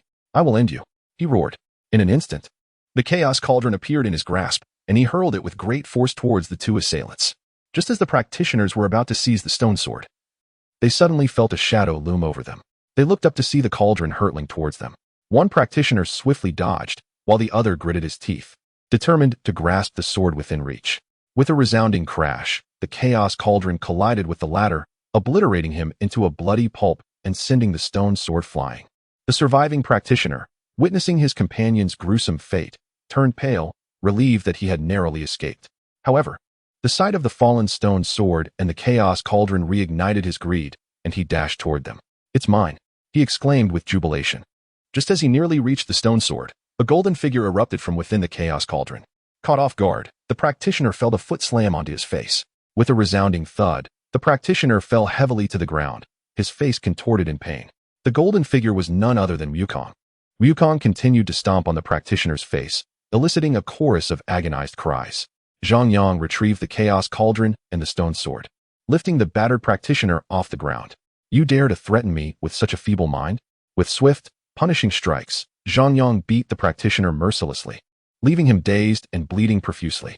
Tell me where the other Red Kingdom practitioners are? You have the power to kill me, but I won't reveal anything. The practitioner laughed weakly, blood seeping from his mouth. With a swift motion, Zhang Yang drove his knee into the practitioner's groin, the sickening sound echoing in the air. The practitioner's eyes widened in shock, bloodshot with anguish. Speak quickly, or more excruciating torments await you, Zhang Yang demanded coldly. You have rendered me helpless. I have nothing left to lose. The practitioner retorted defiantly, hatred etched across his face. With a forceful punch, Zhang Yang struck the practitioner's dantian, shattering it instantly. Blood gushed forth as the practitioner's face turned ashen. Zhang Yang displayed no mercy toward his enemy. Speak now, he commanded. Kill me if you must. I will not divulge anything. The practitioner insisted, still stubborn despite his weakened state. Wukong, fetch that entire bottle of enhanced aphrodisiac from Lan Huan and administer it to him, Zhang Yang ordered. Understood, Wukong replied, instantly grasping Zhang Yang's intent and moving toward Lan Huan.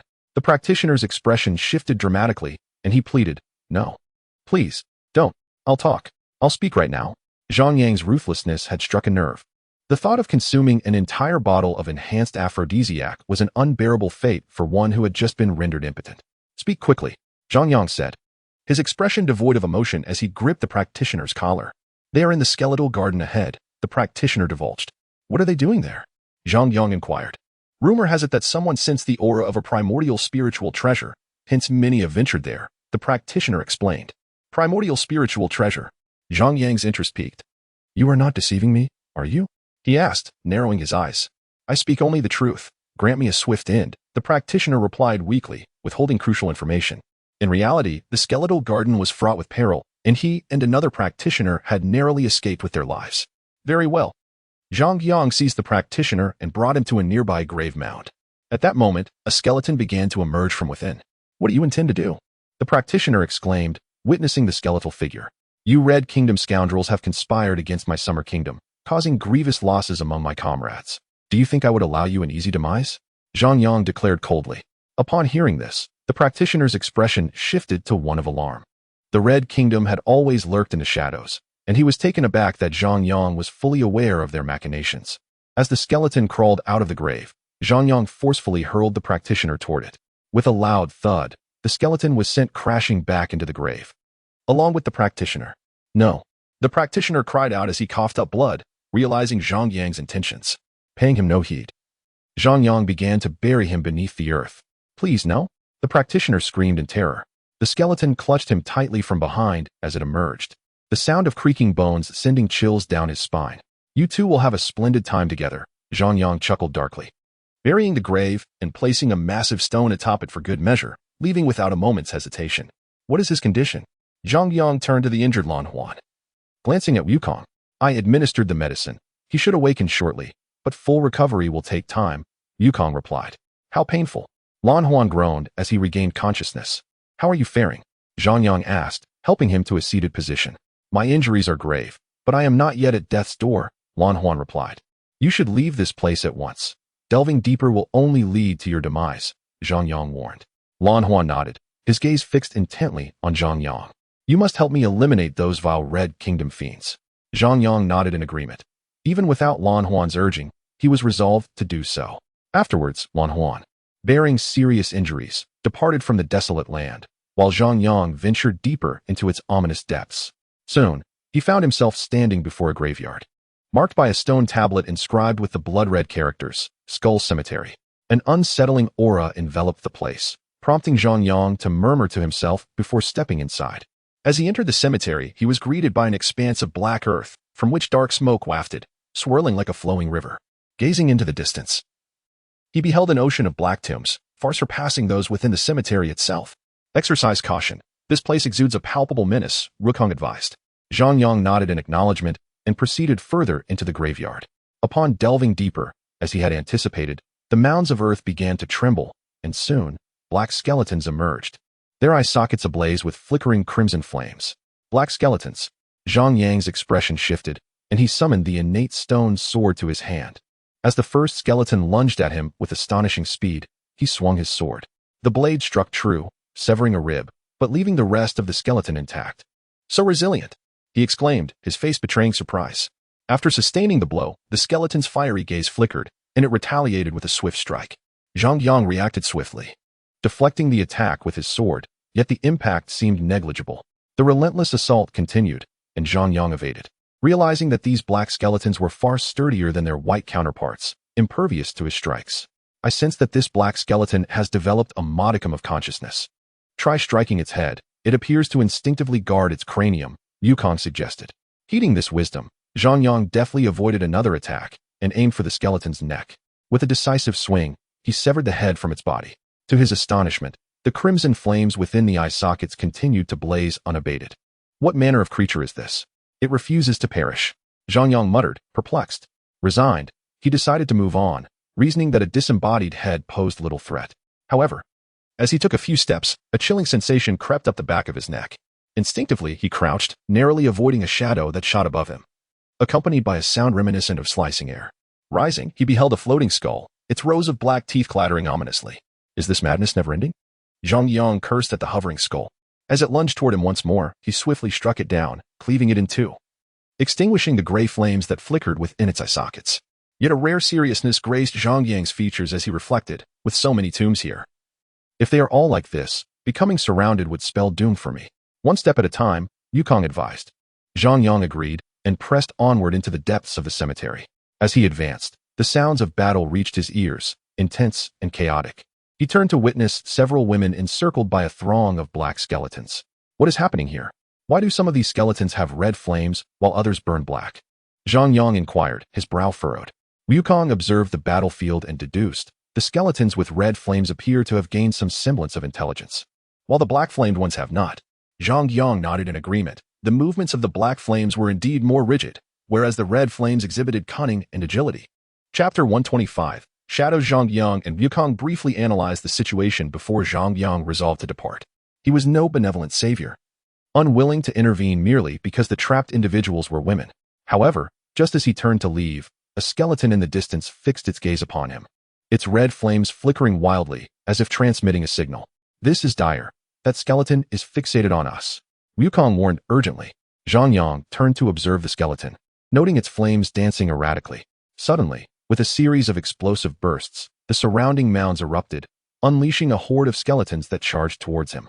So many, he exclaimed, his face pale with shock as he surveyed the advancing tide of black figures. The frightened women, already struggling against the initial wave of skeletons, were now faced with an overwhelming army, their fate seemingly orchestrated by cruel irony. This is catastrophic. If the skeleton army overwhelms that person, we shall be next. One of the women lamented. Must you speak such pessimism?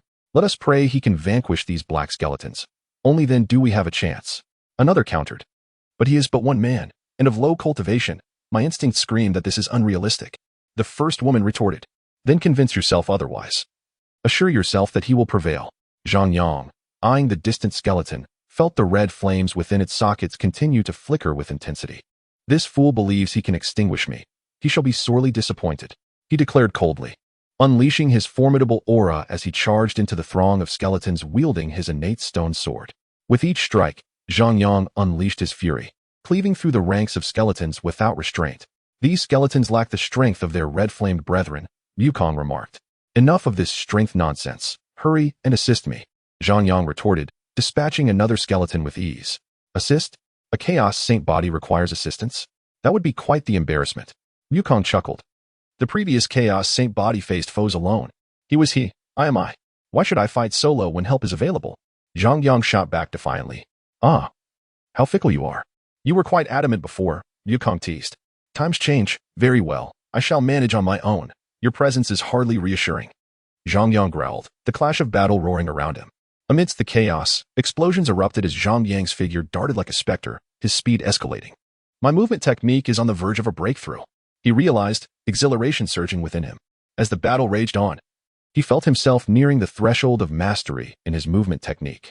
With each encounter, his speed intensified, and soon, the skeletons struggled to keep pace.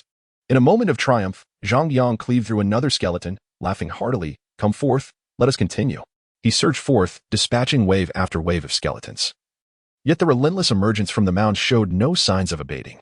An hour later, with a resounding roar, Zhang Yang's aura exploded forth. He had broken through to the second level of the great martial master. It has been ages since I achieved a breakthrough in battle.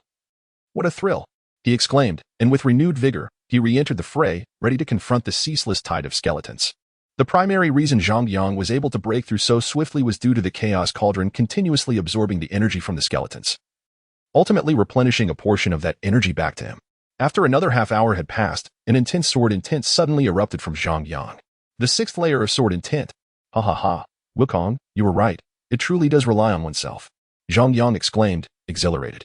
He never anticipated that within merely 2 hours, he would achieve breakthroughs in his cultivation, sword intent, and realm all at once. I was merely jesting.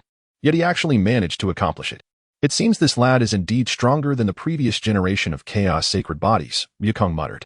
With a swift stroke of his sword, Zhang Yang severed the last skeleton's head, and only then did he come to a halt, holding the innate stone sword. He stood amidst the pile of skeletons. Although the battle had concluded, the chilling aura of slaughter still lingered around him. His surroundings were littered with shattered skeletal remains, forming small hills composed of at least several thousand skeletons. In the distance, a group of female cultivators stood, utterly dumbfounded. He truly single-handedly annihilated this entire skeleton army. That's simply monstrous. One of the female cultivators gasped in astonishment. After defeating the skeleton army, Zhang Yang turned his gaze toward a distant skeleton, its eye sockets ablaze with red flames. You scoundrel, don't think I'm unaware. It was you who sent them to kill me, Zhang Yang shouted angrily, charging directly at the fiery skeleton.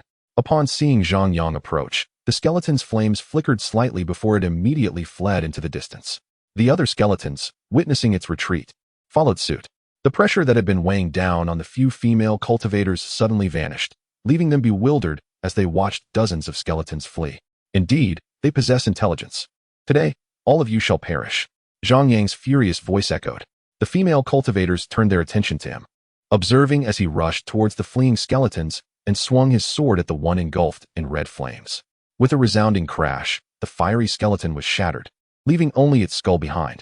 With another strike, Zhang Yang crushed the skull with his stone sword. He paid no heed to the other fleeing skeletons, allowing them to escape.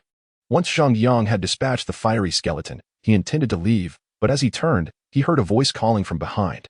Young master, Please wait. A few female cultivators hurried over. What is it? Zhang Yang frowned. Your strength is formidable, yet I have not heard of you among the other 7 super empires. One of the women said. I hail from a low-tier small nation and am not affiliated with any super empire, Zhang Yang replied nonchalantly. The expression of the women shifted slightly.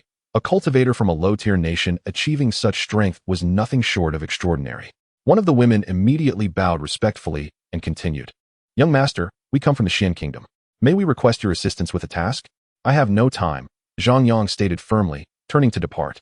Do you not wish to obtain the innate spiritual treasure? I know where it is, the woman quickly interjected. Hearing this, Zhang Yang paused and turned back to her. I have no interest in the innate spiritual treasure. Have you seen the boundless grass? Zhang Yang lied, feigning disinterest in the treasure, which was not true. I know where it is, the woman eagerly nodded. Zhang Yang's brow furrowed. Are you certain? If I discover you've deceived me, the consequences will be dire. His primary purpose for being there was to search for the boundless grass, which was crucial for his grandfather's life. I'm not lying. I truly know, the woman insisted. Then have you encountered anyone from the Qi kingdom? Zhang Yang inquired again. The woman nodded. They are all in the same location. In the same location? Zhang Yang felt a wave of skepticism wash over him. Then lead me there, he commanded, a glint of coldness flashing in his eyes. The women felt a chill at the murderous intent emanating from Zhang Yang, and they hesitantly guided him toward their destination. Before long, Zhang Yang arrived at the entrance of an ancient and eerie cemetery.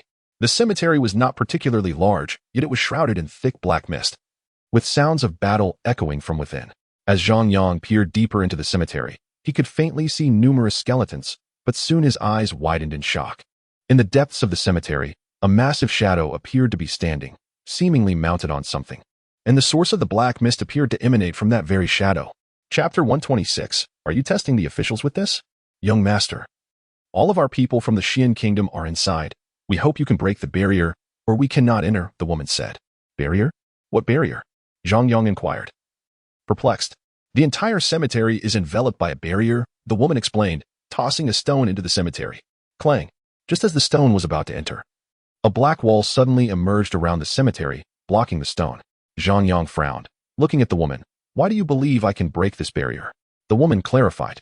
Young master, you possess an innate spiritual treasure. Breaking this barrier should be no problem. How can you be so sure? Zhang Yang questioned. Previously, I witnessed Yubuja using an innate spiritual treasure to break a barrier, she replied. Upon hearing this, Zhang Yang's expression grew serious.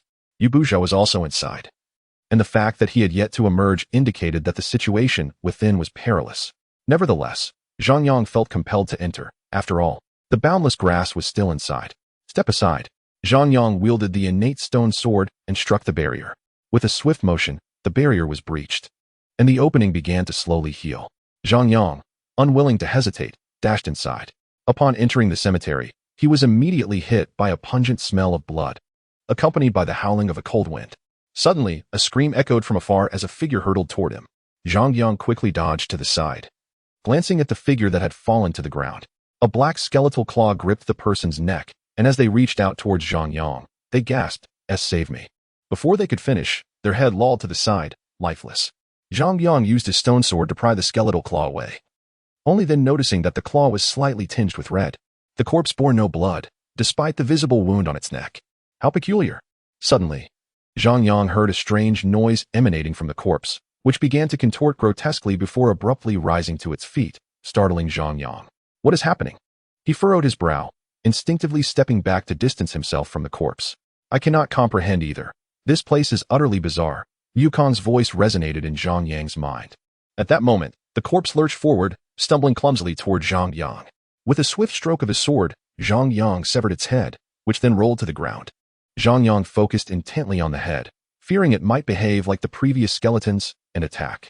As anticipated, the severed head suddenly stood upright and slowly turned to face him. Zhang Yang's expression shifted dramatically as he beheld the pale, grinning head, its mouth splitting open with a black fissure extending to its ears.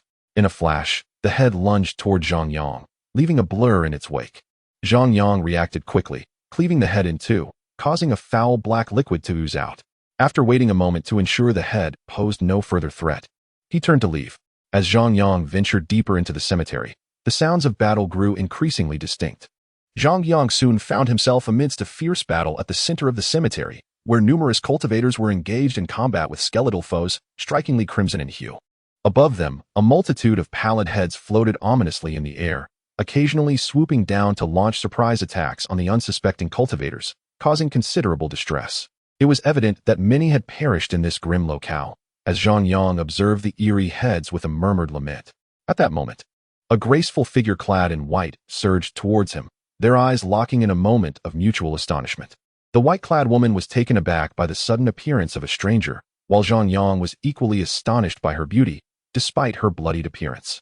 However, his primary concern lay in the fact that her garment was slightly torn, revealing a glimpse of her alabaster skin. Yet, his expression swiftly shifted to alarm as he noticed a dozen blood-red skeletons emerging from the dark mist behind her, relentlessly pursuing the woman. Mistaking Zhang Yang's stunned silence for fear, she urgently urged him, "Why are you still standing there? Hurry and flee."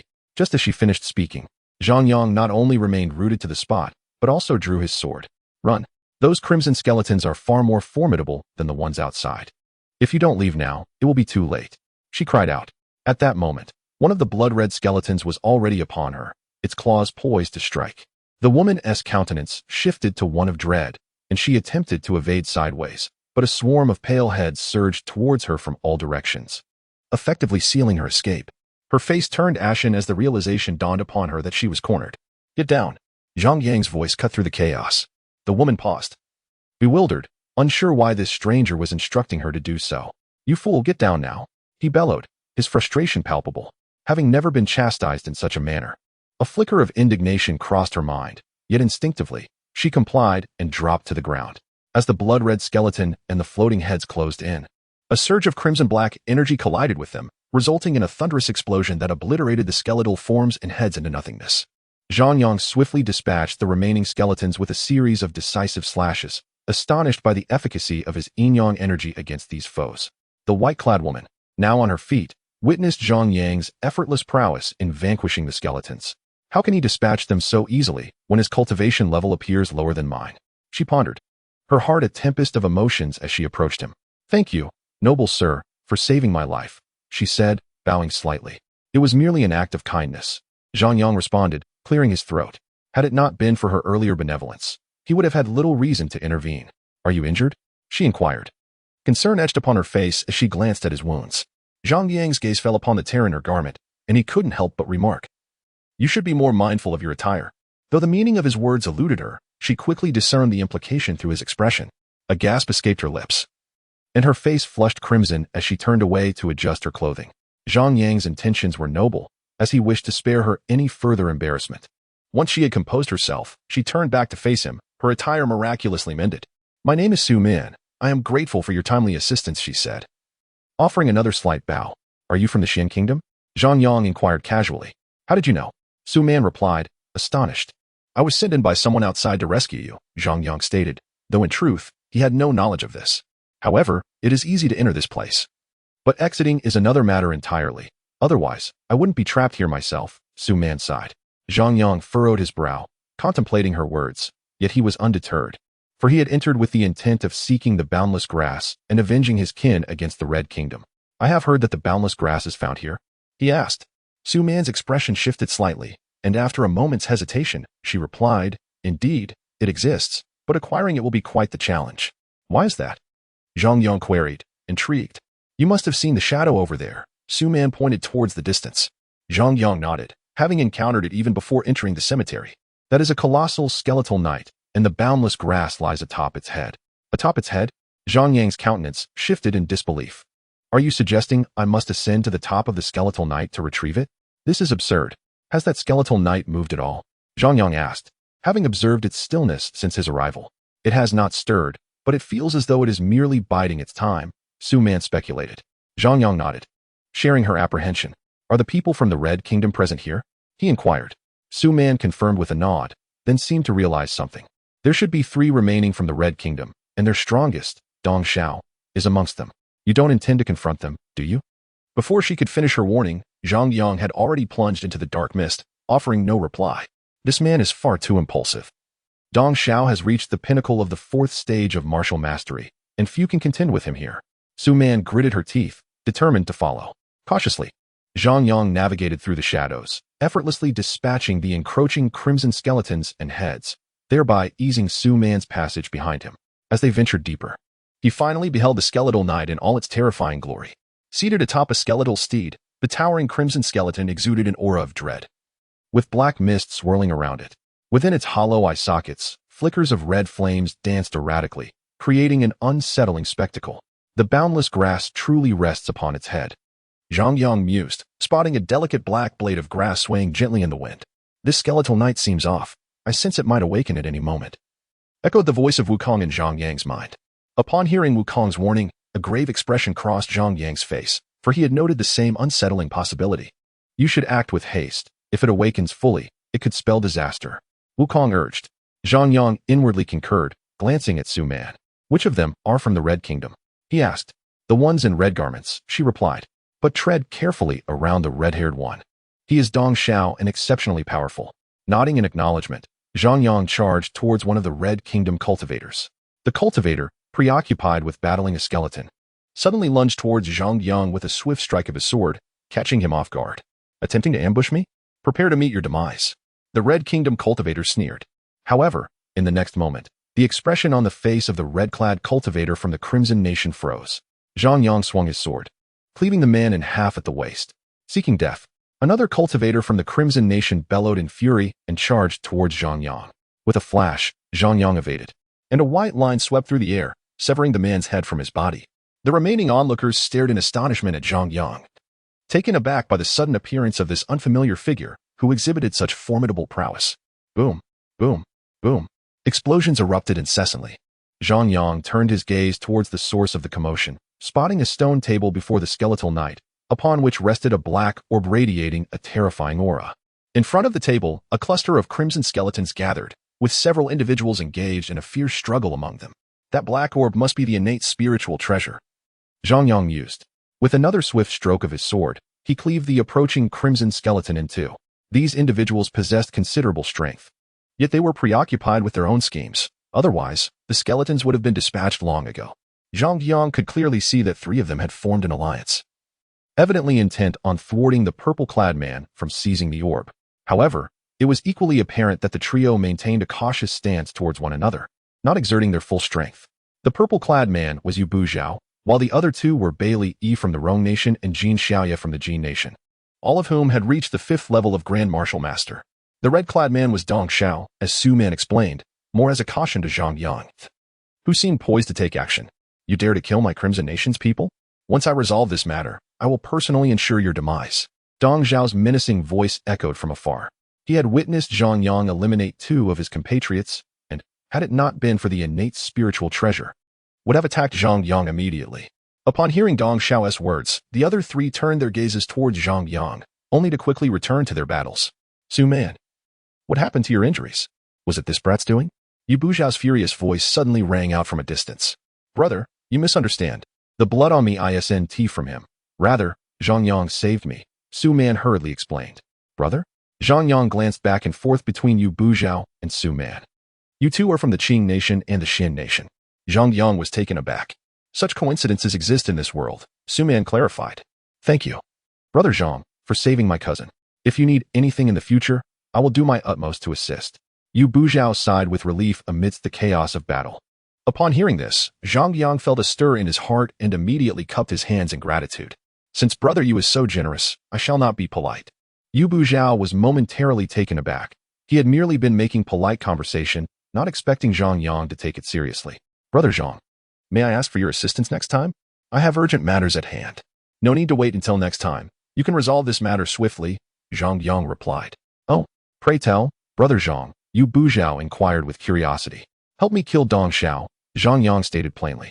The moment Zhang Yang uttered this request, the others were momentarily stunned. Bailey Yi and Jin Xiaoya, engaged in battle, exchanged surprised glances with Zhang Yang, unable to fathom why he would make such a demand. Dong Xiao, on the other hand, wore a grim expression, his eyes filled with murderous intent directed at Zhang Yang. He feared that Yu Buzhao might agree to the request, doubting whether his 2 companions would aid him if that happened. Brother Zhang, as you can see, I am currently restrained by these 3 and cannot kill Dong Xiao. Yu Buzhao's voice was filled with helplessness.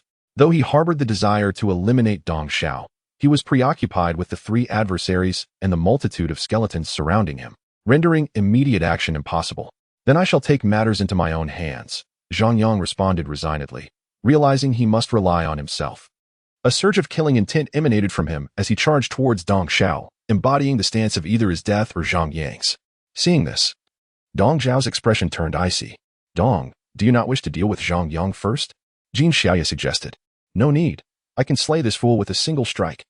Dong Xiao scoffed, fully aware of Jin Xiaoya's intentions. With their trio keeping Yu Buzhao firmly in check, he believed that if he left, both Jin Xiaoya and Bailey Yi would immediately rush to seize the black orb. What incredible speed! Bailey Yi exclaimed suddenly. Zhang Yang appeared as a black flash. Racing toward them, Dong Zhao's expression shifted, his demeanor turning sinister. What use is speed? I can still slay you in one blow. Dong Xiao focused intently as Zhang Yang closed in, swinging his blade just as Zhang Yang approached. Whoosh! To his surprise, Zhang Yang did not strike at him but instead darted past. Not good, his target is the orb. Dong Xiao realized instantly, his face contorting with rage as he turned to pursue Zhang Yang. Jin Xiaoya and Bailey Yi also reacted, chasing after Zhang Yang, thus shattering the balance of the confrontation. Zhang Yang moved with blinding speed, weaving through the skeletons until he reached the stone table and claimed the orb. You dare to deceive me? You seek death. Just as Zhang Yang secured the orb, Dong Zhao's furious voice erupted behind him. Without a moment's hesitation, Zhang Yang rolled aside. Bang!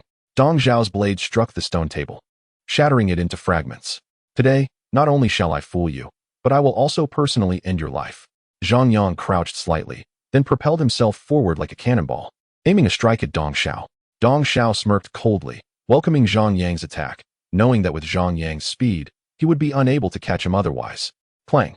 The clash of blade against sword did not yield the expected intensity. Dong Zhao's weapon was effortlessly cleaved in two by Zhang Yang's strike.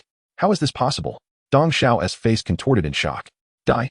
Zhang Yang roared, his sword unwavering, now moving even faster as it struck Dong Zhao's chest. Sizzle!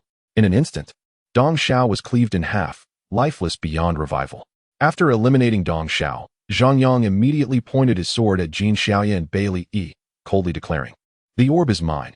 If you wish to die, feel free to try and take it. Upon hearing this, Jin Xiaoya and Bailey Yi's expressions shifted slightly.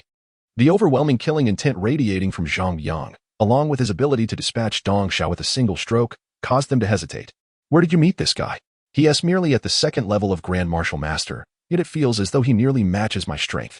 Yu Buzhao, now beside Su Man, observed Zhang Yang from a distance with a grave expression. Is he truly so formidable? Su Man inquired, intrigued. Far beyond Su Qingguan. The pressure he exerts upon me is significantly greater. Yu Buzhao frowned. So impressive. Su Man gasped, realizing the extent of Zhang Yang's strength only through Yu Buzhao's words. Suddenly, a fierce wind howled through the cemetery, and the surrounding black mist stirred, converging towards a singular point. Not good, something's gone awry, Zhang Yang exclaimed, his expression shifting as he and the others turned pale. The fire within the skeletal knight's eye sockets flickered increasingly rapidly, while the black mist surged towards him, forming a swirling vortex around the skeletal knight. Run! Someone shouted, and the crowd immediately fled towards the cemetery's exit. In the midst of this chaos, Jin Xiaoya and Bailey Yi no longer cared about the orb, hastening to escape as well.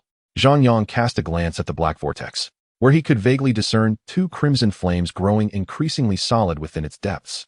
At that moment, Zhang Yang keenly sensed the increasingly potent aura emanating from the skeletal knight, sending chills down his spine. Without a moment's hesitation, he dashed towards the cemetery's exit, leaving the matter of the boundless grass for another day. Upon reaching the cemetery gates, he heard the sound of frantic slashing. The crowd was desperately attacking the barrier, yet it showed no signs of yielding. What now? This barrier seems even tougher than before. Someone cried in terror. The realization dawned upon everyone that they might perish here today. I'll take care of this. Yu Buzhao wielded a primordial spiritual treasure and struck the barrier with a single blow, but it merely rippled without breaking. Let us all strike together, Zhang Yang urged, joining Yu Buzhao's side. Acknowledging Zhang Yang's prowess with his own primordial sword, Yu Buzhao nodded. With a resounding clash, both warriors unleashed their attacks upon the barrier. Yet it remained unyielding. It's over. We're all going to die here, a cultivator exclaimed in despair. The faces of the others reflected a profound hopelessness. Even by Li Yi and Jin Xiao Yi wore expressions of grave concern. Cousin, are we going to escape? Su Man asked Yu Buzhao, her complexion pale. Don't worry. Yu Buzhao began, but suddenly a deep, ominous sound resonated from afar, reminiscent of approaching footsteps. It's here. A cultivator shrieked, his face filled with despair. Zhang Yang's expression turned grim as he gazed into the mist, spotting a towering figure advancing toward them. He could distinctly see the two red flames flickering in the air, growing ever brighter. It was none other than the skeletal knight. Chapter 129. I have returned. Upon spotting the crowd, the skeletal knight halted, the flames in its eye sockets dancing wildly. A dreadful roar erupted as a wave of dark energy surged from its form, striking terror into the hearts of all present. We have no choice but to fight, Zhang Yang declared, his face grave. If you cannot overpower it, you could use the pearl you acquired earlier. Its explosive power is immense, Wukong suddenly suggested. Explosive? Is that pearl a one-time use? Zhang Yang inquired. Indeed, Wukong confirmed. Boom. At that moment, the skeletal knight sprang into action, despite its massive size, moving with remarkable speed, riding its skeletal steed like a black whirlwind towards them. Crash! The skeletal knight swung its sword, and several cultivators were instantly crushed into a bloody pulp for failing to evade. Everyone, attack together, or we will all perish, Zhang Yang shouted, charging first at the skeletal knight, followed closely by the others. They all understood that allowing the knight to continue its onslaught would diminish their chances of victory. Clang! Zhang Yang's sword struck heavily against the skeletal knight, but it was utterly ineffective, and in retaliation, the knight swung its sword back at Zhang Yang. Boom! A resounding impact created a deep crater where Zhang Yang had stood, but he had already rolled away just in time. It's too hard. I can't break through. Zhang Yang furrowed his brow. Meanwhile, the others engaged the skeletal knight. But in mere moments, more than 10 had already fallen to its seemingly random strikes. How can we fight? We are no match for it. Some cultivators were on the brink of despair. Aim for its head. Zhang Yang suddenly recalled the skeletal knight's weakness and shouted, charging forward once more. Yu Buzhao.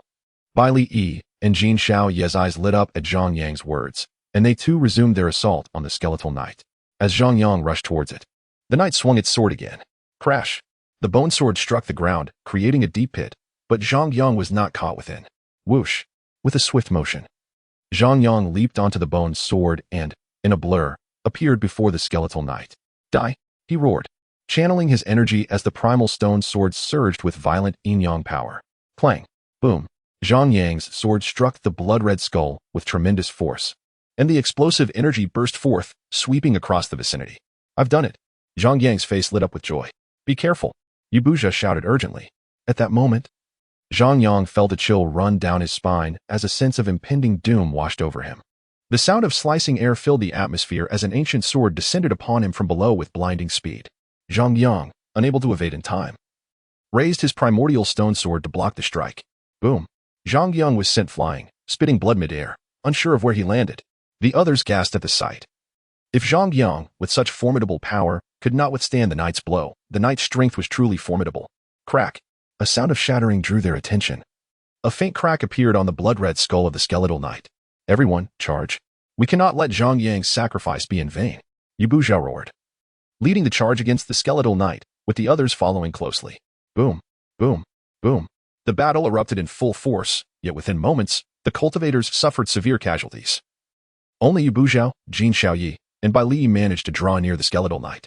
However, even their proximity was fleeting, as the knight's relentless strikes soon left them gravely wounded. Despite their injuries, the skeletal knight pressed on, charging towards the remaining survivors. Cousin, what should we do? Are we going to die here? Su Man murmured, blood trickling from her lips, her face ashen, clearly injured. Don't worry, we will not perish. Yu Buzhao wiped the blood from his mouth and stood tall again, his heart heavy as he surveyed the fallen cultivators. In mere minutes, dozens had perished, leaving only a handful of them, all severely wounded. Just as the skeletal knight neared their dwindling group, Yu Buzhao's battle blade radiated a brilliant light, his sword intent reaching its zenith, and his aura peaked. Die! He bellowed, swinging his blade at the skeletal knight, conjuring a massive blade shadow that descended ominously. Boom! Dust and debris erupted, engulfing the skeletal knight in a cloud. Jin Xiaoyi, Bai Li Yi, and Su Man watched anxiously, their hearts filled with hope that Yu Buzhao would succeed in vanquishing the knight. After all, he was the strongest among them.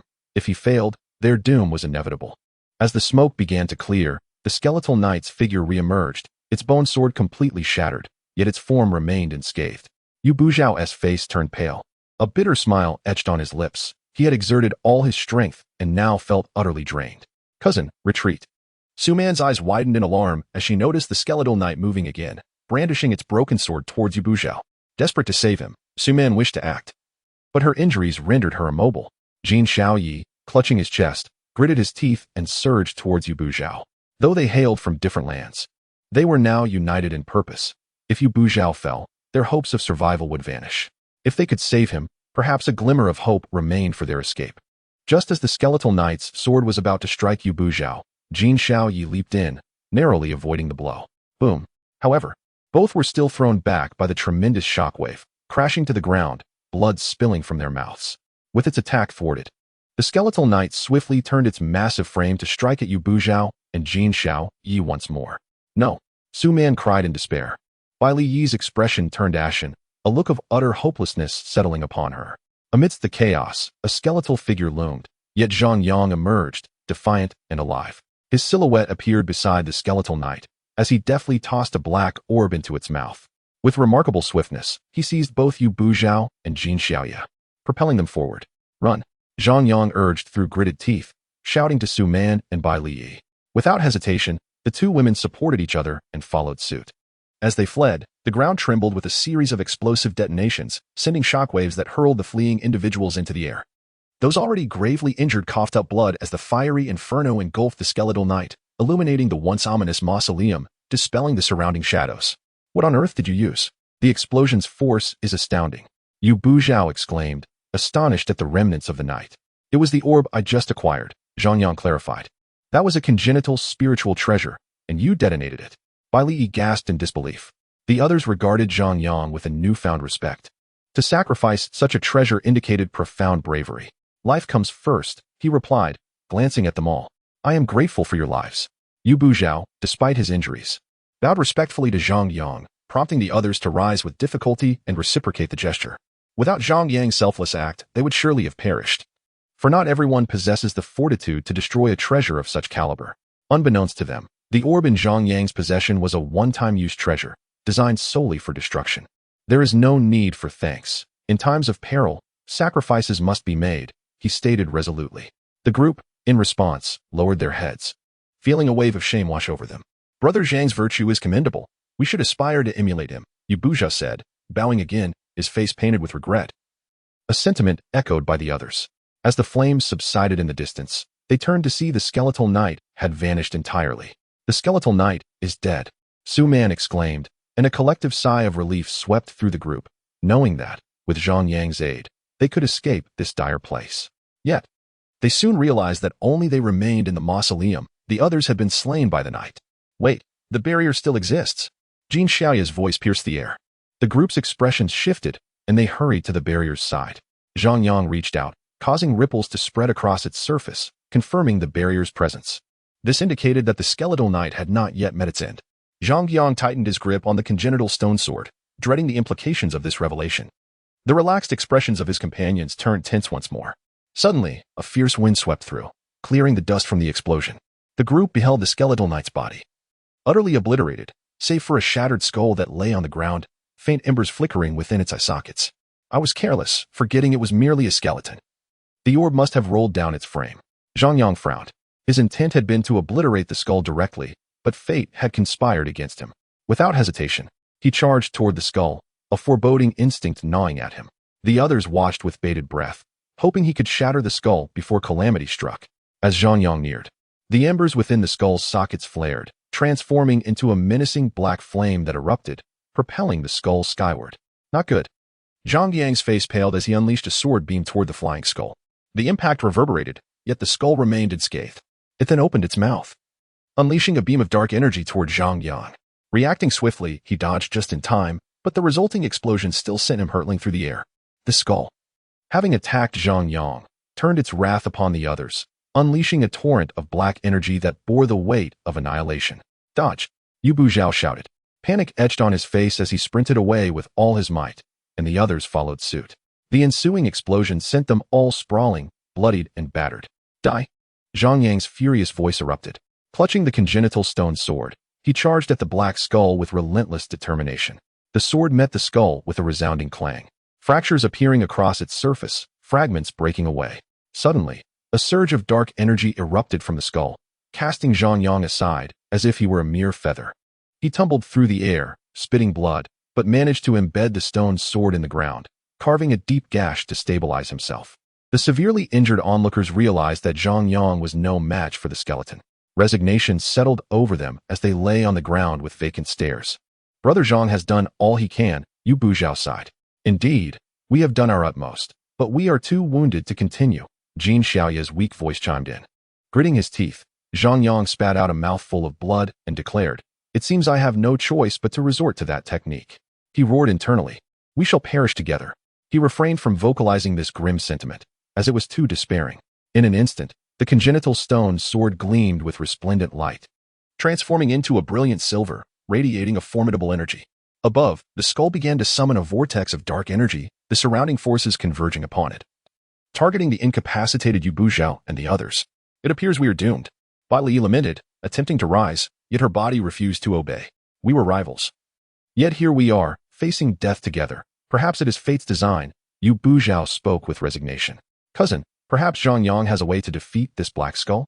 Su Man suggested weakly, though even she doubted her own words, offering mere self-comfort.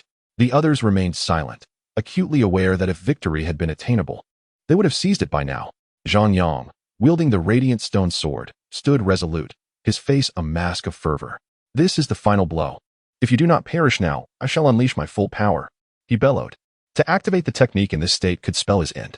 With a surge of raw energy, he leaped toward the skull, the sword poised for a decisive strike. "Die!" he roared, as the energy within the stone sword reached its zenith, illuminating the entire mausoleum.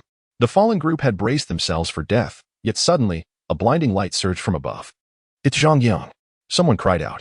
Their despair transformed into hope as they beheld Zhang Yang soaring into the sky, the stone sword ablaze with brilliance. Tension filled the air as they recognized this was Zhang Yang's final gambit. The outcome hinged upon this moment. The tempestuous energy dissipated, and a volatile sphere of dark energy coalesced within the skull's mouth. Just as it was about to unleash its wrath, Zhang Yang's figure materialized before it. "Die!" Zhang Yang plunged the primordial stone sword, radiating a terrifying energy, directly into the mouth of the skeleton, causing a violent explosion of energy within. The cataclysmic force sent Zhang Yang reeling, and upon landing, he could not help but spit out a mouthful of blood. Boom, boom, boom. The air was filled with the sound of explosions as silvery and black energies entwined, with surges of tumultuous winds sweeping outward in relentless waves. The barrier of the mausoleum shattered like fragile glass under the incessant assault of energy. Those lying on the ground gazed in shock at the horrifying waves of explosions above. That last strike from Zhang Yang was incredible. Su Man exclaimed involuntarily. If it had been Brother Yu facing that final blow, would you have been able to withstand it? Jin Xiaoya looked on, equally astonished by the explosive turbulence in the sky. Though Zhang Yang's realm is beneath mine, his true combat power far surpasses my own. I could not have endured that final strike, Yu Buzhao sighed. Hearing such words from Yu Buzhao, the others felt a degree of comfort. After all, it was only natural for them to be in awe of the one who stood as the foremost prodigy of the myriad dawns. As the explosive waves dissipated, the severed head that had once floated in the air vanished completely. The crowd's faces lit up with unrestrained joy upon witnessing this. Zhang Yang smiled upon seeing the head's disappearance, secretly relieved. At that moment, a small black grass gently drifted down from the sky, which Zhang Yang caught in his hand. The descent of the grass seemed to signify the conclusion of this fierce battle. I finally have the boundless grass in hand, Zhang Yang thought, a smile creeping onto his face as he examined the precious herb. After stowing it away, he turned his gaze toward the primordial stone sword, now devoid of its former luster, appearing as nothing more than an ordinary stone sword. I wonder how long it will take for the sword to regain its brilliance, he mused. If you nourish it with energy, it will naturally recover more swiftly, Liu Kong's voice echoed. Zhang Yang nodded in acknowledgement. As the battle drew to a close and the mausoleum's barrier shattered, the severely wounded individuals began to recuperate. A day later, those who had been gravely injured managed to recover significantly, one by one opening their eyes and standing. The Myriad Dawn's competition is nearing its end. What is your current ranking, Brother Zhang? Yu Buzhao asked with a smile. Prompted by this, Zhang Yang hastily produced his jade token, realizing he had forgotten about his ranking. 30, he announced, revealing his current standing. The others glanced at Zhang Yang's ranking with curiosity, but surprise etched their faces upon discovering that he was ranked merely 30th. With your strength, Brother Zhang, that seems rather low. Should we assist you in eliminating some foes? Jin Xiaoya suggested. The others nodded in agreement. Zhang Yang shook his head, smiling as he replied, I am already content to be within the top 50. In truth, he thought to himself that being first held no exceptional reward. What was the use of waiting for it? Brother Zhang, leave your contact information. If you require assistance, do not hesitate to ask, Yu Buzhao said, producing a communication jade slip. The others followed suit, also retrieving their communication slips. Having faced life and death crises together, a bond of camaraderie had formed among them. And they were deeply grateful to Zhang Yang for his strength and for saving them. You are all prodigies from super empires. I am but a cultivator from a small nation. Do you not mind? Zhang Yang inquired. You, a cultivator from a small nation, now surpass us from super empires. We are the ones who feel inferior, Yu Buzhao remarked. Everyone understood that resources in smaller nations were relatively scarce, making cultivation more arduous. Zhang Yang's ability to catch up was a testament to his extraordinary talent. Zhang Yang exchanged contact information with everyone. As future disciples of the heavenly profound sect, it was only fitting they would have each other's company. Haha. Jin Xiaoye laughed heartily, and the others wore smiles of camaraderie. I have matters to attend to and must leave first, Zhang Yang said. With some time remaining before the Myriad Dawn's competition concluded, he needed to check on Xiao Luo. We will accompany you. We have nothing else to do, and no one will surpass our rankings, Yu Buzhao insisted. It is unnecessary. The spectacle is too grand. I prefer to keep a low profile, Zhang Yang politely declined. Somehow, I feel you do not quite fit the description of a low-profile person. Bai Li could not help but retort. The others nodded in agreement. Zhang Yang, seeing their disbelief, felt helpless and ultimately allowed them to follow. Half a day later, Zhang Yang arrived at the agreed-upon location near the stone pillars, where a cave served as the resting place for the Ingua cultivators. Upon their arrival, they discovered a crowd gathered there, and atop the pillars, Fei Qing and Xiao Luo were tightly bound with ropes. Standing proudly at the top was a man clad in blue robes. Does anyone know where Zhang Yang of the Summer Nation is? The blue-robed man asked, producing an image of Zhang Yang. Upon seeing the likeness, many in the crowd recognized him. Isn't that the one making waves lately? I heard he single-handedly annihilated the Yu and nations. His strength is formidable. Strength does not matter now. He hails from the Rong Nation. No matter how powerful Zhang Yang is, he cannot possibly be his match, some murmured. The blue-robed man, noticing the lack of recognition, furrowed his brow. It seems some blood must be shed, he thought. The Red Nation has promised me a piece of postnatal spiritual treasure if I deliver Zhang Yang to them. Clearing his throat, he declared, anyone who can provide information about Zhang Yang will receive a precious artifact as a reward. At this, the crowd erupted in excitement. After all, a precious artifact was a tempting offer. I know where Zhang Yang is. Suddenly, a young man in black emerged from the distant woods, with sharp brows and bright eyes. He possessed a strikingly handsome countenance that made him resemble an otherworldly youth. Zhang Yang, the blue-robed man exclaimed, glancing at Zhang Yang before comparing him closely to the image. His face alight with joy. This fellow is quite audacious to appear here himself, someone in the crowd remarked in astonishment. You dare to bind my friends? You are courting death. Zhang Yang's expression was icy and indifferent. Court death? You and Sect do not think that by slaying the trash from the Yu and nations. You are invincible, do you?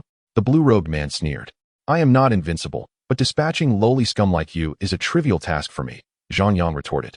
Ha, that is the greatest joke I have ever heard. Do you even know who I am or where I come from? The blue-robed man laughed, dismissing Zhang Yang entirely. As he spoke, several blue-robed men approached from a distance, surrounding Zhang Yang. Zhang Yang surveyed the group of blue-robed individuals with a calm demeanor. The blue-robed man continued. I hail from the Rong Nation, ranked second among the top 10 empires. I am the foremost prodigy of the Rong Nation, and those beside me are my brothers.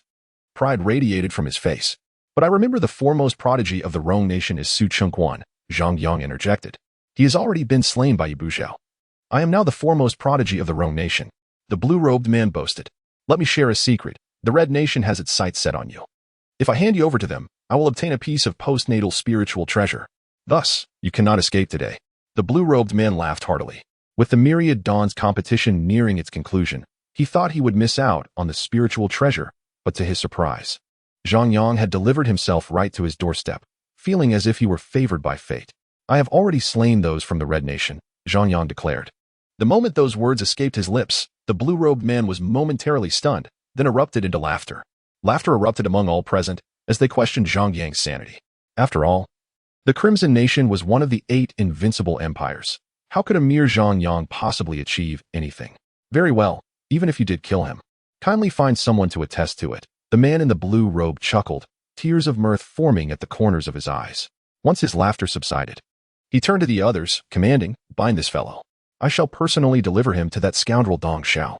The other cultivators from the Rong nation advanced menacingly toward Zhang Yang, their faces painted with condescension. To them, deploying so many to capture Zhang Yang was already a sign of respect. Indeed, he is the one who killed him. We can vouch for that. A voice echoed from the woods. Curiosity piqued. Everyone turned to see 2 men and 2 women emerging from the thicket. Good heavens, how could they all be here together? It was Yu Buzhao, Bai Li Yi, Jin Xiaoya, and Su Man, each a prodigy from their respective invincible empires. The sight of them together left many in the crowd wide-eyed and incredulous. The blue-robed man's expression shifted to one of grave concern, particularly upon spotting Yu Buzhao. What is the meaning of this? This matter concerns my Rong nation and Zhang Yang. I hope you will refrain from interfering, he declared, mustering his courage. Truth be told, the presence of these top-tier talents made him uneasy. Zhang Yang is my brother. Be wise and release his friends immediately, or else you shall meet your demise. Yu Buzhao replied coolly, an invisible aura of menace radiating from him. The other 3 echoed his intensity. Feeling the palpable tension, the crowd instinctively recoiled. They could neither withstand nor ignore the threat. The blue-robed man's expression shifted rapidly, realizing he and his companions were no match for Yu Buzhao and his allies. In a moment of desperation, he decided to act. He hastily released Fei Qing and Xia Luo, forcing a pill into their mouths. Moments later, they stirred awake. Having completed this, the blue-robed man approached Zhang Yang with a sincere smile, stating, "It was merely a jest indeed. Brother Zhang, please do not take it to heart, ha ha ha." Fei Qing and Xia Luo, now at Zhang Yang's side, appeared somewhat disoriented. "Are you all right?" Zhang Yang inquired. "We're fine. I don't know what happened, but I suddenly fell asleep and woke up here," Xia Luo replied, still bewildered. Nodding, Zhang Yang turned to the blue-robed man and declared, "Give me 10,000 spirit crystals, or you shall all perish." Zhang Yang was not one to be trifled with. The blue-robed man's face paled slightly, and he forced a smile. "But I do not possess that many spirit crystals." Though he feigned nonchalance, he inwardly cursed Zhang Yang's greed. Spirit crystals were far more valuable than spirit stones. 1 spirit crystal equated to 100 premium spirit stones. Even with the resources of the invincible empire at his disposal, he could not gather such an amount quickly. "Then go and collect them.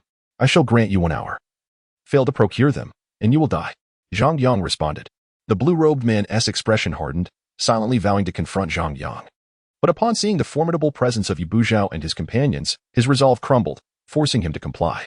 An hour later, through a combination of borrowing and intimidation, the blue-robed man finally managed to gather 10,000 spirit crystals, though he was now laden with debts. "Here you go," he muttered begrudgingly, handing Zhang Yang a bag filled with the precious crystals.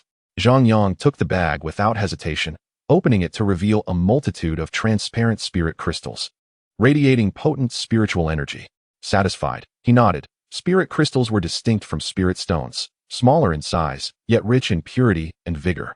He immediately deposited the crystals into his chaotic cauldron for the innate stone sword to absorb and replenish its energy. "Not bad, young man. You have potential," Zhang Yang remarked, patting the blue-robed man's shoulder before departing with Yu Buzhao and the others. The blue-robed man's expression darkened. He now bore an insurmountable debt, one he feared would haunt him for a lifetime. "With so many debts, how can I ever hope to marry and start a family? I suppose I shall have to resign myself to a life of mediocrity," he lamented inwardly, glancing back at the imposing figures of his creditors, who seemed to read his thoughts. Chapter 133, The Conclusion of the 10,000 Nations War in the Forest. Xia Luo and Fei Qing gazed at Yu Buzhao and his companions behind Zhang Yang, their faces reflecting astonishment. What is going on with Zhang Yang? They are all prodigies from the invincible empires. Why do they follow him? Xia Luo whispered. "They are my friends, and they insisted on accompanying me," Zhang Yang replied, somewhat helplessly. "Friends?" Both Xia Luo and Fei Qing were momentarily taken aback, recalling Yu Buzhao's earlier assistance to Zhang Yang. "What charm did you use to befriend such illustrious companions? Teach me your ways. I wish to make friends like that too," Xia Luo exclaimed enviously. "If he has friends with both power and influence, he can stroll with confidence in the future," Xia Luo mused. "Using looks and personal charisma, those are qualities you cannot learn," Zhang Yang retorted. "Zhang Yang, the time is drawing near. If you need anything, remember to contact me. I am always at your service," Yu Buzhao suddenly interjected. As soon as he spoke, a massive black vortex materialized in the sky, serving as the portal to leave this small world. "All right," Zhang Yang replied. Soon after, the others stepped forward to bid farewell to Zhang Yang before departing. Su Man was the last to approach him, her cheeks slightly flushed. In a hushed tone, she urged. Please do not speak of what you saw before. Zhang Yang paused, glancing at the distant peak, and feigned ignorance. What did I see? Seeing his act. Su Man's frustration bubbled to the surface, her chest heaving slightly. Zhang Yang had clearly caught her earlier gaze, yet he continued to play dumb. You. I shall ignore you. She huffed, stamping her foot before heading toward the vortex. Well, you've managed to win over the pride of the Xian nation. I am truly impressed, Xiao Luo praised. Do not speak nonsense. My relationship with Miss Su Man is entirely innocent, Zhang Yang asserted. Then what did you see? Fei Qing pressed, unable to contain his curiosity. Guess, Zhang Yang replied, rushing toward the vortex. Exchanging glances, Fei Qing and Xiao Luo followed suit, puzzled. Guess? How do we guess? Before long, they found themselves back in the empty city square, the vortex above having vanished. Zhang Yang surveyed the surroundings, realizing the crowd had dwindled to a third of its original size, indicating that tens of thousands had perished in the recent conflict. Previously, Zhang Yang had not fully grasped the gravity of the situation, but now he felt the brutal reality of this world. The fallen were not mere commoners. They were the elite from various nations. As Zhang Yang and the others emerged, the elder from the Tianjin sect, accompanied by the rulers of various nations, approached them. So it is just the two of you left? Xiao Wushang inquired, his gaze landing on Zhang Yang and Xiao Luo. Xiao Luo nodded somberly. Zhang Yang refrained from disclosing that Lan Chuchu was still alive, as she resided within his chaotic cauldron, making it difficult to explain should Xiao Wushang inquire further. At least it is better than the last time, Xiao Wushang sighed. If my suspicions are correct, the Yu nation and the Yin nation have likely joined forces against you again. His expression darkened. Xiao Luo nodded resignedly. Had it not been for Zhang Yang's timely intervention, I might not have made it out alive. When the strength of the great Xia arises, I shall personally obliterate the Yin nation and the Yu nation, he declared with conviction. Xiao Wushang's face revealed a fierce expression. By the way, Zhang Yang, I recall you went to rescue someone. What transpired afterward? Xiao Luo suddenly recalled and inquired with curiosity. They were all slain, Zhang Yang replied. All slain? Both Xiao Wushang and Xiao Luo were taken aback. You mean? Xiao Luo hesitated. I single-handedly eliminated all the beasts from Yu and in countries, Zhang Yang asserted. Goodness. Both Xiao Wushang and Xiao Luo gasped in astonishment. Zhang Yang, by himself, had vanquished the elite of two nations. Did this not imply that his strength could rival that of the prodigies from super dynasties? The matters concerning the Xia Empire may not be as straightforward as you believe. The Yu and in countries have the support of the Qi Kingdom, Zhang Yang suddenly interjected. Qi Kingdom. Upon hearing this name, Xiao Wushang's expression grew grave. Why would the Qi Kingdom target a mere Xia country? Zhang Yang pondered for a moment before responding.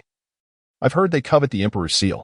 Upon hearing the term Emperor's seal, Xiao Wushang's countenance shifted, and he spoke softly. Where did you hear this? A fellow mentioned it to me, stating that the Qi Kingdom has long been aware of our possession of the Emperor's seal in the Great Xia, which is why they have allied with you and against us, Zhang Yang explained. Xiao Wushang fell silent for a moment before sighing. I never anticipated that our Great Xia has been targeted all along due to the Emperor's seal. Zhang Yang, intrigued by Xiao Wushang's words, could not help but inquire.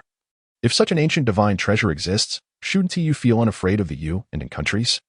Xiao Wushang understood the implication behind Zhang Yang's words and responded with resignation. Though it is an ancient divine treasure, it is severely damaged and utterly unusable. Furthermore, even if it were functional, do you think I would dare to use it? Zhang Yang nodded, recognizing the truth in Xiao Wushang's words.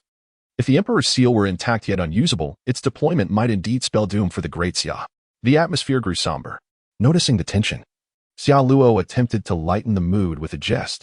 If what you say is true, after you ventured deep into the dark lands, those from the Qi Kingdom did not even dare to strike against you. Truly miraculous. Because I killed them all, Zhang Yang replied. Upon hearing this, Xiao Luo's eyes widened in disbelief. What did you say? You annihilated the Qi Kingdom? Xiao Wushang also stared at Zhang Yang in shock. The overall strength of the Qi Kingdom's young elites was significantly greater than that of you, and now Zhang Yang claimed to have single-handedly defeated them. He found it hard to believe. Zhang Yang nodded. Just as Xiao Wushang was about to inquire further, he suddenly noticed the jade pendant at Zhang Yang's waist had vanished. And he understood its significance.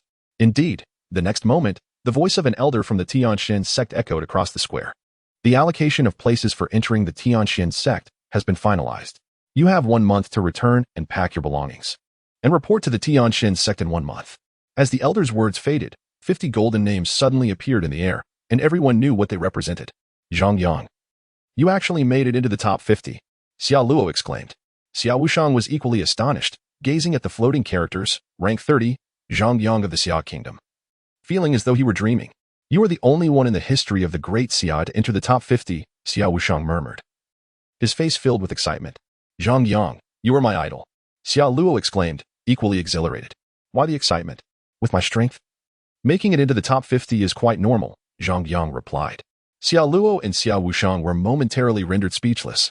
In truth, they were unaware that with Zhang Yang's capabilities, he could easily have claimed the title of the first in this grand competition.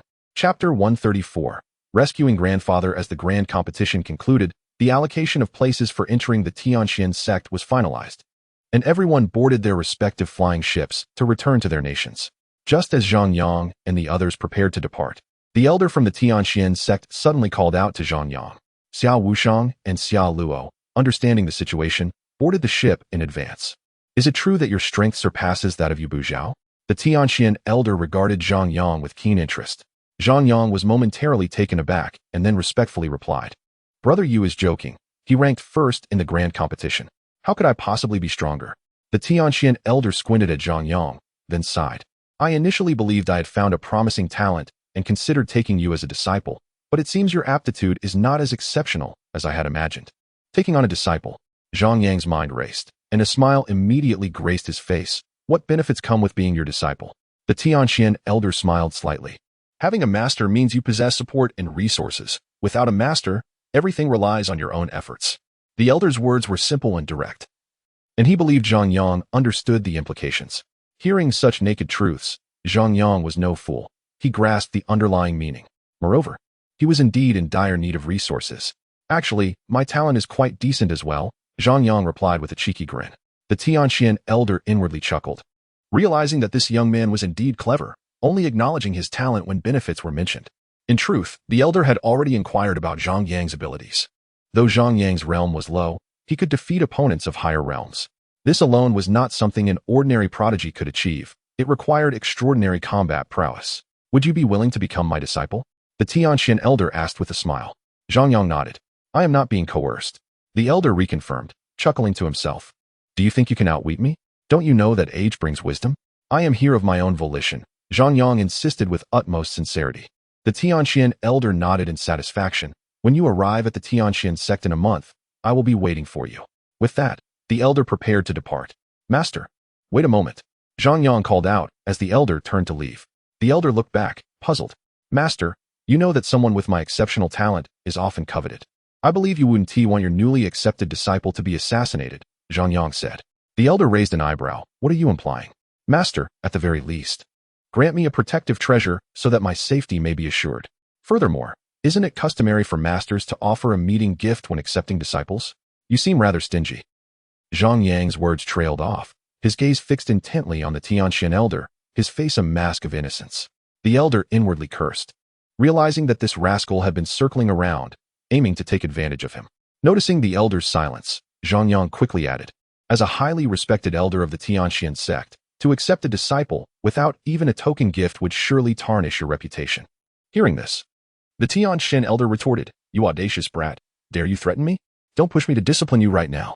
Though he spoke harshly, he still retrieved a token from his robes and tossed it to Zhang Yang. This token contains a fragment of my essence. It may save your life in times of peril. Zhang Yang had struck a chord with the elder. Having lived to this age, he valued his reputation greatly. As Zhang Yang received the token, he immediately beamed. Thank you, master.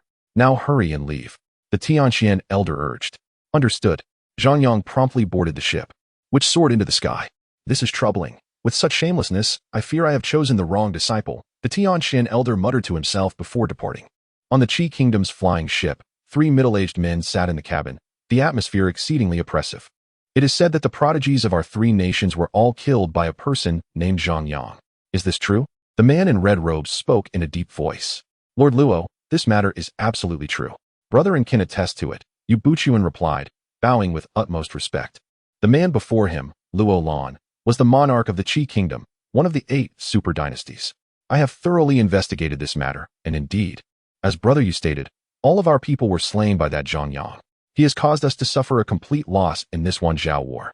With not a single person entering the Tianxian sect, this is a first. And Chuan also spoke respectfully. How could a mere cultivator from the Xia kingdom continuously slay so many prodigies from our 3 nations? This seems rather illogical, Luo Lan remarked, frowning. For the Qi kingdom, the losses have been severe.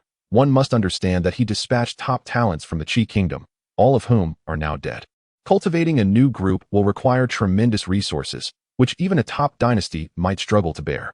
The information I gathered indicates that although Zhang Yang's cultivation level is low, his combat prowess is remarkably formidable, allowing him to defeat opponents beyond his realm, Yu Buchuan noted. I never expected such a genius to emerge from the insignificant Xia kingdom. Luo Lan's expression shifted slightly. In a month, Zhang Yang will enter the Tianxian Sect, and at that time, the Xia kingdom will receive its protection. Luo Lan pondered. His demeanor icy. Do you mean? And Chuan hesitated. It is time to take action. Luo Lan's expression grew increasingly cold. Upon hearing this, Yu Buchuan and Chuan exchanged knowing glances. And Chuan said, let us arrange it immediately. I believe it won't be long. And Chuan did not finish his sentence. Brethren, let us depart. I eagerly anticipate what follows, Yu Buchuan sneered. The two then left the ship. Initially intending to quietly obtain the Emperor's seal, the sudden emergence of Zhang Yang from the Xia kingdom has disrupted my plans. It seems I must accelerate my strategy. Luo Lan gazed at the bright sunlight outside the cabin, yet his aura was chillingly cold. 10 days later, Zhang Yang bid farewell to Xiao Wushang and Xiao Luo, choosing to return to Qinshan City first. Upon entering Qinshan City, Zhang Yang discovered it was eerily desolate, with not a single passerby on the streets. Something is amiss. Zhang Yang hurriedly made his way to the Zhang residence. On the path to the Zhang household, he noticed numerous bloodstains on the streets, still fresh and clearly indicating a fierce battle had erupted in Qinshan City. Zhang Yang quickened his pace, and as he approached the Zhang residence, he was met with a scene of countless corpses strewn across the street, some belonging to the Zhang family, others from the treasure pavilion, and many unfamiliar faces.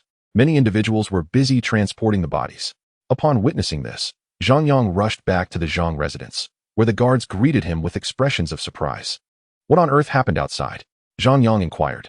Early this morning, the Zhang family was suddenly attacked by a group of strangers who were exceptionally powerful.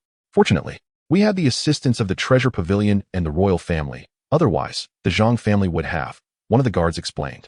Did elder from the Xiaxian sect not come to assist? Zhang Yang asked. The elder returned to the Xiaxian sect yesterday. From his anxious demeanor, I suspect the Xiaxian sect may be in trouble, the guard speculated. Hearing this, Zhang Yang furrowed his brow but did not dwell on it, instead sprinting toward his grandfather's room. Chapter 135. Crisis in the sect. Zhang Yang burst into his grandfather's chamber, finding him still lying on the bed. Though his complexion had darkened and he appeared to have lost weight, Zhang Yang quickly took out the boundless grass, utilizing his spiritual energy to extract its essence and infuse it into his grandfather's body. After completing this task, Zhang Yang let out a sigh of relief, knowing that had he returned even a day later, his grandfather might not have survived.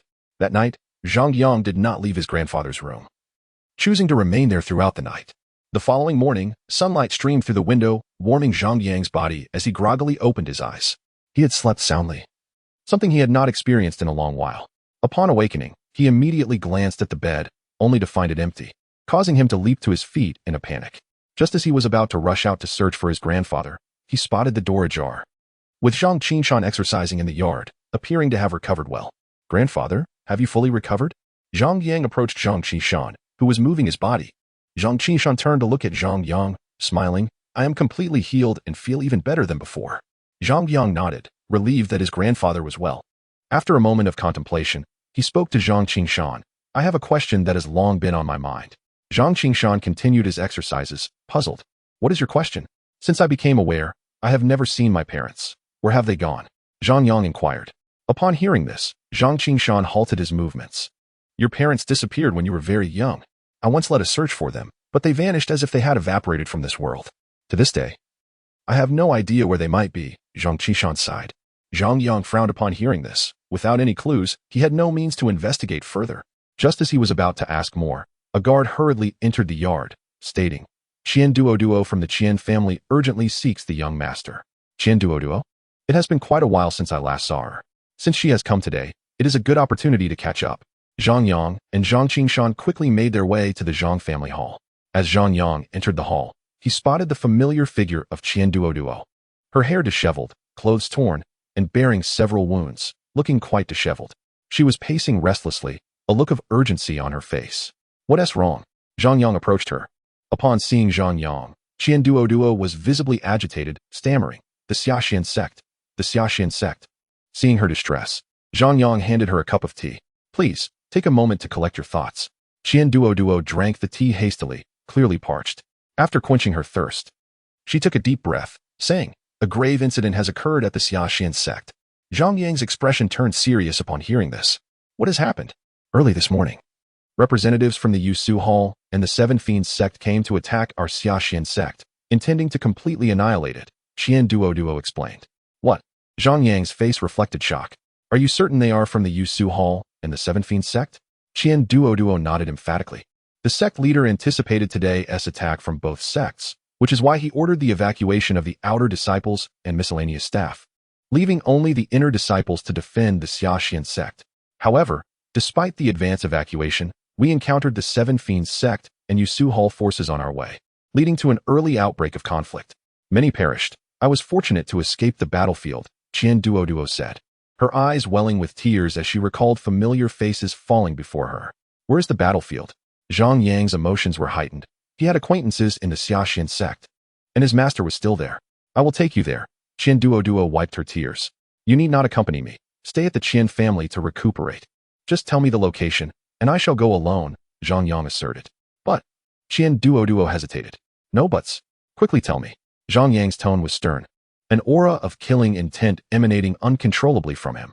Sensing his ferocity, Duoduo's face paled, and she quickly divulged the precise location. After receiving the information, Zhang Yang turned to leave but suddenly recalled something, asking, in such a significant sect conflict, has the royal family not sent anyone to intervene? In theory, all three sects are among the four great sects. Should they engage in battle, the repercussions would be immense, and the royal family ought to mediate. Duoduo shook her head. I did not see anyone from the royal family. Upon hearing this, Zhang Yang immediately turned around. However, just as he was about to step out of the Zhang family's gate, he suddenly halted, addressing Zhang Qingshan behind him. Grandfather, the sect is in peril. I must make a trip. Zhang Qingshan nodded with a smile and said, this is the responsibility a man should possess. Go quickly and be cautious. Zhang Yang nodded, then dashed out, taking a moment to retrieve a jade pendant to send a message, just in case. Outside Qingshan City, he promptly boarded the spaceship gifted to him by Xiao Luo, which ascended into the sky, heading towards the direction of the Xiaoxuanzong. Half a day later, the spaceship arrived above a grove, not far from Xiaoxuanzong. Standing on the ship, Zhang Yang observed a group of disciples from Qixia sect relentlessly pursuing a disciple from Xiaoxuanzong, Xiongba. Peering closely at the pursued figure, Zhang Yang quickly recognized him amidst the chaos. You Xiaoxuanzong waste, there's no escape for you. One of the Qixia sect disciples laughed menacingly. Xiongba ignored them, wiping the blood from the corner of his mouth, and continued weaving through the trees. His strength was not weak. Had it not been for the overwhelming number of Qixia sect disciples, he would not have been so beleaguered. Surround him from both sides. He is an inner sect disciple. We have orders to spare none, commanded a disciple from Qixia sect. Instantly, the Qixia disciples split into three groups, encircling Xiongba. Soon, he found himself surrounded. Seeing this, a Qixia disciple sneered, nowhere left to run. You lot are all disciples of the four major sects. How shameless you are to gang up on a single person. If you have the guts, face me one-on-one. Xiongba retorted angrily. One-on-one? What a jest. Today, both Qixia sect and Yushu Palace are here to annihilate your Xiaoxuanzong. The Qixia disciple mocked. Kill him at once. Then pursue the remaining inner sect disciples of Xiaoxuanzong. He ordered coldly. Upon hearing this, the Qixia disciples surged forward to attack Xiongba. He, in turn, unleashed all his spiritual energy, bracing himself for a desperate fight. Suddenly, an explosion echoed as a figure descended from the sky like a divine being, unleashing a sword energy towards the Qixia sect. With a thunderous crash, the sword light struck the ground, causing an explosion in the grove, instantly slaying several Qixia disciples. Zhang Yang landed and immediately commenced a massacre amongst the remaining disciples, the air filled with their anguished cries. In mere moments, only one Qixia disciple remained, the others easily dispatched by Zhang Yang. You are Zhang Yang, the last Qixia disciple exclaimed, his face paling in disbelief at Zhang Yang's sudden appearance. You were quite arrogant just now. Care to show me that bravado again? Zhang Yang advanced menacingly toward him. Don't get cocky. Not only will Xiaoxuanzong be destroyed, but you won't escape either. The Qixia disciple declared defiantly before turning to flee. With a swift motion, Zhang Yang's sword cleaved through the air, severing the man in two. With the enhancement of spiritual crystals, his innate stone sword regained its power swiftly. Zhang Yang sighed at the sword in his hand, lamenting the loss of 10,000 spiritual crystals, a sum sufficient for a substantial period of cultivation. He resolved to avoid using the self-destruct tactic unless absolutely necessary, for he truly could not afford it. Zhang Yang. Xiongba rushed to Zhang Yang's side. His expression filled with excitement, having believed he was doomed moments ago. Tend to your wounds, Zhang Yang instructed. Xiongba nodded and quickly consumed a healing pill. His injury significantly healing within moments. What is the current situation at Xiaoxuanzang? Zhang Yang inquired as Xiongba regained his composure. A grimace crossed Xiongba's face as he replied. Many have perished, including those second-generation heirs you know, as well as Elder Ma Kan. They are all dead. As he spoke, his eyes turned bloodshot, an aura of vengeance emanating from him. Hearing this, Zhang Yang's brows furrowed, a surge of fury rising within him. Those second-generation heirs had once aided him, purchasing his youth cultivation manual. Yet, he quickly suppressed his anger. Recognizing that maintaining composure was paramount, and that he could not allow rage to cloud his judgment. Has Xiaoxuanzang been breached? Zhang Yang asked, attempting to suppress his rage. After a moment's hesitation, Xiongba responded, it should not have fallen yet. Before I was chased, I seem to have seen people from Baiwa Valley coming. I suspect they are here to assist us. Upon hearing this, Zhang Yang felt a sense of relief wash over him. If Baiwa Valley was indeed coming to aid, then Xiaoxuanzang was likely still standing. What should we do now? Should we return directly? Xiongba's face bore a fierce expression. Be cautious. I suspect the forces of Yushu Palace and Qisha Sect have already surrounded Xiaoxuanzang. To venture back would be tantamount to seeking death, Zhang Yang analyzed coolly. What then? Should we wait outside indefinitely? Xiongba queried. We can first go rescue the Xiaoxuanzang disciples outside, Zhang Yang suggested. That seems to be the only option, Xiongba conceded. Realizing there were no better alternatives. Do you know where the others have fled? Zhang Yang asked. I have a rough idea of one group's location. I was with them earlier, but I got separated due to the chase, Xiongba explained. Afterward, Zhang Yang gestured for Xiongba to lead the way. And he promptly did so towards the general direction of the group. Soon, they discovered traces of battle within the grove, bodies strewn across the ground. Some of which were Xiaoxuanzang inner Sect disciples. Following the evidence of the conflict, they soon exited the grove, arriving at the banks of a tumultuous river, where the sounds of battle echoed in their ears. Zhang Yang turned towards the source of the ruckus and beheld a fierce melee unfolding by the river. A gruesome scene filled with carnage, corpses littering the ground, and the water stained a vivid red with blood.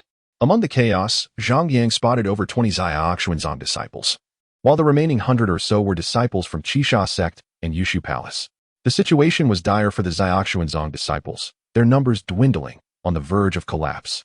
Seeing this, Zhang Yang's expression changed, and he transformed into a streak of lightning, dashing toward the fray, followed closely by Xiongba.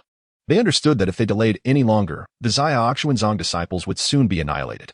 With a resounding crash, Zhang Yang's sword fell, unleashing a wave of yin-yang energy that swept through the crowd. The cries of Qisha Sect and Yushu Palace disciples echoed as Zhang Yang tore through them. Despite their overwhelming numbers, his strength made it seem as effortless as slicing through vegetables. Heads flew as he dispatched one adversary after another. Soon, the remaining members of Yushu Palace and Qisha Sect sensed something amiss, realizing the newcomer was terrifyingly powerful. Who are you? And why do you interfere in our battle with Xiaoxuanzang? One of the Yushu Palace disciples demanded, astonished. Most of the Yushu Palace and Qisha Sect disciples had never encountered Zhang Yang before, hence they did not recognize him. He seems to be that Zhang Yang. A Qisha disciple hesitated, having seen Zhang Yang's portrait long ago but struggling to recall it accurately. Are you certain? The Yushu Palace disciple queried. The Qisha disciple nodded vigorously, disregarding the risk. If they were mistaken, it would be a mere case of mistaken identity. The Yushu Palace disciple immediately sent a message and then smirked at Zhang Yang, declaring, Zhang Yang, prepare to meet your end. Reinforcements will arrive shortly. Then, turning to the remaining disciples of both sects, he bellowed. Ignore the worthless Xiaoxuanzang and focus on killing Zhang Yang. Hearing this, over 50 disciples from the two sects charged toward Zhang Yang, encircling him. Meanwhile, the Xiaoxuanzang disciples, battered and bleeding, looked upon Zhang Yang with expressions of hope and excitement upon his arrival.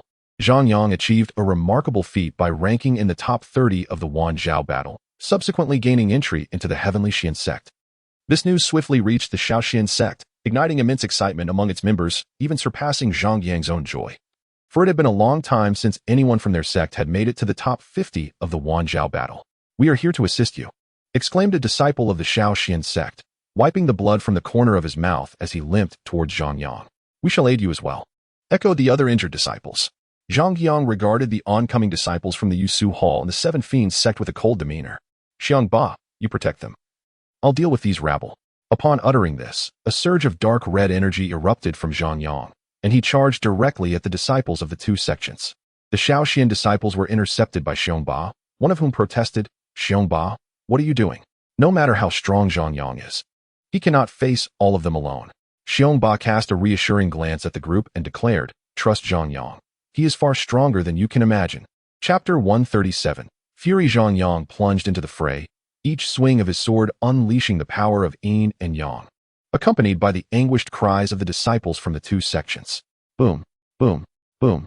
Explosions reverberated through the crowd, and within mere moments, Zhang Yang had decimated the majority of the opposing disciples.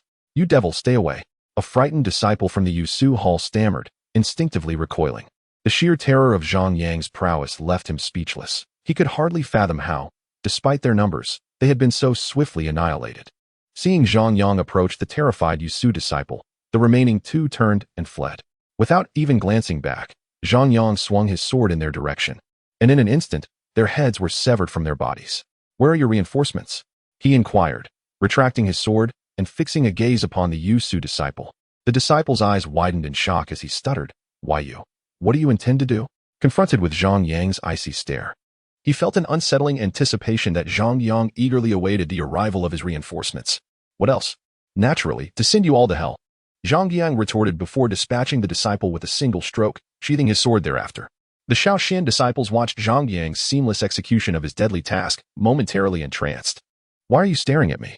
Hurry and tend to your wounds," Zhang Yang urged. "Here?" one disciple exclaimed in astonishment.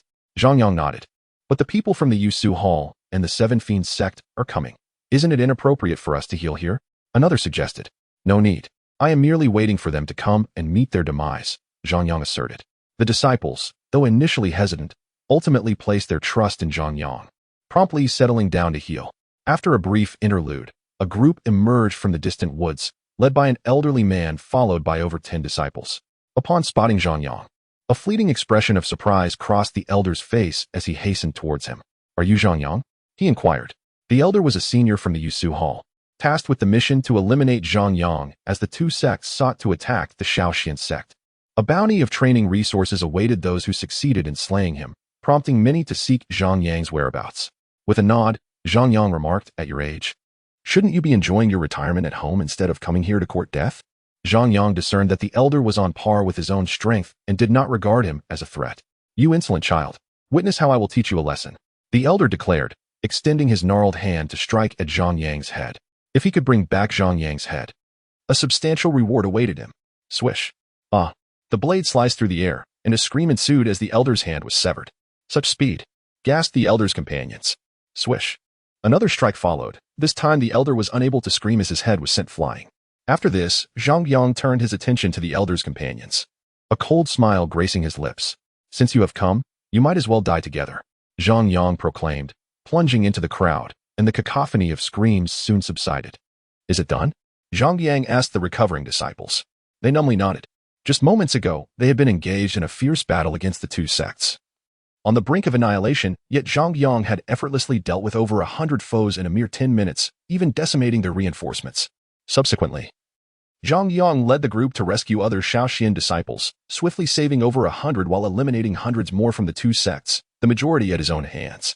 Once everyone had recuperated, Zhang Yang inquired, "Does anyone know the current situation of the Xian sect?" It was imperative for him to grasp the current circumstances to devise a strategy. "I know. I was pursued all the way from over there. The Xian sect and the 100 Flowers Valley have officially engaged in battle against the Yusu Hall and the Seven Fiends sect," one disciple replied. "What is the state of the battle?" Zhang Yang probed. "The situation is dire. We are clearly at a disadvantage compared to the 100 Flowers Valley," the disciple responded. "How many from the 100 Flowers Valley have arrived?" Zhang Yang frowned. "Not many, but their sect leader has come," the disciple stated, nodding in acknowledgement. Zhang Yang understood that the arrival of the 100 Flowers Valley's leader was a significant boon, as it was unlikely they would commit their entire sect to assist.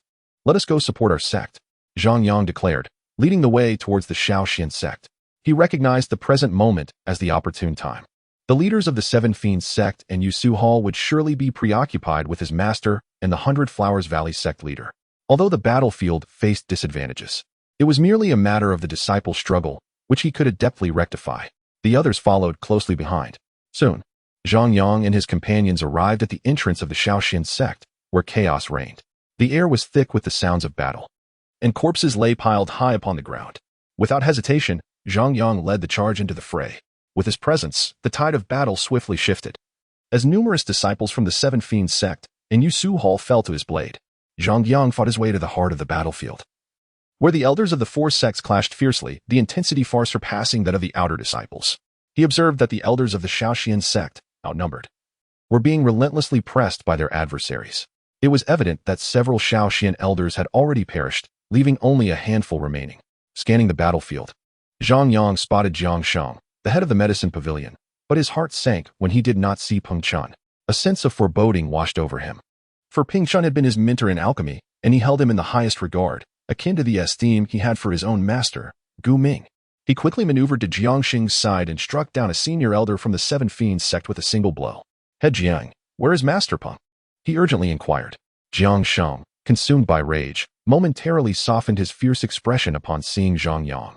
Peng Chun is dead, he uttered, his voice trembling, as if he had aged significantly in that instant. Peng Chun had been his most prized disciple, and the loss weighed heavily on him. Dead. Zhang Yang's grip on his sword quivered slightly, the sound of creaking filling the air, as veins throbbed on his forearms. The very event he had dreaded had come to pass. Who killed him? Zhang Yang's voice deepened with intensity. The Grand Elder of the Yusu Hall. I intended to avenge Peng Chun, but I was no match for him. Jiang Xing's finger pointed in a direction, his voice hoarse from fury. Zhang Yang turned his gaze towards the direction pointed by Master Jiang, and there, beside the core battlefield, stood an elderly man with an icy demeanor, holding a bloodied head in his hand. As the head spun in the air, Zhang Yang recognized the face, marred by blood and despair. It was the head of Peng Chun. In that instant, an overwhelming aura of murderous intent erupted from Zhang Yang, the power of yin and yang swirling violently around him, consuming his consciousness with a burning desire for vengeance. He advanced step by step toward the old man. Zhang Yang, come back. You are no match for him. Master Jiang shouted urgently. Yet, at that moment, Zhang Yang heard nothing, his heart aflame with the fire of revenge. Chapter 138. The Elder's threat with a palpable aura of killing intent. Zhang Yang slowly approached the Grand Elder of the Yushu Palace. Each step he took sent an invisible wave of malice radiating outward. The intensity of his murderous aura alerted all the elders on the battlefield, their faces reflecting shock and trepidation, clearly feeling the weight of his presence. It's Zhang Yang. Some elders from the Minor Xian sect exclaimed in astonishment, never expecting to encounter him here. Get away from here. One elder shouted. Zhang Yang, the most gifted disciple of the Minor Xian sect, had secured a place in the top 50 of the WAN Xiao battle and would soon formally become a disciple of the Tianxian sect. They could not allow any misfortune to befall him. As the elder's warning rang out, Zhang Yang seemed oblivious, continuing his relentless approach toward the Grand Elder of the Yushu Palace. The elders of the Minor Xian sect exchanged worried glances, unsure of Zhang Yang's state. Yet they instinctively moved to halt his advance. They could not bear to watch him walk into death. Stop them. The rest of you, kill Zhang Yang. If this brat survives, he will undoubtedly become a calamity in the future. The Grand Elder of the Yushu Palace declared, his voice laced with malice. It was evident to him that Zhang Yang was coming for him, and a cold smile crept across his face. The elders from the Minor Xian sect found themselves impeded by the elders of the Yushu Palace and the Seven Fiends sect, their urgency mounting as the battle reignited. Meanwhile, the remaining dozen or so elders from both sects approached Zhang Yang, their faces twisted with mockery. Slaying Zhang Yang promised immense rewards, and even as elders, they could hardly resist the allure. One elder from the Yushu Palace, his face flashing with greed, darted toward Zhang Yang with blinding speed, exclaiming, "The reward is mine, ha!" In his eyes, Zhang Yang was merely a prize to be claimed, utterly disregarded. The elders from the Minor Xian sect, trapped in a desperate struggle to escape, were grim-faced, exerting all their strength against the overwhelming numbers of the Yushu Palace and the Seven Fiends sect. Old fool, dare you lay a hand on Zhang Yang? I will take your life. Master Jiang roared. The elder from the Yushu Palace laughed menacingly. You may not have that opportunity. Once Zhang Yang is dead, your Minor Xian sect will perish alongside him. With that, the elder lunged at Zhang Yang, brandishing his weapon, shouting, You should not have offended the Yushu Palace. From the moment you did, you sealed your fate. Zhang Yang's steps halted abruptly.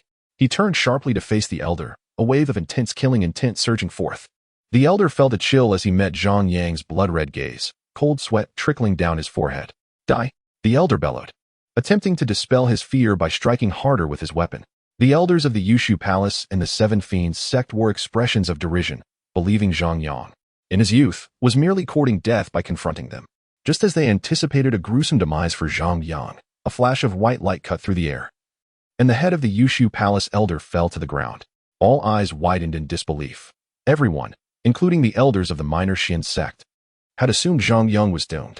Yet, it turned out he had effortlessly slain the elder with a single sword strike, leaving them astonished.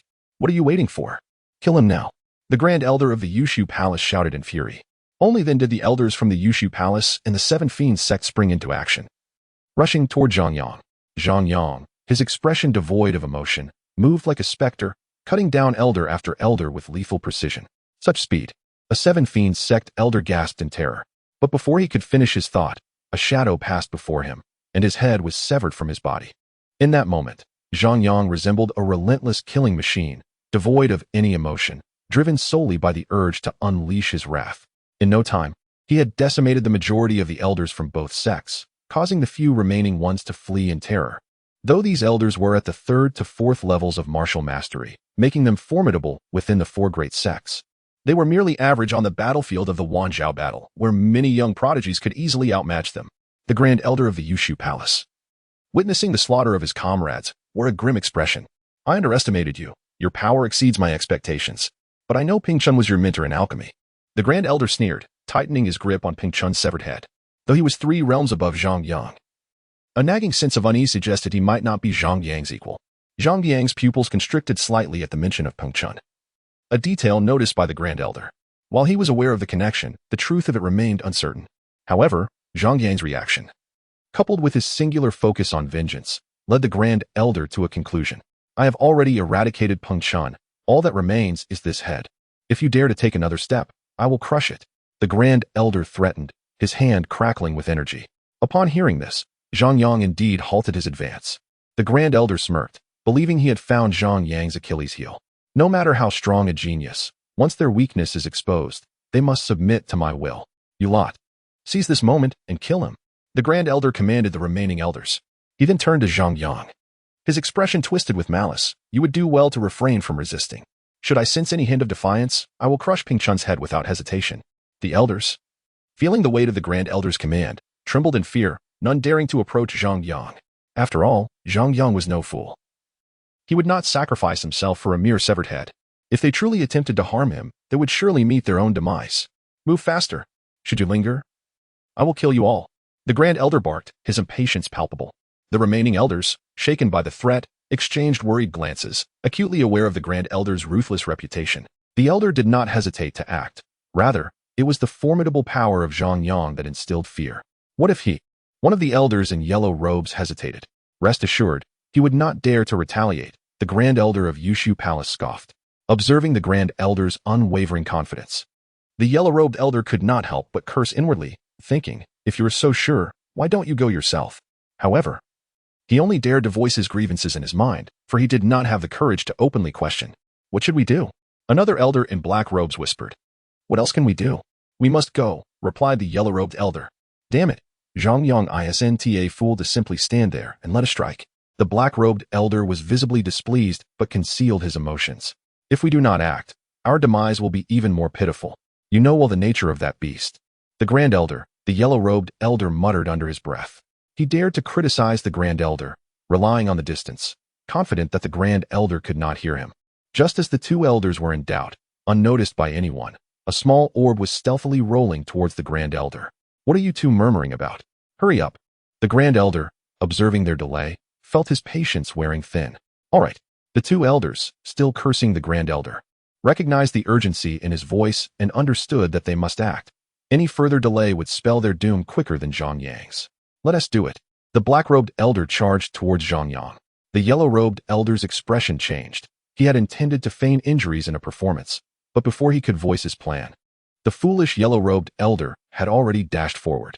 As the black-robed elder reached Zhang Yang, he saw Zhang Yang's sword rapidly thrusting forward, leaving behind a long trail of afterimages. The sword shadow struck the black-robed elder, and before he could retaliate, countless blood holes appeared on his body, leading to his instant demise. The yellow-robed elder could not help but exclaim, "The sword intent is at the 6th level." He had distinctly sensed this aura emanating from Zhang Yang, and instinctively, his legs began to retreat, and he turned to flee.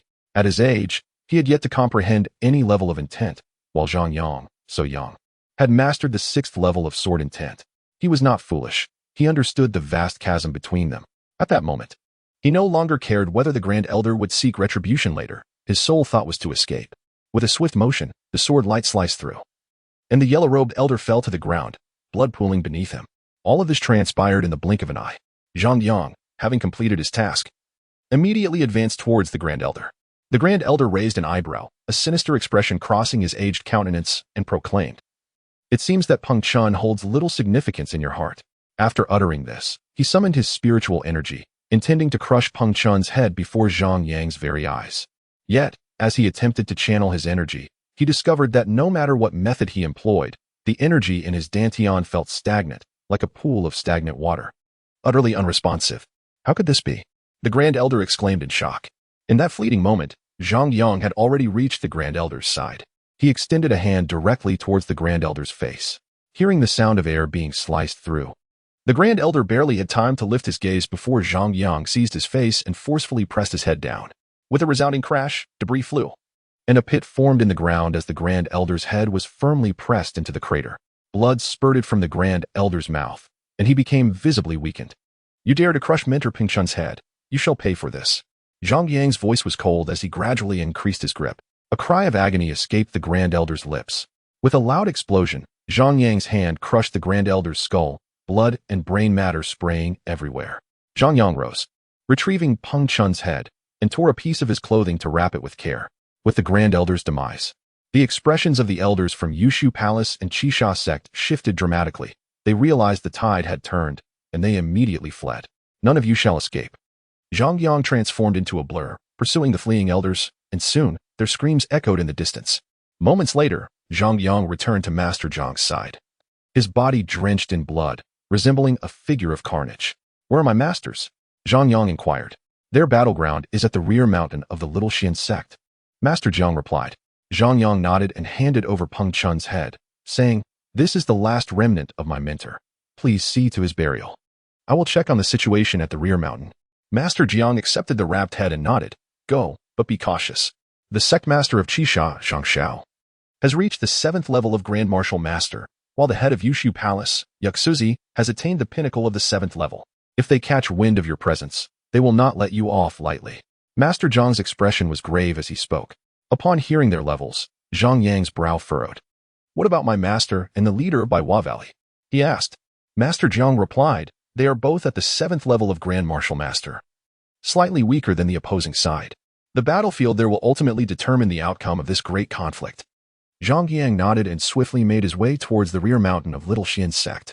After Zhang Yang departed, the elders of Little Xian Sect began to heal their wounds, while Master Jiang and another elder stood guard. Zhang Yang is truly remarkable. He has only been in the sect for a year, yet he has completely outpaced us old fellows, one elder lamented. His talent for cultivation is extraordinary, and his comprehension is unparalleled. I have never seen anyone at his age grasp the 6th level of intent, Master Jiang reflected. Master Jiang, have you forgotten? Zhang Yang's talent for alchemy also seems quite extraordinary, another elder remarked. Master Jiang nodded. Our Little Xian Sect is still too small. Zhang Yang cannot fully unleash his potential. The Heavenly Xian Sect is truly his stage. The elder chuckled, though the Heavenly Xian Sect seems far beyond our reach for Zhang Yang. It may not be his final stage. Chapter 140. Could he still be alive? Zhang Yang swiftly arrived at the rear mountain. Upon his arrival, he heard the sounds of battle echoing from deep within the forest. Many trees lay toppled, and the ground was pocked with deep craters, remnants of the fierce conflict. Zhang Yang cautiously made his way towards the mountain summit. Soon, he beheld the two sides engaged in battle. Guming appeared to be in a dire state, single-handedly confronting Zhang Xiao and Yuxuzi. Meanwhile, the leader of Baiwa Valley leaned against a tree, her complexion exceedingly pale. What is happening? Although there is a disparity in strength, the scales of victory should not tip so swiftly. Zhang Yang furrowed his brows. In the distance, the fight between Gu Ming, Yuxuzi, and Zhang Xiao raged on. Gu Ming, I wonder how much longer you can hold on. Zhang Xiao laughed heartily, clearly in high spirits. You two are supposed to be sect leaders. I never imagined you would resort to such despicable tactics as poisoning. I overestimated your integrity. Gu Ming retorted furiously. Having received prior intelligence, Gu Ming had anticipated the imminent assault from Yushu Palace and Qisha Sect, prompting him to contact the leader of Baiwa Valley in advance. He had been fully prepared and felt no fear of the impending attack. However, as the battle commenced, Zhang Xiao, that beast, had somehow managed to procure a lethal poison, catching the leader of Baiwa Valley off guard, resulting in her current incapacitation. What of the poison? If it enables the destruction of your little Xian sect, it is all worthwhile. You shall repay double for the resources you seized from my Qisha sect. Zhang Xiao sneered, intensifying his assault on Gu Ming. That was a bet you lost. I won it fair and square. Do you not fear being ridiculed by the world for your actions? Gu Ming chastised. As time passed, the pressure on Gu Ming mounted, and he realized that if this continued, he would soon be unable to endure. Ridiculed? What does it matter to be ridiculed? At least, the Seven Fiends sect shall endure, while your lesser Xian sect will inevitably vanish. Zhang Xiao scoffed. Do not be so complacent. When the wager was made, Emperor Xia was present, and I believe he will not turn a blind eye to such matters. Gu Ming retorted. The emperor was Gu Ming's last hope. In the event of a great conflict among the four sects, he firmly believed that Emperor Xia would intervene. You may be sorely disappointed. The emperor is currently preoccupied with his own troubles and has no time to save you, ha ha ha. Zhang Xiao laughed maniacally. Upon hearing this, Gu Ming's expression shifted, and he inquired, what do you mean? What do I mean? It is obvious that he is entangled in his own predicaments. Otherwise, why has he not yet arrived? Zhang Xiao laughed heartily. He relished the sight of Gu Ming's despair, which brought him immense satisfaction. Gu Ming, upon hearing this, was seized by a chilling possibility. Have you conspired with foreign forces? How astute. Let me be frank. Today, not only will your lesser Xian sect be annihilated, but the Xia kingdom shall meet the same fate, including the Zhang family, where Zhang Yang resides, though it is likely they have already been eradicated. Zhang Zhao's face twisted with madness. You two beasts dare to collude with external forces. This is treason. The leader of the 100 Flowers Valley, leaning against a tree, wore an expression of horror. She never imagined that Yushuzi and Zhang Xiao could engage in such reckless behavior. Gu Ming remained silent, his face darkening. He realized that the lesser Xian sect might truly not survive this day. What of treason? Once the Xia kingdom is destroyed, only my Seven Fiends sect and the Yushu Palace will remain, and your 100 Flowers Valley will be the next to perish. Zhang Xiao declared. You are truly ambitious. Heaven will not allow you to succeed. The leader of the 100 Flowers Valley retorted angrily. However, before she could finish her words, she succumbed to a violent cough, her complexion paling further. Do not waste time with them. Swiftly destroy the lesser Xian sect, for we must rendezvous with the others. At that moment, Yushuzi's cold voice rang out. Upon hearing this, Zhang Zhao's expression became increasingly frenzied. His countenance filled with ruthlessness as he looked at Gu Ming. Let the lesser Xian sect vanish. With that, Zhang Xiao and Yushuzi unleashed their full strength against Gu Ming, who began to falter under their onslaught, his injuries mounting, nearing the brink of collapse. Just then, a sudden sound of slicing air echoed from afar, and Zhang Yang, sword in hand, rushed towards Zhang Xiao, aiming a thrust at him. All present witnessed Zhang Yang's arrival, and Zhang Xiao retaliated with a palm strike. Bang! Zhang Yang was hurled away by the overwhelming surge of spiritual energy, crashing through several trees before finally coming to a halt.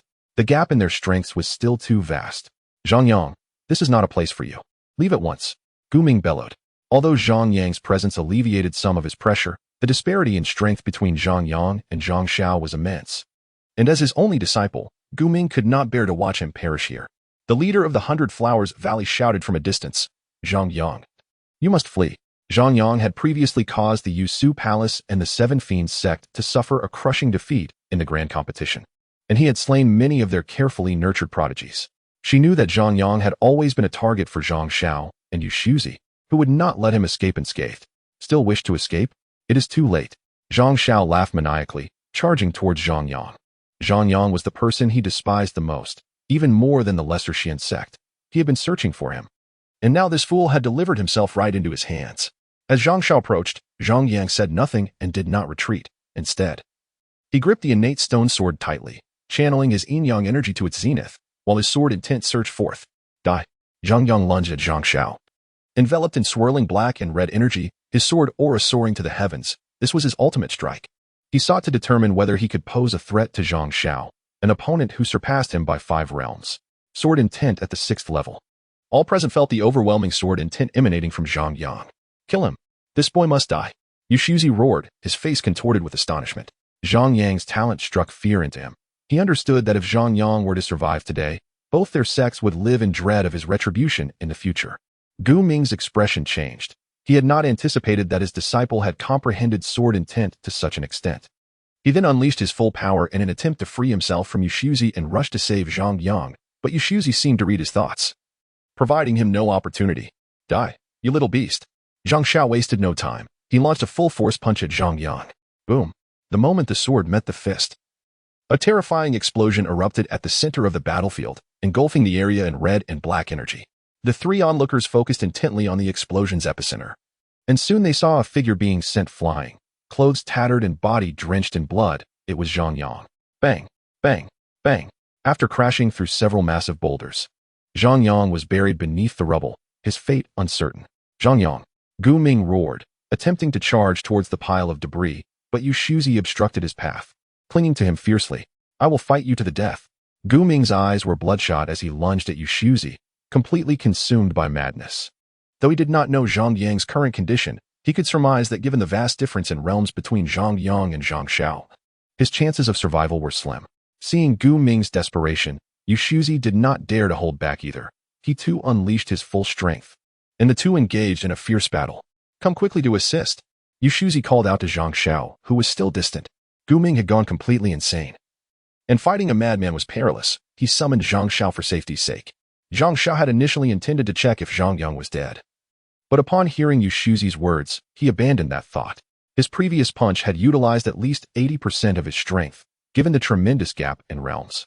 Zhang Yang could not possibly still be alive. With this realization, Zhang Xiao turned to approach Gu Ming and Yushuzi. However, just as he took a few steps, he heard faint movements behind him, causing his expression to shift as he swiftly turned back. To his astonishment, the pile of rubble where Zhang Yang lay buried trembled slightly, and stones began to roll down from the heap. What is happening? Could Zhang Yang still be alive? Zhang Xiao frowned, staring at the chaotic pile of stones. Just as his words fell, a brilliant white light suddenly erupted from the fissures in the rubble, and an immensely powerful aura radiated from within. This is not good. Zhang Xiao's expression changed drastically as he sensed the surge of energy. Chapter 141. The battle concludes. Boom. Just as Zhang Xiao hesitated, the stone pile exploded violently, revealing a figure emerging slowly from the debris. Zhang Yang's hair had turned white, and he was enveloped in a golden radiance, yet his eyes, shimmering with a golden glow, were icy and piercing, as if they could freeze the air around him. I truly did not wish to resort to this technique. Zhang Yang advanced towards Zhang Xiao, his expression as frigid as a winter's gale. Zhang Xiao furrowed his brow, involuntarily retreating, sensing an overwhelming aura of danger emanating from Zhang Yang. What in the world has transpired? Zhang Xiao's mind was in turmoil. The three onlookers were equally drawn to the commotion. Such a formidable presence. The leader of the 100 Flowers Valley marveled at Zhang Yang from a distance, astonished at the strength he now exhibited, surpassing even her own. What is happening?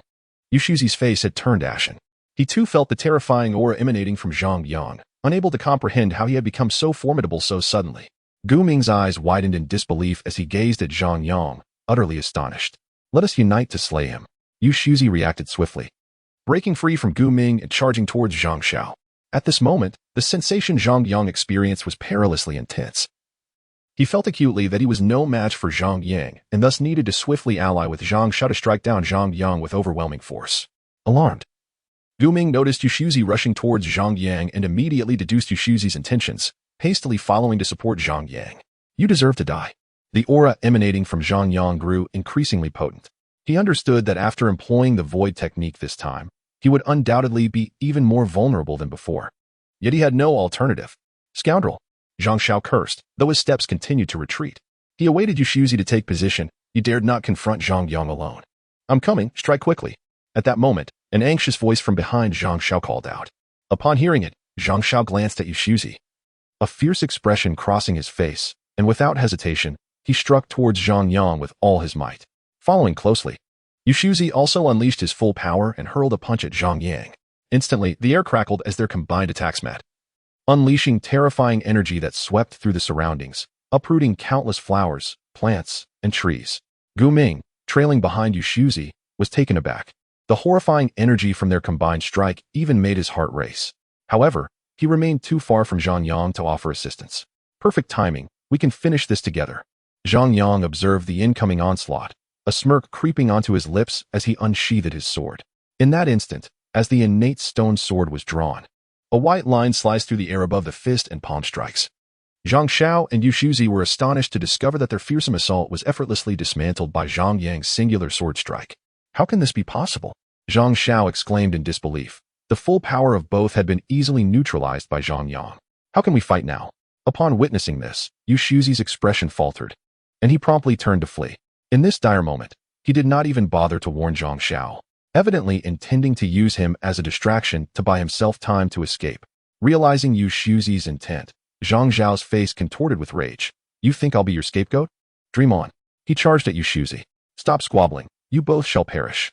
Zhang Yang remarked coldly, then vanished from sight in a flash. Swoosh. The blade of light sliced through the air, and Zhang Xiao was instantly pierced through the head by Zhang Yang's sword, only for Zhang Yang's figure to disappear once more. Yu Shuzi witnessed this horrifying scene, terror etched on his face as he realized he might not escape. You cannot kill me. Yu Shuzi shouted desperately. Just then, a white sword materialized before his forehead, the sharp sword energy ripping through, blood oozing forth. Why? Zhang Yang's voice reverberated coldly. If you spare me, I might negotiate with those individuals. When the great Xiao falls, your little Xian sect may yet survive. Yu Shuzi pleaded, beads of sweat forming on his brow. Just you? Zhang Yang scoffed. You are but a pawn. With a swift motion, Zhang Yang thrust the innate stone sword into Yu Shuzi's forehead. Yu Shuzi's eyes widened in disbelief, his expression one of unending despair, before he slowly collapsed to the ground. After slaying Yu Shuzi, Zhang Yang immediately withdrew from the state of the void technique, his hair reverting to its original black. A mouthful of blood erupted from him as he half knelt, utterly weakened. It seems I cannot activate it when injured. This time was notably more exhausting than the last. Zhang Yang gasped. As he employed the void technique more frequently, his understanding of it deepened. Zhang Yang, what ails you? Gu Ming rushed to Zhang Yang's side, producing a vial of elixir and handing it to him. He could tell that Zhang Yang's formidable strength was a result of some forbidden technique, and now it was evident he had suffered a backlash. Zhang Yang accepted the elixir and drank it in one gulp. After a brief respite, he mustered the strength to rise, though he still appeared quite feeble. Master, do we have any meat? Zhang Yang asked. Meat? Gu Ming was taken aback. The battle had just concluded, and Zhang Yang's unexpected request fell out of place. Nevertheless, Gu Ming procured some dried meat made from demon beasts and handed it to Zhang Yang, a staple of his provisions. Zhang Yang immediately began to gnaw on the jerky, soon filling his mouth and mumbling, Master, you should go treat the injuries of the 100 Flowers Valley's leader. I only need this jerky. Gu Ming nodded and promptly set off to assist the leader of 100 Flowers Valley. Once Gu Ming departed, Zhang Yang muttered, this jerky is truly unpalatable. I wonder how Master manages to eat it regularly. After relying on the jerky for a brief recovery, he still had a long way to go before fully recuperating. Gu Ming soon helped the leader of 100 Flowers Valley expel the toxins within her body, and the three returned to the battlefield at the entrance of the Xian sect, where the conflict was nearing its close. Your sect leader is dead. Surrender now. Gu Ming's voice echoed across the battlefield. Hearing this, the remaining disciples of the Seven Fiends sect and Yusu Palace, who had been stubbornly resisting, finally felt their resolve shatter. After the deaths of the elders from both sects, they had been plunged into utter defeat, clinging to hope only through Zhang Xiao and Yu Shuzi, who were now also dead. We surrender. A blood-soaked disciple of Yu Shuzi Palace shouted, and at that moment, the tension in his demeanor dissipated. Chapter 142. The final line of defense. With the surrender of the disciples from the Seven Fiends sect and Yusu Palace, the fierce battle concluded. Zhang Yang and Gu Ming stood at a distance, observing as the disciples of Xian's sect buried the fallen. Gu Ming could not help but express his sentiments. He had believed the Xian sect would be doomed, yet unexpectedly, Zhang Yang's sudden eruption had turned the tide, ultimately leading to their victory. This calamity has deeply affected the Xian sect, and it will require considerable time to recuperate, Gu Ming sighed. Now that the Seven Fiends sect and Yusu Palace have become mere remnants, Master, you should gather some followers to raid their resources and consolidate them. This will undoubtedly elevate the Xian sect further, Zhang Yang suggested. Gu Ming nodded, planning to undertake this task after the battlefield was cleared. He had heard Yu Shuzi mention an alliance with foreign powers, and with the royal family yet to show, the situation on that front appeared grim. Suddenly, the leader of 100 Flowers Valley spoke up. Upon hearing this, both Zhang Yang and Gu Ming fell silent. Our Xian sect is too weakened to continue fighting. And you have only just recovered from serious injuries. There is no use in going, Gu Ming lamented. The leader of Hundred Flowers Valley could only sigh in response to Gu Ming's words. Listening to their conversation, Zhang Yang recalled certain matters, his brow furrowing with concern. I fear the royal family may be facing challenges even more daunting than ours. Gu Ming and the leader of Hundred Flowers Valley exchanged glances, their expressions shifting slightly. What do you know? Gu Ming inquired. Zhang Yang shook his head. Just conjectures, they may not be accurate. He refrained from voicing his true thoughts, knowing that to do so would only heighten their anxiety. At that moment, the token at Zhang Yang's waist began to glow, and after glancing at the information within, his expression shifted. Master, I must leave immediately, he declared, preparing to depart. You intend to head towards the royal family? Gu Ming understood Zhang Yang's intentions. Zhang Yang did not deny it, merely nodding in affirmation. He felt compelled to act, knowing that if the royal family fell, the Xian sect would surely face dire consequences. Take the teleportation array. Traveling by ship will be too slow, and by the time you arrive, the battle may be over, Gu Ming advised. As Zhang Yang's mentor, he understood him well. Zhang Yang nodded and accompanied Gu Ming to the teleportation array within the Xian sect. As Zhang Yang was about to step into the teleportation array, Gu Ming's voice resonated, cautioning him that it was far too perilous to venture alone. The situation on the other side was undoubtedly more dire, and the battle would be even more ferocious. Shouldn't he take some companions along? Zhang Yang smiled and shook his head, replying, No need, master. You require people here as well. With that, he stepped directly into the teleportation array, and as the formation whirled, he vanished from sight. Zhang Yang understood that Gu Ming was concerned for him, given his injuries, fearing he might not return alive. However, he was acutely aware that bringing disciples of the Xiaoshuanzong along would only amplify the risk. It would be more convenient for him to go alone.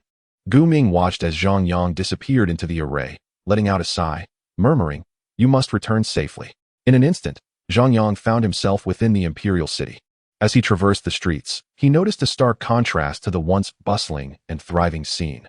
Now, the citizens were hastily fleeing the city, panic etched upon their faces. Frowning at the sight, Zhang Yang recalled that the borders between the Great Xia and the Yu Kingdom were quite distant from the Imperial City. Why were these people so frantic? He seized the arm of a passing man, inquiring, Why are you running? The allied forces of the Yu and In kingdoms are attacking. If we don't flee, are we to wait here for death? The man responded in terror. The Yu and an alliance. Zhang Yang had initially believed that only the Yu Kingdom was waging war against the Great Xia, but he was taken aback to learn that the In Kingdom was also involved. But there is no need for you to flee. The borders between Yu and Xia are far from here, Zhang Yang argued. The alliance isn't attacking from that direction. They are coming from the Yin Kingdom. The man retorted, What? From the Yin Kingdom? They have joined the war as well? Zhang Yang's expression shifted. If they were approaching from the Yin Kingdom, that posed a significant threat to the Great Xia's imperial capital. But they're merely passing through. Don't ask me more. I have to run. I've heard that the Great Xia has already suffered a catastrophic defeat. If we don't flee, the capital will be overrun. With that, the man broke free from Zhang Yang's grasp and hastily departed. As the man disappeared, Zhang Yang hesitated momentarily before rushing towards the imperial palace. Upon arrival, he discovered a multitude of people within the palace, seemingly undisturbed by the chaos outside. Scanning the crowd, Zhang Yang quickly spotted a familiar figure, Xiaoshang. Where are the emperor and your brother? Zhang Yang swiftly approached. Xiaoshang, who had been praying, was startled by the sudden inquiry, but upon recognizing Zhang Yang, he relaxed and replied, My brother and father are at the front lines. Zhang Yang's expression changed slightly upon hearing this. The emperor has gone personally, he exclaimed. Xiaoshang nodded. Are the emperors of the Yu and In kingdoms present as well? Zhang Yang inquired again. I can't say for certain, but the situation at the front is extremely tense. My father instructed me that if there is a significant defeat, I must hold the last line of defense, even at the cost of my life, Xiaoshang declared. Zhang Yang's heart jolted at his words. Which direction are they in? I must go see, he insisted. However, before he could finish, a soldier burst in, declaring, by the emperor's command, the front has been breached. Xiaoshang, gather all forces and march out of the capital to confront the enemy. Upon hearing this, Xiaoshang's face darkened with determination. Damn it, everyone, heed my orders. Follow me out of the city. We shall vanquish those beasts from Un and Yu. With that, he led the charge out of the city, and all the soldiers followed closely behind. Zhang Yang, witnessing this, immediately joined the fray. As they surged out of the city, Zhang Yang gazed into the distance, where a fierce battle was unfolding, the ground strewn with corpses. Among the chaos, he spotted Xia Luo and Xia Wushang. Xia Luo was gravely injured, While Xiao Wushang was fiercely engaged with Yu Buchuan, the two locked in a brutal struggle. I knew that Yu Buchuan would certainly come, otherwise the allied forces would lack a leader to contend with Xiao Wushang, Zhang Yang muttered, his brow furrowing as he scanned the surroundings. Soon realizing with dread that he had yet to see the kingdom's emperor, and Chuan. Zhang Yang knew and Chuan must have arrived. He merely had not shown himself yet. Join me in slaying these scoundrels. We shall not permit them to invade our great Xia. Xia Shang roared, charging into the fray with his weapon drawn. The soldiers of the great Xia followed suit, launching a final assault. The battlefield was marked by brutal carnage. Soon, the ground was littered with bodies, the earth soaked in crimson. With your meager forces, do you truly believe you can halt the advance of our two kingdoms' alliance? You are merely dreaming. Yu Buchuan taunted, engaging Xiao Wushang ferociously.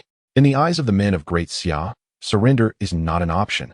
Xiao Wushang retorted coldly, intensifying his onslaught. Then let us all perish.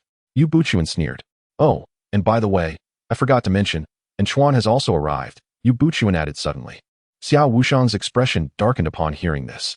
Where is he? He demanded furiously. Just as he finished speaking, and Chuan appeared with thousands of cultivators on the opposite side of the battlefield. Xiao Wushang, I have come to escort you to your final resting place. And Chuan declared as he charged into the fray. Xiao Wushang's face paled in response, and he shouted towards Xia Luo in the distance. Where are the forces of the four major sects? Why have they not come to our aid?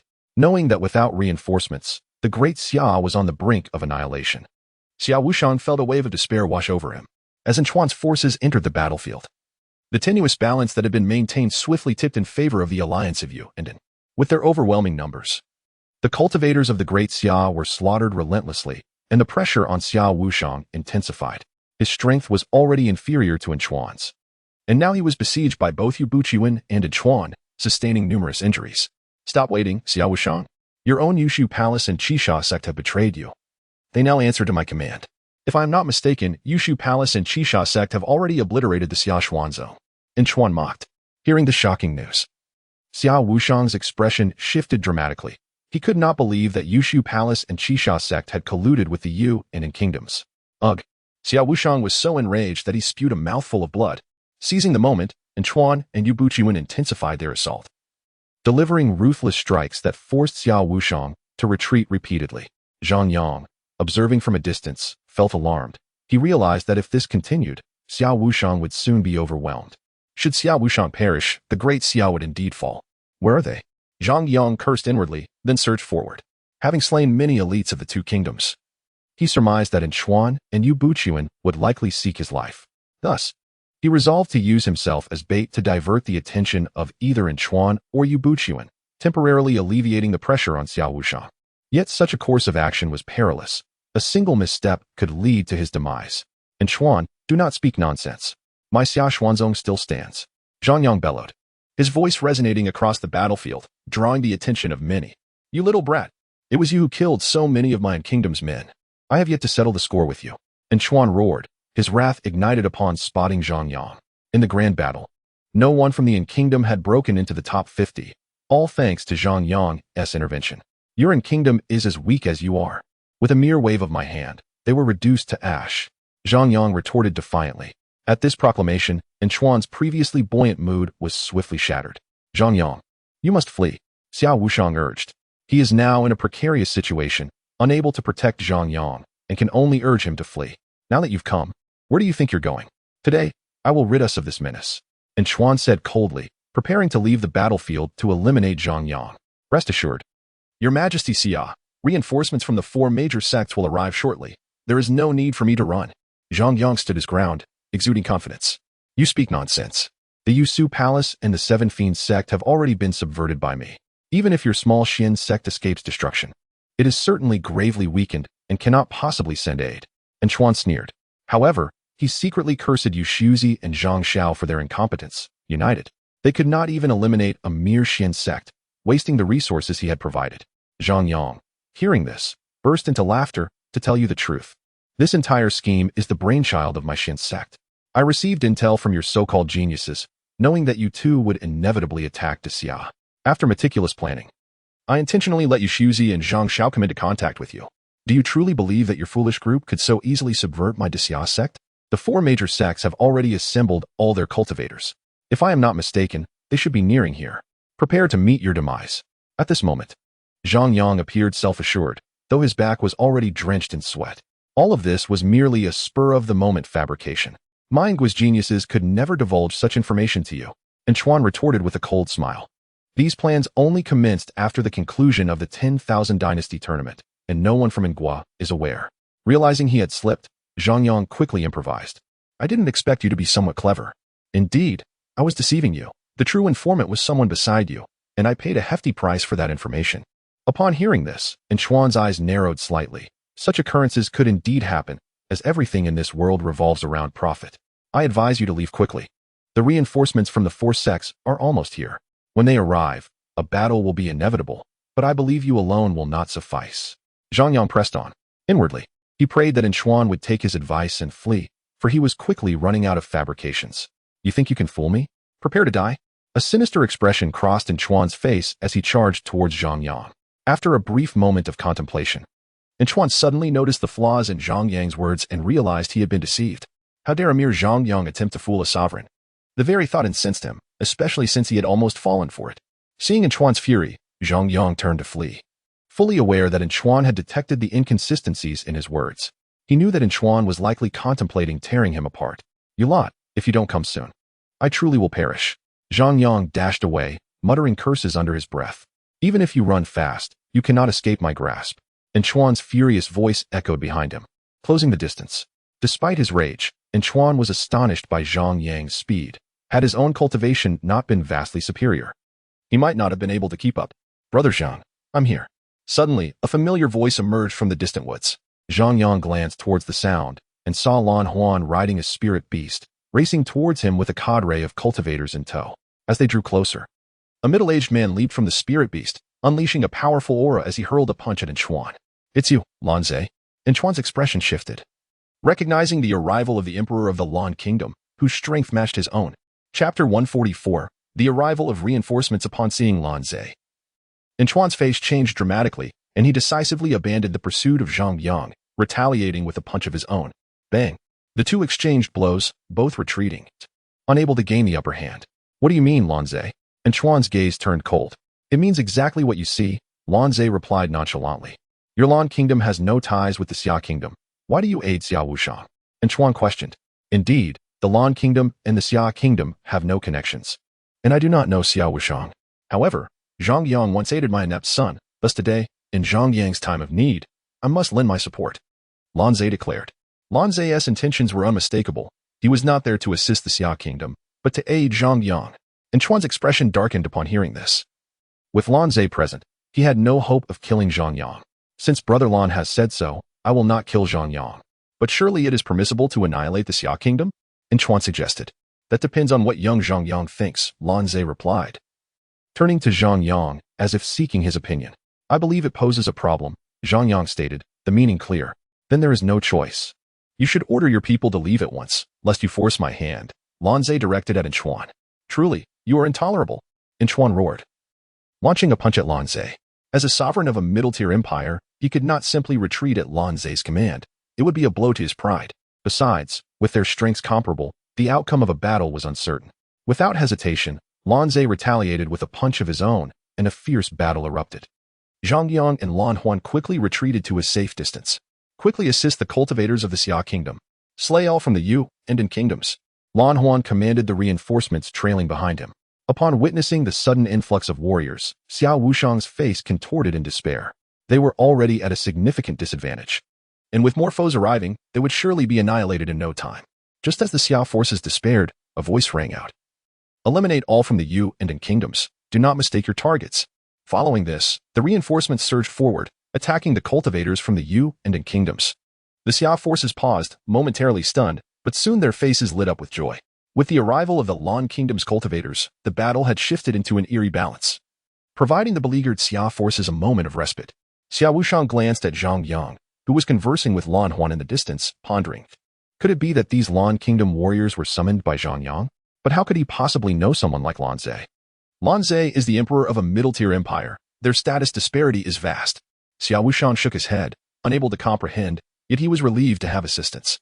Yu Buchuan's expression was grim. The allied forces of Yu and In kingdoms had been on the brink of victory. only to have an unexpected turn of events thwart their triumph, returning the situation to a standstill. Meanwhile, Zhang Yang and Lan Huan observed the chaos. "I never expected you to be a prince of a kingdom. That certainly took me by surprise," Zhang Yang remarked. "One should not judge a person by appearances."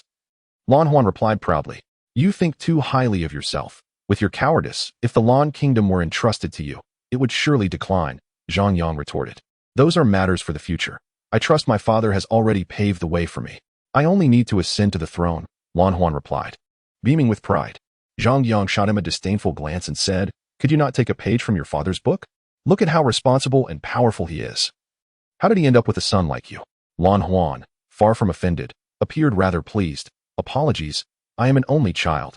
The throne is mine to inherit, leaving my father with no choice." As time passed, the battle intensified, with casualties mounting, and Chuan's waist seemed to glow momentarily. "Did you see that?" Lan Huan furrowed his brow. Zhang Yang naturally noticed this, and a sense of foreboding flickered in his heart. It was evident that Chuan was calling for help. "Father, quickly deal with that surname. This fellow is summoning others," Lan Huan shouted. Upon hearing this, Lan Zhe intensified his assault, pushing Chuan to the brink. "Come with me to assist the cultivators of Xiao. We must annihilate them before reinforcements arrive," Zhang Yang declared. Then he and Lan Huan charged towards the largest battlefield. Having consumed a considerable amount of dried meat, Zhang Yang had regained some strength, and he considered it no challenge to eliminate the lesser opponents. Armed with the innate stone sword, he plunged into the fray, and with his monstrous presence, the balance swiftly tipped, as countless heads of the cultivators from the Yu and the nations fell beneath his blade. Yu Buchuan, witnessing this, realized the grave situation. He had not anticipated Zhang Yang's overwhelming power. The cultivators of Yu and Den were no match for him. "This cannot continue. Otherwise, our allied forces will soon be decimated," Yu Buchuan thought grimly, and he immediately broke away from Xiao Wushang to confront Zhang Yang. Xiao Wushang, however, would not grant him such an opportunity and quickly positioned himself in front of Yu Buchuan, declaring, "Your opponent is me." He then charged at Yu Buchuan once more. Yu Buchuan's expression darkened, but he had no choice but to continue the fierce battle with Xiao Wushang. After a brief moment, the cultivators of Yu and had suffered heavy losses, with only a third of their original numbers remaining, and the battlefield advantage had entirely shifted to the Xiao nation. "Quickly eliminate them. We must end this swiftly," Zhang Yang bellowed, and with a single stroke of his sword, another cultivator from the Yu nation fell. The remaining cultivators, inspired by Zhang Yang's fervor, were consumed by bloodlust, each shouting to bury the Yu in an alliance here. The morale of the allied forces dwindled as they continued to suffer losses, and soon, the remaining forces, demoralized, fled towards the borders of Yan. Just as Zhang Yang prepared to pursue, a vast shadow enveloped them, as if darkness had suddenly descended. Zhang Yang frowned and looked up, only to see a massive flying ship that had appeared without warning, emblazoned with 2 crimson characters, Qi Nation. Their reinforcements had come from the Qi Nation. Lan Huan's expression shifted dramatically. "Fall back," Zhang Yang shouted to the frenzied cultivators of Xia. They came to their senses and swiftly returned to Zhang Yang's side.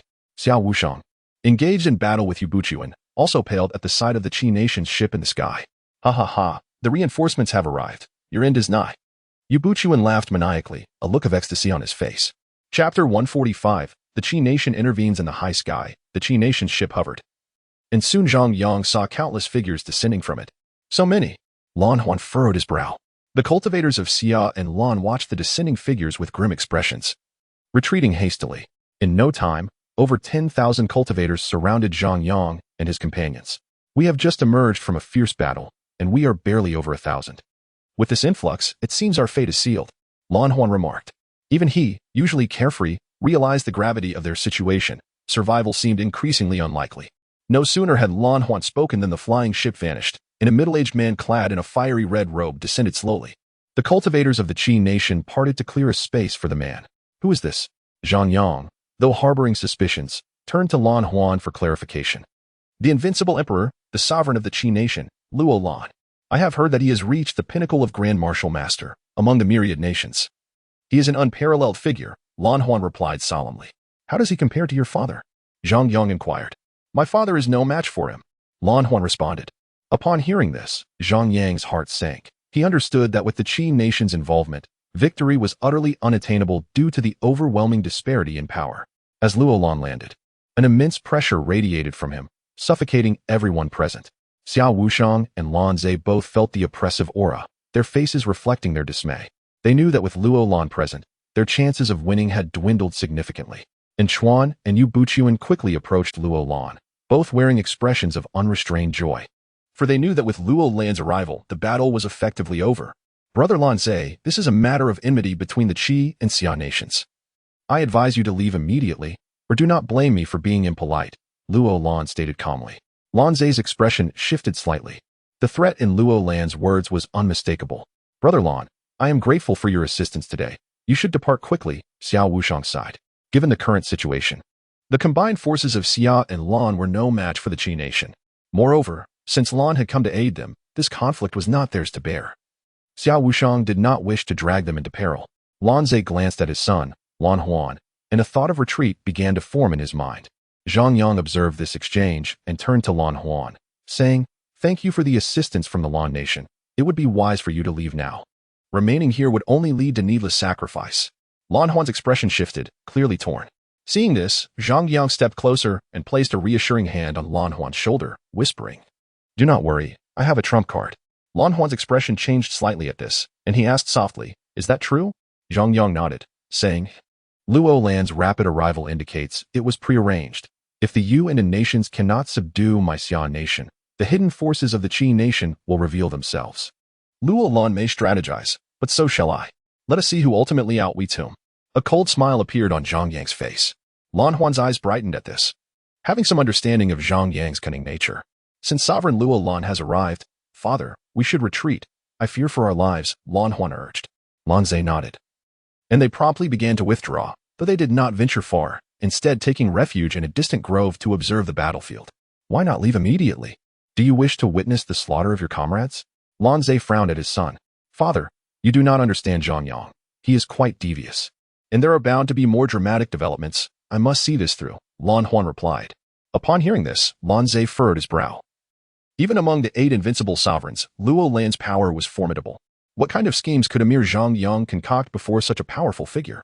However, since his son insisted, he decided to stay and watch. On the battlefield, as the cultivators of the Lan nation withdrew, only 200 cultivators from Xia remained. And the disparity in strength further widened. Now that irrelevant parties have departed, Xiao Wushang, if you wish to avoid the annihilation of the Xia nation, we can certainly discuss matters, Luo Lan stated coolly. "What is it that you wish to discuss?" Xiao Wushang replied, his expression devoid of emotion. "Naturally, I wish to talk about the human sovereign seal," Luo Lan said with a smile. Xiao Wushang's eyes narrowed at this. For the human sovereign seal was a relic left by the previous emperor of Xia. The former emperor had cautioned that although the seal was damaged, it might conceal great secrets capable of restoring Xia to its former glory or even elevating it beyond. Therefore, Xiao Wushang would rather destroy the seal than relinquish it to Luo Lan. "My Xia nation possesses no such human sovereign seal," Xiao Wushang stated flatly. "Xiao Wushang, my patience is limited. You would do well to hand over the human sovereign seal, lest you force my hand." The smile on Luo Lan's face vanished, replaced by a fierce glare. Upon hearing Luo Lan's threat, Xiao Wushang's expression hardened, reflecting a resolve for mutual destruction.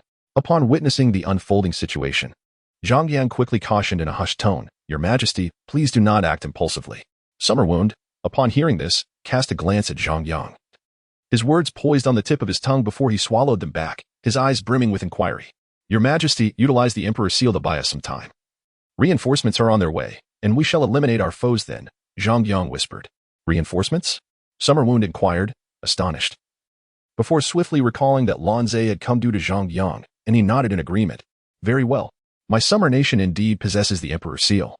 But it is severely damaged. Giving it to you may prove futile," Summer Wound sighed. Upon hearing this, Luo Lan's expression softened slightly as he remarked, "The condition is of no consequence. Simply provide it to me, and we shall depart immediately." "I will dispatch someone to retrieve it at once," said Summer Wound. "There is no need for such trouble. I shall accompany you," Luo Lan replied. A cold smile crept into Luo Lan's heart. He had noticed Summer Wound's shifting demeanor. Though he sensed something amiss, he dismissed it, confident in his own strength. The atmosphere thickened with tension as Summer Wound fell silent, while a frigid expression settled upon Luo Lan's face. At that moment, the jade pendant at Zhang Yang's waist began to flicker, prompting a slight smirk to appear at the corner of his mouth. Chapter 146. The Arrival of Reinforcements. There is no need to go. The Emperor's seal belongs to the Great Xia and is of no concern to you, Zhang Yang declared, his previously unassuming demeanor suddenly transforming. Luo Lan turned to Zhang Yang. who had previously gone unnoticed due to the Emperor's seal. Now, unwelcome memories surged within him. You speak with remarkable audacity, Luo Lan replied, his face betraying no emotion. We are all of a head and 5 legs. Why should I not dare? Zhang Yang retorted, disdain evident on his face. Upon hearing Zhang Yang's insolent words, Luo Lan's eyes narrowed. Is this ant so bold as to speak to me in such a manner? Shall I eliminate him? And Chuan interjected at that moment. Previously, the reinforcements from the Blue Nation were summoned by Zhang Yang. Had it not been for him, the allied forces of Wen and you would have long since obliterated the Summer Nation. Luo Lan waved his hand, then coldly addressed Summer Wound. I offer you one final chance. If you do not surrender the Emperor's seal, I shall leave the great Xia Imperial City in ruins. With that, he gestured to the thousands of Red Nation cultivators who promptly gathered behind him. For Luo Lan, securing the Emperor's seal was paramount, and his grievances with Zhang Yang could momentarily be set aside. Summer Wound's expression darkened, realizing the depths of Luo Lan's ruthlessness. As he threatened the lives of countless citizens of the Imperial City. You too are a sovereign. How can you consider slaughtering the innocent populace? Do you not fear the retribution of the heavenly profound sect? Zhang Yang exclaimed, shocked by Luo Lan's madness. Child, you are too naive, mere commoners. Over 100,000 of them are of little consequence. If they perish, who would suspect us? And Chuan scoffed. Zhang Yang felt a chill run through him, recognizing the utter disregard these individuals held for innocent lives, willing to resort to any means for their gain. If you dare commit such a massacre, I would rather die than reveal the whereabouts of the Emperor's seal. Summer Wound's face darkened. As the ruler of the Great Xia, he could not stand idly by while these tyrants wreaked havoc. You threaten me? Let me be frank. Even if you perish, I will find the Emperor's seal. Luo Lan retorted with a cold laugh. Impossible, Summer Wound declared. Only the Great Xia sovereign knows its location. No one else can possibly be aware of it. Luo Lan, observing Summer Wound's unwavering confidence, sneered, there are no secrets that remain hidden forever. The Emperor's seal must be concealed within the chamber beneath your palace. Luo Lan had received information previously, though uncertain of its authenticity, he now sought to probe Summer Wound. Upon hearing this, a subtle shift crossed Summer Wound's face. He had concealed his emotions well, yet Luo Lan had caught on. Luo Lan burst into laughter, the mirth quickly replaced by a frigid demeanor as he commanded.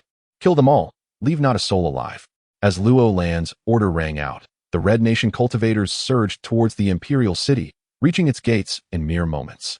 At that moment, a throng of civilians, including women and children, stumbled out of the city, colliding with the oncoming Red Nation cultivators. You, an elderly man, leaning on a cane, stammered in fear. Before he could finish his sentence, a Red Nation cultivator coldly ordered, kill them.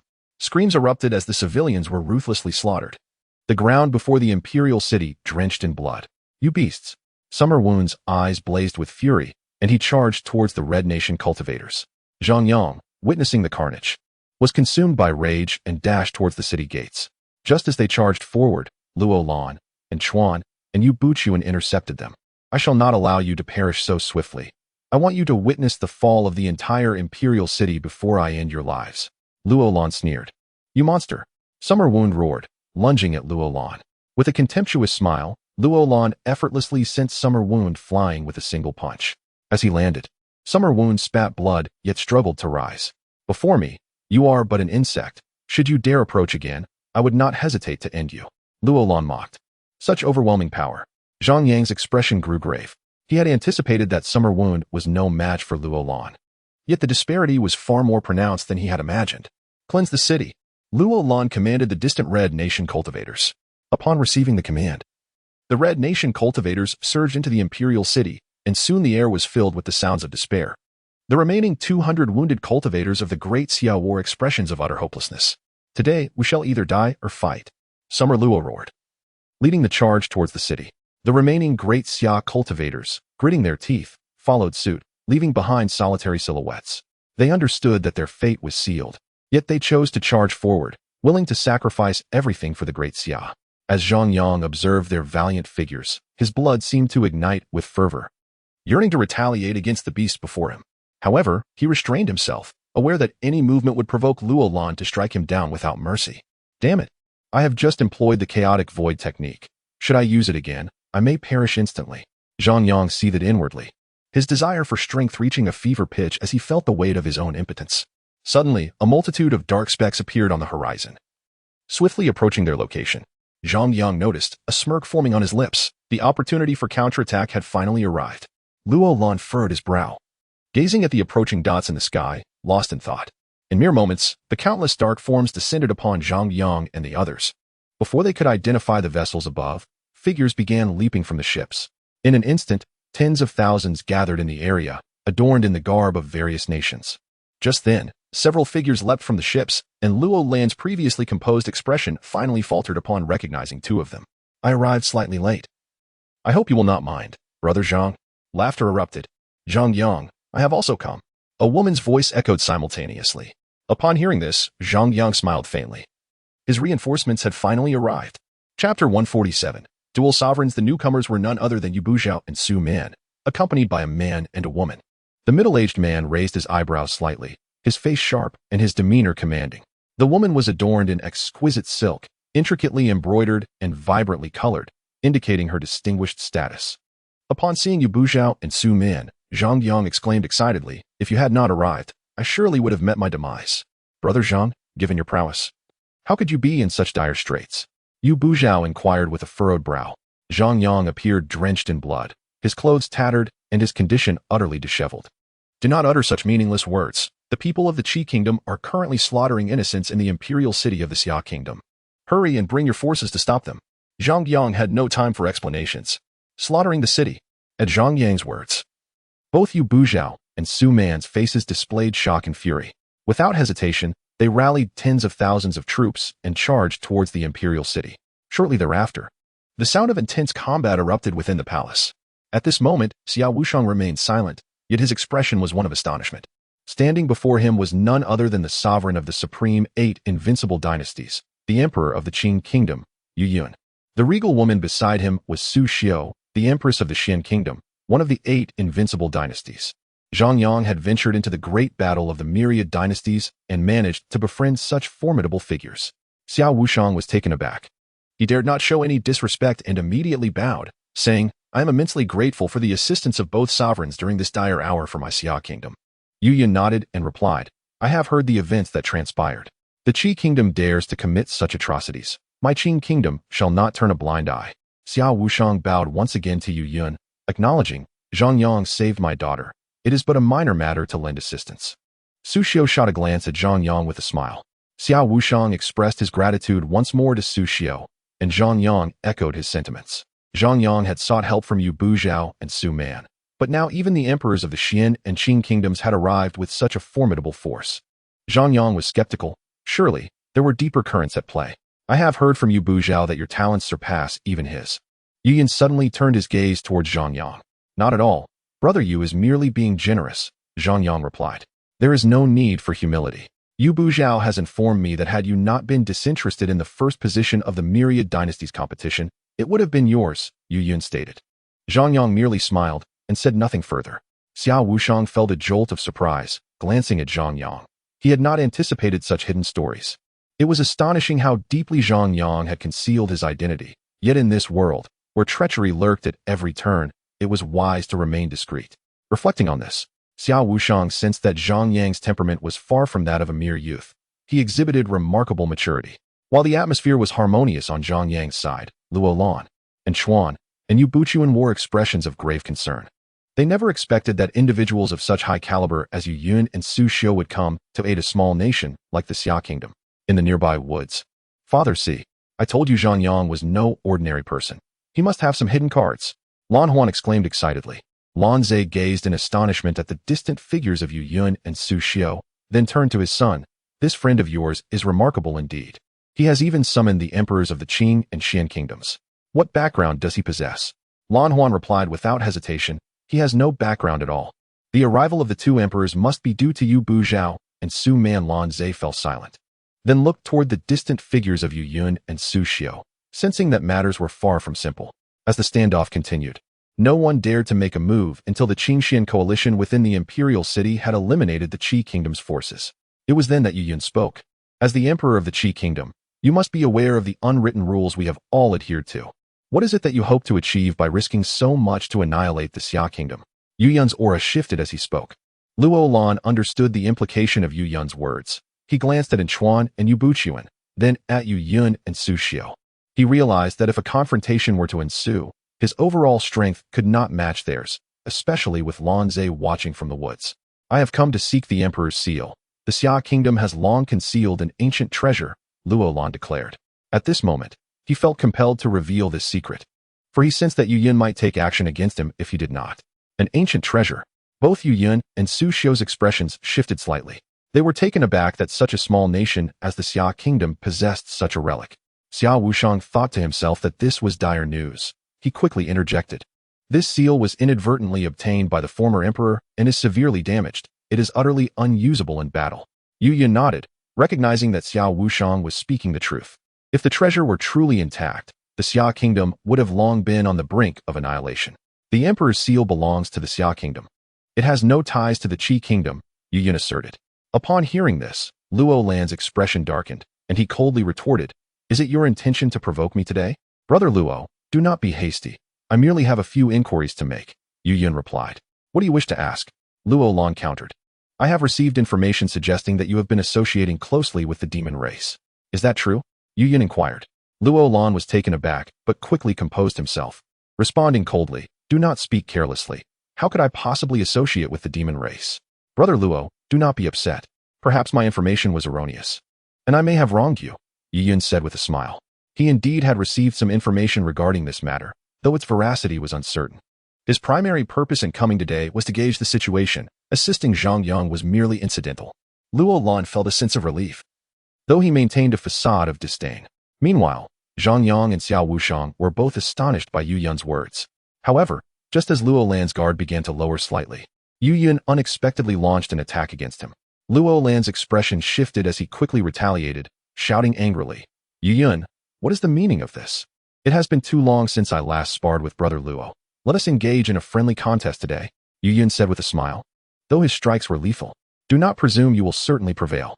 Luo Lan's expression darkened. He understood that Yu Yun was testing him. And Chuan and Yu Buchuan exchanged hesitant glances, contemplating whether to intervene. Yet at that moment, Su Xiu stepped in front of them, smiling. "If the two of you wish to spar, I can accompany you."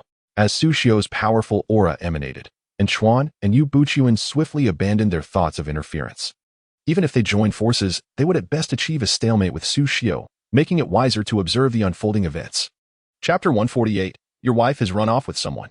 Upon witnessing the sudden onset of battle, Zhang Yang quickly retreated. For such a high-stakes conflict could spell disaster for him if he were inadvertently caught in the crossfire. "Yukong," Zhang Yang called out in his mind. Yet, after his call, there was no response from Yukong. "Yukong, there is a mother monkey," Zhang Yang shouted again in his mind. This time, Yukong finally replied, "Have you lost your mind? I rarely get a chance to indulge in a beauty sleep, and you call for me." Hearing Yukong's voice, Zhang Yang felt a wave of relief. He had genuinely feared that Yukong might encounter some unforeseen mishap. "Do you not possess your fiery eyes? Look at Luo Lan. Does he not bear the aura of demonic energy?" Zhang Yang inquired. He was deeply shaken upon hearing the conversation between Yu Yun and Luo Lan, especially the implication that Luo Lan was likely entangled with the demon race. To comprehend the gravity of the situation, one must recognize that the demon clan cultivates their powers through blood. The consequences of a sovereign becoming a practitioner of the demon arts are unimaginable. Upon hearing this, Wukong manifested above Zhang Yang, gripping his hair as he directed his gaze towards the clash between Yu Yun and Luo Lan. Moments later, a flicker of change appeared on Wukong's face, as if he were quietly murmuring to himself. "Did you discern something?" Zhang Yang inquired immediately. Wukong muttered, "They have been fighting for quite some time, yet I cannot discern who is Luo Lan." Zhang Yang retorted, "How could you not inquire sooner? The one in red attire is him." After gazing at Luo Lan, Wukong's eyes shimmered with a golden light, but shortly thereafter, he shook his head, stating, "I cannot tell. If that is the case, he should not be of the demon clan." Zhang Yang breathed a sigh of relief, recognizing this as a glimmer of hope. However, it is also possible that he is deliberately suppressing the demonic energy within him, making it exceedingly difficult to ascertain. Wukong remarked. Zhang Yang pondered for a moment, his brow furrowing. If that is the case, is there truly no method of identification? Certainly, there must be a way. You could attempt to provoke him. If he truly loses his composure and unleashes his full power in anger, the demonic energy will surely become uncontrollable, Wukong advised. Zhang Yang cast a glance at the distant battle, formulating a plan in his mind. Meanwhile, Yu Yang, engaged in combat with Luo Lan, furrowed his brow. Though he was subtly suppressing Luo Lan, he had yet to sense any demonic energy from him, which led to doubts about the accuracy of the information he had received. Do not waste your energy. I have no association with the demon clan. Luo Lan's expression grew increasingly indifferent as the battle continued. Yu Yang remained silent. An instinctive feeling that something was amiss with Luo Lan gnawed at him. At that moment, a figure stealthily approached the center of the fray and shouted, Luo Lan, your wife has run off with someone. Zhang Yang's voice, imbued with spiritual energy, reverberated and spread rapidly, reaching the ears of the tens of thousands present. Everyone turned to Zhang Yang in shock, bewildered by his sudden declaration. How could the sovereign of a super empire have his wife elope? The other sovereigns glanced at Zhang Yang, their faces filled with disbelief. In this critical moment of life and death, his words undeniably disrupted the atmosphere. A furious roar erupted. All eyes turned towards the source of the sound, witnessing Luo Lan's anguished cry as tendrils of black demonic energy began to emanate from him. The crowd gasped in astonishment. And Yu Yun quickly retreated to a safe distance from Luo Lan. Seeing the intensifying demonic energy surrounding Luo Lan, Zhang Yang bolted, dashing into the woods. What is happening with this guy? I merely made a casual remark, he exclaimed, watching the still howling Luo Lan from afar. Is it possible that your offhand comment struck a nerve? Yukong suggested. Zhang Yang was momentarily taken aback, pondering the absurdity of the notion that such a prominent figure could be betrayed. After a brief period, Luo Lan's furious roar subsided, revealing a surging wave of terrifying pressure radiating outward. Great martial master. Yu Yun's face turned pale. He was merely at the 9th stage of martial mastery, while Luo Lan had vastly surpassed him. You are indeed colluding with the demon clan. Yu Yun's expression darkened further. He realized that Luo Lan must have absorbed a significant amount of blood. Otherwise, such rapid advancement was impossible. Since you have discovered my secret, you shall all perish today. Luo Lan sneered, charging directly at Yu Yun. Seeing this, Su Xiu swiftly rushed to aid Yu Yun, while Xiao Wushang and Lan Zhe also made haste to confront Luo Lan. The demon clan had slaughtered countless humans, and now, with Luo Lan fully transformed, none would allow him to escape unscathed. The battle erupted instantly, with weaker practitioners fleeing to safety. It was not that they lacked the will to fight, rather, they knew that if they engaged Luo Lan, he would swiftly eliminate them, absorbing their blood to enhance his own power, becoming stronger with each encounter. This was the most terrifying aspect of the demon clan. Meanwhile, Enchuan and Yu Buchuan were left in shock, unable to fathom the unfolding events. Bang! Yu Yun was sent flying by a single strike from Luo Lan. Bang! Bang! Bang! In mere moments, all 4 sovereigns were knocked back, their demonic energy surging uncontrollably. You are all far too weak, Luo Lan exclaimed, reveling in his newfound strength as he unleashed his full power for the first time since embracing the dark arts. You dog of the demon clan. Yu Yun wiped the blood from his mouth and charged at Luo Lan once more. Xiao Wushang and Lan Zhe followed suit. You too. Hurry and assist. If we perish, do you really think you will escape unscathed? Su Xiu chided Enchuan and Yu Buchuan, before again rushing towards Luo Lan. Enchuan's expression shifted constantly, but he finally exhaled, as if coming to a realization, and immediately joined the fray. He understood that both he and Yu Buchuan possessed many secrets regarding Luo Lan. Should Luo Lan seek to eradicate them, they would be the first to die. Witnessing Enchuan's decision, Yu Buchuan's eyes glinted with a ruthless light as he dashed away from the battlefield. With Luo Lan preoccupied with 5 opponents, it was the perfect opportunity to escape. However, just as Yu Buchuan had covered 100 meters, a surge of black energy coalesced before him, and Luo Lan's figure appeared abruptly. Where do you think you are going? Luo Lan inquired with a sinister smile. Yu Buchuan's eyes widened in terror. In an instant, Luo Lan seized Yu Buchuan by the throat, sneering farewell. With that, a wave of dark energy enveloped him. Fear gripped Yu Buchuan's face as he realized he was effectively sealed by Luo Lan's power, rendered utterly immobile. Spare me. I am willing to become a demon practitioner. He cried out desperately. You are unworthy, Luo Lan retorted coldly, as the dark energy completely consumed Yu Buchuan. When the energy dissipated, Yu Buchuan lay lifeless, his blood completely drained, while Luo Lan's aura visibly intensified. Chapter 149. The War of the Summer Kingdom concludes. The 5 sovereigns gazed at the demonic energy surrounding Luo Lan, their expressions shifting with concern. Everyone be cautious. Do not allow him to pick us off one by one. Yu Yun's face reflected his utmost dread. The other 4 sovereigns also wore grave expressions, acutely aware that Luo Lan's power had escalated in mere moments. And Chuan felt a sense of relief that he had not chosen to flee directly. Otherwise, his fate would likely mirror Yu Buchuan's. Kill! Yu Yun bellowed, prompting all to charge at Luo Lan once more, reigniting the fierce battle. Zhang Yang, observing the unfolding chaos from a distance, furrowed his brow. He could clearly see that while the five sovereigns were united against Luo Lan, they struggled merely to withstand his onslaught. Suddenly, a deafening explosion echoed across the battlefield as a wave of demonic energy erupted from Luo Lan, sending the five sovereigns reeling, blood spurting from their mouths as they sustained grave injuries. You five are utterly pathetic. Perish. Luo Lan's face twisted into a grotesque grin. Do not be so smug. You are now fully demonized. The Tianxian sect will not spare you. Yu Yin gasped, clutching his chest. That is of no concern to you. Once I have slain you all, I shall depart with ease. It will not be simple for the Tianxian sect to find me. Luo Lan sneered. Now, do not attempt to delay. I shall drain every drop of blood from your bodies and send you on your way. With that, Luo Lan advanced toward Yu Yun. The five sovereigns' faces turned ashen. They were all severely wounded and lacked the strength to resist. Seeing this, Zhang Yang's expression shifted dramatically, and he shouted, Luo Lan, you green-haired turtle. Upon hearing the familiar voice, Luo Lan immediately turned to look at Zhang Yang, a palpable aura of murderous intent enveloping him. Were it not for Zhang Yang, he would have never lost control of his emotions, thus allowing the demonic energy to run rampant.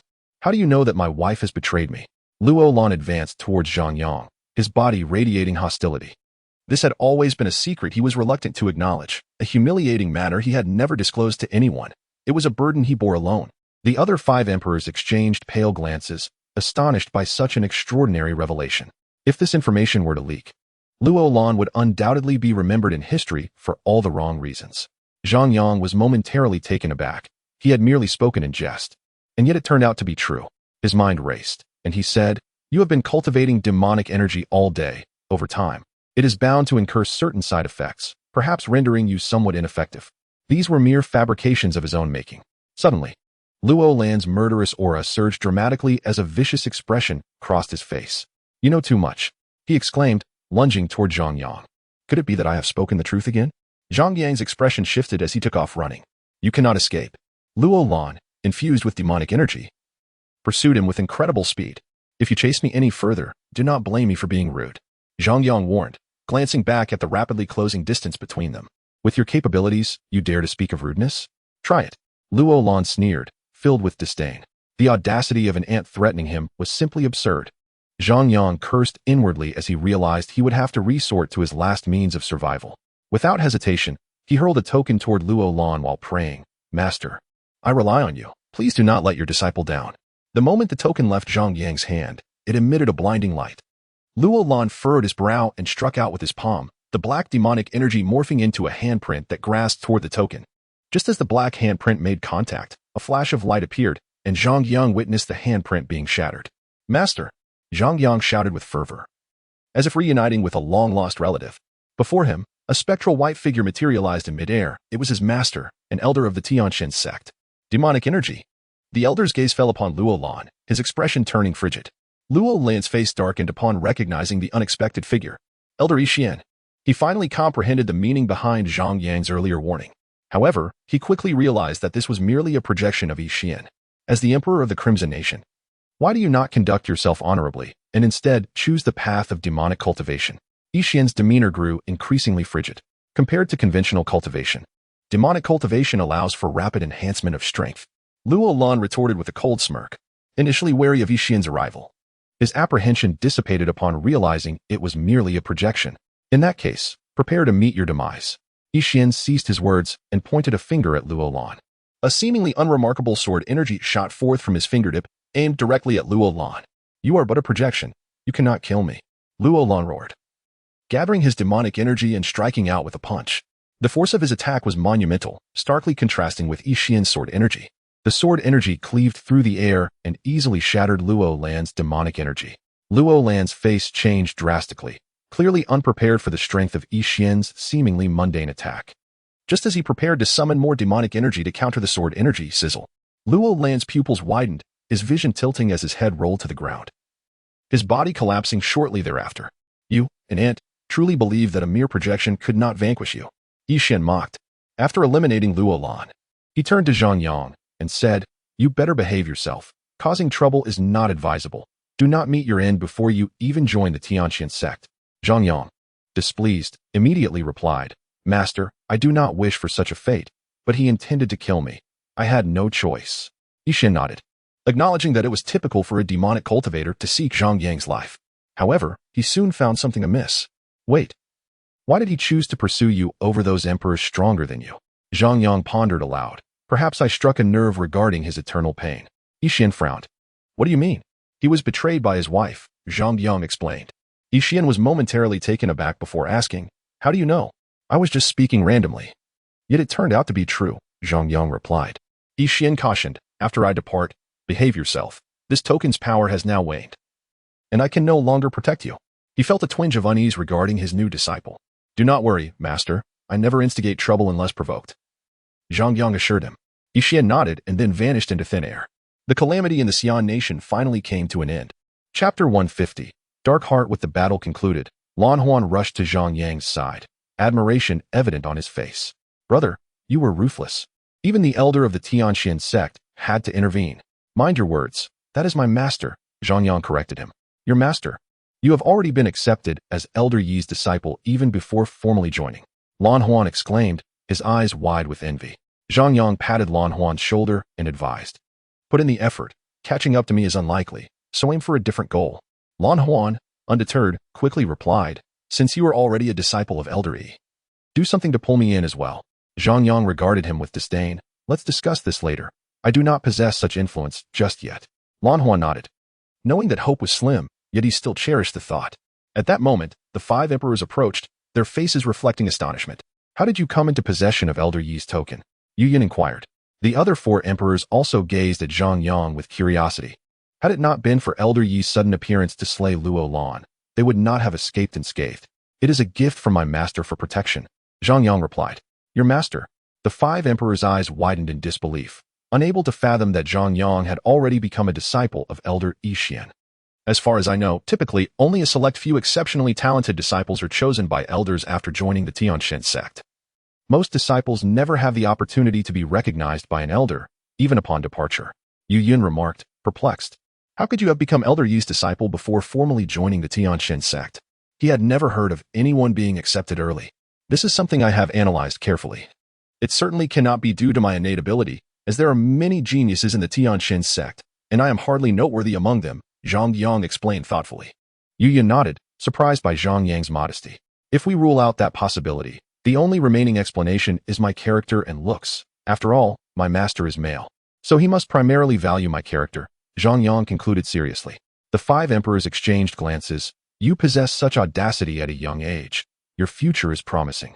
Su Xiu remarked with a smile, deliberately teasing Zhang Yang for his shamelessness.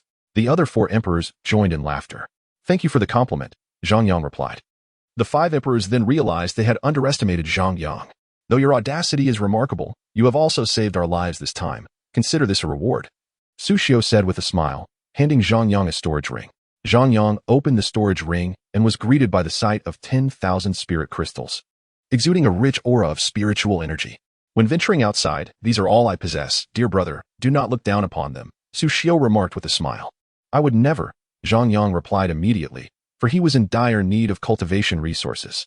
After saying this, he turned his gaze towards the other 3 emperors, excluding Xiao Wushang, and softly stated, well, since Su Huang has given his share, you all. The 3 emperors, upon realizing his intention, promptly offered their own storage rings. Upon inspecting the contents, Zhang Yang noted that both Yu Yun and Lan Zhe had contributed 20,000 spirit crystals, while Chuan had provided the least, a mere 5,000. I appreciate Emperor N's generous gift of 5,000 spirit crystals, truly magnanimous, Zhang Yang remarked with a smile directed at Chuan. The latter's face flushed with embarrassment, fully aware that Zhang Yang was intentionally mocking him. Yet he had nothing more to offer. Chuan, I must say, Zhang Yang saved you. Your contribution is rather meager, Su Xiu criticized. No matter. As long as Emperor N can spare some manpower and resources to assist in the reconstruction of the Imperial City later, all will be well, Zhang Yang replied cheerfully. Goodness! Exclaimed Yu Yun and Su Xiu, astonished. They had not expected Zhang Yang, who appeared quite earnest, to possess such a calculating mind. They understood that the resources required to reconstruct the Imperial City far exceeded a few tens of thousands of spirit crystals. Isn't that a bit excessive? And Chuan could not help but interject. It seems Emperor N has already forgotten his previous actions. Nevertheless, once I join the Tianxian sect, I shall certainly find opportunities to visit you often, Zhang Yang said with a knowing expression. And Chuan's complexion shifted upon hearing this. Zhang Yang's words were evidently not a good omen. All right, All right, I will send assistance to help the Xia kingdom rebuild the Imperial City, and Chuan replied hastily, looking at Zhang Yang as if he were a harbinger of doom. After everything was settled, the four emperors departed, leaving only Zhang Yang and Xiao Wushang. Without you this time, my Xia kingdom would truly have faced its end, Xiao Wushang lamented. There is no need for such courtesy. For I am also a citizen of the Xia, Zhang Yang responded with a smile. He quickly reminded, now that Yu Bujuan has perished, it is indeed the optimal time to enter the Yu kingdom. Xiao Wushang nodded in agreement. Indeed, with no top-tier figures left in the Yu kingdom, I am certain they will surrender upon my arrival. Then I extend my congratulations in advance, Emperor Xia, after the annexation of the Yu kingdom. The strength of the Xia will surge, swiftly restoring it to the ranks of a mid-tier empire, Zhang Yang remarked. Rest assured, once I resolve matters with the Yu kingdom, I shall also provide significant support to the Shaoshan sect, Xiao Wushang replied with hearty laughter. He was genuinely elated, never anticipating that he would witness the Xia kingdom's resurgence in his lifetime. I am grateful to Emperor Xia for that. After I depart, I hope you will also extend your favor towards the Zhang family, Zhang Yang said. Fear not, as long as my royal family stands, the Zhang family shall remain safe, Xiao Wushang assured. Zhang Yang nodded and then inquired, does Emperor Xia have a place for cultivation? Xiao Wushang nodded and led the remaining people back to the Imperial City, which lay in ruins from the recent battle. He arranged for Zhang Yang to use his personal cultivation chamber, the finest in all of Xia. After showing Zhang Yang to the chamber, Xiao Wushang left to handle the bodies within the Imperial City and to undertake a journey to the Yu kingdom, as he had many matters to attend to. Zhang Yang gazed at the spirit-gathering formation within the chamber, unable to suppress a sigh. If only I possessed such an array, my cultivation would surely exceed its current limits. What is this low-tier formation worth? A superior spirit-gathering array can enhance your cultivation speed tenfold, Wukong commented. Can you set one up? Zhang Yang asked. No, Wukong replied. Then your words are of little value, Zhang Yang remarked, feeling quite disappointed. Subsequently, he took out all the spirit crystals and began his cultivation. Chapter 151. Departure. In the 20 days following the conclusion of the great battle, Zhang Yang immersed himself in his cultivation. In stark contrast to the tranquil scene here, the outside world was in turmoil. During this time, Xiao Wushang personally led a contingent to the imperial capital of the Yu kingdom. Upon learning of Yu Bujuan's demise, the citizens of Yu kingdom surrendered without hesitation to the Xia. Thus, the Xia kingdom absorbed the Yu kingdom, further expanding its territory. During this period, Chuan fulfilled his promise by dispatching a large contingent to the Xia imperial capital, bringing with them substantial infrastructure to aid in its reconstruction. The once vibrant streets of the Imperial City now lay in disrepair, with some citizens seated among the ruins, gazing at the in-kingdom cultivators laboring to rebuild, their faces reflecting a mix of astonishment and gratitude. Who would have thought that the Xia could turn the tide in such dire circumstances? Perhaps this is the fortune of the Xia. Fortune plays a part, but I have heard that the Xia's resurgence is attributed to a certain Zhang Yang, who summoned several invincible empires for assistance, allowing the Xia to avert this calamity, one remarked. I have also heard that the emperors of those invincible empires came as well. It seems someone spotted the Qing emperor and the Xian emperor departing in a flying vessel. Who exactly is this Zhang Yang, that he could rally such formidable allies? Word has it he is a remarkable prodigy from the Shaoshan sect, though he seems to have joined the Tianxin sect now. How do you know this? I heard it from my aunt in the neighboring city. She got it from my uncle. A group of citizens, having little to do, sat among the ruins, engaging in idle chatter. Zhang Yang's name had spread across all cities of the Xia, and many discussed his deeds during their leisure. Numerous individuals sought connections to the Qingqing Zhang family, hoping to meet the famed Zhang Yang, only to be rebuffed at the door. In the hall of the Zhang family, Zhang Qingshan wore a broad smile. This lad has truly accomplished great things. I never imagined he would become the hero of the Xia kingdom. Your grandson has rendered immense service to the Xia. The emperor has stated that if you have any requests, do not hesitate to voice them, and he will do his utmost to accommodate.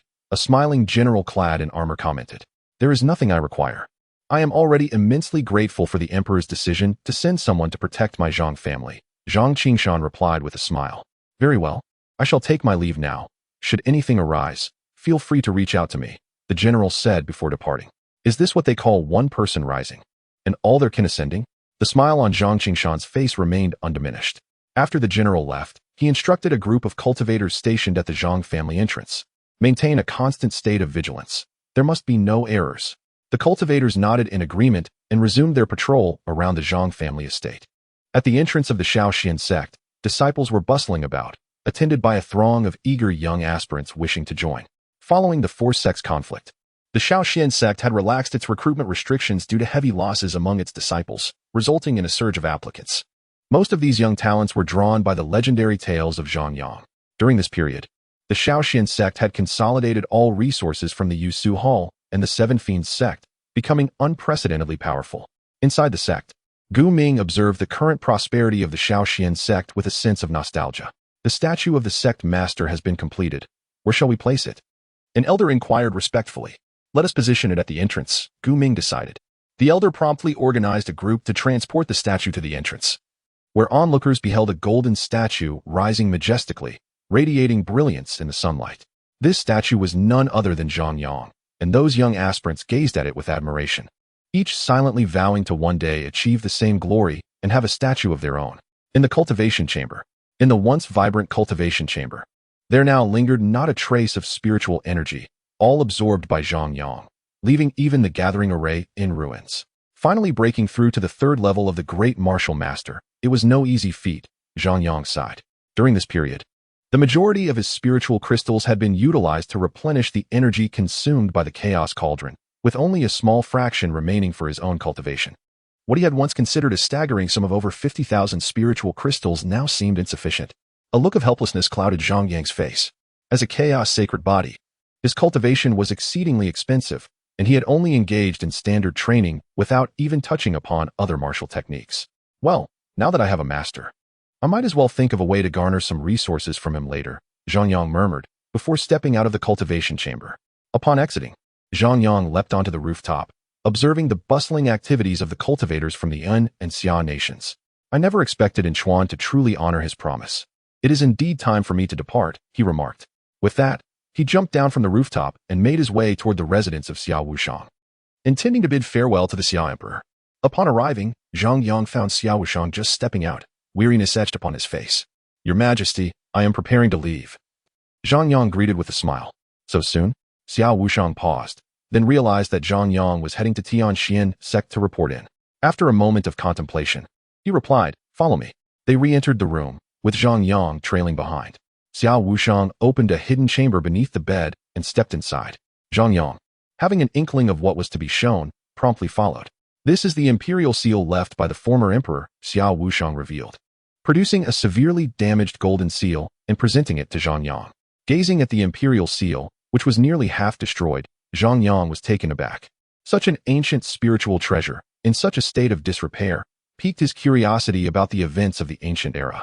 I lack the ability to restore the imperial seal, but the former emperor once mentioned it concealed great secrets. Whether true or not, I cannot ascertain. Thus, I bestow it upon you, Xiao Wushang declared. That seems inappropriate. Zhang Yang quickly shook his head, yet his hands accepted the imperial seal with utmost sincerity. You have rendered great service to the Xia nation. It is no burden to gift it to you. As for the secrets, you shall need to uncover them on your own, Xiao Wushang smiled. Then I shall not be polite, Zhang Yang said, stowing the imperial seal away and preparing to take his leave. Wait, Zhang Yang, do not rush off yet. Allow me to host a farewell banquet for you, Xiao Wushang urged. Zhang Yang smiled and shook his head. No need, I prefer to keep a low profile. He exited Xiao Wushang's chamber and swiftly vanished within the palace. It was certain that his name would echo not only throughout the Great Xia, but across the entire eastern domain. After Zhang Yang's departure, Xiao Wushang shook his head and chuckled. Chapter 152. The frame up aboard the flying vessel. Zhang Yang had been traveling for 5 days. He stood on the deck, gazing vacantly at the scenery rushing past. Is there any possibility of restoring the imperial seal? Zhang Yang inquired. Over the past few days, he had meticulously scrutinized it, only to discover its unique material, but nothing else of significance. There is certainly a possibility, but it would be quite difficult, and you would need to seek a high-ranked artifact master, likely at a considerable cost, Wukong replied. Upon hearing this, Zhang Yang temporarily abandoned the notion of restoring the imperial seal, realizing that even selling himself would not cover the expenses. What a pity, despite my extensive research. I have yet to uncover the secrets hidden within the imperial seal, Zhang Yang lamented. This matter is elusive. Perhaps it requires a certain opportunity to trigger, Wukong suggested. Zhang Yang nodded, choosing not to delve further. Days later, Zhang Yang arrived at the gates of Tianxian Sect, disembarking the ship and stowing it away. Surrounding the Sect were lakes, with a massive mountain range at its center, towering peaks piercing the clouds. As Zhang Yang approached the lake, he noticed steps gradually emerging from the depths of the water, forming a staircase before him that led to Tianxian Sect. Such an exquisite design, Zhang Yang marveled, stepping onto the staircase and making his way toward the sect's entrance. With each step he took, a layer of the staircase vanished behind him until he stood before the grand entrance of Tianxian Sect. There, a gathering of individuals awaited, all of whom had made it into the top 50 of the WAN Xiao Grand Competition. Upon Zhang Yang's arrival, Yu Buzhao, Su Fei, Jin Xiaoya, and Bai Li quickly recognized him and approached. Why is everyone at the entrance? Zhang Yang queried. Brother Chang is calling the roll. Once everyone is gathered, he will lead us into Tianxian Sect for some preliminary tests to determine our mountain assignments, Yu Buzhao explained. Zhang Yang nodded and asked, who is Brother Chang? Yu Buzhao pointed to a man at the entrance, saying, that is him, but he does not look very trustworthy. Zhang Yang followed Yu Buzhao's gaze to see a man with a sharp nose and thin lips, clad in white, standing arrogantly at the sect's entrance. A somewhat insincere smile gracing his features. Zhang Yang has arrived. The white-clad man called out. Zhang Yang was momentarily taken aback, confused. What do you mean? He asked. He is calling you to register, Yu Buzhao reminded him. Enlightened, Zhang Yang quickly approached the white-clad man, smiling, I am Zhang Yang. The man looked down at Zhang Yang with a smirk, asking, do you have any spiritual crystals, Zhang Jr. brother? I am in a bit of a financial bind at the moment. Zhang Yang shook his head, I do not. The man's smile vanished instantaneously, replaced by a mocking sneer. Those who enter Tianxian Sect must at least hail from prominent families. You mean to tell me you lack even a single spiritual crystal? Zhang Yang shook his head again, truthfully stating that he had none. Register yourself? The white-clad man snorted, tossing a booklet towards Zhang Yang's face with ill intentions. However, Zhang Yang reacted swiftly, catching the booklet before it could strike him. He filled in the registration briefly and returned the booklet, then turned to leave. The white-clad man glanced at Zhang Yang's retreating figure, muttering softly, only a third-level great martial master, and not a single spiritual crystal to his name. Clearly from a small family. How unfortunate for him. He will do. Upon returning to Yu Buzhao and the others, Jin Xiaoya asked anxiously, did he ask you for spiritual crystals? Zhang Yang nodded. Did he ask you all as well? He asked everyone, Jin Xiaoya replied. Did you give him any? Zhang Yang shook his head. You're in trouble. If you didn't give him spiritual crystals, he will likely target you later, Jin Xiaoya warned. What can he do? Prevent me from entering Tianxian Sect? Zhang Yang replied nonchalantly. There is indeed a possibility. I've heard whispers that some newcomers to Tianxian Sect have been maliciously framed, Yu Buzhao said with a serious expression. Zhang Yang frowned at this, questioning. But this is Tianxian Sect. Surely it cannot happen here? Why not? Those who dare to do so surely have backing. Such actions are generally motivated by personal gain. Moreover, while we may be exceptional outside, within Tianxian Sect, the elite are everywhere. If someone were to be swapped out, it is unlikely anyone would notice. Yu Buzhao explained. Zhang Yang's eyes narrowed at this realization. If that is the case, we must expose them within Tianxian Sect. I refuse to believe they would turn a blind eye, he asserted. Yu Buzhao sighed, that presupposes you can even enter. Moreover, such occurrences have happened before. And those who sought justice have simply vanished. Zhang Yang frowned. It seems there is always a dark side, no matter where one goes. Just as Zhang Yang and his companions were conversing, the white-clad man's voice rang out again. I will confirm once more. All those reporting their names, gather by my side. He announced, proceeding to call out names from the registration list one by one. As the names of the white-clad men were called out one by one, soon, several individuals besides Zhang Yang, including Yu Buzhao, left in succession to join the white-clad men. Finally, the name Zhang Yang was announced. Before he could utter a word, a voice interjected, proclaiming, present. Zhang Yang was momentarily taken aback, then turned to see a youth resembling the white-clad man spring forth from nowhere, promptly positioning himself beside the latter. Now that everyone is here, let us proceed, the white-clad man remarked, casting a glance at Zhang Yang. The others looked at the newly arrived youth, their faces awash with astonishment. This was utterly brazen, engaging in such acts without even a semblance of disguise. Wait a moment. Zhang Yang called out to the white-clad man. The latter, displaying impatience, retorted, hurry back, do not waste my time. I am Zhang Yang. You are not, he is. I have the final say here. The white-clad man scoffed. Are you openly challenging me? Zhang Yang's expression grew increasingly frigid. And what of it? The white-clad man dismissed. The youth, who had taken Zhang Yang's place, regarded him with annoyance, saying, your spot is now mine. I am Zhang Yang now, and if you do not leave, I shall not hold back. Zhang Yang couldn't help but chuckle at the statement, replying, what a pair of brothers. Not only do you wish to usurp my spot, but you also intend to fight? What of fighting? Here, I am in charge. Do you think this is still the outside world? Changxing, I am pressed for time. swiftly incapacitate him and dispose of him. The white-clad man sneered. His brother, Chang Xing, rolled up his sleeves and approached Zhang Yang, a mocking expression on his face, clearly underestimating Zhang Yang. In the distance, Yu Bu Zhao and the others were about to speak, but Zhang Yang's gaze silenced them. He wished to see what extraordinary tactics the Chang brothers possessed that made them so audacious. Chang Xing stood before Zhang Yang, sneering, "Consider yourself unfortunate. After becoming a cripple, behave yourself. The Tianxin sect is not where you belong." With that, he unleashed a punch aimed at Zhang Yang's dantian, his fist swirling with spiritual energy. The moment Chang Xing struck, Zhang Yang discerned his depth and wasted no time. He reached out and firmly grasped Chang Xing's fist. Chang Xing was momentarily astonished. He had not anticipated that Zhang Yang, whose cultivation was a level below his, could so easily seize his fist. Crack! The sound of bones fracturing echoed. Ah! Chang Xing let out a wretched scream. Bang!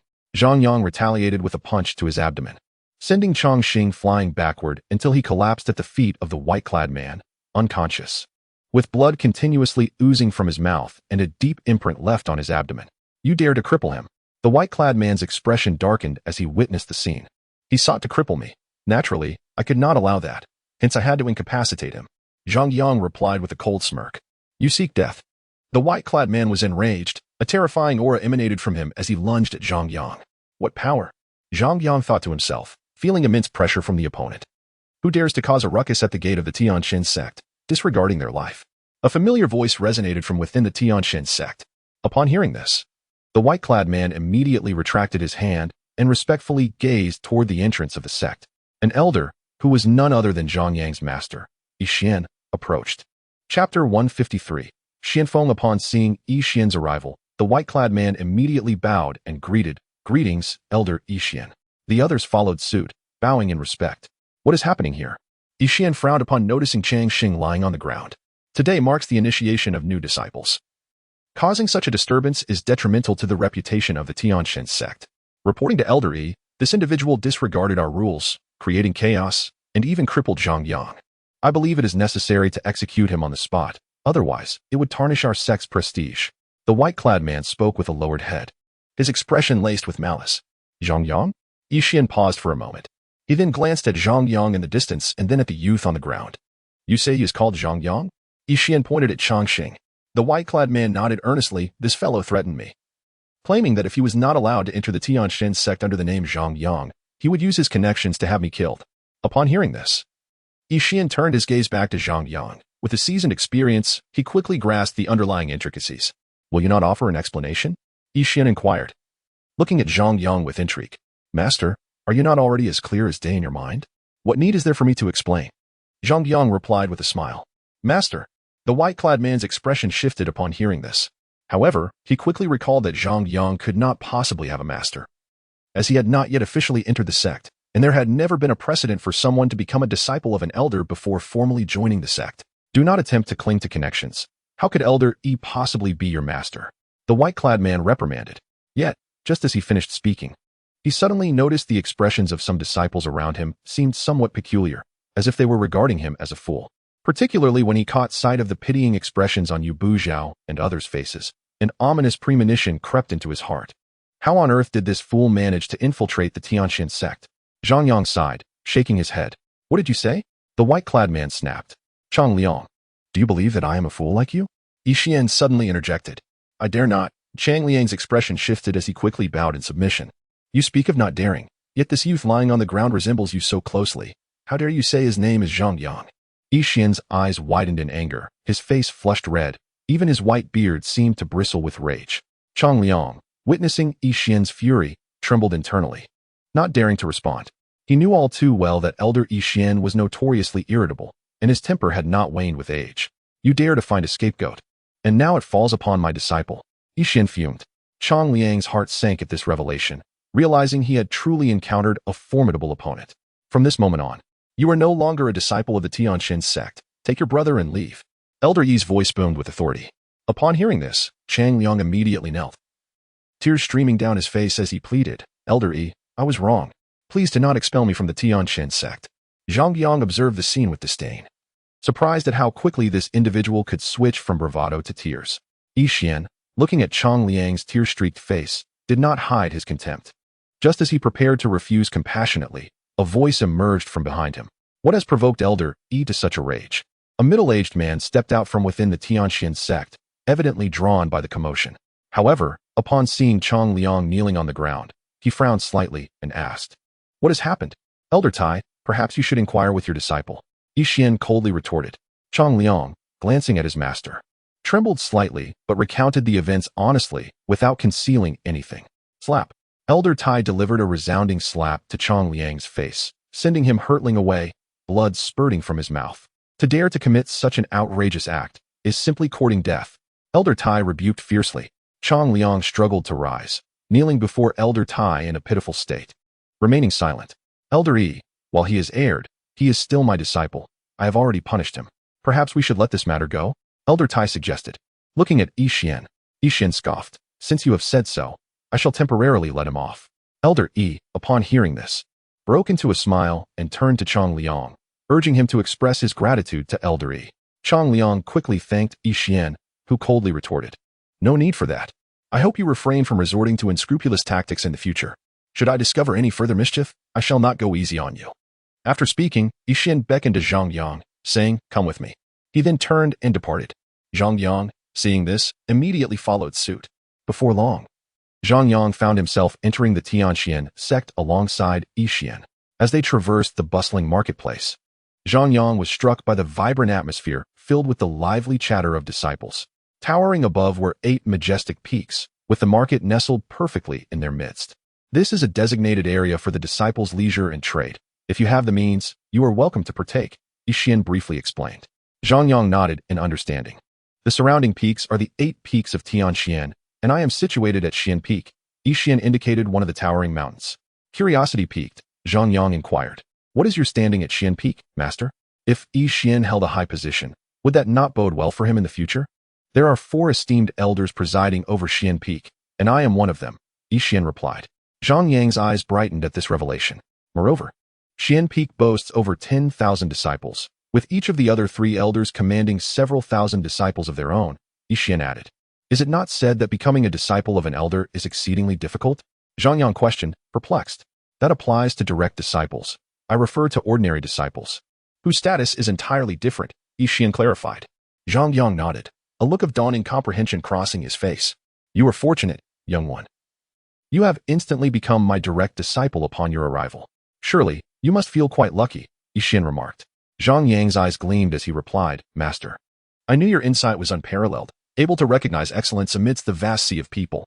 Indeed. Now, let us proceed, Yi Xian chuckled. Leading Zhang Yang swiftly up Xian Peak, they soon arrived before a grand edifice. This is the martial hall, your place of training from now on, Yi Xian stated.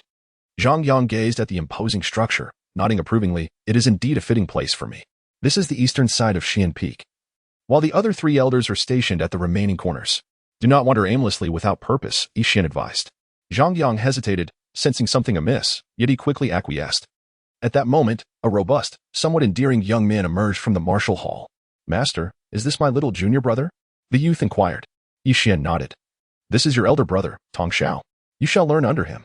Zhang Yang nodded and greeted Tong Xiao with a smile. Master, having accepted such an exceptional disciple, do others not come forth to welcome me? Zhang Yang asked. They are all here, Yi Xian replied. All here? Zhang Yang's eyes widened in disbelief. There were only me and one other disciple at the martial hall before. Now, with you, there are a total of 2. It is finally a bit more lively. Tong Xiao chuckled. Zhang Yang was taken aback. Master, you must be jesting, he exclaimed, looking at Yi Xian. I assure you, it is true, Yi Xian said, his expression tinged with embarrassment. Junior brother, it seems you have also been deceived by Master, Tong Xiao remarked. Zhang Yang, at this point, realized he had been tricked by Yi Xian, his expression turning despondent. What kind of expression is that? You have become my direct disciple upon entering the Tianxian sect. Do you not understand the honor that entails? Yi Xian admonished, noticing Zhang Yang's demeanor. With just 2 of us, what difference does it make between direct and indirect disciples? Zhang Yang muttered under his breath. Though his words were soft, Yi Xian caught the remark. You cheeky lad, do you wish to provoke me? Yi Xian's face hardened as he delivered a playful kick towards Zhang Yang, who swiftly dodged. I find it perplexing. Why are there so few of us at the martial hall? Zhang Yang asked, still puzzled. The scarcity of disciples does not indicate weakness in our hall, rather. It stems from the difficulty of our techniques, which lean towards defensive practices. Many find them unappealing, Tong Xiao explained. What do you mean by that? Zhang Yang questioned, intrigued. Allow me to demonstrate for you, Yixian suggested. Tong Xiao nodded and retrieved a treasure-grade iron sword. To Zhang Yang's astonishment, he stabbed it into his own body. Clang! The sword shattered, leaving Tong Xiao unscathed. Incredible! Zhang Yang exclaimed. This was a treasure weapon, yet it could not pierce Tong Xiao's flesh. Seeing Zhang Yang's lack of reaction, Tong Xiao assumed he was dissatisfied and lay on the ground, signaling to Yixian. Understanding the cue, Yixian quickly brought forth a massive stone and hurled it at Tong Xiao. Boom! The stone shattered, and Tong Xiao emerged unharmed from the debris. This technique was the method by which the previous disciple was recruited, Yixian noted. The stone-splitting technique. Zhang Yang was speechless. Despite the absurdity of Yixian and Tong Xiao's demonstration, Zhang Yang could not deny Tong Xiao's formidable physical prowess. Indeed, the physical strength is remarkable. But what about offensive capabilities? Zhang Yang questioned. Upon hearing this, both Yixian and Tong Xiao fell silent, their earlier pride vanishing. Master, shall I demonstrate? Tong Xiao hesitated. After a moment's thought, Yixian nodded. Tong Xiao then began to showcase his skills, executing punches and kicks with earnestness. Zhang Yang watched in astonishment. This was not offensive technique but mere showmanship. In a real confrontation, he would likely fail to even graze an opponent. I believe that while training the body, one should also hone the means of combat, Zhang Yang earnestly suggested. It is not that we do not wish to train. However, mastering this technique seems to conflict with learning others, making it exceedingly difficult. Yixian sighed, perplexed by the situation. Upon hearing Yixian's words, Zhang Yang felt a pang of unease, fearing that he too might end up like Tong Xiao. Wukong, should I pursue this training? The techniques seem rather absurd. Zhang Yang pondered, seeking guidance. Of course you should train. Why hold back? You are a chaos sacred body. What is there to fear? Moreover, many nowadays neglect physical training, leading to frail bodies. Do you understand my meaning? Wukong replied. Zhang Yang steeled himself, thinking, Wukong is right. I am a chaos sacred body. If I master this technique, my offense and defense will be more balanced, and perhaps using void techniques will not feel so hollow. It is simply perfect. As his thoughts raced, Zhang Yang's excitement surged. He felt a renewed sense of hope for the future. Meanwhile, Yixian and Tong Xiao observed Zhang Yang, their expressions shifting as they sensed his enthusiasm. If he were to flee, they would be powerless to stop him. Master, where is the technique? I am eager to begin my training, Zhang Yang exclaimed, his face alight with fervor. Seeing his reaction, Yixian and Tong Xiao breathed a sigh of relief. Their martial hall's numbers had finally risen to 3. I will take you there, Yixian said, leading Zhang Yang into the depths of the martial hall. Soon, they arrived at a chamber housing 2 stone tablets, each inscribed with intricate carvings. This tablet holds the teachings. By comprehending its contents, you can learn the technique. However, this requires both talent and a touch of fortune, Yixian explained. Zhang Yang nodded, then asked, what about the other tablet? He noted that the larger tablet emanated a distinctly different aura. This tablet also contains a body cultivation technique, but it is exceedingly difficult to grasp. Only at the inception of the Tianxian sect did a prodigious genius manage to comprehend it, Yixian remarked, gazing at the stone tablet with a sense of wonder. Junior brother, if you are interested, you might as well attempt to comprehend it, but do not spend too much time on it, said Tong Xiao. Zhang Yang nodded slightly and, without hesitation, seated himself before the more challenging steel for contemplation. After half a day, Zhang Yang opened his eyes, astonished. He had successfully grasped this technique. Although it was purely a method for refining the physical body, it felt extraordinarily powerful. Zhang Yang couldn't help but murmur. What kind of technique is this? What technique? Wukong inquired curiously. The indestructible cannon, Zhang Yang replied. What? Wukong burst forth from the chaos cauldron, seizing Zhang Yang by the collar, his excitement palpable. Say that again. What is it called?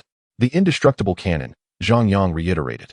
While he too found the technique impressive, Wukong's reaction seemed overly dramatic. Oh my gosh, oh my gosh, oh my gosh. Wukong was thoroughly exhilarated. This is the indestructible cannon.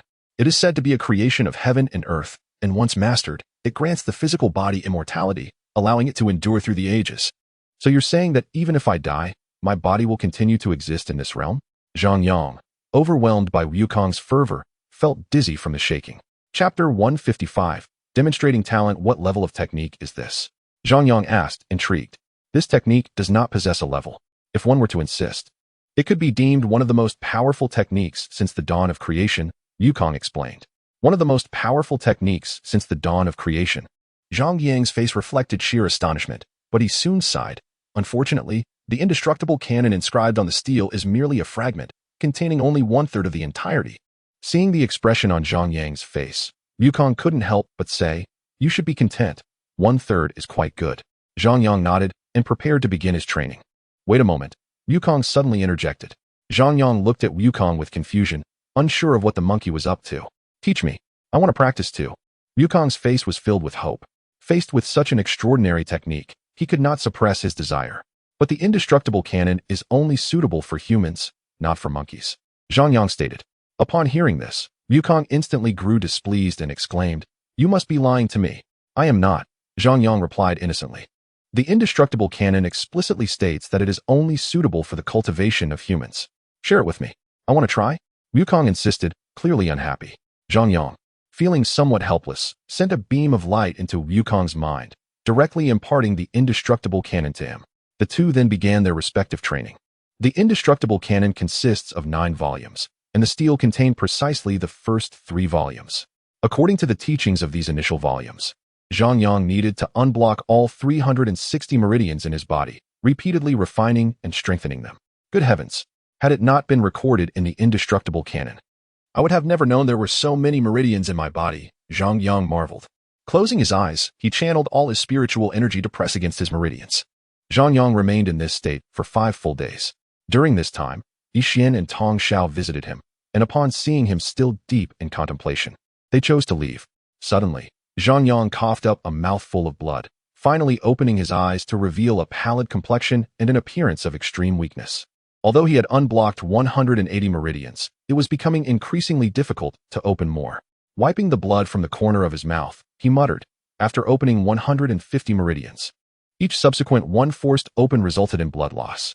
Having spat blood 30 times, even I, the chaos sacred body, can no longer endure. I wonder how Wukong is faring.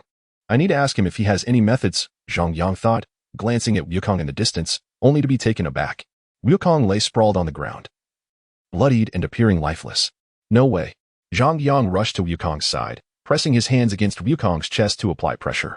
Lacking any formal training in saving monkeys, he could only resort to methods learned on Earth. After several hundred compressions, Wukong finally regained consciousness, though his gaze remained somewhat dazed, and his blue monkey face had turned pale. "You've finally awakened. How did you end up in such a state?"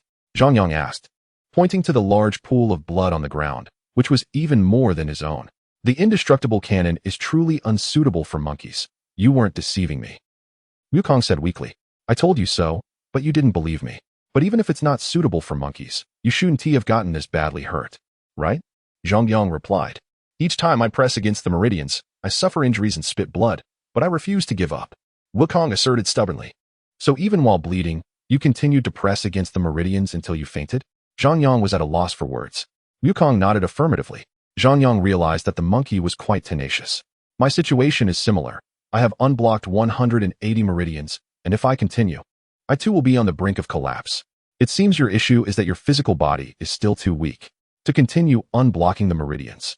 You need to nourish your body. Otherwise, you will never be able to unblock so many meridians," Wukong explained, having grasped the situation after understanding the indestructible cannon. "How do I nourish it?" Zhang Yang questioned. "Are you not an alchemist? Indulge a little and take a bath in potions. It will yield faster results," Wukong suggested. "Take a bath in potions? I am currently broke. Are you suggesting I bathe in potions?" Zhang Yang, also an alchemist, knew how costly it was to concoct potions. "This is the simplest method," Wukong insisted. After a moment of contemplation, Zhang Yang acknowledged that Wukong's suggestion was indeed the quickest approach. "How has junior brother Zhang been progressing?" "It has been 5 days. If it's not working, perhaps you should try another steel. I once attempted that one, but could not comprehend it at all." Tong Xiao's earnest voice echoed from afar. "I have comprehended it, but the cultivation is quite difficult," Zhang Yang sighed. "You have comprehended it. Junior brother Zhang, are you saying you have grasped the technique inscribed on that steel?" Tong Xiao's honest face displayed shock. Zhang Yang nodded. "Please hold on for a moment," Tong Xiao said before hurriedly running off. Shortly thereafter, Yixian followed Tong Xiao's lead and approached, looking skeptical. "Did you truly comprehend it?" Zhang Yang nodded. "What is the name of the technique?" Yixian queried. He was genuinely doubtful that Zhang Yang could achieve such understanding in such a short time, considering that a previous prodigy had taken an entire year before grasping the technique inscribed on the steel. "The indestructible cannon," Zhang Yang replied. Upon hearing those 3 words, Yixian's eyes widened. The martial hall had records of it, and he had seen it before. In his recollection, the technique indeed bore that name. You are truly a genius. You have actually comprehended it. You are the second person since the founding of the Tianxian sect to grasp the indestructible canon. Yi Xian was visibly excited, feeling as though he had stumbled upon a treasure. I have comprehended it, but practicing it is quite challenging, Zhang Yang lamented. Whatever you need. Just let me know, Yi Xian declared grandly. I need potions that can refine the physical body, Zhang Yang specified. That's a minor issue. I have plenty of those. And I will fetch them for you right away, Yi Xian laughed heartily. Master, do you have many potions? I need them for bathing, Zhang Yang whispered. Upon hearing this, Yi Xian's smile froze, his recently taken step retreating. He looked at Zhang Yang uncertainly and said, You want to use them for bathing? Zhang Yang nodded. Yi Xian took a deep breath, his expression turning awkward as he said, Zhang Yang, this matter seems rather substantial. Zhang Yang was well aware that Yi Xian would not possess any, considering that there were only 3 individuals in the entire martial hall, and it was clear they were all devoid of resources. I will figure out how to acquire the potions myself. I want to know if our Tianxian sect has a place similar to a potion pavilion, Zhang Yang inquired. You want to concoct them yourself? Yi Xian asked. Zhang Yang nodded and said, I am also a second-tier alchemist. You are an alchemist? Yi Xian and Tong Xiao both widened their eyes. It seemed that they had stumbled upon a treasure. The future development of the martial hall would indeed rely on this young man. With him refining potions for free, it would be difficult for the martial hall not to soar to great heights. Yi Xian murmured, unable to suppress a radiant smile on his aging face. What are you murmuring about, master? Zhang Yang inquired. Nothing. I will take you there now, Yi Xian replied, immediately pulling Zhang Yang upward, his eagerness evident. Chapter 156. The Sun and Moon Pavilion. In just a moment, Yi Xian led Zhang Yang to the central area of Xian Peak, where a building stood. The plaque at the entrance bore the words Sun and Moon Pavilion. The Sun and Moon Pavilion held a unique status within the Tianxian sect, as each of the 8 main peaks housed one, making it quite a special establishment within the sect. Yi Xian explained. Zhang Yang nodded and followed Yi Xian into the Sun and Moon Pavilion. Upon entering, he noticed many disciples queuing for testing, all eager to join the pavilion. Naturally, they also spotted Zhang Yang. Soon, Yi Xian brought Zhang Yang to the second floor of the pavilion, where he opened a door and led Zhang Yang inside. Upon entering the room, Zhang Yang saw an elderly woman refining potions, her deft control and skillful technique making him marvel inwardly. Although he was unaware of her exact level as an alchemist, it was evident she surpassed the late Master Peng Chun by many folds. Zhang Yang and Yi Xian remained silent, patiently waiting for the elderly woman to finish. After a brief moment, the elderly woman halted her actions, revealing a vial of potion radiating a crystalline glow in her hand. Old E, it's rare to see you. What brings you here?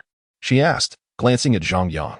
I recently accepted a disciple in the martial hall, and I would like him to learn potion refining from you, Yi Xian replied with a smile, signaling Zhang Yang with a glance. Zhang Yang instantly understood his mentor's intention and respectfully addressed the elderly woman. Disciple pays respects to master. Yi Xian's pupils widened. He merely intended for Zhang Yang to establish a rapport with the elderly woman, yet this brazen youth had directly referred to her as his master upon their first meeting. Now, it was Yi Xian who felt awkward. Although he wished for the elderly woman to personally instruct Zhang Yang, after all, she was a pinnacle 5th-tier alchemist of unparalleled status. A rarity within the Tianxian sect, he had yet to devise how to broach the subject. Zhang Yang's shamelessness caught him off guard. You little rascal. How can you be so brazen? While your talent for alchemy is indeed remarkable, it is not as if she has agreed to take you as her disciple. How dare you call her master? Yi Xian admonished. With the atmosphere set, Yi Xian had no choice but to go along with it. Are you two performing a duet before me? The elderly woman remarked coolly, a hint of disdain evident on her face. Many aspired to be her disciple. Yet it was her first encounter with someone as shameless as Zhang Yang, who directly called her master upon introduction. Old E, you know my rules. Even if our relationship is amicable, I will not accept a disciple lacking in alchemical talent, the elderly woman stated. Elder Zhu, rest assured. My disciple may be average in other aspects, but his talent for alchemy will undoubtedly meet your expectations, Yi Xian replied with a smile. Oh? Elder Zhu turned her gaze to Zhang Yang and asked, the minimum requirement for entering the Sun and Moon Pavilion is a second-tier alchemist. Do you possess the alchemist medal? Upon hearing this, Zhang Yang promptly produced the medal he had obtained from the Alchemy Pavilion of the small Xian sect and handed it to Elder Zhu. After examining it, she nodded and returned the medal to Zhang Yang. Your alchemist rank suffices, but this alone does not qualify you as my disciple, Elder Zhu remarked. Then looked at Zhang Yang. What tests do you require? I am ready, Zhang Yang replied confidently. Refine a potion for me right here, Elder Zhu instructed. As an expert in her field, she could glean insights merely by observing Zhang Yang's potion-making process. Zhang Yang nodded, gathering familiar materials in the room, and began the refining process. In just 5 minutes, he produced a vial of emerald liquid, a second-tier superior potion. Elder Zhu exclaimed in surprise. It was worth noting that while second-tier potions were not particularly high in rank, the speed and quality at which Zhang Yang had produced it were indeed impressive. "Refine another for me," Elder Zhu requested. Zhang Yang complied, and this time, he completed the task in 3 minutes, his technique remarkably proficient. Elder Zhu nodded repeatedly, recognizing him as a promising talent, though she wondered about his potential for growth. "Elder Zhu," Yixian interjected, "I will temporarily take this disciple under your wing. But I need to see how long it takes for him to advance to a third-tier alchemist. If he cannot achieve this within a month, I will return him to you." Elder Zhu was genuinely optimistic about Zhang Yang's abilities. Her stipulation was merely to test him and apply some pressure. A month to reach third-tier alchemist. Yixian's heart skipped a beat at this demand. Though not an alchemist himself, he understood the difficulty of breaking through levels. "Then I thank Elder Zhu," Yixian said with a smile, casting a glance at Zhang Yang, signaling that his assistance would end here. And the rest was up to him. "Master, do you have the formula for third-tier potions? I would like to study it first," Zhang Yang inquired. Elder Zhu handed Zhang Yang a spatial ring, saying, "All the formulas are inside. If you have any questions, feel free to ask me." Zhang Yang accepted the spatial ring with gratitude and prepared to delve into the third-tier potion formulas contained within. "Oh, by the way, how is Yixian preparing for the internal competition of Xian Peak in 2 months?" Elder Zhu asked with interest. Zhang Yang paused, replying, "I haven't heard anything about it." "Well, with only 2 of you in the martial hall, it is likely that Yixian has already given up. This year will probably be another mere formality," Elder Zhu remarked, shaking her head. "Are there any rewards for participating in the internal competition of Xian Peak?" Zhang Yang inquired, intrigued. "The first-place prize is 1 million spirit crystals, while other rewards vary each time," Elder Zhu explained. 1 million spirit crystals. Zhang Yang's eyes widened at the figure, and he could not help but swallow hard. He needed to elevate his strength quickly, as half of the time he had agreed upon with Hua Jinyan had already passed, and he felt immense pressure. It seemed imperative to devise a strategy to secure the rewards from the Xian Peak competition. Those spirit crystals were crucial for him. Elder Zhu noticed Zhang Yang's thoughts and remarked, "You don't actually think about that million spirit crystals, do you? You must remember. There are only 2 of you in the martial hall. Even if you are physically strong, with your limited offensive capabilities, your opponents could easily wear you down." Elder Zhu stated bluntly. Zhang Yang fell silent. In his heart, he was determined to exert every effort to attain that reward. Chapter 157. The past of the martial hall. After Elder Zhu departed, Zhang Yang began to study the potions within the spatial ring, quickly identifying what he needed. The 10 Directions Potion. This was a top-tier third-tier potion, currently the most suitable for Zhang Yang's body refinement. After thorough research, he had fully grasped the specific steps for concocting the 10 Directions Potion. All that remained was for him to experiment repeatedly. Zhang Yang carefully scanned the room and eventually discovered the materials needed for the 10 Directions Potion, though he had only one set. The 10 Directions Potion consisted of 10 types of spiritual herbs and woods specifically targeting body refinement. The process of creating the potion involved perfectly blending them together, magnifying the effects manifold. Afterward, Zhang Yang began the meticulous process of alchemy. He cautiously placed the materials into the cauldron, skillfully manipulating the flames to extract the essence within. With great care, he fused the extracted essences together, aware that he had only a single set of materials. Moments later, the essences within the cauldron merged completely, erupting into a dazzling radiance. Success! A smile broke across Zhang Yang's face as he hurriedly filled a vial with the white essence. To his astonishment, he had succeeded on his first attempt. Gazing at the 10 Directions elixir in the vial, his expression was one of pure joy. Suddenly, the door creaked open, revealing Elder Zhu at the threshold. Upon seeing the 10 Directions elixir in Zhang Yang's hand, her face registered surprise. "Where did you acquire this 10 Directions elixir?" she inquired. "I just refined it," Zhang Yang replied. Elder Zhu's expression turned to one of astonishment. She had not been away for long. Having returned purely out of concern for Zhang Yang, a newcomer brought in by Yixian. Yet, upon entering, she found him proclaiming that he had successfully refined a third-tier potion, the 10 Directions elixir. "Let me see it," Elder Zhu commanded. Zhang Yang presented the elixir to her. After examining it closely, she discerned that it was indeed a novice potion. "How long did it take you to refine this?" she asked curiously. "Not long. As there was only one set of materials in the room," Zhang Yang responded. "You succeeded on your first try?" Elder Zhu exclaimed in disbelief. Zhang Yang nodded, feeling a bit embarrassed. I think it was just luck. Elder Zhu was beginning to believe in Zhang Yang's extraordinary talent as an apothecary. Not everyone could achieve success in refining a third-tier potion on their first attempt. She knew that many talented apothecaries had passed through her apothecary pavilion. Yet she had never witnessed a second-tier apothecary achieving success in refining a third-tier potion on their first attempt. Theoretically, you should now be eligible for the third-tier apothecary medal.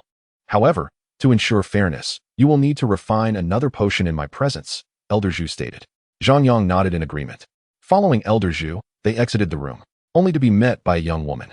She was petite, with delicate features and smooth, fair skin, her hair styled in long ponytails. Upon spotting Elder Zhu, a bright smile illuminated her face as she exclaimed, "Grandma, I managed to refine a third-tier premium potion. Am I impressive?" Elder Zhu smiled in return, replying, "Indeed. You are my granddaughter." The young girl straightened her back, a proud expression on her face. Behind Elder Zhu, Zhang Yang couldn't help but be captivated by the girl's youthful exuberance, a look of astonishment crossing his features. He thought to himself, the old adage is true. A petite girl is not lacking in nourishment, but rather, her nutrients may have been absorbed elsewhere. Who is this? The girl finally noticed Zhang Yang after her initial excitement. This is my newly accepted disciple, Zhang Yang, Elder Zhu introduced him. This is my granddaughter, Lin Fei. Greetings, senior sister Lin, Zhang Yang said with a smile. Why have I never seen you at Xianfeng? Lin Fei asked curiously. Zhang Yang has just joined the martial hall. He is still a newcomer. So you naturally have not encountered him, Elder Zhu explained. The martial hall, Lin Fei exclaimed in surprise. Are you not aware that the martial hall has completely declined? Joining it is akin to cutting off your own path. Zhang Yang felt a twinge of embarrassment, thinking to himself, did I choose this path? I was deceived into joining. But thankfully, I possess the undying scripture, so it isn't a total loss. Fei, do not speak recklessly, Elder Zhu admonished. Upon hearing her grandmother's reprimand, Lin Fei stuck out her tongue and promptly fell silent. Zhang Yang, as my disciple, I will speak candidly with you. Although Yi Xian is my friend, the martial hall does indeed have its pitfalls. Each year, the Xianfeng Grand Competition is merely a formality, leaving participants empty-handed, which has led to the martial hall's decline. It is likely that you were also lured in by him, Elder Zhu remarked. Though Zhang Yang was reluctant to nod in agreement, he found himself unable to resist. It's all right, Elder Zhu. I believe that with my efforts, the martial hall will rise again in the future, he replied with a smile. Elder Zhu and Lin Fei exchanged glances of pity, not expecting Yi Xian's influence to have dulled Zhang Yang's senses so profoundly. Elder Zhu sighed, stating, the previous disciple who entered the martial hall did not end well. What do you mean? Zhang Yang asked, perplexed. Though we share the Xianfeng, competition for limited resources is inevitable, often leading to unfortunate incidents. Elder Zhu elaborated. Was that senior brother harmed? Zhang Yang inquired. He died, Elder Zhu sighed. Died. Zhang Yang's expression shifted in alarm. Is it possible to die within the Tianxian sect? Naturally not. However, one can challenge another to a life-and-death match. And your senior brother was provoked and impulsively entered the arena, resulting in his death, Elder Zhu explained. Did that senior brother not practice the martial hall's physical cultivation techniques? Zhang Yang asked. Of course he did, and he had decent talent in that regard. Yet, you should know, sheer physical strength is insufficient if one's offensive capabilities are lacking. There are myriad ways for others to eliminate you, Elder Zhu stated. Zhang Yang nodded, acknowledging the truth in her words. Unless one's physique is so strong that the opponent cannot inflict harm, otherwise, they remain merely a target. The weak are easily bullied, so exercise caution in Xianfeng. Do not allow yourself to be easily overwhelmed, Elder Zhu cautioned. Zhang Yang nodded, understanding the principle that the weak are often victimized. The trio then made their way to the third floor. Chapter 158, Third-Tier Apothecary. The three arrived on the third floor, where numerous individual rooms were located. Some doors were firmly shut, marked with wooden plaques that read in use. This floor was designated for potion refinement, equipped with both alchemical rooms and materials. Though all required payment in spirit crystals for usage. You won't need to pay spirit crystals this time. I suspect you have none, Elder Zhu remarked.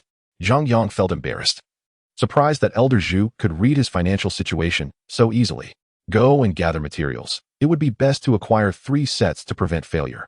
You may enter any room, Elder Zhu instructed. Zhang Yang nodded and quickly retrieved the materials before entering a room. What potion will Zhang Yang refine? Lin Fei asked curiously.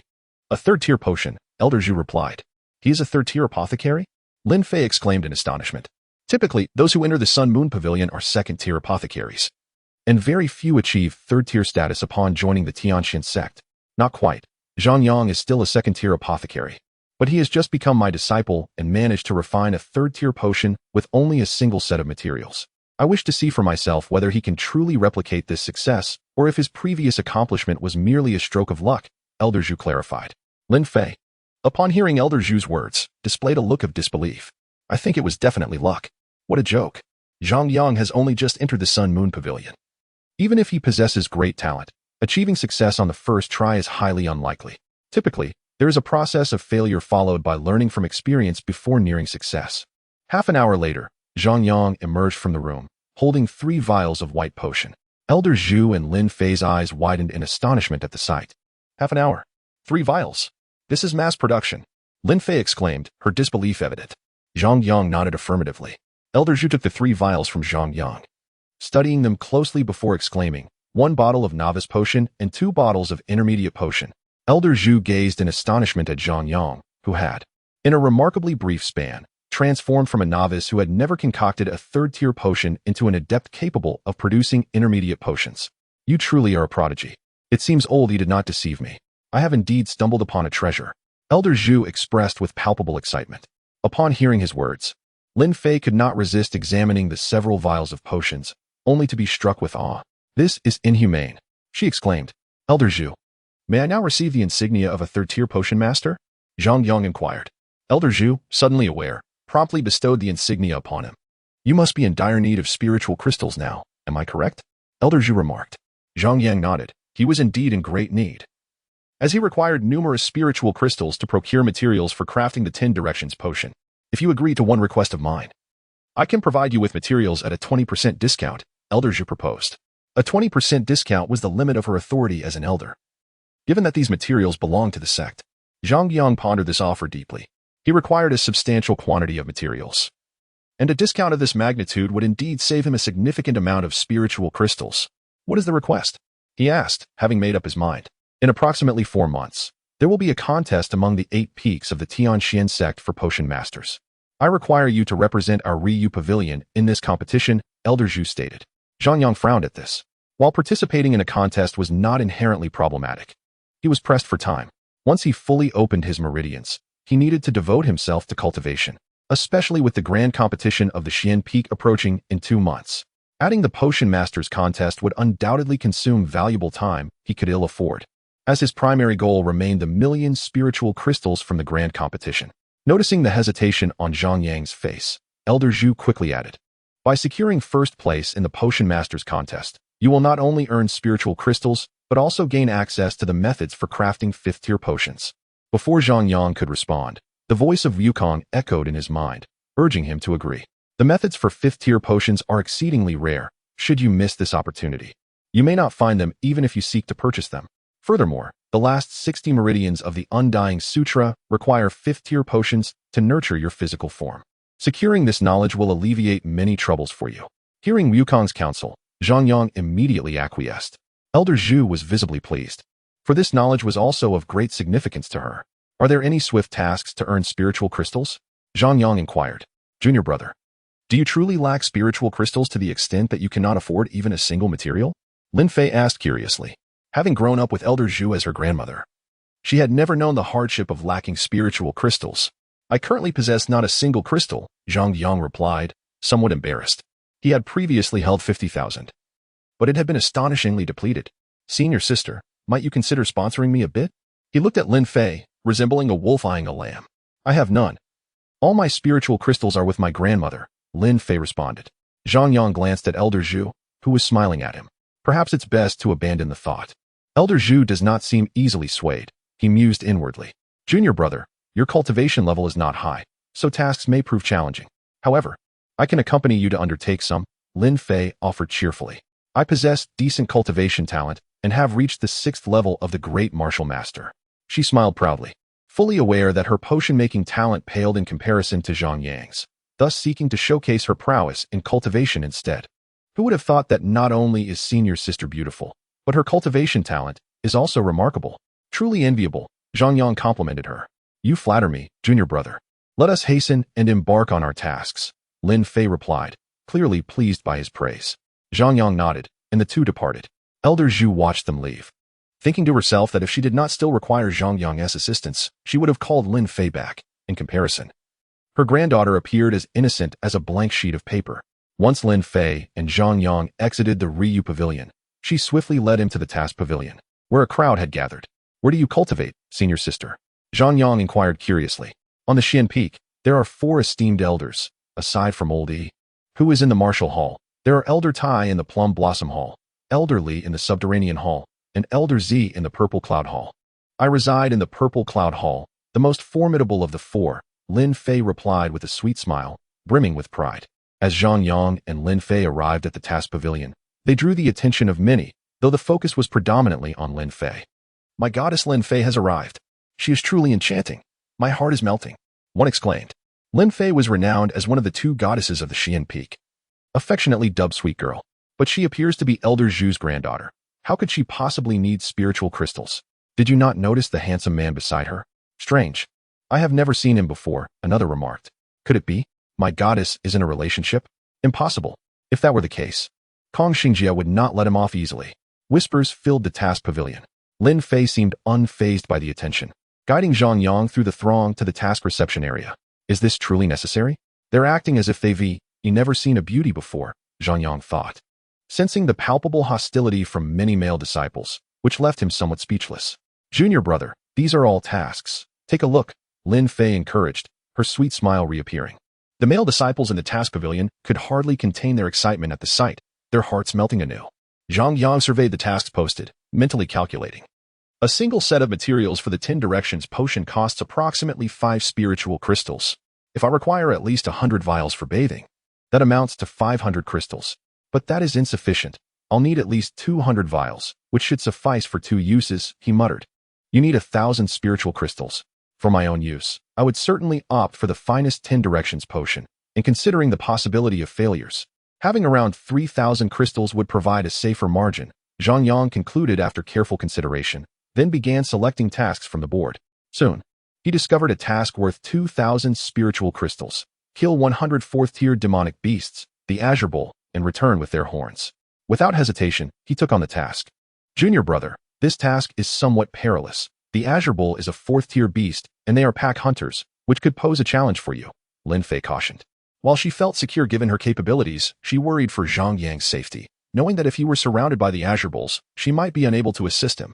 "Let us proceed with this one. There are no better options available," Zhang Yang asserted. "But your cultivation level?" Lin Fei's face showed a flicker of concern. "Do not worry, senior sister. I am not foolish enough to court death," Zhang Yang reassured her. He chose this task primarily because Elder Zhu had previously informed him that 4th-tier refining potions required Azure Bull horns for enhancement. Very well, Lin Fei reluctantly agreed. Zhang Yang then approached the task elder to register, and subsequently left the task pavilion with Lin Fei. After their departure, the task pavilion erupted in chatter.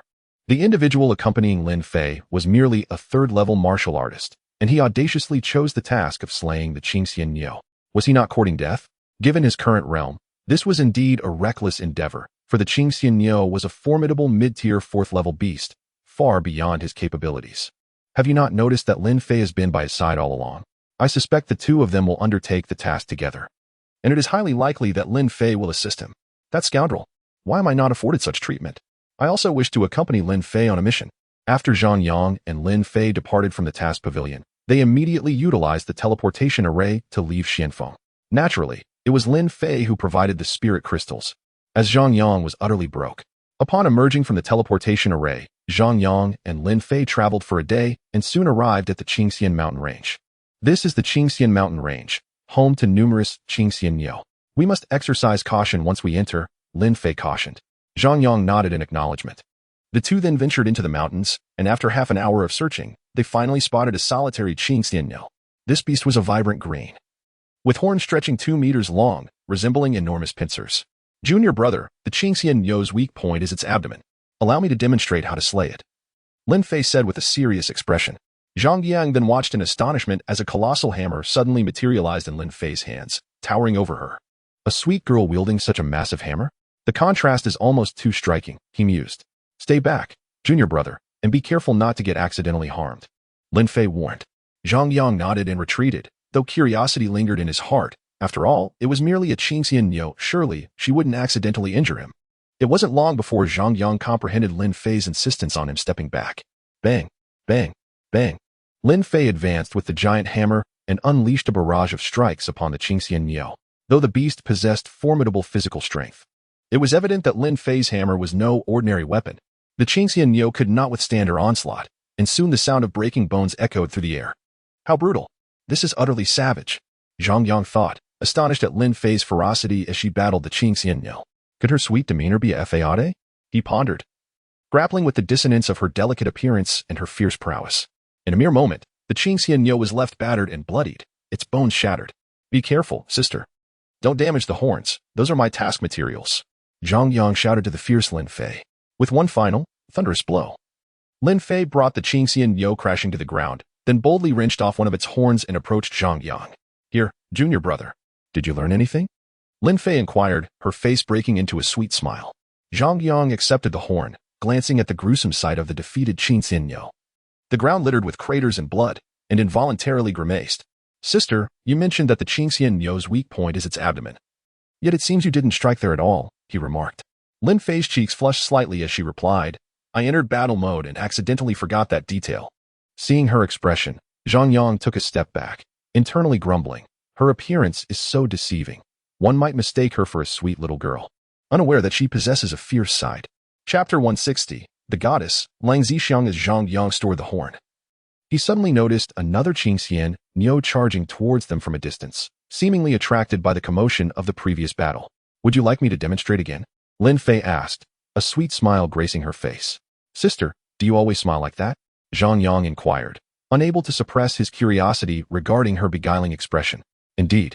Lin Fei replied, her face a picture of confusion, yet her smile seemed to possess even greater allure. Zhang Yang nodded. It seems this is not your fault. With that, he charged towards the Qingxian Niu. Lin Fei, bewildered, was left with 3 question marks floating above her head, unable to decipher Zhang Yang's meaning. But he had no time to clarify. Swiftly, he reached the Qingxian Niu, which was now directing its horns at him as it charged forward. Bang! Zhang Yang grasped the beast's horns like a vice and bellowed, channeling all his strength to hurl the creature into the air. Bang! The Qingxian Niu crashed heavily to the ground, creating a deep crater. Although he had only opened 180 meridians, Zhang Yang felt his physical prowess had significantly increased. This is a 4th-level beast. In the past, I would never have dared to engage it barehanded, he thought, a look of elation spreading across his face. The Qingxian Niu, recovering from its fall, appeared incredulous that a mere human could subdue it with bare hands, and fury ignited within it. With a roar, the Qingxian Niu charged at Zhang Yang once more, its horns crackling with energy. Zhang Yang wasted no time and seized the horns once again. But this time he heard a series of pops, and even saw wisps of smoke rising. Electrified horns, he gasped, quickly enveloping his hands in spiritual energy before exerting tremendous force. Crack! He forcibly tore the horn from the Qingxian Niu's head. Blood gushing forth as the beast let out a wretched cry and was sent tumbling by his overwhelming strength. Zhang Yang swiftly moved to the side of the Qingxian Niu and forcefully plunged the severed horn into its abdomen. Squelch! Squelch! Squelch! After several thrusts, the once struggling Qingxian Niu ceased its movements. With my enhanced physique, combat feels truly different. However, the drawbacks are glaringly apparent. My strength is formidable, yet I remain lacking in all other aspects, and training my body is arduous, Zhang Yang mused. Were it not for his chaotic sacred body, he would be loath to pursue physical training, as it consumed vast resources and was incredibly painful. Junior brother, you are amazing. You actually fought the Qingxian Niu with your bare hands and killed it, Lin Fei exclaimed, her mouth forming an adorable O. Having spent considerable time in the Tianxian sect, she had never witnessed anyone slay a Qingxian Niu unarmed. The martial hall specializes in physical training. It is only natural to engage in such battles, Zhang Yang replied. You are far too humble. Dong Xiao also practices body cultivation, yet he could not accomplish this, Lin Fei stated earnestly. Zhang Yang paused, suddenly realizing he practiced the undying cannon, which might be even more formidable than he had anticipated. Could you teach me your methods of physical cultivation? I wish to learn, Lin Fei implored, her large, watery eyes fixed on Zhang Yang, her enchanting visage amplifying her appeal. Taken aback by her request, Zhang Yang averted his gaze from her face to her alluring figure, as he envisioned Lin Fei transforming from a sweet girl into a muscular one. He involuntarily shuddered at the terrifying image. I cannot teach you. That is an exclusive skill of the martial hall. If I divulged it, my master would surely kill me. Zhang Yang quickly declined. Is that so? Lin Fei pouted. Disappointment etched across her face, casting her in a pitiful light that stirred sympathy within him. Do not wear that expression. My resolve is as steadfast as a rock. I shall not be swayed, Zhang Yang reiterated, resolutely refusing her. Humph. Lin Fei huffed, turning her face away. Zhang Yang silently thought, Dear lady, please do not bring misfortune upon me. Setting aside the impossibility of sharing the undying canon, if I did, and you became a muscular girl, Elder Zhu would undoubtedly kill me. Just as Zhang Yang and Lin Fei prepared to depart, two individuals emerged from the woods. Upon seeing Lin Fei, they paused momentarily, and the woman among them exclaimed in surprise, Fei, what are you doing here? Lin Fei's expression brightened upon seeing the woman, and she immediately stepped forward, saying, I am here to accompany my junior brother on a mission. Long Zixiang, what brings you here? Zhang Yang turned to look at the woman named Long Zixiang. Though she was undeniably beautiful, there was an unmistakable air of aloofness about her that made her seem unapproachable. I am also here on a mission, just finished hunting some Kingsian cattle from a distance, Long Zixiang replied. How coincidental. My junior brother is on the same Kingsian cattle mission, so we can team up, Lin Fei exclaimed, her eyes curving into crescent moons in delight. She then pulled Long Zixiang in front of Zhang Yang and introduced her, saying, This is my best friend, Long Zixiang. She is the super beauty of Xianyan Peak. And the male disciples pursuing her could line up from the peak to the foot of the mountain. Zhang Yang had little interest in getting to know Long Zixiang. But as Lin Fei had brought her to him, he felt compelled to respond politely. I am Zhang Yang, he said with a smile. Long Zixiang merely nodded slightly at Zhang Yang, not reciprocating with an introduction, her demeanor remaining somewhat cold, but Zhang Yang was indifferent. It seems that you are quite an impressive individual to have Lin Fei accompany you on a mission, Long Zixiang remarked, glancing at Lin Fei. This is my grandmother's newly accepted disciple, Lin Fei replied with a smile. An apprentice favored by Elder Zhu must have considerable talent as an alchemist. However, I do not recognize him. Which hall does he belong to? Long Zixiang inquired curiously. Zhang Yang is a newcomer who has recently joined the Martial Hall, Lin Fei explained. The Martial Hall. Long Zixiang's face registered surprise. She was aware of the Martial Hall's status on Xianyan Peak. Upon learning that Zhang Yang was a disciple of the Martial Hall, her attitude towards him shifted subtly, the smile on her face vanishing in an instant. Zhang Yang noticed these details but remained unconcerned, as he had no intention of forming any connection with Long Zixiang. Haha, a disciple of the Martial Hall. It's truly a miracle that such a place can still accept anyone. A man who had come with Long Zixiang laughed mockingly. Zhang Yang furrowed his brow and shot a cold glance at the man, but since they were both friends of Lin Fei, and given Lin Fei's favorable treatment toward him, he chose not to engage, treating the man as if he were invisible. What is with that expression on your face? I am merely stating facts. Are you disputing it? The man noticed the coldness on Zhang Yang's face. Sudong, this is my junior brother. What do you mean by that? Lin Fei's expression hardened, clearly displeased. I am stating the truth. Who doesn't know that the Martial Hall has fallen? Although their physical strength is impressive, they merely practice flashy techniques and are like targets when confronted by real enemies, utterly useless. Sudong was irritated to see Lin Fei, who was usually amiable, reprimanding him on Zhang Yang's behalf. Isn't your mission to go do some tasks? Our tasks are the same. I can assist junior brother Zhang Yang, Long Zixiang suggested, though she secretly held disdain for Zhang Yang, a disciple from the Martial Hall. Nevertheless, she attempted to smooth things over, recognizing that the mission was paramount. Upon hearing Long Zixiang's appeasement, Lin Fei's expression softened slightly, but she hesitated, saying, How about? No need, senior sister. I can handle the task myself. Zhang Yang interjected, then turned to leave. He sensed Long Zixiang's insincerity. It was better to work alone than to be with him, as it would at least spare him from feeling discontented. Lin Fei instinctively wanted to follow Zhang Yang but was quickly restrained by Long Zixiang. Let him go, Fei. As a cultivator, he needs to undergo trials on his own. If you accompany us, we would finish the task of slaying the Kingsian cattle faster, which would also help Zhang Yang, Long Zixiang reasoned. But Lin Fei hesitated. She understood that Long Zixiang had a point. Zhang Yang indeed needed experience. And as long as he avoided unnecessary risks, he would be fine. Fei, you seem off. Are you starting to develop feelings for him? Long Zixiang suddenly asked. What nonsense are you talking about? Lin Fei's cheeks flushed slightly. She had only just met Zhang Yang. It was impossible for her to have developed feelings. That's good.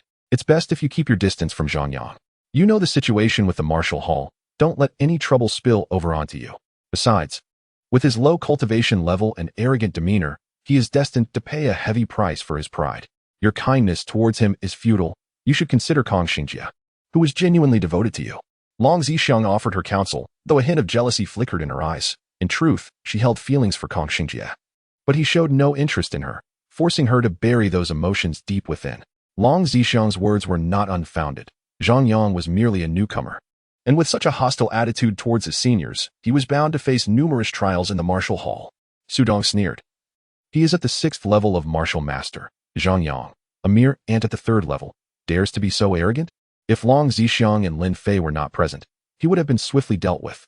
He failed to acknowledge his own poor attitude towards Zhang Yang, instead blaming Zhang Yang for being disrespectful. Lin Fei ignored Su Dong.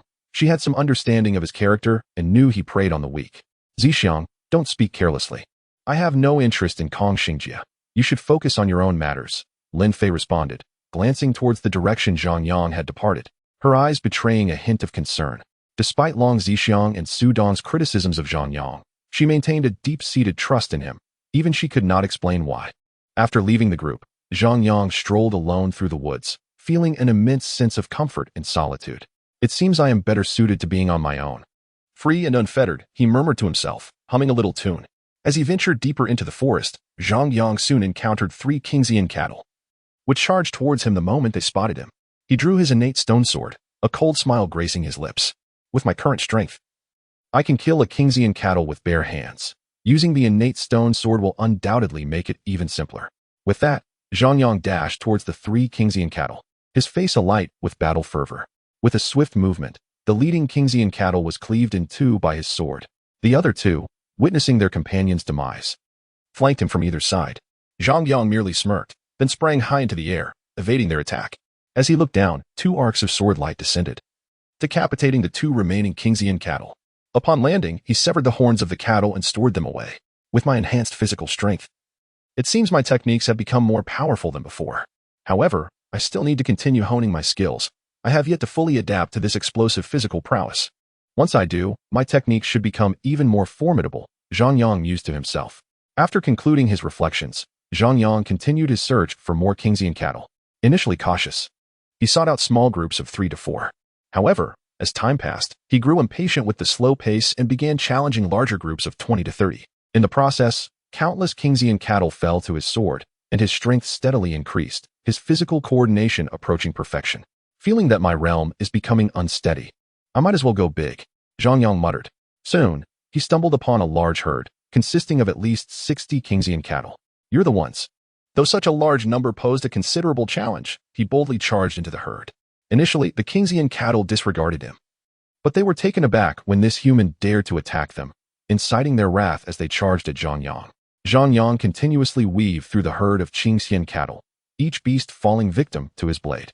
Though he sustained several wounds, blood dripped incessantly from his injuries, driving him into a frenzy. After half an hour, he finally ceased his relentless assault, his garments soaked in crimson, and the wounds still oozing. A potent aura of malice enveloped him. He had successfully ascended to the 4th tier of the Grand Martial Master realm, and astonishingly, his sword intent had also reached the 7th tier. Zhang Yang murmured to himself, a smile of joy gracing his face. Not only had he completed his task, but he had also made significant strides in strength. Afterward, he collected the fallen horns of the cattle into his storage ring and departed to seek Lin Fei. He intended to inform her that the mission was accomplished and they could leave. However, upon finding her, he was met with a dire sight. Lin Fei and her companions were besieged by over 100 Qingxian cattle, and behind them loomed a particularly large, dark green bull. This bull was distinctly different from the others. Its size was immense, and arcs of lightning flickered from its horns. It was the Qingxian Bull King. In the midst of battle, Lin Fei was isolated from her companions, fiercely engaging the Qingxian cattle, her body marred with injuries and blood at her lips. With a mighty swing, she crushed one of the beasts into a bloody pulp, yet immediately afterward, the enraged cattle charged at her from behind. Realizing the imminent danger, Lin Fei swung her hammer once more. However, her strength was waning, and as her weapon met the horns of the charging cattle, she was sent flying as if struck by thunder. She spat out blood, her pallor deepening. Meanwhile, her friends, Long Zixiang and Su Dong, fought valiantly side by side. Though their situation was precarious, they were faring better than Lin Fei. Strangely, despite being her friends, they did not rush to assist her. Suddenly, a dark green light, crackling with electricity, surged through the battlefield, and the trio's expression shifted dramatically. They understood the Qingxian Bull King had entered the fray. The arc of green light shot toward Long Zixiang and Su Dong, trailing a long stream of luminescence and accompanied by a cacophony of thunderous sounds. Realizing the impending threat, Lang Zixiang and Su Dong exchanged worried glances and unleashed their strongest attacks against the Bull King. Yet, their efforts dissipated harmlessly upon contact, and they were violently thrown aside, blood spilling from their mouths as they fell. From a distance, Zhang Yang stealthily approached Lin Fei, intent solely on rescuing her, indifferent to the fates of the other two. The Bull King, undeterred by its initial assault, unleashed arcs of electricity from its nostrils, charging toward the duo once more. Lang Zixiang and Su Dong, recognizing the danger, scrambled to escape. In a moment of horror, Su Dong felt sharp, white horns erupt from his chest, blood gushing forth as he collapsed. A gruesome sight that sent chills through Lang Zixiang. As she witnessed her companion's tragic demise, her speed intensified, yet her escape route was swiftly obstructed by the other cattle, forcing her to fight again. At this juncture, Zhang Yang had crept close to Lin Fei, who was still locked in combat with the remaining cattle. He swiftly dispatched several beasts and urged, "Sister, we must flee." Lin Fei, drained of spirit and energy, was momentarily dazed by his arrival. Yet, her eyes brightened slightly at the sight of him, and she urged, "You shouldn't have come. If those Qingxian cattle surround us, escape will be impossible." Observing her pale visage and myriad wounds, Zhang Yang understood she was on the verge of collapse. It was then he noted her unwavering concern for others, a stark contrast to the self-serving behavior of her so-called friends. "I will help you escape," he declared, grasping her hand and pushing through the throng of cattle. As he struck down one beast after another, the battle intensified, drawing the majority of the Qingxian cattle toward him, inadvertently granting Lang Zixiang a respite. Yet, she regarded Zhang Yang with disdain, realizing too late his formidable strength. Despite the onslaught, Zhang Yang ensured Lin Fei's safety, leading her away from danger. In a flurry of movement, he dispatched the remaining cattle with remarkable speed, their fear of impalpable as they retreated. At last, the Qingxian Bull King took notice of Zhang Yang, charging toward him with ferocity. "Go," Zhang Yang commanded, his expression shifting to one of urgency. "I want to leave you. We must confront the Bull King together. You cannot face it alone." Lin Fei protested, anxiety etched across her features. "I can handle it myself," Zhang Yang asserted, pushing her away just as he launched himself at the looming threat. With a resounding clash, his sword met the Bull King's horns, both combatants recoiling from the impact. Zhang Yang mused on the sheer strength of the beast. Had his own physique not been significantly enhanced, the collision would have surely injured him. "Quickly subdue it. The horns can be used to concoct potions far superior to ordinary ones," a voice urged. Zhang Yang's eyes gleamed with renewed determination. Channeling the dual energies of yin and yang, alongside his seventh-tier sword intent, he prepared for the decisive strike. As the Bull King charged again, Zhang Yang transformed into a bolt of lightning, his sword descending with a vengeance. With a decisive blow, he severed one of the Bull King's formidable horns and delivered a powerful kick to its jaw, sending it crashing to the ground, blood pouring forth. Yet, just as Zhang Yang readied to pursue the fallen beast, the Bull King scrambled to its feet and fled without hesitation. That creature has developed a sense of self-preservation, Zhang Yang realized, momentarily taken aback before he led Lin Fei away. The horns secured, the fate of the Bull King was inconsequential. In the distance, Lang Zixiang, who had been entangled in battle, found herself bewildered as the entire herd of Qingxian cattle suddenly retreated. She swiftly turned her gaze towards the direction where the Qingxian Yo had fled, and soon noticed that the horns of the Qingxian Yo King had vanished. An expression of astonishment etched upon her face. Could it have been Zhang Yang's doing? Cold Zixiang was filled with shock as she glanced in Zhang Yang's direction. Yet at that moment, both Zhang Yang and Lin Fei had already disappeared from view. Meanwhile, Zhang Yang quickly located Lin Fei amidst the trees. However, Lin Fei's complexion was ashen as she leaned against a tree, blood still oozing from her wounds, indicating she had succumbed to unconsciousness. Upon seeing this, Zhang Yang's expression shifted dramatically, and without hesitation, he lifted Lin Fei and carried her to a secure cave. He gently laid her down on the ground and administered a healing pill before applying a white powder to her wounds.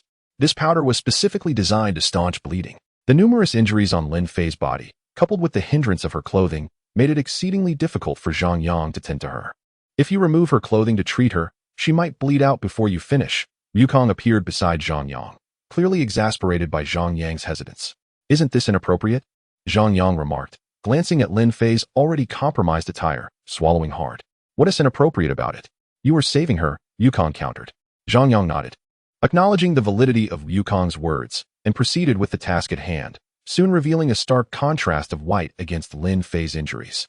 As he examined her wounds, Particularly in sensitive areas, he muttered. I am doing this to save you.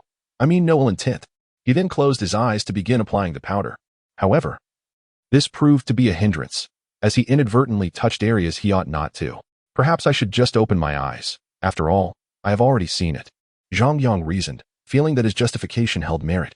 Hours passed, and as night fell, Zhang Yang was outside the cave roasting beef, the rich aroma wafting through the woods. While Wukong watched, drooling. Is it done yet? Why is it taking so long? Wukong wiped his mouth. It will be ready soon. Don't rush me, Zhang Yang said, sprinkling salt onto the meat. These seasonings were carried by Zhang Yang for the purpose of enhancing the flavor of grilled meat while outdoors. At that moment, the sound of rustling footsteps echoed from within the cave. Zhang Yang turned to see Lin Fei emerging, her face flushed and clad in Zhang Yang's clothing. Observing her complexion, he deduced that her injuries had significantly healed. Come, have some grilled beef. It will help restore your strength, Zhang Yang smiled. Lin Fei nodded gently and took a seat beside him, as Zhang Yang offered her the roasted meat. When Lin Fei received the golden brown beef from his hands, her stomach audibly growled, causing her cheeks to redden. Eat it while it's hot. It loses flavor when it cools, Zhang Yang urged. Lin Fei nodded and began to nibble on the beef, the juices bursting in her mouth, her face lighting up with delight. It's delicious, she exclaimed.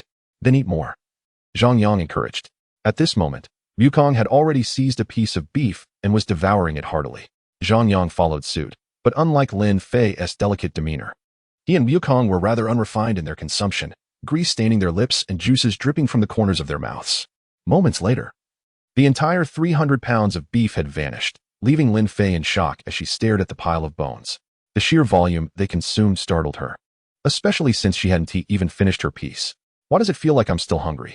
Zhang Yang murmured, feeling a surge of energy within. He had eaten 170 pounds, an amount he could never have consumed before. It might be related to your enhanced physique, Wukong suggested. Zhang Yang nodded, then turned to Lin Fei with a smile. Apologies for eating so quickly. It's all right. One piece is sufficient for me, Lin Fei smiled, finishing her last small morsel. I have a question for you, Lin Fei said, wiping her mouth, her cheeks slightly flushed. What question? Zhang Yang asked curiously. That medicine on me is.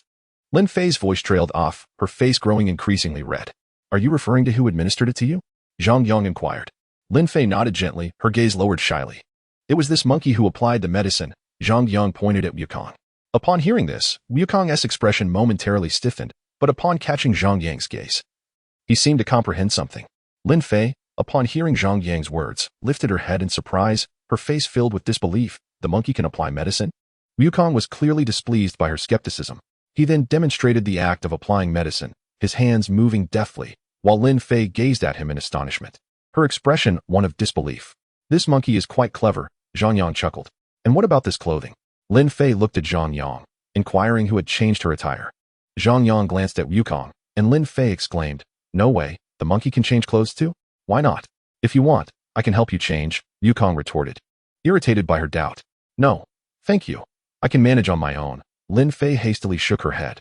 Although I was gravely injured and unconscious, I had a faint sense that it was a person who helped me. Could I have been mistaken? Lin Fei pondered internally. Sister, let us go. It's time to return, Zhang Yang suggested with a smile. Lin Fei nodded but seemed to recall something, asking, what about cold Zixiang and Sudong? During the fierce battle with the Kingxian Niu, she had lost consciousness and had not noticed what had happened to the two. I'm not sure. I didn't pay attention, Zhang Yang replied, leading the way out. Not paying attention? Lin Fei's face displayed suspicion, yet she quickly followed Zhang Yang's lead. The two soon returned to the Yin pavilion, where Elder Zhu's expression darkened the moment he beheld his granddaughter in Zhang Yang's clothing. Explain yourself. Elder Zhu glared at Zhang Yang. Her clothes were damaged in battle, so I lent her one, Zhang Yang stated, with Lin Fei nodding in agreement beside him. Elder Zhu scrutinized Zhang Yang for a lengthy moment before finally saying, You may leave. Zhang Yang breathed a sigh of relief, departing promptly. It seemed he had not lied. Yet Elder Zhu couldn't shake the feeling that something was amiss. Chapter 164, Will you return it? After leaving the Yin pavilion, Zhang Yang parted ways with Lin Fei, first heading to the mission pavilion to collect 2,000 spirit crystals. He then returned to the Yin pavilion to exchange materials for crafting the Shifang medicine, subsequently seeking a room to enter seclusion for concocting the potion. 3 days passed swiftly, and Zhang Yang finally emerged from his chamber. During his time inside, he had diligently brewed potions, and upon exiting, many noticed the dark circles under his eyes. Zhang Yang did not linger. He returned directly to his quarters in the martial hall with the potions in tow. Once in his room, he found a wooden tub and poured in 100 bottles of top-grade potions before stripping off his clothes and jumping in. A day later, Zhang Yang awoke to find the water had turned pitch black. What on earth is this? He gasped at the color of the water. It's the impurities expelled from your body. There's no need for concern, Yukong reassured him. Zhang Yang, relieved, changed the water and poured in another 100 bottles of top-grade Shifang medicine, resuming his soak. When he awakened again, he realized that 250 meridians within him had been unblocked, and he understood that he would need 4th-tier potions to open the remaining ones. It was imperative to hasten his progression as a pharmacist. Zhang Yang glanced at the water in the tub, noting that it was significantly cleaner than before. He quickly exited the room and made his way to the Yin Yang pavilion. Upon arriving, he swiftly sought out Elder Zhu. Master, I wish to attempt crafting 4th-tier potions. Elder Zhu initially thought she had misheard, then asked, What did you say? Zhang Yang repeated his desire to attempt a 4th-tier potion. Zhang Yang, your talent is indeed remarkable. But as the saying goes, haste makes waste. You are a bit too eager, Elder Zhu advised kindly. Your teachings are wise, Zhang Yang nodded, acknowledging that he was indeed a bit too impatient. However, time was of the essence, leaving him with no alternative. Seeing Zhang Yang's nod, Elder Zhu felt pleased, recognizing that he did not let his high aptitude inflate his ego. It is known that those who are overly self-satisfied seldom go far, regardless of their talent. With a smile, Elder Zhu suggested, return and take some time to consolidate your skills. Come back when you can concoct the supreme Shifang potion. Upon finishing her statement, Elder Zhu noticed that Zhang Yang had not left but stood before her, prompting her to frown. Why haven't you gone? I have already concocted the supreme Shifang potion. Zhang Yang replied. You have? Elder Zhu exclaimed, a flicker of astonishment crossing her face. You just advanced from a 2nd-tier potion master to 3rd tier a few days ago, and you can already create the supreme Shifang potion? Zhang Yang nodded. Show it to me, Elder Zhu requested. I have used it all, Zhang Yang replied awkwardly. Then concoct another for me to see, Elder Zhu insisted. I lack the funds for materials, Zhang Yang admitted. Did you not just complete a task? Elder Zhu inquired, surprised. I have used it all. My pockets are emptier than my face, Zhang Yang said, displaying an embarrassed expression. In a moment of exasperation, Elder Zhu provided Zhang Yang with the materials for the Shifang potion. He immediately began the concoction process in her room. Elder Zhu watched in awe as Zhang Yang executed the task with remarkable proficiency. In mere moments, a bottle of supreme Shifang potion appeared before her. Incredible. I am at a loss for words regarding your talent, Elder Zhu marveled. Afterward, she handed Zhang Yang a scroll, which was evidently well protected by her. Take this, Elder Zhu instructed.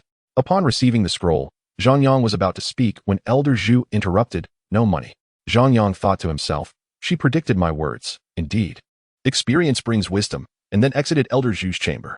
He ascended to the 2nd floor, settled into a random spot, and began to study 4th-tier potions.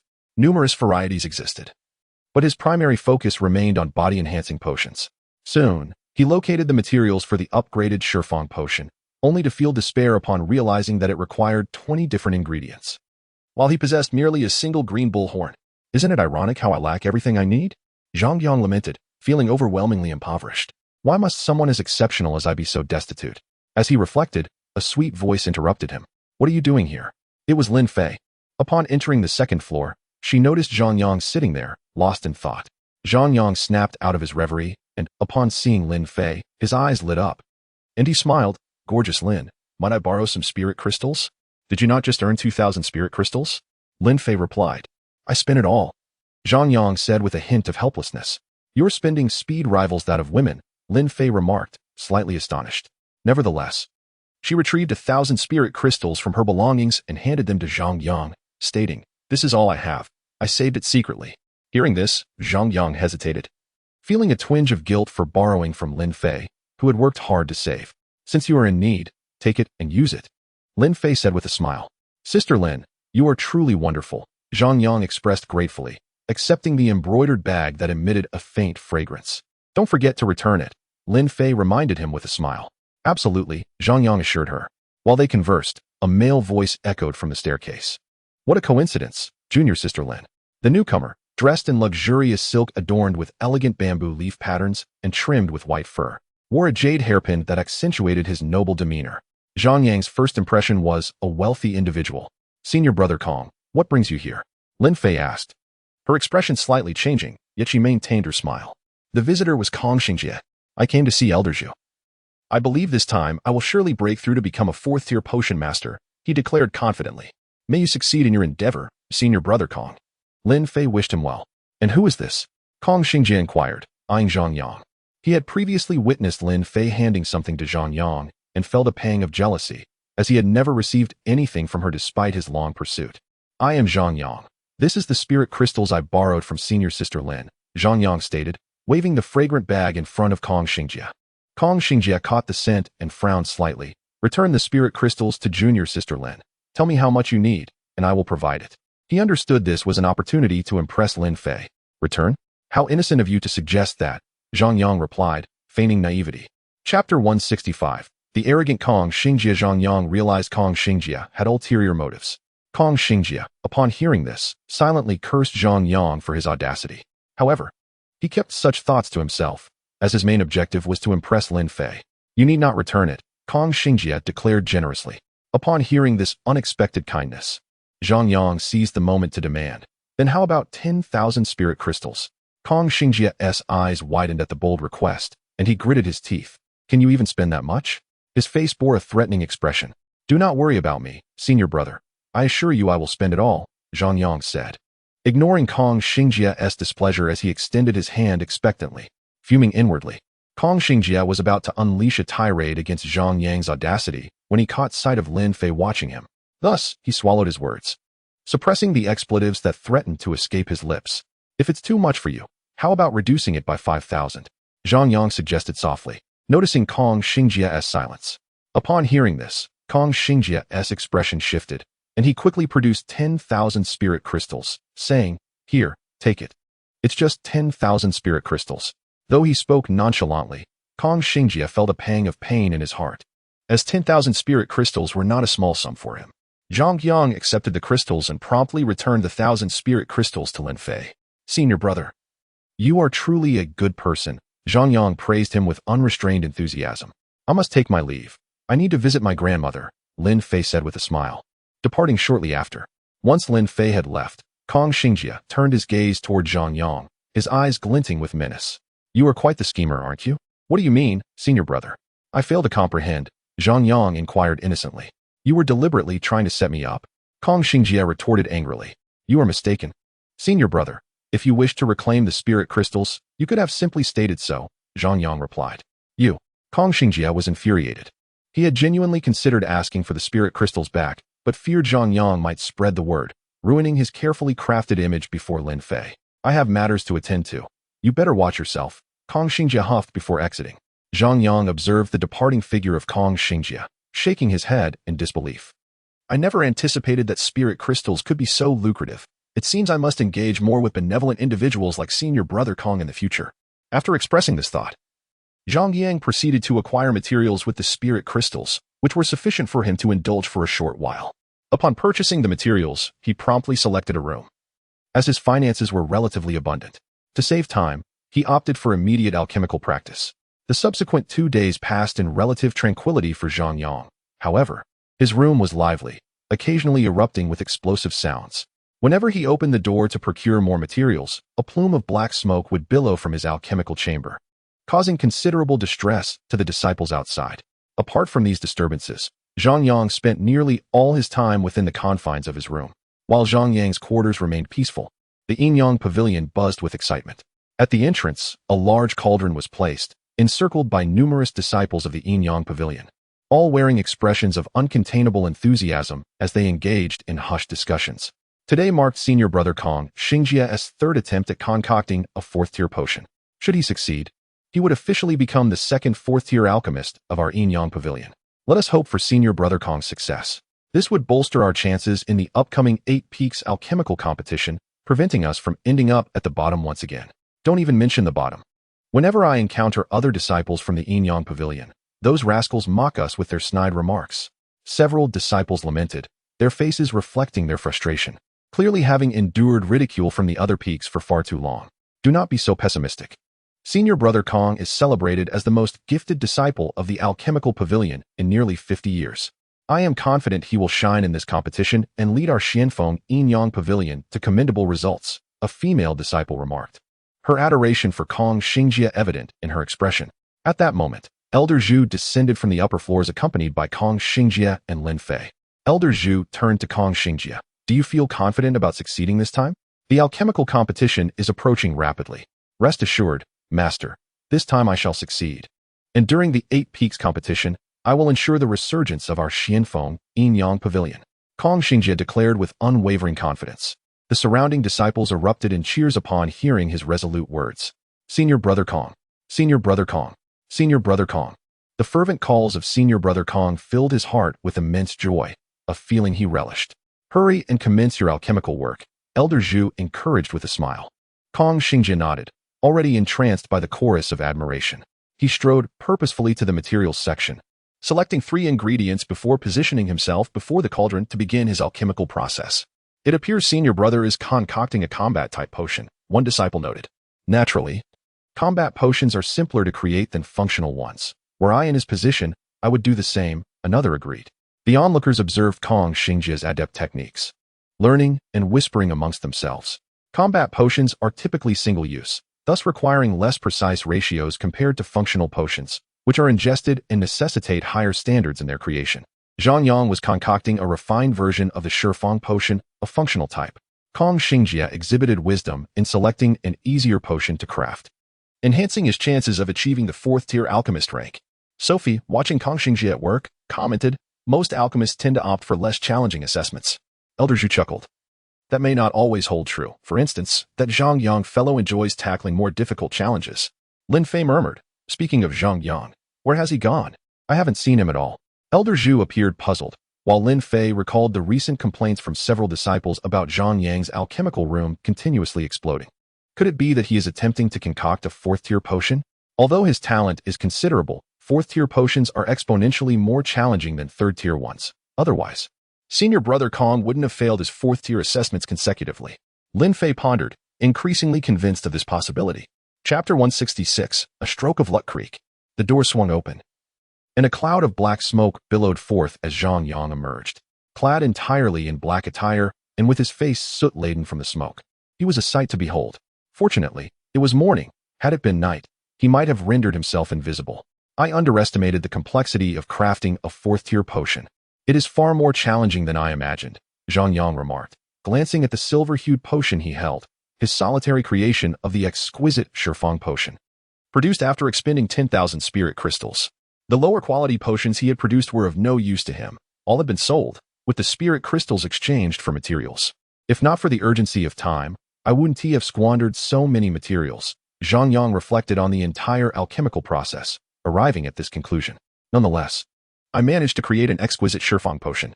If I can pass the alchemist assessment, it will allow me to procure materials at a reduced cost. He reassured himself before hastily making his way to the 3rd floor to wash up. Moments later, Zhang Yang emerged from his room, still clad in his black attire, ready to face the assessment. I wish to participate in the evaluation, Zhang Yang announced as he strode toward Elder Zhu's chamber. Shortly thereafter, Zhang Yang exited Elder Zhu's room. An expression of confusion etched on his face. What is going on? Where is everyone? Just as he pondered this, he heard jubilant cheers from outside the Yin-Yang pavilion. Curiosity piqued, he quickly made his way outside. There, he beheld Kong Xingjie holding a bottle of fiery red potion, which swirled violently within the container, exuding an air of ferocity. Senior Brother Kong has indeed succeeded. He has crafted the Red Lotus Potion. Although the Red Lotus Potion is classified as one of the simpler concoctions, its preparation is particularly intricate, making it one of the more challenging among 4th-tier combat potions. The gathered disciples erupted in cheers, celebrating the emergence of a 4th-tier alchemist from their ranks.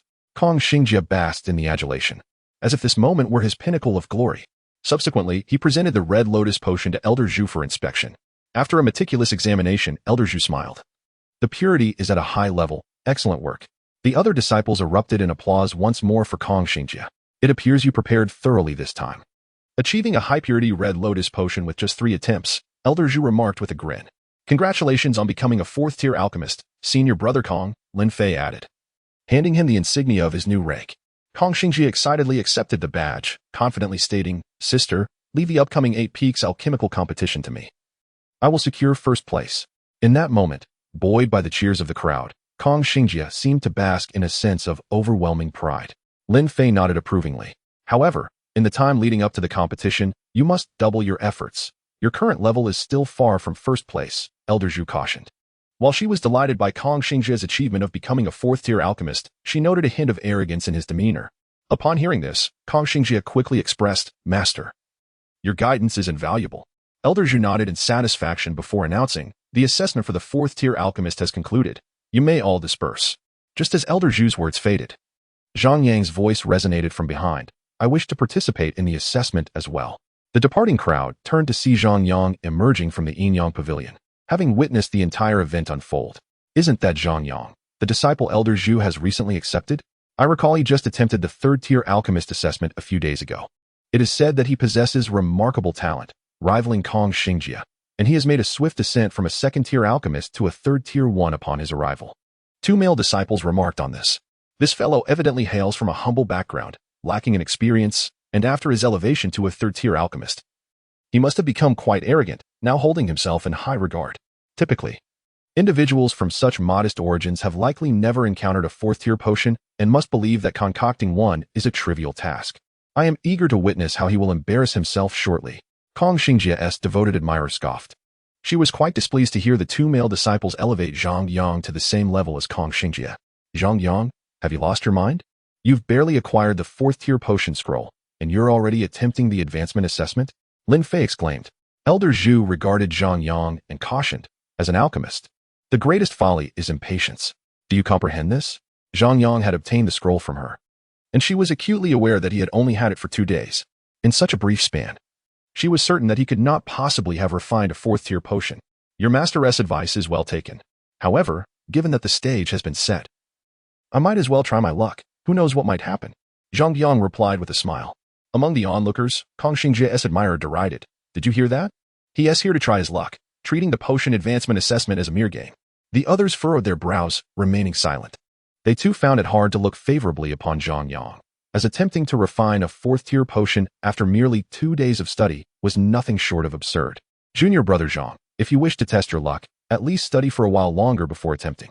Your current actions are nothing but a waste of resources from the Yinyang pavilion," Kong Xingjie remarked with a smile, though his words were laced with venom. Kong Xingjie's intent was clear. This paltry amount of materials meant little to the Yinyang pavilion, and his comments were a calculated act of revenge against Zhang Yang for previously outmaneuvering him. Zhang Yang cast a glance at Kong Xingjie, well aware of his vendetta. Yet he remained unfazed. "While I am indeed testing my luck, I still possess a measure of confidence. What say you, brother Kong? Shall we wager?" Zhang Yang proposed with a grin. "What shall we wager?" Kong Xingjie replied with a cold smile. "Let us wager 10,000 spirit crystals," Zhang Yang suggested. Upon hearing this sum, Kong Xingjie's pupils constricted, sensing Zhang Yang's deliberate provocation. "I truly do not believe that you can refine a fourth-tier potion after just 2 days of study. Since you wish to wager, I shall oblige," Kong Xingjie declared, promptly producing 10,000 spirit crystals from his possession. "And yours?" Kong Xingjie inquired. Zhang Yang turned to Elder Zhu, saying, "Master, may I borrow 10,000 spirit crystals?" Hearing this, Kong Xingjie could not help but burst into laughter. "You wish to wager yet lack the crystals?"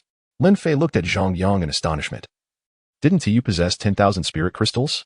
"I spent them all," Zhang Yang replied sheepishly. "You exhausted 10,000 spirit crystals in just 2 days?" Lin Fei's eyes widened, perceiving Zhang Yang as a spendthrift. "I'll lend it to you," Elder Zhu interjected. Her willingness to lend Zhang Yang the crystals stemmed from her hope for his success in the alchemist competition, as well as the understanding that should he lose, he could not escape the consequences. Most importantly, she was aware that Zhang Yang had spent the crystals on materials while remaining within the Yinyang pavilion, leading her to believe he might just create a miracle. The crowd was taken aback upon hearing Elder Zhu's offer, as they had initially thought Zhang Yang was reckless, but now saw the usually composed Elder Zhu joining in his folly. Chapter 167. Advancement to fourth-tier alchemist amidst the skepticism of the gathered crowd. Zhang Yang approached the materials area with remarkable composure, swiftly selecting 3 sets of materials before positioning himself before the alchemical furnace. The array of materials he chose raised eyebrows, as they seemed ill-suited for crafting combat potions. "It certainly doesn't appear that he is preparing for a battle-type potion," one disciple noted. "By all accounts, combat potions shouldn't necessitate such an extensive array of materials," another concurred. "If that is the case, Zhang Yang's audacity is truly astonishing. He wouldn't dare to refine a functional potion for the assessment, would he?" Observers noted the sizable collection of materials Zhang Yang had gathered, their faces reflecting astonishment. "This isn't audacity, it's sheer foolishness." Kong Xingjia's admirer derided. I knew he wouldn't be concocting combat potions, Lin Fei remarked, covering her face. Appearing to have anticipated this outcome, Elder Zhu remained silent, her gaze fixed on Zhang Yang, contemplating his audacious choice to attempt a functional potion for the advancement assessment, especially one that appeared complex. Kong Xingjia, initially worried that Zhang Yang might stumble upon extraordinary luck, now felt reassured as he observed Zhang Yang's apparent overconfidence. Zhang Yang settled before the furnace, his hands deftly refining the selected materials. After processing the ingredients, he commenced the most intricate and failure-prone phase, merging the liquid within the furnace. With a relaxed demeanor, he executed the fusion with apparent ease. Typically, at this juncture, alchemists would focus intently on the furnace, as any misstep could result in failure. However, Zhang Yang appeared nonchalant, almost languid in his approach, having refined the 10 directions formula to the point of exhaustion over the past 2 days. He found the images of the concoction dancing in his mind's eye whenever he closed them. Onlookers exchanged glances, recognizing Zhang Yang's evident arrogance, convinced that his advancement assessment would surely end in failure. Just as they mentally criticized him, the lid of the furnace unexpectedly lifted, and a silvery liquid soared from within, guided by Zhang Yang into a specially designed vial. The vial radiated a gentle glow, causing the onlookers' eyes to widen in disbelief. No way. What kind of anomaly is this? He managed to succeed in refining while appearing so carefree, some disciples thought, feeling a sense of despair. Clearly, effort pales in comparison to innate talent. Others lamented, realizing they could not keep pace with Zhang Yang's swift progress. He must have barely achieved a basic quality potion. Kong Xingjia's admirer muttered, incredulous at Zhang Yang's rapid success in producing a functional potion. Yet, the most disheartening aspect was how effortlessly Zhang Yang seemed to achieve it, leaving many disheartened. Kong Xingjia frowned at the scene, astonished by Zhang Yang's speed. What? He is starting to refine again? A disciple observed, noting Zhang Yang's return to the process. Could it be he is dissatisfied with that last potion and seeks to create one of higher quality? Another speculated, admiration evident on their face. After all, many aimed for the simplest solutions to pass the advancement assessment, while few, like Zhang Yang, set such high standards for themselves. The murmurs of the spectators did not disturb Zhang Yang. He was entirely immersed in the process. The assessment allowed for 3 attempts, meaning the remaining 2 sets of materials were equally mine and should not be wasted, he pondered, hastening his actions. In a mere moment, the other 2 sets of materials were transformed into potions, and with a sense of satisfaction, Zhang Yang stood up holding 3 vials. Master, I have completed the potions, he announced, presenting 1 vial to Elder Zhu for inspection while stowing away the other 2. Elder Zhu's lips twitched at Zhang Yang's actions, contemplating how desperate one must be to resort to such measures. Nonetheless, Zhang Yang's conduct did not contravene the regulations of the Yin-Yang sect, and she chose not to pursue the matter further. Elder Zhu gazed at the silvery potion in her hand, her eyes widening in disbelief as she exclaimed, "A 4th-tier Supreme Shifang agent." Upon hearing her words, Lin Fei, standing nearby, could not help but interject, "Grandma, are you sure you aren't mistaken?" Elder Zhu shook her head, sighing, "In terms of alchemical prowess, Zhang Yang is the most extraordinarily gifted individual I have ever encountered, without exception." When Kong Xingjia heard Elder Zhu declare it to be a 4th-tier supreme potion, his expression froze, disbelief etched across his face. "You have a wager with Zhang Yang. Perhaps you should examine it yourself," Elder Zhu suggested, handing the potion to Kong Xingjia. He immediately accepted it, scrutinizing it intently, hoping to uncover any signs of trickery. However, he was ultimately left disappointed. It was indeed a genuine 4th-tier supreme potion, beyond doubt. The surrounding disciples, upon hearing Elder Zhu's proclamation, wore expressions of sheer astonishment. "I can't believe it. Zhang Yang has only been working with 4th-tier potions for 2 days, and he has already managed to concoct a supreme potion. Truly a prodigy." It was evident that Zhang Yang's talent surpassed that of Brother Kong by a significant margin. A sense of hope began to stir among the disciples of the Yin-Yang Pavilion. If a genius like Zhang Yang was present, perhaps they could indeed vie for first place in the upcoming alchemical competition. Elder Zhu handed Zhang Yang a pouch filled with spirit crystals, saying, "This is your spirit crystal." Upon receiving the pouch, Zhang Yang quickly realized that the amount exceeded 10,000. He looked at Elder Zhu with confusion. "Master, did you give me too much?" "The extra 1,000 is my sponsorship for you. I know your spirit crystals are insufficient," Elder Zhu replied with a smile. "Thank you, Master and Brother Kong, for your generous sponsorship," Zhang Yang expressed gratefully, then took the vial of Shifang agent from Kong Xingjia. A slight twitch crossed Kong Xingjia's face as he forced a smile. "Congratulations on ascending to the rank of 4th-tier alchemist, junior brother. I hope we can work together for the Yin Yang Pavilion in the future. This is your badge of a 4th-tier alchemist. Your rank has now caught up to my grandmother's, Lin Fei said, gazing at Zhang Yang with admiration. A faint blush gracing her cheeks. After the advancement assessment concluded, Zhang Yang found himself in possession of 20,000 spirit crystals, rejuvenating his confidence. He then procured materials for the Shifang agent, totaling 300 portions, spending 12,000 spirit crystals after discounts. So expensive. 4th-tier potion materials cost 10 times more than 3rd-tier. Zhang Yang lamented, realizing he was left with only 8,000 spirit crystals. Had it not been for Elder Zhu's generosity, he would have been unable to afford the materials. Subsequently, Zhang Yang spent some spirit crystals to rent a high-grade refining room, which was larger and housed superior cauldrons. As quality cauldrons could enhance the success rate of potion refining. Over the next 5 days, Zhang Yang devoted himself to the art of alchemy, ultimately producing 260 portions of the supreme Shifang agent, with the remainder failing to meet his standards. Not too shabby, he thought, satisfied with his efforts. He hurried to the 3rd floor, seeking a room to take a bath. Soon, he filled a wooden tub with the potion, the silvery liquid swirling like heated oil, occasionally erupting in bursts of silver.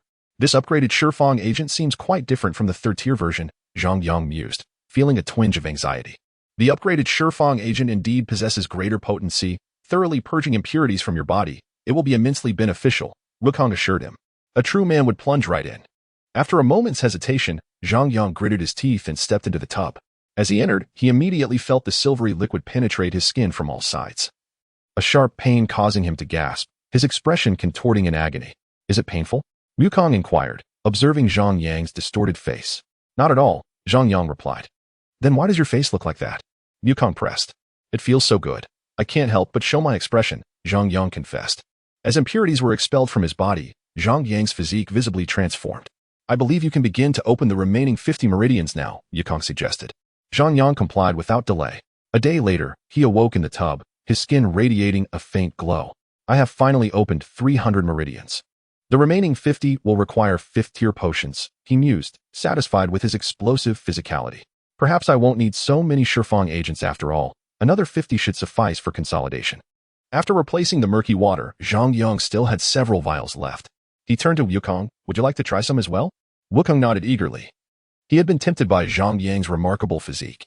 Zhang Yang prepared a tub for Wukong, pouring the remaining potion inside. Once everything was set, Zhang Yang returned to his tub, and this time, he felt no pain. Instead, it was as though soft, tender hands were massaging him, providing immense comfort. Initially hesitant at the sight of the swirling silvery liquid, Wukong's resolve strengthened upon witnessing Zhang Yang's blissful expression, prompting him to leap into his own tub. The next moment, his cries of distress echoed throughout the room. A true man should not fear pain. Zhang Yang chuckled at the sight of Wukong bouncing around in agony. I never said it hurt. Wukong retorted, his face contorted. Then why the grimace? Zhang Yang asked. It feels so good. I can't help but show my expression, Wukong replied.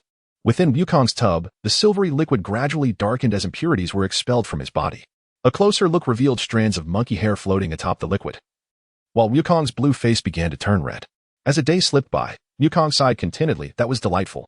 Now that we've finished, it's time to leave. Zhang Yang nodded in agreement, and the two emerged from their tubs. Just then, the door swung open, and Lin Fei's head popped in. Ah, she screamed, quickly retracting her head and slamming the door shut behind her. Leaning against the door, her face flushed and her chest rising and falling rapidly. Lin Fei fanned herself with her delicate hands, trying to cool her burning cheeks.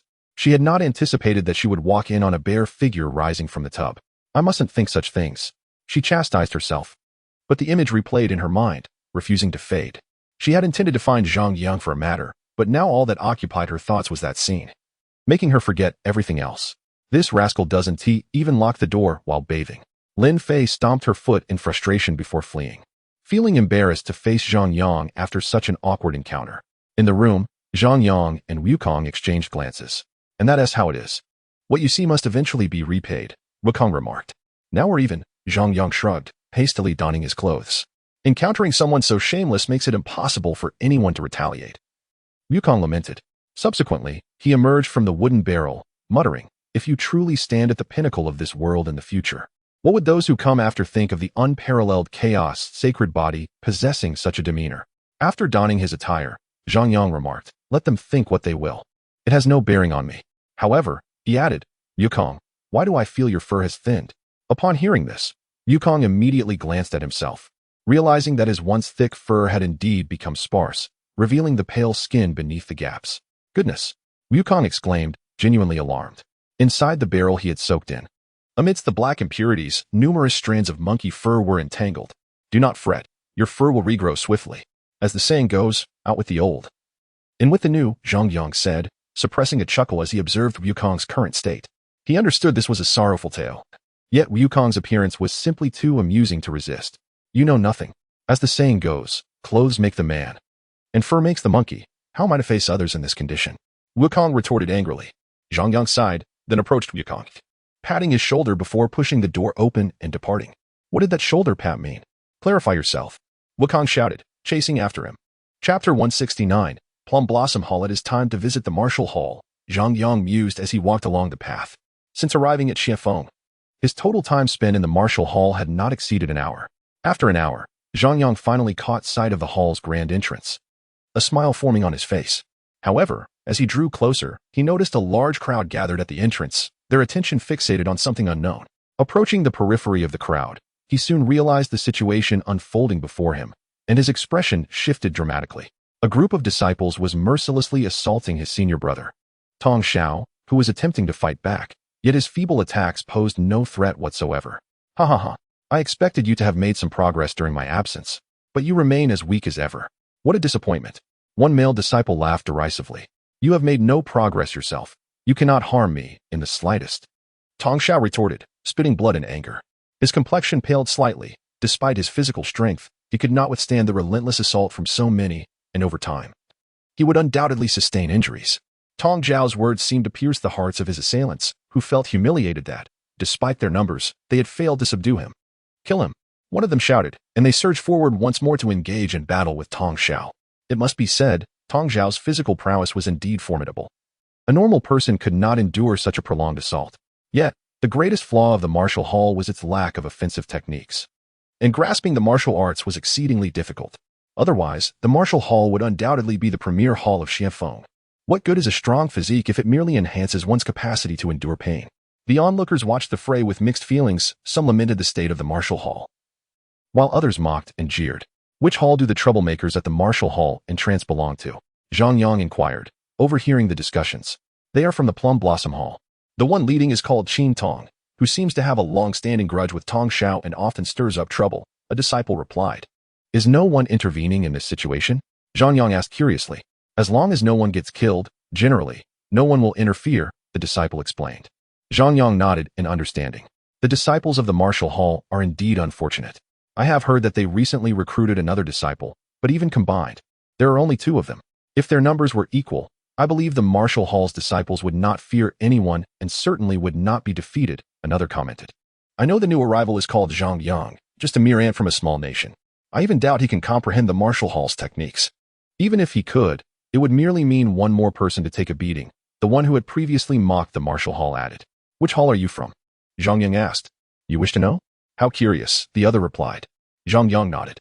I am also from the Plum Blossom Hall and came purely to see if the new Zhang Yang was here, the other continued. Do you seek him for something? Zhang Yang inquired.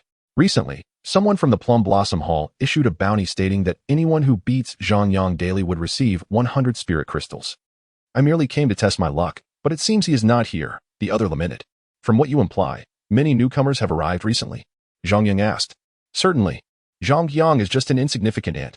Beating him should be an effortless task, plus one can earn 100 spirit crystals, the other said. Upon hearing this, Zhang Yang felt a cold sneer within, but maintained a facade of curiosity. Zhang Yang is merely a newcomer. Who harbors such animosity towards him to issue such a task? The other frowned and asked, why are you so inquisitive? Given your level, you wouldn't happen to be the long-lost Zhang Yang, would you? Hearing this, the others turned to look, their expressions filled with astonishment. You are quite astute, Zhang Yang replied with a smile. With a resounding thud, Zhang Yang delivered a punch to the man's face, sending him hurtling towards the battlefield, interrupting the ongoing skirmish. The onlookers were left dumbfounded, having not anticipated the real Zhang Yang would be present, casually conversing with them moments ago. Who was responsible for this? Qin Tong glared at the unconscious Plum Blossom Hall disciple on the ground, his expression darkening. Such an act was undeniably a provocation against the Plum Blossom Hall. I did it, Zhang Yang declared as he stepped out of the crowd, causing them to part for him. Not far away, two men observed the scene unfold. "Brother, he has a bounty on his head. Why not go beat him?" The younger disciple asked anxiously. The older disciple firmly held him back, adopting a tone of reprimand. "Are you blind?" With just one punch, he knocked out that disciple from the Plum Blossom Hall. "Do you think you can match him?" The younger disciple, clearly unconvinced, scoffed. "He is only at the 4th level of the martial master realm. His cultivation is not higher than mine. Besides, he is merely a new disciple of the martial hall. He surely hasn't grasped their ultimate techniques. I could easily defeat him. You are still too young. Just watch and learn," the older brother advised, observing his younger sibling's impetuousness. Chen Tong glared at Zhang Yang, his expression hostile. "Who are you to dare harm my Plum Blossom Hall disciples? You seek death. Junior brother. You are no match for them. Hurry and retreat into the martial hall. They would not dare follow you in." Tong Xiao exclaimed, surprised by Zhang Yang's sudden return. "So, you are Zhang Yang. I did not expect my luck to be so fortuitous today. I shall take this opportunity to beat you as well and earn 100 spirit crystals." Chen Tong laughed heartily, immediately charging at Zhang Yang, followed closely by the others. In their eyes, Zhang Yang had transformed from a mere individual into a walking bounty of 100 spirit crystals. Thud, thud, thud. The disciples from the Plum Blossom Hall who rushed to strike Zhang Yang were effortlessly dispatched, each collapsing to the ground, wailing in agony. The surrounding disciples stood in shock, unable to fathom Zhang Yang's overwhelming strength as he subdued the Plum Blossom Hall disciples with such ease. "Brother, you are right. Zhang Yang is indeed not as simple as he appears." The younger brother's face turned serious. He felt fortunate that his brother had restrained him. Otherwise, he would surely be among those groaning on the ground. The older brother patted his sibling's shoulder, saying, Zhang Yang, fully aware of the bounty on his head, still boldly acknowledged his identity and dared to face so many disciples from the Plum Blossom Hall. One need only consider this to know he is certainly not an ordinary person. In the future, when encountering such situations, you must first learn to remain calm and assess the circumstances, especially with someone like Zhang Yang, who is undoubtedly exceptional. I suspect he will undoubtedly create quite a stir within the Tianxian sect. This Zhang Yang is a person you can befriend, but you must never offend him. The consequences of such an affront are unimaginable. Do you understand? As he spoke these words, the elder brother's expression was exceedingly grave, his purple robes billowing in the wind. The younger brother nodded repeatedly, astonished that his extraordinary brother would hold such a high opinion of a mere novice like Zhang Yang. Chapter 170. The secret realm of the Yuan Palace. Zhang Yang approached Chen Tong and lifted him, asking, "Do you know who placed the bounty on me?" Chen Tong trembled as he replied, "I do not know." In response, Zhang Yang delivered a punch to Chen Tong's abdomen, causing his complexion to turn green and blood to trickle from his lips. Zhang Yang had deliberately controlled his strength. Otherwise, he could have easily killed Chen Tong with that blow. "You know nothing when I ask you something," Zhang Yang said, displeased. Chen Tong was on the verge of tears, thinking to himself that he was not the one who placed the bounty, so how could he possibly know? "Hand over all the spirit crystals you have." Zhang Yang tossed Chen Tong to the ground and glared at the disciples of the Plum Blossom Hall. The disciples remained silent, unwilling to part with their spirit crystals. "Refusing, are we? Then I shall entertain you a bit longer," Zhang Yang declared, striding toward one of the Plum Blossom disciples. The disciple, upon seeing Zhang Yang's fierce demeanor, immediately exclaimed, "Don't come any closer. I'll give them to you." He hastily produced all his spirit crystals and handed them to Zhang Yang. Zhang Yang accepted the spirit crystals with a satisfied nod and turned his gaze to the others. Those present trembled at the sight of Zhang Yang's gaze and quickly produced their spirit crystals as well. "Now be gone," Zhang Yang commanded the disciples of the Plum Blossom Hall. They, supporting one another, left in haste. They had originally come to trouble the martial hall, but they never anticipated that they would be thoroughly beaten by Zhang Yang alone. It was utterly humiliating. "Wait," Zhang Yang suddenly called out. The disciples quivered at the sound of his voice, for they now viewed Zhang Yang as a calamity, wishing not to encounter him again. "Remember to visit the martial hall often, and feel free to bring more people along," Zhang Yang added. The onlookers gasped in astonishment at Zhang Yang's audacity, openly challenging the Plum Blossom Hall. It seemed that the martial hall had finally taken in a formidable character. But whether Zhang Yang could withstand any potential retaliation from the Plum Blossom Hall remained uncertain. The disciples of the Plum Blossom Hall ignored Zhang Yang and hastened their departure. Zhang Yang glanced at the 10,000 spirit crystals he had collected from them and mused to himself, "It appears that being hunted is not such a bad thing. If more people come, I might just strike it rich." The thought thrilled him, as this was far more lucrative than completing tasks. After resolving the matter with these individuals, Zhang Yang returned to the martial hall with Tong Xiao. "Brother, are you all right?" Zhang Yang inquired with concern. Rest assured, my brother has been through many beatings these years. While I may not have improved much, my physique has certainly become sturdier. Yixian's voice drifted from a distance. Zhang Yang turned to see Yixian reclining in a rocking chair, basking in the sunlight, appearing quite content. I'm fine, just minor injuries. If they come to beat me a few more times, they might not be able to harm me anymore, Tong Xiao chuckled. Zhang Yang was taken aback, exclaiming, Brother, are you out of your mind? Tong Xiao's cheerful demeanor astonished Zhang Yang. This was Tong Xiao's perspective. On the surface, it seemed others were beating him. But in reality, he was the one reaping the greatest benefits. With his current physique, Zhang Yang estimated that soon most disciples on Xianfeng would find it exceedingly difficult to truly injure him. Yixian chuckled. You're surprisingly strong, Zhang Yang, but your realm is somewhat lacking. After a moment of contemplation, Yixian added, while your realm may be low, you can venture into the secret realm of the Yuan Palace. It is perilous, yet it is exceptionally suited for your rapid advancement. Where is that? Zhang Yang's face lit up with excitement, for he had indeed been troubled about elevating his realm. Yixian handed Zhang Yang a map, stating, This is the map. The marked location is the secret realm of the Yuan Palace. However, it is wise to be cautious if you go alone, as that place is fraught with danger. Zhang Yang nodded, promptly stowing the map away before turning to leave. Wait a moment. I have not finished speaking, Yixian called out, grabbing Zhang Yang's arm. Zhang Yang looked at Yixian in confusion as he whispered, It seems there has been some sort of anomaly in the secret realm of the Yuan Palace. I have heard that some individuals obtained a white Yuan pearl within, and after absorbing its energy, they directly broke through 5 small realms. Breaking through 5 small realms. Zhang Yang's eyes widened in disbelief. Are such items abundant in the secret realm? His breath quickened with anticipation. I suspect such extraordinary items will not be numerous. You must diligently search for this pearl. Only by obtaining it can you hope to swiftly elevate your realm within this short span of just over a month, Yixian urged. Zhang Yang nodded. Then suddenly remembered something and asked, How is the overall strength of the other 3 halls? Having been busy since arriving at Xianfeng, Zhang Yang was not very familiar with the capabilities of the disciples from the other halls. Let me put it this way. The top talents from the other 3 halls have already reached the 9th level of the Great Martial Master. Particularly, the leader of the Ziyun Hall, Guan Li, entered just a year before you, yet he has already reached the pinnacle of the 9th level of the Great Martial Master. Theoretically, your 4th level of the Great Martial Master is far too low, leaving you little hope of securing first place in the Xianfeng Grand Competition.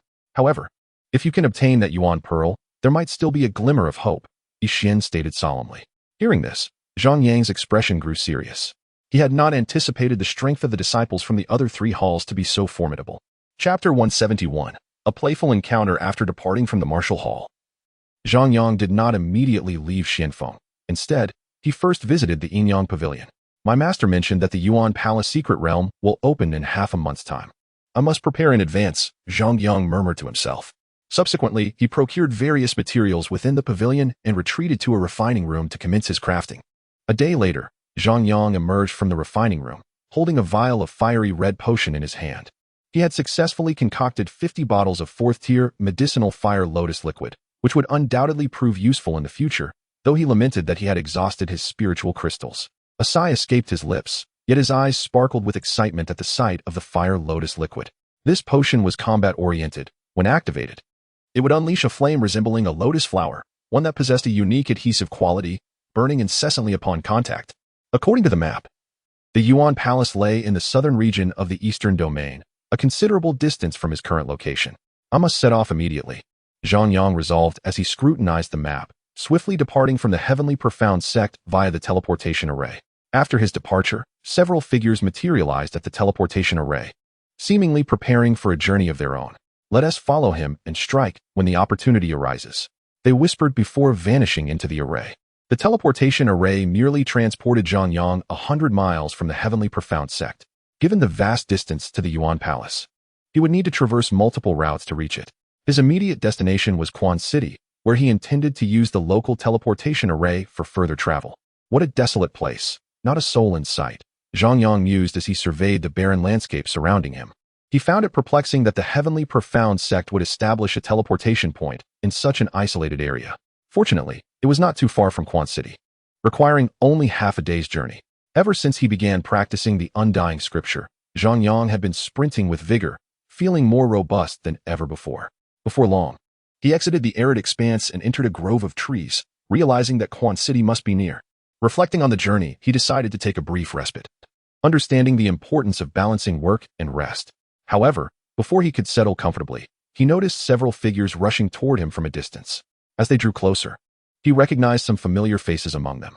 "Where are you headed, Brother Chang?" Zhang Yang inquired with a smile, though internally he braced himself, aware that he had incapacitated Chang Liang's younger brother and suspected the newcomers bore ill intentions. Chang Liang halted a short distance away, panting heavily, his companions resting their hands on their knees, clearly exhausted. "This bastard has been running for so long and doesn't even seem tired." Chang Liang cursed inwardly. After a moment, he regained his composure and addressed Zhang Yang. "I didn't expect you to remember me, junior brother Zhang. It is indeed an honor. You seem to be in quite a hurry. Where are you off to?" Zhang Yang responded with a subtle smile. "Having been at the heavenly profound sect for so long, I have yet to explore its surroundings. I intend to take in the magnificent scenery." Chang Liang smirked coldly at the response and retorted, "How poetic, junior brother Zhang. I wonder if you still remember my younger brother, whom you crippled." As he spoke, his demeanor darkened ominously. "Of course, I remember. He foolishly attempted to usurp my position." Entirely unaware of his own limitations, Zhang Yang replied, his expression now serious. He recognized that Chang Liang had come seeking confrontation. "What audacity! Do you think this is the heavenly profound sect? Your master is not here." Chang Liang sneered, advancing menacingly toward Zhang Yang. "You've been watching me for some time. Haven't you? I see you've forgotten the days you knelt before me, weeping in despair." Zhang Yang drew his innate stone sword, declaring, "Only by eliminating you can I cleanse the humiliation I bear." Chang Liang chuckled darkly, rallying his companions to charge at Zhang Yang. With a swift motion, Zhang Yang struck down one of the disciples. Chang Liang's expression shifted dramatically as he realized Zhang Yang had grown significantly stronger since their last encounter. "This kid is formidable. We need to end this quickly," he shouted, urging his companions to unleash their most powerful attacks. In a blur, Zhang Yang evaded their strikes, dispatching 3 more adversaries in rapid succession. Soon, only one remained. "Brother Chang, this Zhang Yang is too powerful," the last disciple exclaimed in terror. However, before he could finish his sentence, his head was severed from his body. "It has only been a month. How could you have become this strong?" Chang Liang seethed with fury. "This is the distinction between genius and mediocrity. I hadn't even sought you out, yet you come to me uninvited. Do not blame me for what follows," Zhang Yang proclaimed, lunging toward Chang Liang with his sword raised. "I am 2 realms above you. I refuse to believe you can match me," Chang Liang shouted, retaliating with his own strike. Clang! The swords collided, and soon Chang Liang's blade shattered into countless fragments. "How can this be?" he gasped in horror. Without granting him a moment's respite, Zhang Yang thrust his innate stone sword through Chang Liang's chest, causing him to collapse lifelessly to the ground. After dispatching his foes, Zhang Yang proficiently searched their bodies, soon uncovering 1,000 spiritual crystals. "I was nearly destitute, and now I have you to thank for this unexpected bounty," he remarked gratefully as he surveyed the fallen bodies before making his way toward Quan City. As he approached Quan City, the night had fully enveloped the land. Suddenly, Zhang Yang's ears perked up. He discerned peculiar sounds emanating from the woods. The strange noises were eerily familiar, reminiscent of those he had heard in numerous action films from distant lands. Curiosity piqued. He stealthily approached the source of the sounds and soon discovered a pair of exceptionally fair-skinned individuals engaged in a fervent struggle, their bodies glistening with perspiration. The male appeared youthful, while the female seemed slightly older, suggestive of having borne children. "How fortunate I am to stumble upon such an intriguing scene at this hour," Zhang Yang mused. "However, encountering me is certainly your misfortune." A shrewd plan began to formulate in his mind. Chapter 172. The Prodigal Monkey. The fierce battle between the couple persisted, seemingly reaching its climax. Just then, Zhang Yang's voice broke the tension. "What on earth are you doing? Running into the woods at night, making such a commotion? Don't those adorable beasts in the forest need their sleep?" Unbeknownst to them, Zhang Yang had perched himself atop a massive boulder, watching the unfolding drama with keen interest. "Who goes there?" The young man, startled by the sudden voice, trembled slightly, causing his third leg to droop in response. The woman's complexion shifted from a rosy hue to a ghostly pallor as she frantically scanned for the voice's source. Soon, her gaze landed upon Zhang Yang atop the boulder. "Who are you? How did you end up here?" she cried out, hastily gathering her clothes in a flurry. The young man, seeing her distress, hastily donned his attire as well, glaring at Zhang Yang. "Who the hell are you? My identity is of little consequence. What matters is that you've disturbed my slumber, and I am quite displeased." Zhang Yang replied with a grin. "You must be mistaken. I thoroughly checked the area before arriving, and there was no one here." The young man retorted angrily. I say there is, and you dare dispute me? Zhang Yang challenged. The young man fell silent, taken aback. Hand over your spatial rings, Zhang Yang commanded. The couple exchanged apprehensive glances. The young man immediately shot back defiantly. No way. Are you certain about that? Zhang Yang inquired with a sly smile. You threaten me? Don't push me, or I will end you. The young man sneered. In an instant, Zhang Yang dashed forward and struck the young man, sending him sprawling to the ground. Hand it over, Zhang Yang insisted, his gaze locked on the fallen figure.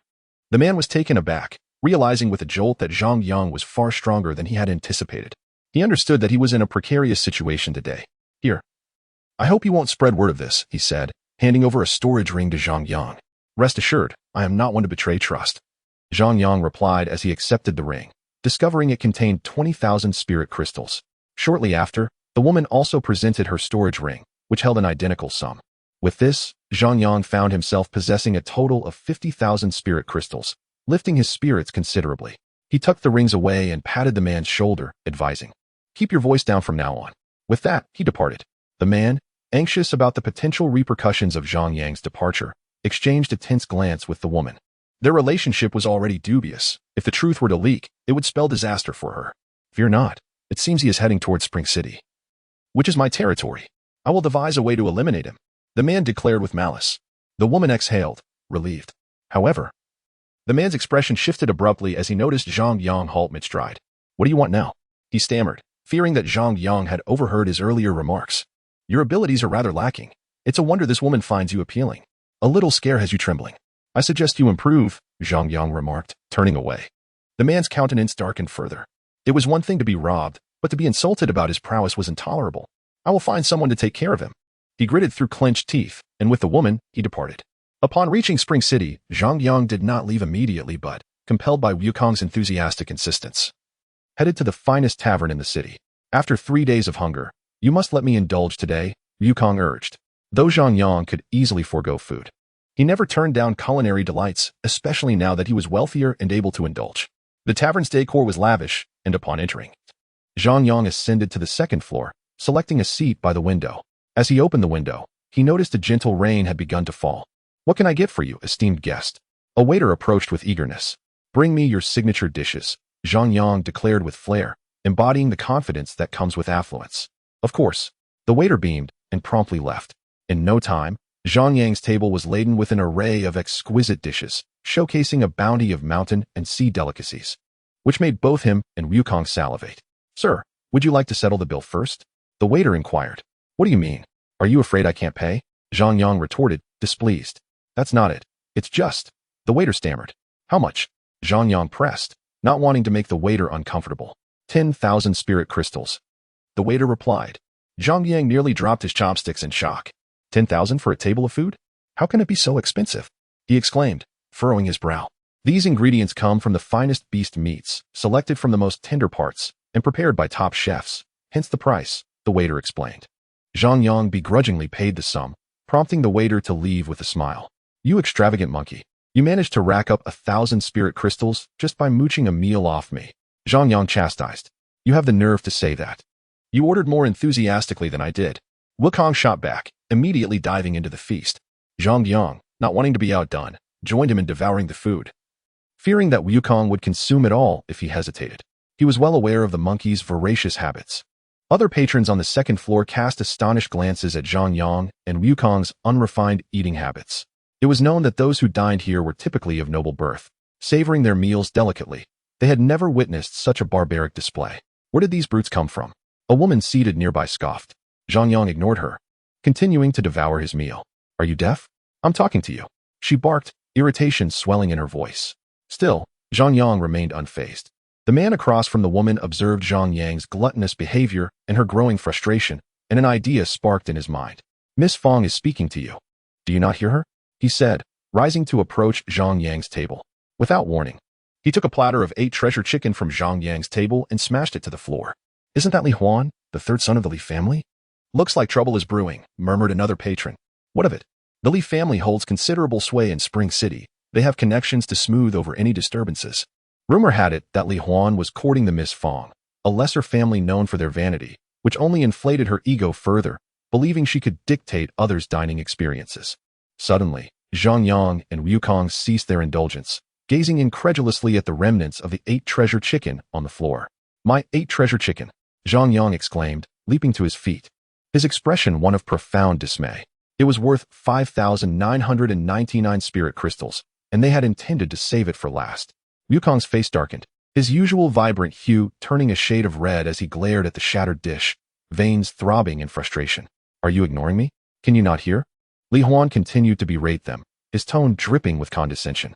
Zhang Yang snapped back to reality, preparing to retaliate when Wukong suddenly sprang into action. He leaped forward, seizing hold of Li Huan's clothing, delivering a flurry of slaps to his face. The sound echoed through the tavern, leaving Li Huan dazed and bewildered. As the chaos unfolded, Li Huan's face swelled, turning a vivid shade of blue. I will kill you, you wretched monkey. He sputtered, his speech slurred from the shock. How could he show his face in Spring City after being bested by a monkey? Another barrage of slaps followed, leaving him reeling and collapsing to the floor. Wukong, satisfied, stepped back as Li Huan struggled to rise.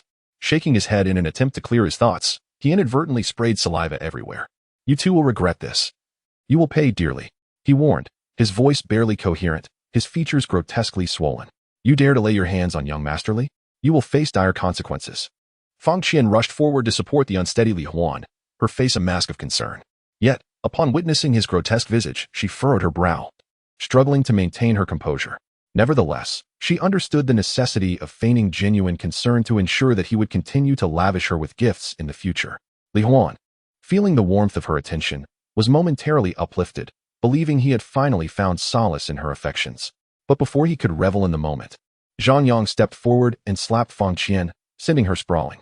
When she regained her footing, her face was visibly swollen. You, she cried, touching her cheek in disbelief. Before she could utter another word, Zhang Yang struck her again, leaving her with yet another injury. What do you mean, you? If it weren't for your meddling, none of this would have happened, he retorted angrily. Fang Qian slowly rose from the ground, her eyes filled with venom as she said, If you dare, don't leave. Zhang Yang, witnessing this, was about to further educate Fang Qian when Li Huan stepped in front of her, declaring, Do not strike her.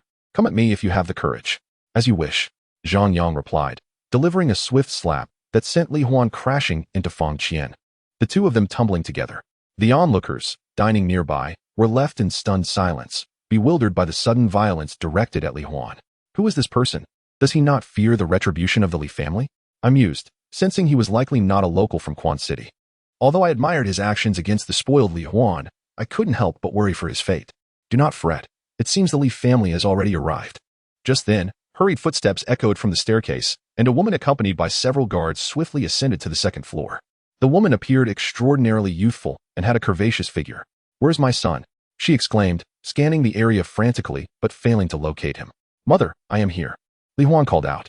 Upon hearing her son's voice, the woman confirmed several times before realizing it came from the face that had swollen to resemble a pig's head. My child, how have you become like this? She gasped in disbelief. Let us not dwell on that. Mother, you must have him killed. He is the one who has done this to me. Li Huan pointed angrily at Zhang Yang. The woman's fury ignited at this accusation, and without a moment's hesitation, she commanded her guards, kill the one who has harmed my son. In Quan City, the Li family was a prominent clan. Anyone marked for death by them had little hope of escape. Such a fierce temper you have, madam, Zhang Yang remarked with a hint of mockery. He recognized her as the woman from the woods. Upon hearing his voice, she felt a sense of familiarity and turned to face him. Zhang Yang's strikingly handsome visage met her gaze, causing her eyes to widen in shock, her voice trembling. You, what are you doing here? Perhaps this is fate. Zhang Yang smiled. I didn't expect you to manage your time so well. You were just in the woods, and now you have arrived here. The woman shivered slightly, knowing his words were directed at her. The guards exchanged puzzled glances, sensing a connection between Zhang Yang and their lady, unsure whether to act. Let us depart. The woman insisted, grasping Li Huan as she attempted to leave. Didn't you say you would kill him? Why are we leaving? Li Huan was confused. Being forcefully pulled away. We cannot engage with him. We must leave at once. The woman replied, not allowing Li Huan another chance to question her. Fang Qian stood by, bewildered, sensing the woman's fear of Zhang Yang. You think you can just leave after smashing my 8 treasure chicken? Zhang Yang's voice rang out again. The woman paused, then replied, I will pay for that. Let us pretend this never happened. With that, she hurriedly pulled Li Huan away. Just then, hurried footsteps echoed once more, and 2 men burst onto the second floor. The younger man, upon arrival, pointed at Zhang Yang, exclaiming, That's him. He robbed me. The older man, slightly more mature, glared at Zhang Yang with a fierce expression. Zhang Yang, taken aback momentarily, then chuckled. What a coincidence. It seems we meet again. The younger man was the protagonist from the earlier conflict in the woods. Realizing the woman was present, his face paled as a sense of foreboding washed over him. Chapter 174. Your brother is quite the dandy. The Wang brothers had also arrived. I heard that the older Wang Fei was a top prodigy of the Cloud Crane sect, and it was surprising he had returned. Indeed, aside from the superpowers like the Heavenly Profound sect, the Cloud Crane sect stands as a premier sect.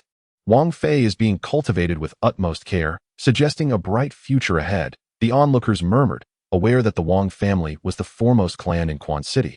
Now further bolstered by the Cloud Crane sect. Given that Wang Quan had summoned Wang Fei, it seemed that the youth who dared to rob him was in serious trouble, perhaps even facing death. The spectators whispered among themselves, cautious not to provoke the Wang family. Brother, kill him. How dare he rob me? Wang Quan demanded. Fully aware he could not give Zhang Yang an opportunity to speak, he had to silence him forever to protect his secrets. The woman instantly grasped his implication upon hearing Wang Quan's words. Young Master Wang Fei, Wang Quan speaks truly. This man is arrogant and has beaten my son to a pulp. As a mere woman, I am no match for him. You must slay this villain, she implored, pulling Li Huan forward and pointing at his battered face. Li Huan, suddenly thrust into the spotlight, wore a blank expression, but his swollen face concealed his confusion. Wang Fei regarded Zhang Yang, who remained unfazed, narrowing his eyes. You have quite the audacity to rob my family. You must be tired of living, he stated coldly. Your brother has misrepresented the facts. It was not robbery, but rather a transaction, Zhang Yang replied calmly, maintaining his composure. Wang Fei, possessing only slightly greater strength, did not intimidate Zhang Yang. Brother, stop listening to his nonsense. I never made a deal with him. Just kill him, Wang Quan urged. Sensing the situation spiraling out of control, Wang Fei, without hesitation, unleashed the aura of a fifth-level grand martial artist, trusting his brother's words over Zhang Yang's. Are you certain you wish to strike? Zhang Yang asked, tossing a token to Wang Fei. Wang Fei caught it, puzzled by Zhang Yang's demeanor amidst impending conflict. Curiosity compelled him to examine the token, and when he recognized the character for heaven inscribed upon it, his hand trembled slightly, nearly dropping it.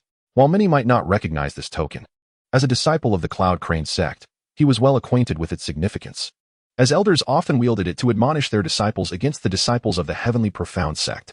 So, a disciple of the Cloud Crane sect indeed recognizes this token. Zhang Yang thought to himself. Being a strategist, he preferred to leverage external forces rather than engage directly in conflict.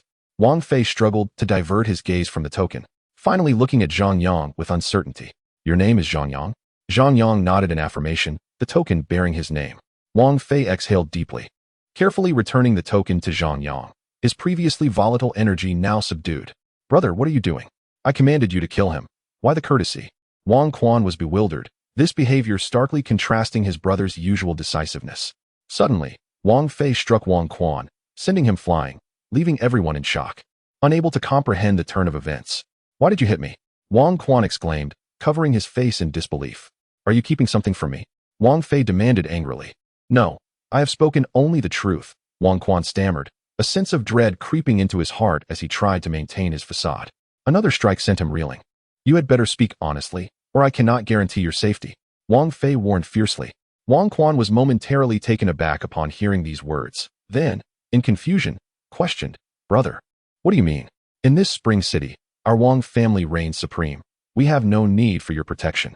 Wang Fei, unable to bear the foolishness of his younger brother, sighed deeply and replied, Do you have any idea who he is? Wang Quan was startled and muttered, Isn't he just an outsider? How would I know who he is? Slap. Wang Fei landed another strike on Wang Quan's face. After receiving 3 consecutive slaps on the same side, Wang Quan's face was already swelling. Zhang Yang is a disciple of the Tianqian sect. Of all people, why would you provoke the disciple of the Tianqian sect? And you dare to claim he robbed you? You think you're worthy of that? At this point, Wang Fei's anger surged, and he advanced to deliver a flurry of punches and kicks, leaving Wang Quan crying out for mercy. After a lengthy outburst, Wang Fei seemed to have vented his frustrations and finally ceased his assault, while Wang Quan, battered and bruised, struggled to rise from the ground. Brother, do you think his token could possibly be fake? Wang Quan still could not accept his misfortune of encountering a disciple of the Tianqian sect. The Tianqian sect is one of the 8 superpowers of the Eastern Domain, who could possibly forge their tokens. Moreover, The material of the Tianxin Sect's token is so unique that an ordinary person could never replicate it.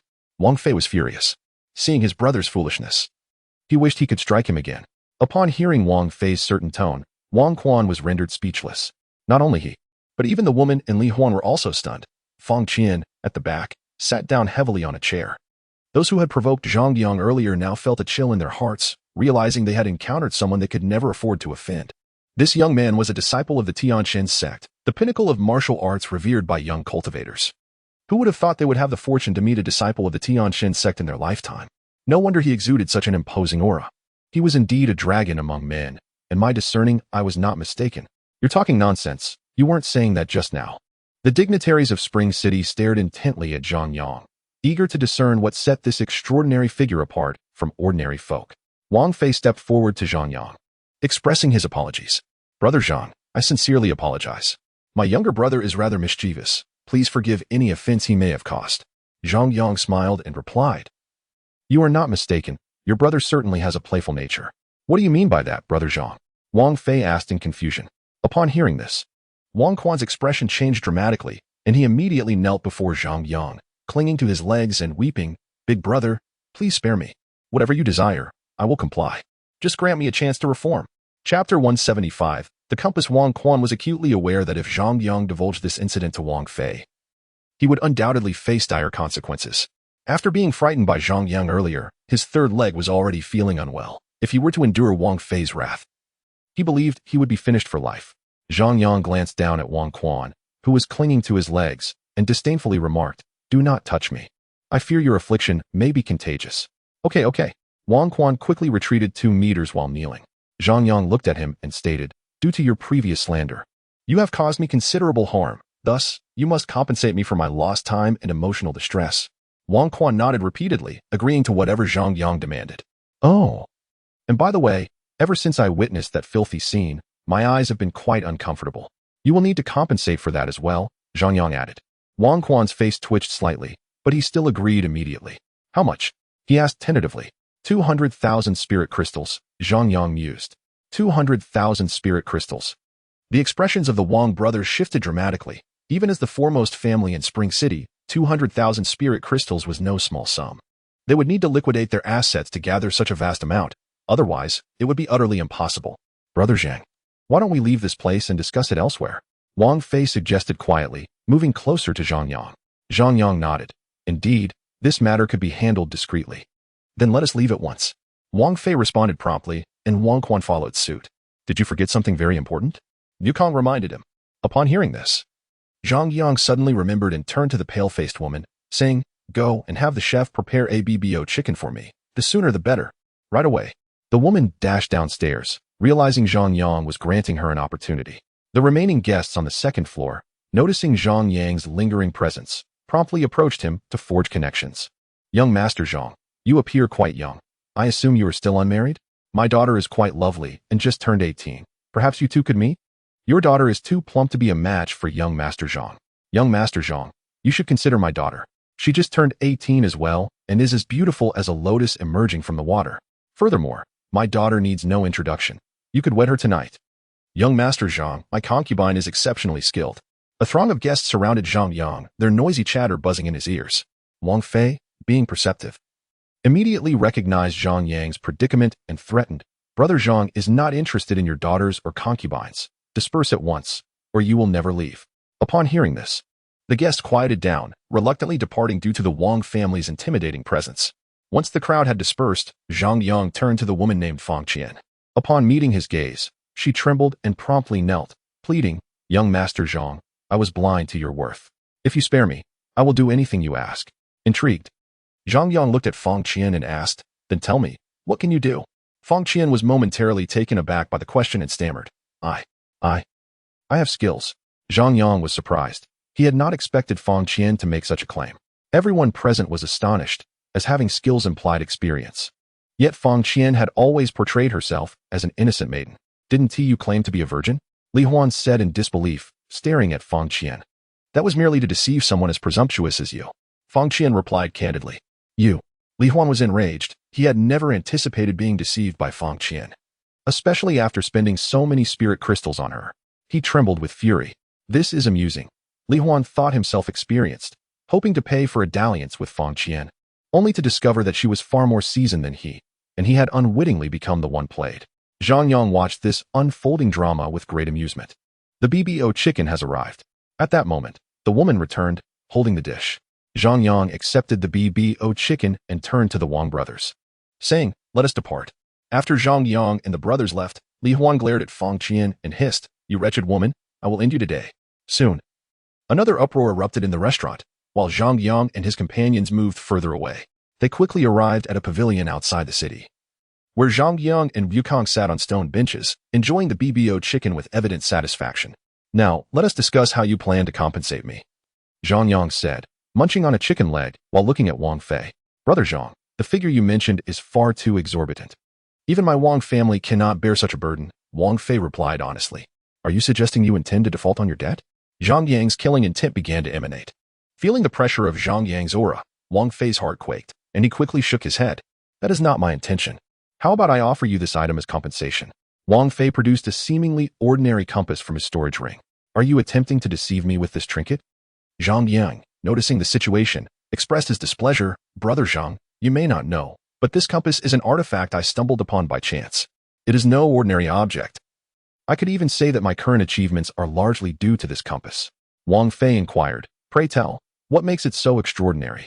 Zhang Yang, intrigued, set down his chicken leg. "This compass can locate treasures within a kilometer. By simply following the needle, one is certain to discover the treasure's location." Wang Fei asked, "Is that truly the case?" Zhang Yang, somewhat skeptical, listened intently. Seeing his doubt, Wang Fei produced a precious artifact, and indeed, the moment the artifact appeared, the needle of the compass trembled violently, pointing directly at it. Zhang Yang's eyes sparkled with excitement as he snatched the compass, thinking to himself, "With this, my chances of acquiring the Yuan Pearl in the Yuan Palace will surely increase." "Brother Zhang, does this artifact satisfy you?" Wang Fei asked with a smile. Zhang Yang, suppressing his excitement, nodded, saying, "It's acceptable. I shall reluctantly accept it." Wang Fei, relieved, shot a glare at Wang Quan, signaling to deal with him later. Wang Quan shrank back, remaining silent. "Where's my chicken leg?" Zhang Yang's furious voice rang out as he realized his earlier meal had vanished. "Burp. Apologies, I couldn't resist." "And I even ate your share," Wukong admitted. "You ate what I had," Zhang Yang retorted. "I have no objections," Wukong replied. "I do," Zhang Yang insisted. As chapter 176 unfolded, Wang Fei observed Zhang Yang's departing figure in silence. "Brother, should I find someone in our clan to assassinate him?" Wang Quan suggested with a sinister expression, aware of the compass's significance to his elder brother. "You fool. I finally managed to settle things. And you want to implicate the Wang family?" Wang Fei shouted, delivering a sound thrashing to Wang Quan. Afterward, feeling a sense of relief, Wang Fei's emotions began to stabilize. Wang Quan, struggling to rise from the ground, lamented his misfortune for the day. "Isn't he just a disciple of the Tianxin sect? If we assassinate him, no one will know," Wang Quan remarked, still defiant. Wang Fei's temper flared again at this. "How could the Wang family have someone as foolish as you? If it were that simple to eliminate him, would I need your advice?" Reflecting on the murderous aura emanating from Zhang Yang, Wang Fei felt a chill run down his spine. "Is he truly that strong?" "His cultivation seems lower than yours," Wang Quan queried. "Strong? Beyond measure. I've encountered Tianxin disciples before, but none exuded such a potent murderous intent. This aura suggests he has taken many lives, despite his seemingly lower realm. I would likely be no match for him in a real fight. I even suspect he could annihilate the entire Wang family single-handedly." Wang Fei cautioned Wang Quan. "If you are fortunate enough to encounter Zhang Yang again, you must cultivate a good relationship with him. Such individuals either perish early at the hands of other prodigies, or, if they survive, their future achievements are unimaginable." Wang Quan, recognizing his brother's serious demeanor, nodded gravely. Still puzzled, he asked, "If that is the case, why didn't you forge a connection with him earlier? Mind your own business and return home with me. We will discuss this further in the family." Wang Fei huffed, departing. In truth, he had been so terrified by Zhang Yang's aura that he had completely forgotten about that matter. Zhang Yang and Wukong did not linger but immediately departed from via a teleportation array. After several transitions, Zhang Yang finally arrived at the coastal city of Haisha before dawn. The city, named Haisha, lies at the southernmost tip of the eastern region, with the ocean directly behind it. With 2 days remaining until the Yuan Palace's secret realm opened, Zhang Yang checked into an inn upon arriving in Haisha. Gazing at the map, he frowned, noting that the Yuan Palace secret realm appeared to lie underwater. As a person unaccustomed to water, he felt an inexplicable dread regarding the sea. I can only hope there is no water within that realm. Otherwise, even as a cultivator, prolonged exposure to water would be exhausting, he remarked. Wukong pondered. What shall we do? I have a solution, Wukong replied, producing a blue orb that emitted a soft azure glow. What is this? Zhang Yang inquired. This is a water-sealing pearl.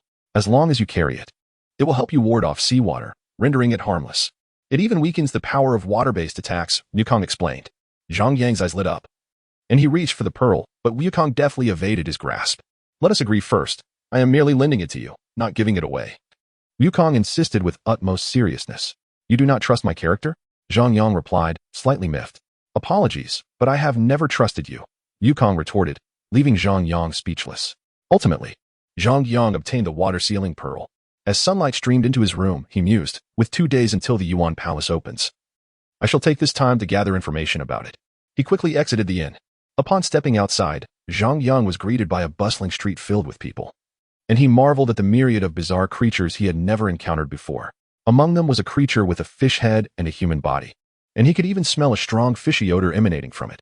He continued to observe various beings with shark heads, sea urchin heads, octopus heads, lobster heads, and abalone heads, all with human bodies but aquatic heads. What is going on? Have I traveled to another world? Zhang Yang stood at the inn's entrance, pondering aloud. Do not be alarmed. These are merely the sea folk, Wukong interjected. Sea folk? You mean these peculiar beings emerged from the ocean? Zhang Yang asked, astonished. It's perfectly normal. Sea beasts can transform after reaching a certain level of cultivation. However, their ability to take human form depends on luck. Some fortunate ones can completely resemble humans, while others, less fortunate, can only partially transform, resulting in the strange appearances you see, Wukong clarified. Why do they choose to become human? Wouldn't it be better to remain as they are? Zhang Yang inquired. The sea folk come ashore to conduct trade with humans. Naturally, it is best to appear human. Wukong explained. Then why have I never seen a demon tribe member fully transform? Zhang Yang pondered. Transforming for the demon tribe is more challenging. And if a demon does fully transform, as long as they do not reveal their demonic aura, it would be difficult for you to recognize them, Wukong elucidated. Why don't you transform? Zhang Yang asked curiously, believing Wukong could do so. I am the renowned Monkey King. Why would I want to become human when I am already so handsome? Wukong scoffed. You are nearly bald. How can you call yourself handsome? Zhang Yang retorted, casting a disdainful glance at Wukong. What do you mean by that? Return the water-sealing pearl to me, Wukong shouted, his fur bristling with indignation. Clearly, the term bald had struck a nerve. Do not take offense. I was merely jesting. Zhang Yang consoled Wukong's wounded pride, taking a while to calm him down. Once Wukong had regained his composure, Zhang Yang wiped the sweat from his brow, relieved that Wukong did not take back the pearl. After all, as a person unaccustomed to water, he would be in dire straits should he find himself submerged. Are you planning to venture into the Yuan Palace secret realm? A voice called from behind Zhang Yang. Zhang Yang turned to look and saw a marine creature standing before him. This fellow carried a heavy turtle shell on his back, and at the location of his head was goodness, such a large turtle head.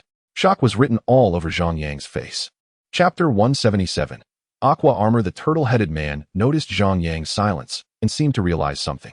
He then said, I apologize for my abruptness. My name is Turtle Sun, and I hail from the deep sea. It seems this is your first visit to Sand City, my friend. Zhang Yang nodded. I am quite familiar with this place. If you don't mind, I can show you around, Turtle Sun offered.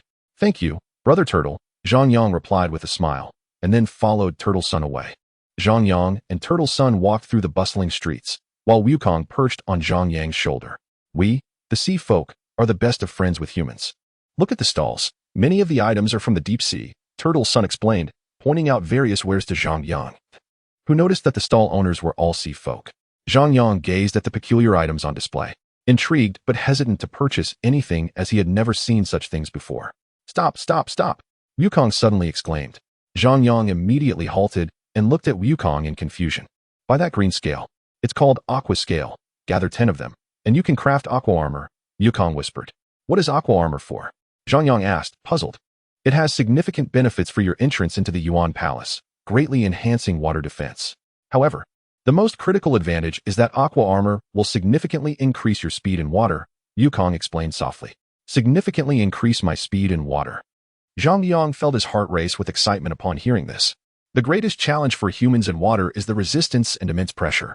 If he possessed aqua armor, these issues would be greatly mitigated. giving him an advantage over other human cultivators right from the start. Zhang Yang looked at the somewhat translucent aqua scales on the stall and asked, "How much for this scale, shopkeeper?" 10,000 spirit crystals each, replied the vendor. Resembling a human with an abalone head. "Don't buy it. It's too overpriced, clearly a ripoff." Turtle's son interjected as he approached. The vendor shot a glare at Turtle's son, clearly annoyed, as if to say, "Why are you siding with an outsider?" 5,000. Zhang Yang said, looking at the vendor. "No way, 5,000 is far too low. I would suffer a great loss." The vendor retorted. 3,000. Zhang Yang countered. "Impossible." The vendor replied. 1,000. Zhang Yang continued. "Are you trying to cause trouble, kid?" The vendor fumed. 50. Zhang Yang said. "Deal." The vendor quickly packaged the scale for Zhang Yang. He received the aqua scale and handed over 50 spirit crystals. "Young master, have a good day, and welcome back next time." The vendor's cheerful voice rang out behind Zhang Yang. "That vendor is grinning so slyly. I feel like you still lost out," Liu Kong remarked skeptically. "No need to feel that way. It's certainly true, but I'm not short on money," Zhang Yang replied nonchalantly.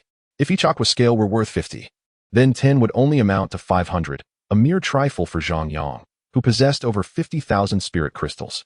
Afterward, Zhang Yang continued to wander the streets and quickly gathered 10 aqua scales. Under Turtle's son's guidance, he located a weapons shop. "Can weapons be forged here?" Zhang Yang asked at the counter. The shopkeeper, who had been dozing off, immediately awoke at Zhang Yang's voice. "What weapon do you wish to forge?" "Aqua armor." Zhang Yang answered. "Certainly, but the cost for crafting aqua armor might be quite high," the shopkeeper replied. "How much?" Zhang Yang inquired. 39,999 spirit crystals, the shopkeeper stated. Upon hearing this figure, Zhang Yang's eyes widened. The total value of his aqua scales was only 500, yet the crafting cost for aqua armor was several times that amount. "Isn't this price a bit outrageous?" Zhang Yang asked. "Not at all. You must understand that there are not many craftsmen capable of forging aqua armor. Fortunately, I have one here. You are a wise person, as the saying goes. Rarity increases value. Coupled with labor costs, this price is quite reasonable," the weapons shopkeeper explained. "What a cunning merchant, with such a sales pitch. It seems he can set any price he desires," Zhang Yang cursed inwardly. "Could you lower the price a bit?" "These two are my friends," Turtle's son suddenly interjected. "Impossible. Absolutely impossible," the shopkeeper flatly refused. However, upon seeing Turtle's son's appearance, his expression subtly changed. He cleared his throat and said, "Of course, under normal circumstances, it would be impossible to lower the price. But since Turtle's son is here, I will give you a favor and set it at 30,000. It cannot be lowered further." Zhang Yang was astonished. He hadn't expected Turtle's son to wield such influence, immediately saving him 9,999 spirit crystals. A considerable sum. "Deal." Zhang Yang promptly handed over the aqua scales and spirit crystals to the shopkeeper. "Come back tomorrow to collect it," the shopkeeper instructed. Zhang Yang nodded and left the weapon shop. After leaving, Zhang Yang decided to treat Turtle's son to a meal as a gesture of gratitude. Soon, the three of them, a human, a monkey, and a turtle, arrived at a restaurant. Zhang Yang ordered a lavish feast for Turtle's son. "There's no need to order so much," Turtle's son said. "Today, Brother Turtle has assisted me greatly. This is the least I can do," Zhang Yang replied with a smile. In truth, he wanted to eat more and feared that ordering less would leave him unsatisfied. The dishes soon arrived, and Zhang Yang and Liu Kong gazed at the table filled with delicacies, their eyes sparkling. They eagerly grabbed the food and began devouring it, their mouths dripping with grease. Their only commonality was their love for food. As they feasted, the table was soon emptied of most of its offerings, leaving little for Turtle's son. "I'll go fetch more dishes." "Clearly, this isn't enough," Turtle's son said helplessly. "That would be too much trouble. Wouldn't that impose on you?" Zhang Yang mumbled through a mouthful of food. "No worries. I know the owner here. If I greet him, perhaps I can get a discount." Turtle's son smiled and left his seat, heading towards the kitchen. Once Turtle's son departed, Zhang Yang narrowed his eyes, stating, "There's something off about this Turtle's son." "What do you mean?" Liu Kong asked, looking up from his eating frenzy. "This is our first meeting. Yet he had the weapons shopkeeper give me a discount, and now he is going to fetch food for us at a discount as well. Doesn't that seem unusual to you?" Zhang Yang replied. Upon hearing this, Liu Kong paused and said, "It does seem a bit strange. I also find it odd. I've never encountered such a generous turtle before. As the saying goes, strangeness begets suspicion. I suspect Turtle's son must have some ulterior motive," Zhang Yang speculated. Liu Kong nodded, agreeing with Zhang Yang's reasoning. "Turtle's son's eagerness to head to the kitchen raises my suspicions about the subsequent dishes. We must be cautious," Zhang Yang warned. Chapter 178. The true face of Turtle's son before long. Turtle's son returned with several attendants, each carrying steaming platters of exquisite dishes that appeared quite valuable. These dishes should suffice, Turtle's son said with a smile as the attendants placed the dishes on the table, causing the food to pile up. Brother Turtle, you truly are generous, Zhang Yang remarked with a smile. Although he appeared cheerful, he was secretly observing whether there was anything amiss with the food. And Wukong was doing the same. Soon, Zhang Yang's nose twitched. As a food lover, his sense of taste was not only sharp, but his sense of smell was also extraordinary. He detected an unfamiliar scent mixed in with the food. Zhang Yang glanced at Wukong, who also indicated that he had noticed something unusual. Don't be shy, go ahead and eat, Turtle's son urged with a smile. After saying this, he began serving Zhang Yang and Wukong, displaying an excessive enthusiasm. Indeed, there is something amiss, Zhang Yang thought to himself. Brother Turtle, you are too kind. You should eat as well. Zhang Yang chuckled, then earnestly began to serve food into Turtle's bowl, and Wukong did the same. Soon, the bowl was piled high with dishes. Upon seeing the towering heap of food, Turtle glanced at the smiling Zhang Yang and Wukong, and his expression twitched uncomfortably. If I do not descend into hell, who will? Turtle thought fiercely, then picked up the overflowing bowl and began to devour the food voraciously. What audacity! Zhang Yang exchanged a glance with Wukong, both astonished by Turtle's boldness. While Turtle continued his ravenous feast, they quietly dumped all the food out the window, quickly smearing their mouths with some sauce to feign just finishing their meal. When Turtle, having finished his meal, looked at Zhang Yang and Wukong, they had just set down their bowls and chopsticks, their faces smeared with grease, appearing as if they were still savoring the flavors. The dishes personally prepared by Turtle were indeed exquisite. Zhang Yang let out a satisfied burp. Although Turtle felt a twinge of suspicion, he had previously witnessed Zhang Yang's eating speed, so he brushed it off. You all, Turtle began to speak. But before he could finish, his head tilted, and he collapsed, rolling over with his shell spinning on the ground. Zhang Yang and Wukong immediately understood what had transpired. They exchanged knowing glances, realizing that Turtle's boldness indicated the presence of his accomplices nearby. In an instant, both Zhang Yang and Wukong succumbed to unconsciousness. Moments later, several sea creatures emerged from the kitchen, their faces displaying surprise upon seeing Turtle still spinning on the ground. Boss, what happened to you? One sea creature rushed over to steady Turtle, halting his spinning. The boss must have been hit by a dizzying powder. We just need to give him an antidote. Another sea creature remarked. Upon hearing this, the first quickly administered the antidote, and shortly thereafter, Turtle regained consciousness. His first glance fell upon Zhang Yang and Wukong, and upon seeing them sprawled on the ground like lifeless pigs, even snoring, a satisfied smile crept onto his face.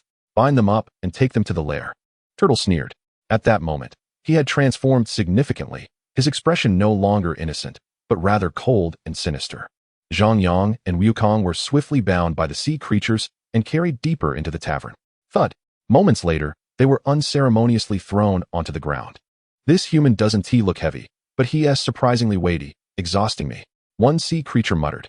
And this bald monkey too, hardly any fur, yet astonishingly heavy. Another grumbled. Hey, why is this monkey's face turning red? Perhaps he took too much of the dizzying powder, they speculated. Zhang Yang, lying on the ground, was alarmed upon hearing their conversation. He knew that bald was a taboo word for Wukong, and that his reddening face indicated an impending outburst. Zhang Yang subtly nudged Wukong, signaling him to endure, as he wished to ascertain the sea creature's intentions. You beasts dare to sell humans on our territory? You will eventually be discovered and face dire consequences. A young man's voice reached Zhang Yang's ears. You might be disappointed. We have already sold thousands of humans without being caught, a sea creature mocked. Please spare me. I can get my family to pay for my release, a woman's voice pleaded. Dream on. If we let you go, everyone else will know. The sea creature scoffed. I assure you, if I get out, I will keep silent, the woman insisted. Don't waste time. I want to meet your demands. The sea creature flatly rejected. Where are you planning to sell us? An angry voice inquired. Zhang Yang's ears perked up. The voice seemed familiar. Where else could we sell you but into the sea? Regardless of gender, all must go beneath the waves. You might not know, but many sea lords have a keen interest in humans. Males can serve as laborers, both in and out of bed. Human female cultivators are even more sought after. Those sea lords have a twisted desire for them. The sea creature laughed heartily. Zhang Yang felt a chill run down his spine at the thought, a horrifying image he dared not envision. You needn't gloat. Someone will surely come to rescue us. And you will all perish. Another woman's voice interjected. Zhang Yang felt that voice was also familiar. Don't be delusional. We already discovered the distress signal you sent and erased all traces. The sea creature chuckled coldly. At that moment, the place fell eerily silent. I'll give you 100,000 spirit crystals if you release us now. The previously furious man's voice trembled slightly, clearly shaken by the news of the signal's erasure. That's not possible. If we let you go, we'll be in trouble, the sea creature refused. Just then, footsteps echoed and Turtle's voice followed. It's time, take them away, he commanded. No, spare me. I will give you spirit crystals and everything I possess. The man pleaded desperately. Turtle replied with a cold smile, that's feasible. But it will only save one person, and that person must remain here, never to leave. Who will you save? The man's voice, filled with urgency, declared, save myself. I thought you were quite fond of your female companion. I assumed you would choose to save her, Turtle teased. There are plenty of women. I hardly know her. I want to save myself. The man's voice turned frantic. Did you hear that, ladies? This man has severed all ties with you for his own life, Turtle mocked. I never had any connection with him, the woman's voice responded. Zhang Yang recognized the voices. It was undoubtedly Lin Fei and Kong Xingjie. What should we do about this human and monkey? One sea creature asked. Naturally, they will both be sent into the sea. This lad is rather handsome. I believe the female sea creatures will take a liking to him, Turtle replied. And what about this bald monkey? The sea creature inquired. His looks are indeed lacking. And he is quite bare, Turtle pondered. However, his eyes soon brightened. We must inform the sea creatures purchasing this human that he and the monkey are sold as a package. They are not sold separately. Boss, you are truly a genius. The sea creature praised. Stop the flattery. Hurry up. Once this deal is done, we will be rich. Turtle laughed heartily, as Turtle and the sea creatures conspired. Lin Fei and Kong Xingjie, trapped in their iron cage, finally noticed Zhang Yang and Wukong in the corner. It's Zhang Yang. Lin Fei's face paled in shock. She had previously sought Zhang Yang to invite him to the Yuan Palace, but after that awkward incident, she had to come with the others. She never expected to encounter Zhang Yang here. Zhang Yang, wake up. Lin Fei shouted loudly. Don't shout. He, like you, has been drugged and won't wake up anytime soon. Turtle laughed, revealing that Lin Fei and Kong Xingjie had been brought here in the same manner. Quickly, release the shackles on me, and I will give you everything in my storage ring. Kong Xingjie was oblivious to Zhang Yang's condition. His focus solely on his own survival. Dream on. If I release the shackles that suppress your energy, wouldn't that give you the chance to kill me? Besides, even if you don't hand it over, everything in your storage ring will ultimately belong to me, Turtle teased. Hearing this, Kong Xingjie's face turned grim, while Lin Fei shot a cold glance at him, her expression saying he deserved it.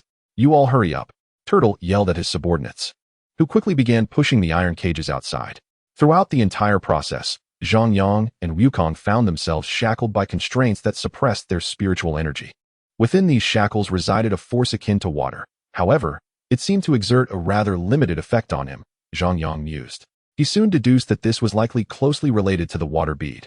Before long, he caught a whiff of seawater, realizing he must have reached the ocean. In just 2 days, we shall arrive at the designated area. In the meantime, you may as well enjoy the scenery of the sea. Geyer laughed heartily. How ridiculous that you, a member of the sea tribe, have to travel by boat. Lin Fei scoffed. What do you know? Beneath the sea lies a perilous vortex. Even we of the sea tribe would not dare traverse it lightly. Geyer retorted. Recently, many unfamiliar human faces had appeared in Sand City. They were surely heading towards the soon-to-be-opened Yuan Palace. To tell you the truth, the Yuan Palace is located at the seabed, and we have long stationed ourselves there, waiting for you humans to take the bait. Geyer sneered. Upon hearing this, the other human cultivators revealed expressions of despair.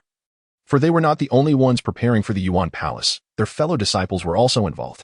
Lin Fei's countenance darkened as she realized that not only Kong Xingjie had accompanied her, but also her most caring senior brother, Guan Li, the pride of Ziyun Hall. If Guan Li were to meet with misfortune in the sea, it would spell great loss for Ziyun Hall. Zhang Yang, lying on the ground, felt a stir within. He had not anticipated overhearing such secrets. Get up, or the boat will drift too far. Zhang Yang's voice suddenly rang out on the vessel. Wukong immediately opened his eyes upon hearing this. With a crack, the shackles binding Zhang Yang and Wukong shattered, and the cage confining them collapsed. The human cultivators and sea tribe members turned their astonished gazes towards Zhang Yang, their faces filled with horror, bewildered by how Zhang Yang and Wukong had freed themselves from their chains. You were pretending to be unconscious. Geyer finally grasped the situation. If it were not a ruse, Zhang Yang would not have awakened now. You're right. I'm not a fool. Do you really think your little tricks could ensnare me? Zhang Yang scoffed. How did you break free from the shackles? Geyer asked, perplexed, for these shackles were specifically designed to target human cultivators. You will find out when you die. Zhang Yang dismissed Gaire's inquiries and charged towards him. Meanwhile, Yukong's fur bristled, his face contorted with rage as he shouted at the Sea Tribe. Those who dare to mock my boldness shall perish. Upon finishing his words, Yukong's form rapidly expanded to a height of 10 meters. And he reached out with his monkey paw towards the Sea Tribe. The Sea Tribe members launched their attacks on Yukong, but their blows proved utterly ineffective against him. Instead, many were crushed by Yukong's sheer strength. Yukong entered a state of unrestrained fury, and soon, the Sea Tribe members fell one after another under his terrifying onslaught. At that moment, Zhang Yang unleashed a punch towards Gaire, who instinctively retracted his head into his shell. You shall not kill me. You cannot breach my defenses. Gaire's confident voice echoed from within his shell. However, no sooner had he spoken than a flash of white light sliced through his shell, cleaving it in two, leaving Gaire exposed before Zhang Yang. Your shell appears rather inadequate, Zhang Yang remarked, wielding the innate stone sword. Do not kill me. Gaire, now devoid of his shell, lost all confidence and fell to his knees before Zhang Yang. You just mentioned someone intending to ambush human cultivators. Pray tell, who is it? Zhang Yang inquired. It is the third prince of the Guishu Palace, Gaire stammered. Guishu Palace? That is a powerful force within the sea. It was the third prince who ordered me to target human cultivators, Gaire confessed in a desperate bid for survival. What is the strength of this third prince? Zhang Yang pressed. A peak great martial master of the 9th level, Gaire replied. Zhang Yang, having gleaned the information he sought, swiftly plunged his sword into Gaire, ending his life. Subsequently, Zhang Yang freed everyone and severed the shackles binding them. The previously despondent group, now liberated, expressed their gratitude to Zhang Yang and shared their contact information, vowing to assist him should he ever require help in the future. Why didn't you help me break my shackles? Kong Xingji fumed. Can't you figure it out yourself? Zhang Yang retorted with a cold smirk. Recalling Kong Xingji's prior actions. Kong Xingji seethed, but before he could finish, Zhang Yang interrupted icily, speak another word, and I will toss you into the sea. At this, Kong Xingji promptly fell silent. Thank you for saving me, Lin Fei said softly as she approached Zhang Yang. It was nothing, senior sister, since we crossed paths. I could not turn a blind eye, Zhang Yang replied with a smile. Just as Zhang Yang was processing this, Lin Fei suddenly rose on her tiptoes and planted a swift kiss on his cheek before darting back to her previous spot. Her delicate face flushed a deep crimson, reminiscent of the evening sky, the blush extending to her ears, enhancing her already enchanting appearance. In truth, she herself was uncertain why she had acted thus. All she knew was that when Zhang Yang appeared to rescue her, her heart had fluttered intensely, a feeling she could not quite articulate. Zhang Yang touched his face, momentarily bewildered, while Kong Xingjia's expression darkened to an extreme. Chapter 180, Guanli Senior Sister, this. Zhang Yang found himself at a loss for words. I do not know why it happened either. Consider it as if it never occurred, Lin Fei murmured, her voice barely audible, akin to a child's breath. What are you saying? I didn't quite catch that, Zhang Yang said, looking at the blushing Lin Fei in confusion. I'm ignoring you. Lin Fei stamped her foot, and then fled, her face still flushed. Zhang Yang paused, then turned to Yukong beside him, saying, what did she just say? I truly didn't hear clearly. She said she doesn't know why it happened, and that you should pretend it never occurred, Yukong replied. Is that so? Then why did she run away? Zhang Yang asked, puzzled. You're asking me. Yukong responded. True, you did emerge from a stone. I presume you have remained single until now. Zhang Yang remarked. So what if I am single? Women cannot sway my steadfast heart, Yukong scoffed. Zhang Yang. Afterwards, Zhang Yang and the others navigated the boat back to shore, and they each departed. Zhang Yang and Lin Fei walked together towards the city. As he needed to retrieve the Qing Shui armor, while Kong Xingjia followed behind them, his expression dark and inscrutable. Throughout the journey, Lin Fei acted like a child who had misbehaved, keeping her head down, though her face bore a slight flush, and occasionally, she would steal glances at Zhang Yang. However, whenever their eyes met, Lin Fei would immediately avert her gaze like a startled rabbit, her blush deepening. Soon, Zhang Yang arrived at the weapon shop, where the proprietor handed him the Qing Shui armor. Why is it entirely black? This is so conspicuous, Zhang Yang complained, inspecting the sleek, dark armor. Once you don the armor, you shall understand, the proprietor said mysteriously. Upon trying it on, Zhang Yang found that the pitch-black armor instantly transformed to a transparent hue upon contact with his skin, rendering it nearly invisible to the naked eye. This is quite intriguing, Zhang Yang remarked in surprise.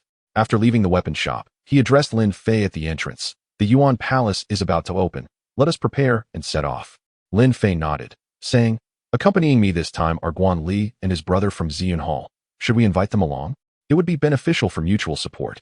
Zhang Yang agreed, recognizing the wisdom in this decision, especially with the third prince of Guishu Palace lurking in the depths of the sea. Having more allies would enhance their ability to handle unforeseen circumstances.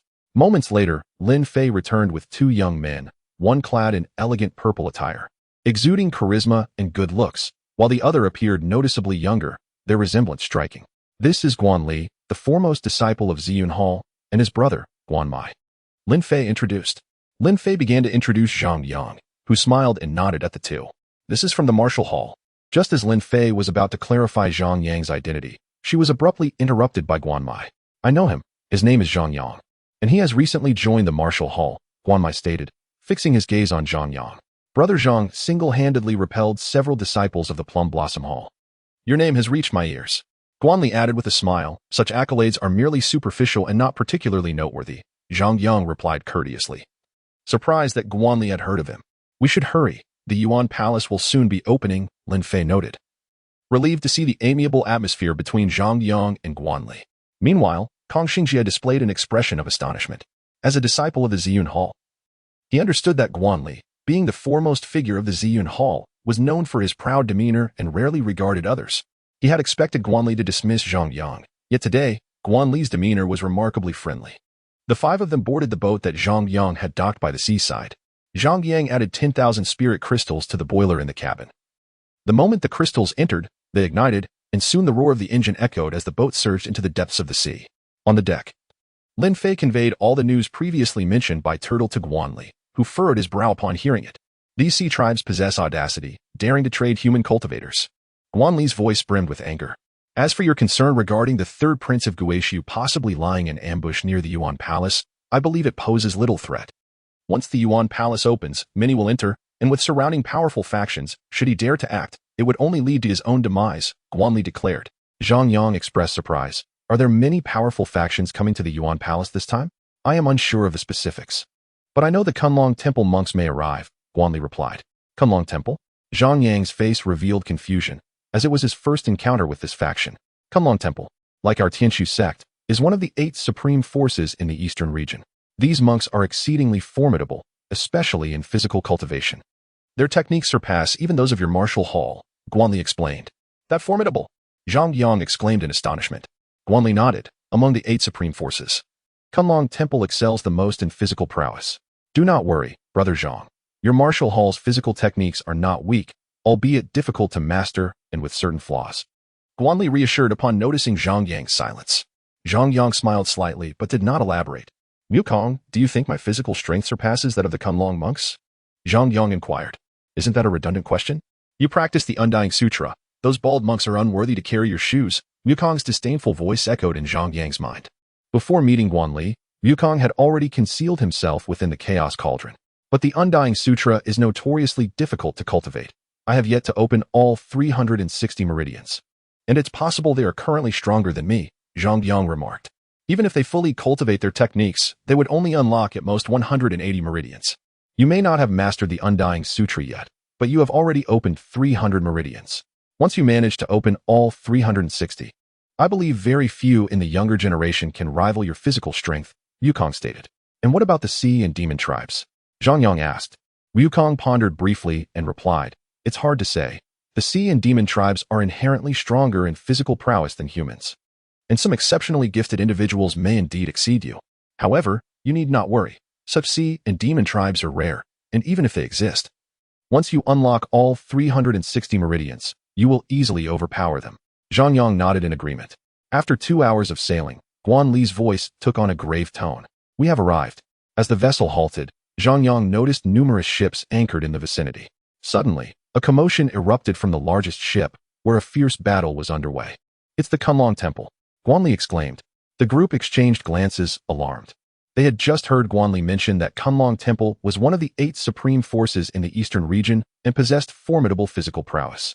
Zhang Yang gazed towards the battlefield, witnessing several bald monks in monk robes surrounded by attackers, with a remarkably young man standing behind them. Who is that person at the back? Zhang Yang inquired. That is a member of the Honglian Sect. The Honglian Sect is a top-tier force in this extreme southern region, and their numbers are vast. Virtually no one dares to provoke them here, Guan Li clarified. Do they not realize they are provoking members of Kunlong Temple? Zhang Yang questioned. As the saying goes, a strong dragon cannot suppress a local snake.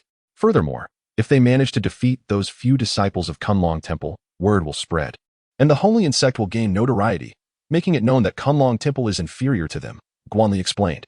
What significance does this hold? Zhang Yang asked, perplexed.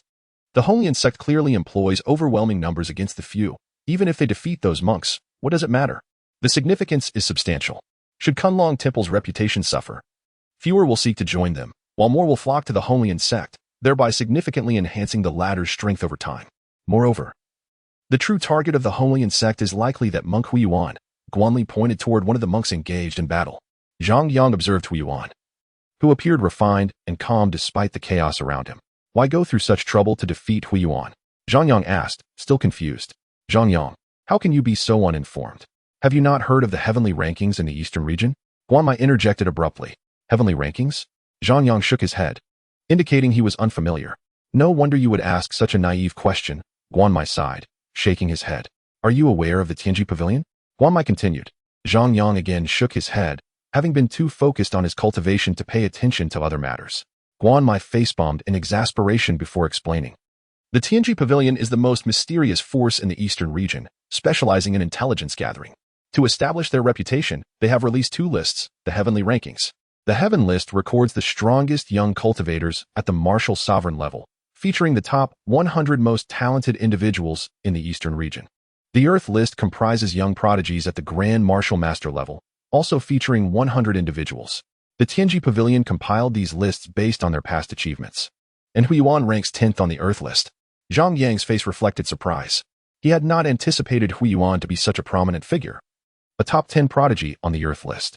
There are very few individuals of Huiyuan's caliber in the entire eastern region. If the individual from the Holy Sect defeats him, he can take Huiyuan's place, and his fame will resonate throughout the eastern region, Guanli continued. Many strive fiercely to ascend the Earth list. It is an unparalleled honor. Do you understand? Zhang Yang nodded. The eastern region was vast, filled with countless young strong cultivators, and the Earth list selected the top 100 among them. Not only was the Holy Sect's member eager to ascend, but Zhang Yang also felt a strong desire. Am I on it? Zhang Yang asked, his anticipation palpable. After all, this was the Earth list, and to claim he was not envious would be a lie. Guanli said, Zhang Yang, although your talent is commendable, your realm is still rather low. You may be able to defeat some ordinary geniuses across realms, but when it comes to the prodigies on the Earth ranking, your realm becomes your greatest shortcoming. Zhang Yang nodded in acknowledgement. Despite the harshness of Guanli's words, they bore a semblance of truth. After all, those on the Earth ranking were regarded as the top 100 strongest individuals in the Eastern domain, and Zhang Yang's current realm indeed posed a challenge for him to enter the list. Guanli, you are the foremost disciple of the Ziyun Hall. What is your rank on the heaven ranking? Zhang Yang inquired curiously. Guanli's expression turned awkward upon hearing the question, prompting Guanli to interject. My brother ranks 100th. Just barely making it onto the list. A proud smile spread across his face. Impressive. I did not realize that Guanli is also a formidable talent on the Earth ranking, Zhang Yang remarked with a smile. Let us not speak of it. I merely squeezed in, and who knows, I might find myself pushed out tomorrow, Guanli replied helplessly. The monks of Kunlong Temple are truly remarkable. None of the disciples from the Red Lotus sect can match them, Lin Fei exclaimed in astonishment. Upon hearing this, Zhang Yang and the others ceased their idle chatter and immediately turned their gazes to the battlefield between Kunlong Temple and the Red Lotus sect. They observed that all the disciples of the Red Lotus sect had been defeated by the monks of Kunlong Temple, leaving only one survivor. Meanwhile, due to their smaller numbers, most of the monks were injured, with only monk Huiyuan standing calmly amidst the chaos. Huiyuan, you indeed live up to your reputation. Even with so many from the Red Lotus sect, they could not bring you down. The last remaining disciple of the Red Lotus sect said with a grave expression. Why do you have to attack the people of Kunlong Temple for no reason? Huiyuan inquired calmly. For what reason, you ask? Naturally, it is to bring you down from the Earth ranking. The Red Lotus disciple retorted. To rank on the Earth ranking, one requires strength. Your strength is insufficient. Huiyuan replied, his words striking directly at the core of the man's pride. Whether I possess strength or not will be proven in due time. The Red Lotus disciple shouted angrily, unleashing a torrent of crimson spiritual energy that engulfed the surroundings, demonstrating immense power as he charged at Huiyuan. Just as the crowd anticipated a fierce battle, Huiyuan simply threw a punch at the Red Lotus disciple, who then exploded into a cloud of gore. Such formidable strength. Zhang Yang gasped.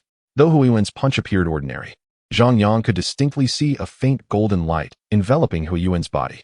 The other individuals on the ship gasped in astonishment, realizing that Huiyuan was indeed among the top 10 prodigies on the Earth ranking, far surpassing the Red Lotus disciple. Isn't that obvious? The prodigies on the Earth ranking are not to be trifled with. Just as everyone marveled at the prowess of the Earth ranking geniuses, a red figure leapt onto the ship, swiftly approaching Huiyuan. It was Duan Chen, the holy son of the Red Lotus Sect. Chapter 182. The opening of the Yuan Palace. Everyone looked at Duan Chen in astonishment, aware that he was a once-in-a-century genius from the Red Lotus Sect, also ranked on the Earth ranking, albeit significantly lower than Huiyuan. Duan Chen, you are not my opponent, Huiyuan stated calmly upon seeing him. I am merely ranked 20th. So I cannot challenge you, nor do I wish to be your enemy, Duan Chen replied with a smile. Then what is the purpose of sending these individuals? Are you testing my strength? Huiyuan asked indifferently. It seems nothing escapes your perception. I indeed intended for them to gauge your strength. But it is evident they did not succeed, Duan Chen candidly admitted. He had initially aimed to assess Huiyuan's capabilities today, planning to challenge him if the opportunity arose. However, it was clear that Huiyuan was much stronger than he had anticipated. My people from Kunlong Temple have been injured by yours. You must give me an explanation, Huiyuan asserted. This is a minor issue. I can provide you with some healing elixirs, Duan Chen offered with a smile, instructing his subordinates to deliver the elixirs to the monks of Kunlong Temple. Once the monks had taken the elixirs, Duan Chen continued. I have heard rumors of the Sea clan lying in ambush below us. My primary purpose for coming here today is to seek collaboration with Kunlong Temple. Only through cooperation can we successfully enter the Yuan Palace. What sort of collaboration do you propose? Huiyuan inquired. I have received information indicating that when the portal to the Yuan Palace opens, the Sea clan will launch an ambush against us. In such circumstances, we must unite to face the impending crisis, Duan Chen explained. Please elaborate on the information you have received, Huiyuan urged. Duan Chen, having acknowledged the necessity for collaboration to counter the unknown threat, revealed that the Sea clan's forces were no ordinary adversaries. It is said that the third prince of the Gui Su Palace lies in wait below, and as you know, our combat effectiveness is diminished underwater. Moreover, the third prince is not an ordinary figure, which is why I sought your cooperation. I believe that if we join forces, even if we encounter the third prince in the water, he will think twice before engaging us. The sea is the territory of the Sea clan, and if it is just the two of us collaborating, it may not be secure. Furthermore, you have no idea how many people the third prince will bring, Huiyuan countered. Upon hearing this, Duan Chen fell into contemplation, recognizing the validity in Huiyuan's words. After a moment, his eyes lit up, and he exclaimed, I nearly forgot about one person. Fei Li is also here. We can collaborate with him as well. With that, Duan Chen swiftly darted towards Zhang Yang's ship, prompting Huiyuan to follow closely behind. Meanwhile, Zhang Yang observed the approaching Huiyuan and Duan Chen with a furrowed brow. What are they coming here for? He questioned. They must be looking for my brother, Guanli replied. I have a bad feeling about this, Guanli echoed, equally concerned. Soon, Huiyuan and Duan Chen arrived at Zhang Yang's vessel.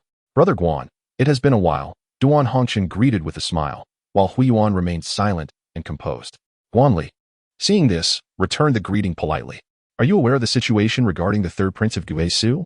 Duan Chen asked. Guanli nodded in response. That is splendid. We three are the only prodigies on the Earth ranking here. I believe that as long as we collaborate, the third prince will not be able to impede our progress, Duan Chen declared. However, with so many people, it is unlikely that just the three of us can protect everyone, Guanli countered, referring to the individuals brought by their respective factions. Duan Chen chuckled. Thus, we require Brother Guan to make a sacrifice. You will enter first, and we will follow behind. Should we encounter an attack from the third prince and his entourage, those of us with stronger abilities can assist you in due course. Upon hearing this, Guan Li's expression darkened. The implication was clear. They viewed him as the weakest link, intending for him to serve as a shield. If a confrontation arose, they might not reach him in time, leaving him and his companions to face the initial onslaught alone. If that is the case, I think it would be best if we did not cooperate, Guan Li firmly rejected. You have no say in this matter, Brother Guan. After all, you are the weakest here. If you refuse to comply, none of you shall leave this place today. Duan Chen's smile vanished, replaced by a threatening demeanor. Huiyuan remained silent. Yet Zhang Yang sensed his tacit agreement with Duan Chen's stance. You dare threaten me? Guan Li retorted angrily. What of it? You rank only 100th on the Earth ranking, while I stand at 20th. Killing you would be as simple as squashing an ant, Duan Chen mocked. Guan Li glanced at his companions. Recognizing the truth in Duan Hongchen's assertion, he was indeed no match for Duan Hongchen, and if he were to perish, his brother and Zhang Yang would undoubtedly be unable to escape. Brother Guan, consider this carefully. The lives of your friends rest on your decision, Duan Hongchen reiterated. Meanwhile, Zhang Yang observed Duan Hongchen and Hui Yuan intently, acutely aware of their formidable strength. Although his own abilities had significantly increased with the enhancement of his physical form, he remained at a disadvantage, lacking the realm to contend with either of them. However, utilizing the art of illusion or engaging in a mutual destruction would make it a matter of mere moments to eliminate these two individuals, yet unless absolutely necessary. There is no need for such drastic measures, Zhang Yang pondered.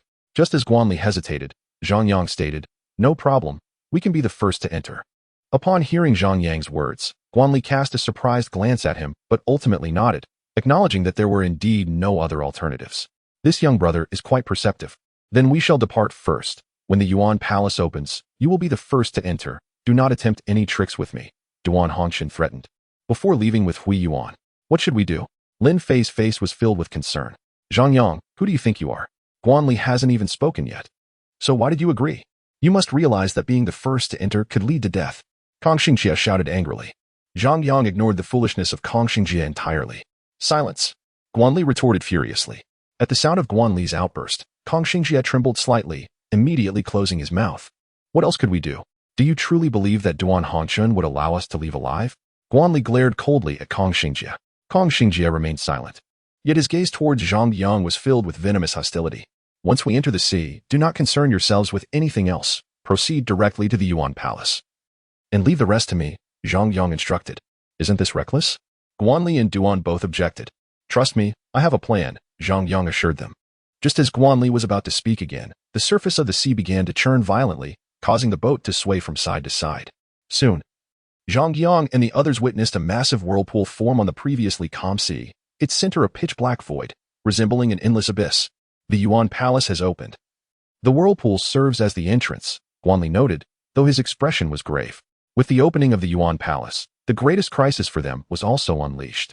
Now that the Yuan Palace has opened, are you not hurrying to descend? Came Duan Hongchen's voice from afar. That scoundrel. Guanli fumed. Let us proceed. Remember what I said. You all enter first, and I will follow behind, Zhang Yang instructed. But this puts you in great danger. And we know nothing of what awaits below, Lin Fei expressed her worries. Do not fret. I have my ways, Zhang Yang replied with a smile. Junior sister. Zhang Yang is not the type to act recklessly. We must trust him, Guanli added. In truth, he did not fully believe that Zhang Yang could devise a solution in such a dire situation, but he had no choice but to place his trust in him. The group then leaped into the unfathomable whirlpool, which, despite being devoid of water, was engulfed in darkness that felt suffocating. Soon, they reached the whirlpool's end, where they were met with an overwhelming pressure, as if the very depths of the sea sought to tear them apart. The group immediately enveloped themselves in spiritual energy to mitigate the pressure from the water, while Zhang Yang did not take such precautions. Instead, a faint layer of energy surrounded him like a protective garment. The aqua armor is indeed effective, combined with the water-stabilizing pearl. Although I find myself in the deep sea, the pressure from the water has minimal impact on me, Zhang Yang mused. It is so quiet here. Could it be that there are no ambushes from the sea creatures? Guanli remarked as he gazed into the inky depths below. Let us search for the Yuan Palace. It should be nearby, Zhang Yang suggested, stepping forward first. As he traversed the ocean floor, he soon discovered that they were situated at the bottom of an underwater canyon, with luminescent fish occasionally swimming past them. Not long after they set out, Duan Hongchen and Hui Yuan, accompanied by a large entourage, also appeared on the ocean floor, remaining vigilant against potential attacks from the sea creatures. Keep a distance. Do not get too close, Duan Hongchen instructed as he glanced at Zhang Yang and his companions. Consequently, Duan Hongchen and Hui Yuan's group deliberately maintained their distance while closely following Zhang Yang and the others. After a brief interval, Zhang Yang and his companions quickly noticed a source of brightness in the otherwise dark sea floor, which stood out starkly against the surrounding darkness. That must be the location of the Yuan Palace, Guanli declared. The group hastened their pace, soon approaching the radiant site. As they drew near, they discovered that the luminous source was a vast array of ancient palaces, quietly nestled at the seabed. This is the Yuan Palace. We have arrived, Guanli exclaimed, his face alight with joy, a sentiment echoed by the others. Yet, Zhang Yang maintained his composure, as he had yet to see any signs of the sea creatures, making the situation all the more perilous. Wukong, Can you discern where those sea creatures are hiding? Zhang Yang inquired. I cannot see them either. It is truly strange. Wukong murmured. Hearing this, Zhang Yang felt a pang of confusion. If Wukong, with his keen eyesight, could not spot them, could it be that the sea creatures had not arrived? However, he soon entertained another hypothesis. What if the sea creatures were lurking beneath? After expressing his thought, Zhang Yang quickly scrutinized the seafloor sediment but found no trace. Your reasoning is sound. If the sea creatures are indeed present, they are likely buried beneath, Wukong concurred. Zhang Yang's mind raced as he quickly devised a countermeasure. He discreetly extracted the fire lotus liquid, infusing it with energy from the water-stabilizing pearl. Soon, the crimson liquid underwent a peculiar transformation, turning black. Zhang Yang then infused it with spiritual energy, surreptitiously scattering the liquid around them, executing everything with utmost stealth. Afterward, Zhang Yang continued on his way, emptying the last of the fire lotus liquid. You are quite cunning. By enveloping the fire lotus liquid with energy from the water-stabilizing pearl, it can burn even underwater, and with the infusion of spiritual energy, once ignited, anyone passing through here will face dire consequences, Wukong remarked. With the unknown sea creatures ahead and Duan Hongchun and Hui Yuan behind, since they are forcing my hand, I will not hesitate to retaliate. Zhang Yang chuckled coldly. These fire lotus liquids might not be capable of directly incinerating those prodigies, but they would certainly cause them considerable distress. What are you all dawdling for? Move faster. Duan Hongchun's impatient voice rang out from behind Zhang Yang. If I had the strength, I would relish the chance to eliminate that scoundrel. Guanli seethed. Accelerate and charge directly into the Yuan Palace. I suspect the sea creatures are lurking in the mud beneath, Zhang Yang urged. Is that truly the case? Guan Li's expression turned to one of shock. I am merely speculating, but the likelihood is high. You must exert yourselves to rush past. Otherwise, if the sea creatures emerge from below, it will be troublesome. Zhang Yang warned. Onward. Guan Li commanded, and the group surged ahead. The water posed minimal hindrance to Zhang Yang, allowing him to move faster than the rest. Yet he did not rush. Instead, he closely followed the group while observing the movements of Duan Hongchun and his associates. This was part of his strategy, to lure Duan Hongchun's group into pursuing them. If sea creatures were to erupt from the depths, it was highly likely that Duan Hongchun's group would be the first to encounter them. As Duan Hongchun and his company witnessed Guan Li's group suddenly accelerating towards the Yuan Palace, their expressions shifted, and he commanded, hurry and pursue. Without hesitation, he was the first to charge forward, with Hui Yuan and the others following suit. Observing this from a distance, Zhang Yang could not suppress a smile. He knew the bait had been taken. Speed up, they are closing in, Zhang Yang urged. Following his command, the others pushed their speed to the limit, creating a trail of bubbles in the water. At that moment, Zhang Yang's keen eye spotted the sediment of the sea floor shifting, and soon, mounds of earth began to rise, with sea creatures bursting forth from the ground.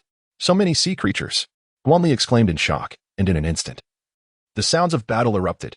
Fortunately, they had moved quickly, and the number of sea creatures in their area was not overwhelming. In contrast, Duan Hongchun's group was already encircled by the sea creatures. Zhang Yang cast a glance at Duan Hongchun and his companions before hastening to assist Guan Li. The underwater battle had commenced in earnest. You humans shall not escape today. A voice, filled with arrogance, reverberated through the air. Zhang Yang turned towards the source of the sound, spotting a man clad in a crystal battle robe, floating on the water, his garment shimmering with glimmers of light. In his hand, he wielded a trident, and as he swung it, ripples emanated from the depths below. Those of lesser strength among the cultivators were struck by these waves, spitting blood and sustaining grievous injuries. Chapter 184, One Pit, 3. Such formidable power. Zhang Yang realized that this individual must be the third prince of the Guishu Palace, a being of such potent strength that he had fully evolved into a human form. Fortunately, the third prince did not charge towards Zhang Yang and his companions, but instead directed his fury towards Hui Yuan and Duan Hongchun. Zhang Yang discerned that the true target of the third prince was indeed the monk Hui Yuan. Without hesitation, Hui Yuan advanced to confront the challenge, igniting the battle. Zhang Yang mused that there were advantages to weakness. Clearly, the third prince held them in contempt.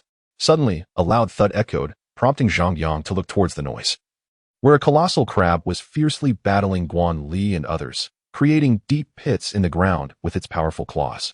Zhang Yang's expression shifted upon witnessing the giant crab towering over 10 meters, and he quickly understood why the third prince had ignored them. This creature awaited them. Swiftly, Zhang Yang dashed forward, aiming his sword at the crab's two prominent eyes. With a swift slash, he severed the massive eyes, retreating immediately after the strike. The giant crab, enraged by its loss, frantically swung its claws, seeking vengeance on Zhang Yang. However, It ultimately failed to land a blow. Instead, it crushed several innocent sea creatures into a gruesome pulp. Is it truly possible to handle it this way? Guanmai exclaimed in bewilderment. Since the appearance of the giant crab, they had been embroiled in a fierce struggle, not due to the creature's immense power, but because its shell was impenetrably hard, ensnaring them with its grip. Yet, with a single sword strike, Zhang Yang had resolved all their issues. My brother Zhang is exceptionally clever. I am in awe, Guanli remarked. What are you waiting for? Let us flee, Zhang Yang shouted, noticing that Guan Li and the others were still in a daze. He felt a sense of urgency, aware that the opportunity to escape was fleeting. If they were detected by either Duan Hongqian or the third prince, they would be swiftly obstructed. After all, the first to enter the Yuan Palace would undoubtedly reap greater rewards. Upon hearing Zhang Yang's words, Guan Li and the others quickly regained their composure and rushed towards the Yuan Palace. In the distance, Duan Hongqian, Hui Yuan, and the third prince noticed the commotion at Zhang Yang's location, their expressions turning grave. Stop fighting. Let us enter the Yuan Palace first, Duan Hongqian bellowed, dashing towards the entrance. His intent was to use Zhang Yang and his group as a shield, but the plan had backfired, plunging his own group into turmoil. Moreover, now Zhang Yang's group seemed intent on being the first to enter the Yuan Palace, a notion he could not tolerate. Without hesitation, Hui Yuan and the third prince also surged towards the palace. By this time, Guan Li and the others had reached the entrance of the Yuan Palace, where a swirling vortex served as the passageway. Guan Li glanced back at Zhang Yang and called, "Brother Zhang, hurry. Let us enter together." Zhang Yang observed Duan Hongqian and his group closing in on them and smiled. "You all go ahead. I will join you shortly." He had prepared a surprise for Duan Hongqian, Hui Yuan, and the third prince, intending to personally ignite this revelation, demonstrating that he, Zhang Yang, was not to be trifled with. Let us proceed. Guanli gritted his teeth and stepped into the teleportation array. Lin Fei cast a worried glance at Zhang Yang before resolutely following suit. Kong Xingjie remained silent, sensing Lin Fei's concern and realizing that his own fate was sealed. Zhang Yang, Kong Xingjie silently fumed, his expression dark as water. If I cannot attain it, neither shall you. Perish outside. Consumed by madness, he crossed into the swirling passage, a sinister smile creeping across his lips as he tossed a formation base before the teleportation array. The base emitted a faint glow, enveloping the vortex in a sealing formation, and Kong Xingjie's figure vanished within. At this moment, Zhang Yang remained unaware of these developments. He called out to Duan Hongqian, who was leading the charge, "Brother, why the haste? Are you in such a rush?" Duan Hongqian, observing Guan Li and the others disappearing into the vortex, wore a frigid expression and sneered at Zhang Yang. "You, an insignificant ant, do not presume to obstruct us." "That is somewhat the idea, though not with great fervor," Zhang Yang replied calmly. "Foolish insect. You think you can impede me?" Duan Hongqian scoffed, unleashing a fiery fist towards Zhang Yang. The crimson energy stood out starkly against the dark ocean depths. But Zhang Yang effortlessly evaded it. What is this? Why is he so fast? Duan Hongqian wondered, perplexed by Zhang Yang's apparent immunity to the pressure of the depths. In his moment of confusion, he suddenly caught sight of Zhang Yang's lips curling into a smirk as he uttered a single word, "Explode." As the word left Zhang Yang's mouth, the ocean floor erupted in a burst of red light, and a series of crimson lotus flowers blossomed from the mud. "Ah!" Screams erupted as the advancing crowd reached the area Zhang Yang had ensnared with his traps. "Why won't the flames extinguish?" Someone cried out in terror. The most unfortunate was Duan Hongqian, as he found himself engulfed in the crimson flames. Nevertheless, Zhang Yang could see a layer of red energy protecting him, indicating that the flames were not truly harming him. The third prince and Hui Yuan were similarly shielded, their faces pale as they recognized Zhang Yang's handiwork. Most of the weaker cultivators and sea creatures, however, could not withstand the flames' onslaught, quickly exhausting their energy and perishing in horrific agony. Zhang Yang surveyed the carnage, astonished by the devastating effectiveness of his actions. "Now do you understand how I shall impede you, you little fly?" Zhang Yang taunted before rushing towards the vortex, aware that the flames would soon extinguish, and time was of the essence. "Wait, I shall not let you escape," Duan Hongqian roared. As Zhang Yang approached the vortex, he suddenly noticed a blue barrier shimmering at the entrance, blocking his path. "What is this? I just finished boasting, and now I face retribution?" Zhang Yang's expression darkened. At that moment, Wukong burst forth from the chaos cauldron and, employing some unknown method, created a gap in the blue barrier. "Hurry, go." Zhang Yang's face brightened at the sight, and he immediately dashed through. Chapter 185, The Mud Pill. Upon entering the Yuan Palace, Zhang Yang found himself within a grand hall illuminated by luminous pearls, a stark contrast to the darkness outside. I recall the vortex had no formation at first. Why is there one now that I have entered? Zhang Yang pondered. It is the doing of Confronting. He aimed to eliminate you, Yukong explained. So it was him. A chill washed over Zhang Yang's face. If he wished for my demise, then he shall not escape unscathed. A fleeting aura of murderous intent flickered within Zhang Yang. At that moment, he felt the compass at his waist vibrating violently, and his expression brightened. He knew what this signified. He quickly retrieved the compass, which pointed directly in front of him. Following its guidance, Zhang Yang strode towards the indicated direction. Before long, he arrived at the end of the hall, where he found nothing but a broken bowl lying on the ground. Zhang Yang gazed at the broken bowl ahead, his expression darkening. Nonetheless, he approached the bowl and soon discovered two objects resembling mud pellets within, emanating a faint, unpleasant odor. His face fell completely. He felt an overwhelming urge to smash the compass. Was this a jest at his expense? Don't be hasty in destroying the compass. What if these mud pellets are treasures? Wukong suggested. What good could possibly come from something that smells this foul? Zhang Yang questioned, perplexed. According to the principle of opposites, the more repugnant something appears, the more likely it is to be valuable, Wukong explained. Is that truly how the principle of opposites works? Zhang Yang retorted, speechless. However, he pinched his nose and picked up the two mud pellets. Upon closer inspection, he was astonished to sense an exceptionally pure energy within them. Could it be that these are the legendary Yuan Dan? Wukong proposed. At this, Zhang Yang was struck dumb. If you put it that way, perhaps there is a glimmer of possibility. He felt uncertain, for the energy within the mud pellets was astoundingly pure. Try one and see, Wukong encouraged. Hearing this, Zhang Yang froze. Consuming something so foul felt akin to courting death. Are you not a man? What's a little stench? Hurry and eat one. Wukong urged again. Do you think I'm afraid? Zhang Yang retorted, anger rising within him. If you dare, then eat it. Wukong challenged. Zhang Yang's frustration peaked. How could this audacious monkey look down upon him? With a determined resolve, he swallowed both mud pellets in one swift motion. The moment the pellets entered his body, he felt them explode within, unleashing a wave of pure energy that surged throughout his meridians, filling them entirely. This truly is Yuan Dan, Zhang Yang exclaimed in delight, immediately settling into a meditative posture to refine the pure energy. Wukong, overhearing his last remark, lamented, had I known better, I wouldn't have pressed him. I should have tried it myself. Now, I've suffered a great loss. Half a day swiftly passed. Zhang Yang awakened from his cultivation. Others consume 1 Yuan Dan and break through 5 realms. Yet I consume 2 and only break through 2. Why is there such a disparity among people? He grumbled. You possess the chaos sacred body and are now cultivating the undying sutra. You are inherently stronger than ordinary cultivators of the same realm. So a slower advancement is only to be expected, Wukong replied. Zhang Yang nodded in understanding. I have now reached the 6th level of the Grand Martial Master. Coupled with my training in the Undying Sutra, I am fully capable of contending against practitioners at the pinnacle of the 9th level of the Grand Martial Master. He assessed his current strength. Against an ordinary practitioner at the pinnacle of the 9th level, I can indeed hold my own. But against the super prodigies on the Earth ranking, I still fall short. I understand, but the exact gap can only be determined through experience, Zhang Yang remarked. Rising to leave the palace in search of Lin Fei and the others. Upon exiting the palace, he quickly discovered numerous other palaces surrounding him, all enveloped in silence. He had no idea where Lin Fei and the others were. You should be in the central area of the Yuan Palace. Given that half a day has passed, the others may have already approached this region, Wukong speculated. Zhang Yang nodded, then chose a direction and dashed forth, intent on locating his companions while utilizing the compass to search for other treasures. An hour later, he found several energy crystals through the compass. Though these crystals contained a trace of pure energy, they paled in comparison to the Yuan Dan. Zhang Yang did not absorb the energy, but instead tossed all the crystals into the chaos cauldron. It seems there are voices ahead, as if someone is arguing. Shall we investigate? Wukong suggested. Arguing? I think I should take a look. It could be someone I know. Zhang Yang pondered before deciding to proceed. Moments later, he arrived at the entrance of a palace, from which the sounds of conflict emanated.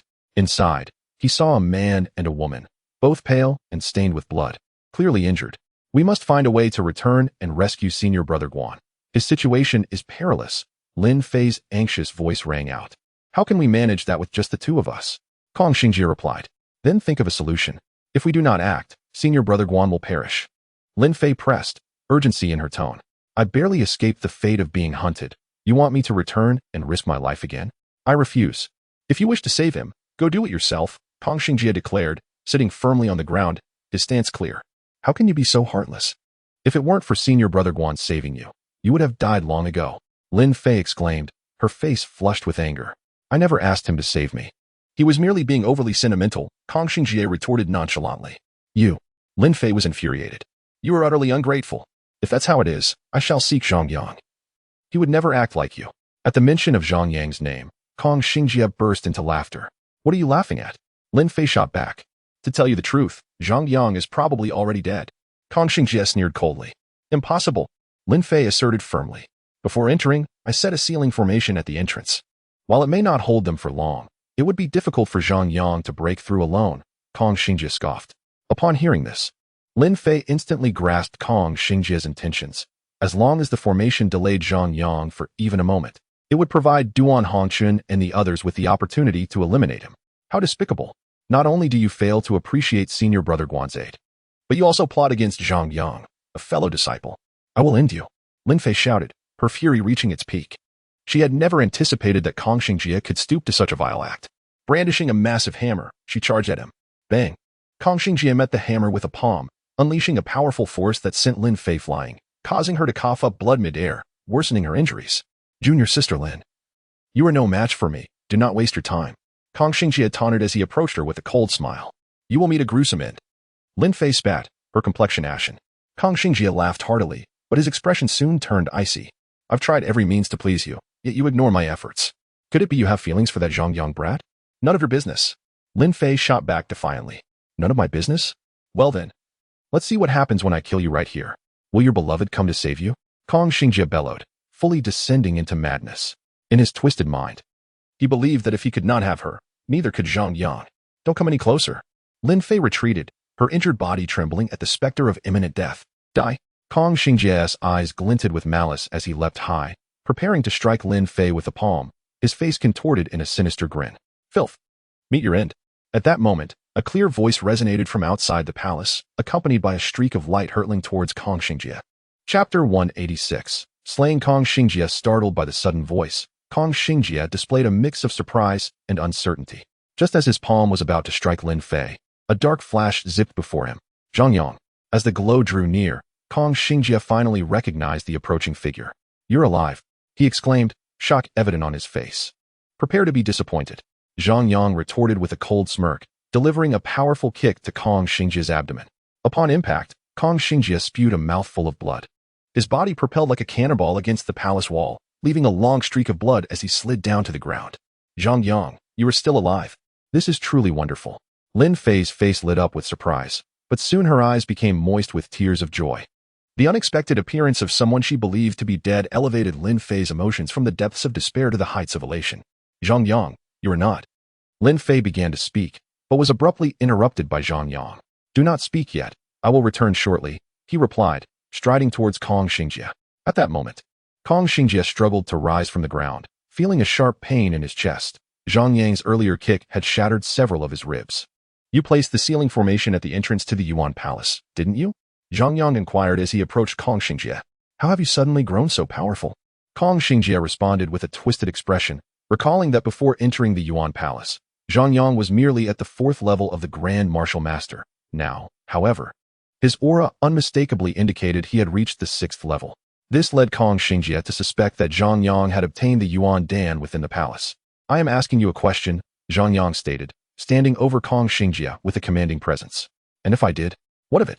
Kong Xingjie sneered, then launched a swift punch at Zhang Yang. However, Zhang Yang was quicker, seizing Kong Xingjie's fist with one hand and twisting it sharply. A sickening crack echoed as Kong Xingjie cried out in agony, his arms bones snapping under Zhang Yang's grip. Why did you do this? Zhang Yang's voice was frigid as he pressed for answers. I simply cannot stand you. What can you do about it? Kong Xingjie, drenched in sweat from the pain, retorted. With that, Zhang Yang decisively stomped on Kong Xingjie's other arm, breaking it as well. It seems you are not quite aware of your current predicament, Zhang Yang remarked coolly. Kong Xingjie, his face pale from pain, glared at Zhang Yang with venomous eyes. If you have the ability, then kill me. As you wish, Zhang Yang replied. And with a single punch, he crushed Kong Xingjie's skull before returning to Lin Fei's side. Zhang Yang, your strength has increased again, Lin Fei exclaimed in delight. Zhang Yang smiled and nodded, choosing not to elaborate further. Observing the joy on Zhang Yang's face, Lin Fei felt her own fears dissipate significantly. Yet, suddenly recalling something. Her expression turned anxious. Zhang Yang, you have killed Kong Xingjie. His grandfather will surely come after you once we return. Upon hearing this, Zhang Yang frowned. Who is his grandfather? His grandfather is Kong Rong, an elder of the Ziyun Hall, and he wields significant power in Xianfeng. Lin Fei replied worriedly. Zhang Yang was taken aback, realizing the depth of Kong Xingjie's connections. Nonetheless, he asserted, I have killed Kong Xingjie, as long as you do not speak of it. No one should know. Lin Fei shook her head. You are mistaken. Kong Rong dotes on Kong Xingjie. He is his only grandson. Which means Kong Rong will surely have a contingency plan in place. Now that you have killed Kong Xingjie, his soul lamp must have extinguished, and before it did, it would have projected the last moments of his life. Thus, Kong Rong likely already knows you are the one who killed him. Zhang Yang's brow furrowed further. If that were the case, he believed Kong Rong would undoubtedly seek him out once he returned.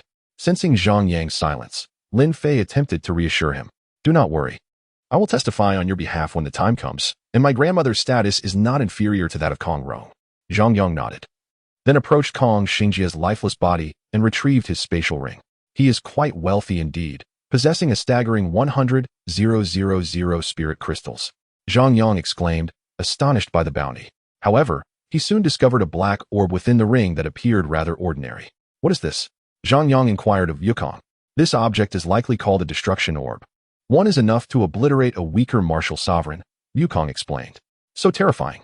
Zhang Yang thought, a sense of unease creeping in. You are fortunate. That fellow was likely searching for an opportunity to use this destruction orb. Had he done so, it could have obliterated you entirely. However, he must have never found the right moment, and he certainly did not anticipate your strength would rise to this level, especially after you incapacitated both his hands. Zhang Yang listened, a chill running down his spine. Then why didn't he use it from the beginning? Is that not obvious? If he had revealed it at the start, you would have been on guard. Moreover, while the destruction orb is indeed powerful, it has a significant drawback. Its explosion radius is quite small and easily avoidable, Yukong clarified. Understanding dawned on Zhang Yang as he regarded the orb in his hand. If wielded correctly, it could serve as a potent weapon. I have something urgent to discuss with you. Lin Fei's voice interrupted. What is it? Zhang Yang asked. Brother Guan just attracted Duan Hongchun and the others away to save me. They are likely pursuing him right now, and we must assist him, or Brother Guan could die. Lin Fei's face was etched with concern. Zhang Yang furrowed his brow. He recognized Guan Li as a person of genuine character. Despite Guan Li's superior strength, he had never looked down on those weaker than himself and had consistently offered them support. Zhang Yang actually held a fondness for Guan Li. However, a significant issue loomed. If Guan Li was being pursued by one person, that would be manageable, but 3 assailants posed a grave danger, and his involvement could lead to his own demise. Casting a glance at the destruction orb in his hand, an idea sparked in Zhang Yang's mind. It seemed he would need to orchestrate something grand once more. A subtle smile crept across his lips. Wait here for a moment, he told Lin Fei, then dashed towards the palace entrance. Curiosity piqued, Lin Fei followed closely, quickly finding herself astonished as she witnessed Zhang Yang digging in the mud. In such a critical moment, Zhang Yang was excavating mud, leaving Lin Fei utterly dumbfounded. Chapter 187. The brothers in peril. At this moment, not only was Lin Fei perplexed by Zhang Yang's actions, but even Wukong looked on in bewilderment. Zhang Yang soon unearthed a sizable clump of dark mud, which he promptly tossed into the chaos cauldron. Wukong, help me shape some orbs, ideally of a size comparable to the destruction orb, and do it quickly, Zhang Yang instructed. Upon hearing this, Wukong realized Zhang Yang's intentions and responded, Are you planning to deceive someone again? Do not use such harsh words. This is strategy, Zhang Yang retorted. Then turned to Lin Fei. Where's Guan Li? Let me there quickly. Lin Fei nodded, immediately rushing out, with Zhang Yang closely following. As they navigated through the palace, Zhang Yang soon heard explosions erupting from the front. Stay back. I will handle this myself, he instructed Lin Fei as he halted. But it is too dangerous for you to go alone. Lin Fei protested anxiously. It is fine. I am fast. If you are with me, I will have to worry about you, and we may not escape at all, Zhang Yang replied. Although his words were somewhat harsh, Lin Fei did not take offense. Very well, I will not hold you back, she agreed, before dashing away. In that moment, she felt a warmth in her heart, inexplicably touched by Zhang Yang's simple words. Zhang Yang leaped onto the palace roof and peered inside, where he saw 2 battlefields.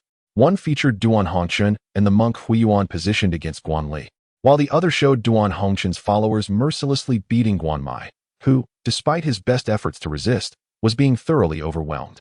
Strangely, while the attackers were fierce, they were not striking to kill, and Zhang Yang noticed that the third prince's men were conspicuously absent. "Where is Zhang Yang?" Duan Hongqian demanded, eyeing the already wounded Guanli. "I am uncertain." Guanli wiped the blood from the corner of his mouth. He could comprehend why these individuals were pursuing him, yet he could not fathom why they were incessantly searching for Zhang Yang. "Zhang Yang is someone you brought. How could you be unaware of his whereabouts?" Duan Hongqian retorted angrily. "If I tell you, you won't believe me, so what's the point of asking?" Guanli replied. "If you refuse to speak, I shall cripple your brother's cultivation." Duan Hongqian sneered. Upon hearing this, those who were assaulting Guanmai immediately ceased their actions. One among them approached the nearly unconscious Guanmai, saying, "Do not blame me. Direct your ire at Zhang Yang."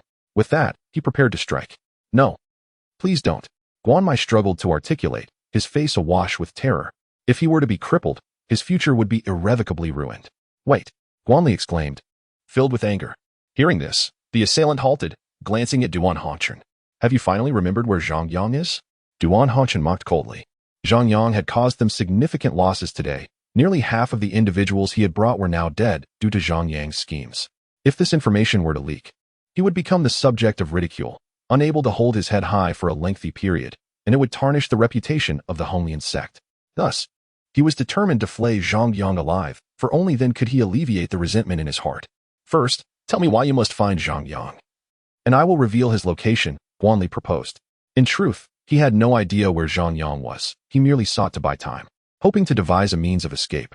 "With your current state, do you truly believe you can bargain with me?" Duan Hongqian scoffed. "Then go ahead and kill my brother and me. I shall remain silent even in death." "Perhaps Zhang Yang has already departed," Guanli retorted with a cold smile. His words struck a nerve with Duan Hongqian. If Zhang Yang had indeed left, finding him would be nearly impossible. "I can divulge his location, but you'd best not attempt any tricks," Duan Hongqian warned, his expression darkening. "That Zhang Yang orchestrated the demise of many of our people. If I am not mistaken, the third prince of Guishu is also searching for him." Duan Hongqian seethed. Guanli was taken aback, suddenly understanding why so many had perished under Duan Hongqian and Huwen's command, and why those assaulting his brother bore burn marks. Zhang Yang was the architect of their plight. "Now that you are aware, hasten to inform me of Zhang Yang's whereabouts," Duan Hongqian commanded, his demeanor grim. Guan Li's mind raced. Yet he could not conceive a plan for escape in such a short time. "He is deceiving you," Hui Yuan's voice resonated coolly. Duan Hongqian discerned the truth, his expression growing more malevolent. "Excellent. You dare to toy with me," he shouted, turning to his companions. "Cripple his brother and skin him alive." Upon hearing this, Guan Li's complexion paled, and he shouted in fury, "You dare?" Ignoring his injuries, he charged towards Guanmai. "Stay right there and watch as your brother is tormented." Duan Hongqian sneered, swiftly blocking Guan Li's path. The Honglian sect disciples, upon receiving Duan Hongqian's command, approached the helpless Guanmai with malicious glee, stating, "I trust you have never experienced agony worse than death. Allow me to enlighten you. Even if I skin you alive, you will not die instantly. You will endure a brief period during which you will feel as if countless ants are gnawing at your flesh, and your blood will gradually drain away. It is only after this harrowing experience that you shall meet your end in despair." Terror washed over Guanmai's face as he struggled to lift his injured body, attempting to retreat, only to be blocked by the other disciples of the Honglian sect. "Do not approach," Guanmai cried in fright. "Seize him," the disciple commanded coldly. In response, the other Honglian sect members firmly restrained Guanmai, rendering his struggles futile. "Let me first cripple your cultivation. We shall proceed step by step." The disciple reached out towards Guanmai's cultivation center, a malevolent expression on his face. "No," Guanli bellowed from a distance. He attempted to save Guanmai, but he was firmly held back by Duan Hongqian. Just then, a loud explosion resonated from the palace's ceiling, and a beam of sword light shot down, cleaving the Honglian sect disciple in two. Chapter 188. Two Fools. Everyone in the palace was startled by this sudden commotion, and soon they beheld a dark figure descending from above. It was Zhang Yang. Duan Hongqian gritted his teeth, immediately recognizing the newcomer as Zhang Yang. However, before Duan Hongqian could react, Zhang Yang swiftly dispatched the remaining Honglian sect members. Guanmai, who had been on the brink of despair, felt a flicker of hope upon witnessing Zhang Yang's arrival and the slaughter of the Honglian sect disciples. Yet, upon glancing at Duan Hongqian and the monk Hui Yuan, his joy swiftly faded. He understood that Zhang Yang was no match for these foes. Zhang Yang's arrival merely postponed the inevitable outcome. After vanquishing the Honglian sect disciples, Zhang Yang refrained from attacking the monks of Kulong Temple, merely incapacitating them.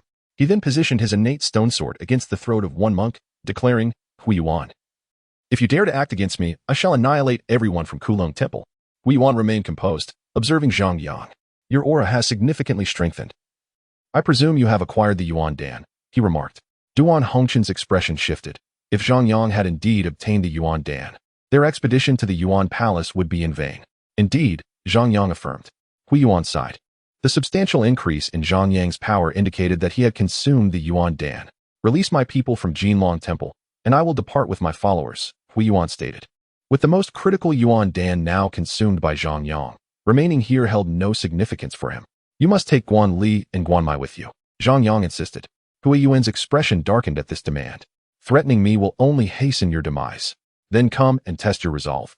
Let us see who can kill whom faster. Zhang Yang retorted, exuding an overwhelming aura of menace. The injured monks trembled at the palpable killing intent emanating from Zhang Yang. Initially, Hu Yuan had prepared to strike Zhang Yang, confident in his own prowess to easily dispatch him. However, the intense killing intent emanating from Zhang Yang instilled doubt in Hu Yuan's heart. He realized that such overwhelming aura could not belong to an ordinary individual, should he choose to engage. It was possible that Zhang Yang might indeed eliminate all of Kulong Temple's members before him, rendering the endeavor futile. You need not intervene. I shall handle him. Duan Hongchen interjected, charging directly at Zhang Yang. Block him. Zhang Yang roared, the innate stone sword shifting slightly, causing blood to flow from the monk's neck. Startled, Hu Yuan swiftly struck Duan Hongchen with a punch. Sensing the imminent danger, Duan Hongchen retreated, his expression grim. He had not anticipated Hu Yuan's willingness to compromise. I agree. I will take my leave with my people, Hu Yuan stated, realizing that further hesitation could result in the annihilation of Kulong Temple's monks at Zhang Yang's hand. Duan Hongchen's expression darkened, but he refrained from further comment, recognizing he was no match for Hu Yuan. Afterward, Hu Yuan led Guan Li out of the palace, while Zhang Yang shouldered Guan Mai and, along with the monks from the confined Dragon Temple, followed suit but kept a distance from Hu Yuan to avoid any sudden attacks from him. Upon reaching outside the palace, Guan Li immediately carried Guan Mai on his back and glanced at Zhang Yang, saying, I will leave first. Be careful. Zhang Yang nodded and replied, Take Lin Fei with you. You must hurry. He then indicated the general direction of Lin Fei's location to Guan Li. Nodding with a complex expression, Guan Li said, You must survive. He then departed with Guan Mai on his back. Once Guan Li left, Zhang Yang released the monks. Hu Yuan, I have no enmity with you. But if you insist on making a move against me, I can only advise you not to regret it, Zhang Yang said calmly. Hu Yuan gave Zhang Yang a meaningful look before saying, Let's go, and he left first. After Hu Yuan departed, Duan Hongchen emerged from the palace with a dark expression, furious at having been outmaneuvered by someone he deemed insignificant like Zhang Yang. Zhang Yang, noticing this, conjured a black spherical object in his hand. Upon seeing it, Duan Hongchen's expression changed dramatically, and he immediately halted. How do you possess the annihilation sphere? Duan Hongchen knew that if the sphere detonated, it would mean his demise. That is naturally a means of self-preservation. If you have the ability, come and kill me. Given your speed in the water, I am quite confident I can strike you. Zhang Yang sneered. This bastard. Duan Hongchen roared inwardly. The annihilation sphere held no threat to Zhang Yang on land, but underwater, his speed was significantly hampered, making evasion considerably more challenging. He dared not gamble with his life. So you are here. Suddenly, a furious roar echoed from a distance. A man wielding a trident charged towards Zhang Yang, his face filled with bloodlust. Zhang Yang quickly retreated and aimed the annihilation sphere at the approaching figure. It's merely a deceptive sphere. Such a thing is of no consequence to me. The third prince initially paused at the sight of the sphere but then lunged at Zhang Yang with his trident. Zhang Yang deftly dodged and began to retreat rapidly. How can this brat move so swiftly underwater? It seems he is unaffected, the third prince thought, astonished. In his mind, he had anticipated that his strike would easily eliminate Zhang Yang. You can't escape. After his attack, the third prince did not relent and charged at Zhang Yang once more. Duan Hongchen observed coldly, realizing that since the third prince sought to eliminate Zhang Yang, he would not need to take risks himself. If you insist on killing me, then I shall send you on your way, Zhang Yang bellowed, hurling the black sphere towards the third prince. Seeing the sphere hurtling towards him, the third prince did not dare to underestimate it, swiftly maneuvering to evade. Just as the third prince and Duan Hongchen braced for a massive explosion, they were astounded to see the annihilation sphere splatter into a puddle of mud upon striking the palace floor. You scoundrel! How dare you trick me?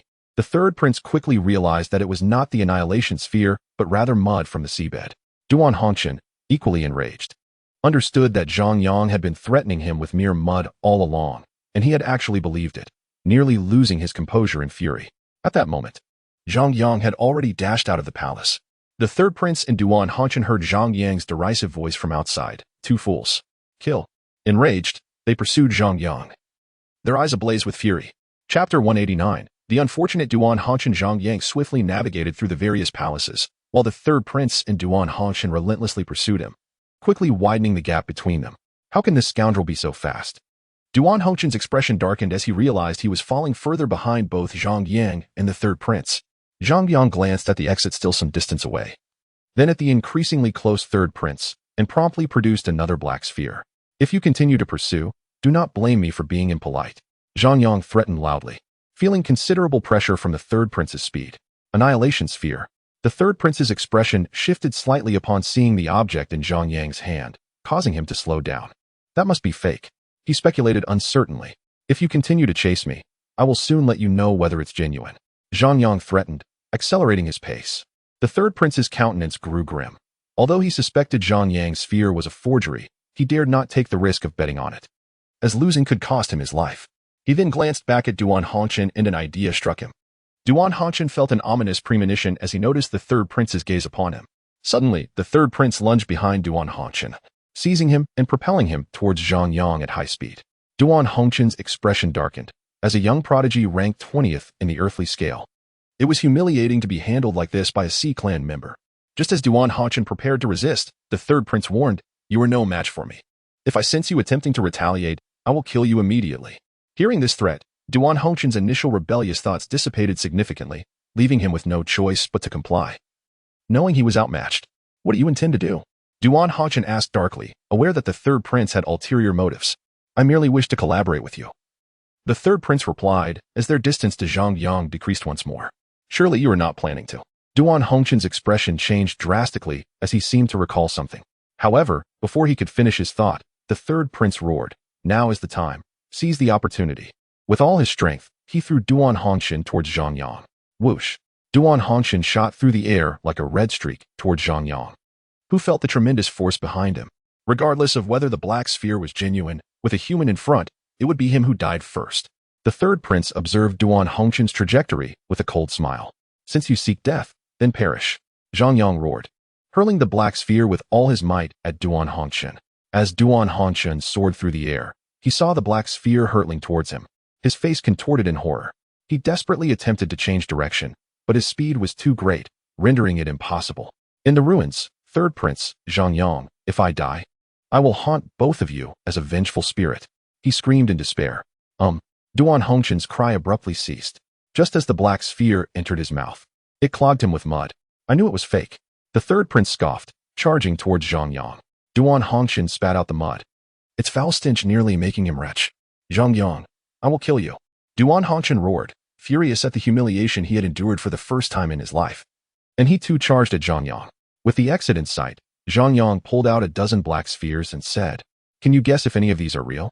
He then hurled them towards the two. The third prince and Duan Hongchen's expressions shifted as they saw the spheres flying toward them, and they quickly dodged aside. After evading, they realized none exploded. Instead, they whizzed past harmlessly. Indeed, they are all fake. The third prince bellowed in fury and immediately chased after Zhang Yang once more, followed closely by Duan Hongchen. However, as they dashed forward, Zhang Yang conjured over a dozen black orbs in his hand, which swiftly soared towards them. Both the third prince and Duan Hongchen flinched at the sight. Although they harbored doubts about the orbs containing anything real, they opted to evade them nonetheless. After a prolonged pursuit, Zhang Yang had hurled over 200 black orbs, while the third prince and Duan Hongchen remained vigilant, evading at every sight of the orbs. This allowed Zhang Yang to reach the exit smoothly, while they were unable to catch up. "Damn this ant!" the third prince seethed, feeling as though Zhang Yang was toying with him. Duan Hongchen's expression mirrored his displeasure, as he too felt manipulated. "Hurry and catch me. If you don't, you'll miss your chance." Zhang Yang laughed heartily before stepping directly into the swirling vortex. "Are you not going to chase me?" the third prince shouted angrily, jabbing his harpoon into Duan Hongchen's backside, causing a line of blood to trail down. "You!" Duan Hongchen's anger surged, veins bulging on his forehead. "Are you defying me?" the third prince barked, his mood already sour. Upon hearing this, Duan Hongchen wilted, yet inwardly swore vengeance. Just wait. When I become stronger, I will return to obliterate your Guishu Hall. He then stepped into the vortex, blood trailing behind him. Ants, still unwilling to accept your fate. Once I deal with that brat, your time will come. After Duan Haochen vanished, the third prince sneered and followed him into the vortex. Upon emerging, Zhang Yang immediately inquired, Wukong, how many orbs are left? Not many, Wukong replied. Zhang Yang nodded and produced the last few black orbs, one of which was a genuine oblivion orb. Just then, Duan Haochen and the third prince burst forth from the vortex, one after the other, and upon seeing the black orbs in Zhang Yang's hand, both were instantly filled with rage, knowing he was about to trick them again. There is something real among them. Best not to act impulsively, Zhang Yang warned.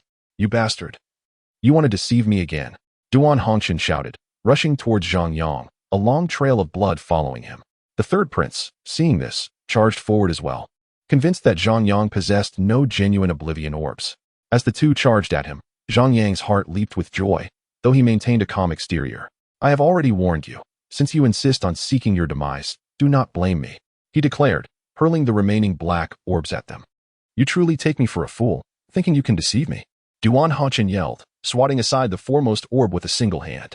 I knew it. A cold smile crept across Duan Haochen's face as he became increasingly certain that Zhang Yang's orbs were all mere illusions. With quick, decisive movements, he shattered the remaining orbs until he struck the last one, which emitted a sharp sound upon impact. This is real. The disdain vanished from Duan Haochen's face, replaced by sheer terror.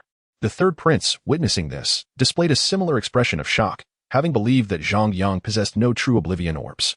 Surprised, are you? I told you I had oblivion orbs, yet you refused to believe me. Now, you shall face your doom. Zhang Yang sneered. The faces of the third prince and Duan Haochen paled, and they immediately turned to flee. Explode. The single word slipped from Zhang Yang's lips, sounding like a death knell to the ears of Duan Haochen and the third prince. Boom. The explosion echoed, enveloping Duan Haochen in crimson flames and lightning. The third prince, being somewhat farther from the epicenter, was merely brushed by the blast's edge, losing half his body but surviving nonetheless. How can he still be alive? Zhang Yang exclaimed, astonished at the third prince's resilience. You wait. I will come for you one day to exact my revenge. The severely injured third prince gasped. Then, invoking some secret technique, he burrowed into the ground and vanished. You've let him escape. In the future, you will face endless retribution from the Guishu Hall, Wukong cautioned. Do you think I can catch up to him? Zhang Yang replied, exasperated. The third prince had burrowed underground in an instant, leaving him no chance to pursue. You have a point, but it matters little. It will only mean a bit more trouble in the future, Wukong remarked. When we meet the third prince again, it may well be he who is fleeing from me. Zhang Yang chuckled, glancing at the area of the explosion, where the remnants of chaos had vanished, and Duan Hongchen's figure was completely gone. In the future, you may also have to contend with the Honglian Sect, Wukong warned. It matters not, with debts piled high. Who fears more? Zhang Yang declared, launching himself towards the ocean's surface. Soon, he reached the water's surface, where numerous vessels remained anchored, though their owners would never return. Zhang Yang, we're here. Voices called out from a distance. Zhang Yang turned to the source, spotting the Butler brothers and Lin Fei, their faces alight with joy upon seeing him emerge from the water. Quickly, he boarded their vessel, and Guanli immediately took control, attempting to steer away. However, due to his lack of experience, the ship collided with a reef, splintering apart. With no choice, Zhang Yang and the others switched to another vessel. Zhang Yang, observing Guan Li's anxious expression, reassured him, calm down. I have no intention of swimming back. But we can't afford to be calm. If Duan Hongchen and the third prince catch up, we want to escape. Guan Li replied in a frenzy. Zhang Yang, sensing his concern, comforted him. Do not worry. They cannot catch us. Guan Li, puzzled, asked, what do you mean? He had no inkling that Zhang Yang had already dealt with Duan Hongchen and severely injured the third prince. Duan Hongchen is dead, and the third prince is gravely wounded. Zhang Yang stated nonchalantly. His words rendered the ship silent. Moments later, the still injured Guan Mai could not contain himself. You're not telling me that you killed Duan Hongchen and severely injured the third prince, are you? His expression betrayed disbelief. Guanli and Lin Fei also regarded Zhang Yang with shock, their skepticism evident. They were all acutely aware of the strength of Duan Hongchen and the third prince, and the gap in power between them and Zhang Yang was immense, leading to their incredulity. Something along those lines, though it wasn't through sheer force. It was through cunning. Zhang Yang pointed to his head. The three fell silent, at a loss for words. Nevertheless, Guan Mai interjected. How does one use cunning to defeat an enemy? Zhang Yang then briefly recounted how he had outwitted and defeated Chen. After hearing his account, astonishment spread across their faces, for they recognized that while Zhang Yang's narration seemed simplistic, the entire endeavor was fraught with peril. It was not merely a contest of strength, but also one of intellect and courage. They understood that if their positions had been reversed, they would never have dared to act as recklessly as Zhang Yang had. Zhang Yang, you're incredible. From now on, you're my brother. Can you teach me how to attain strength, intelligence, and good looks like yours? Guanmai exclaimed, excitement gleaming in his eyes. That may be quite challenging. First, the looks part is something you are unlikely to achieve. As for strength, it can be developed, but intellect. Zhang Yang left his sentence unfinished. Can intellect not be improved? Guanmai immediately questioned. Are you truly that dim-witted? Given your current behavior, it's evident that your intellect is unlikely to see any enhancement. Guanli chided, unable to restrain himself. Guanli is a perceptive individual. He understands that Zhang Yang's intellect alone is insufficient. One must also possess a bold heart willing to take risks. Otherwise, even the sharpest mind is rendered futile. Following a lesson from Guanli, Guanmai's face revealed a hint of bitterness, while Lin Fei observed the scene with a smile, as her primary concern was Zhang Yang's well-being. Soon, Zhang Yang and his companions arrived at the riverbank, and they quickly returned to Haisha City, departing through the city as teleportation array. A few days later, they returned to Tianxian Sect. Brother Zhang, let us part ways here. I hope to witness your true prowess in the upcoming Xianfeng Grand Competition. Guanli remarked with a smile. Certainly, Zhang Yang replied, smiling back. Brother, I will come to seek your guidance on using my intellect, Guanmai interjected unexpectedly. Upon hearing this, Guanli's expression turned speechless as he roughly grabbed Guanmai by the collar and dragged him away to spare him further embarrassment. Once the Guan brothers departed, Lin Fei softly said, If Elder Kong causes you any trouble, remember to inform me. I will have my grandmother intervene on your behalf. Zhang Yang nodded with a smile, and then the two parted ways, with Zhang Yang returning to the Martial Hall. Chapter 191. Sword Tower. Upon returning to the Martial Hall, Zhang Yang fortuitously encountered Yi Xian and Tong Xiao. However, it was evident that Tong Xiao had significantly advanced in strength during Zhang Yang's absence. Junior brother, you are back. Tong Xiao exclaimed, displaying his characteristic goofy grin. Senior brother, you seem to have become considerably stronger. Shall we spar again? Zhang Yang suggested with a smile. Junior brother, do not jest. I have no desire to fight you again. Tong Xiao quickly declined, shaking his head. He was not foolish.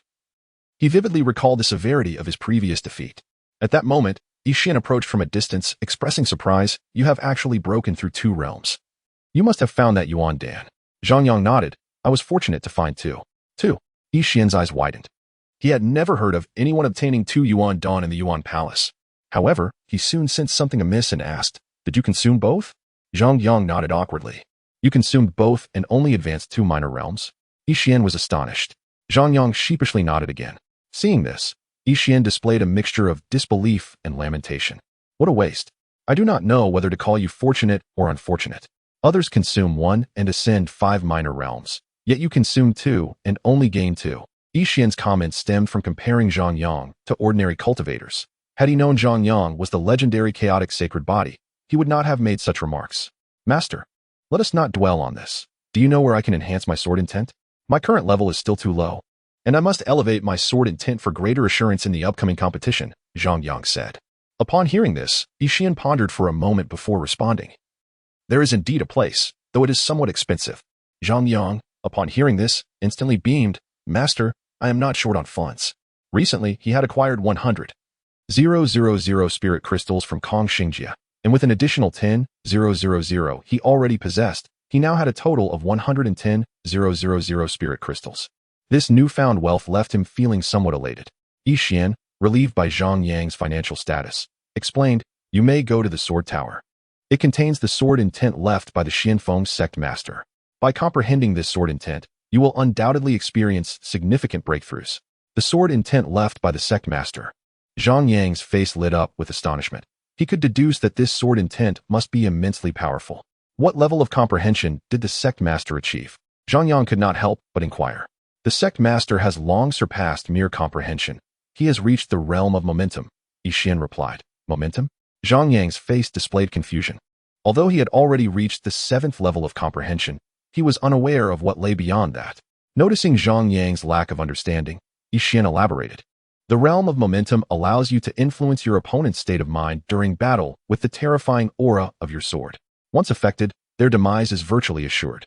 Zhang Yang nodded knowingly. He understood that being influenced in battle was the most perilous situation, and if one could affect an opponent's mindset, even the weak might have a chance to slay the strong. Moreover, the most significant feature of momentum is that once you attain this state, you can project your sword energy outward, striking down enemies from 1,000 miles away. Yixian continued. Projecting sword energy. Zhang Yang felt a surge of excitement. This would grant him the means to eliminate foes from a distance.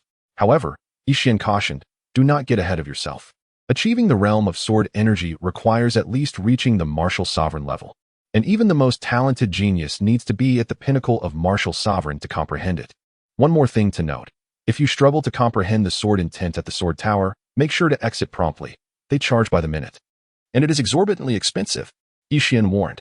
Charge by the minute. Zhang Yang felt a wave of uncertainty wash over him. He knew that enhancing his sword intent would not be a swift endeavor.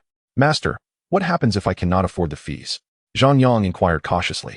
If you cannot pay, they will naturally detain you and assign you menial tasks within Tianxian Sect until your debt is settled, Yixian explained. That is a relief, Zhang Yang sighed. He believed he could swiftly clear any debt incurred through hard work. Noticing Zhang Yang's relaxed demeanor, Yixian could not help but remark. You may have a misunderstanding about what menial tasks entail. What do you mean? Zhang Yang asked, perplexed. The menial tasks I refer to involve cleaning the dwellings of the elders. Due to their prolonged seclusion and inability to break through, some elders can be quite irritable or even eccentric, if you catch my drift, Yixian elaborated. Zhang Yang shook his head. I do not understand. You will once you go there. Some disciples would rather die than take on such tasks, Yixian lamented. Zhang Yang appeared to comprehend only partially and inquired again. Are there no other options? Of course, there is another option, feeding ferocious beasts. These beasts are raised by Tianxian Sect, but they are notoriously difficult to tame. Since the sect's inception, there have been at least 10 disciples who have perished at the jaws of these beasts, Yixian replied. Upon hearing this, Zhang Yang felt a chill run down his spine. He sensed it would be wise to manage his time carefully. He was beginning to feel that this was not merely a menial task, but a matter of life and death. Subsequently, Zhang Yang departed from the martial hall. And following Yixian's directions, he soon located the sword tower in a very secluded corner. There truly are not many people here, Zhang Yang muttered to himself. At the entrance of the sword tower, he noticed only an elderly man quietly napping, with not a single other soul in sight. Elder, I wish to enter the sword tower. Zhang Yang approached the old man and spoke softly. The elderly man slowly opened his drowsy eyes, and upon seeing Zhang Yang, a look of joy spread across his face. Finally, a living person. It is quite the rarity. Taken aback by the elder's words, Zhang Yang replied, surely. It cannot be that exaggerated? The elder chuckled. I may have exaggerated a bit, but it has been years since I have seen anyone come here. This year, at least I have seen a living person. Oh, Zhang Yang responded, Elder, please do not frighten me. I am not frightening you. Cultivating comprehension is inherently arduous. And combined with the exorbitant fees, it is no wonder few venture here, the elder remarked. How much does it cost for an hour? Zhang Yang inquired. Feeling it wise to clarify. 10 spirit crystals per minute, which totals 200 spirit crystals for an hour, that amounts to 14 for 100 spirit crystals for a day. The elder explained. Upon hearing this, Zhang Yang felt a tremor in his gut as his mind raced with calculations, quickly arriving at a conclusion. The price is exorbitant. The entirety of my spirit crystals could only afford me 8 days. Zhang Yang's heart lamented the unfairness of it all. Chapter 192. The ninth layer of sword intent. After a brief conversation with the elder at the entrance of the sword tower, Zhang Yang stepped inside. Upon entering, he was immediately enveloped by an overwhelming aura of sword intent. Before him stood a middle-aged man whose age seemed relatively young. Yet streaks of white hair hinted at the passage of time. As Zhang Yang approached, the man opened his eyes, and in that instant, Zhang Yang felt an immense sword intent emanating from him, almost suffocating him. Fortunately, this powerful aura dissipated quickly, as Zhang Yang marveled at the man's formidable sword intent. A sword of energy suddenly materialized in the man's hand, and he charged toward Zhang Yang. Realizing the danger, Zhang Yang summoned his innate stone sword and thrust it at the middle-aged man. With a swift strike, Zhang Yang pierced the man's chest, and he vanished into a flurry of light. Zhang Yang was momentarily stunned. Was he truly so weak?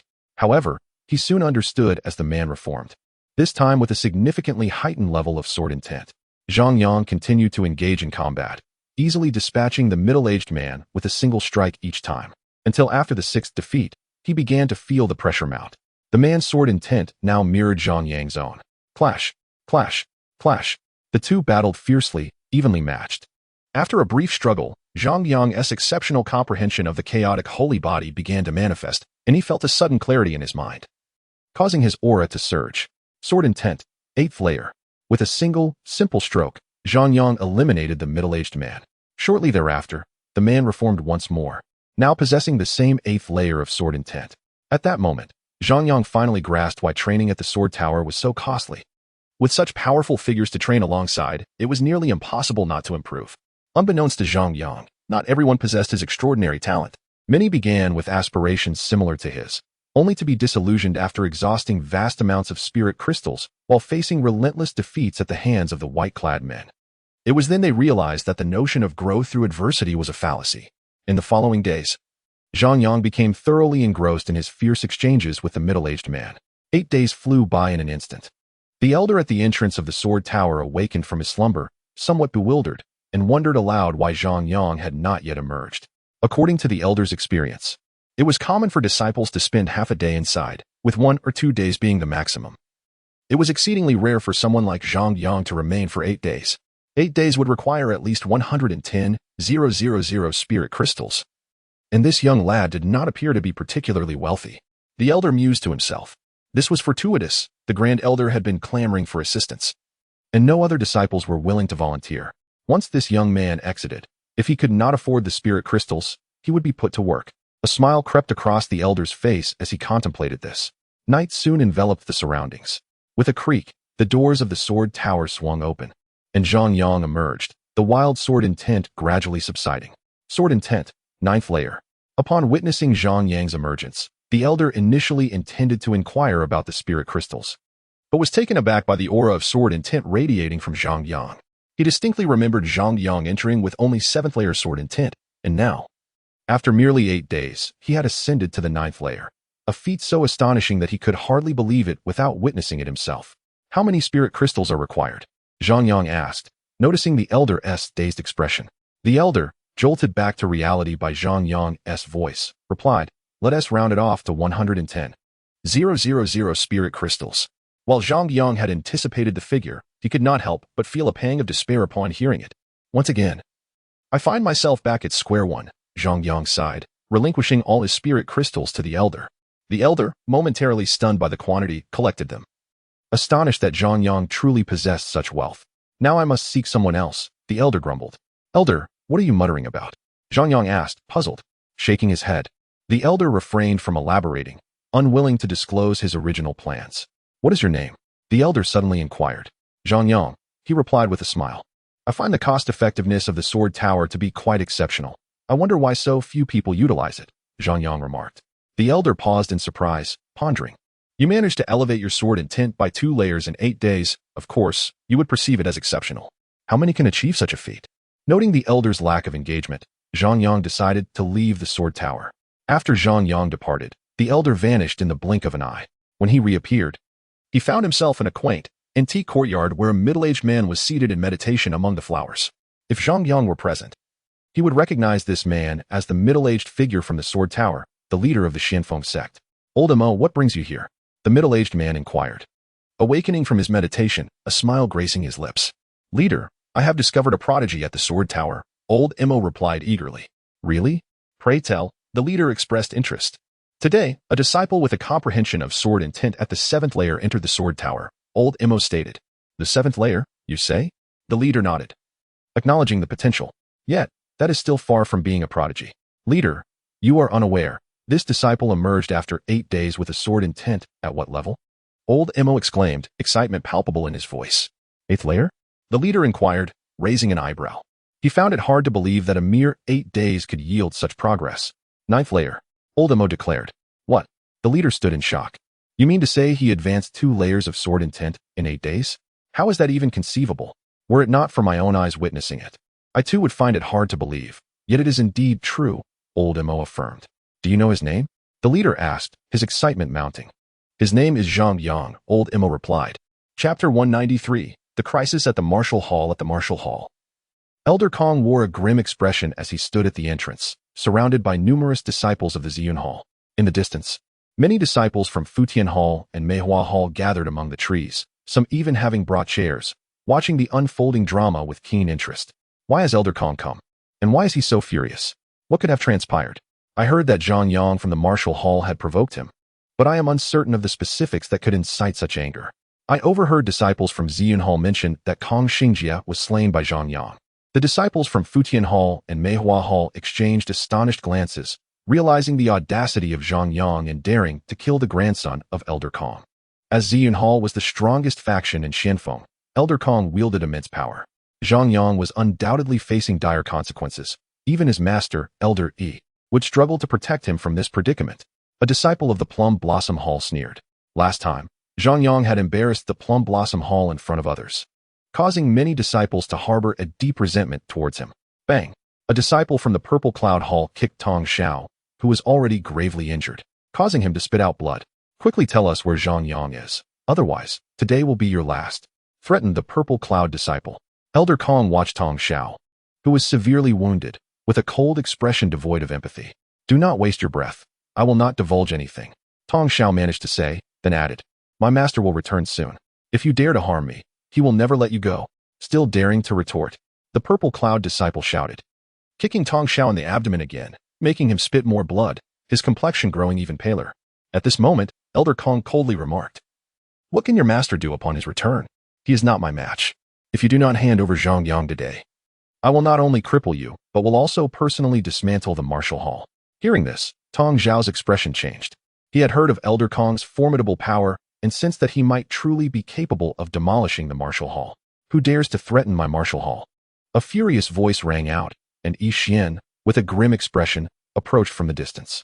The Purple Cloud disciples who had been assaulting Tong Xiao immediately ceased their actions and hid behind Elder Kong.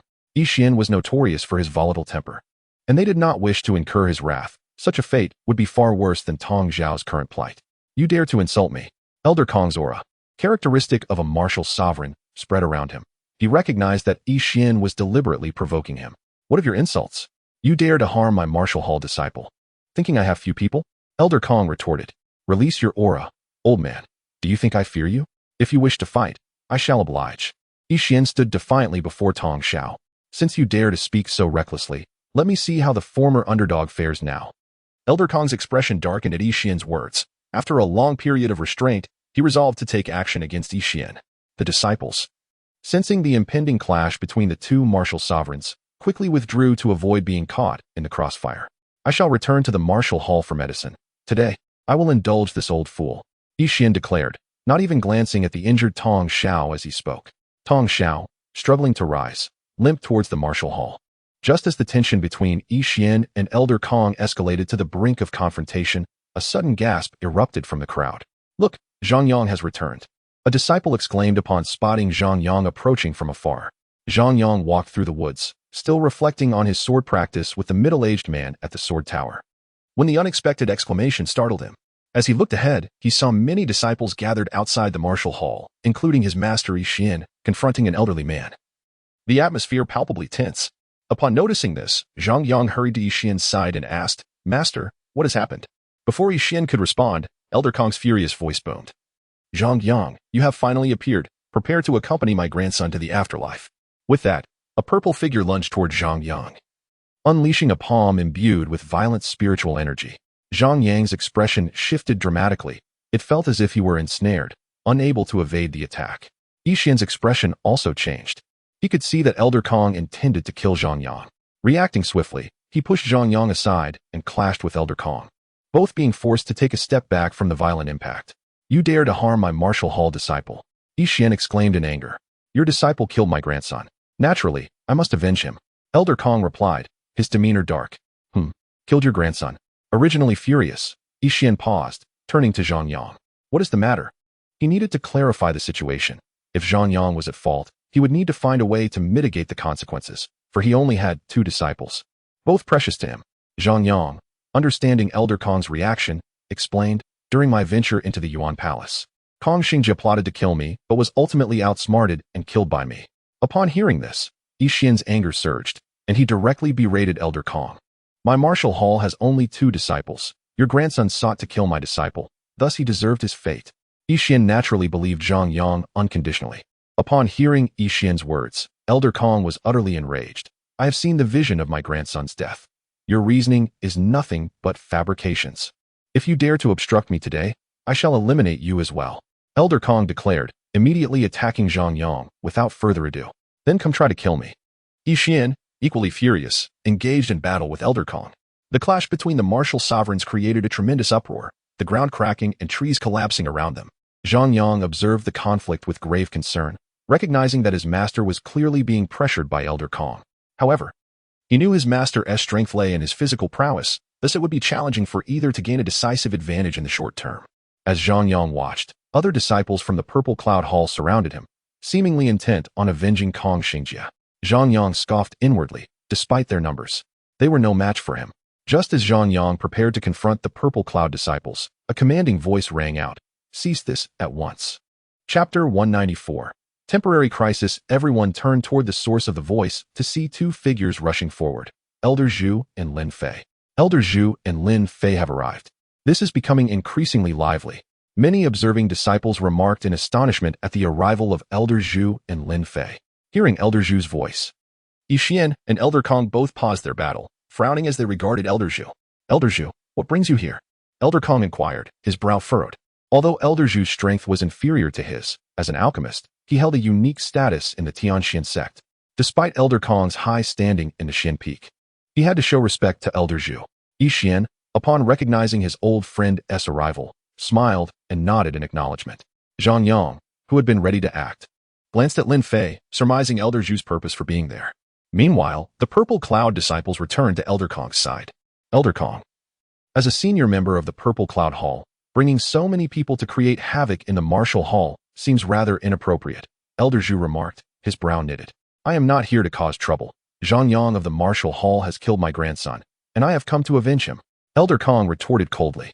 You are a senior of the Purple Cloud Hall. You should be aware of the rules of the Xin Peak. If you wish to exact vengeance, you ought to have brought the matter to the law enforcement hall rather than directly storming the martial hall and demanding blood. Elder Zhu responded coldly. My grandson's soul lamp has extinguished, and in the final images, I clearly witnessed Zhang Yang kill him. The evidence is irrefutable, and there is no need to trouble the law enforcement hall, Elder Kong declared. Furthermore, given my status in the Xin Peak, killing a mere Zhang Yang is no great matter. I can do as I please. Elder Kong sneered, casting a murderous glance at Zhang Yang. Your actions suggest a blatant disregard for the regulations set by the Peak Master, Yixian interjected. Elder Kong's expression shifted as he realized Yixian was attempting to ensnare him. I did not say that. Do not slander me. Elder Kong protested. You claim Zhang Yang killed your grandson, yet I have heard a different version of events. Elder Zhu interjected, interrupting their exchange. What do you mean by that? Elder Kong frowned, scrutinizing Elder Zhu. My granddaughter, at that time, accompanied by Kong Xingjie and Zhang Yang, ventured into the Yuan Palace. She recounted that Kong Xingjie intended to take her life, and had it not been for Zhang Yang's sudden appearance, she would have already perished at the hands of that beast. You must provide me with a reasonable explanation for this. Elder Zhu's expression turned cold as he spoke. Nonsense. My grandson holds a deep affection for you, Lin Fei. He would never commit such an act. Kong Rong retorted, clearly unconvinced. The events are true. And not only did Kong Xingjie plot to harm Zhang Yang, but he also sought to kill me. I swear to the heavens that every word I utter is the truth, Lin Fei declared, raising 3 fingers towards the sky in a gesture of oath. Upon witnessing Lin Fei's vow, Kong Rong felt a chill in his heart, realizing the gravity of the situation had surpassed his expectations. He understood that Lin Fei could not be lying, for cultivators rarely dared to swear lightly before the heavens, lest they face dire consequences. There had been precedents where a cultivator swore to the heavens and failed to uphold the oath, resulting in the heavens striking them down with divine lightning, reducing them to ashes. Kong Rong fell silent after hearing this. My granddaughter is now unharmed, and your grandson has met his demise. I can temporarily refrain from pursuing this matter with you, but should you continue to target Zhang Yang in the future, do not blame me for involving the sect leader, Elder Zhu stated coldly. When Lin Fei returned to the Yin Pavilion to report the situation, had Kong Xingjie not already been dead, she would have desired to personally eliminate him. Now, Zhang Yang is not only Lin Fei's savior, but also needs to assist her in participating in the Alchemist Grand Competition. It is truly maddening that Kong Rong would seek to kill Zhang Yang at this juncture. Kong Rong's demeanor shifted, aware that despite his strength, he could not act against Zhang Yang with Elder Zhu and Yixian present. Additionally, with Elder Zhu being a member of the Yin Pavilion, his position was particularly sensitive. Further entanglement would not serve him well. This matter requires careful deliberation. Let us depart, Kong Rong said coldly, subsequently leading the members of Ziyun Hall away.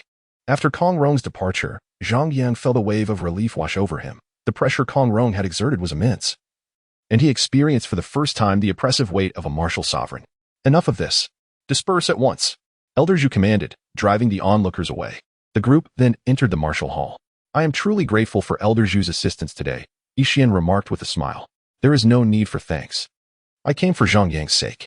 If he were to perish, there would be no one to represent the Yin Pavilion at the Alchemist Grand Competition. Elder Zhu replied with a grin. Yixian chuckled but soon recalled that the Xianfeng Grand Competition was imminent, his expression turning serious as he addressed Zhang Yang. Are you certain you wish to participate in the Xianfeng Grand Competition?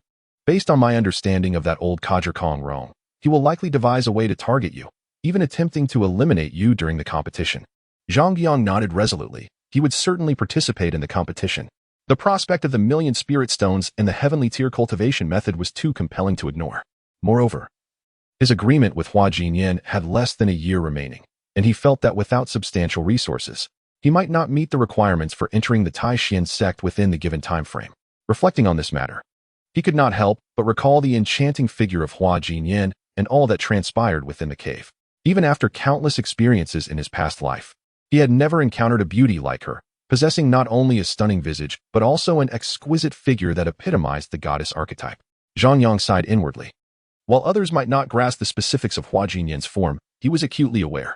I believe Yixian is correct, Zhang Yang. It would be wise for you to withdraw from participation. If that old scoundrel Kong Rong instructs Guanli to target you during the competition, given your current abilities, it would be exceedingly difficult for you to survive until its conclusion, Elder Zhu cautioned. Zhang Yang had previously rescued Brother Guan and his sibling while in the Yuan Palace. Brother Guan would undoubtedly not act against him. At this moment, Lin Fei interjected. Zhang Yang saved Guanli?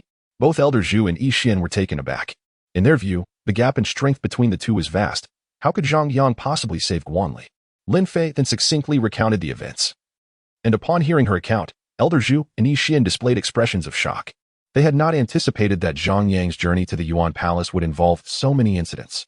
Not only encountering a peerless genius ranked within the top 20, but also meeting the third prince of the Guisu Hall. To add to that, Zhang Yang had even caused the demise of one among them. If word of this were to spread, Zhang Yang's fame would likely resonate throughout the entire eastern region. Chapter 195. Midnight conversations. After Elder Zhu and Lin Fei departed, Yixian turned to Zhang Yang and said, if you insist on participating, I will not stop you. But it appears that Tong Xiao will be unable to accompany you this time. Zhang Yang asked in confusion, what happened to my senior brother? Your senior brother was previously besieged by members of Ziyun Hall and is now severely injured, requiring time to recover, Yixian explained. Those bastards! Zhang Yang's fists clenched in indignation, cracking audibly as he expressed his genuine fury. After a moment of contemplation, he looked to Yixian and declared, Master, I will attend this competition alone. I will not let those who have harmed my senior brother go unpunished. Yixian observed Zhang Yang's anger and knew he had chosen the right disciple. However, Zhang Yang, do not act impulsively. Ziyun Hall's reputation as the foremost hall is not merely due to Guan Li's strength. Their overall capabilities are formidable. I recognize your exceptional talent and your ability to challenge those beyond your level. Yet even so, you are currently only at the 6th level of the Great Martial Master realm, while Ziyun Hall possesses numerous disciples at the 9th level. It is prudent to proceed with caution, Yixian advised. Zhang Yang nodded, comprehending his master's intent. Furthermore, I must alert you that the upcoming Xianfeng Grand Competition will likely be a team event, with only you representing the Martial Hall. Participating alone would place you at a significant disadvantage, especially with Ziyun Hall likely targeting you. This competition could prove exceedingly difficult, even threatening your very life. Yixian cautioned. Zhang Yang nodded in agreement, but remained unfazed, smiling as he replied. The difference between participating with one other person versus going solo is not that substantial, wouldn't you agree, Master? Yixian paused for a moment, then recalled Tong Zhao's lackluster combat abilities, chuckling. Indeed, the difference is negligible. With 8 days remaining before the competition, Zhang Yang chose not to leave the martial hall in the following days, but instead engaged in quiet cultivation, refining his state of mind. Within the Ziyun Hall loft, I have a task for you, Kong Rong said, turning his back to Guanli. Please speak, Master. I will do my utmost. Guanli replied respectfully. During the Xianfeng Grand Competition, I hope you will find an opportunity to eliminate Zhang Yang, Kong Rong instructed. Guan Li's expression shifted slightly, realizing that the moment he had anticipated had finally arrived. He was well aware of Zhang Yang's involvement in the death of Kong Xingjie. Master, this task may prove challenging for me, Guan Li admitted. Kong Rong turned to face him, confusion etched on his features. What makes it difficult? Master, you may not be aware, but Zhang Yang has saved both me and my brother Guan Mai. I cannot betray such kindness, Guan Li stated. Upon hearing this, Kong Rong narrowed his eyes, incredulous that an insignificant being like Zhang Yang could have shown Guan Li any favor. You may leave now, Kong Rong said, turning away once more, though his expression was decidedly grim. Had it not been for Elder Zhu's presence, he would have resolved the matter with Zhang Yang personally, avoiding this convoluted situation altogether. After Guan Li departed, a young man soon entered the room. He bore a scar across his face, his gaze sharp as a blade, exuding an air of ruthless coldness. Master, you summoned me? Is there something you need? The young man asked respectfully.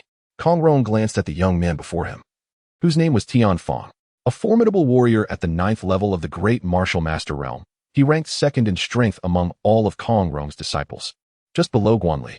However, due to his ruthless nature, many disciples of the Ziyun Hall held him in fear. I have a task for you, Kong Rong stated. Please. Master, do tell, Tianfang replied. During the Xianfeng Grand Competition, find an opportunity to eliminate Zhang Yang from the martial hall, Kong Rong instructed. Tianfang's brow furrowed slightly at this, and he responded, such a task may prove difficult. If the peak master learns of it, I fear for my life. Understanding Tianfang's character all too well, Kong Rong inwardly scoffed. This was merely a ploy for personal gain. If you assist me in eliminating Zhang Yang, I can ensure your strength surpasses Guan Li's in a short time, elevating you to the foremost position in the Ziyun Hall and granting you a place on the Eastern Domain's rankings, Kong Rong promised. In the world of cultivators, resources were paramount. Although Guan Li currently held the top position in the Ziyun Hall, with Kong Rong's support, Tianfang could swiftly surpass him. Upon hearing this, a glimmer of ambition sparked in Tianfang's eyes, though he masked his excitement. Master, might you provide the resources in advance? Only then can I fulfill your task with peace of mind. Tianfang was astute.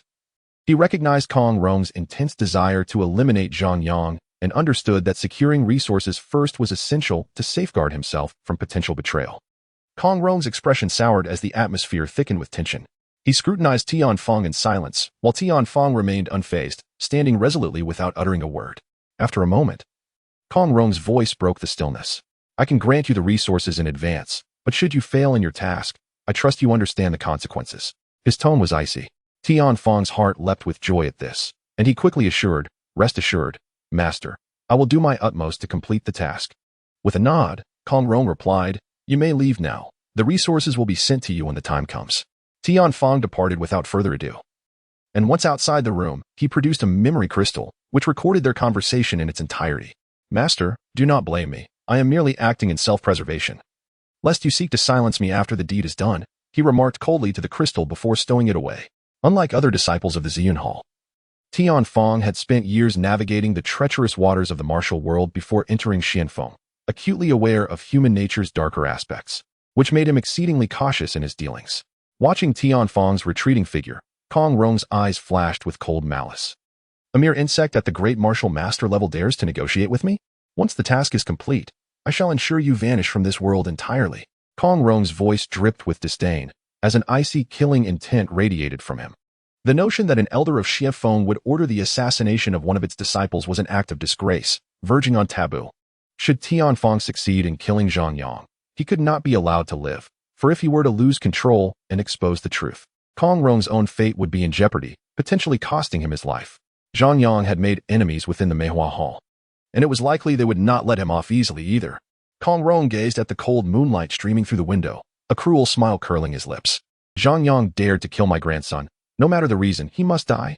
Chapter 196. Public opinion in the lead-up to the Xianfeng Grand Competition. Zhang Yang experienced a relatively tranquil period. He spent most of his time in cultivation, occasionally wandering the halls of the martial hall, enjoying a life of relative ease and serenity. At sunset, he stood atop the martial hall's back mountain, gazing down at the rivers and mountains adorned in golden hues, lost in thought as if ensnared by memories. What occupies your mind? Wukong perched on a branch behind Zhang Yang, the golden rays of the setting sun illuminating his already brilliant golden fur. Startled from his reverie by Wukong's voice, Zhang Yang's gaze remained somewhat distant. Wukong, do you believe in time travel? He murmured, watching the fading sunlight. Indeed, such things are not unheard of. Some ancient beings possess souls that endure, able to seize the bodies of others, Wukong replied. A shiver coursed through Zhang Yang upon hearing this, and he turned to face Wukong with excitement. If someone were to traverse into this world, would they have a chance to return? Typically, if one were to enter this realm and wish to return to their original world, there theoretically existed a method. But it required reaching a very high level of cultivation to possess the ability to transcend the void. Otherwise, even if a regular cultivator knew the coordinates of their original world, their speed would be insufficient to return before death. There was, of course, another method, to locate a super teleportation array, which could facilitate long-distance travel.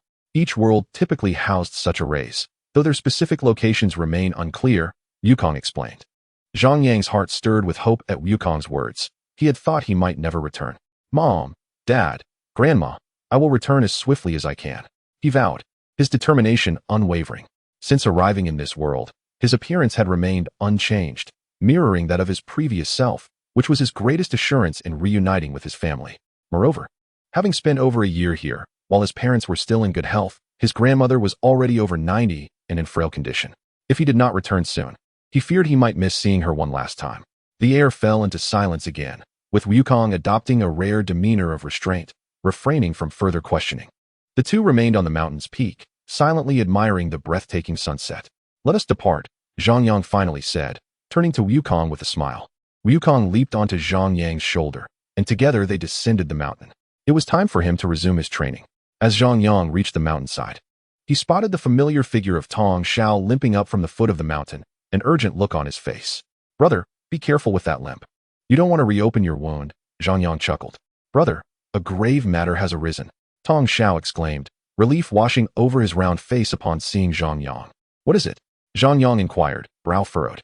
Unbeknownst to you, rumors have been circulating throughout Xianfeng that you, in pursuit of Sister Lin Fei's affections, conspired to murder your rival, Kong Xingjie, Tong Xiao disclosed. Zhang Yang frowned at this revelation and replied, let them say what they will, it matters not to me. It matters greatly, dear brother. Your reputation has become utterly tarnished within Xianfeng. Many are vocally condemning you. Even dogs bark at the mere mention of your name. Moreover, you must realize that Sister Lin Fei is regarded as the beauty of Xianfeng, with countless suitors. The entrance to our martial hall is now besieged by male disciples. Both Master and I cannot even step outside, Tong Xiao explained. Zhang Yang responded. Then let Master drive them away. Master has attempted to shoo them away several times, but they return immediately. If not for my intervention, he would have already lost his temper and confronted them, Tong Xiao added. Zhang Yang understood that the insults hurled at him by those gathered at the martial hall's entrance must have been particularly harsh, or else his master would not have engaged with such a rabble. Do you know who is spreading these rumors? Zhang Yang asked. I'm not certain, but Master suspects that the old fox, Kong Rong, is the one behind it, Tong Xiao replied, somewhat knowingly. Zhang Yang nodded in agreement. He too suspected that Kong Rong was orchestrating this scheme. There must be some ulterior motive behind his actions, for otherwise, such behavior seemed rather juvenile. Zhang Yang mused silently. Brother, you should return to rest. I will personally investigate the matter, he said with a smile, promptly making his way down the mountain. Soon, Zhang Yang arrived at the entrance of the martial hall, where he could already hear a cacophony of voices shouting and cursing. Bring out that bastard Zhang Yang. Xianfeng has no need for such a despicable and shameless scoundrel. Indeed, Zhang Yang, in his pursuit of Lin Fei, orchestrated the murder of Kong Xingjie. Such a person should be immediately handed over to the enforcement hall for the death penalty. The martial hall's protection of Zhang Yang reflects poorly on its members, who surely share his vile nature. I propose that the Peak Master disband the martial hall altogether. After all, it has but a handful of members. Rather than allocate resources to the martial hall, it would be far wiser to distribute them to other halls. How disgraceful it is. Even dragging the martial hall into this mess, Wukong lamented. You need not speak. I am well aware, Zhang Yang replied darkly. At that moment, Zhang Yang noticed Yi Xian storming towards the entrance, his expression dark and on the verge of erupting. Zhang Yang quickly stepped forward to block Yi Xian's path. Master, what are you planning to do? Zhang Yang inquired. This group of rascals comes here daily, and I cannot seem to chase them away. If I do not take action soon, this matter may reach the Peak Master, which would be detrimental to our martial hall, Yi Xian said, his face grim. They shout here every day. It has likely already reached the Peak Master, Zhang Yang replied with a bitter smile. Realizing something, Zhang Yang asked. What do you mean by detrimental to our martial hall? Yixian explained. Although our martial hall is in decline, we do possess 2 stone tablets inscribed with martial arts techniques that the other 3 halls covet greatly. To my knowledge, the elders of the other halls have been lobbying the peak master to annex our martial hall to obtain those tablets. If I am not mistaken, the recent rumors are likely being spread intentionally by that old wretch, Kong Rong. His Ziyun hall is the strongest and is most likely to swallow our martial hall. No wonder the other hall elders indulge their disciples' behavior. It appears it was all part of a scheme. Zhang Yang thought to himself, realizing everything suddenly made sense. Master, you must refrain from acting. If you strike a disciple, it will only provide them with leverage against us, further harming our martial hall, Zhang Yang cautioned. But if I do nothing, it will also be highly unfavorable, Yixian retorted, fully aware of the stakes but unable to conceive a better solution. Chapter 197. Breaking the stalemate. Zhang Yang and Yixian stood within the martial hall, while a throng of disciples gathered at the entrance, hurling insults at the hall. Exhausted from their tirade, they would soon be replaced by another batch, an endless cycle. Yixian, listening to the barrage of insults, wore a stormy expression. He lifted his foot, heading toward the entrance, muttering, "These little beasts have truly gone too far. I must teach them a lesson today, or my anger will remain unquenched." Seeing this, Zhang Yang immediately grasped Yixian's arm. "Master, do not rush. If you act in anger, you will fall into their trap." "Then what do you suggest we do?" Yixian asked, his face still flushed with rage. "I happen to have a plan," Zhang Yang whispered to Yixian, who, upon hearing it, brightened and replied, "You are indeed clever. We do possess those items. Follow me." Yixian led Zhang Yang to a storeroom, where he quickly retrieved the materials Zhang Yang required, stating, "These items were acquired in my youth. Since our martial hall lacks an alchemist, feel free to utilize them as you wish." Zhang Yang nodded, surveying the assorted materials.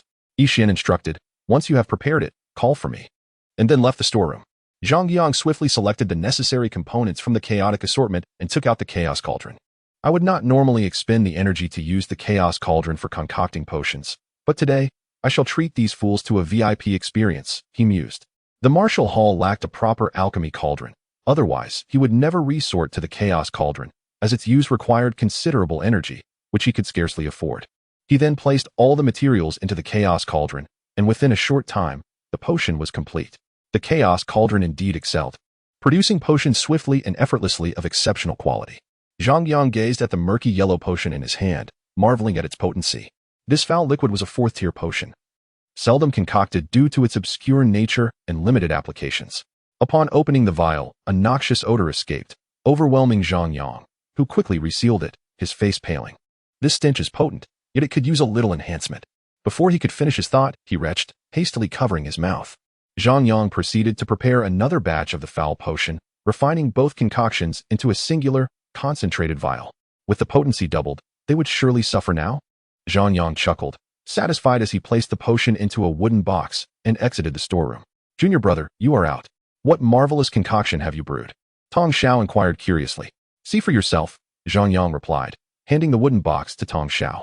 Curiosity piqued, Tong Xiao opened it, only to be met with an overwhelming stench that even the cork could not contain. "Ugh," he gasped, immediately retching. Zhang Yang swiftly reclaimed the box to prevent the potion from shattering. After a moment of heaving, Tong Xiao straightened, his complexion pale, appearing even more haggard than when he was injured.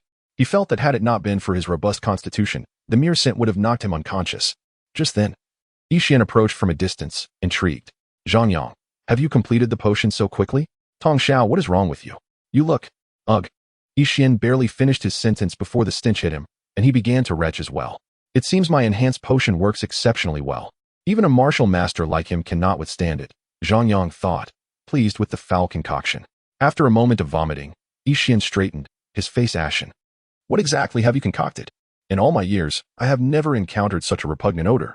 Zhang Yang handed each of them 2 nose plugs, gesturing for them to block their noses. "The stench is precisely what we need. Let those outside have a whiff as well." Yixian and Tong Xiao's eyes lit up at this, with Yixian exclaiming, "You truly are ruthless." He urged Zhang Yang to hasten. The 3 swiftly returned to the entrance of the martial hall, where the disciples' cacophony of insults continued unabated. Zhang Yang uncorked the vial and hurled the potion outside. The sound of shattering glass echoed. Almost instantly, they heard the raucous cries and retches from outside. "What is this foul liquid? Ugh, who threw that vial? I swear I'll... Ugh. Everyone, run. Some have already been knocked out by the stench. What about our comrades? We must help them." "Help? In the stench? I fear that if I don't pass out first, I won't be able to drag anyone out. The outside was engulfed in chaos, with footsteps scattering in all directions. Within moments, however, silence fell. Zhang Yang opened the door to find the crowd of disciples had fled, leaving behind a dozen or so who lay unconscious on the ground, their faces pale and some foaming at the mouth. A pitiful sight indeed. What should we do with them? Tong Xiao asked. Let them lie. They won't starve, Zhang Yang chuckled, closing the door again. The potion I concocted is an enhanced version, and its foul odor will linger until the tournament begins. With that, we shall enjoy a few peaceful days, Zhang Yang smiled, leading the way out. Junior brother, you are a genius. Such a difficult problem was resolved with such ease, Tong Xiao remarked, impressed. Tong Xiao gazed at the receding figure of Zhang Yang, feeling somewhat contemplative. You should learn from your junior brother and employ your intellect more in solving problems, Yixian suddenly remarked. I'm not very bright. Why didn't you think of this method, master? Tong Xiao retorted. Yixian, upon hearing this, gave Tong Xiao a light smack on the head, exclaiming in anger. What do you know? I had already considered this method, but my position is unique. Such underhanded tactics are beneath me. With that, Yixian departed. Tong Xiao, rubbing his head, muttered, I find that a bit hard to believe. He too then took his leave. In the following days, the foul odor at the entrance of the martial hall remained pungent, and the cursing disciples ceased to return. Time flew by, and soon it was the day of the Xianfeng Grand Competition. Zhang Yang opened the door to the martial hall, and by then, the stench had completely dissipated. Be cautious during the competition, junior brother, Tong Xiao advised, as he was unable to accompany Zhang Yang due to his injuries. Zhang Yang smiled and nodded, saying, Don't worry, I will surely secure first place. He then glanced around and asked, Where's master? He has gone ahead to meet the peak master. He left long ago, Tong Xiao replied. Zhang Yang nodded, saying, I'm off then, await my good news. He then headed towards the assembly point for the Xianfeng Grand Competition. Chapter 198. The Xianfeng Grand Competition begins. After bidding farewell to Tong Xiao, Zhang Yang looked at the disciples sprawled on the ground. Some had begun to regain consciousness, though their faces still bore a pallor. What has happened? Why are you all lying here? Zhang Yang feigned ignorance. The disciples struggled to rise, one of them shaking his head as if trying to clear his mind. The stench seems to have vanished, he remarked, displaying a look of lingering fear. It was then that he noticed Zhang Yang beside him, and his expression shifted as he exclaimed, You finally dared to show your face, you shameless wretch. The other disciples glared angrily at Zhang Yang as well. Of course I came out. Today is the day of the Xianfeng Grand Competition, Zhang Yang replied with a smile, and then sauntered away. The disciples, momentarily stunned by Zhang Yang's words, quickly turned pale, one of them exclaiming, Goodness, we've been unconscious for 5 days. Another shouted, We must hurry. The Xianfeng Grand Competition is about to commence. With that, they all staggered towards the venue of the competition, still reeling from their ordeal. Zhang Yang arrived at the central area of Xianfeng, where aside from the Yinyang Pavilion, there stood a grand hall. This was the residence of the peak master. Outside the hall was a plaza where numerous disciples had gathered. Nearly all of Xianfeng's disciples were present. Have you heard? A few days ago, many people caused a ruckus at the martial hall entrance, and suddenly a vial of potion flew out of nowhere, causing many disciples to faint from the fumes. Indeed, this incident has been the talk of Xianfeng lately. Some who returned to their respective halls fainted, exuding a terrible stench. I heard from those who came back that someone deliberately tossed a vial of potion into their crowd, and that foul odor emanated from it. No one knows where that potion came from. It was horrendously foul. Some who tried to retrieve their fainted friends from the martial hall entrance were almost knocked out again by the stench. Disciples from 3 different halls were engaged in fervent discussions about this incident, while those who had not participated in the ruckus silently expressed their relief, grateful they had avoided embarrassment. Upon entering the plaza, Zhang Yang noticed the disciples had formed 3 groups, each hall clustering together, seemingly engrossed in conversation. As a disciple of the martial hall, he stood alone in a vacant corner, feeling somewhat out of place. This was largely due to the small number of disciples from the martial hall and the fact that they had often been disregarded in past Xianfeng Grand competitions. Zhang Yang has arrived. Suddenly, someone exclaimed, and all eyes turned toward him, curiosity evident among the disciples. For Zhang Yang had become the most renowned figure at Xianfeng in recent times. Good morning, everyone, Zhang Yang greeted cheerfully, smiling at the gathered crowd. At that moment, a tall disciple from the Plum Blossom Hall approached him, his fierce countenance unmistakable. It was Mei Fong, who had recently achieved a breakthrough to the 9th level of the Grand Martial Master rank, placing him among the top 10 in the Plum Blossom Hall. Is it true that you threw that noxious vial from the Martial Hall? Mei Fong inquired, his expression laden with suspicion. Zhang Yang directly admitted, indeed. I did. The crowd gasped in astonishment. It was uncommon for anyone to acknowledge their involvement in such matters, let alone Zhang Yang, who exhibited no hint of remorse. Some disciples who had been wronged by Zhang Yang regarded him with dark expressions, their thoughts inscrutable. Mei Fong, seeing Zhang Yang's unabashed admission and fearless demeanor, felt his expression darken. You, a mere waste from the martial hall, dare to be so arrogant? Do you believe I want to incapacitate you right now? Mei Fong seethed. For ever since that incident, the disciples from the other two halls had taken to mocking Plum Blossom Hall for being bested by a disciple from the martial hall. Everyone was well aware of the vast disparity in strength between the martial hall and the Plum Blossom Hall. I don't believe you can, Zhang Yang replied coolly. Oh, is that so? Then allow me to make you a believer. Mei Fong retorted angrily, immediately launching an attack towards Zhang Yang. Just as Zhang Yang prepared to counter, a furious voice rang out, "Stop!" The voice belonged to Guanli, who was rushing over with Lin Fei from the direction of the Ziyun Hall. Today is the day of the Xianfeng Grand Competition. You cannot engage in combat here. Mei Fong, as a senior disciple, do you not understand this basic rule? Guanli admonished sternly. Upon seeing Guanli's displeased expression, Mei Fong trembled slightly, as the foremost figure at Xianfeng. Guanli's authority was not to be trifled with, and thus Mei Fong refrained from further antagonizing Zhang Yang. Just you wait, Zhang Yang, when the competition begins. You'll regret this. Mei Fong sneered before departing. Are you all right, Zhang brother? Guanli inquired with a smile. I'm fine, it's just a few pesky flies. That's quite normal, Zhang Yang replied with a grin. Zhang Yang, you must be cautious. I've heard many plan to give you a beating during the competition. Lin Fei warned. No worries. In the end, it remains uncertain who will strike whom, Zhang Yang chuckled. Turning to Lin Fei, you shouldn't have come looking for me. It could tarnish your reputation. Lin Fei, feeling warmth spread within her at Zhang Yang's concern, replied cheerfully, It's nothing, I don't mind. Zhang Yang, somewhat helpless, glanced at the other disciples from the three halls glaring at him and thought, You might not mind, but they will surely target me. As Zhang Yang had anticipated, many disciples were seething with anger upon witnessing Lin Fei's sweet smile directed at him. It had been some time since Lin Fei had displayed such a delightful expression, which they could have tolerated.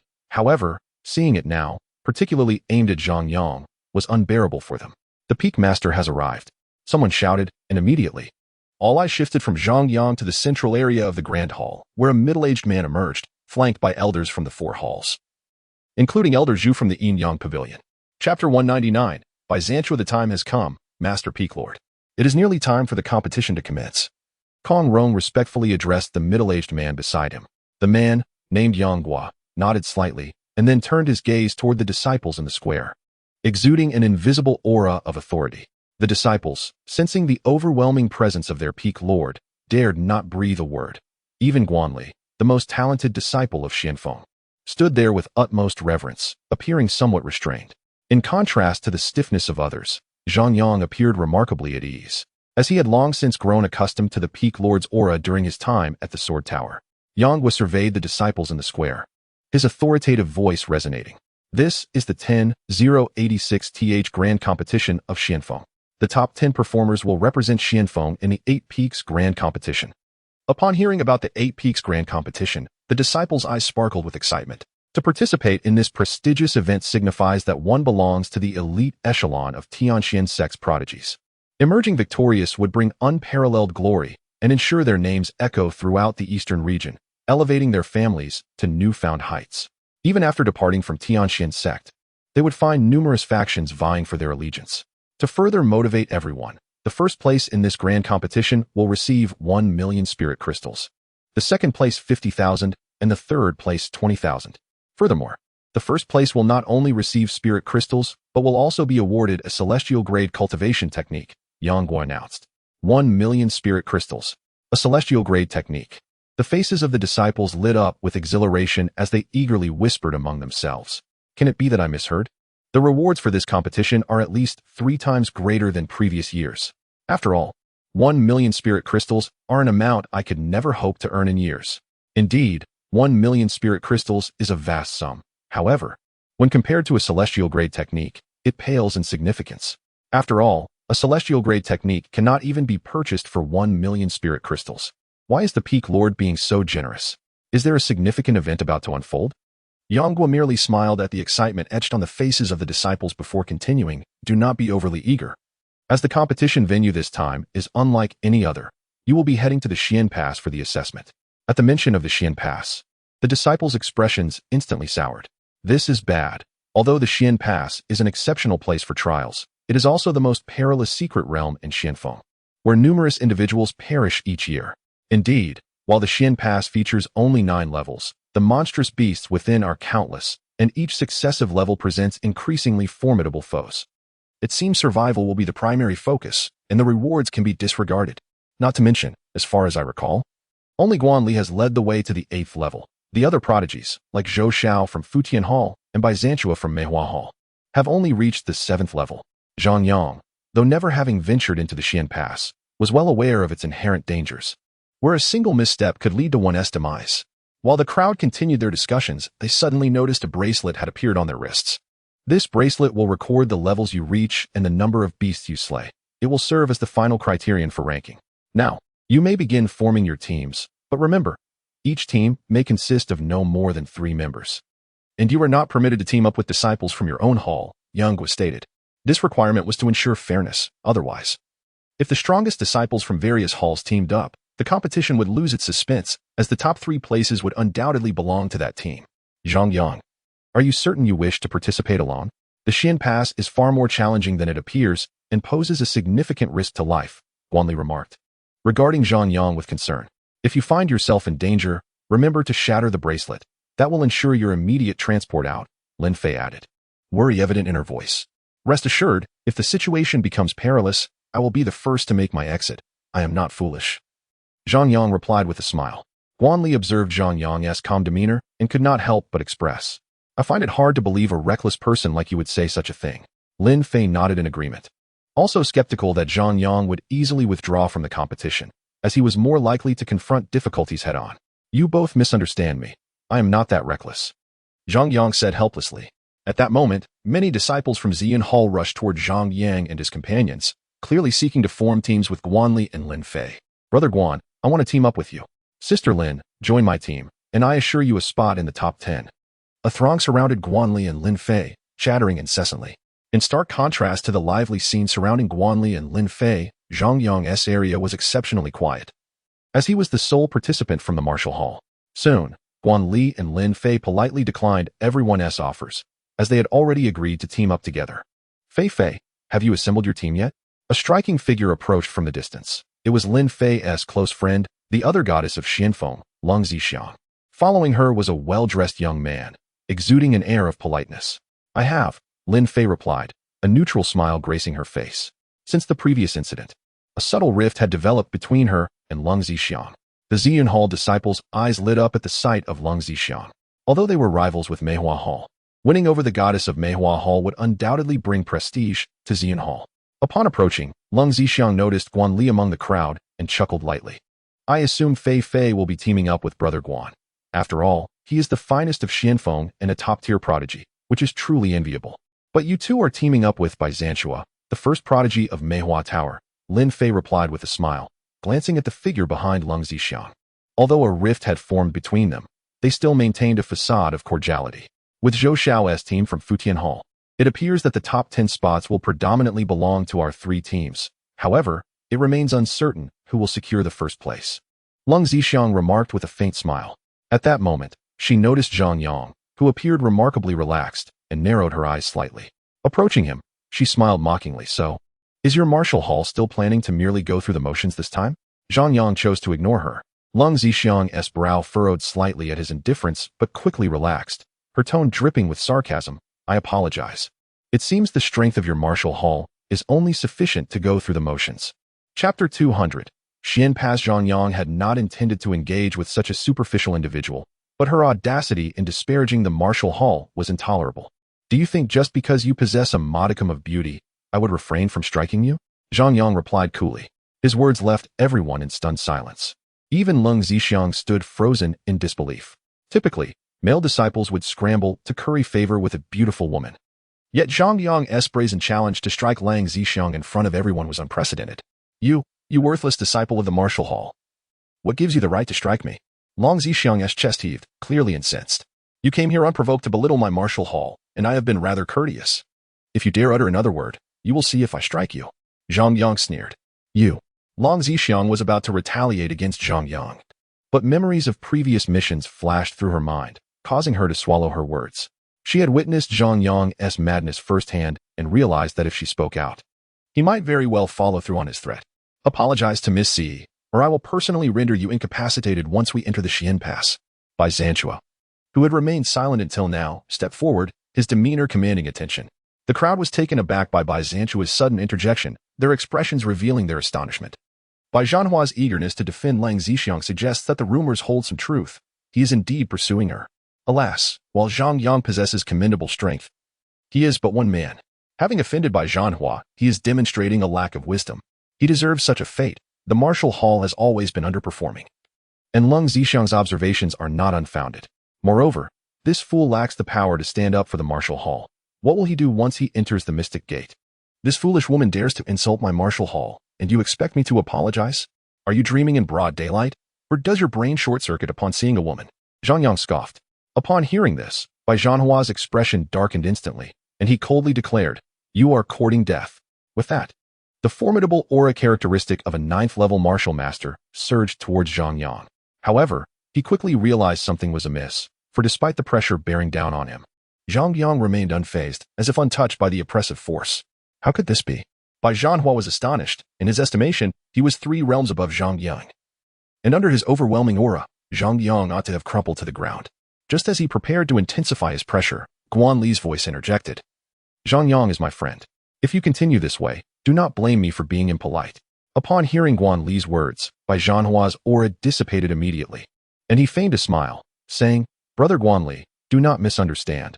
I was merely testing Zhang Yang's strength. As soon as he finished speaking, the voice of the Peak Master echoed from afar. It is time. Everyone prepare to enter the Mystic Gate. With that, Yang Guo led the way swiftly towards the back of the Grand Hall, followed closely by several elders. The disciples, witnessing this, followed suit, including Zhang Yang and Guan Li. Bai Zhanhua glanced at the departing Zhang Yang and coldly remarked, Rest assured, junior sister Lang. I will not allow Zhang Yang to leave the Mystic Gate alive after he dared to insult you. Lang Zixiang cast a grateful gaze at Bai Zhanhua, a hint of shyness crossing her features as she said, Thank you, Brother Bai. In this critical moment, you are the only one willing to assist me. Observing her bashful demeanor, Bai Zhanhua's heart raced with excitement, realizing he had drawn closer to winning her affection. Let us go, junior sister Lang, he said with a smile. And the two hastily rejoined the main group. Unbeknownst to them, at the moment of Zhang Yang and Bai Zhanhua's altercation, a figure, akin to a venomous serpent, had been fixated on Zhang Yang. This individual was Tian Fong, who had recently ascended to the pinnacle of the martial master realm, thanks to the vast resources provided by Kong Rong. Though I have yet to spar with Guan Li, my judgment tells me my strength surpasses his. He mused. You all presume Guan Li will undoubtedly take first place, but once I eliminate Zhang Yang, you will see who truly reigns as the foremost in Xianfeng. Tian Fong sneered, his menacing scar twisting on his face, rendering him quite fearsome. The gathering soon followed Yang Guo to the entrance of the Mystic Gate. The assessment period is 3 days. You may now enter, Yang Guo announced at the entrance. The disciples, upon hearing this, stepped through the teleportation array into the Mystic Gate. Brother Zhang, do take care. I will seek you out as soon as I enter, Guan Li advised. Zhang Yang, you have many foes in Xianfeng. You must remain low-key in the Mystic Gate and wait for us to find you, Lin Fei added. Understood, Zhang Yang replied with a smile. Stepping into the teleportation array first, followed closely by Guan Li and Lin Fei. Once all the disciples had entered the Mystic Gate, Kong Rong turned to Yang Guo with a smile, saying, Peak Master, you previously mentioned granting the Martial Hall 3 years. If it fails to recruit disciples or remains at the bottom of the rankings, it will be disbanded. The 3 years are now up. The other 2 hall elders displayed expressions of astonishment, as this was the first time they had heard such news. Yang Guo frowned upon hearing this. He indeed had a private discussion with Kong Rong regarding this matter, but it was merely to placate him. He did not expect Kong Rong to raise this issue in front of all the elders today, his intentions being all too clear. Under the scrutinizing gazes of the elders, Yang Guo pondered for a moment and said, I did indeed say that, but the Martial Hall has been a legacy for so many years. It would be unwise to disband it lightly. Immediately, Kong Rong interjected, the Peak Master wouldn't be having second thoughts, would he? Yang Guo found himself in a predicament. He knew the other 3 halls were eyeing the Martial Hall's plaque. Theoretically, given the Martial Hall's dismal state, merging with another hall was indeed the most beneficial course for the development of Xianfeng. Yi Xian, observing Yang Guo's discomfort, sighed inwardly. He had known that this day would eventually arrive, and he understood that merging the Martial Hall into another hall was the best choice. If the martial hall's performance remains at the bottom this time, I am willing to have it merged into another hall, Chen declared, and upon uttering these words, he appeared considerably aged. Having grown up in Shinfeng, he held profound affection for it and would not let personal interests hinder its progress. He recognized the necessity of letting go. The other elders gazed at Chen in astonishment. They had not anticipated that he, who would often rage at the mere mention of this topic, would utter such words today. Peak Master, you heard that Chen has relented. Simply order the martial hall to merge into my Ziyun Hall. By doing so, Ziyun Hall will acquire the plaque, and our overall strength will surely become even more formidable, enhancing our chances in the 8 Peaks competition, Kong Rong urged excitedly. No, it should merge into my Fahantang. Another elder contested. It ought to merge into my Meiwa Hall. The third elder chimed in, fully aware that if the martial hall were to merge into Ziyun Hall, their halls would forever lack the opportunity to surpass it. This matter can be discussed after the competition. What if the martial hall does not place last this time? Yanghua frowned. There is no need to wait until after. The martial hall has only one participant in this competition, and given the challenges of the Mystic Gate, it is certain to place last, Kong Rong asserted confidently. The other 2 elders nodded in agreement, feeling that there was no need for further deliberation. The martial hall's failure was a foregone conclusion. How about the Peak Master lets you 3 take over? Yanghua suggested, his expression sour. The trio fell silent, realizing that if they continued speaking, their hopes of absorbing the martial hall might just slip away. Elder Zhu, observing Chen's dejection, offered consolation. Do not be too disheartened. Perhaps Zhang Yang can create a miracle? Chen shook his head with a sigh and chose not to elaborate. He recognized Zhang Yang's prowess. Yet a miracle, by definition, is something that ordinary individuals cannot achieve, especially considering Zhang Yang was alone. Chapter 201. Breaking through unaware of the events unfolding outside. Zhang Yang had already entered a crimson world, shrouded in ominous scarlet clouds, creating an eerie atmosphere. Is this place randomly teleported? Zhang Yang pondered, noticing the vast emptiness surrounding him, indicating the Mystic Gate's expansive nature. It was then that he spotted a stone slab on the ground inscribed with the words, 9th level of the Mystic Gate. This is the 1st level. Did they not say there were numerous demonic beasts here? Where are they? Zhang Yang muttered as he walked. No sooner had he uttered these words than the air around him began to stir violently. The blood clouds above started to swirl, and a spatial passage materialized at their center. Here they come. Zhang Yang's expression turned vigilant as he summoned his innate stone sword. True to his intuition, mere moments later, a multitude of demonic beasts surged forth from the spatial passage. Goodness, so many! Zhang Yang exclaimed as he beheld the swarm of beasts in the air. Upon landing, they charged at him with ferocious intent, as if eager to rend him to pieces. The sound of their menacing roars filled the air. Zhang Yang suddenly noticed a demonic beast diving from above, its sharp claws glinting ominously as they approached his head. Zhang Yang understood that if he were to be captured by this monstrous beast, no matter how robust his physical form, he would easily be torn apart. If it seized his head, death would be inevitable. Observing the beast charging towards him, he did not falter. Instead, he leapt towards the creature in the sky, a cold smile gracing his lips. Today, I shall offer you as the first sacrifice to my sword. With a swift strike, he cleaved the airborne beast in 2. As he landed amidst the throng of beasts, his figure was quickly engulfed. Boom! A burst of crimson-black energy erupted, obliterating many of the beasts that were near him. With deft movements, Zhang Yang wielded his innate stone sword, effortlessly dispatching the creatures that could not withstand his might. Though numerous, these were merely mid-tier 4th-grade beasts. No match for him. The beasts hastened to activate the Chaos Cauldron, urging it to absorb their energy without waste. Wukong's voice resonated in Zhang Yang's mind. Upon hearing it, his eyes sparkled with realization, and he promptly activated the Chaos Cauldron. The energy from the slain beasts was entirely absorbed, with a portion returned to Zhang Yang. Energized by this feedback, he fought with renewed vigor, swiftly eliminating all the beasts in his vicinity. Although numerous, they were still too weak, yielding insufficient energy for his needs. Zhang Yang muttered to himself before dashing towards the 2nd level of the gateway. After a brief moment, he arrived before a colossal black portal, resembling a massive black dragon that obstructed his path entirely. Upon reaching the gateway, Zhang Yang discovered several small teams gathered there. How do we cross this threshold? He inquired, realizing he could not find an entrance. Simply break through that black stone door to enter the 2nd layer of the gateway. A disciple from the Fooding Temple explained with a smile, pointing at the door. Zhang Yang had initially overlooked it due to its dark hue. Thank you, he replied with a respectful gesture and immediately approached the stone door. Meanwhile, the disciple and his teammates frowned, whispering, he is a disciple of the martial hall and has offended many. Why engage with him? Aren't you worried about attracting trouble? Rest assured, he cannot break that stone door. It would merely be an embarrassment, another disciple scoffed. If it were that easy, they would have already breached the door instead of waiting here. Seeing Zhang Yang approach the stone door, several disciples from other teams exchanged glances, their faces revealing mockery as they anticipated his impending folly. Without hesitation, Zhang Yang swung his sword against the stone door. With a sharp slice, a beam of white light cleaved through the door, shattering it instantly. Thank you for the information, he called back, bowing slightly to the disciple from Fuding Temple before stepping through the threshold. The disciples outside, who had been eager to witness Zhang Yang's humiliation, were left speechless. What just happened? How did he manage that? It can't be his strength. It must be the sword he wields. It appears extraordinary. Two disciples from Fuding Temple murmured, observing the shattered door. Soon after, the others followed Zhang Yang's lead, rushing into the gateway.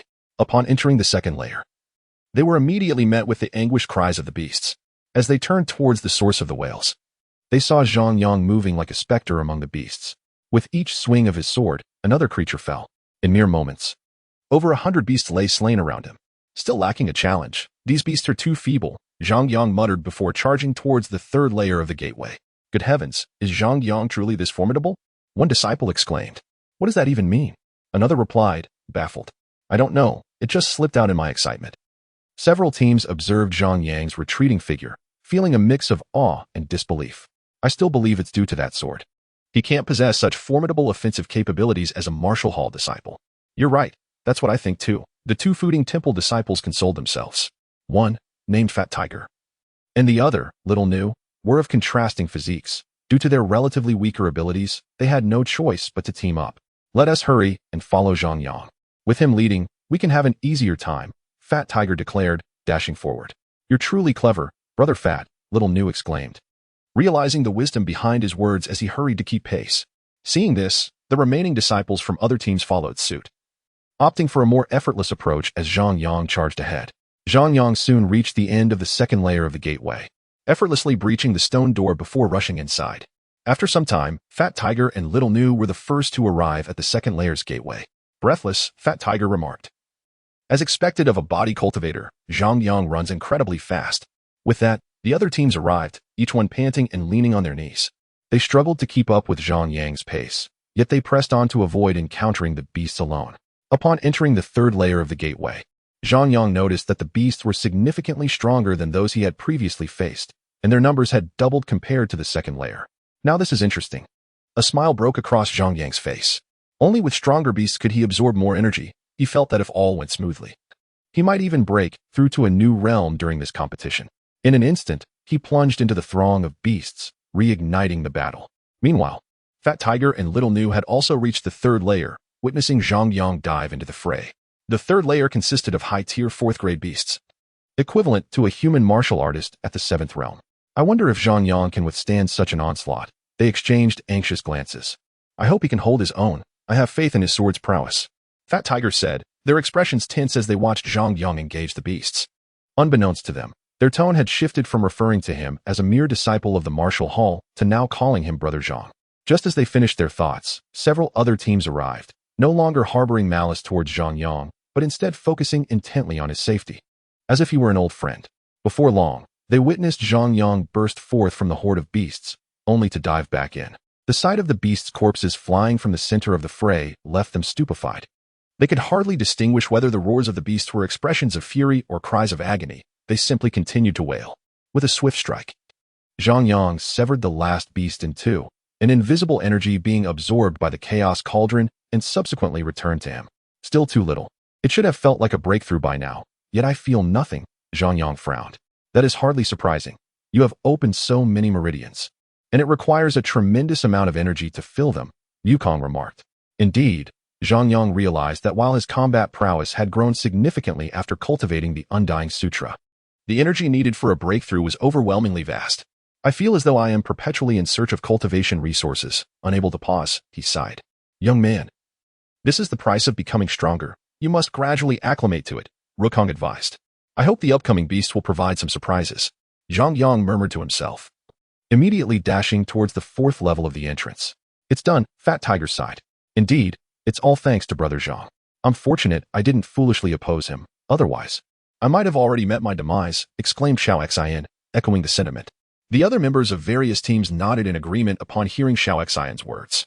Let us hurry. Brother Zhang will surely lead us to greater heights, Fat Tiger said, visibly excited. The ranking system for the Xianfeng Grand Competition prioritized the number of levels ascended, only comparing the number of demon beasts slain if the levels were identical. As long as they followed Zhang Yang, they could effortlessly climb the ranks. Brother Zhang is clearly different from those disciples of the martial hall. His physical prowess is formidable, and his combat techniques are terrifying. With his strength, I believe we can at least reach the 6th level, perhaps even the 7th. A disciple from Ziyun Hall remarked. Many have underestimated Brother Zhang. Though his realm is not high, his combat capability far exceeds it, a female disciple from Manhua Hall added. After her statement, the others nodded in agreement, wholeheartedly endorsing her perspective. The group swiftly advanced towards the 4th level of the entrance. At that moment, Zhang Yang had already arrived at the 4th level entrance, where he noticed a team waiting, seemingly anticipating something. Why are there so few people? Is there more than one door to the entrance? Zhang Yang mused, then proceeded towards the grand door. As he had surmised, there were indeed multiple doors at the entrance. The small team of 3 also noticed Zhang Yang. It's Zhang Yang. What a twist of fate. One disciple scoffed. These 3 were disciples from Manhua Hall, previously subjected to Zhang Yang's noxious yellow potion. This kid is all alone. How could he possibly reach here? Another Manhua disciple questioned. Forget that. It's a rare opportunity to seek revenge today. I was incapacitated for 5 days because of him. Becoming a laughingstock, one of them proclaimed. I might not have fainted, but the stench lingered long after returning. My partner, Hua, wouldn't he let me near her during that time? It was torturous. The trio's anger intensified as they approached Zhang Yang with smirks. You're quite lucky, little martial hall insect, to have made it this far. The leader of the Manhua disciples jeered. His strength had reached the 8th level of the great martial master. While not the strongest in Manhua Hall, he was certainly above average and looked down upon Zhang Yang, who was only at the 6th level. Why should your kind be able to ascend here while I cannot? Zhang Yang retorted, initially intending to pass through without conflict. However, with the trio confronting him, he felt no obligation to hold back.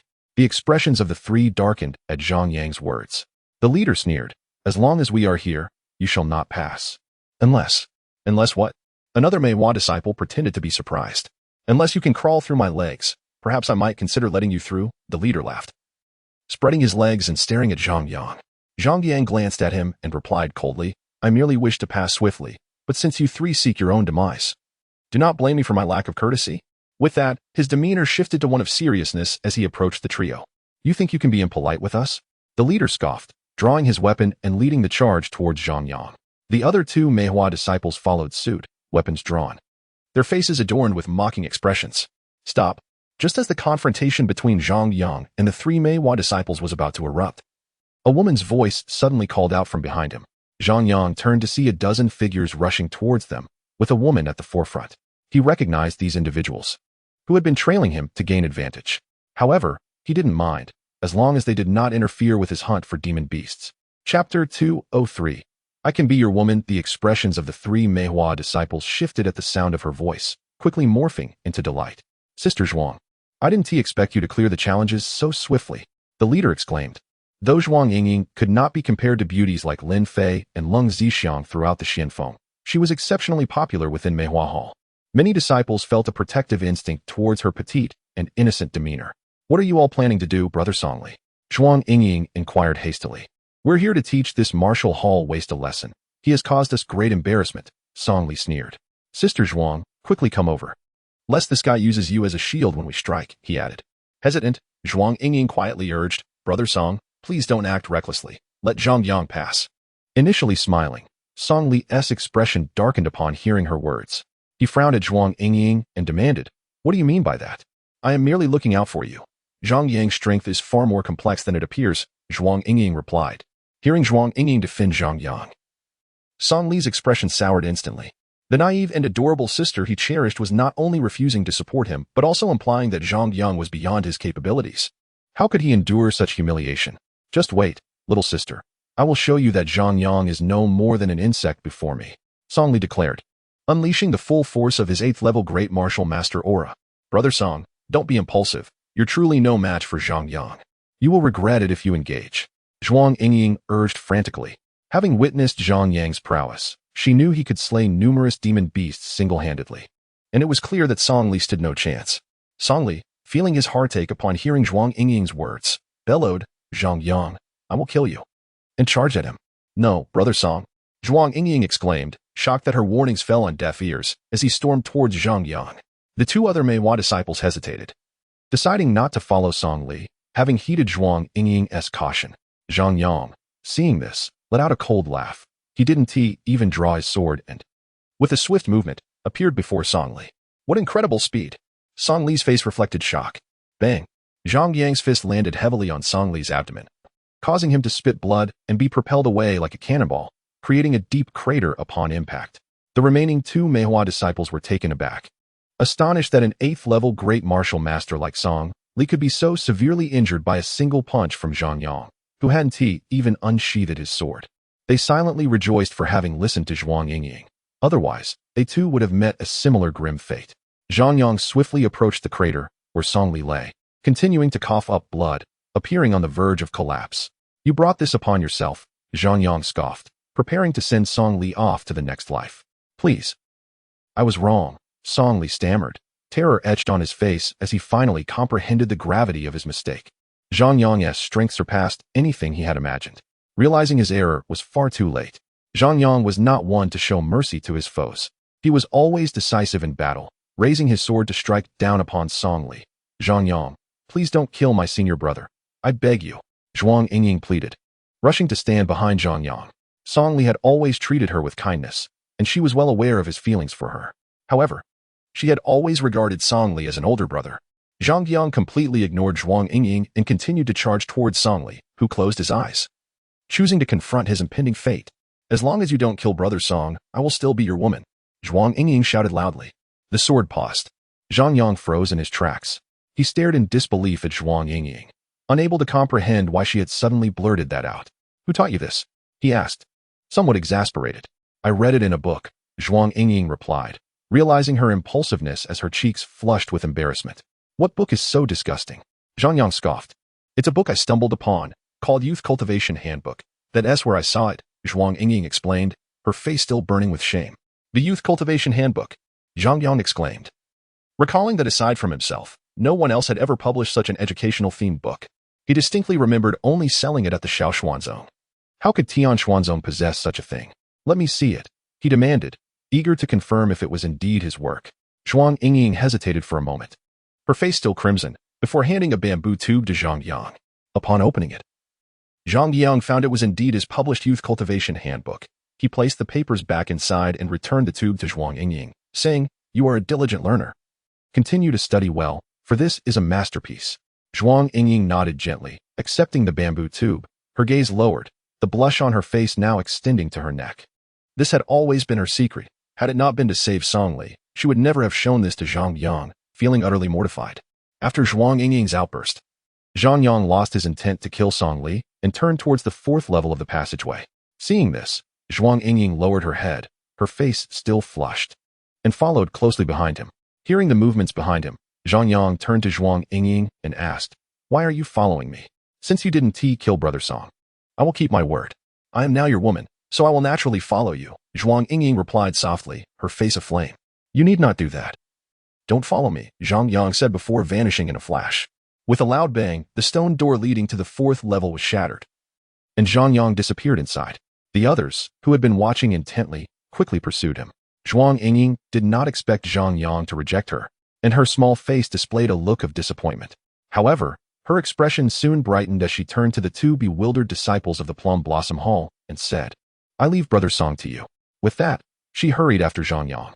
In the end, only Song Li remained, staring blankly from the deep pit, while the two Plum Blossom Hall disciples were left in disarray.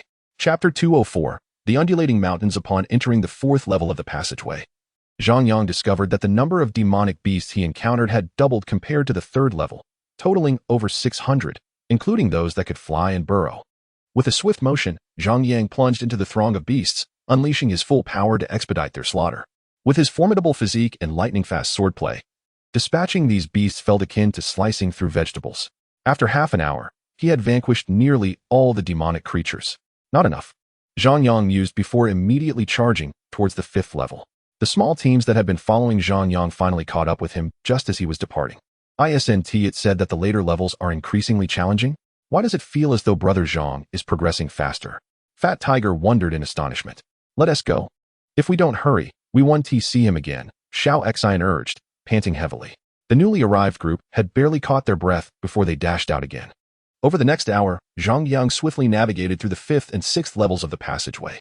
Almost there, he exclaimed after defeating the last of the demonic beasts. Reflecting on the spiritual energy within him, he then surged toward the 7th level. The small teams that had been trailing Zhang Yang reached the 6th level just in time to see him vanish at the end. I can't keep up. Fat Tiger gasped, watching Zhang Yang's retreating figure. The others were equally exhausted, some even with cracked lips from the exertion, while others challenged the passageway. We are merely sprinting through it. Brother Zhang gives us no chance to rest, Xiao Xian panted, nearly out of breath. We should hurry. Such an opportunity won't come again. I noticed our rankings, and we seem to have entered the top 100, Zhuang Yingying chimed in, equally fatigued yet exhilarated. What? Upon hearing Zhuang Yingying's words, the others' expressions shifted, and they quickly checked their rankings on their bracelets. Sure enough, their small teams had all entered the top 100. The fatigue on their faces vanished, replaced by excitement. Fat Tiger, invigorated as if he had been electrified, exclaimed, "Let those bastards look down on me. They didn't team up with me, yet my ranking will surpass theirs in this competition. Ha! Let us move, otherwise we'll fall behind," Xiao Xian reminded, prompting everyone to rush toward the 7th level of the passageway. Upon entering the 7th level, Zhang Yang noted that the number of demonic beasts had significantly decreased compared to the 6th level, with only a few dozen remaining. However, the beasts' levels had risen to the equivalent of a 9th-rank Great Martial Master, making the challenge considerably more formidable. Without hesitation, Zhang Yang charged directly at the beasts. With a swift leap, he swung his innate stone sword, decapitating a 10-meter-tall pig demon, its head flying away in a spray of blood. As the number of beasts dwindled, Zhang Yang ceased to evade and opted for direct confrontation. Despite the beast's massive size and formidable physiques, they quickly fell before Zhang Yang, like fish on a chopping block. Feeling somewhat unsatisfied, Zhang Yang frowned and dashed towards the 8th level. On the way, he suddenly noticed a fierce battle ahead. Curiosity piqued. He approached for a closer look. This glance proved nearly overwhelming, for he found himself nearly bleeding from the nose. A team of female disciples was besieged by demonic beasts. Although the 3 female disciples appeared competent, they were clearly struggling against the overwhelming number of beasts, sustaining injuries in the process. This minor skirmish would not have caused Zhang Yang to lose his composure, but as the battle raged on, their garments naturally became tattered, revealing glimpses of sensitive areas. This was troubling enough, but the 3 female disciples all boasted alluring figures, and as they fought, their curves became increasingly pronounced. Zhang Yang had seen mountains sway before, but witnessing 3 peaks undulate in unison was a novel experience for him. Why aren't you leaving? Wukong's curious voice broke the moment. I'm admiring the scenery, Zhang Yang replied. What scenery? I don't see anything beautiful, Wukong remarked, perplexed. That only indicates you lack the discerning eyes to appreciate the world's beauty. Such a pity, Zhang Yang responded. At that moment, the 3 female disciples, still under siege by the demonic beasts, spotted Zhang Yang. One of them called out sweetly, Brother Zhang, come help us 3 sisters. As her voice rang out, the other 2 disciples turned to see Zhang Yang in the distance. Sister, are you out of your mind? The disciples of the martial hall are known for their strong physiques, but weak combat skills. What good will he do here? Another, slightly older female disciple frowned. Her gaze filled with disdain as she looked at Zhang Yang. Sister, our current predicament is exceedingly perilous. As you mentioned, his physical prowess is formidable. We could easily deceive him into becoming our meat shield, thus allowing us the opportunity to extricate ourselves from these monstrous beasts, the junior sister suggested. Upon hearing her words, the other 2 female disciples' eyes brightened. It was indeed a clever idea. Consequently, the 3 female disciples began to call out sweetly, deliberately compressing their voices into delicate tones. Fully aware that such a tactic was particularly effective on male disciples, Zhang Yang, hearing the 3 women suddenly pleading for help with such exaggerated tones, couldn't help but frown. He hadn't anticipated that even here there would be traps, albeit rather transparent ones. Could they not put in a modicum of effort? Nevertheless, Zhang Yang did not refuse and swiftly dashed towards the direction of the 3 female disciples. He had intended to hunt a few more monsters to break through his own limitations, and rescuing these 3 female disciples was merely a matter of convenience. Upon witnessing his approach, the 3 female disciples exchanged glances filled with delight. The youngest among them exclaimed, I knew men couldn't resist such calls. This fool has indeed come. The older sister coldly stated, once he arrives, we will lure the beasts towards him. When they focus on him, We shall seize our chance to flee the battlefield. The other two nodded in agreement, showing no concern for Zhang Yang's fate. Soon, Zhang Yang plunged into the throng of monsters. This time, he refrained from using the innate stone sword, opting instead to rely solely on his raw physical strength to engage in combat. He seized a monster by its tail, and the creature, sensing the grip, turned to retaliate with a ferocious bite. Now, Zhang Yang bellowed, exerting all his might to hurl the massive beast into the crowd, where it crashed heavily into its fellow monsters. The three women successfully drew the monsters toward Zhang Yang, but as they approached halfway, they noticed a beast hurtling towards them from the sky. Their expressions shifted dramatically, and they immediately retreated, reluctantly abandoning their original plan. The beast collided with its kin, causing a cacophony of chaos, and the sheer force of its impact sent those rushing towards Zhang Yang scattering.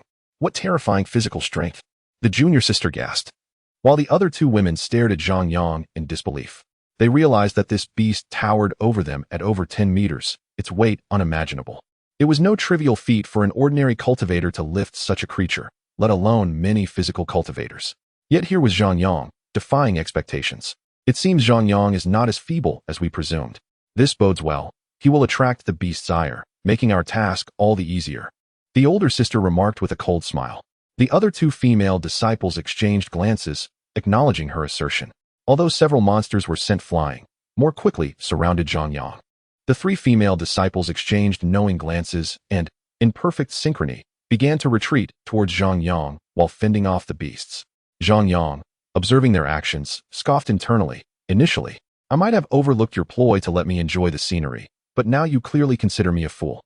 No matter how beautiful the view or how lofty the mountains may be, I cannot forgive such treachery. Determined not to squander any more time, Zhang Yang unsheathed the innate stone sword and charged at the monsters.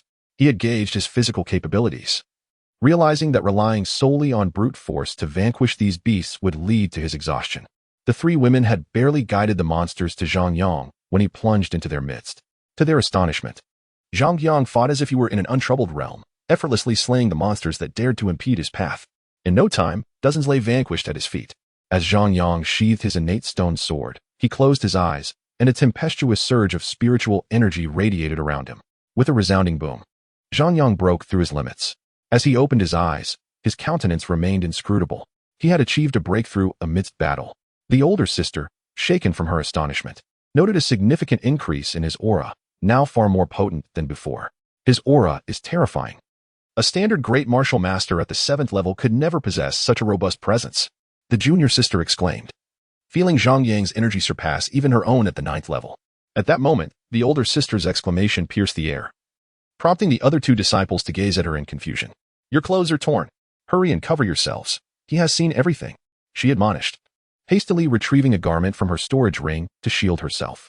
The other two women, momentarily stunned, glanced at their own attire, only to discover that their garments had been shredded, leaving them exposed. Their faces flushed crimson as they quickly donned clothing from their storage rings.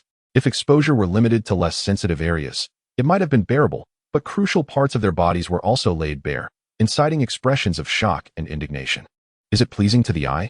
The older sister fumed, noticing Zhang Yang's gaze lingering on them. The other two disciples glared at him with fury, their eyes wide with indignation.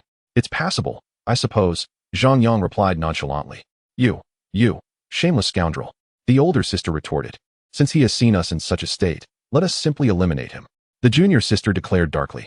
At this moment, their minds were consumed by rage, singularly focused on avenging their dignity, oblivious to the fact that they might not be a match for Zhang Yang.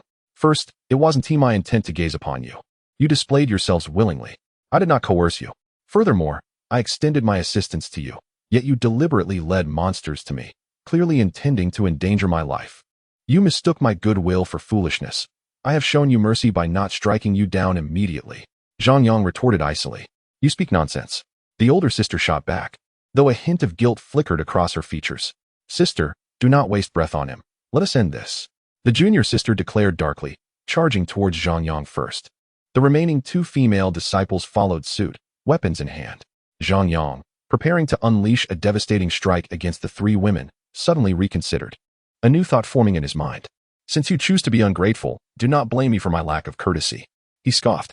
With a mighty tremor of his powerful physique, an overwhelming aura surged forth like a tempest, sweeping towards the three women. As they advanced, Sensing the ferocity of the aura, their expressions shifted dramatically. They recognized that they could not withstand such overwhelming force and turned to flee. But it was too late. Zhang Yang's aura struck them like a cannonball, sending them reeling and unconscious, their garments disintegrating under the onslaught, leaving three pale figures motionless on the ground. Zhang Yang glanced at the fallen women, a cold smile gracing his lips. This is the consequence of ingratitude. May you endure it well. With that, he vanished, heading towards the 8th level of the realm. Not long after Zhang Yang departed, those pursuing him arrived at the scene, panting heavily, each appearing as if they had traversed the depths of despair. Wei just arrived, and Zhang has vanished again. I feel an overwhelming urge to weep. Fat Tiger lamented despondently, collapsing onto the ground, having lost the will to continue the chase. The others mirrored his sentiment, having exhausted themselves by the time they reached the 7th level. Perhaps we should cease our pursuit and remain here. If we ascend too high, it may seem implausible. Xiao Xian gasped for breath, lying on the ground, unwilling to move. Look over there. It seems there are 3 people lying down, and they appear to be. A disciple exclaimed, his eyes wide with shock as he stared into the distance. As he sat up, he caught sight of 3 unconscious female disciples, instantly revitalizing him. Chapter 206. The Tragic 3 Sisters. What? Not wearing anything. The male disciples who had been resting on the ground sprang up at the mention of not wearing anything. Quick. Tell me where. Fat Tiger urgently demanded, his face etched with worry. The disciple pointed into the distance, and everyone soon realized that indeed, 3 female disciples lay there, completely unclothed. This is utterly scandalous. What a disgrace. Fat Tiger fumed, charging forward. What are you doing? Xiao Xian shouted in alarm. I'm going to help them get dressed. Came Fat Tiger's somewhat excited response from afar. Having been single for over 20 years, this was the first time he encountered such a scene, and he felt compelled to investigate thoroughly. I want to help them get dressed too, Xiao Xian declared, rushing towards the 3 women. Realizing Fat Tiger's excitement, he sensed the opportunity for himself. The other male disciples, seeing this, also clamored to assist the 3 female disciples, their eyes gleaming with eagerness as they dashed toward them like hungry wolves. Ultimately, only a few female disciples remained standing, looking bewildered. The male disciples quickly surrounded the 3 women, and in a tacit understanding, they did not help them get dressed, but instead stared intently at their pristine forms, some unable to suppress their salivating. So fair, Fat Tiger remarked, wiping the drool from his mouth. Indeed very fair, and their figures are exceptional, Xiao Xian commented, his gaze fixed on the trio, unblinking. The remaining disciples seemed engrossed in their observations, offering no responses. Frankly, you are all overstepping. It's been quite a while, and it's about time we covered them up, Fat Tiger remarked, yet he himself did not move. If you speak so eloquently, why don't you cover them up instead of just staring? Someone retorted. Fat Tiger sighed in resignation, since no one wishes to cover them. Let us just look a while longer. Time seemed to freeze again. The expressions on the 3 women's faces revealed their disbelief as they noticed the male disciples encircling them, staring intently at their pale forms. Strangely, the male disciples stood still, quietly admiring the sight, with some even whispering amongst themselves, their faces reflecting a lewd fascination. Brothers, we cannot keep staring. I fear I might lose control, one exclaimed, looking visibly distressed. The others nodded in agreement, realizing it was time to cover the women. Only then did Fat Tiger retrieve some garments from his storage ring and drape them over the 3 women. Let us go. If they wake up and find us staring, it won't be good, he advised, turning to leave. The others nodded in compliance. However, midway, Fat Tiger sensed something was amiss. He heard no footsteps following him. Looking back, he saw the male disciples remain frozen, like wooden stakes, still engrossed in the view. You bunch of scoundrels. Fat Tiger cursed, returning to them. Still watching? These 3 possess far greater strength than any of you. Are you truly unafraid of the consequences? He admonished. At the mention of the trio's prowess, each a 9th level grand martial artist, the disciples recalled the danger they were in if the women were to awaken. Just as they prepared to leave, anguished moans echoed from the ground, causing the disciples' expressions to shift. So painful. One of the sisters groaned, clutching her forehead, feeling as if her head might split. The other 2 women also stirred from their unconsciousness, each grasping their foreheads in pain. After a brief moment, they slowly opened their eyes, only to be met with the sight of a circle of male disciples surrounding them, all staring intently. They could even see the glimmer of excitement in their eyes. What is going on? The eldest sister questioned, but soon noticed the peculiar looks the male disciples were giving them, as if staring at their bodies. Looking down at herself, she discovered she was covered with a garment, and as she peered inside, her eyes widened in shock. She realized she was completely naked, and the garment was unfamiliar, emanating an unpleasant odor. The other two sisters soon grasped their predicament as well. These clothes are what I covered you with. No need to thank me. It's merely my duty. Fat Tiger chuckled. The three women gazed at the group of male disciples encircling them, who were now grinning foolishly. Upon glancing down at the garments draped over them, they realized what had transpired, even if they had been Na'vi. A wave of indignation and despair flooded their hearts. Zhang Yang. They collectively shouted in fury, only to faint once more. For them, perhaps fainting was the best response in this moment. Zhang Yang. The male disciples were perplexed, unsure why the women suddenly called out his name. Could it be that Zhang brought them here? Xiao Xian speculated quietly. It seems quite likely. Their cries were filled with intense emotion. How can I explain this feeling to someone like you? Fat Tiger mused thoughtfully. Hearing this, the other disciples looked at Fat Tiger with disdain, one unable to suppress their comment. Give it a rest. You're a novice yourself. Acting as if you have vast experience. Fat Tiger bristled at this, vehemently declaring, Who told you I'm a novice? I've long since moved past that phase. At nearly 30 years of age, he was still a novice, a fact he could never admit without facing ridicule from the other disciples. Zhang Yang had just arrived at the 8th level of the, traversing the crimson ground while surveying his surroundings. What is going on? Why can't I see any demon beasts after reaching the 8th level? He wondered aloud. Just as he spoke, an itch surged within his nose. Achoo. He sneezed uncontrollably. How inexplicable. Am I about to have an encounter? He mused playfully. To think you, a worthless individual, could reach this place. A dark voice suddenly sneered from behind Zhang Yang. Chapter 207. Slain by Zhanhua. Zhang Yang was walking along the 8th level of the when he heard someone cursing him from behind, igniting his anger. Who lacks manners and speaks such filth? He retorted, turning to confront the source of the insult. He found Bai Zhanhua, Lung Zixiang, and another disciple from the Plum Blossom Hall glaring at him with dark expressions. How did someone of your caliber reach the 8th level? Bai Zhanhua asked coldly. He recalled that during the last competition, he had only managed to reach the 7th level, and it puzzled him that Zhang Yang, a newcomer, had easily arrived at the 8th level. You have many things you cannot comprehend, such as why I am far more handsome than you, Zhang Yang replied sarcastically. You. Bai Zhanhua's eyes narrowed, a palpable aura of menace radiating from him. In the realm of verbal exchanges, Zhang Yang had decisively bested him. You. A waste of the martial hall. Reaching this level is undoubtedly due to the guidance of a superior. Lung Zixiang interjected, seizing the opportunity to support Bai Zhanhua. Such matters were not worth her consideration. Zhang Yang, with his lowly cultivation, could never have ventured here alone. You are mistaken. I indeed arrived on my own. If you happen to see Brother Guan, please let me know, as I am also looking for him, Zhang Yang replied. Bai Zhanhua and Lang Zixiang frowned upon hearing this. Their vigilance heightened as they scanned their surroundings, soon confirming that Guan Li was indeed absent. Nevertheless, they did not relax their guard. After all, they held a grudge against Zhang Yang prior to entering the Xian Pass, and his unnerving calmness was decidedly abnormal. By the way, what qualifications does a mere ornament, who relies on a man to reach this point, have to speak to me? Zhang Yang remarked scornfully at Lung Zixiang. He then turned to Bai Zhanhua, speaking earnestly. Though we have animosity, we are both men, and I must kindly warn you. This woman, though her appearance is passable, is likely adept at using her looks to manipulate. She is probably taking advantage of you. Be wary of her treacherous ways.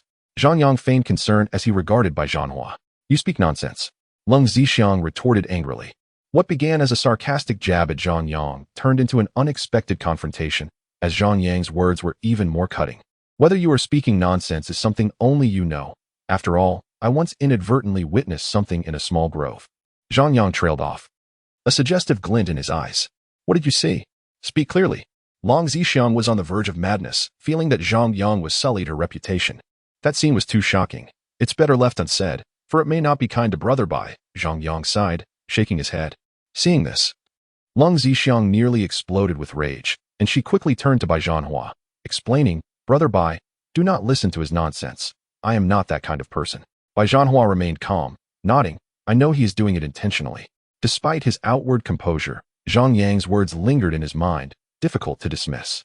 Lung Zixiang, sensing his turmoil, silently exhaled. After all, she had reached this place thanks to Bai Zhanhua. If Bai Zhanhua were to believe Zhang Yang and abandon her, her own abilities would not suffice to remain here. A mere waste from the martial hall is not worth my time. I shall deal with him directly. A male disciple standing behind Bai Zhanhua declared coldly. In his memory, Bai Zhanhua had a notoriously bad temper, and he could not fathom why both he and Lang Zixiang remained unperturbed by Zhang Yang's insults. Then go ahead and test his strength, Bai Zhanhua replied. This disciple had recently broken through to the 9th level of Grand Martial Master, and he believed handling Zhang Yang would be effortless. This would also help him guard against any potential ambush from Guanli, whom he suspected might be lurking nearby. The Plum Blossom Hall disciple unsheathed his battle axe and advanced menacingly toward Zhang Yang. Dare to insult my brother, Bai? I shall send you to hell, he bellowed, raising his axe to strike. Zhang Yang, however, merely smirked coldly, summoning the innate stone sword into his grasp and slicing toward the Plum Blossom disciple. He remained rooted in place, making no further movements. With a flash, the sword light streaked through the air, cleaving the battle axe in two. You! The Plum Blossom disciple gasped, a crimson line appearing across his chest as blood gushed forth. With a thud, he collapsed into a pool of his own blood. It's best if I handle this. Let us not waste any more time, Zhang Yang remarked calmly, turning his gaze toward Bai Zhanhua. Bai Zhanhua's brow furrowed. He was genuinely astonished that Zhang Yang could slay his disciple with a single strike. Zhang Yang was only at the 7th level of Grand Martial Master. How could he possess such formidable strength? Long Zixiang's face reflected sheer horror. It was important to note that the disciple Zhang Yang had slain was no ordinary practitioner. His combat prowess ranked among the top 10 in the Plum Blossom Hall. The realization that such a genius had fallen to Zhang Yang's sword filled Lang Zixiang with dread, causing her body to tremble uncontrollably. Brother Bai, we cannot afford to hesitate any longer. He must be killed immediately, or we will face endless repercussions. A fierce determination crossed Lang Zixiang's beautiful face. This was a sentiment Bai Zhanhua had already grasped. He regarded Zhang Yang with a malevolent glare, stating, "You have only been in the Xian Peak for a little over 2 months, yet your strength has grown to such an extent. If I am not mistaken, your talent surpasses both mine and Guanli's. However, despite your extraordinary gifts, you lack insight, misjudging the gap between us. Since you dare to unveil your abilities before me, I certainly cannot allow you to leave alive." With that, Bai Zhanhua lunged toward Zhang Yang, sword raised. "You are perceptive, my talent indeed exceeds yours. But your folly lies in believing you can kill me," Zhang Yang retorted coldly before charging forward to meet Bai Zhanhua's strike. His speed was astonishing, akin to a bolt of black lightning as his sword intent erupted forth. Sword intent at the 9th level. Bai Zhanhua's expression shifted to one of shock. He had only achieved the 7th level of sword intent himself. Under the overwhelming pressure of Zhang Yang's might, he felt fear for the first time, acutely aware that his own strike speed had been severely hindered. As their swords clashed, Bai Zhanhua noticed cracks appearing along his blade. With a resounding crash, Bai Zhanhua's sword shattered entirely. The blinding light swept through the air, and Bai Zhanhua's head rolled to the ground. Chapter 208. The Fall of the Ice Beauty. Witnessing Zhang Yang effortlessly dispatched Bai Zhanhua, the top talent of the Plum Blossom Hall, despair washed over Lang Zixiang's face. How could this be? He has only been in the Xian Peak for a little over 2 months. How could he have grown so powerful? She instinctively took a step back, her countenance filled with hopelessness. Her mind flashed back to their previous mission, recalling that Zhang Yang had only been at the 3rd level of Grand Martial Master while she was at the 6th level. Now, 2 months later, she had progressed to the 7th level, which seemed reasonable. However, Zhang Yang's astonishing leap of 4 levels in such a short span, coupled with his terrifying combat strength that could fell even a 9th level Grand Martial Master like Bai Zhanhua, filled her with terror. After dispatching Bai Zhanhua, Zhang Yang strode toward Lang Zixiang, his expression icy. "What do you intend to do?" Lang Zixiang stammered, trembling at his approach. "I warned you before. If you provoke me again, I will make you pay," Zhang Yang replied coldly, vanishing from sight in an instant. With a resounding smack. Before Lang Zixiang could comprehend the situation, she felt a sharp pain across her face, followed by her body being sent flying. After delivering the slap, Zhang Yang continued toward the fallen Lang Zixiang.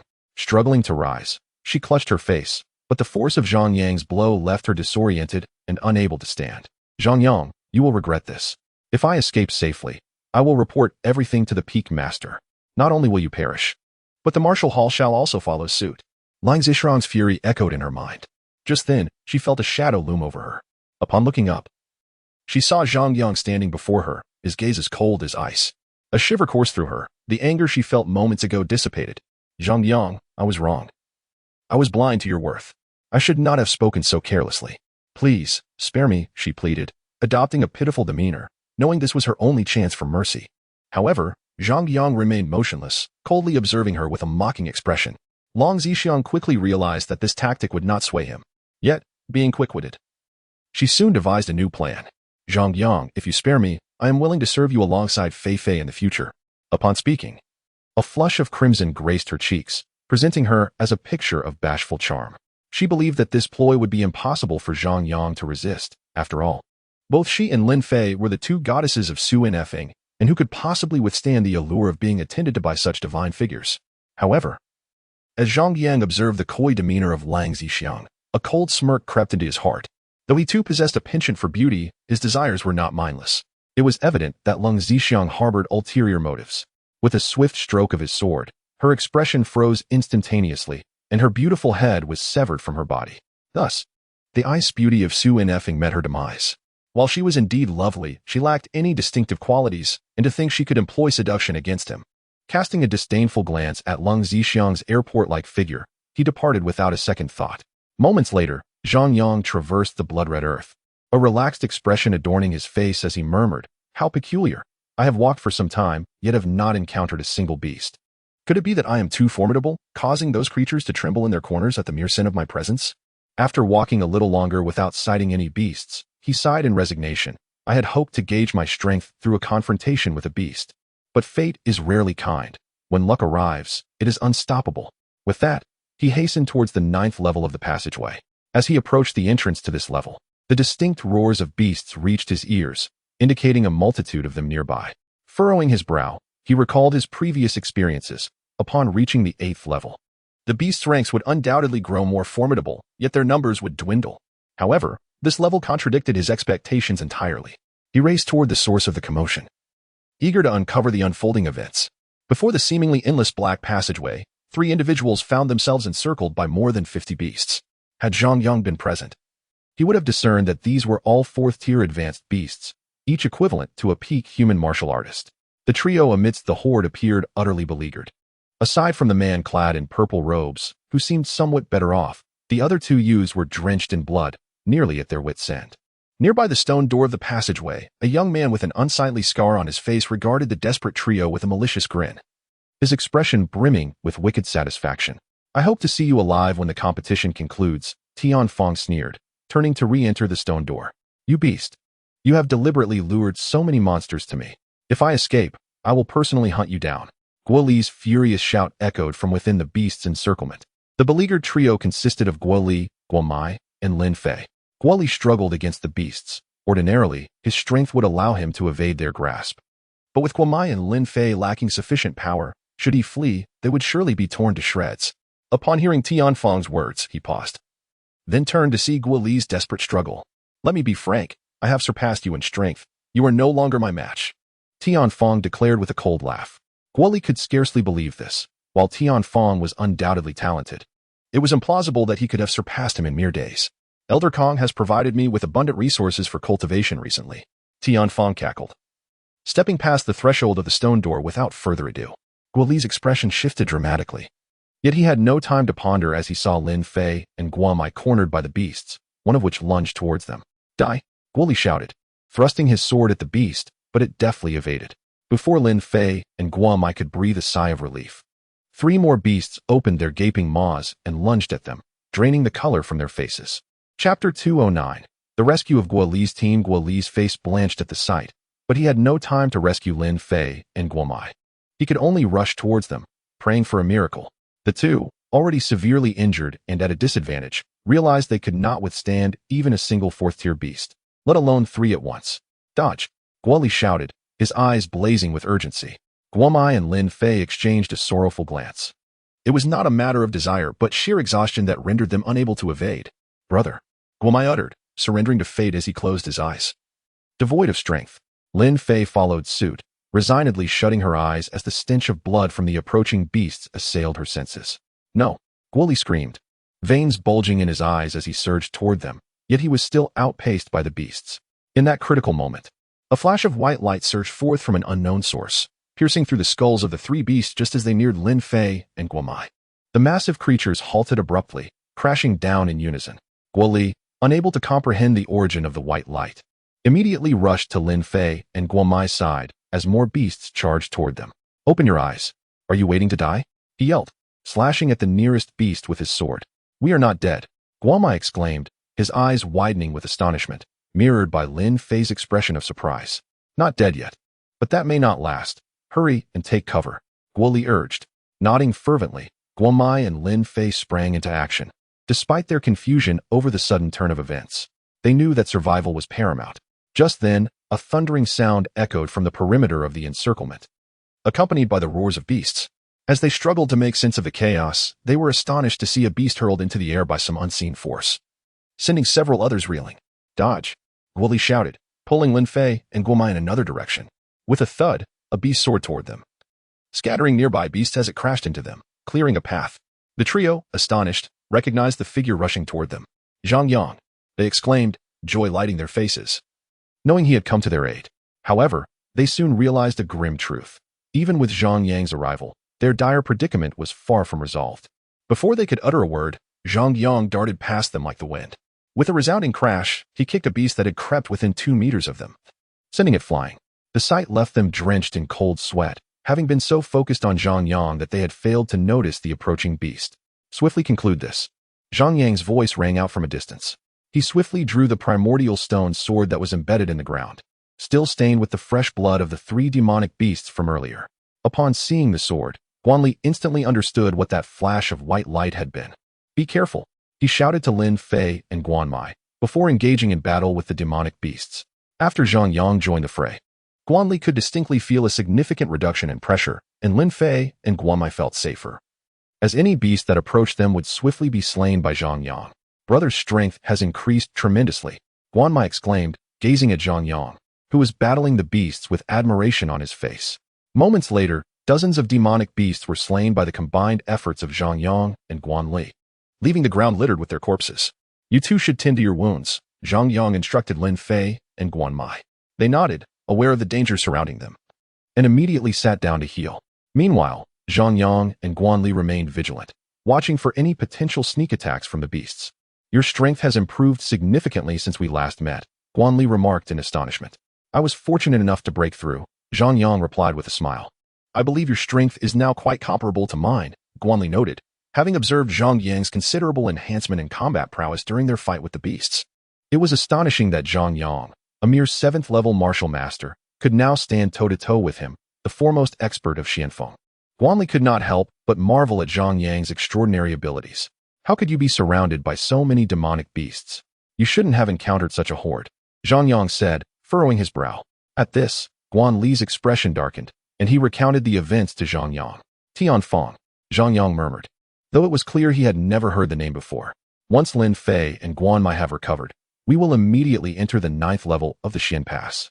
Today, I shall personally slay that Tianfeng, Guan Li declared coldly, his aura brimming with murderous intent, eager for vengeance. After a brief moment, Lin Fei and Guan Mai awoke from their recovery. As soon as Zhang Yang saw they were awake, he urged, let's go. We cannot allow Tianfeng to escape. No sooner had he spoken than a petite figure leaped into his embrace, followed by the sound of soft sobs.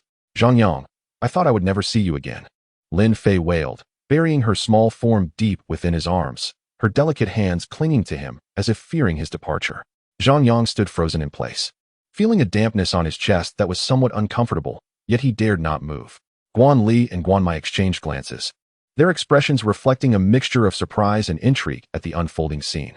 Chapter 210. The Ming Snake. Guan Li and Guan Mai observed Zhang Yang and Lin Fei, astonished at Lin Fei's boldness in embracing him so openly in broad daylight, even amidst the ongoing competition. What are you staring at? Are you envious? Zhang Yang turned his stiff neck to address the two, who wore expressions of playful intrigue. Aren't we just waiting for you? You two should hurry up, Guan Mai teased with a grin. Feeling the heat rising to her cheeks, Lin Fei's face flushed crimson as she suddenly broke free from Zhang Yang's embrace, her head downcast as she urged, let's hurry and leave. With that, she took off running, her face still flushed. Lin Fei, why are you so impulsive? Who embraces like that? Guan Mai exclaimed, watching her heart race as she dashed towards the stone door. Lin Fei, feeling her heart pounding, entered the stone door, acutely aware of the masculine energy she had just experienced, an unfamiliar sensation that made her want to stay nestled in that warm embrace. As she left, Guan Mai quipped, it seems our brother has a way with the ladies. Without a word, he has won over the goddess of Xianfeng. Impressive. Zhang Yang, taken aback by Lin Fei's sudden action, found himself at a loss. This is the charm of personality. Learn from it, he remarked, making his way towards the stone door. Did you hear that? Follow Zhang and learn. Don't just focus on cultivation, remaining a bachelor, Guanli added disdainfully as he departed. Guanmai, watching Guanli's retreating figure, muttered in frustration, "You're a bachelor too. How dare you say that?" Before quickly following suit. Upon reaching the 9th level of the Xian Pass, they discovered the space was considerably smaller than the previous 8 levels, allowing them to see the far end at a glance. In the distance, they spotted a figure entangled in combat with a demonic beast, clearly struggling and unable to match its opponent. "It's a Ming snake." Guanli frowned upon seeing it. "You know this beast?" Zhang Yang asked, puzzled. Guanli nodded solemnly, explaining, "The Ming snake is a 5th-tier, low-level demonic beast, known for its incredible speed and wings. Once entangled, even powerful martial sovereigns cannot escape." Zhang Yang turned his gaze to the battlefield, observing the Ming snake soaring through the air, diving towards Tianfang, who was desperately evading but was no match for its speed, suffering more injuries with each failed attempt. "It feels as if the Ming snake is toying with Tianfang," Zhang Yang mused, sensing that the beast could easily kill him but chose not to. Most demonic beasts of this caliber have developed a degree of intelligence. The Ming snake, with its noble bloodline, is particularly formidable compared to others of its rank, Guanli elaborated. Zhang Yang nodded in understanding, then curiously asked, "Yukong, how does the Ming snake's bloodline compare to yours?"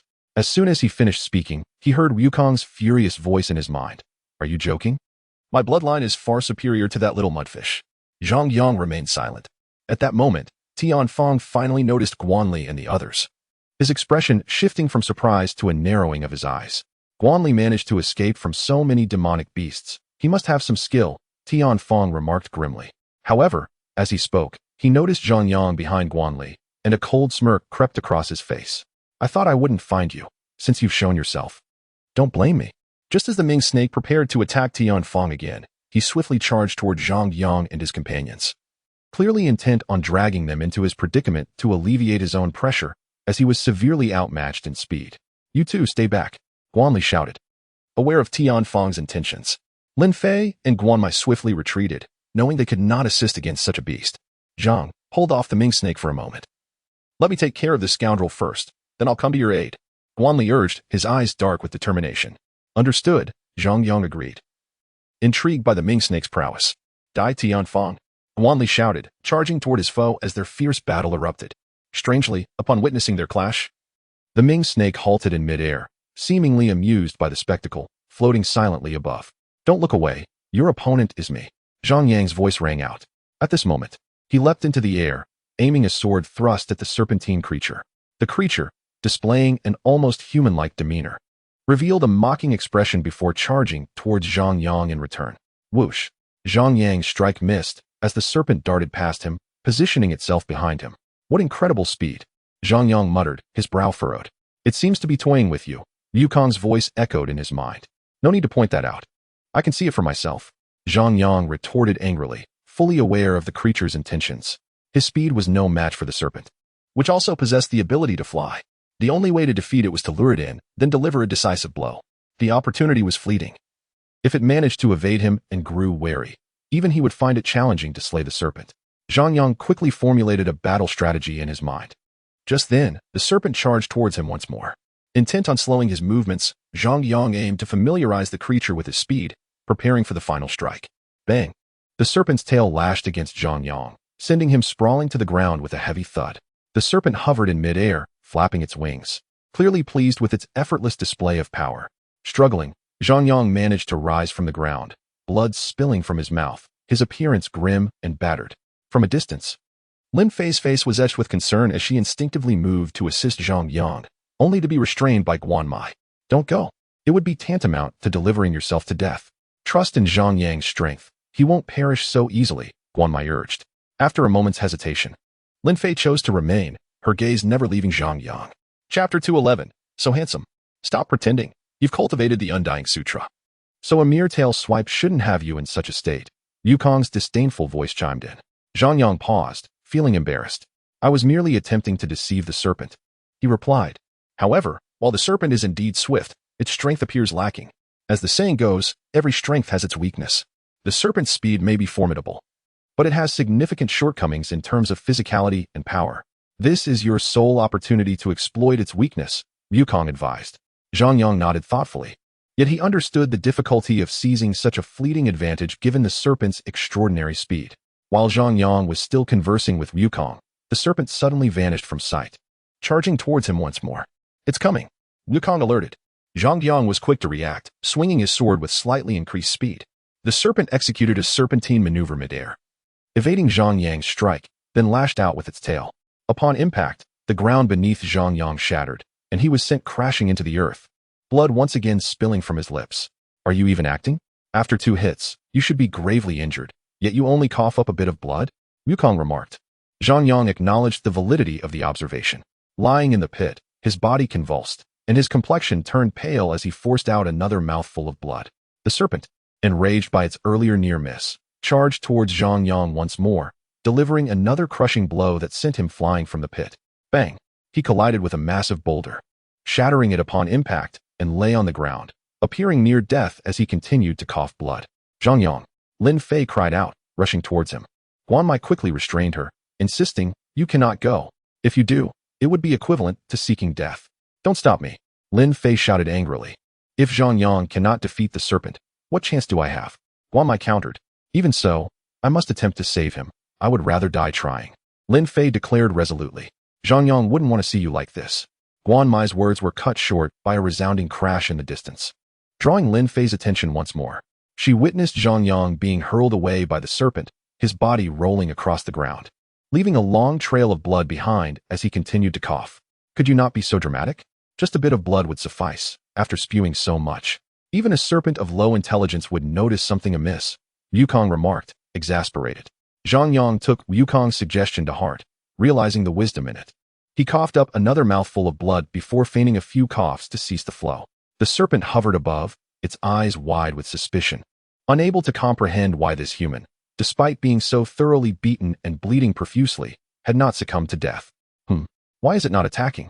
After lying still for a moment, Zhang Yang noticed the serpent had halted its assault, leaving him puzzled. Your lackluster performance has surely been seen through, Wukong taunted. Impossible. Zhang Yang refused to believe it, adjusting his strategy instead.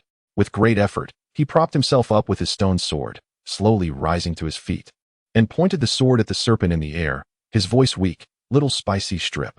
I can still fight. Blood streamed from his nostrils as he spoke. The serpent, astonished that Zhang Yang could stand despite his injuries, widened its eyes in disbelief.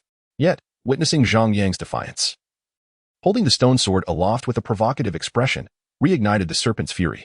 It charged at Zhang Yang once more, intent on obliterating him. Incredible! This serpent is truly a pathetic beast. Even after gaining intelligence, its wits are still lacking, Wukong observed, incredulous. Zhang Yang felt a surge of hope, and as the serpent approached within 3 meters, he thrust his sword forward. The innate stone sword shot forth like a streak of white lightning, its speed unparalleled. The serpent finally realized it had been deceived as Zhang Yang's strike came with unprecedented swiftness, but it was too late. Slicing through the air, Zhang Yang's sword pierced the serpent's head, causing its body to plummet to the ground, where it convulsed for a time before finally succumbing to death. What kind of sword technique was that? I've never seen you employ such a move, Wukong inquired. It wasn't a technique. I merely anticipated the serpent's movements. Did you think I was merely flailing about? I had already discerned its trajectory, Zhang Yang replied with pride. His casual assertion left Wukong astounded. To him, Zhang Yang's so-called anticipation resembled a profound battle instinct, an esoteric concept only grasped through extensive combat experience. Such awareness is often the hallmark of exceptional talents, indicating that one has only just begun to step into the ranks of the elite. Naturally, Wukong would not share this insight with Zhang Yang, fearing it might lead to his arrogance. While Wukong contemplated these matters, Zhang Yang collected the fallen serpent into his storage ring. What are you doing? Wukong asked, puzzled. After losing so much blood, I must prepare a serpent stew to recuperate, Zhang Yang replied. You truly are resourceful, Wukong complimented, impressed by Zhang Yang's foresight. After securing the serpent, Lin Fei and Guan Mai rushed to Zhang Yang's side, with Lin Fei anxiously checking him for injuries. Zhang Yang, you've lost so much blood. Are you all right? Zhang Yang smiled and shook his head reassuringly. Brother, how is it that after being struck so mercilessly by that serpent, you remain completely unscathed? Guan Mai gazed in astonishment at the unharmed Zhang Yang. Disbelief etched across his face. Earlier, both had witnessed Zhang Yang in a dire state, convinced he was on the brink of death. Yet, in a remarkable turn of events, he suddenly unleashed a fierce retaliation, vanquishing the serpent. leaving Lin Fei and Guan Mai utterly perplexed. Have you forgotten? I am a disciple of the martial hall, renowned for its emphasis on the physical form. Zhang Yang replied with a smile.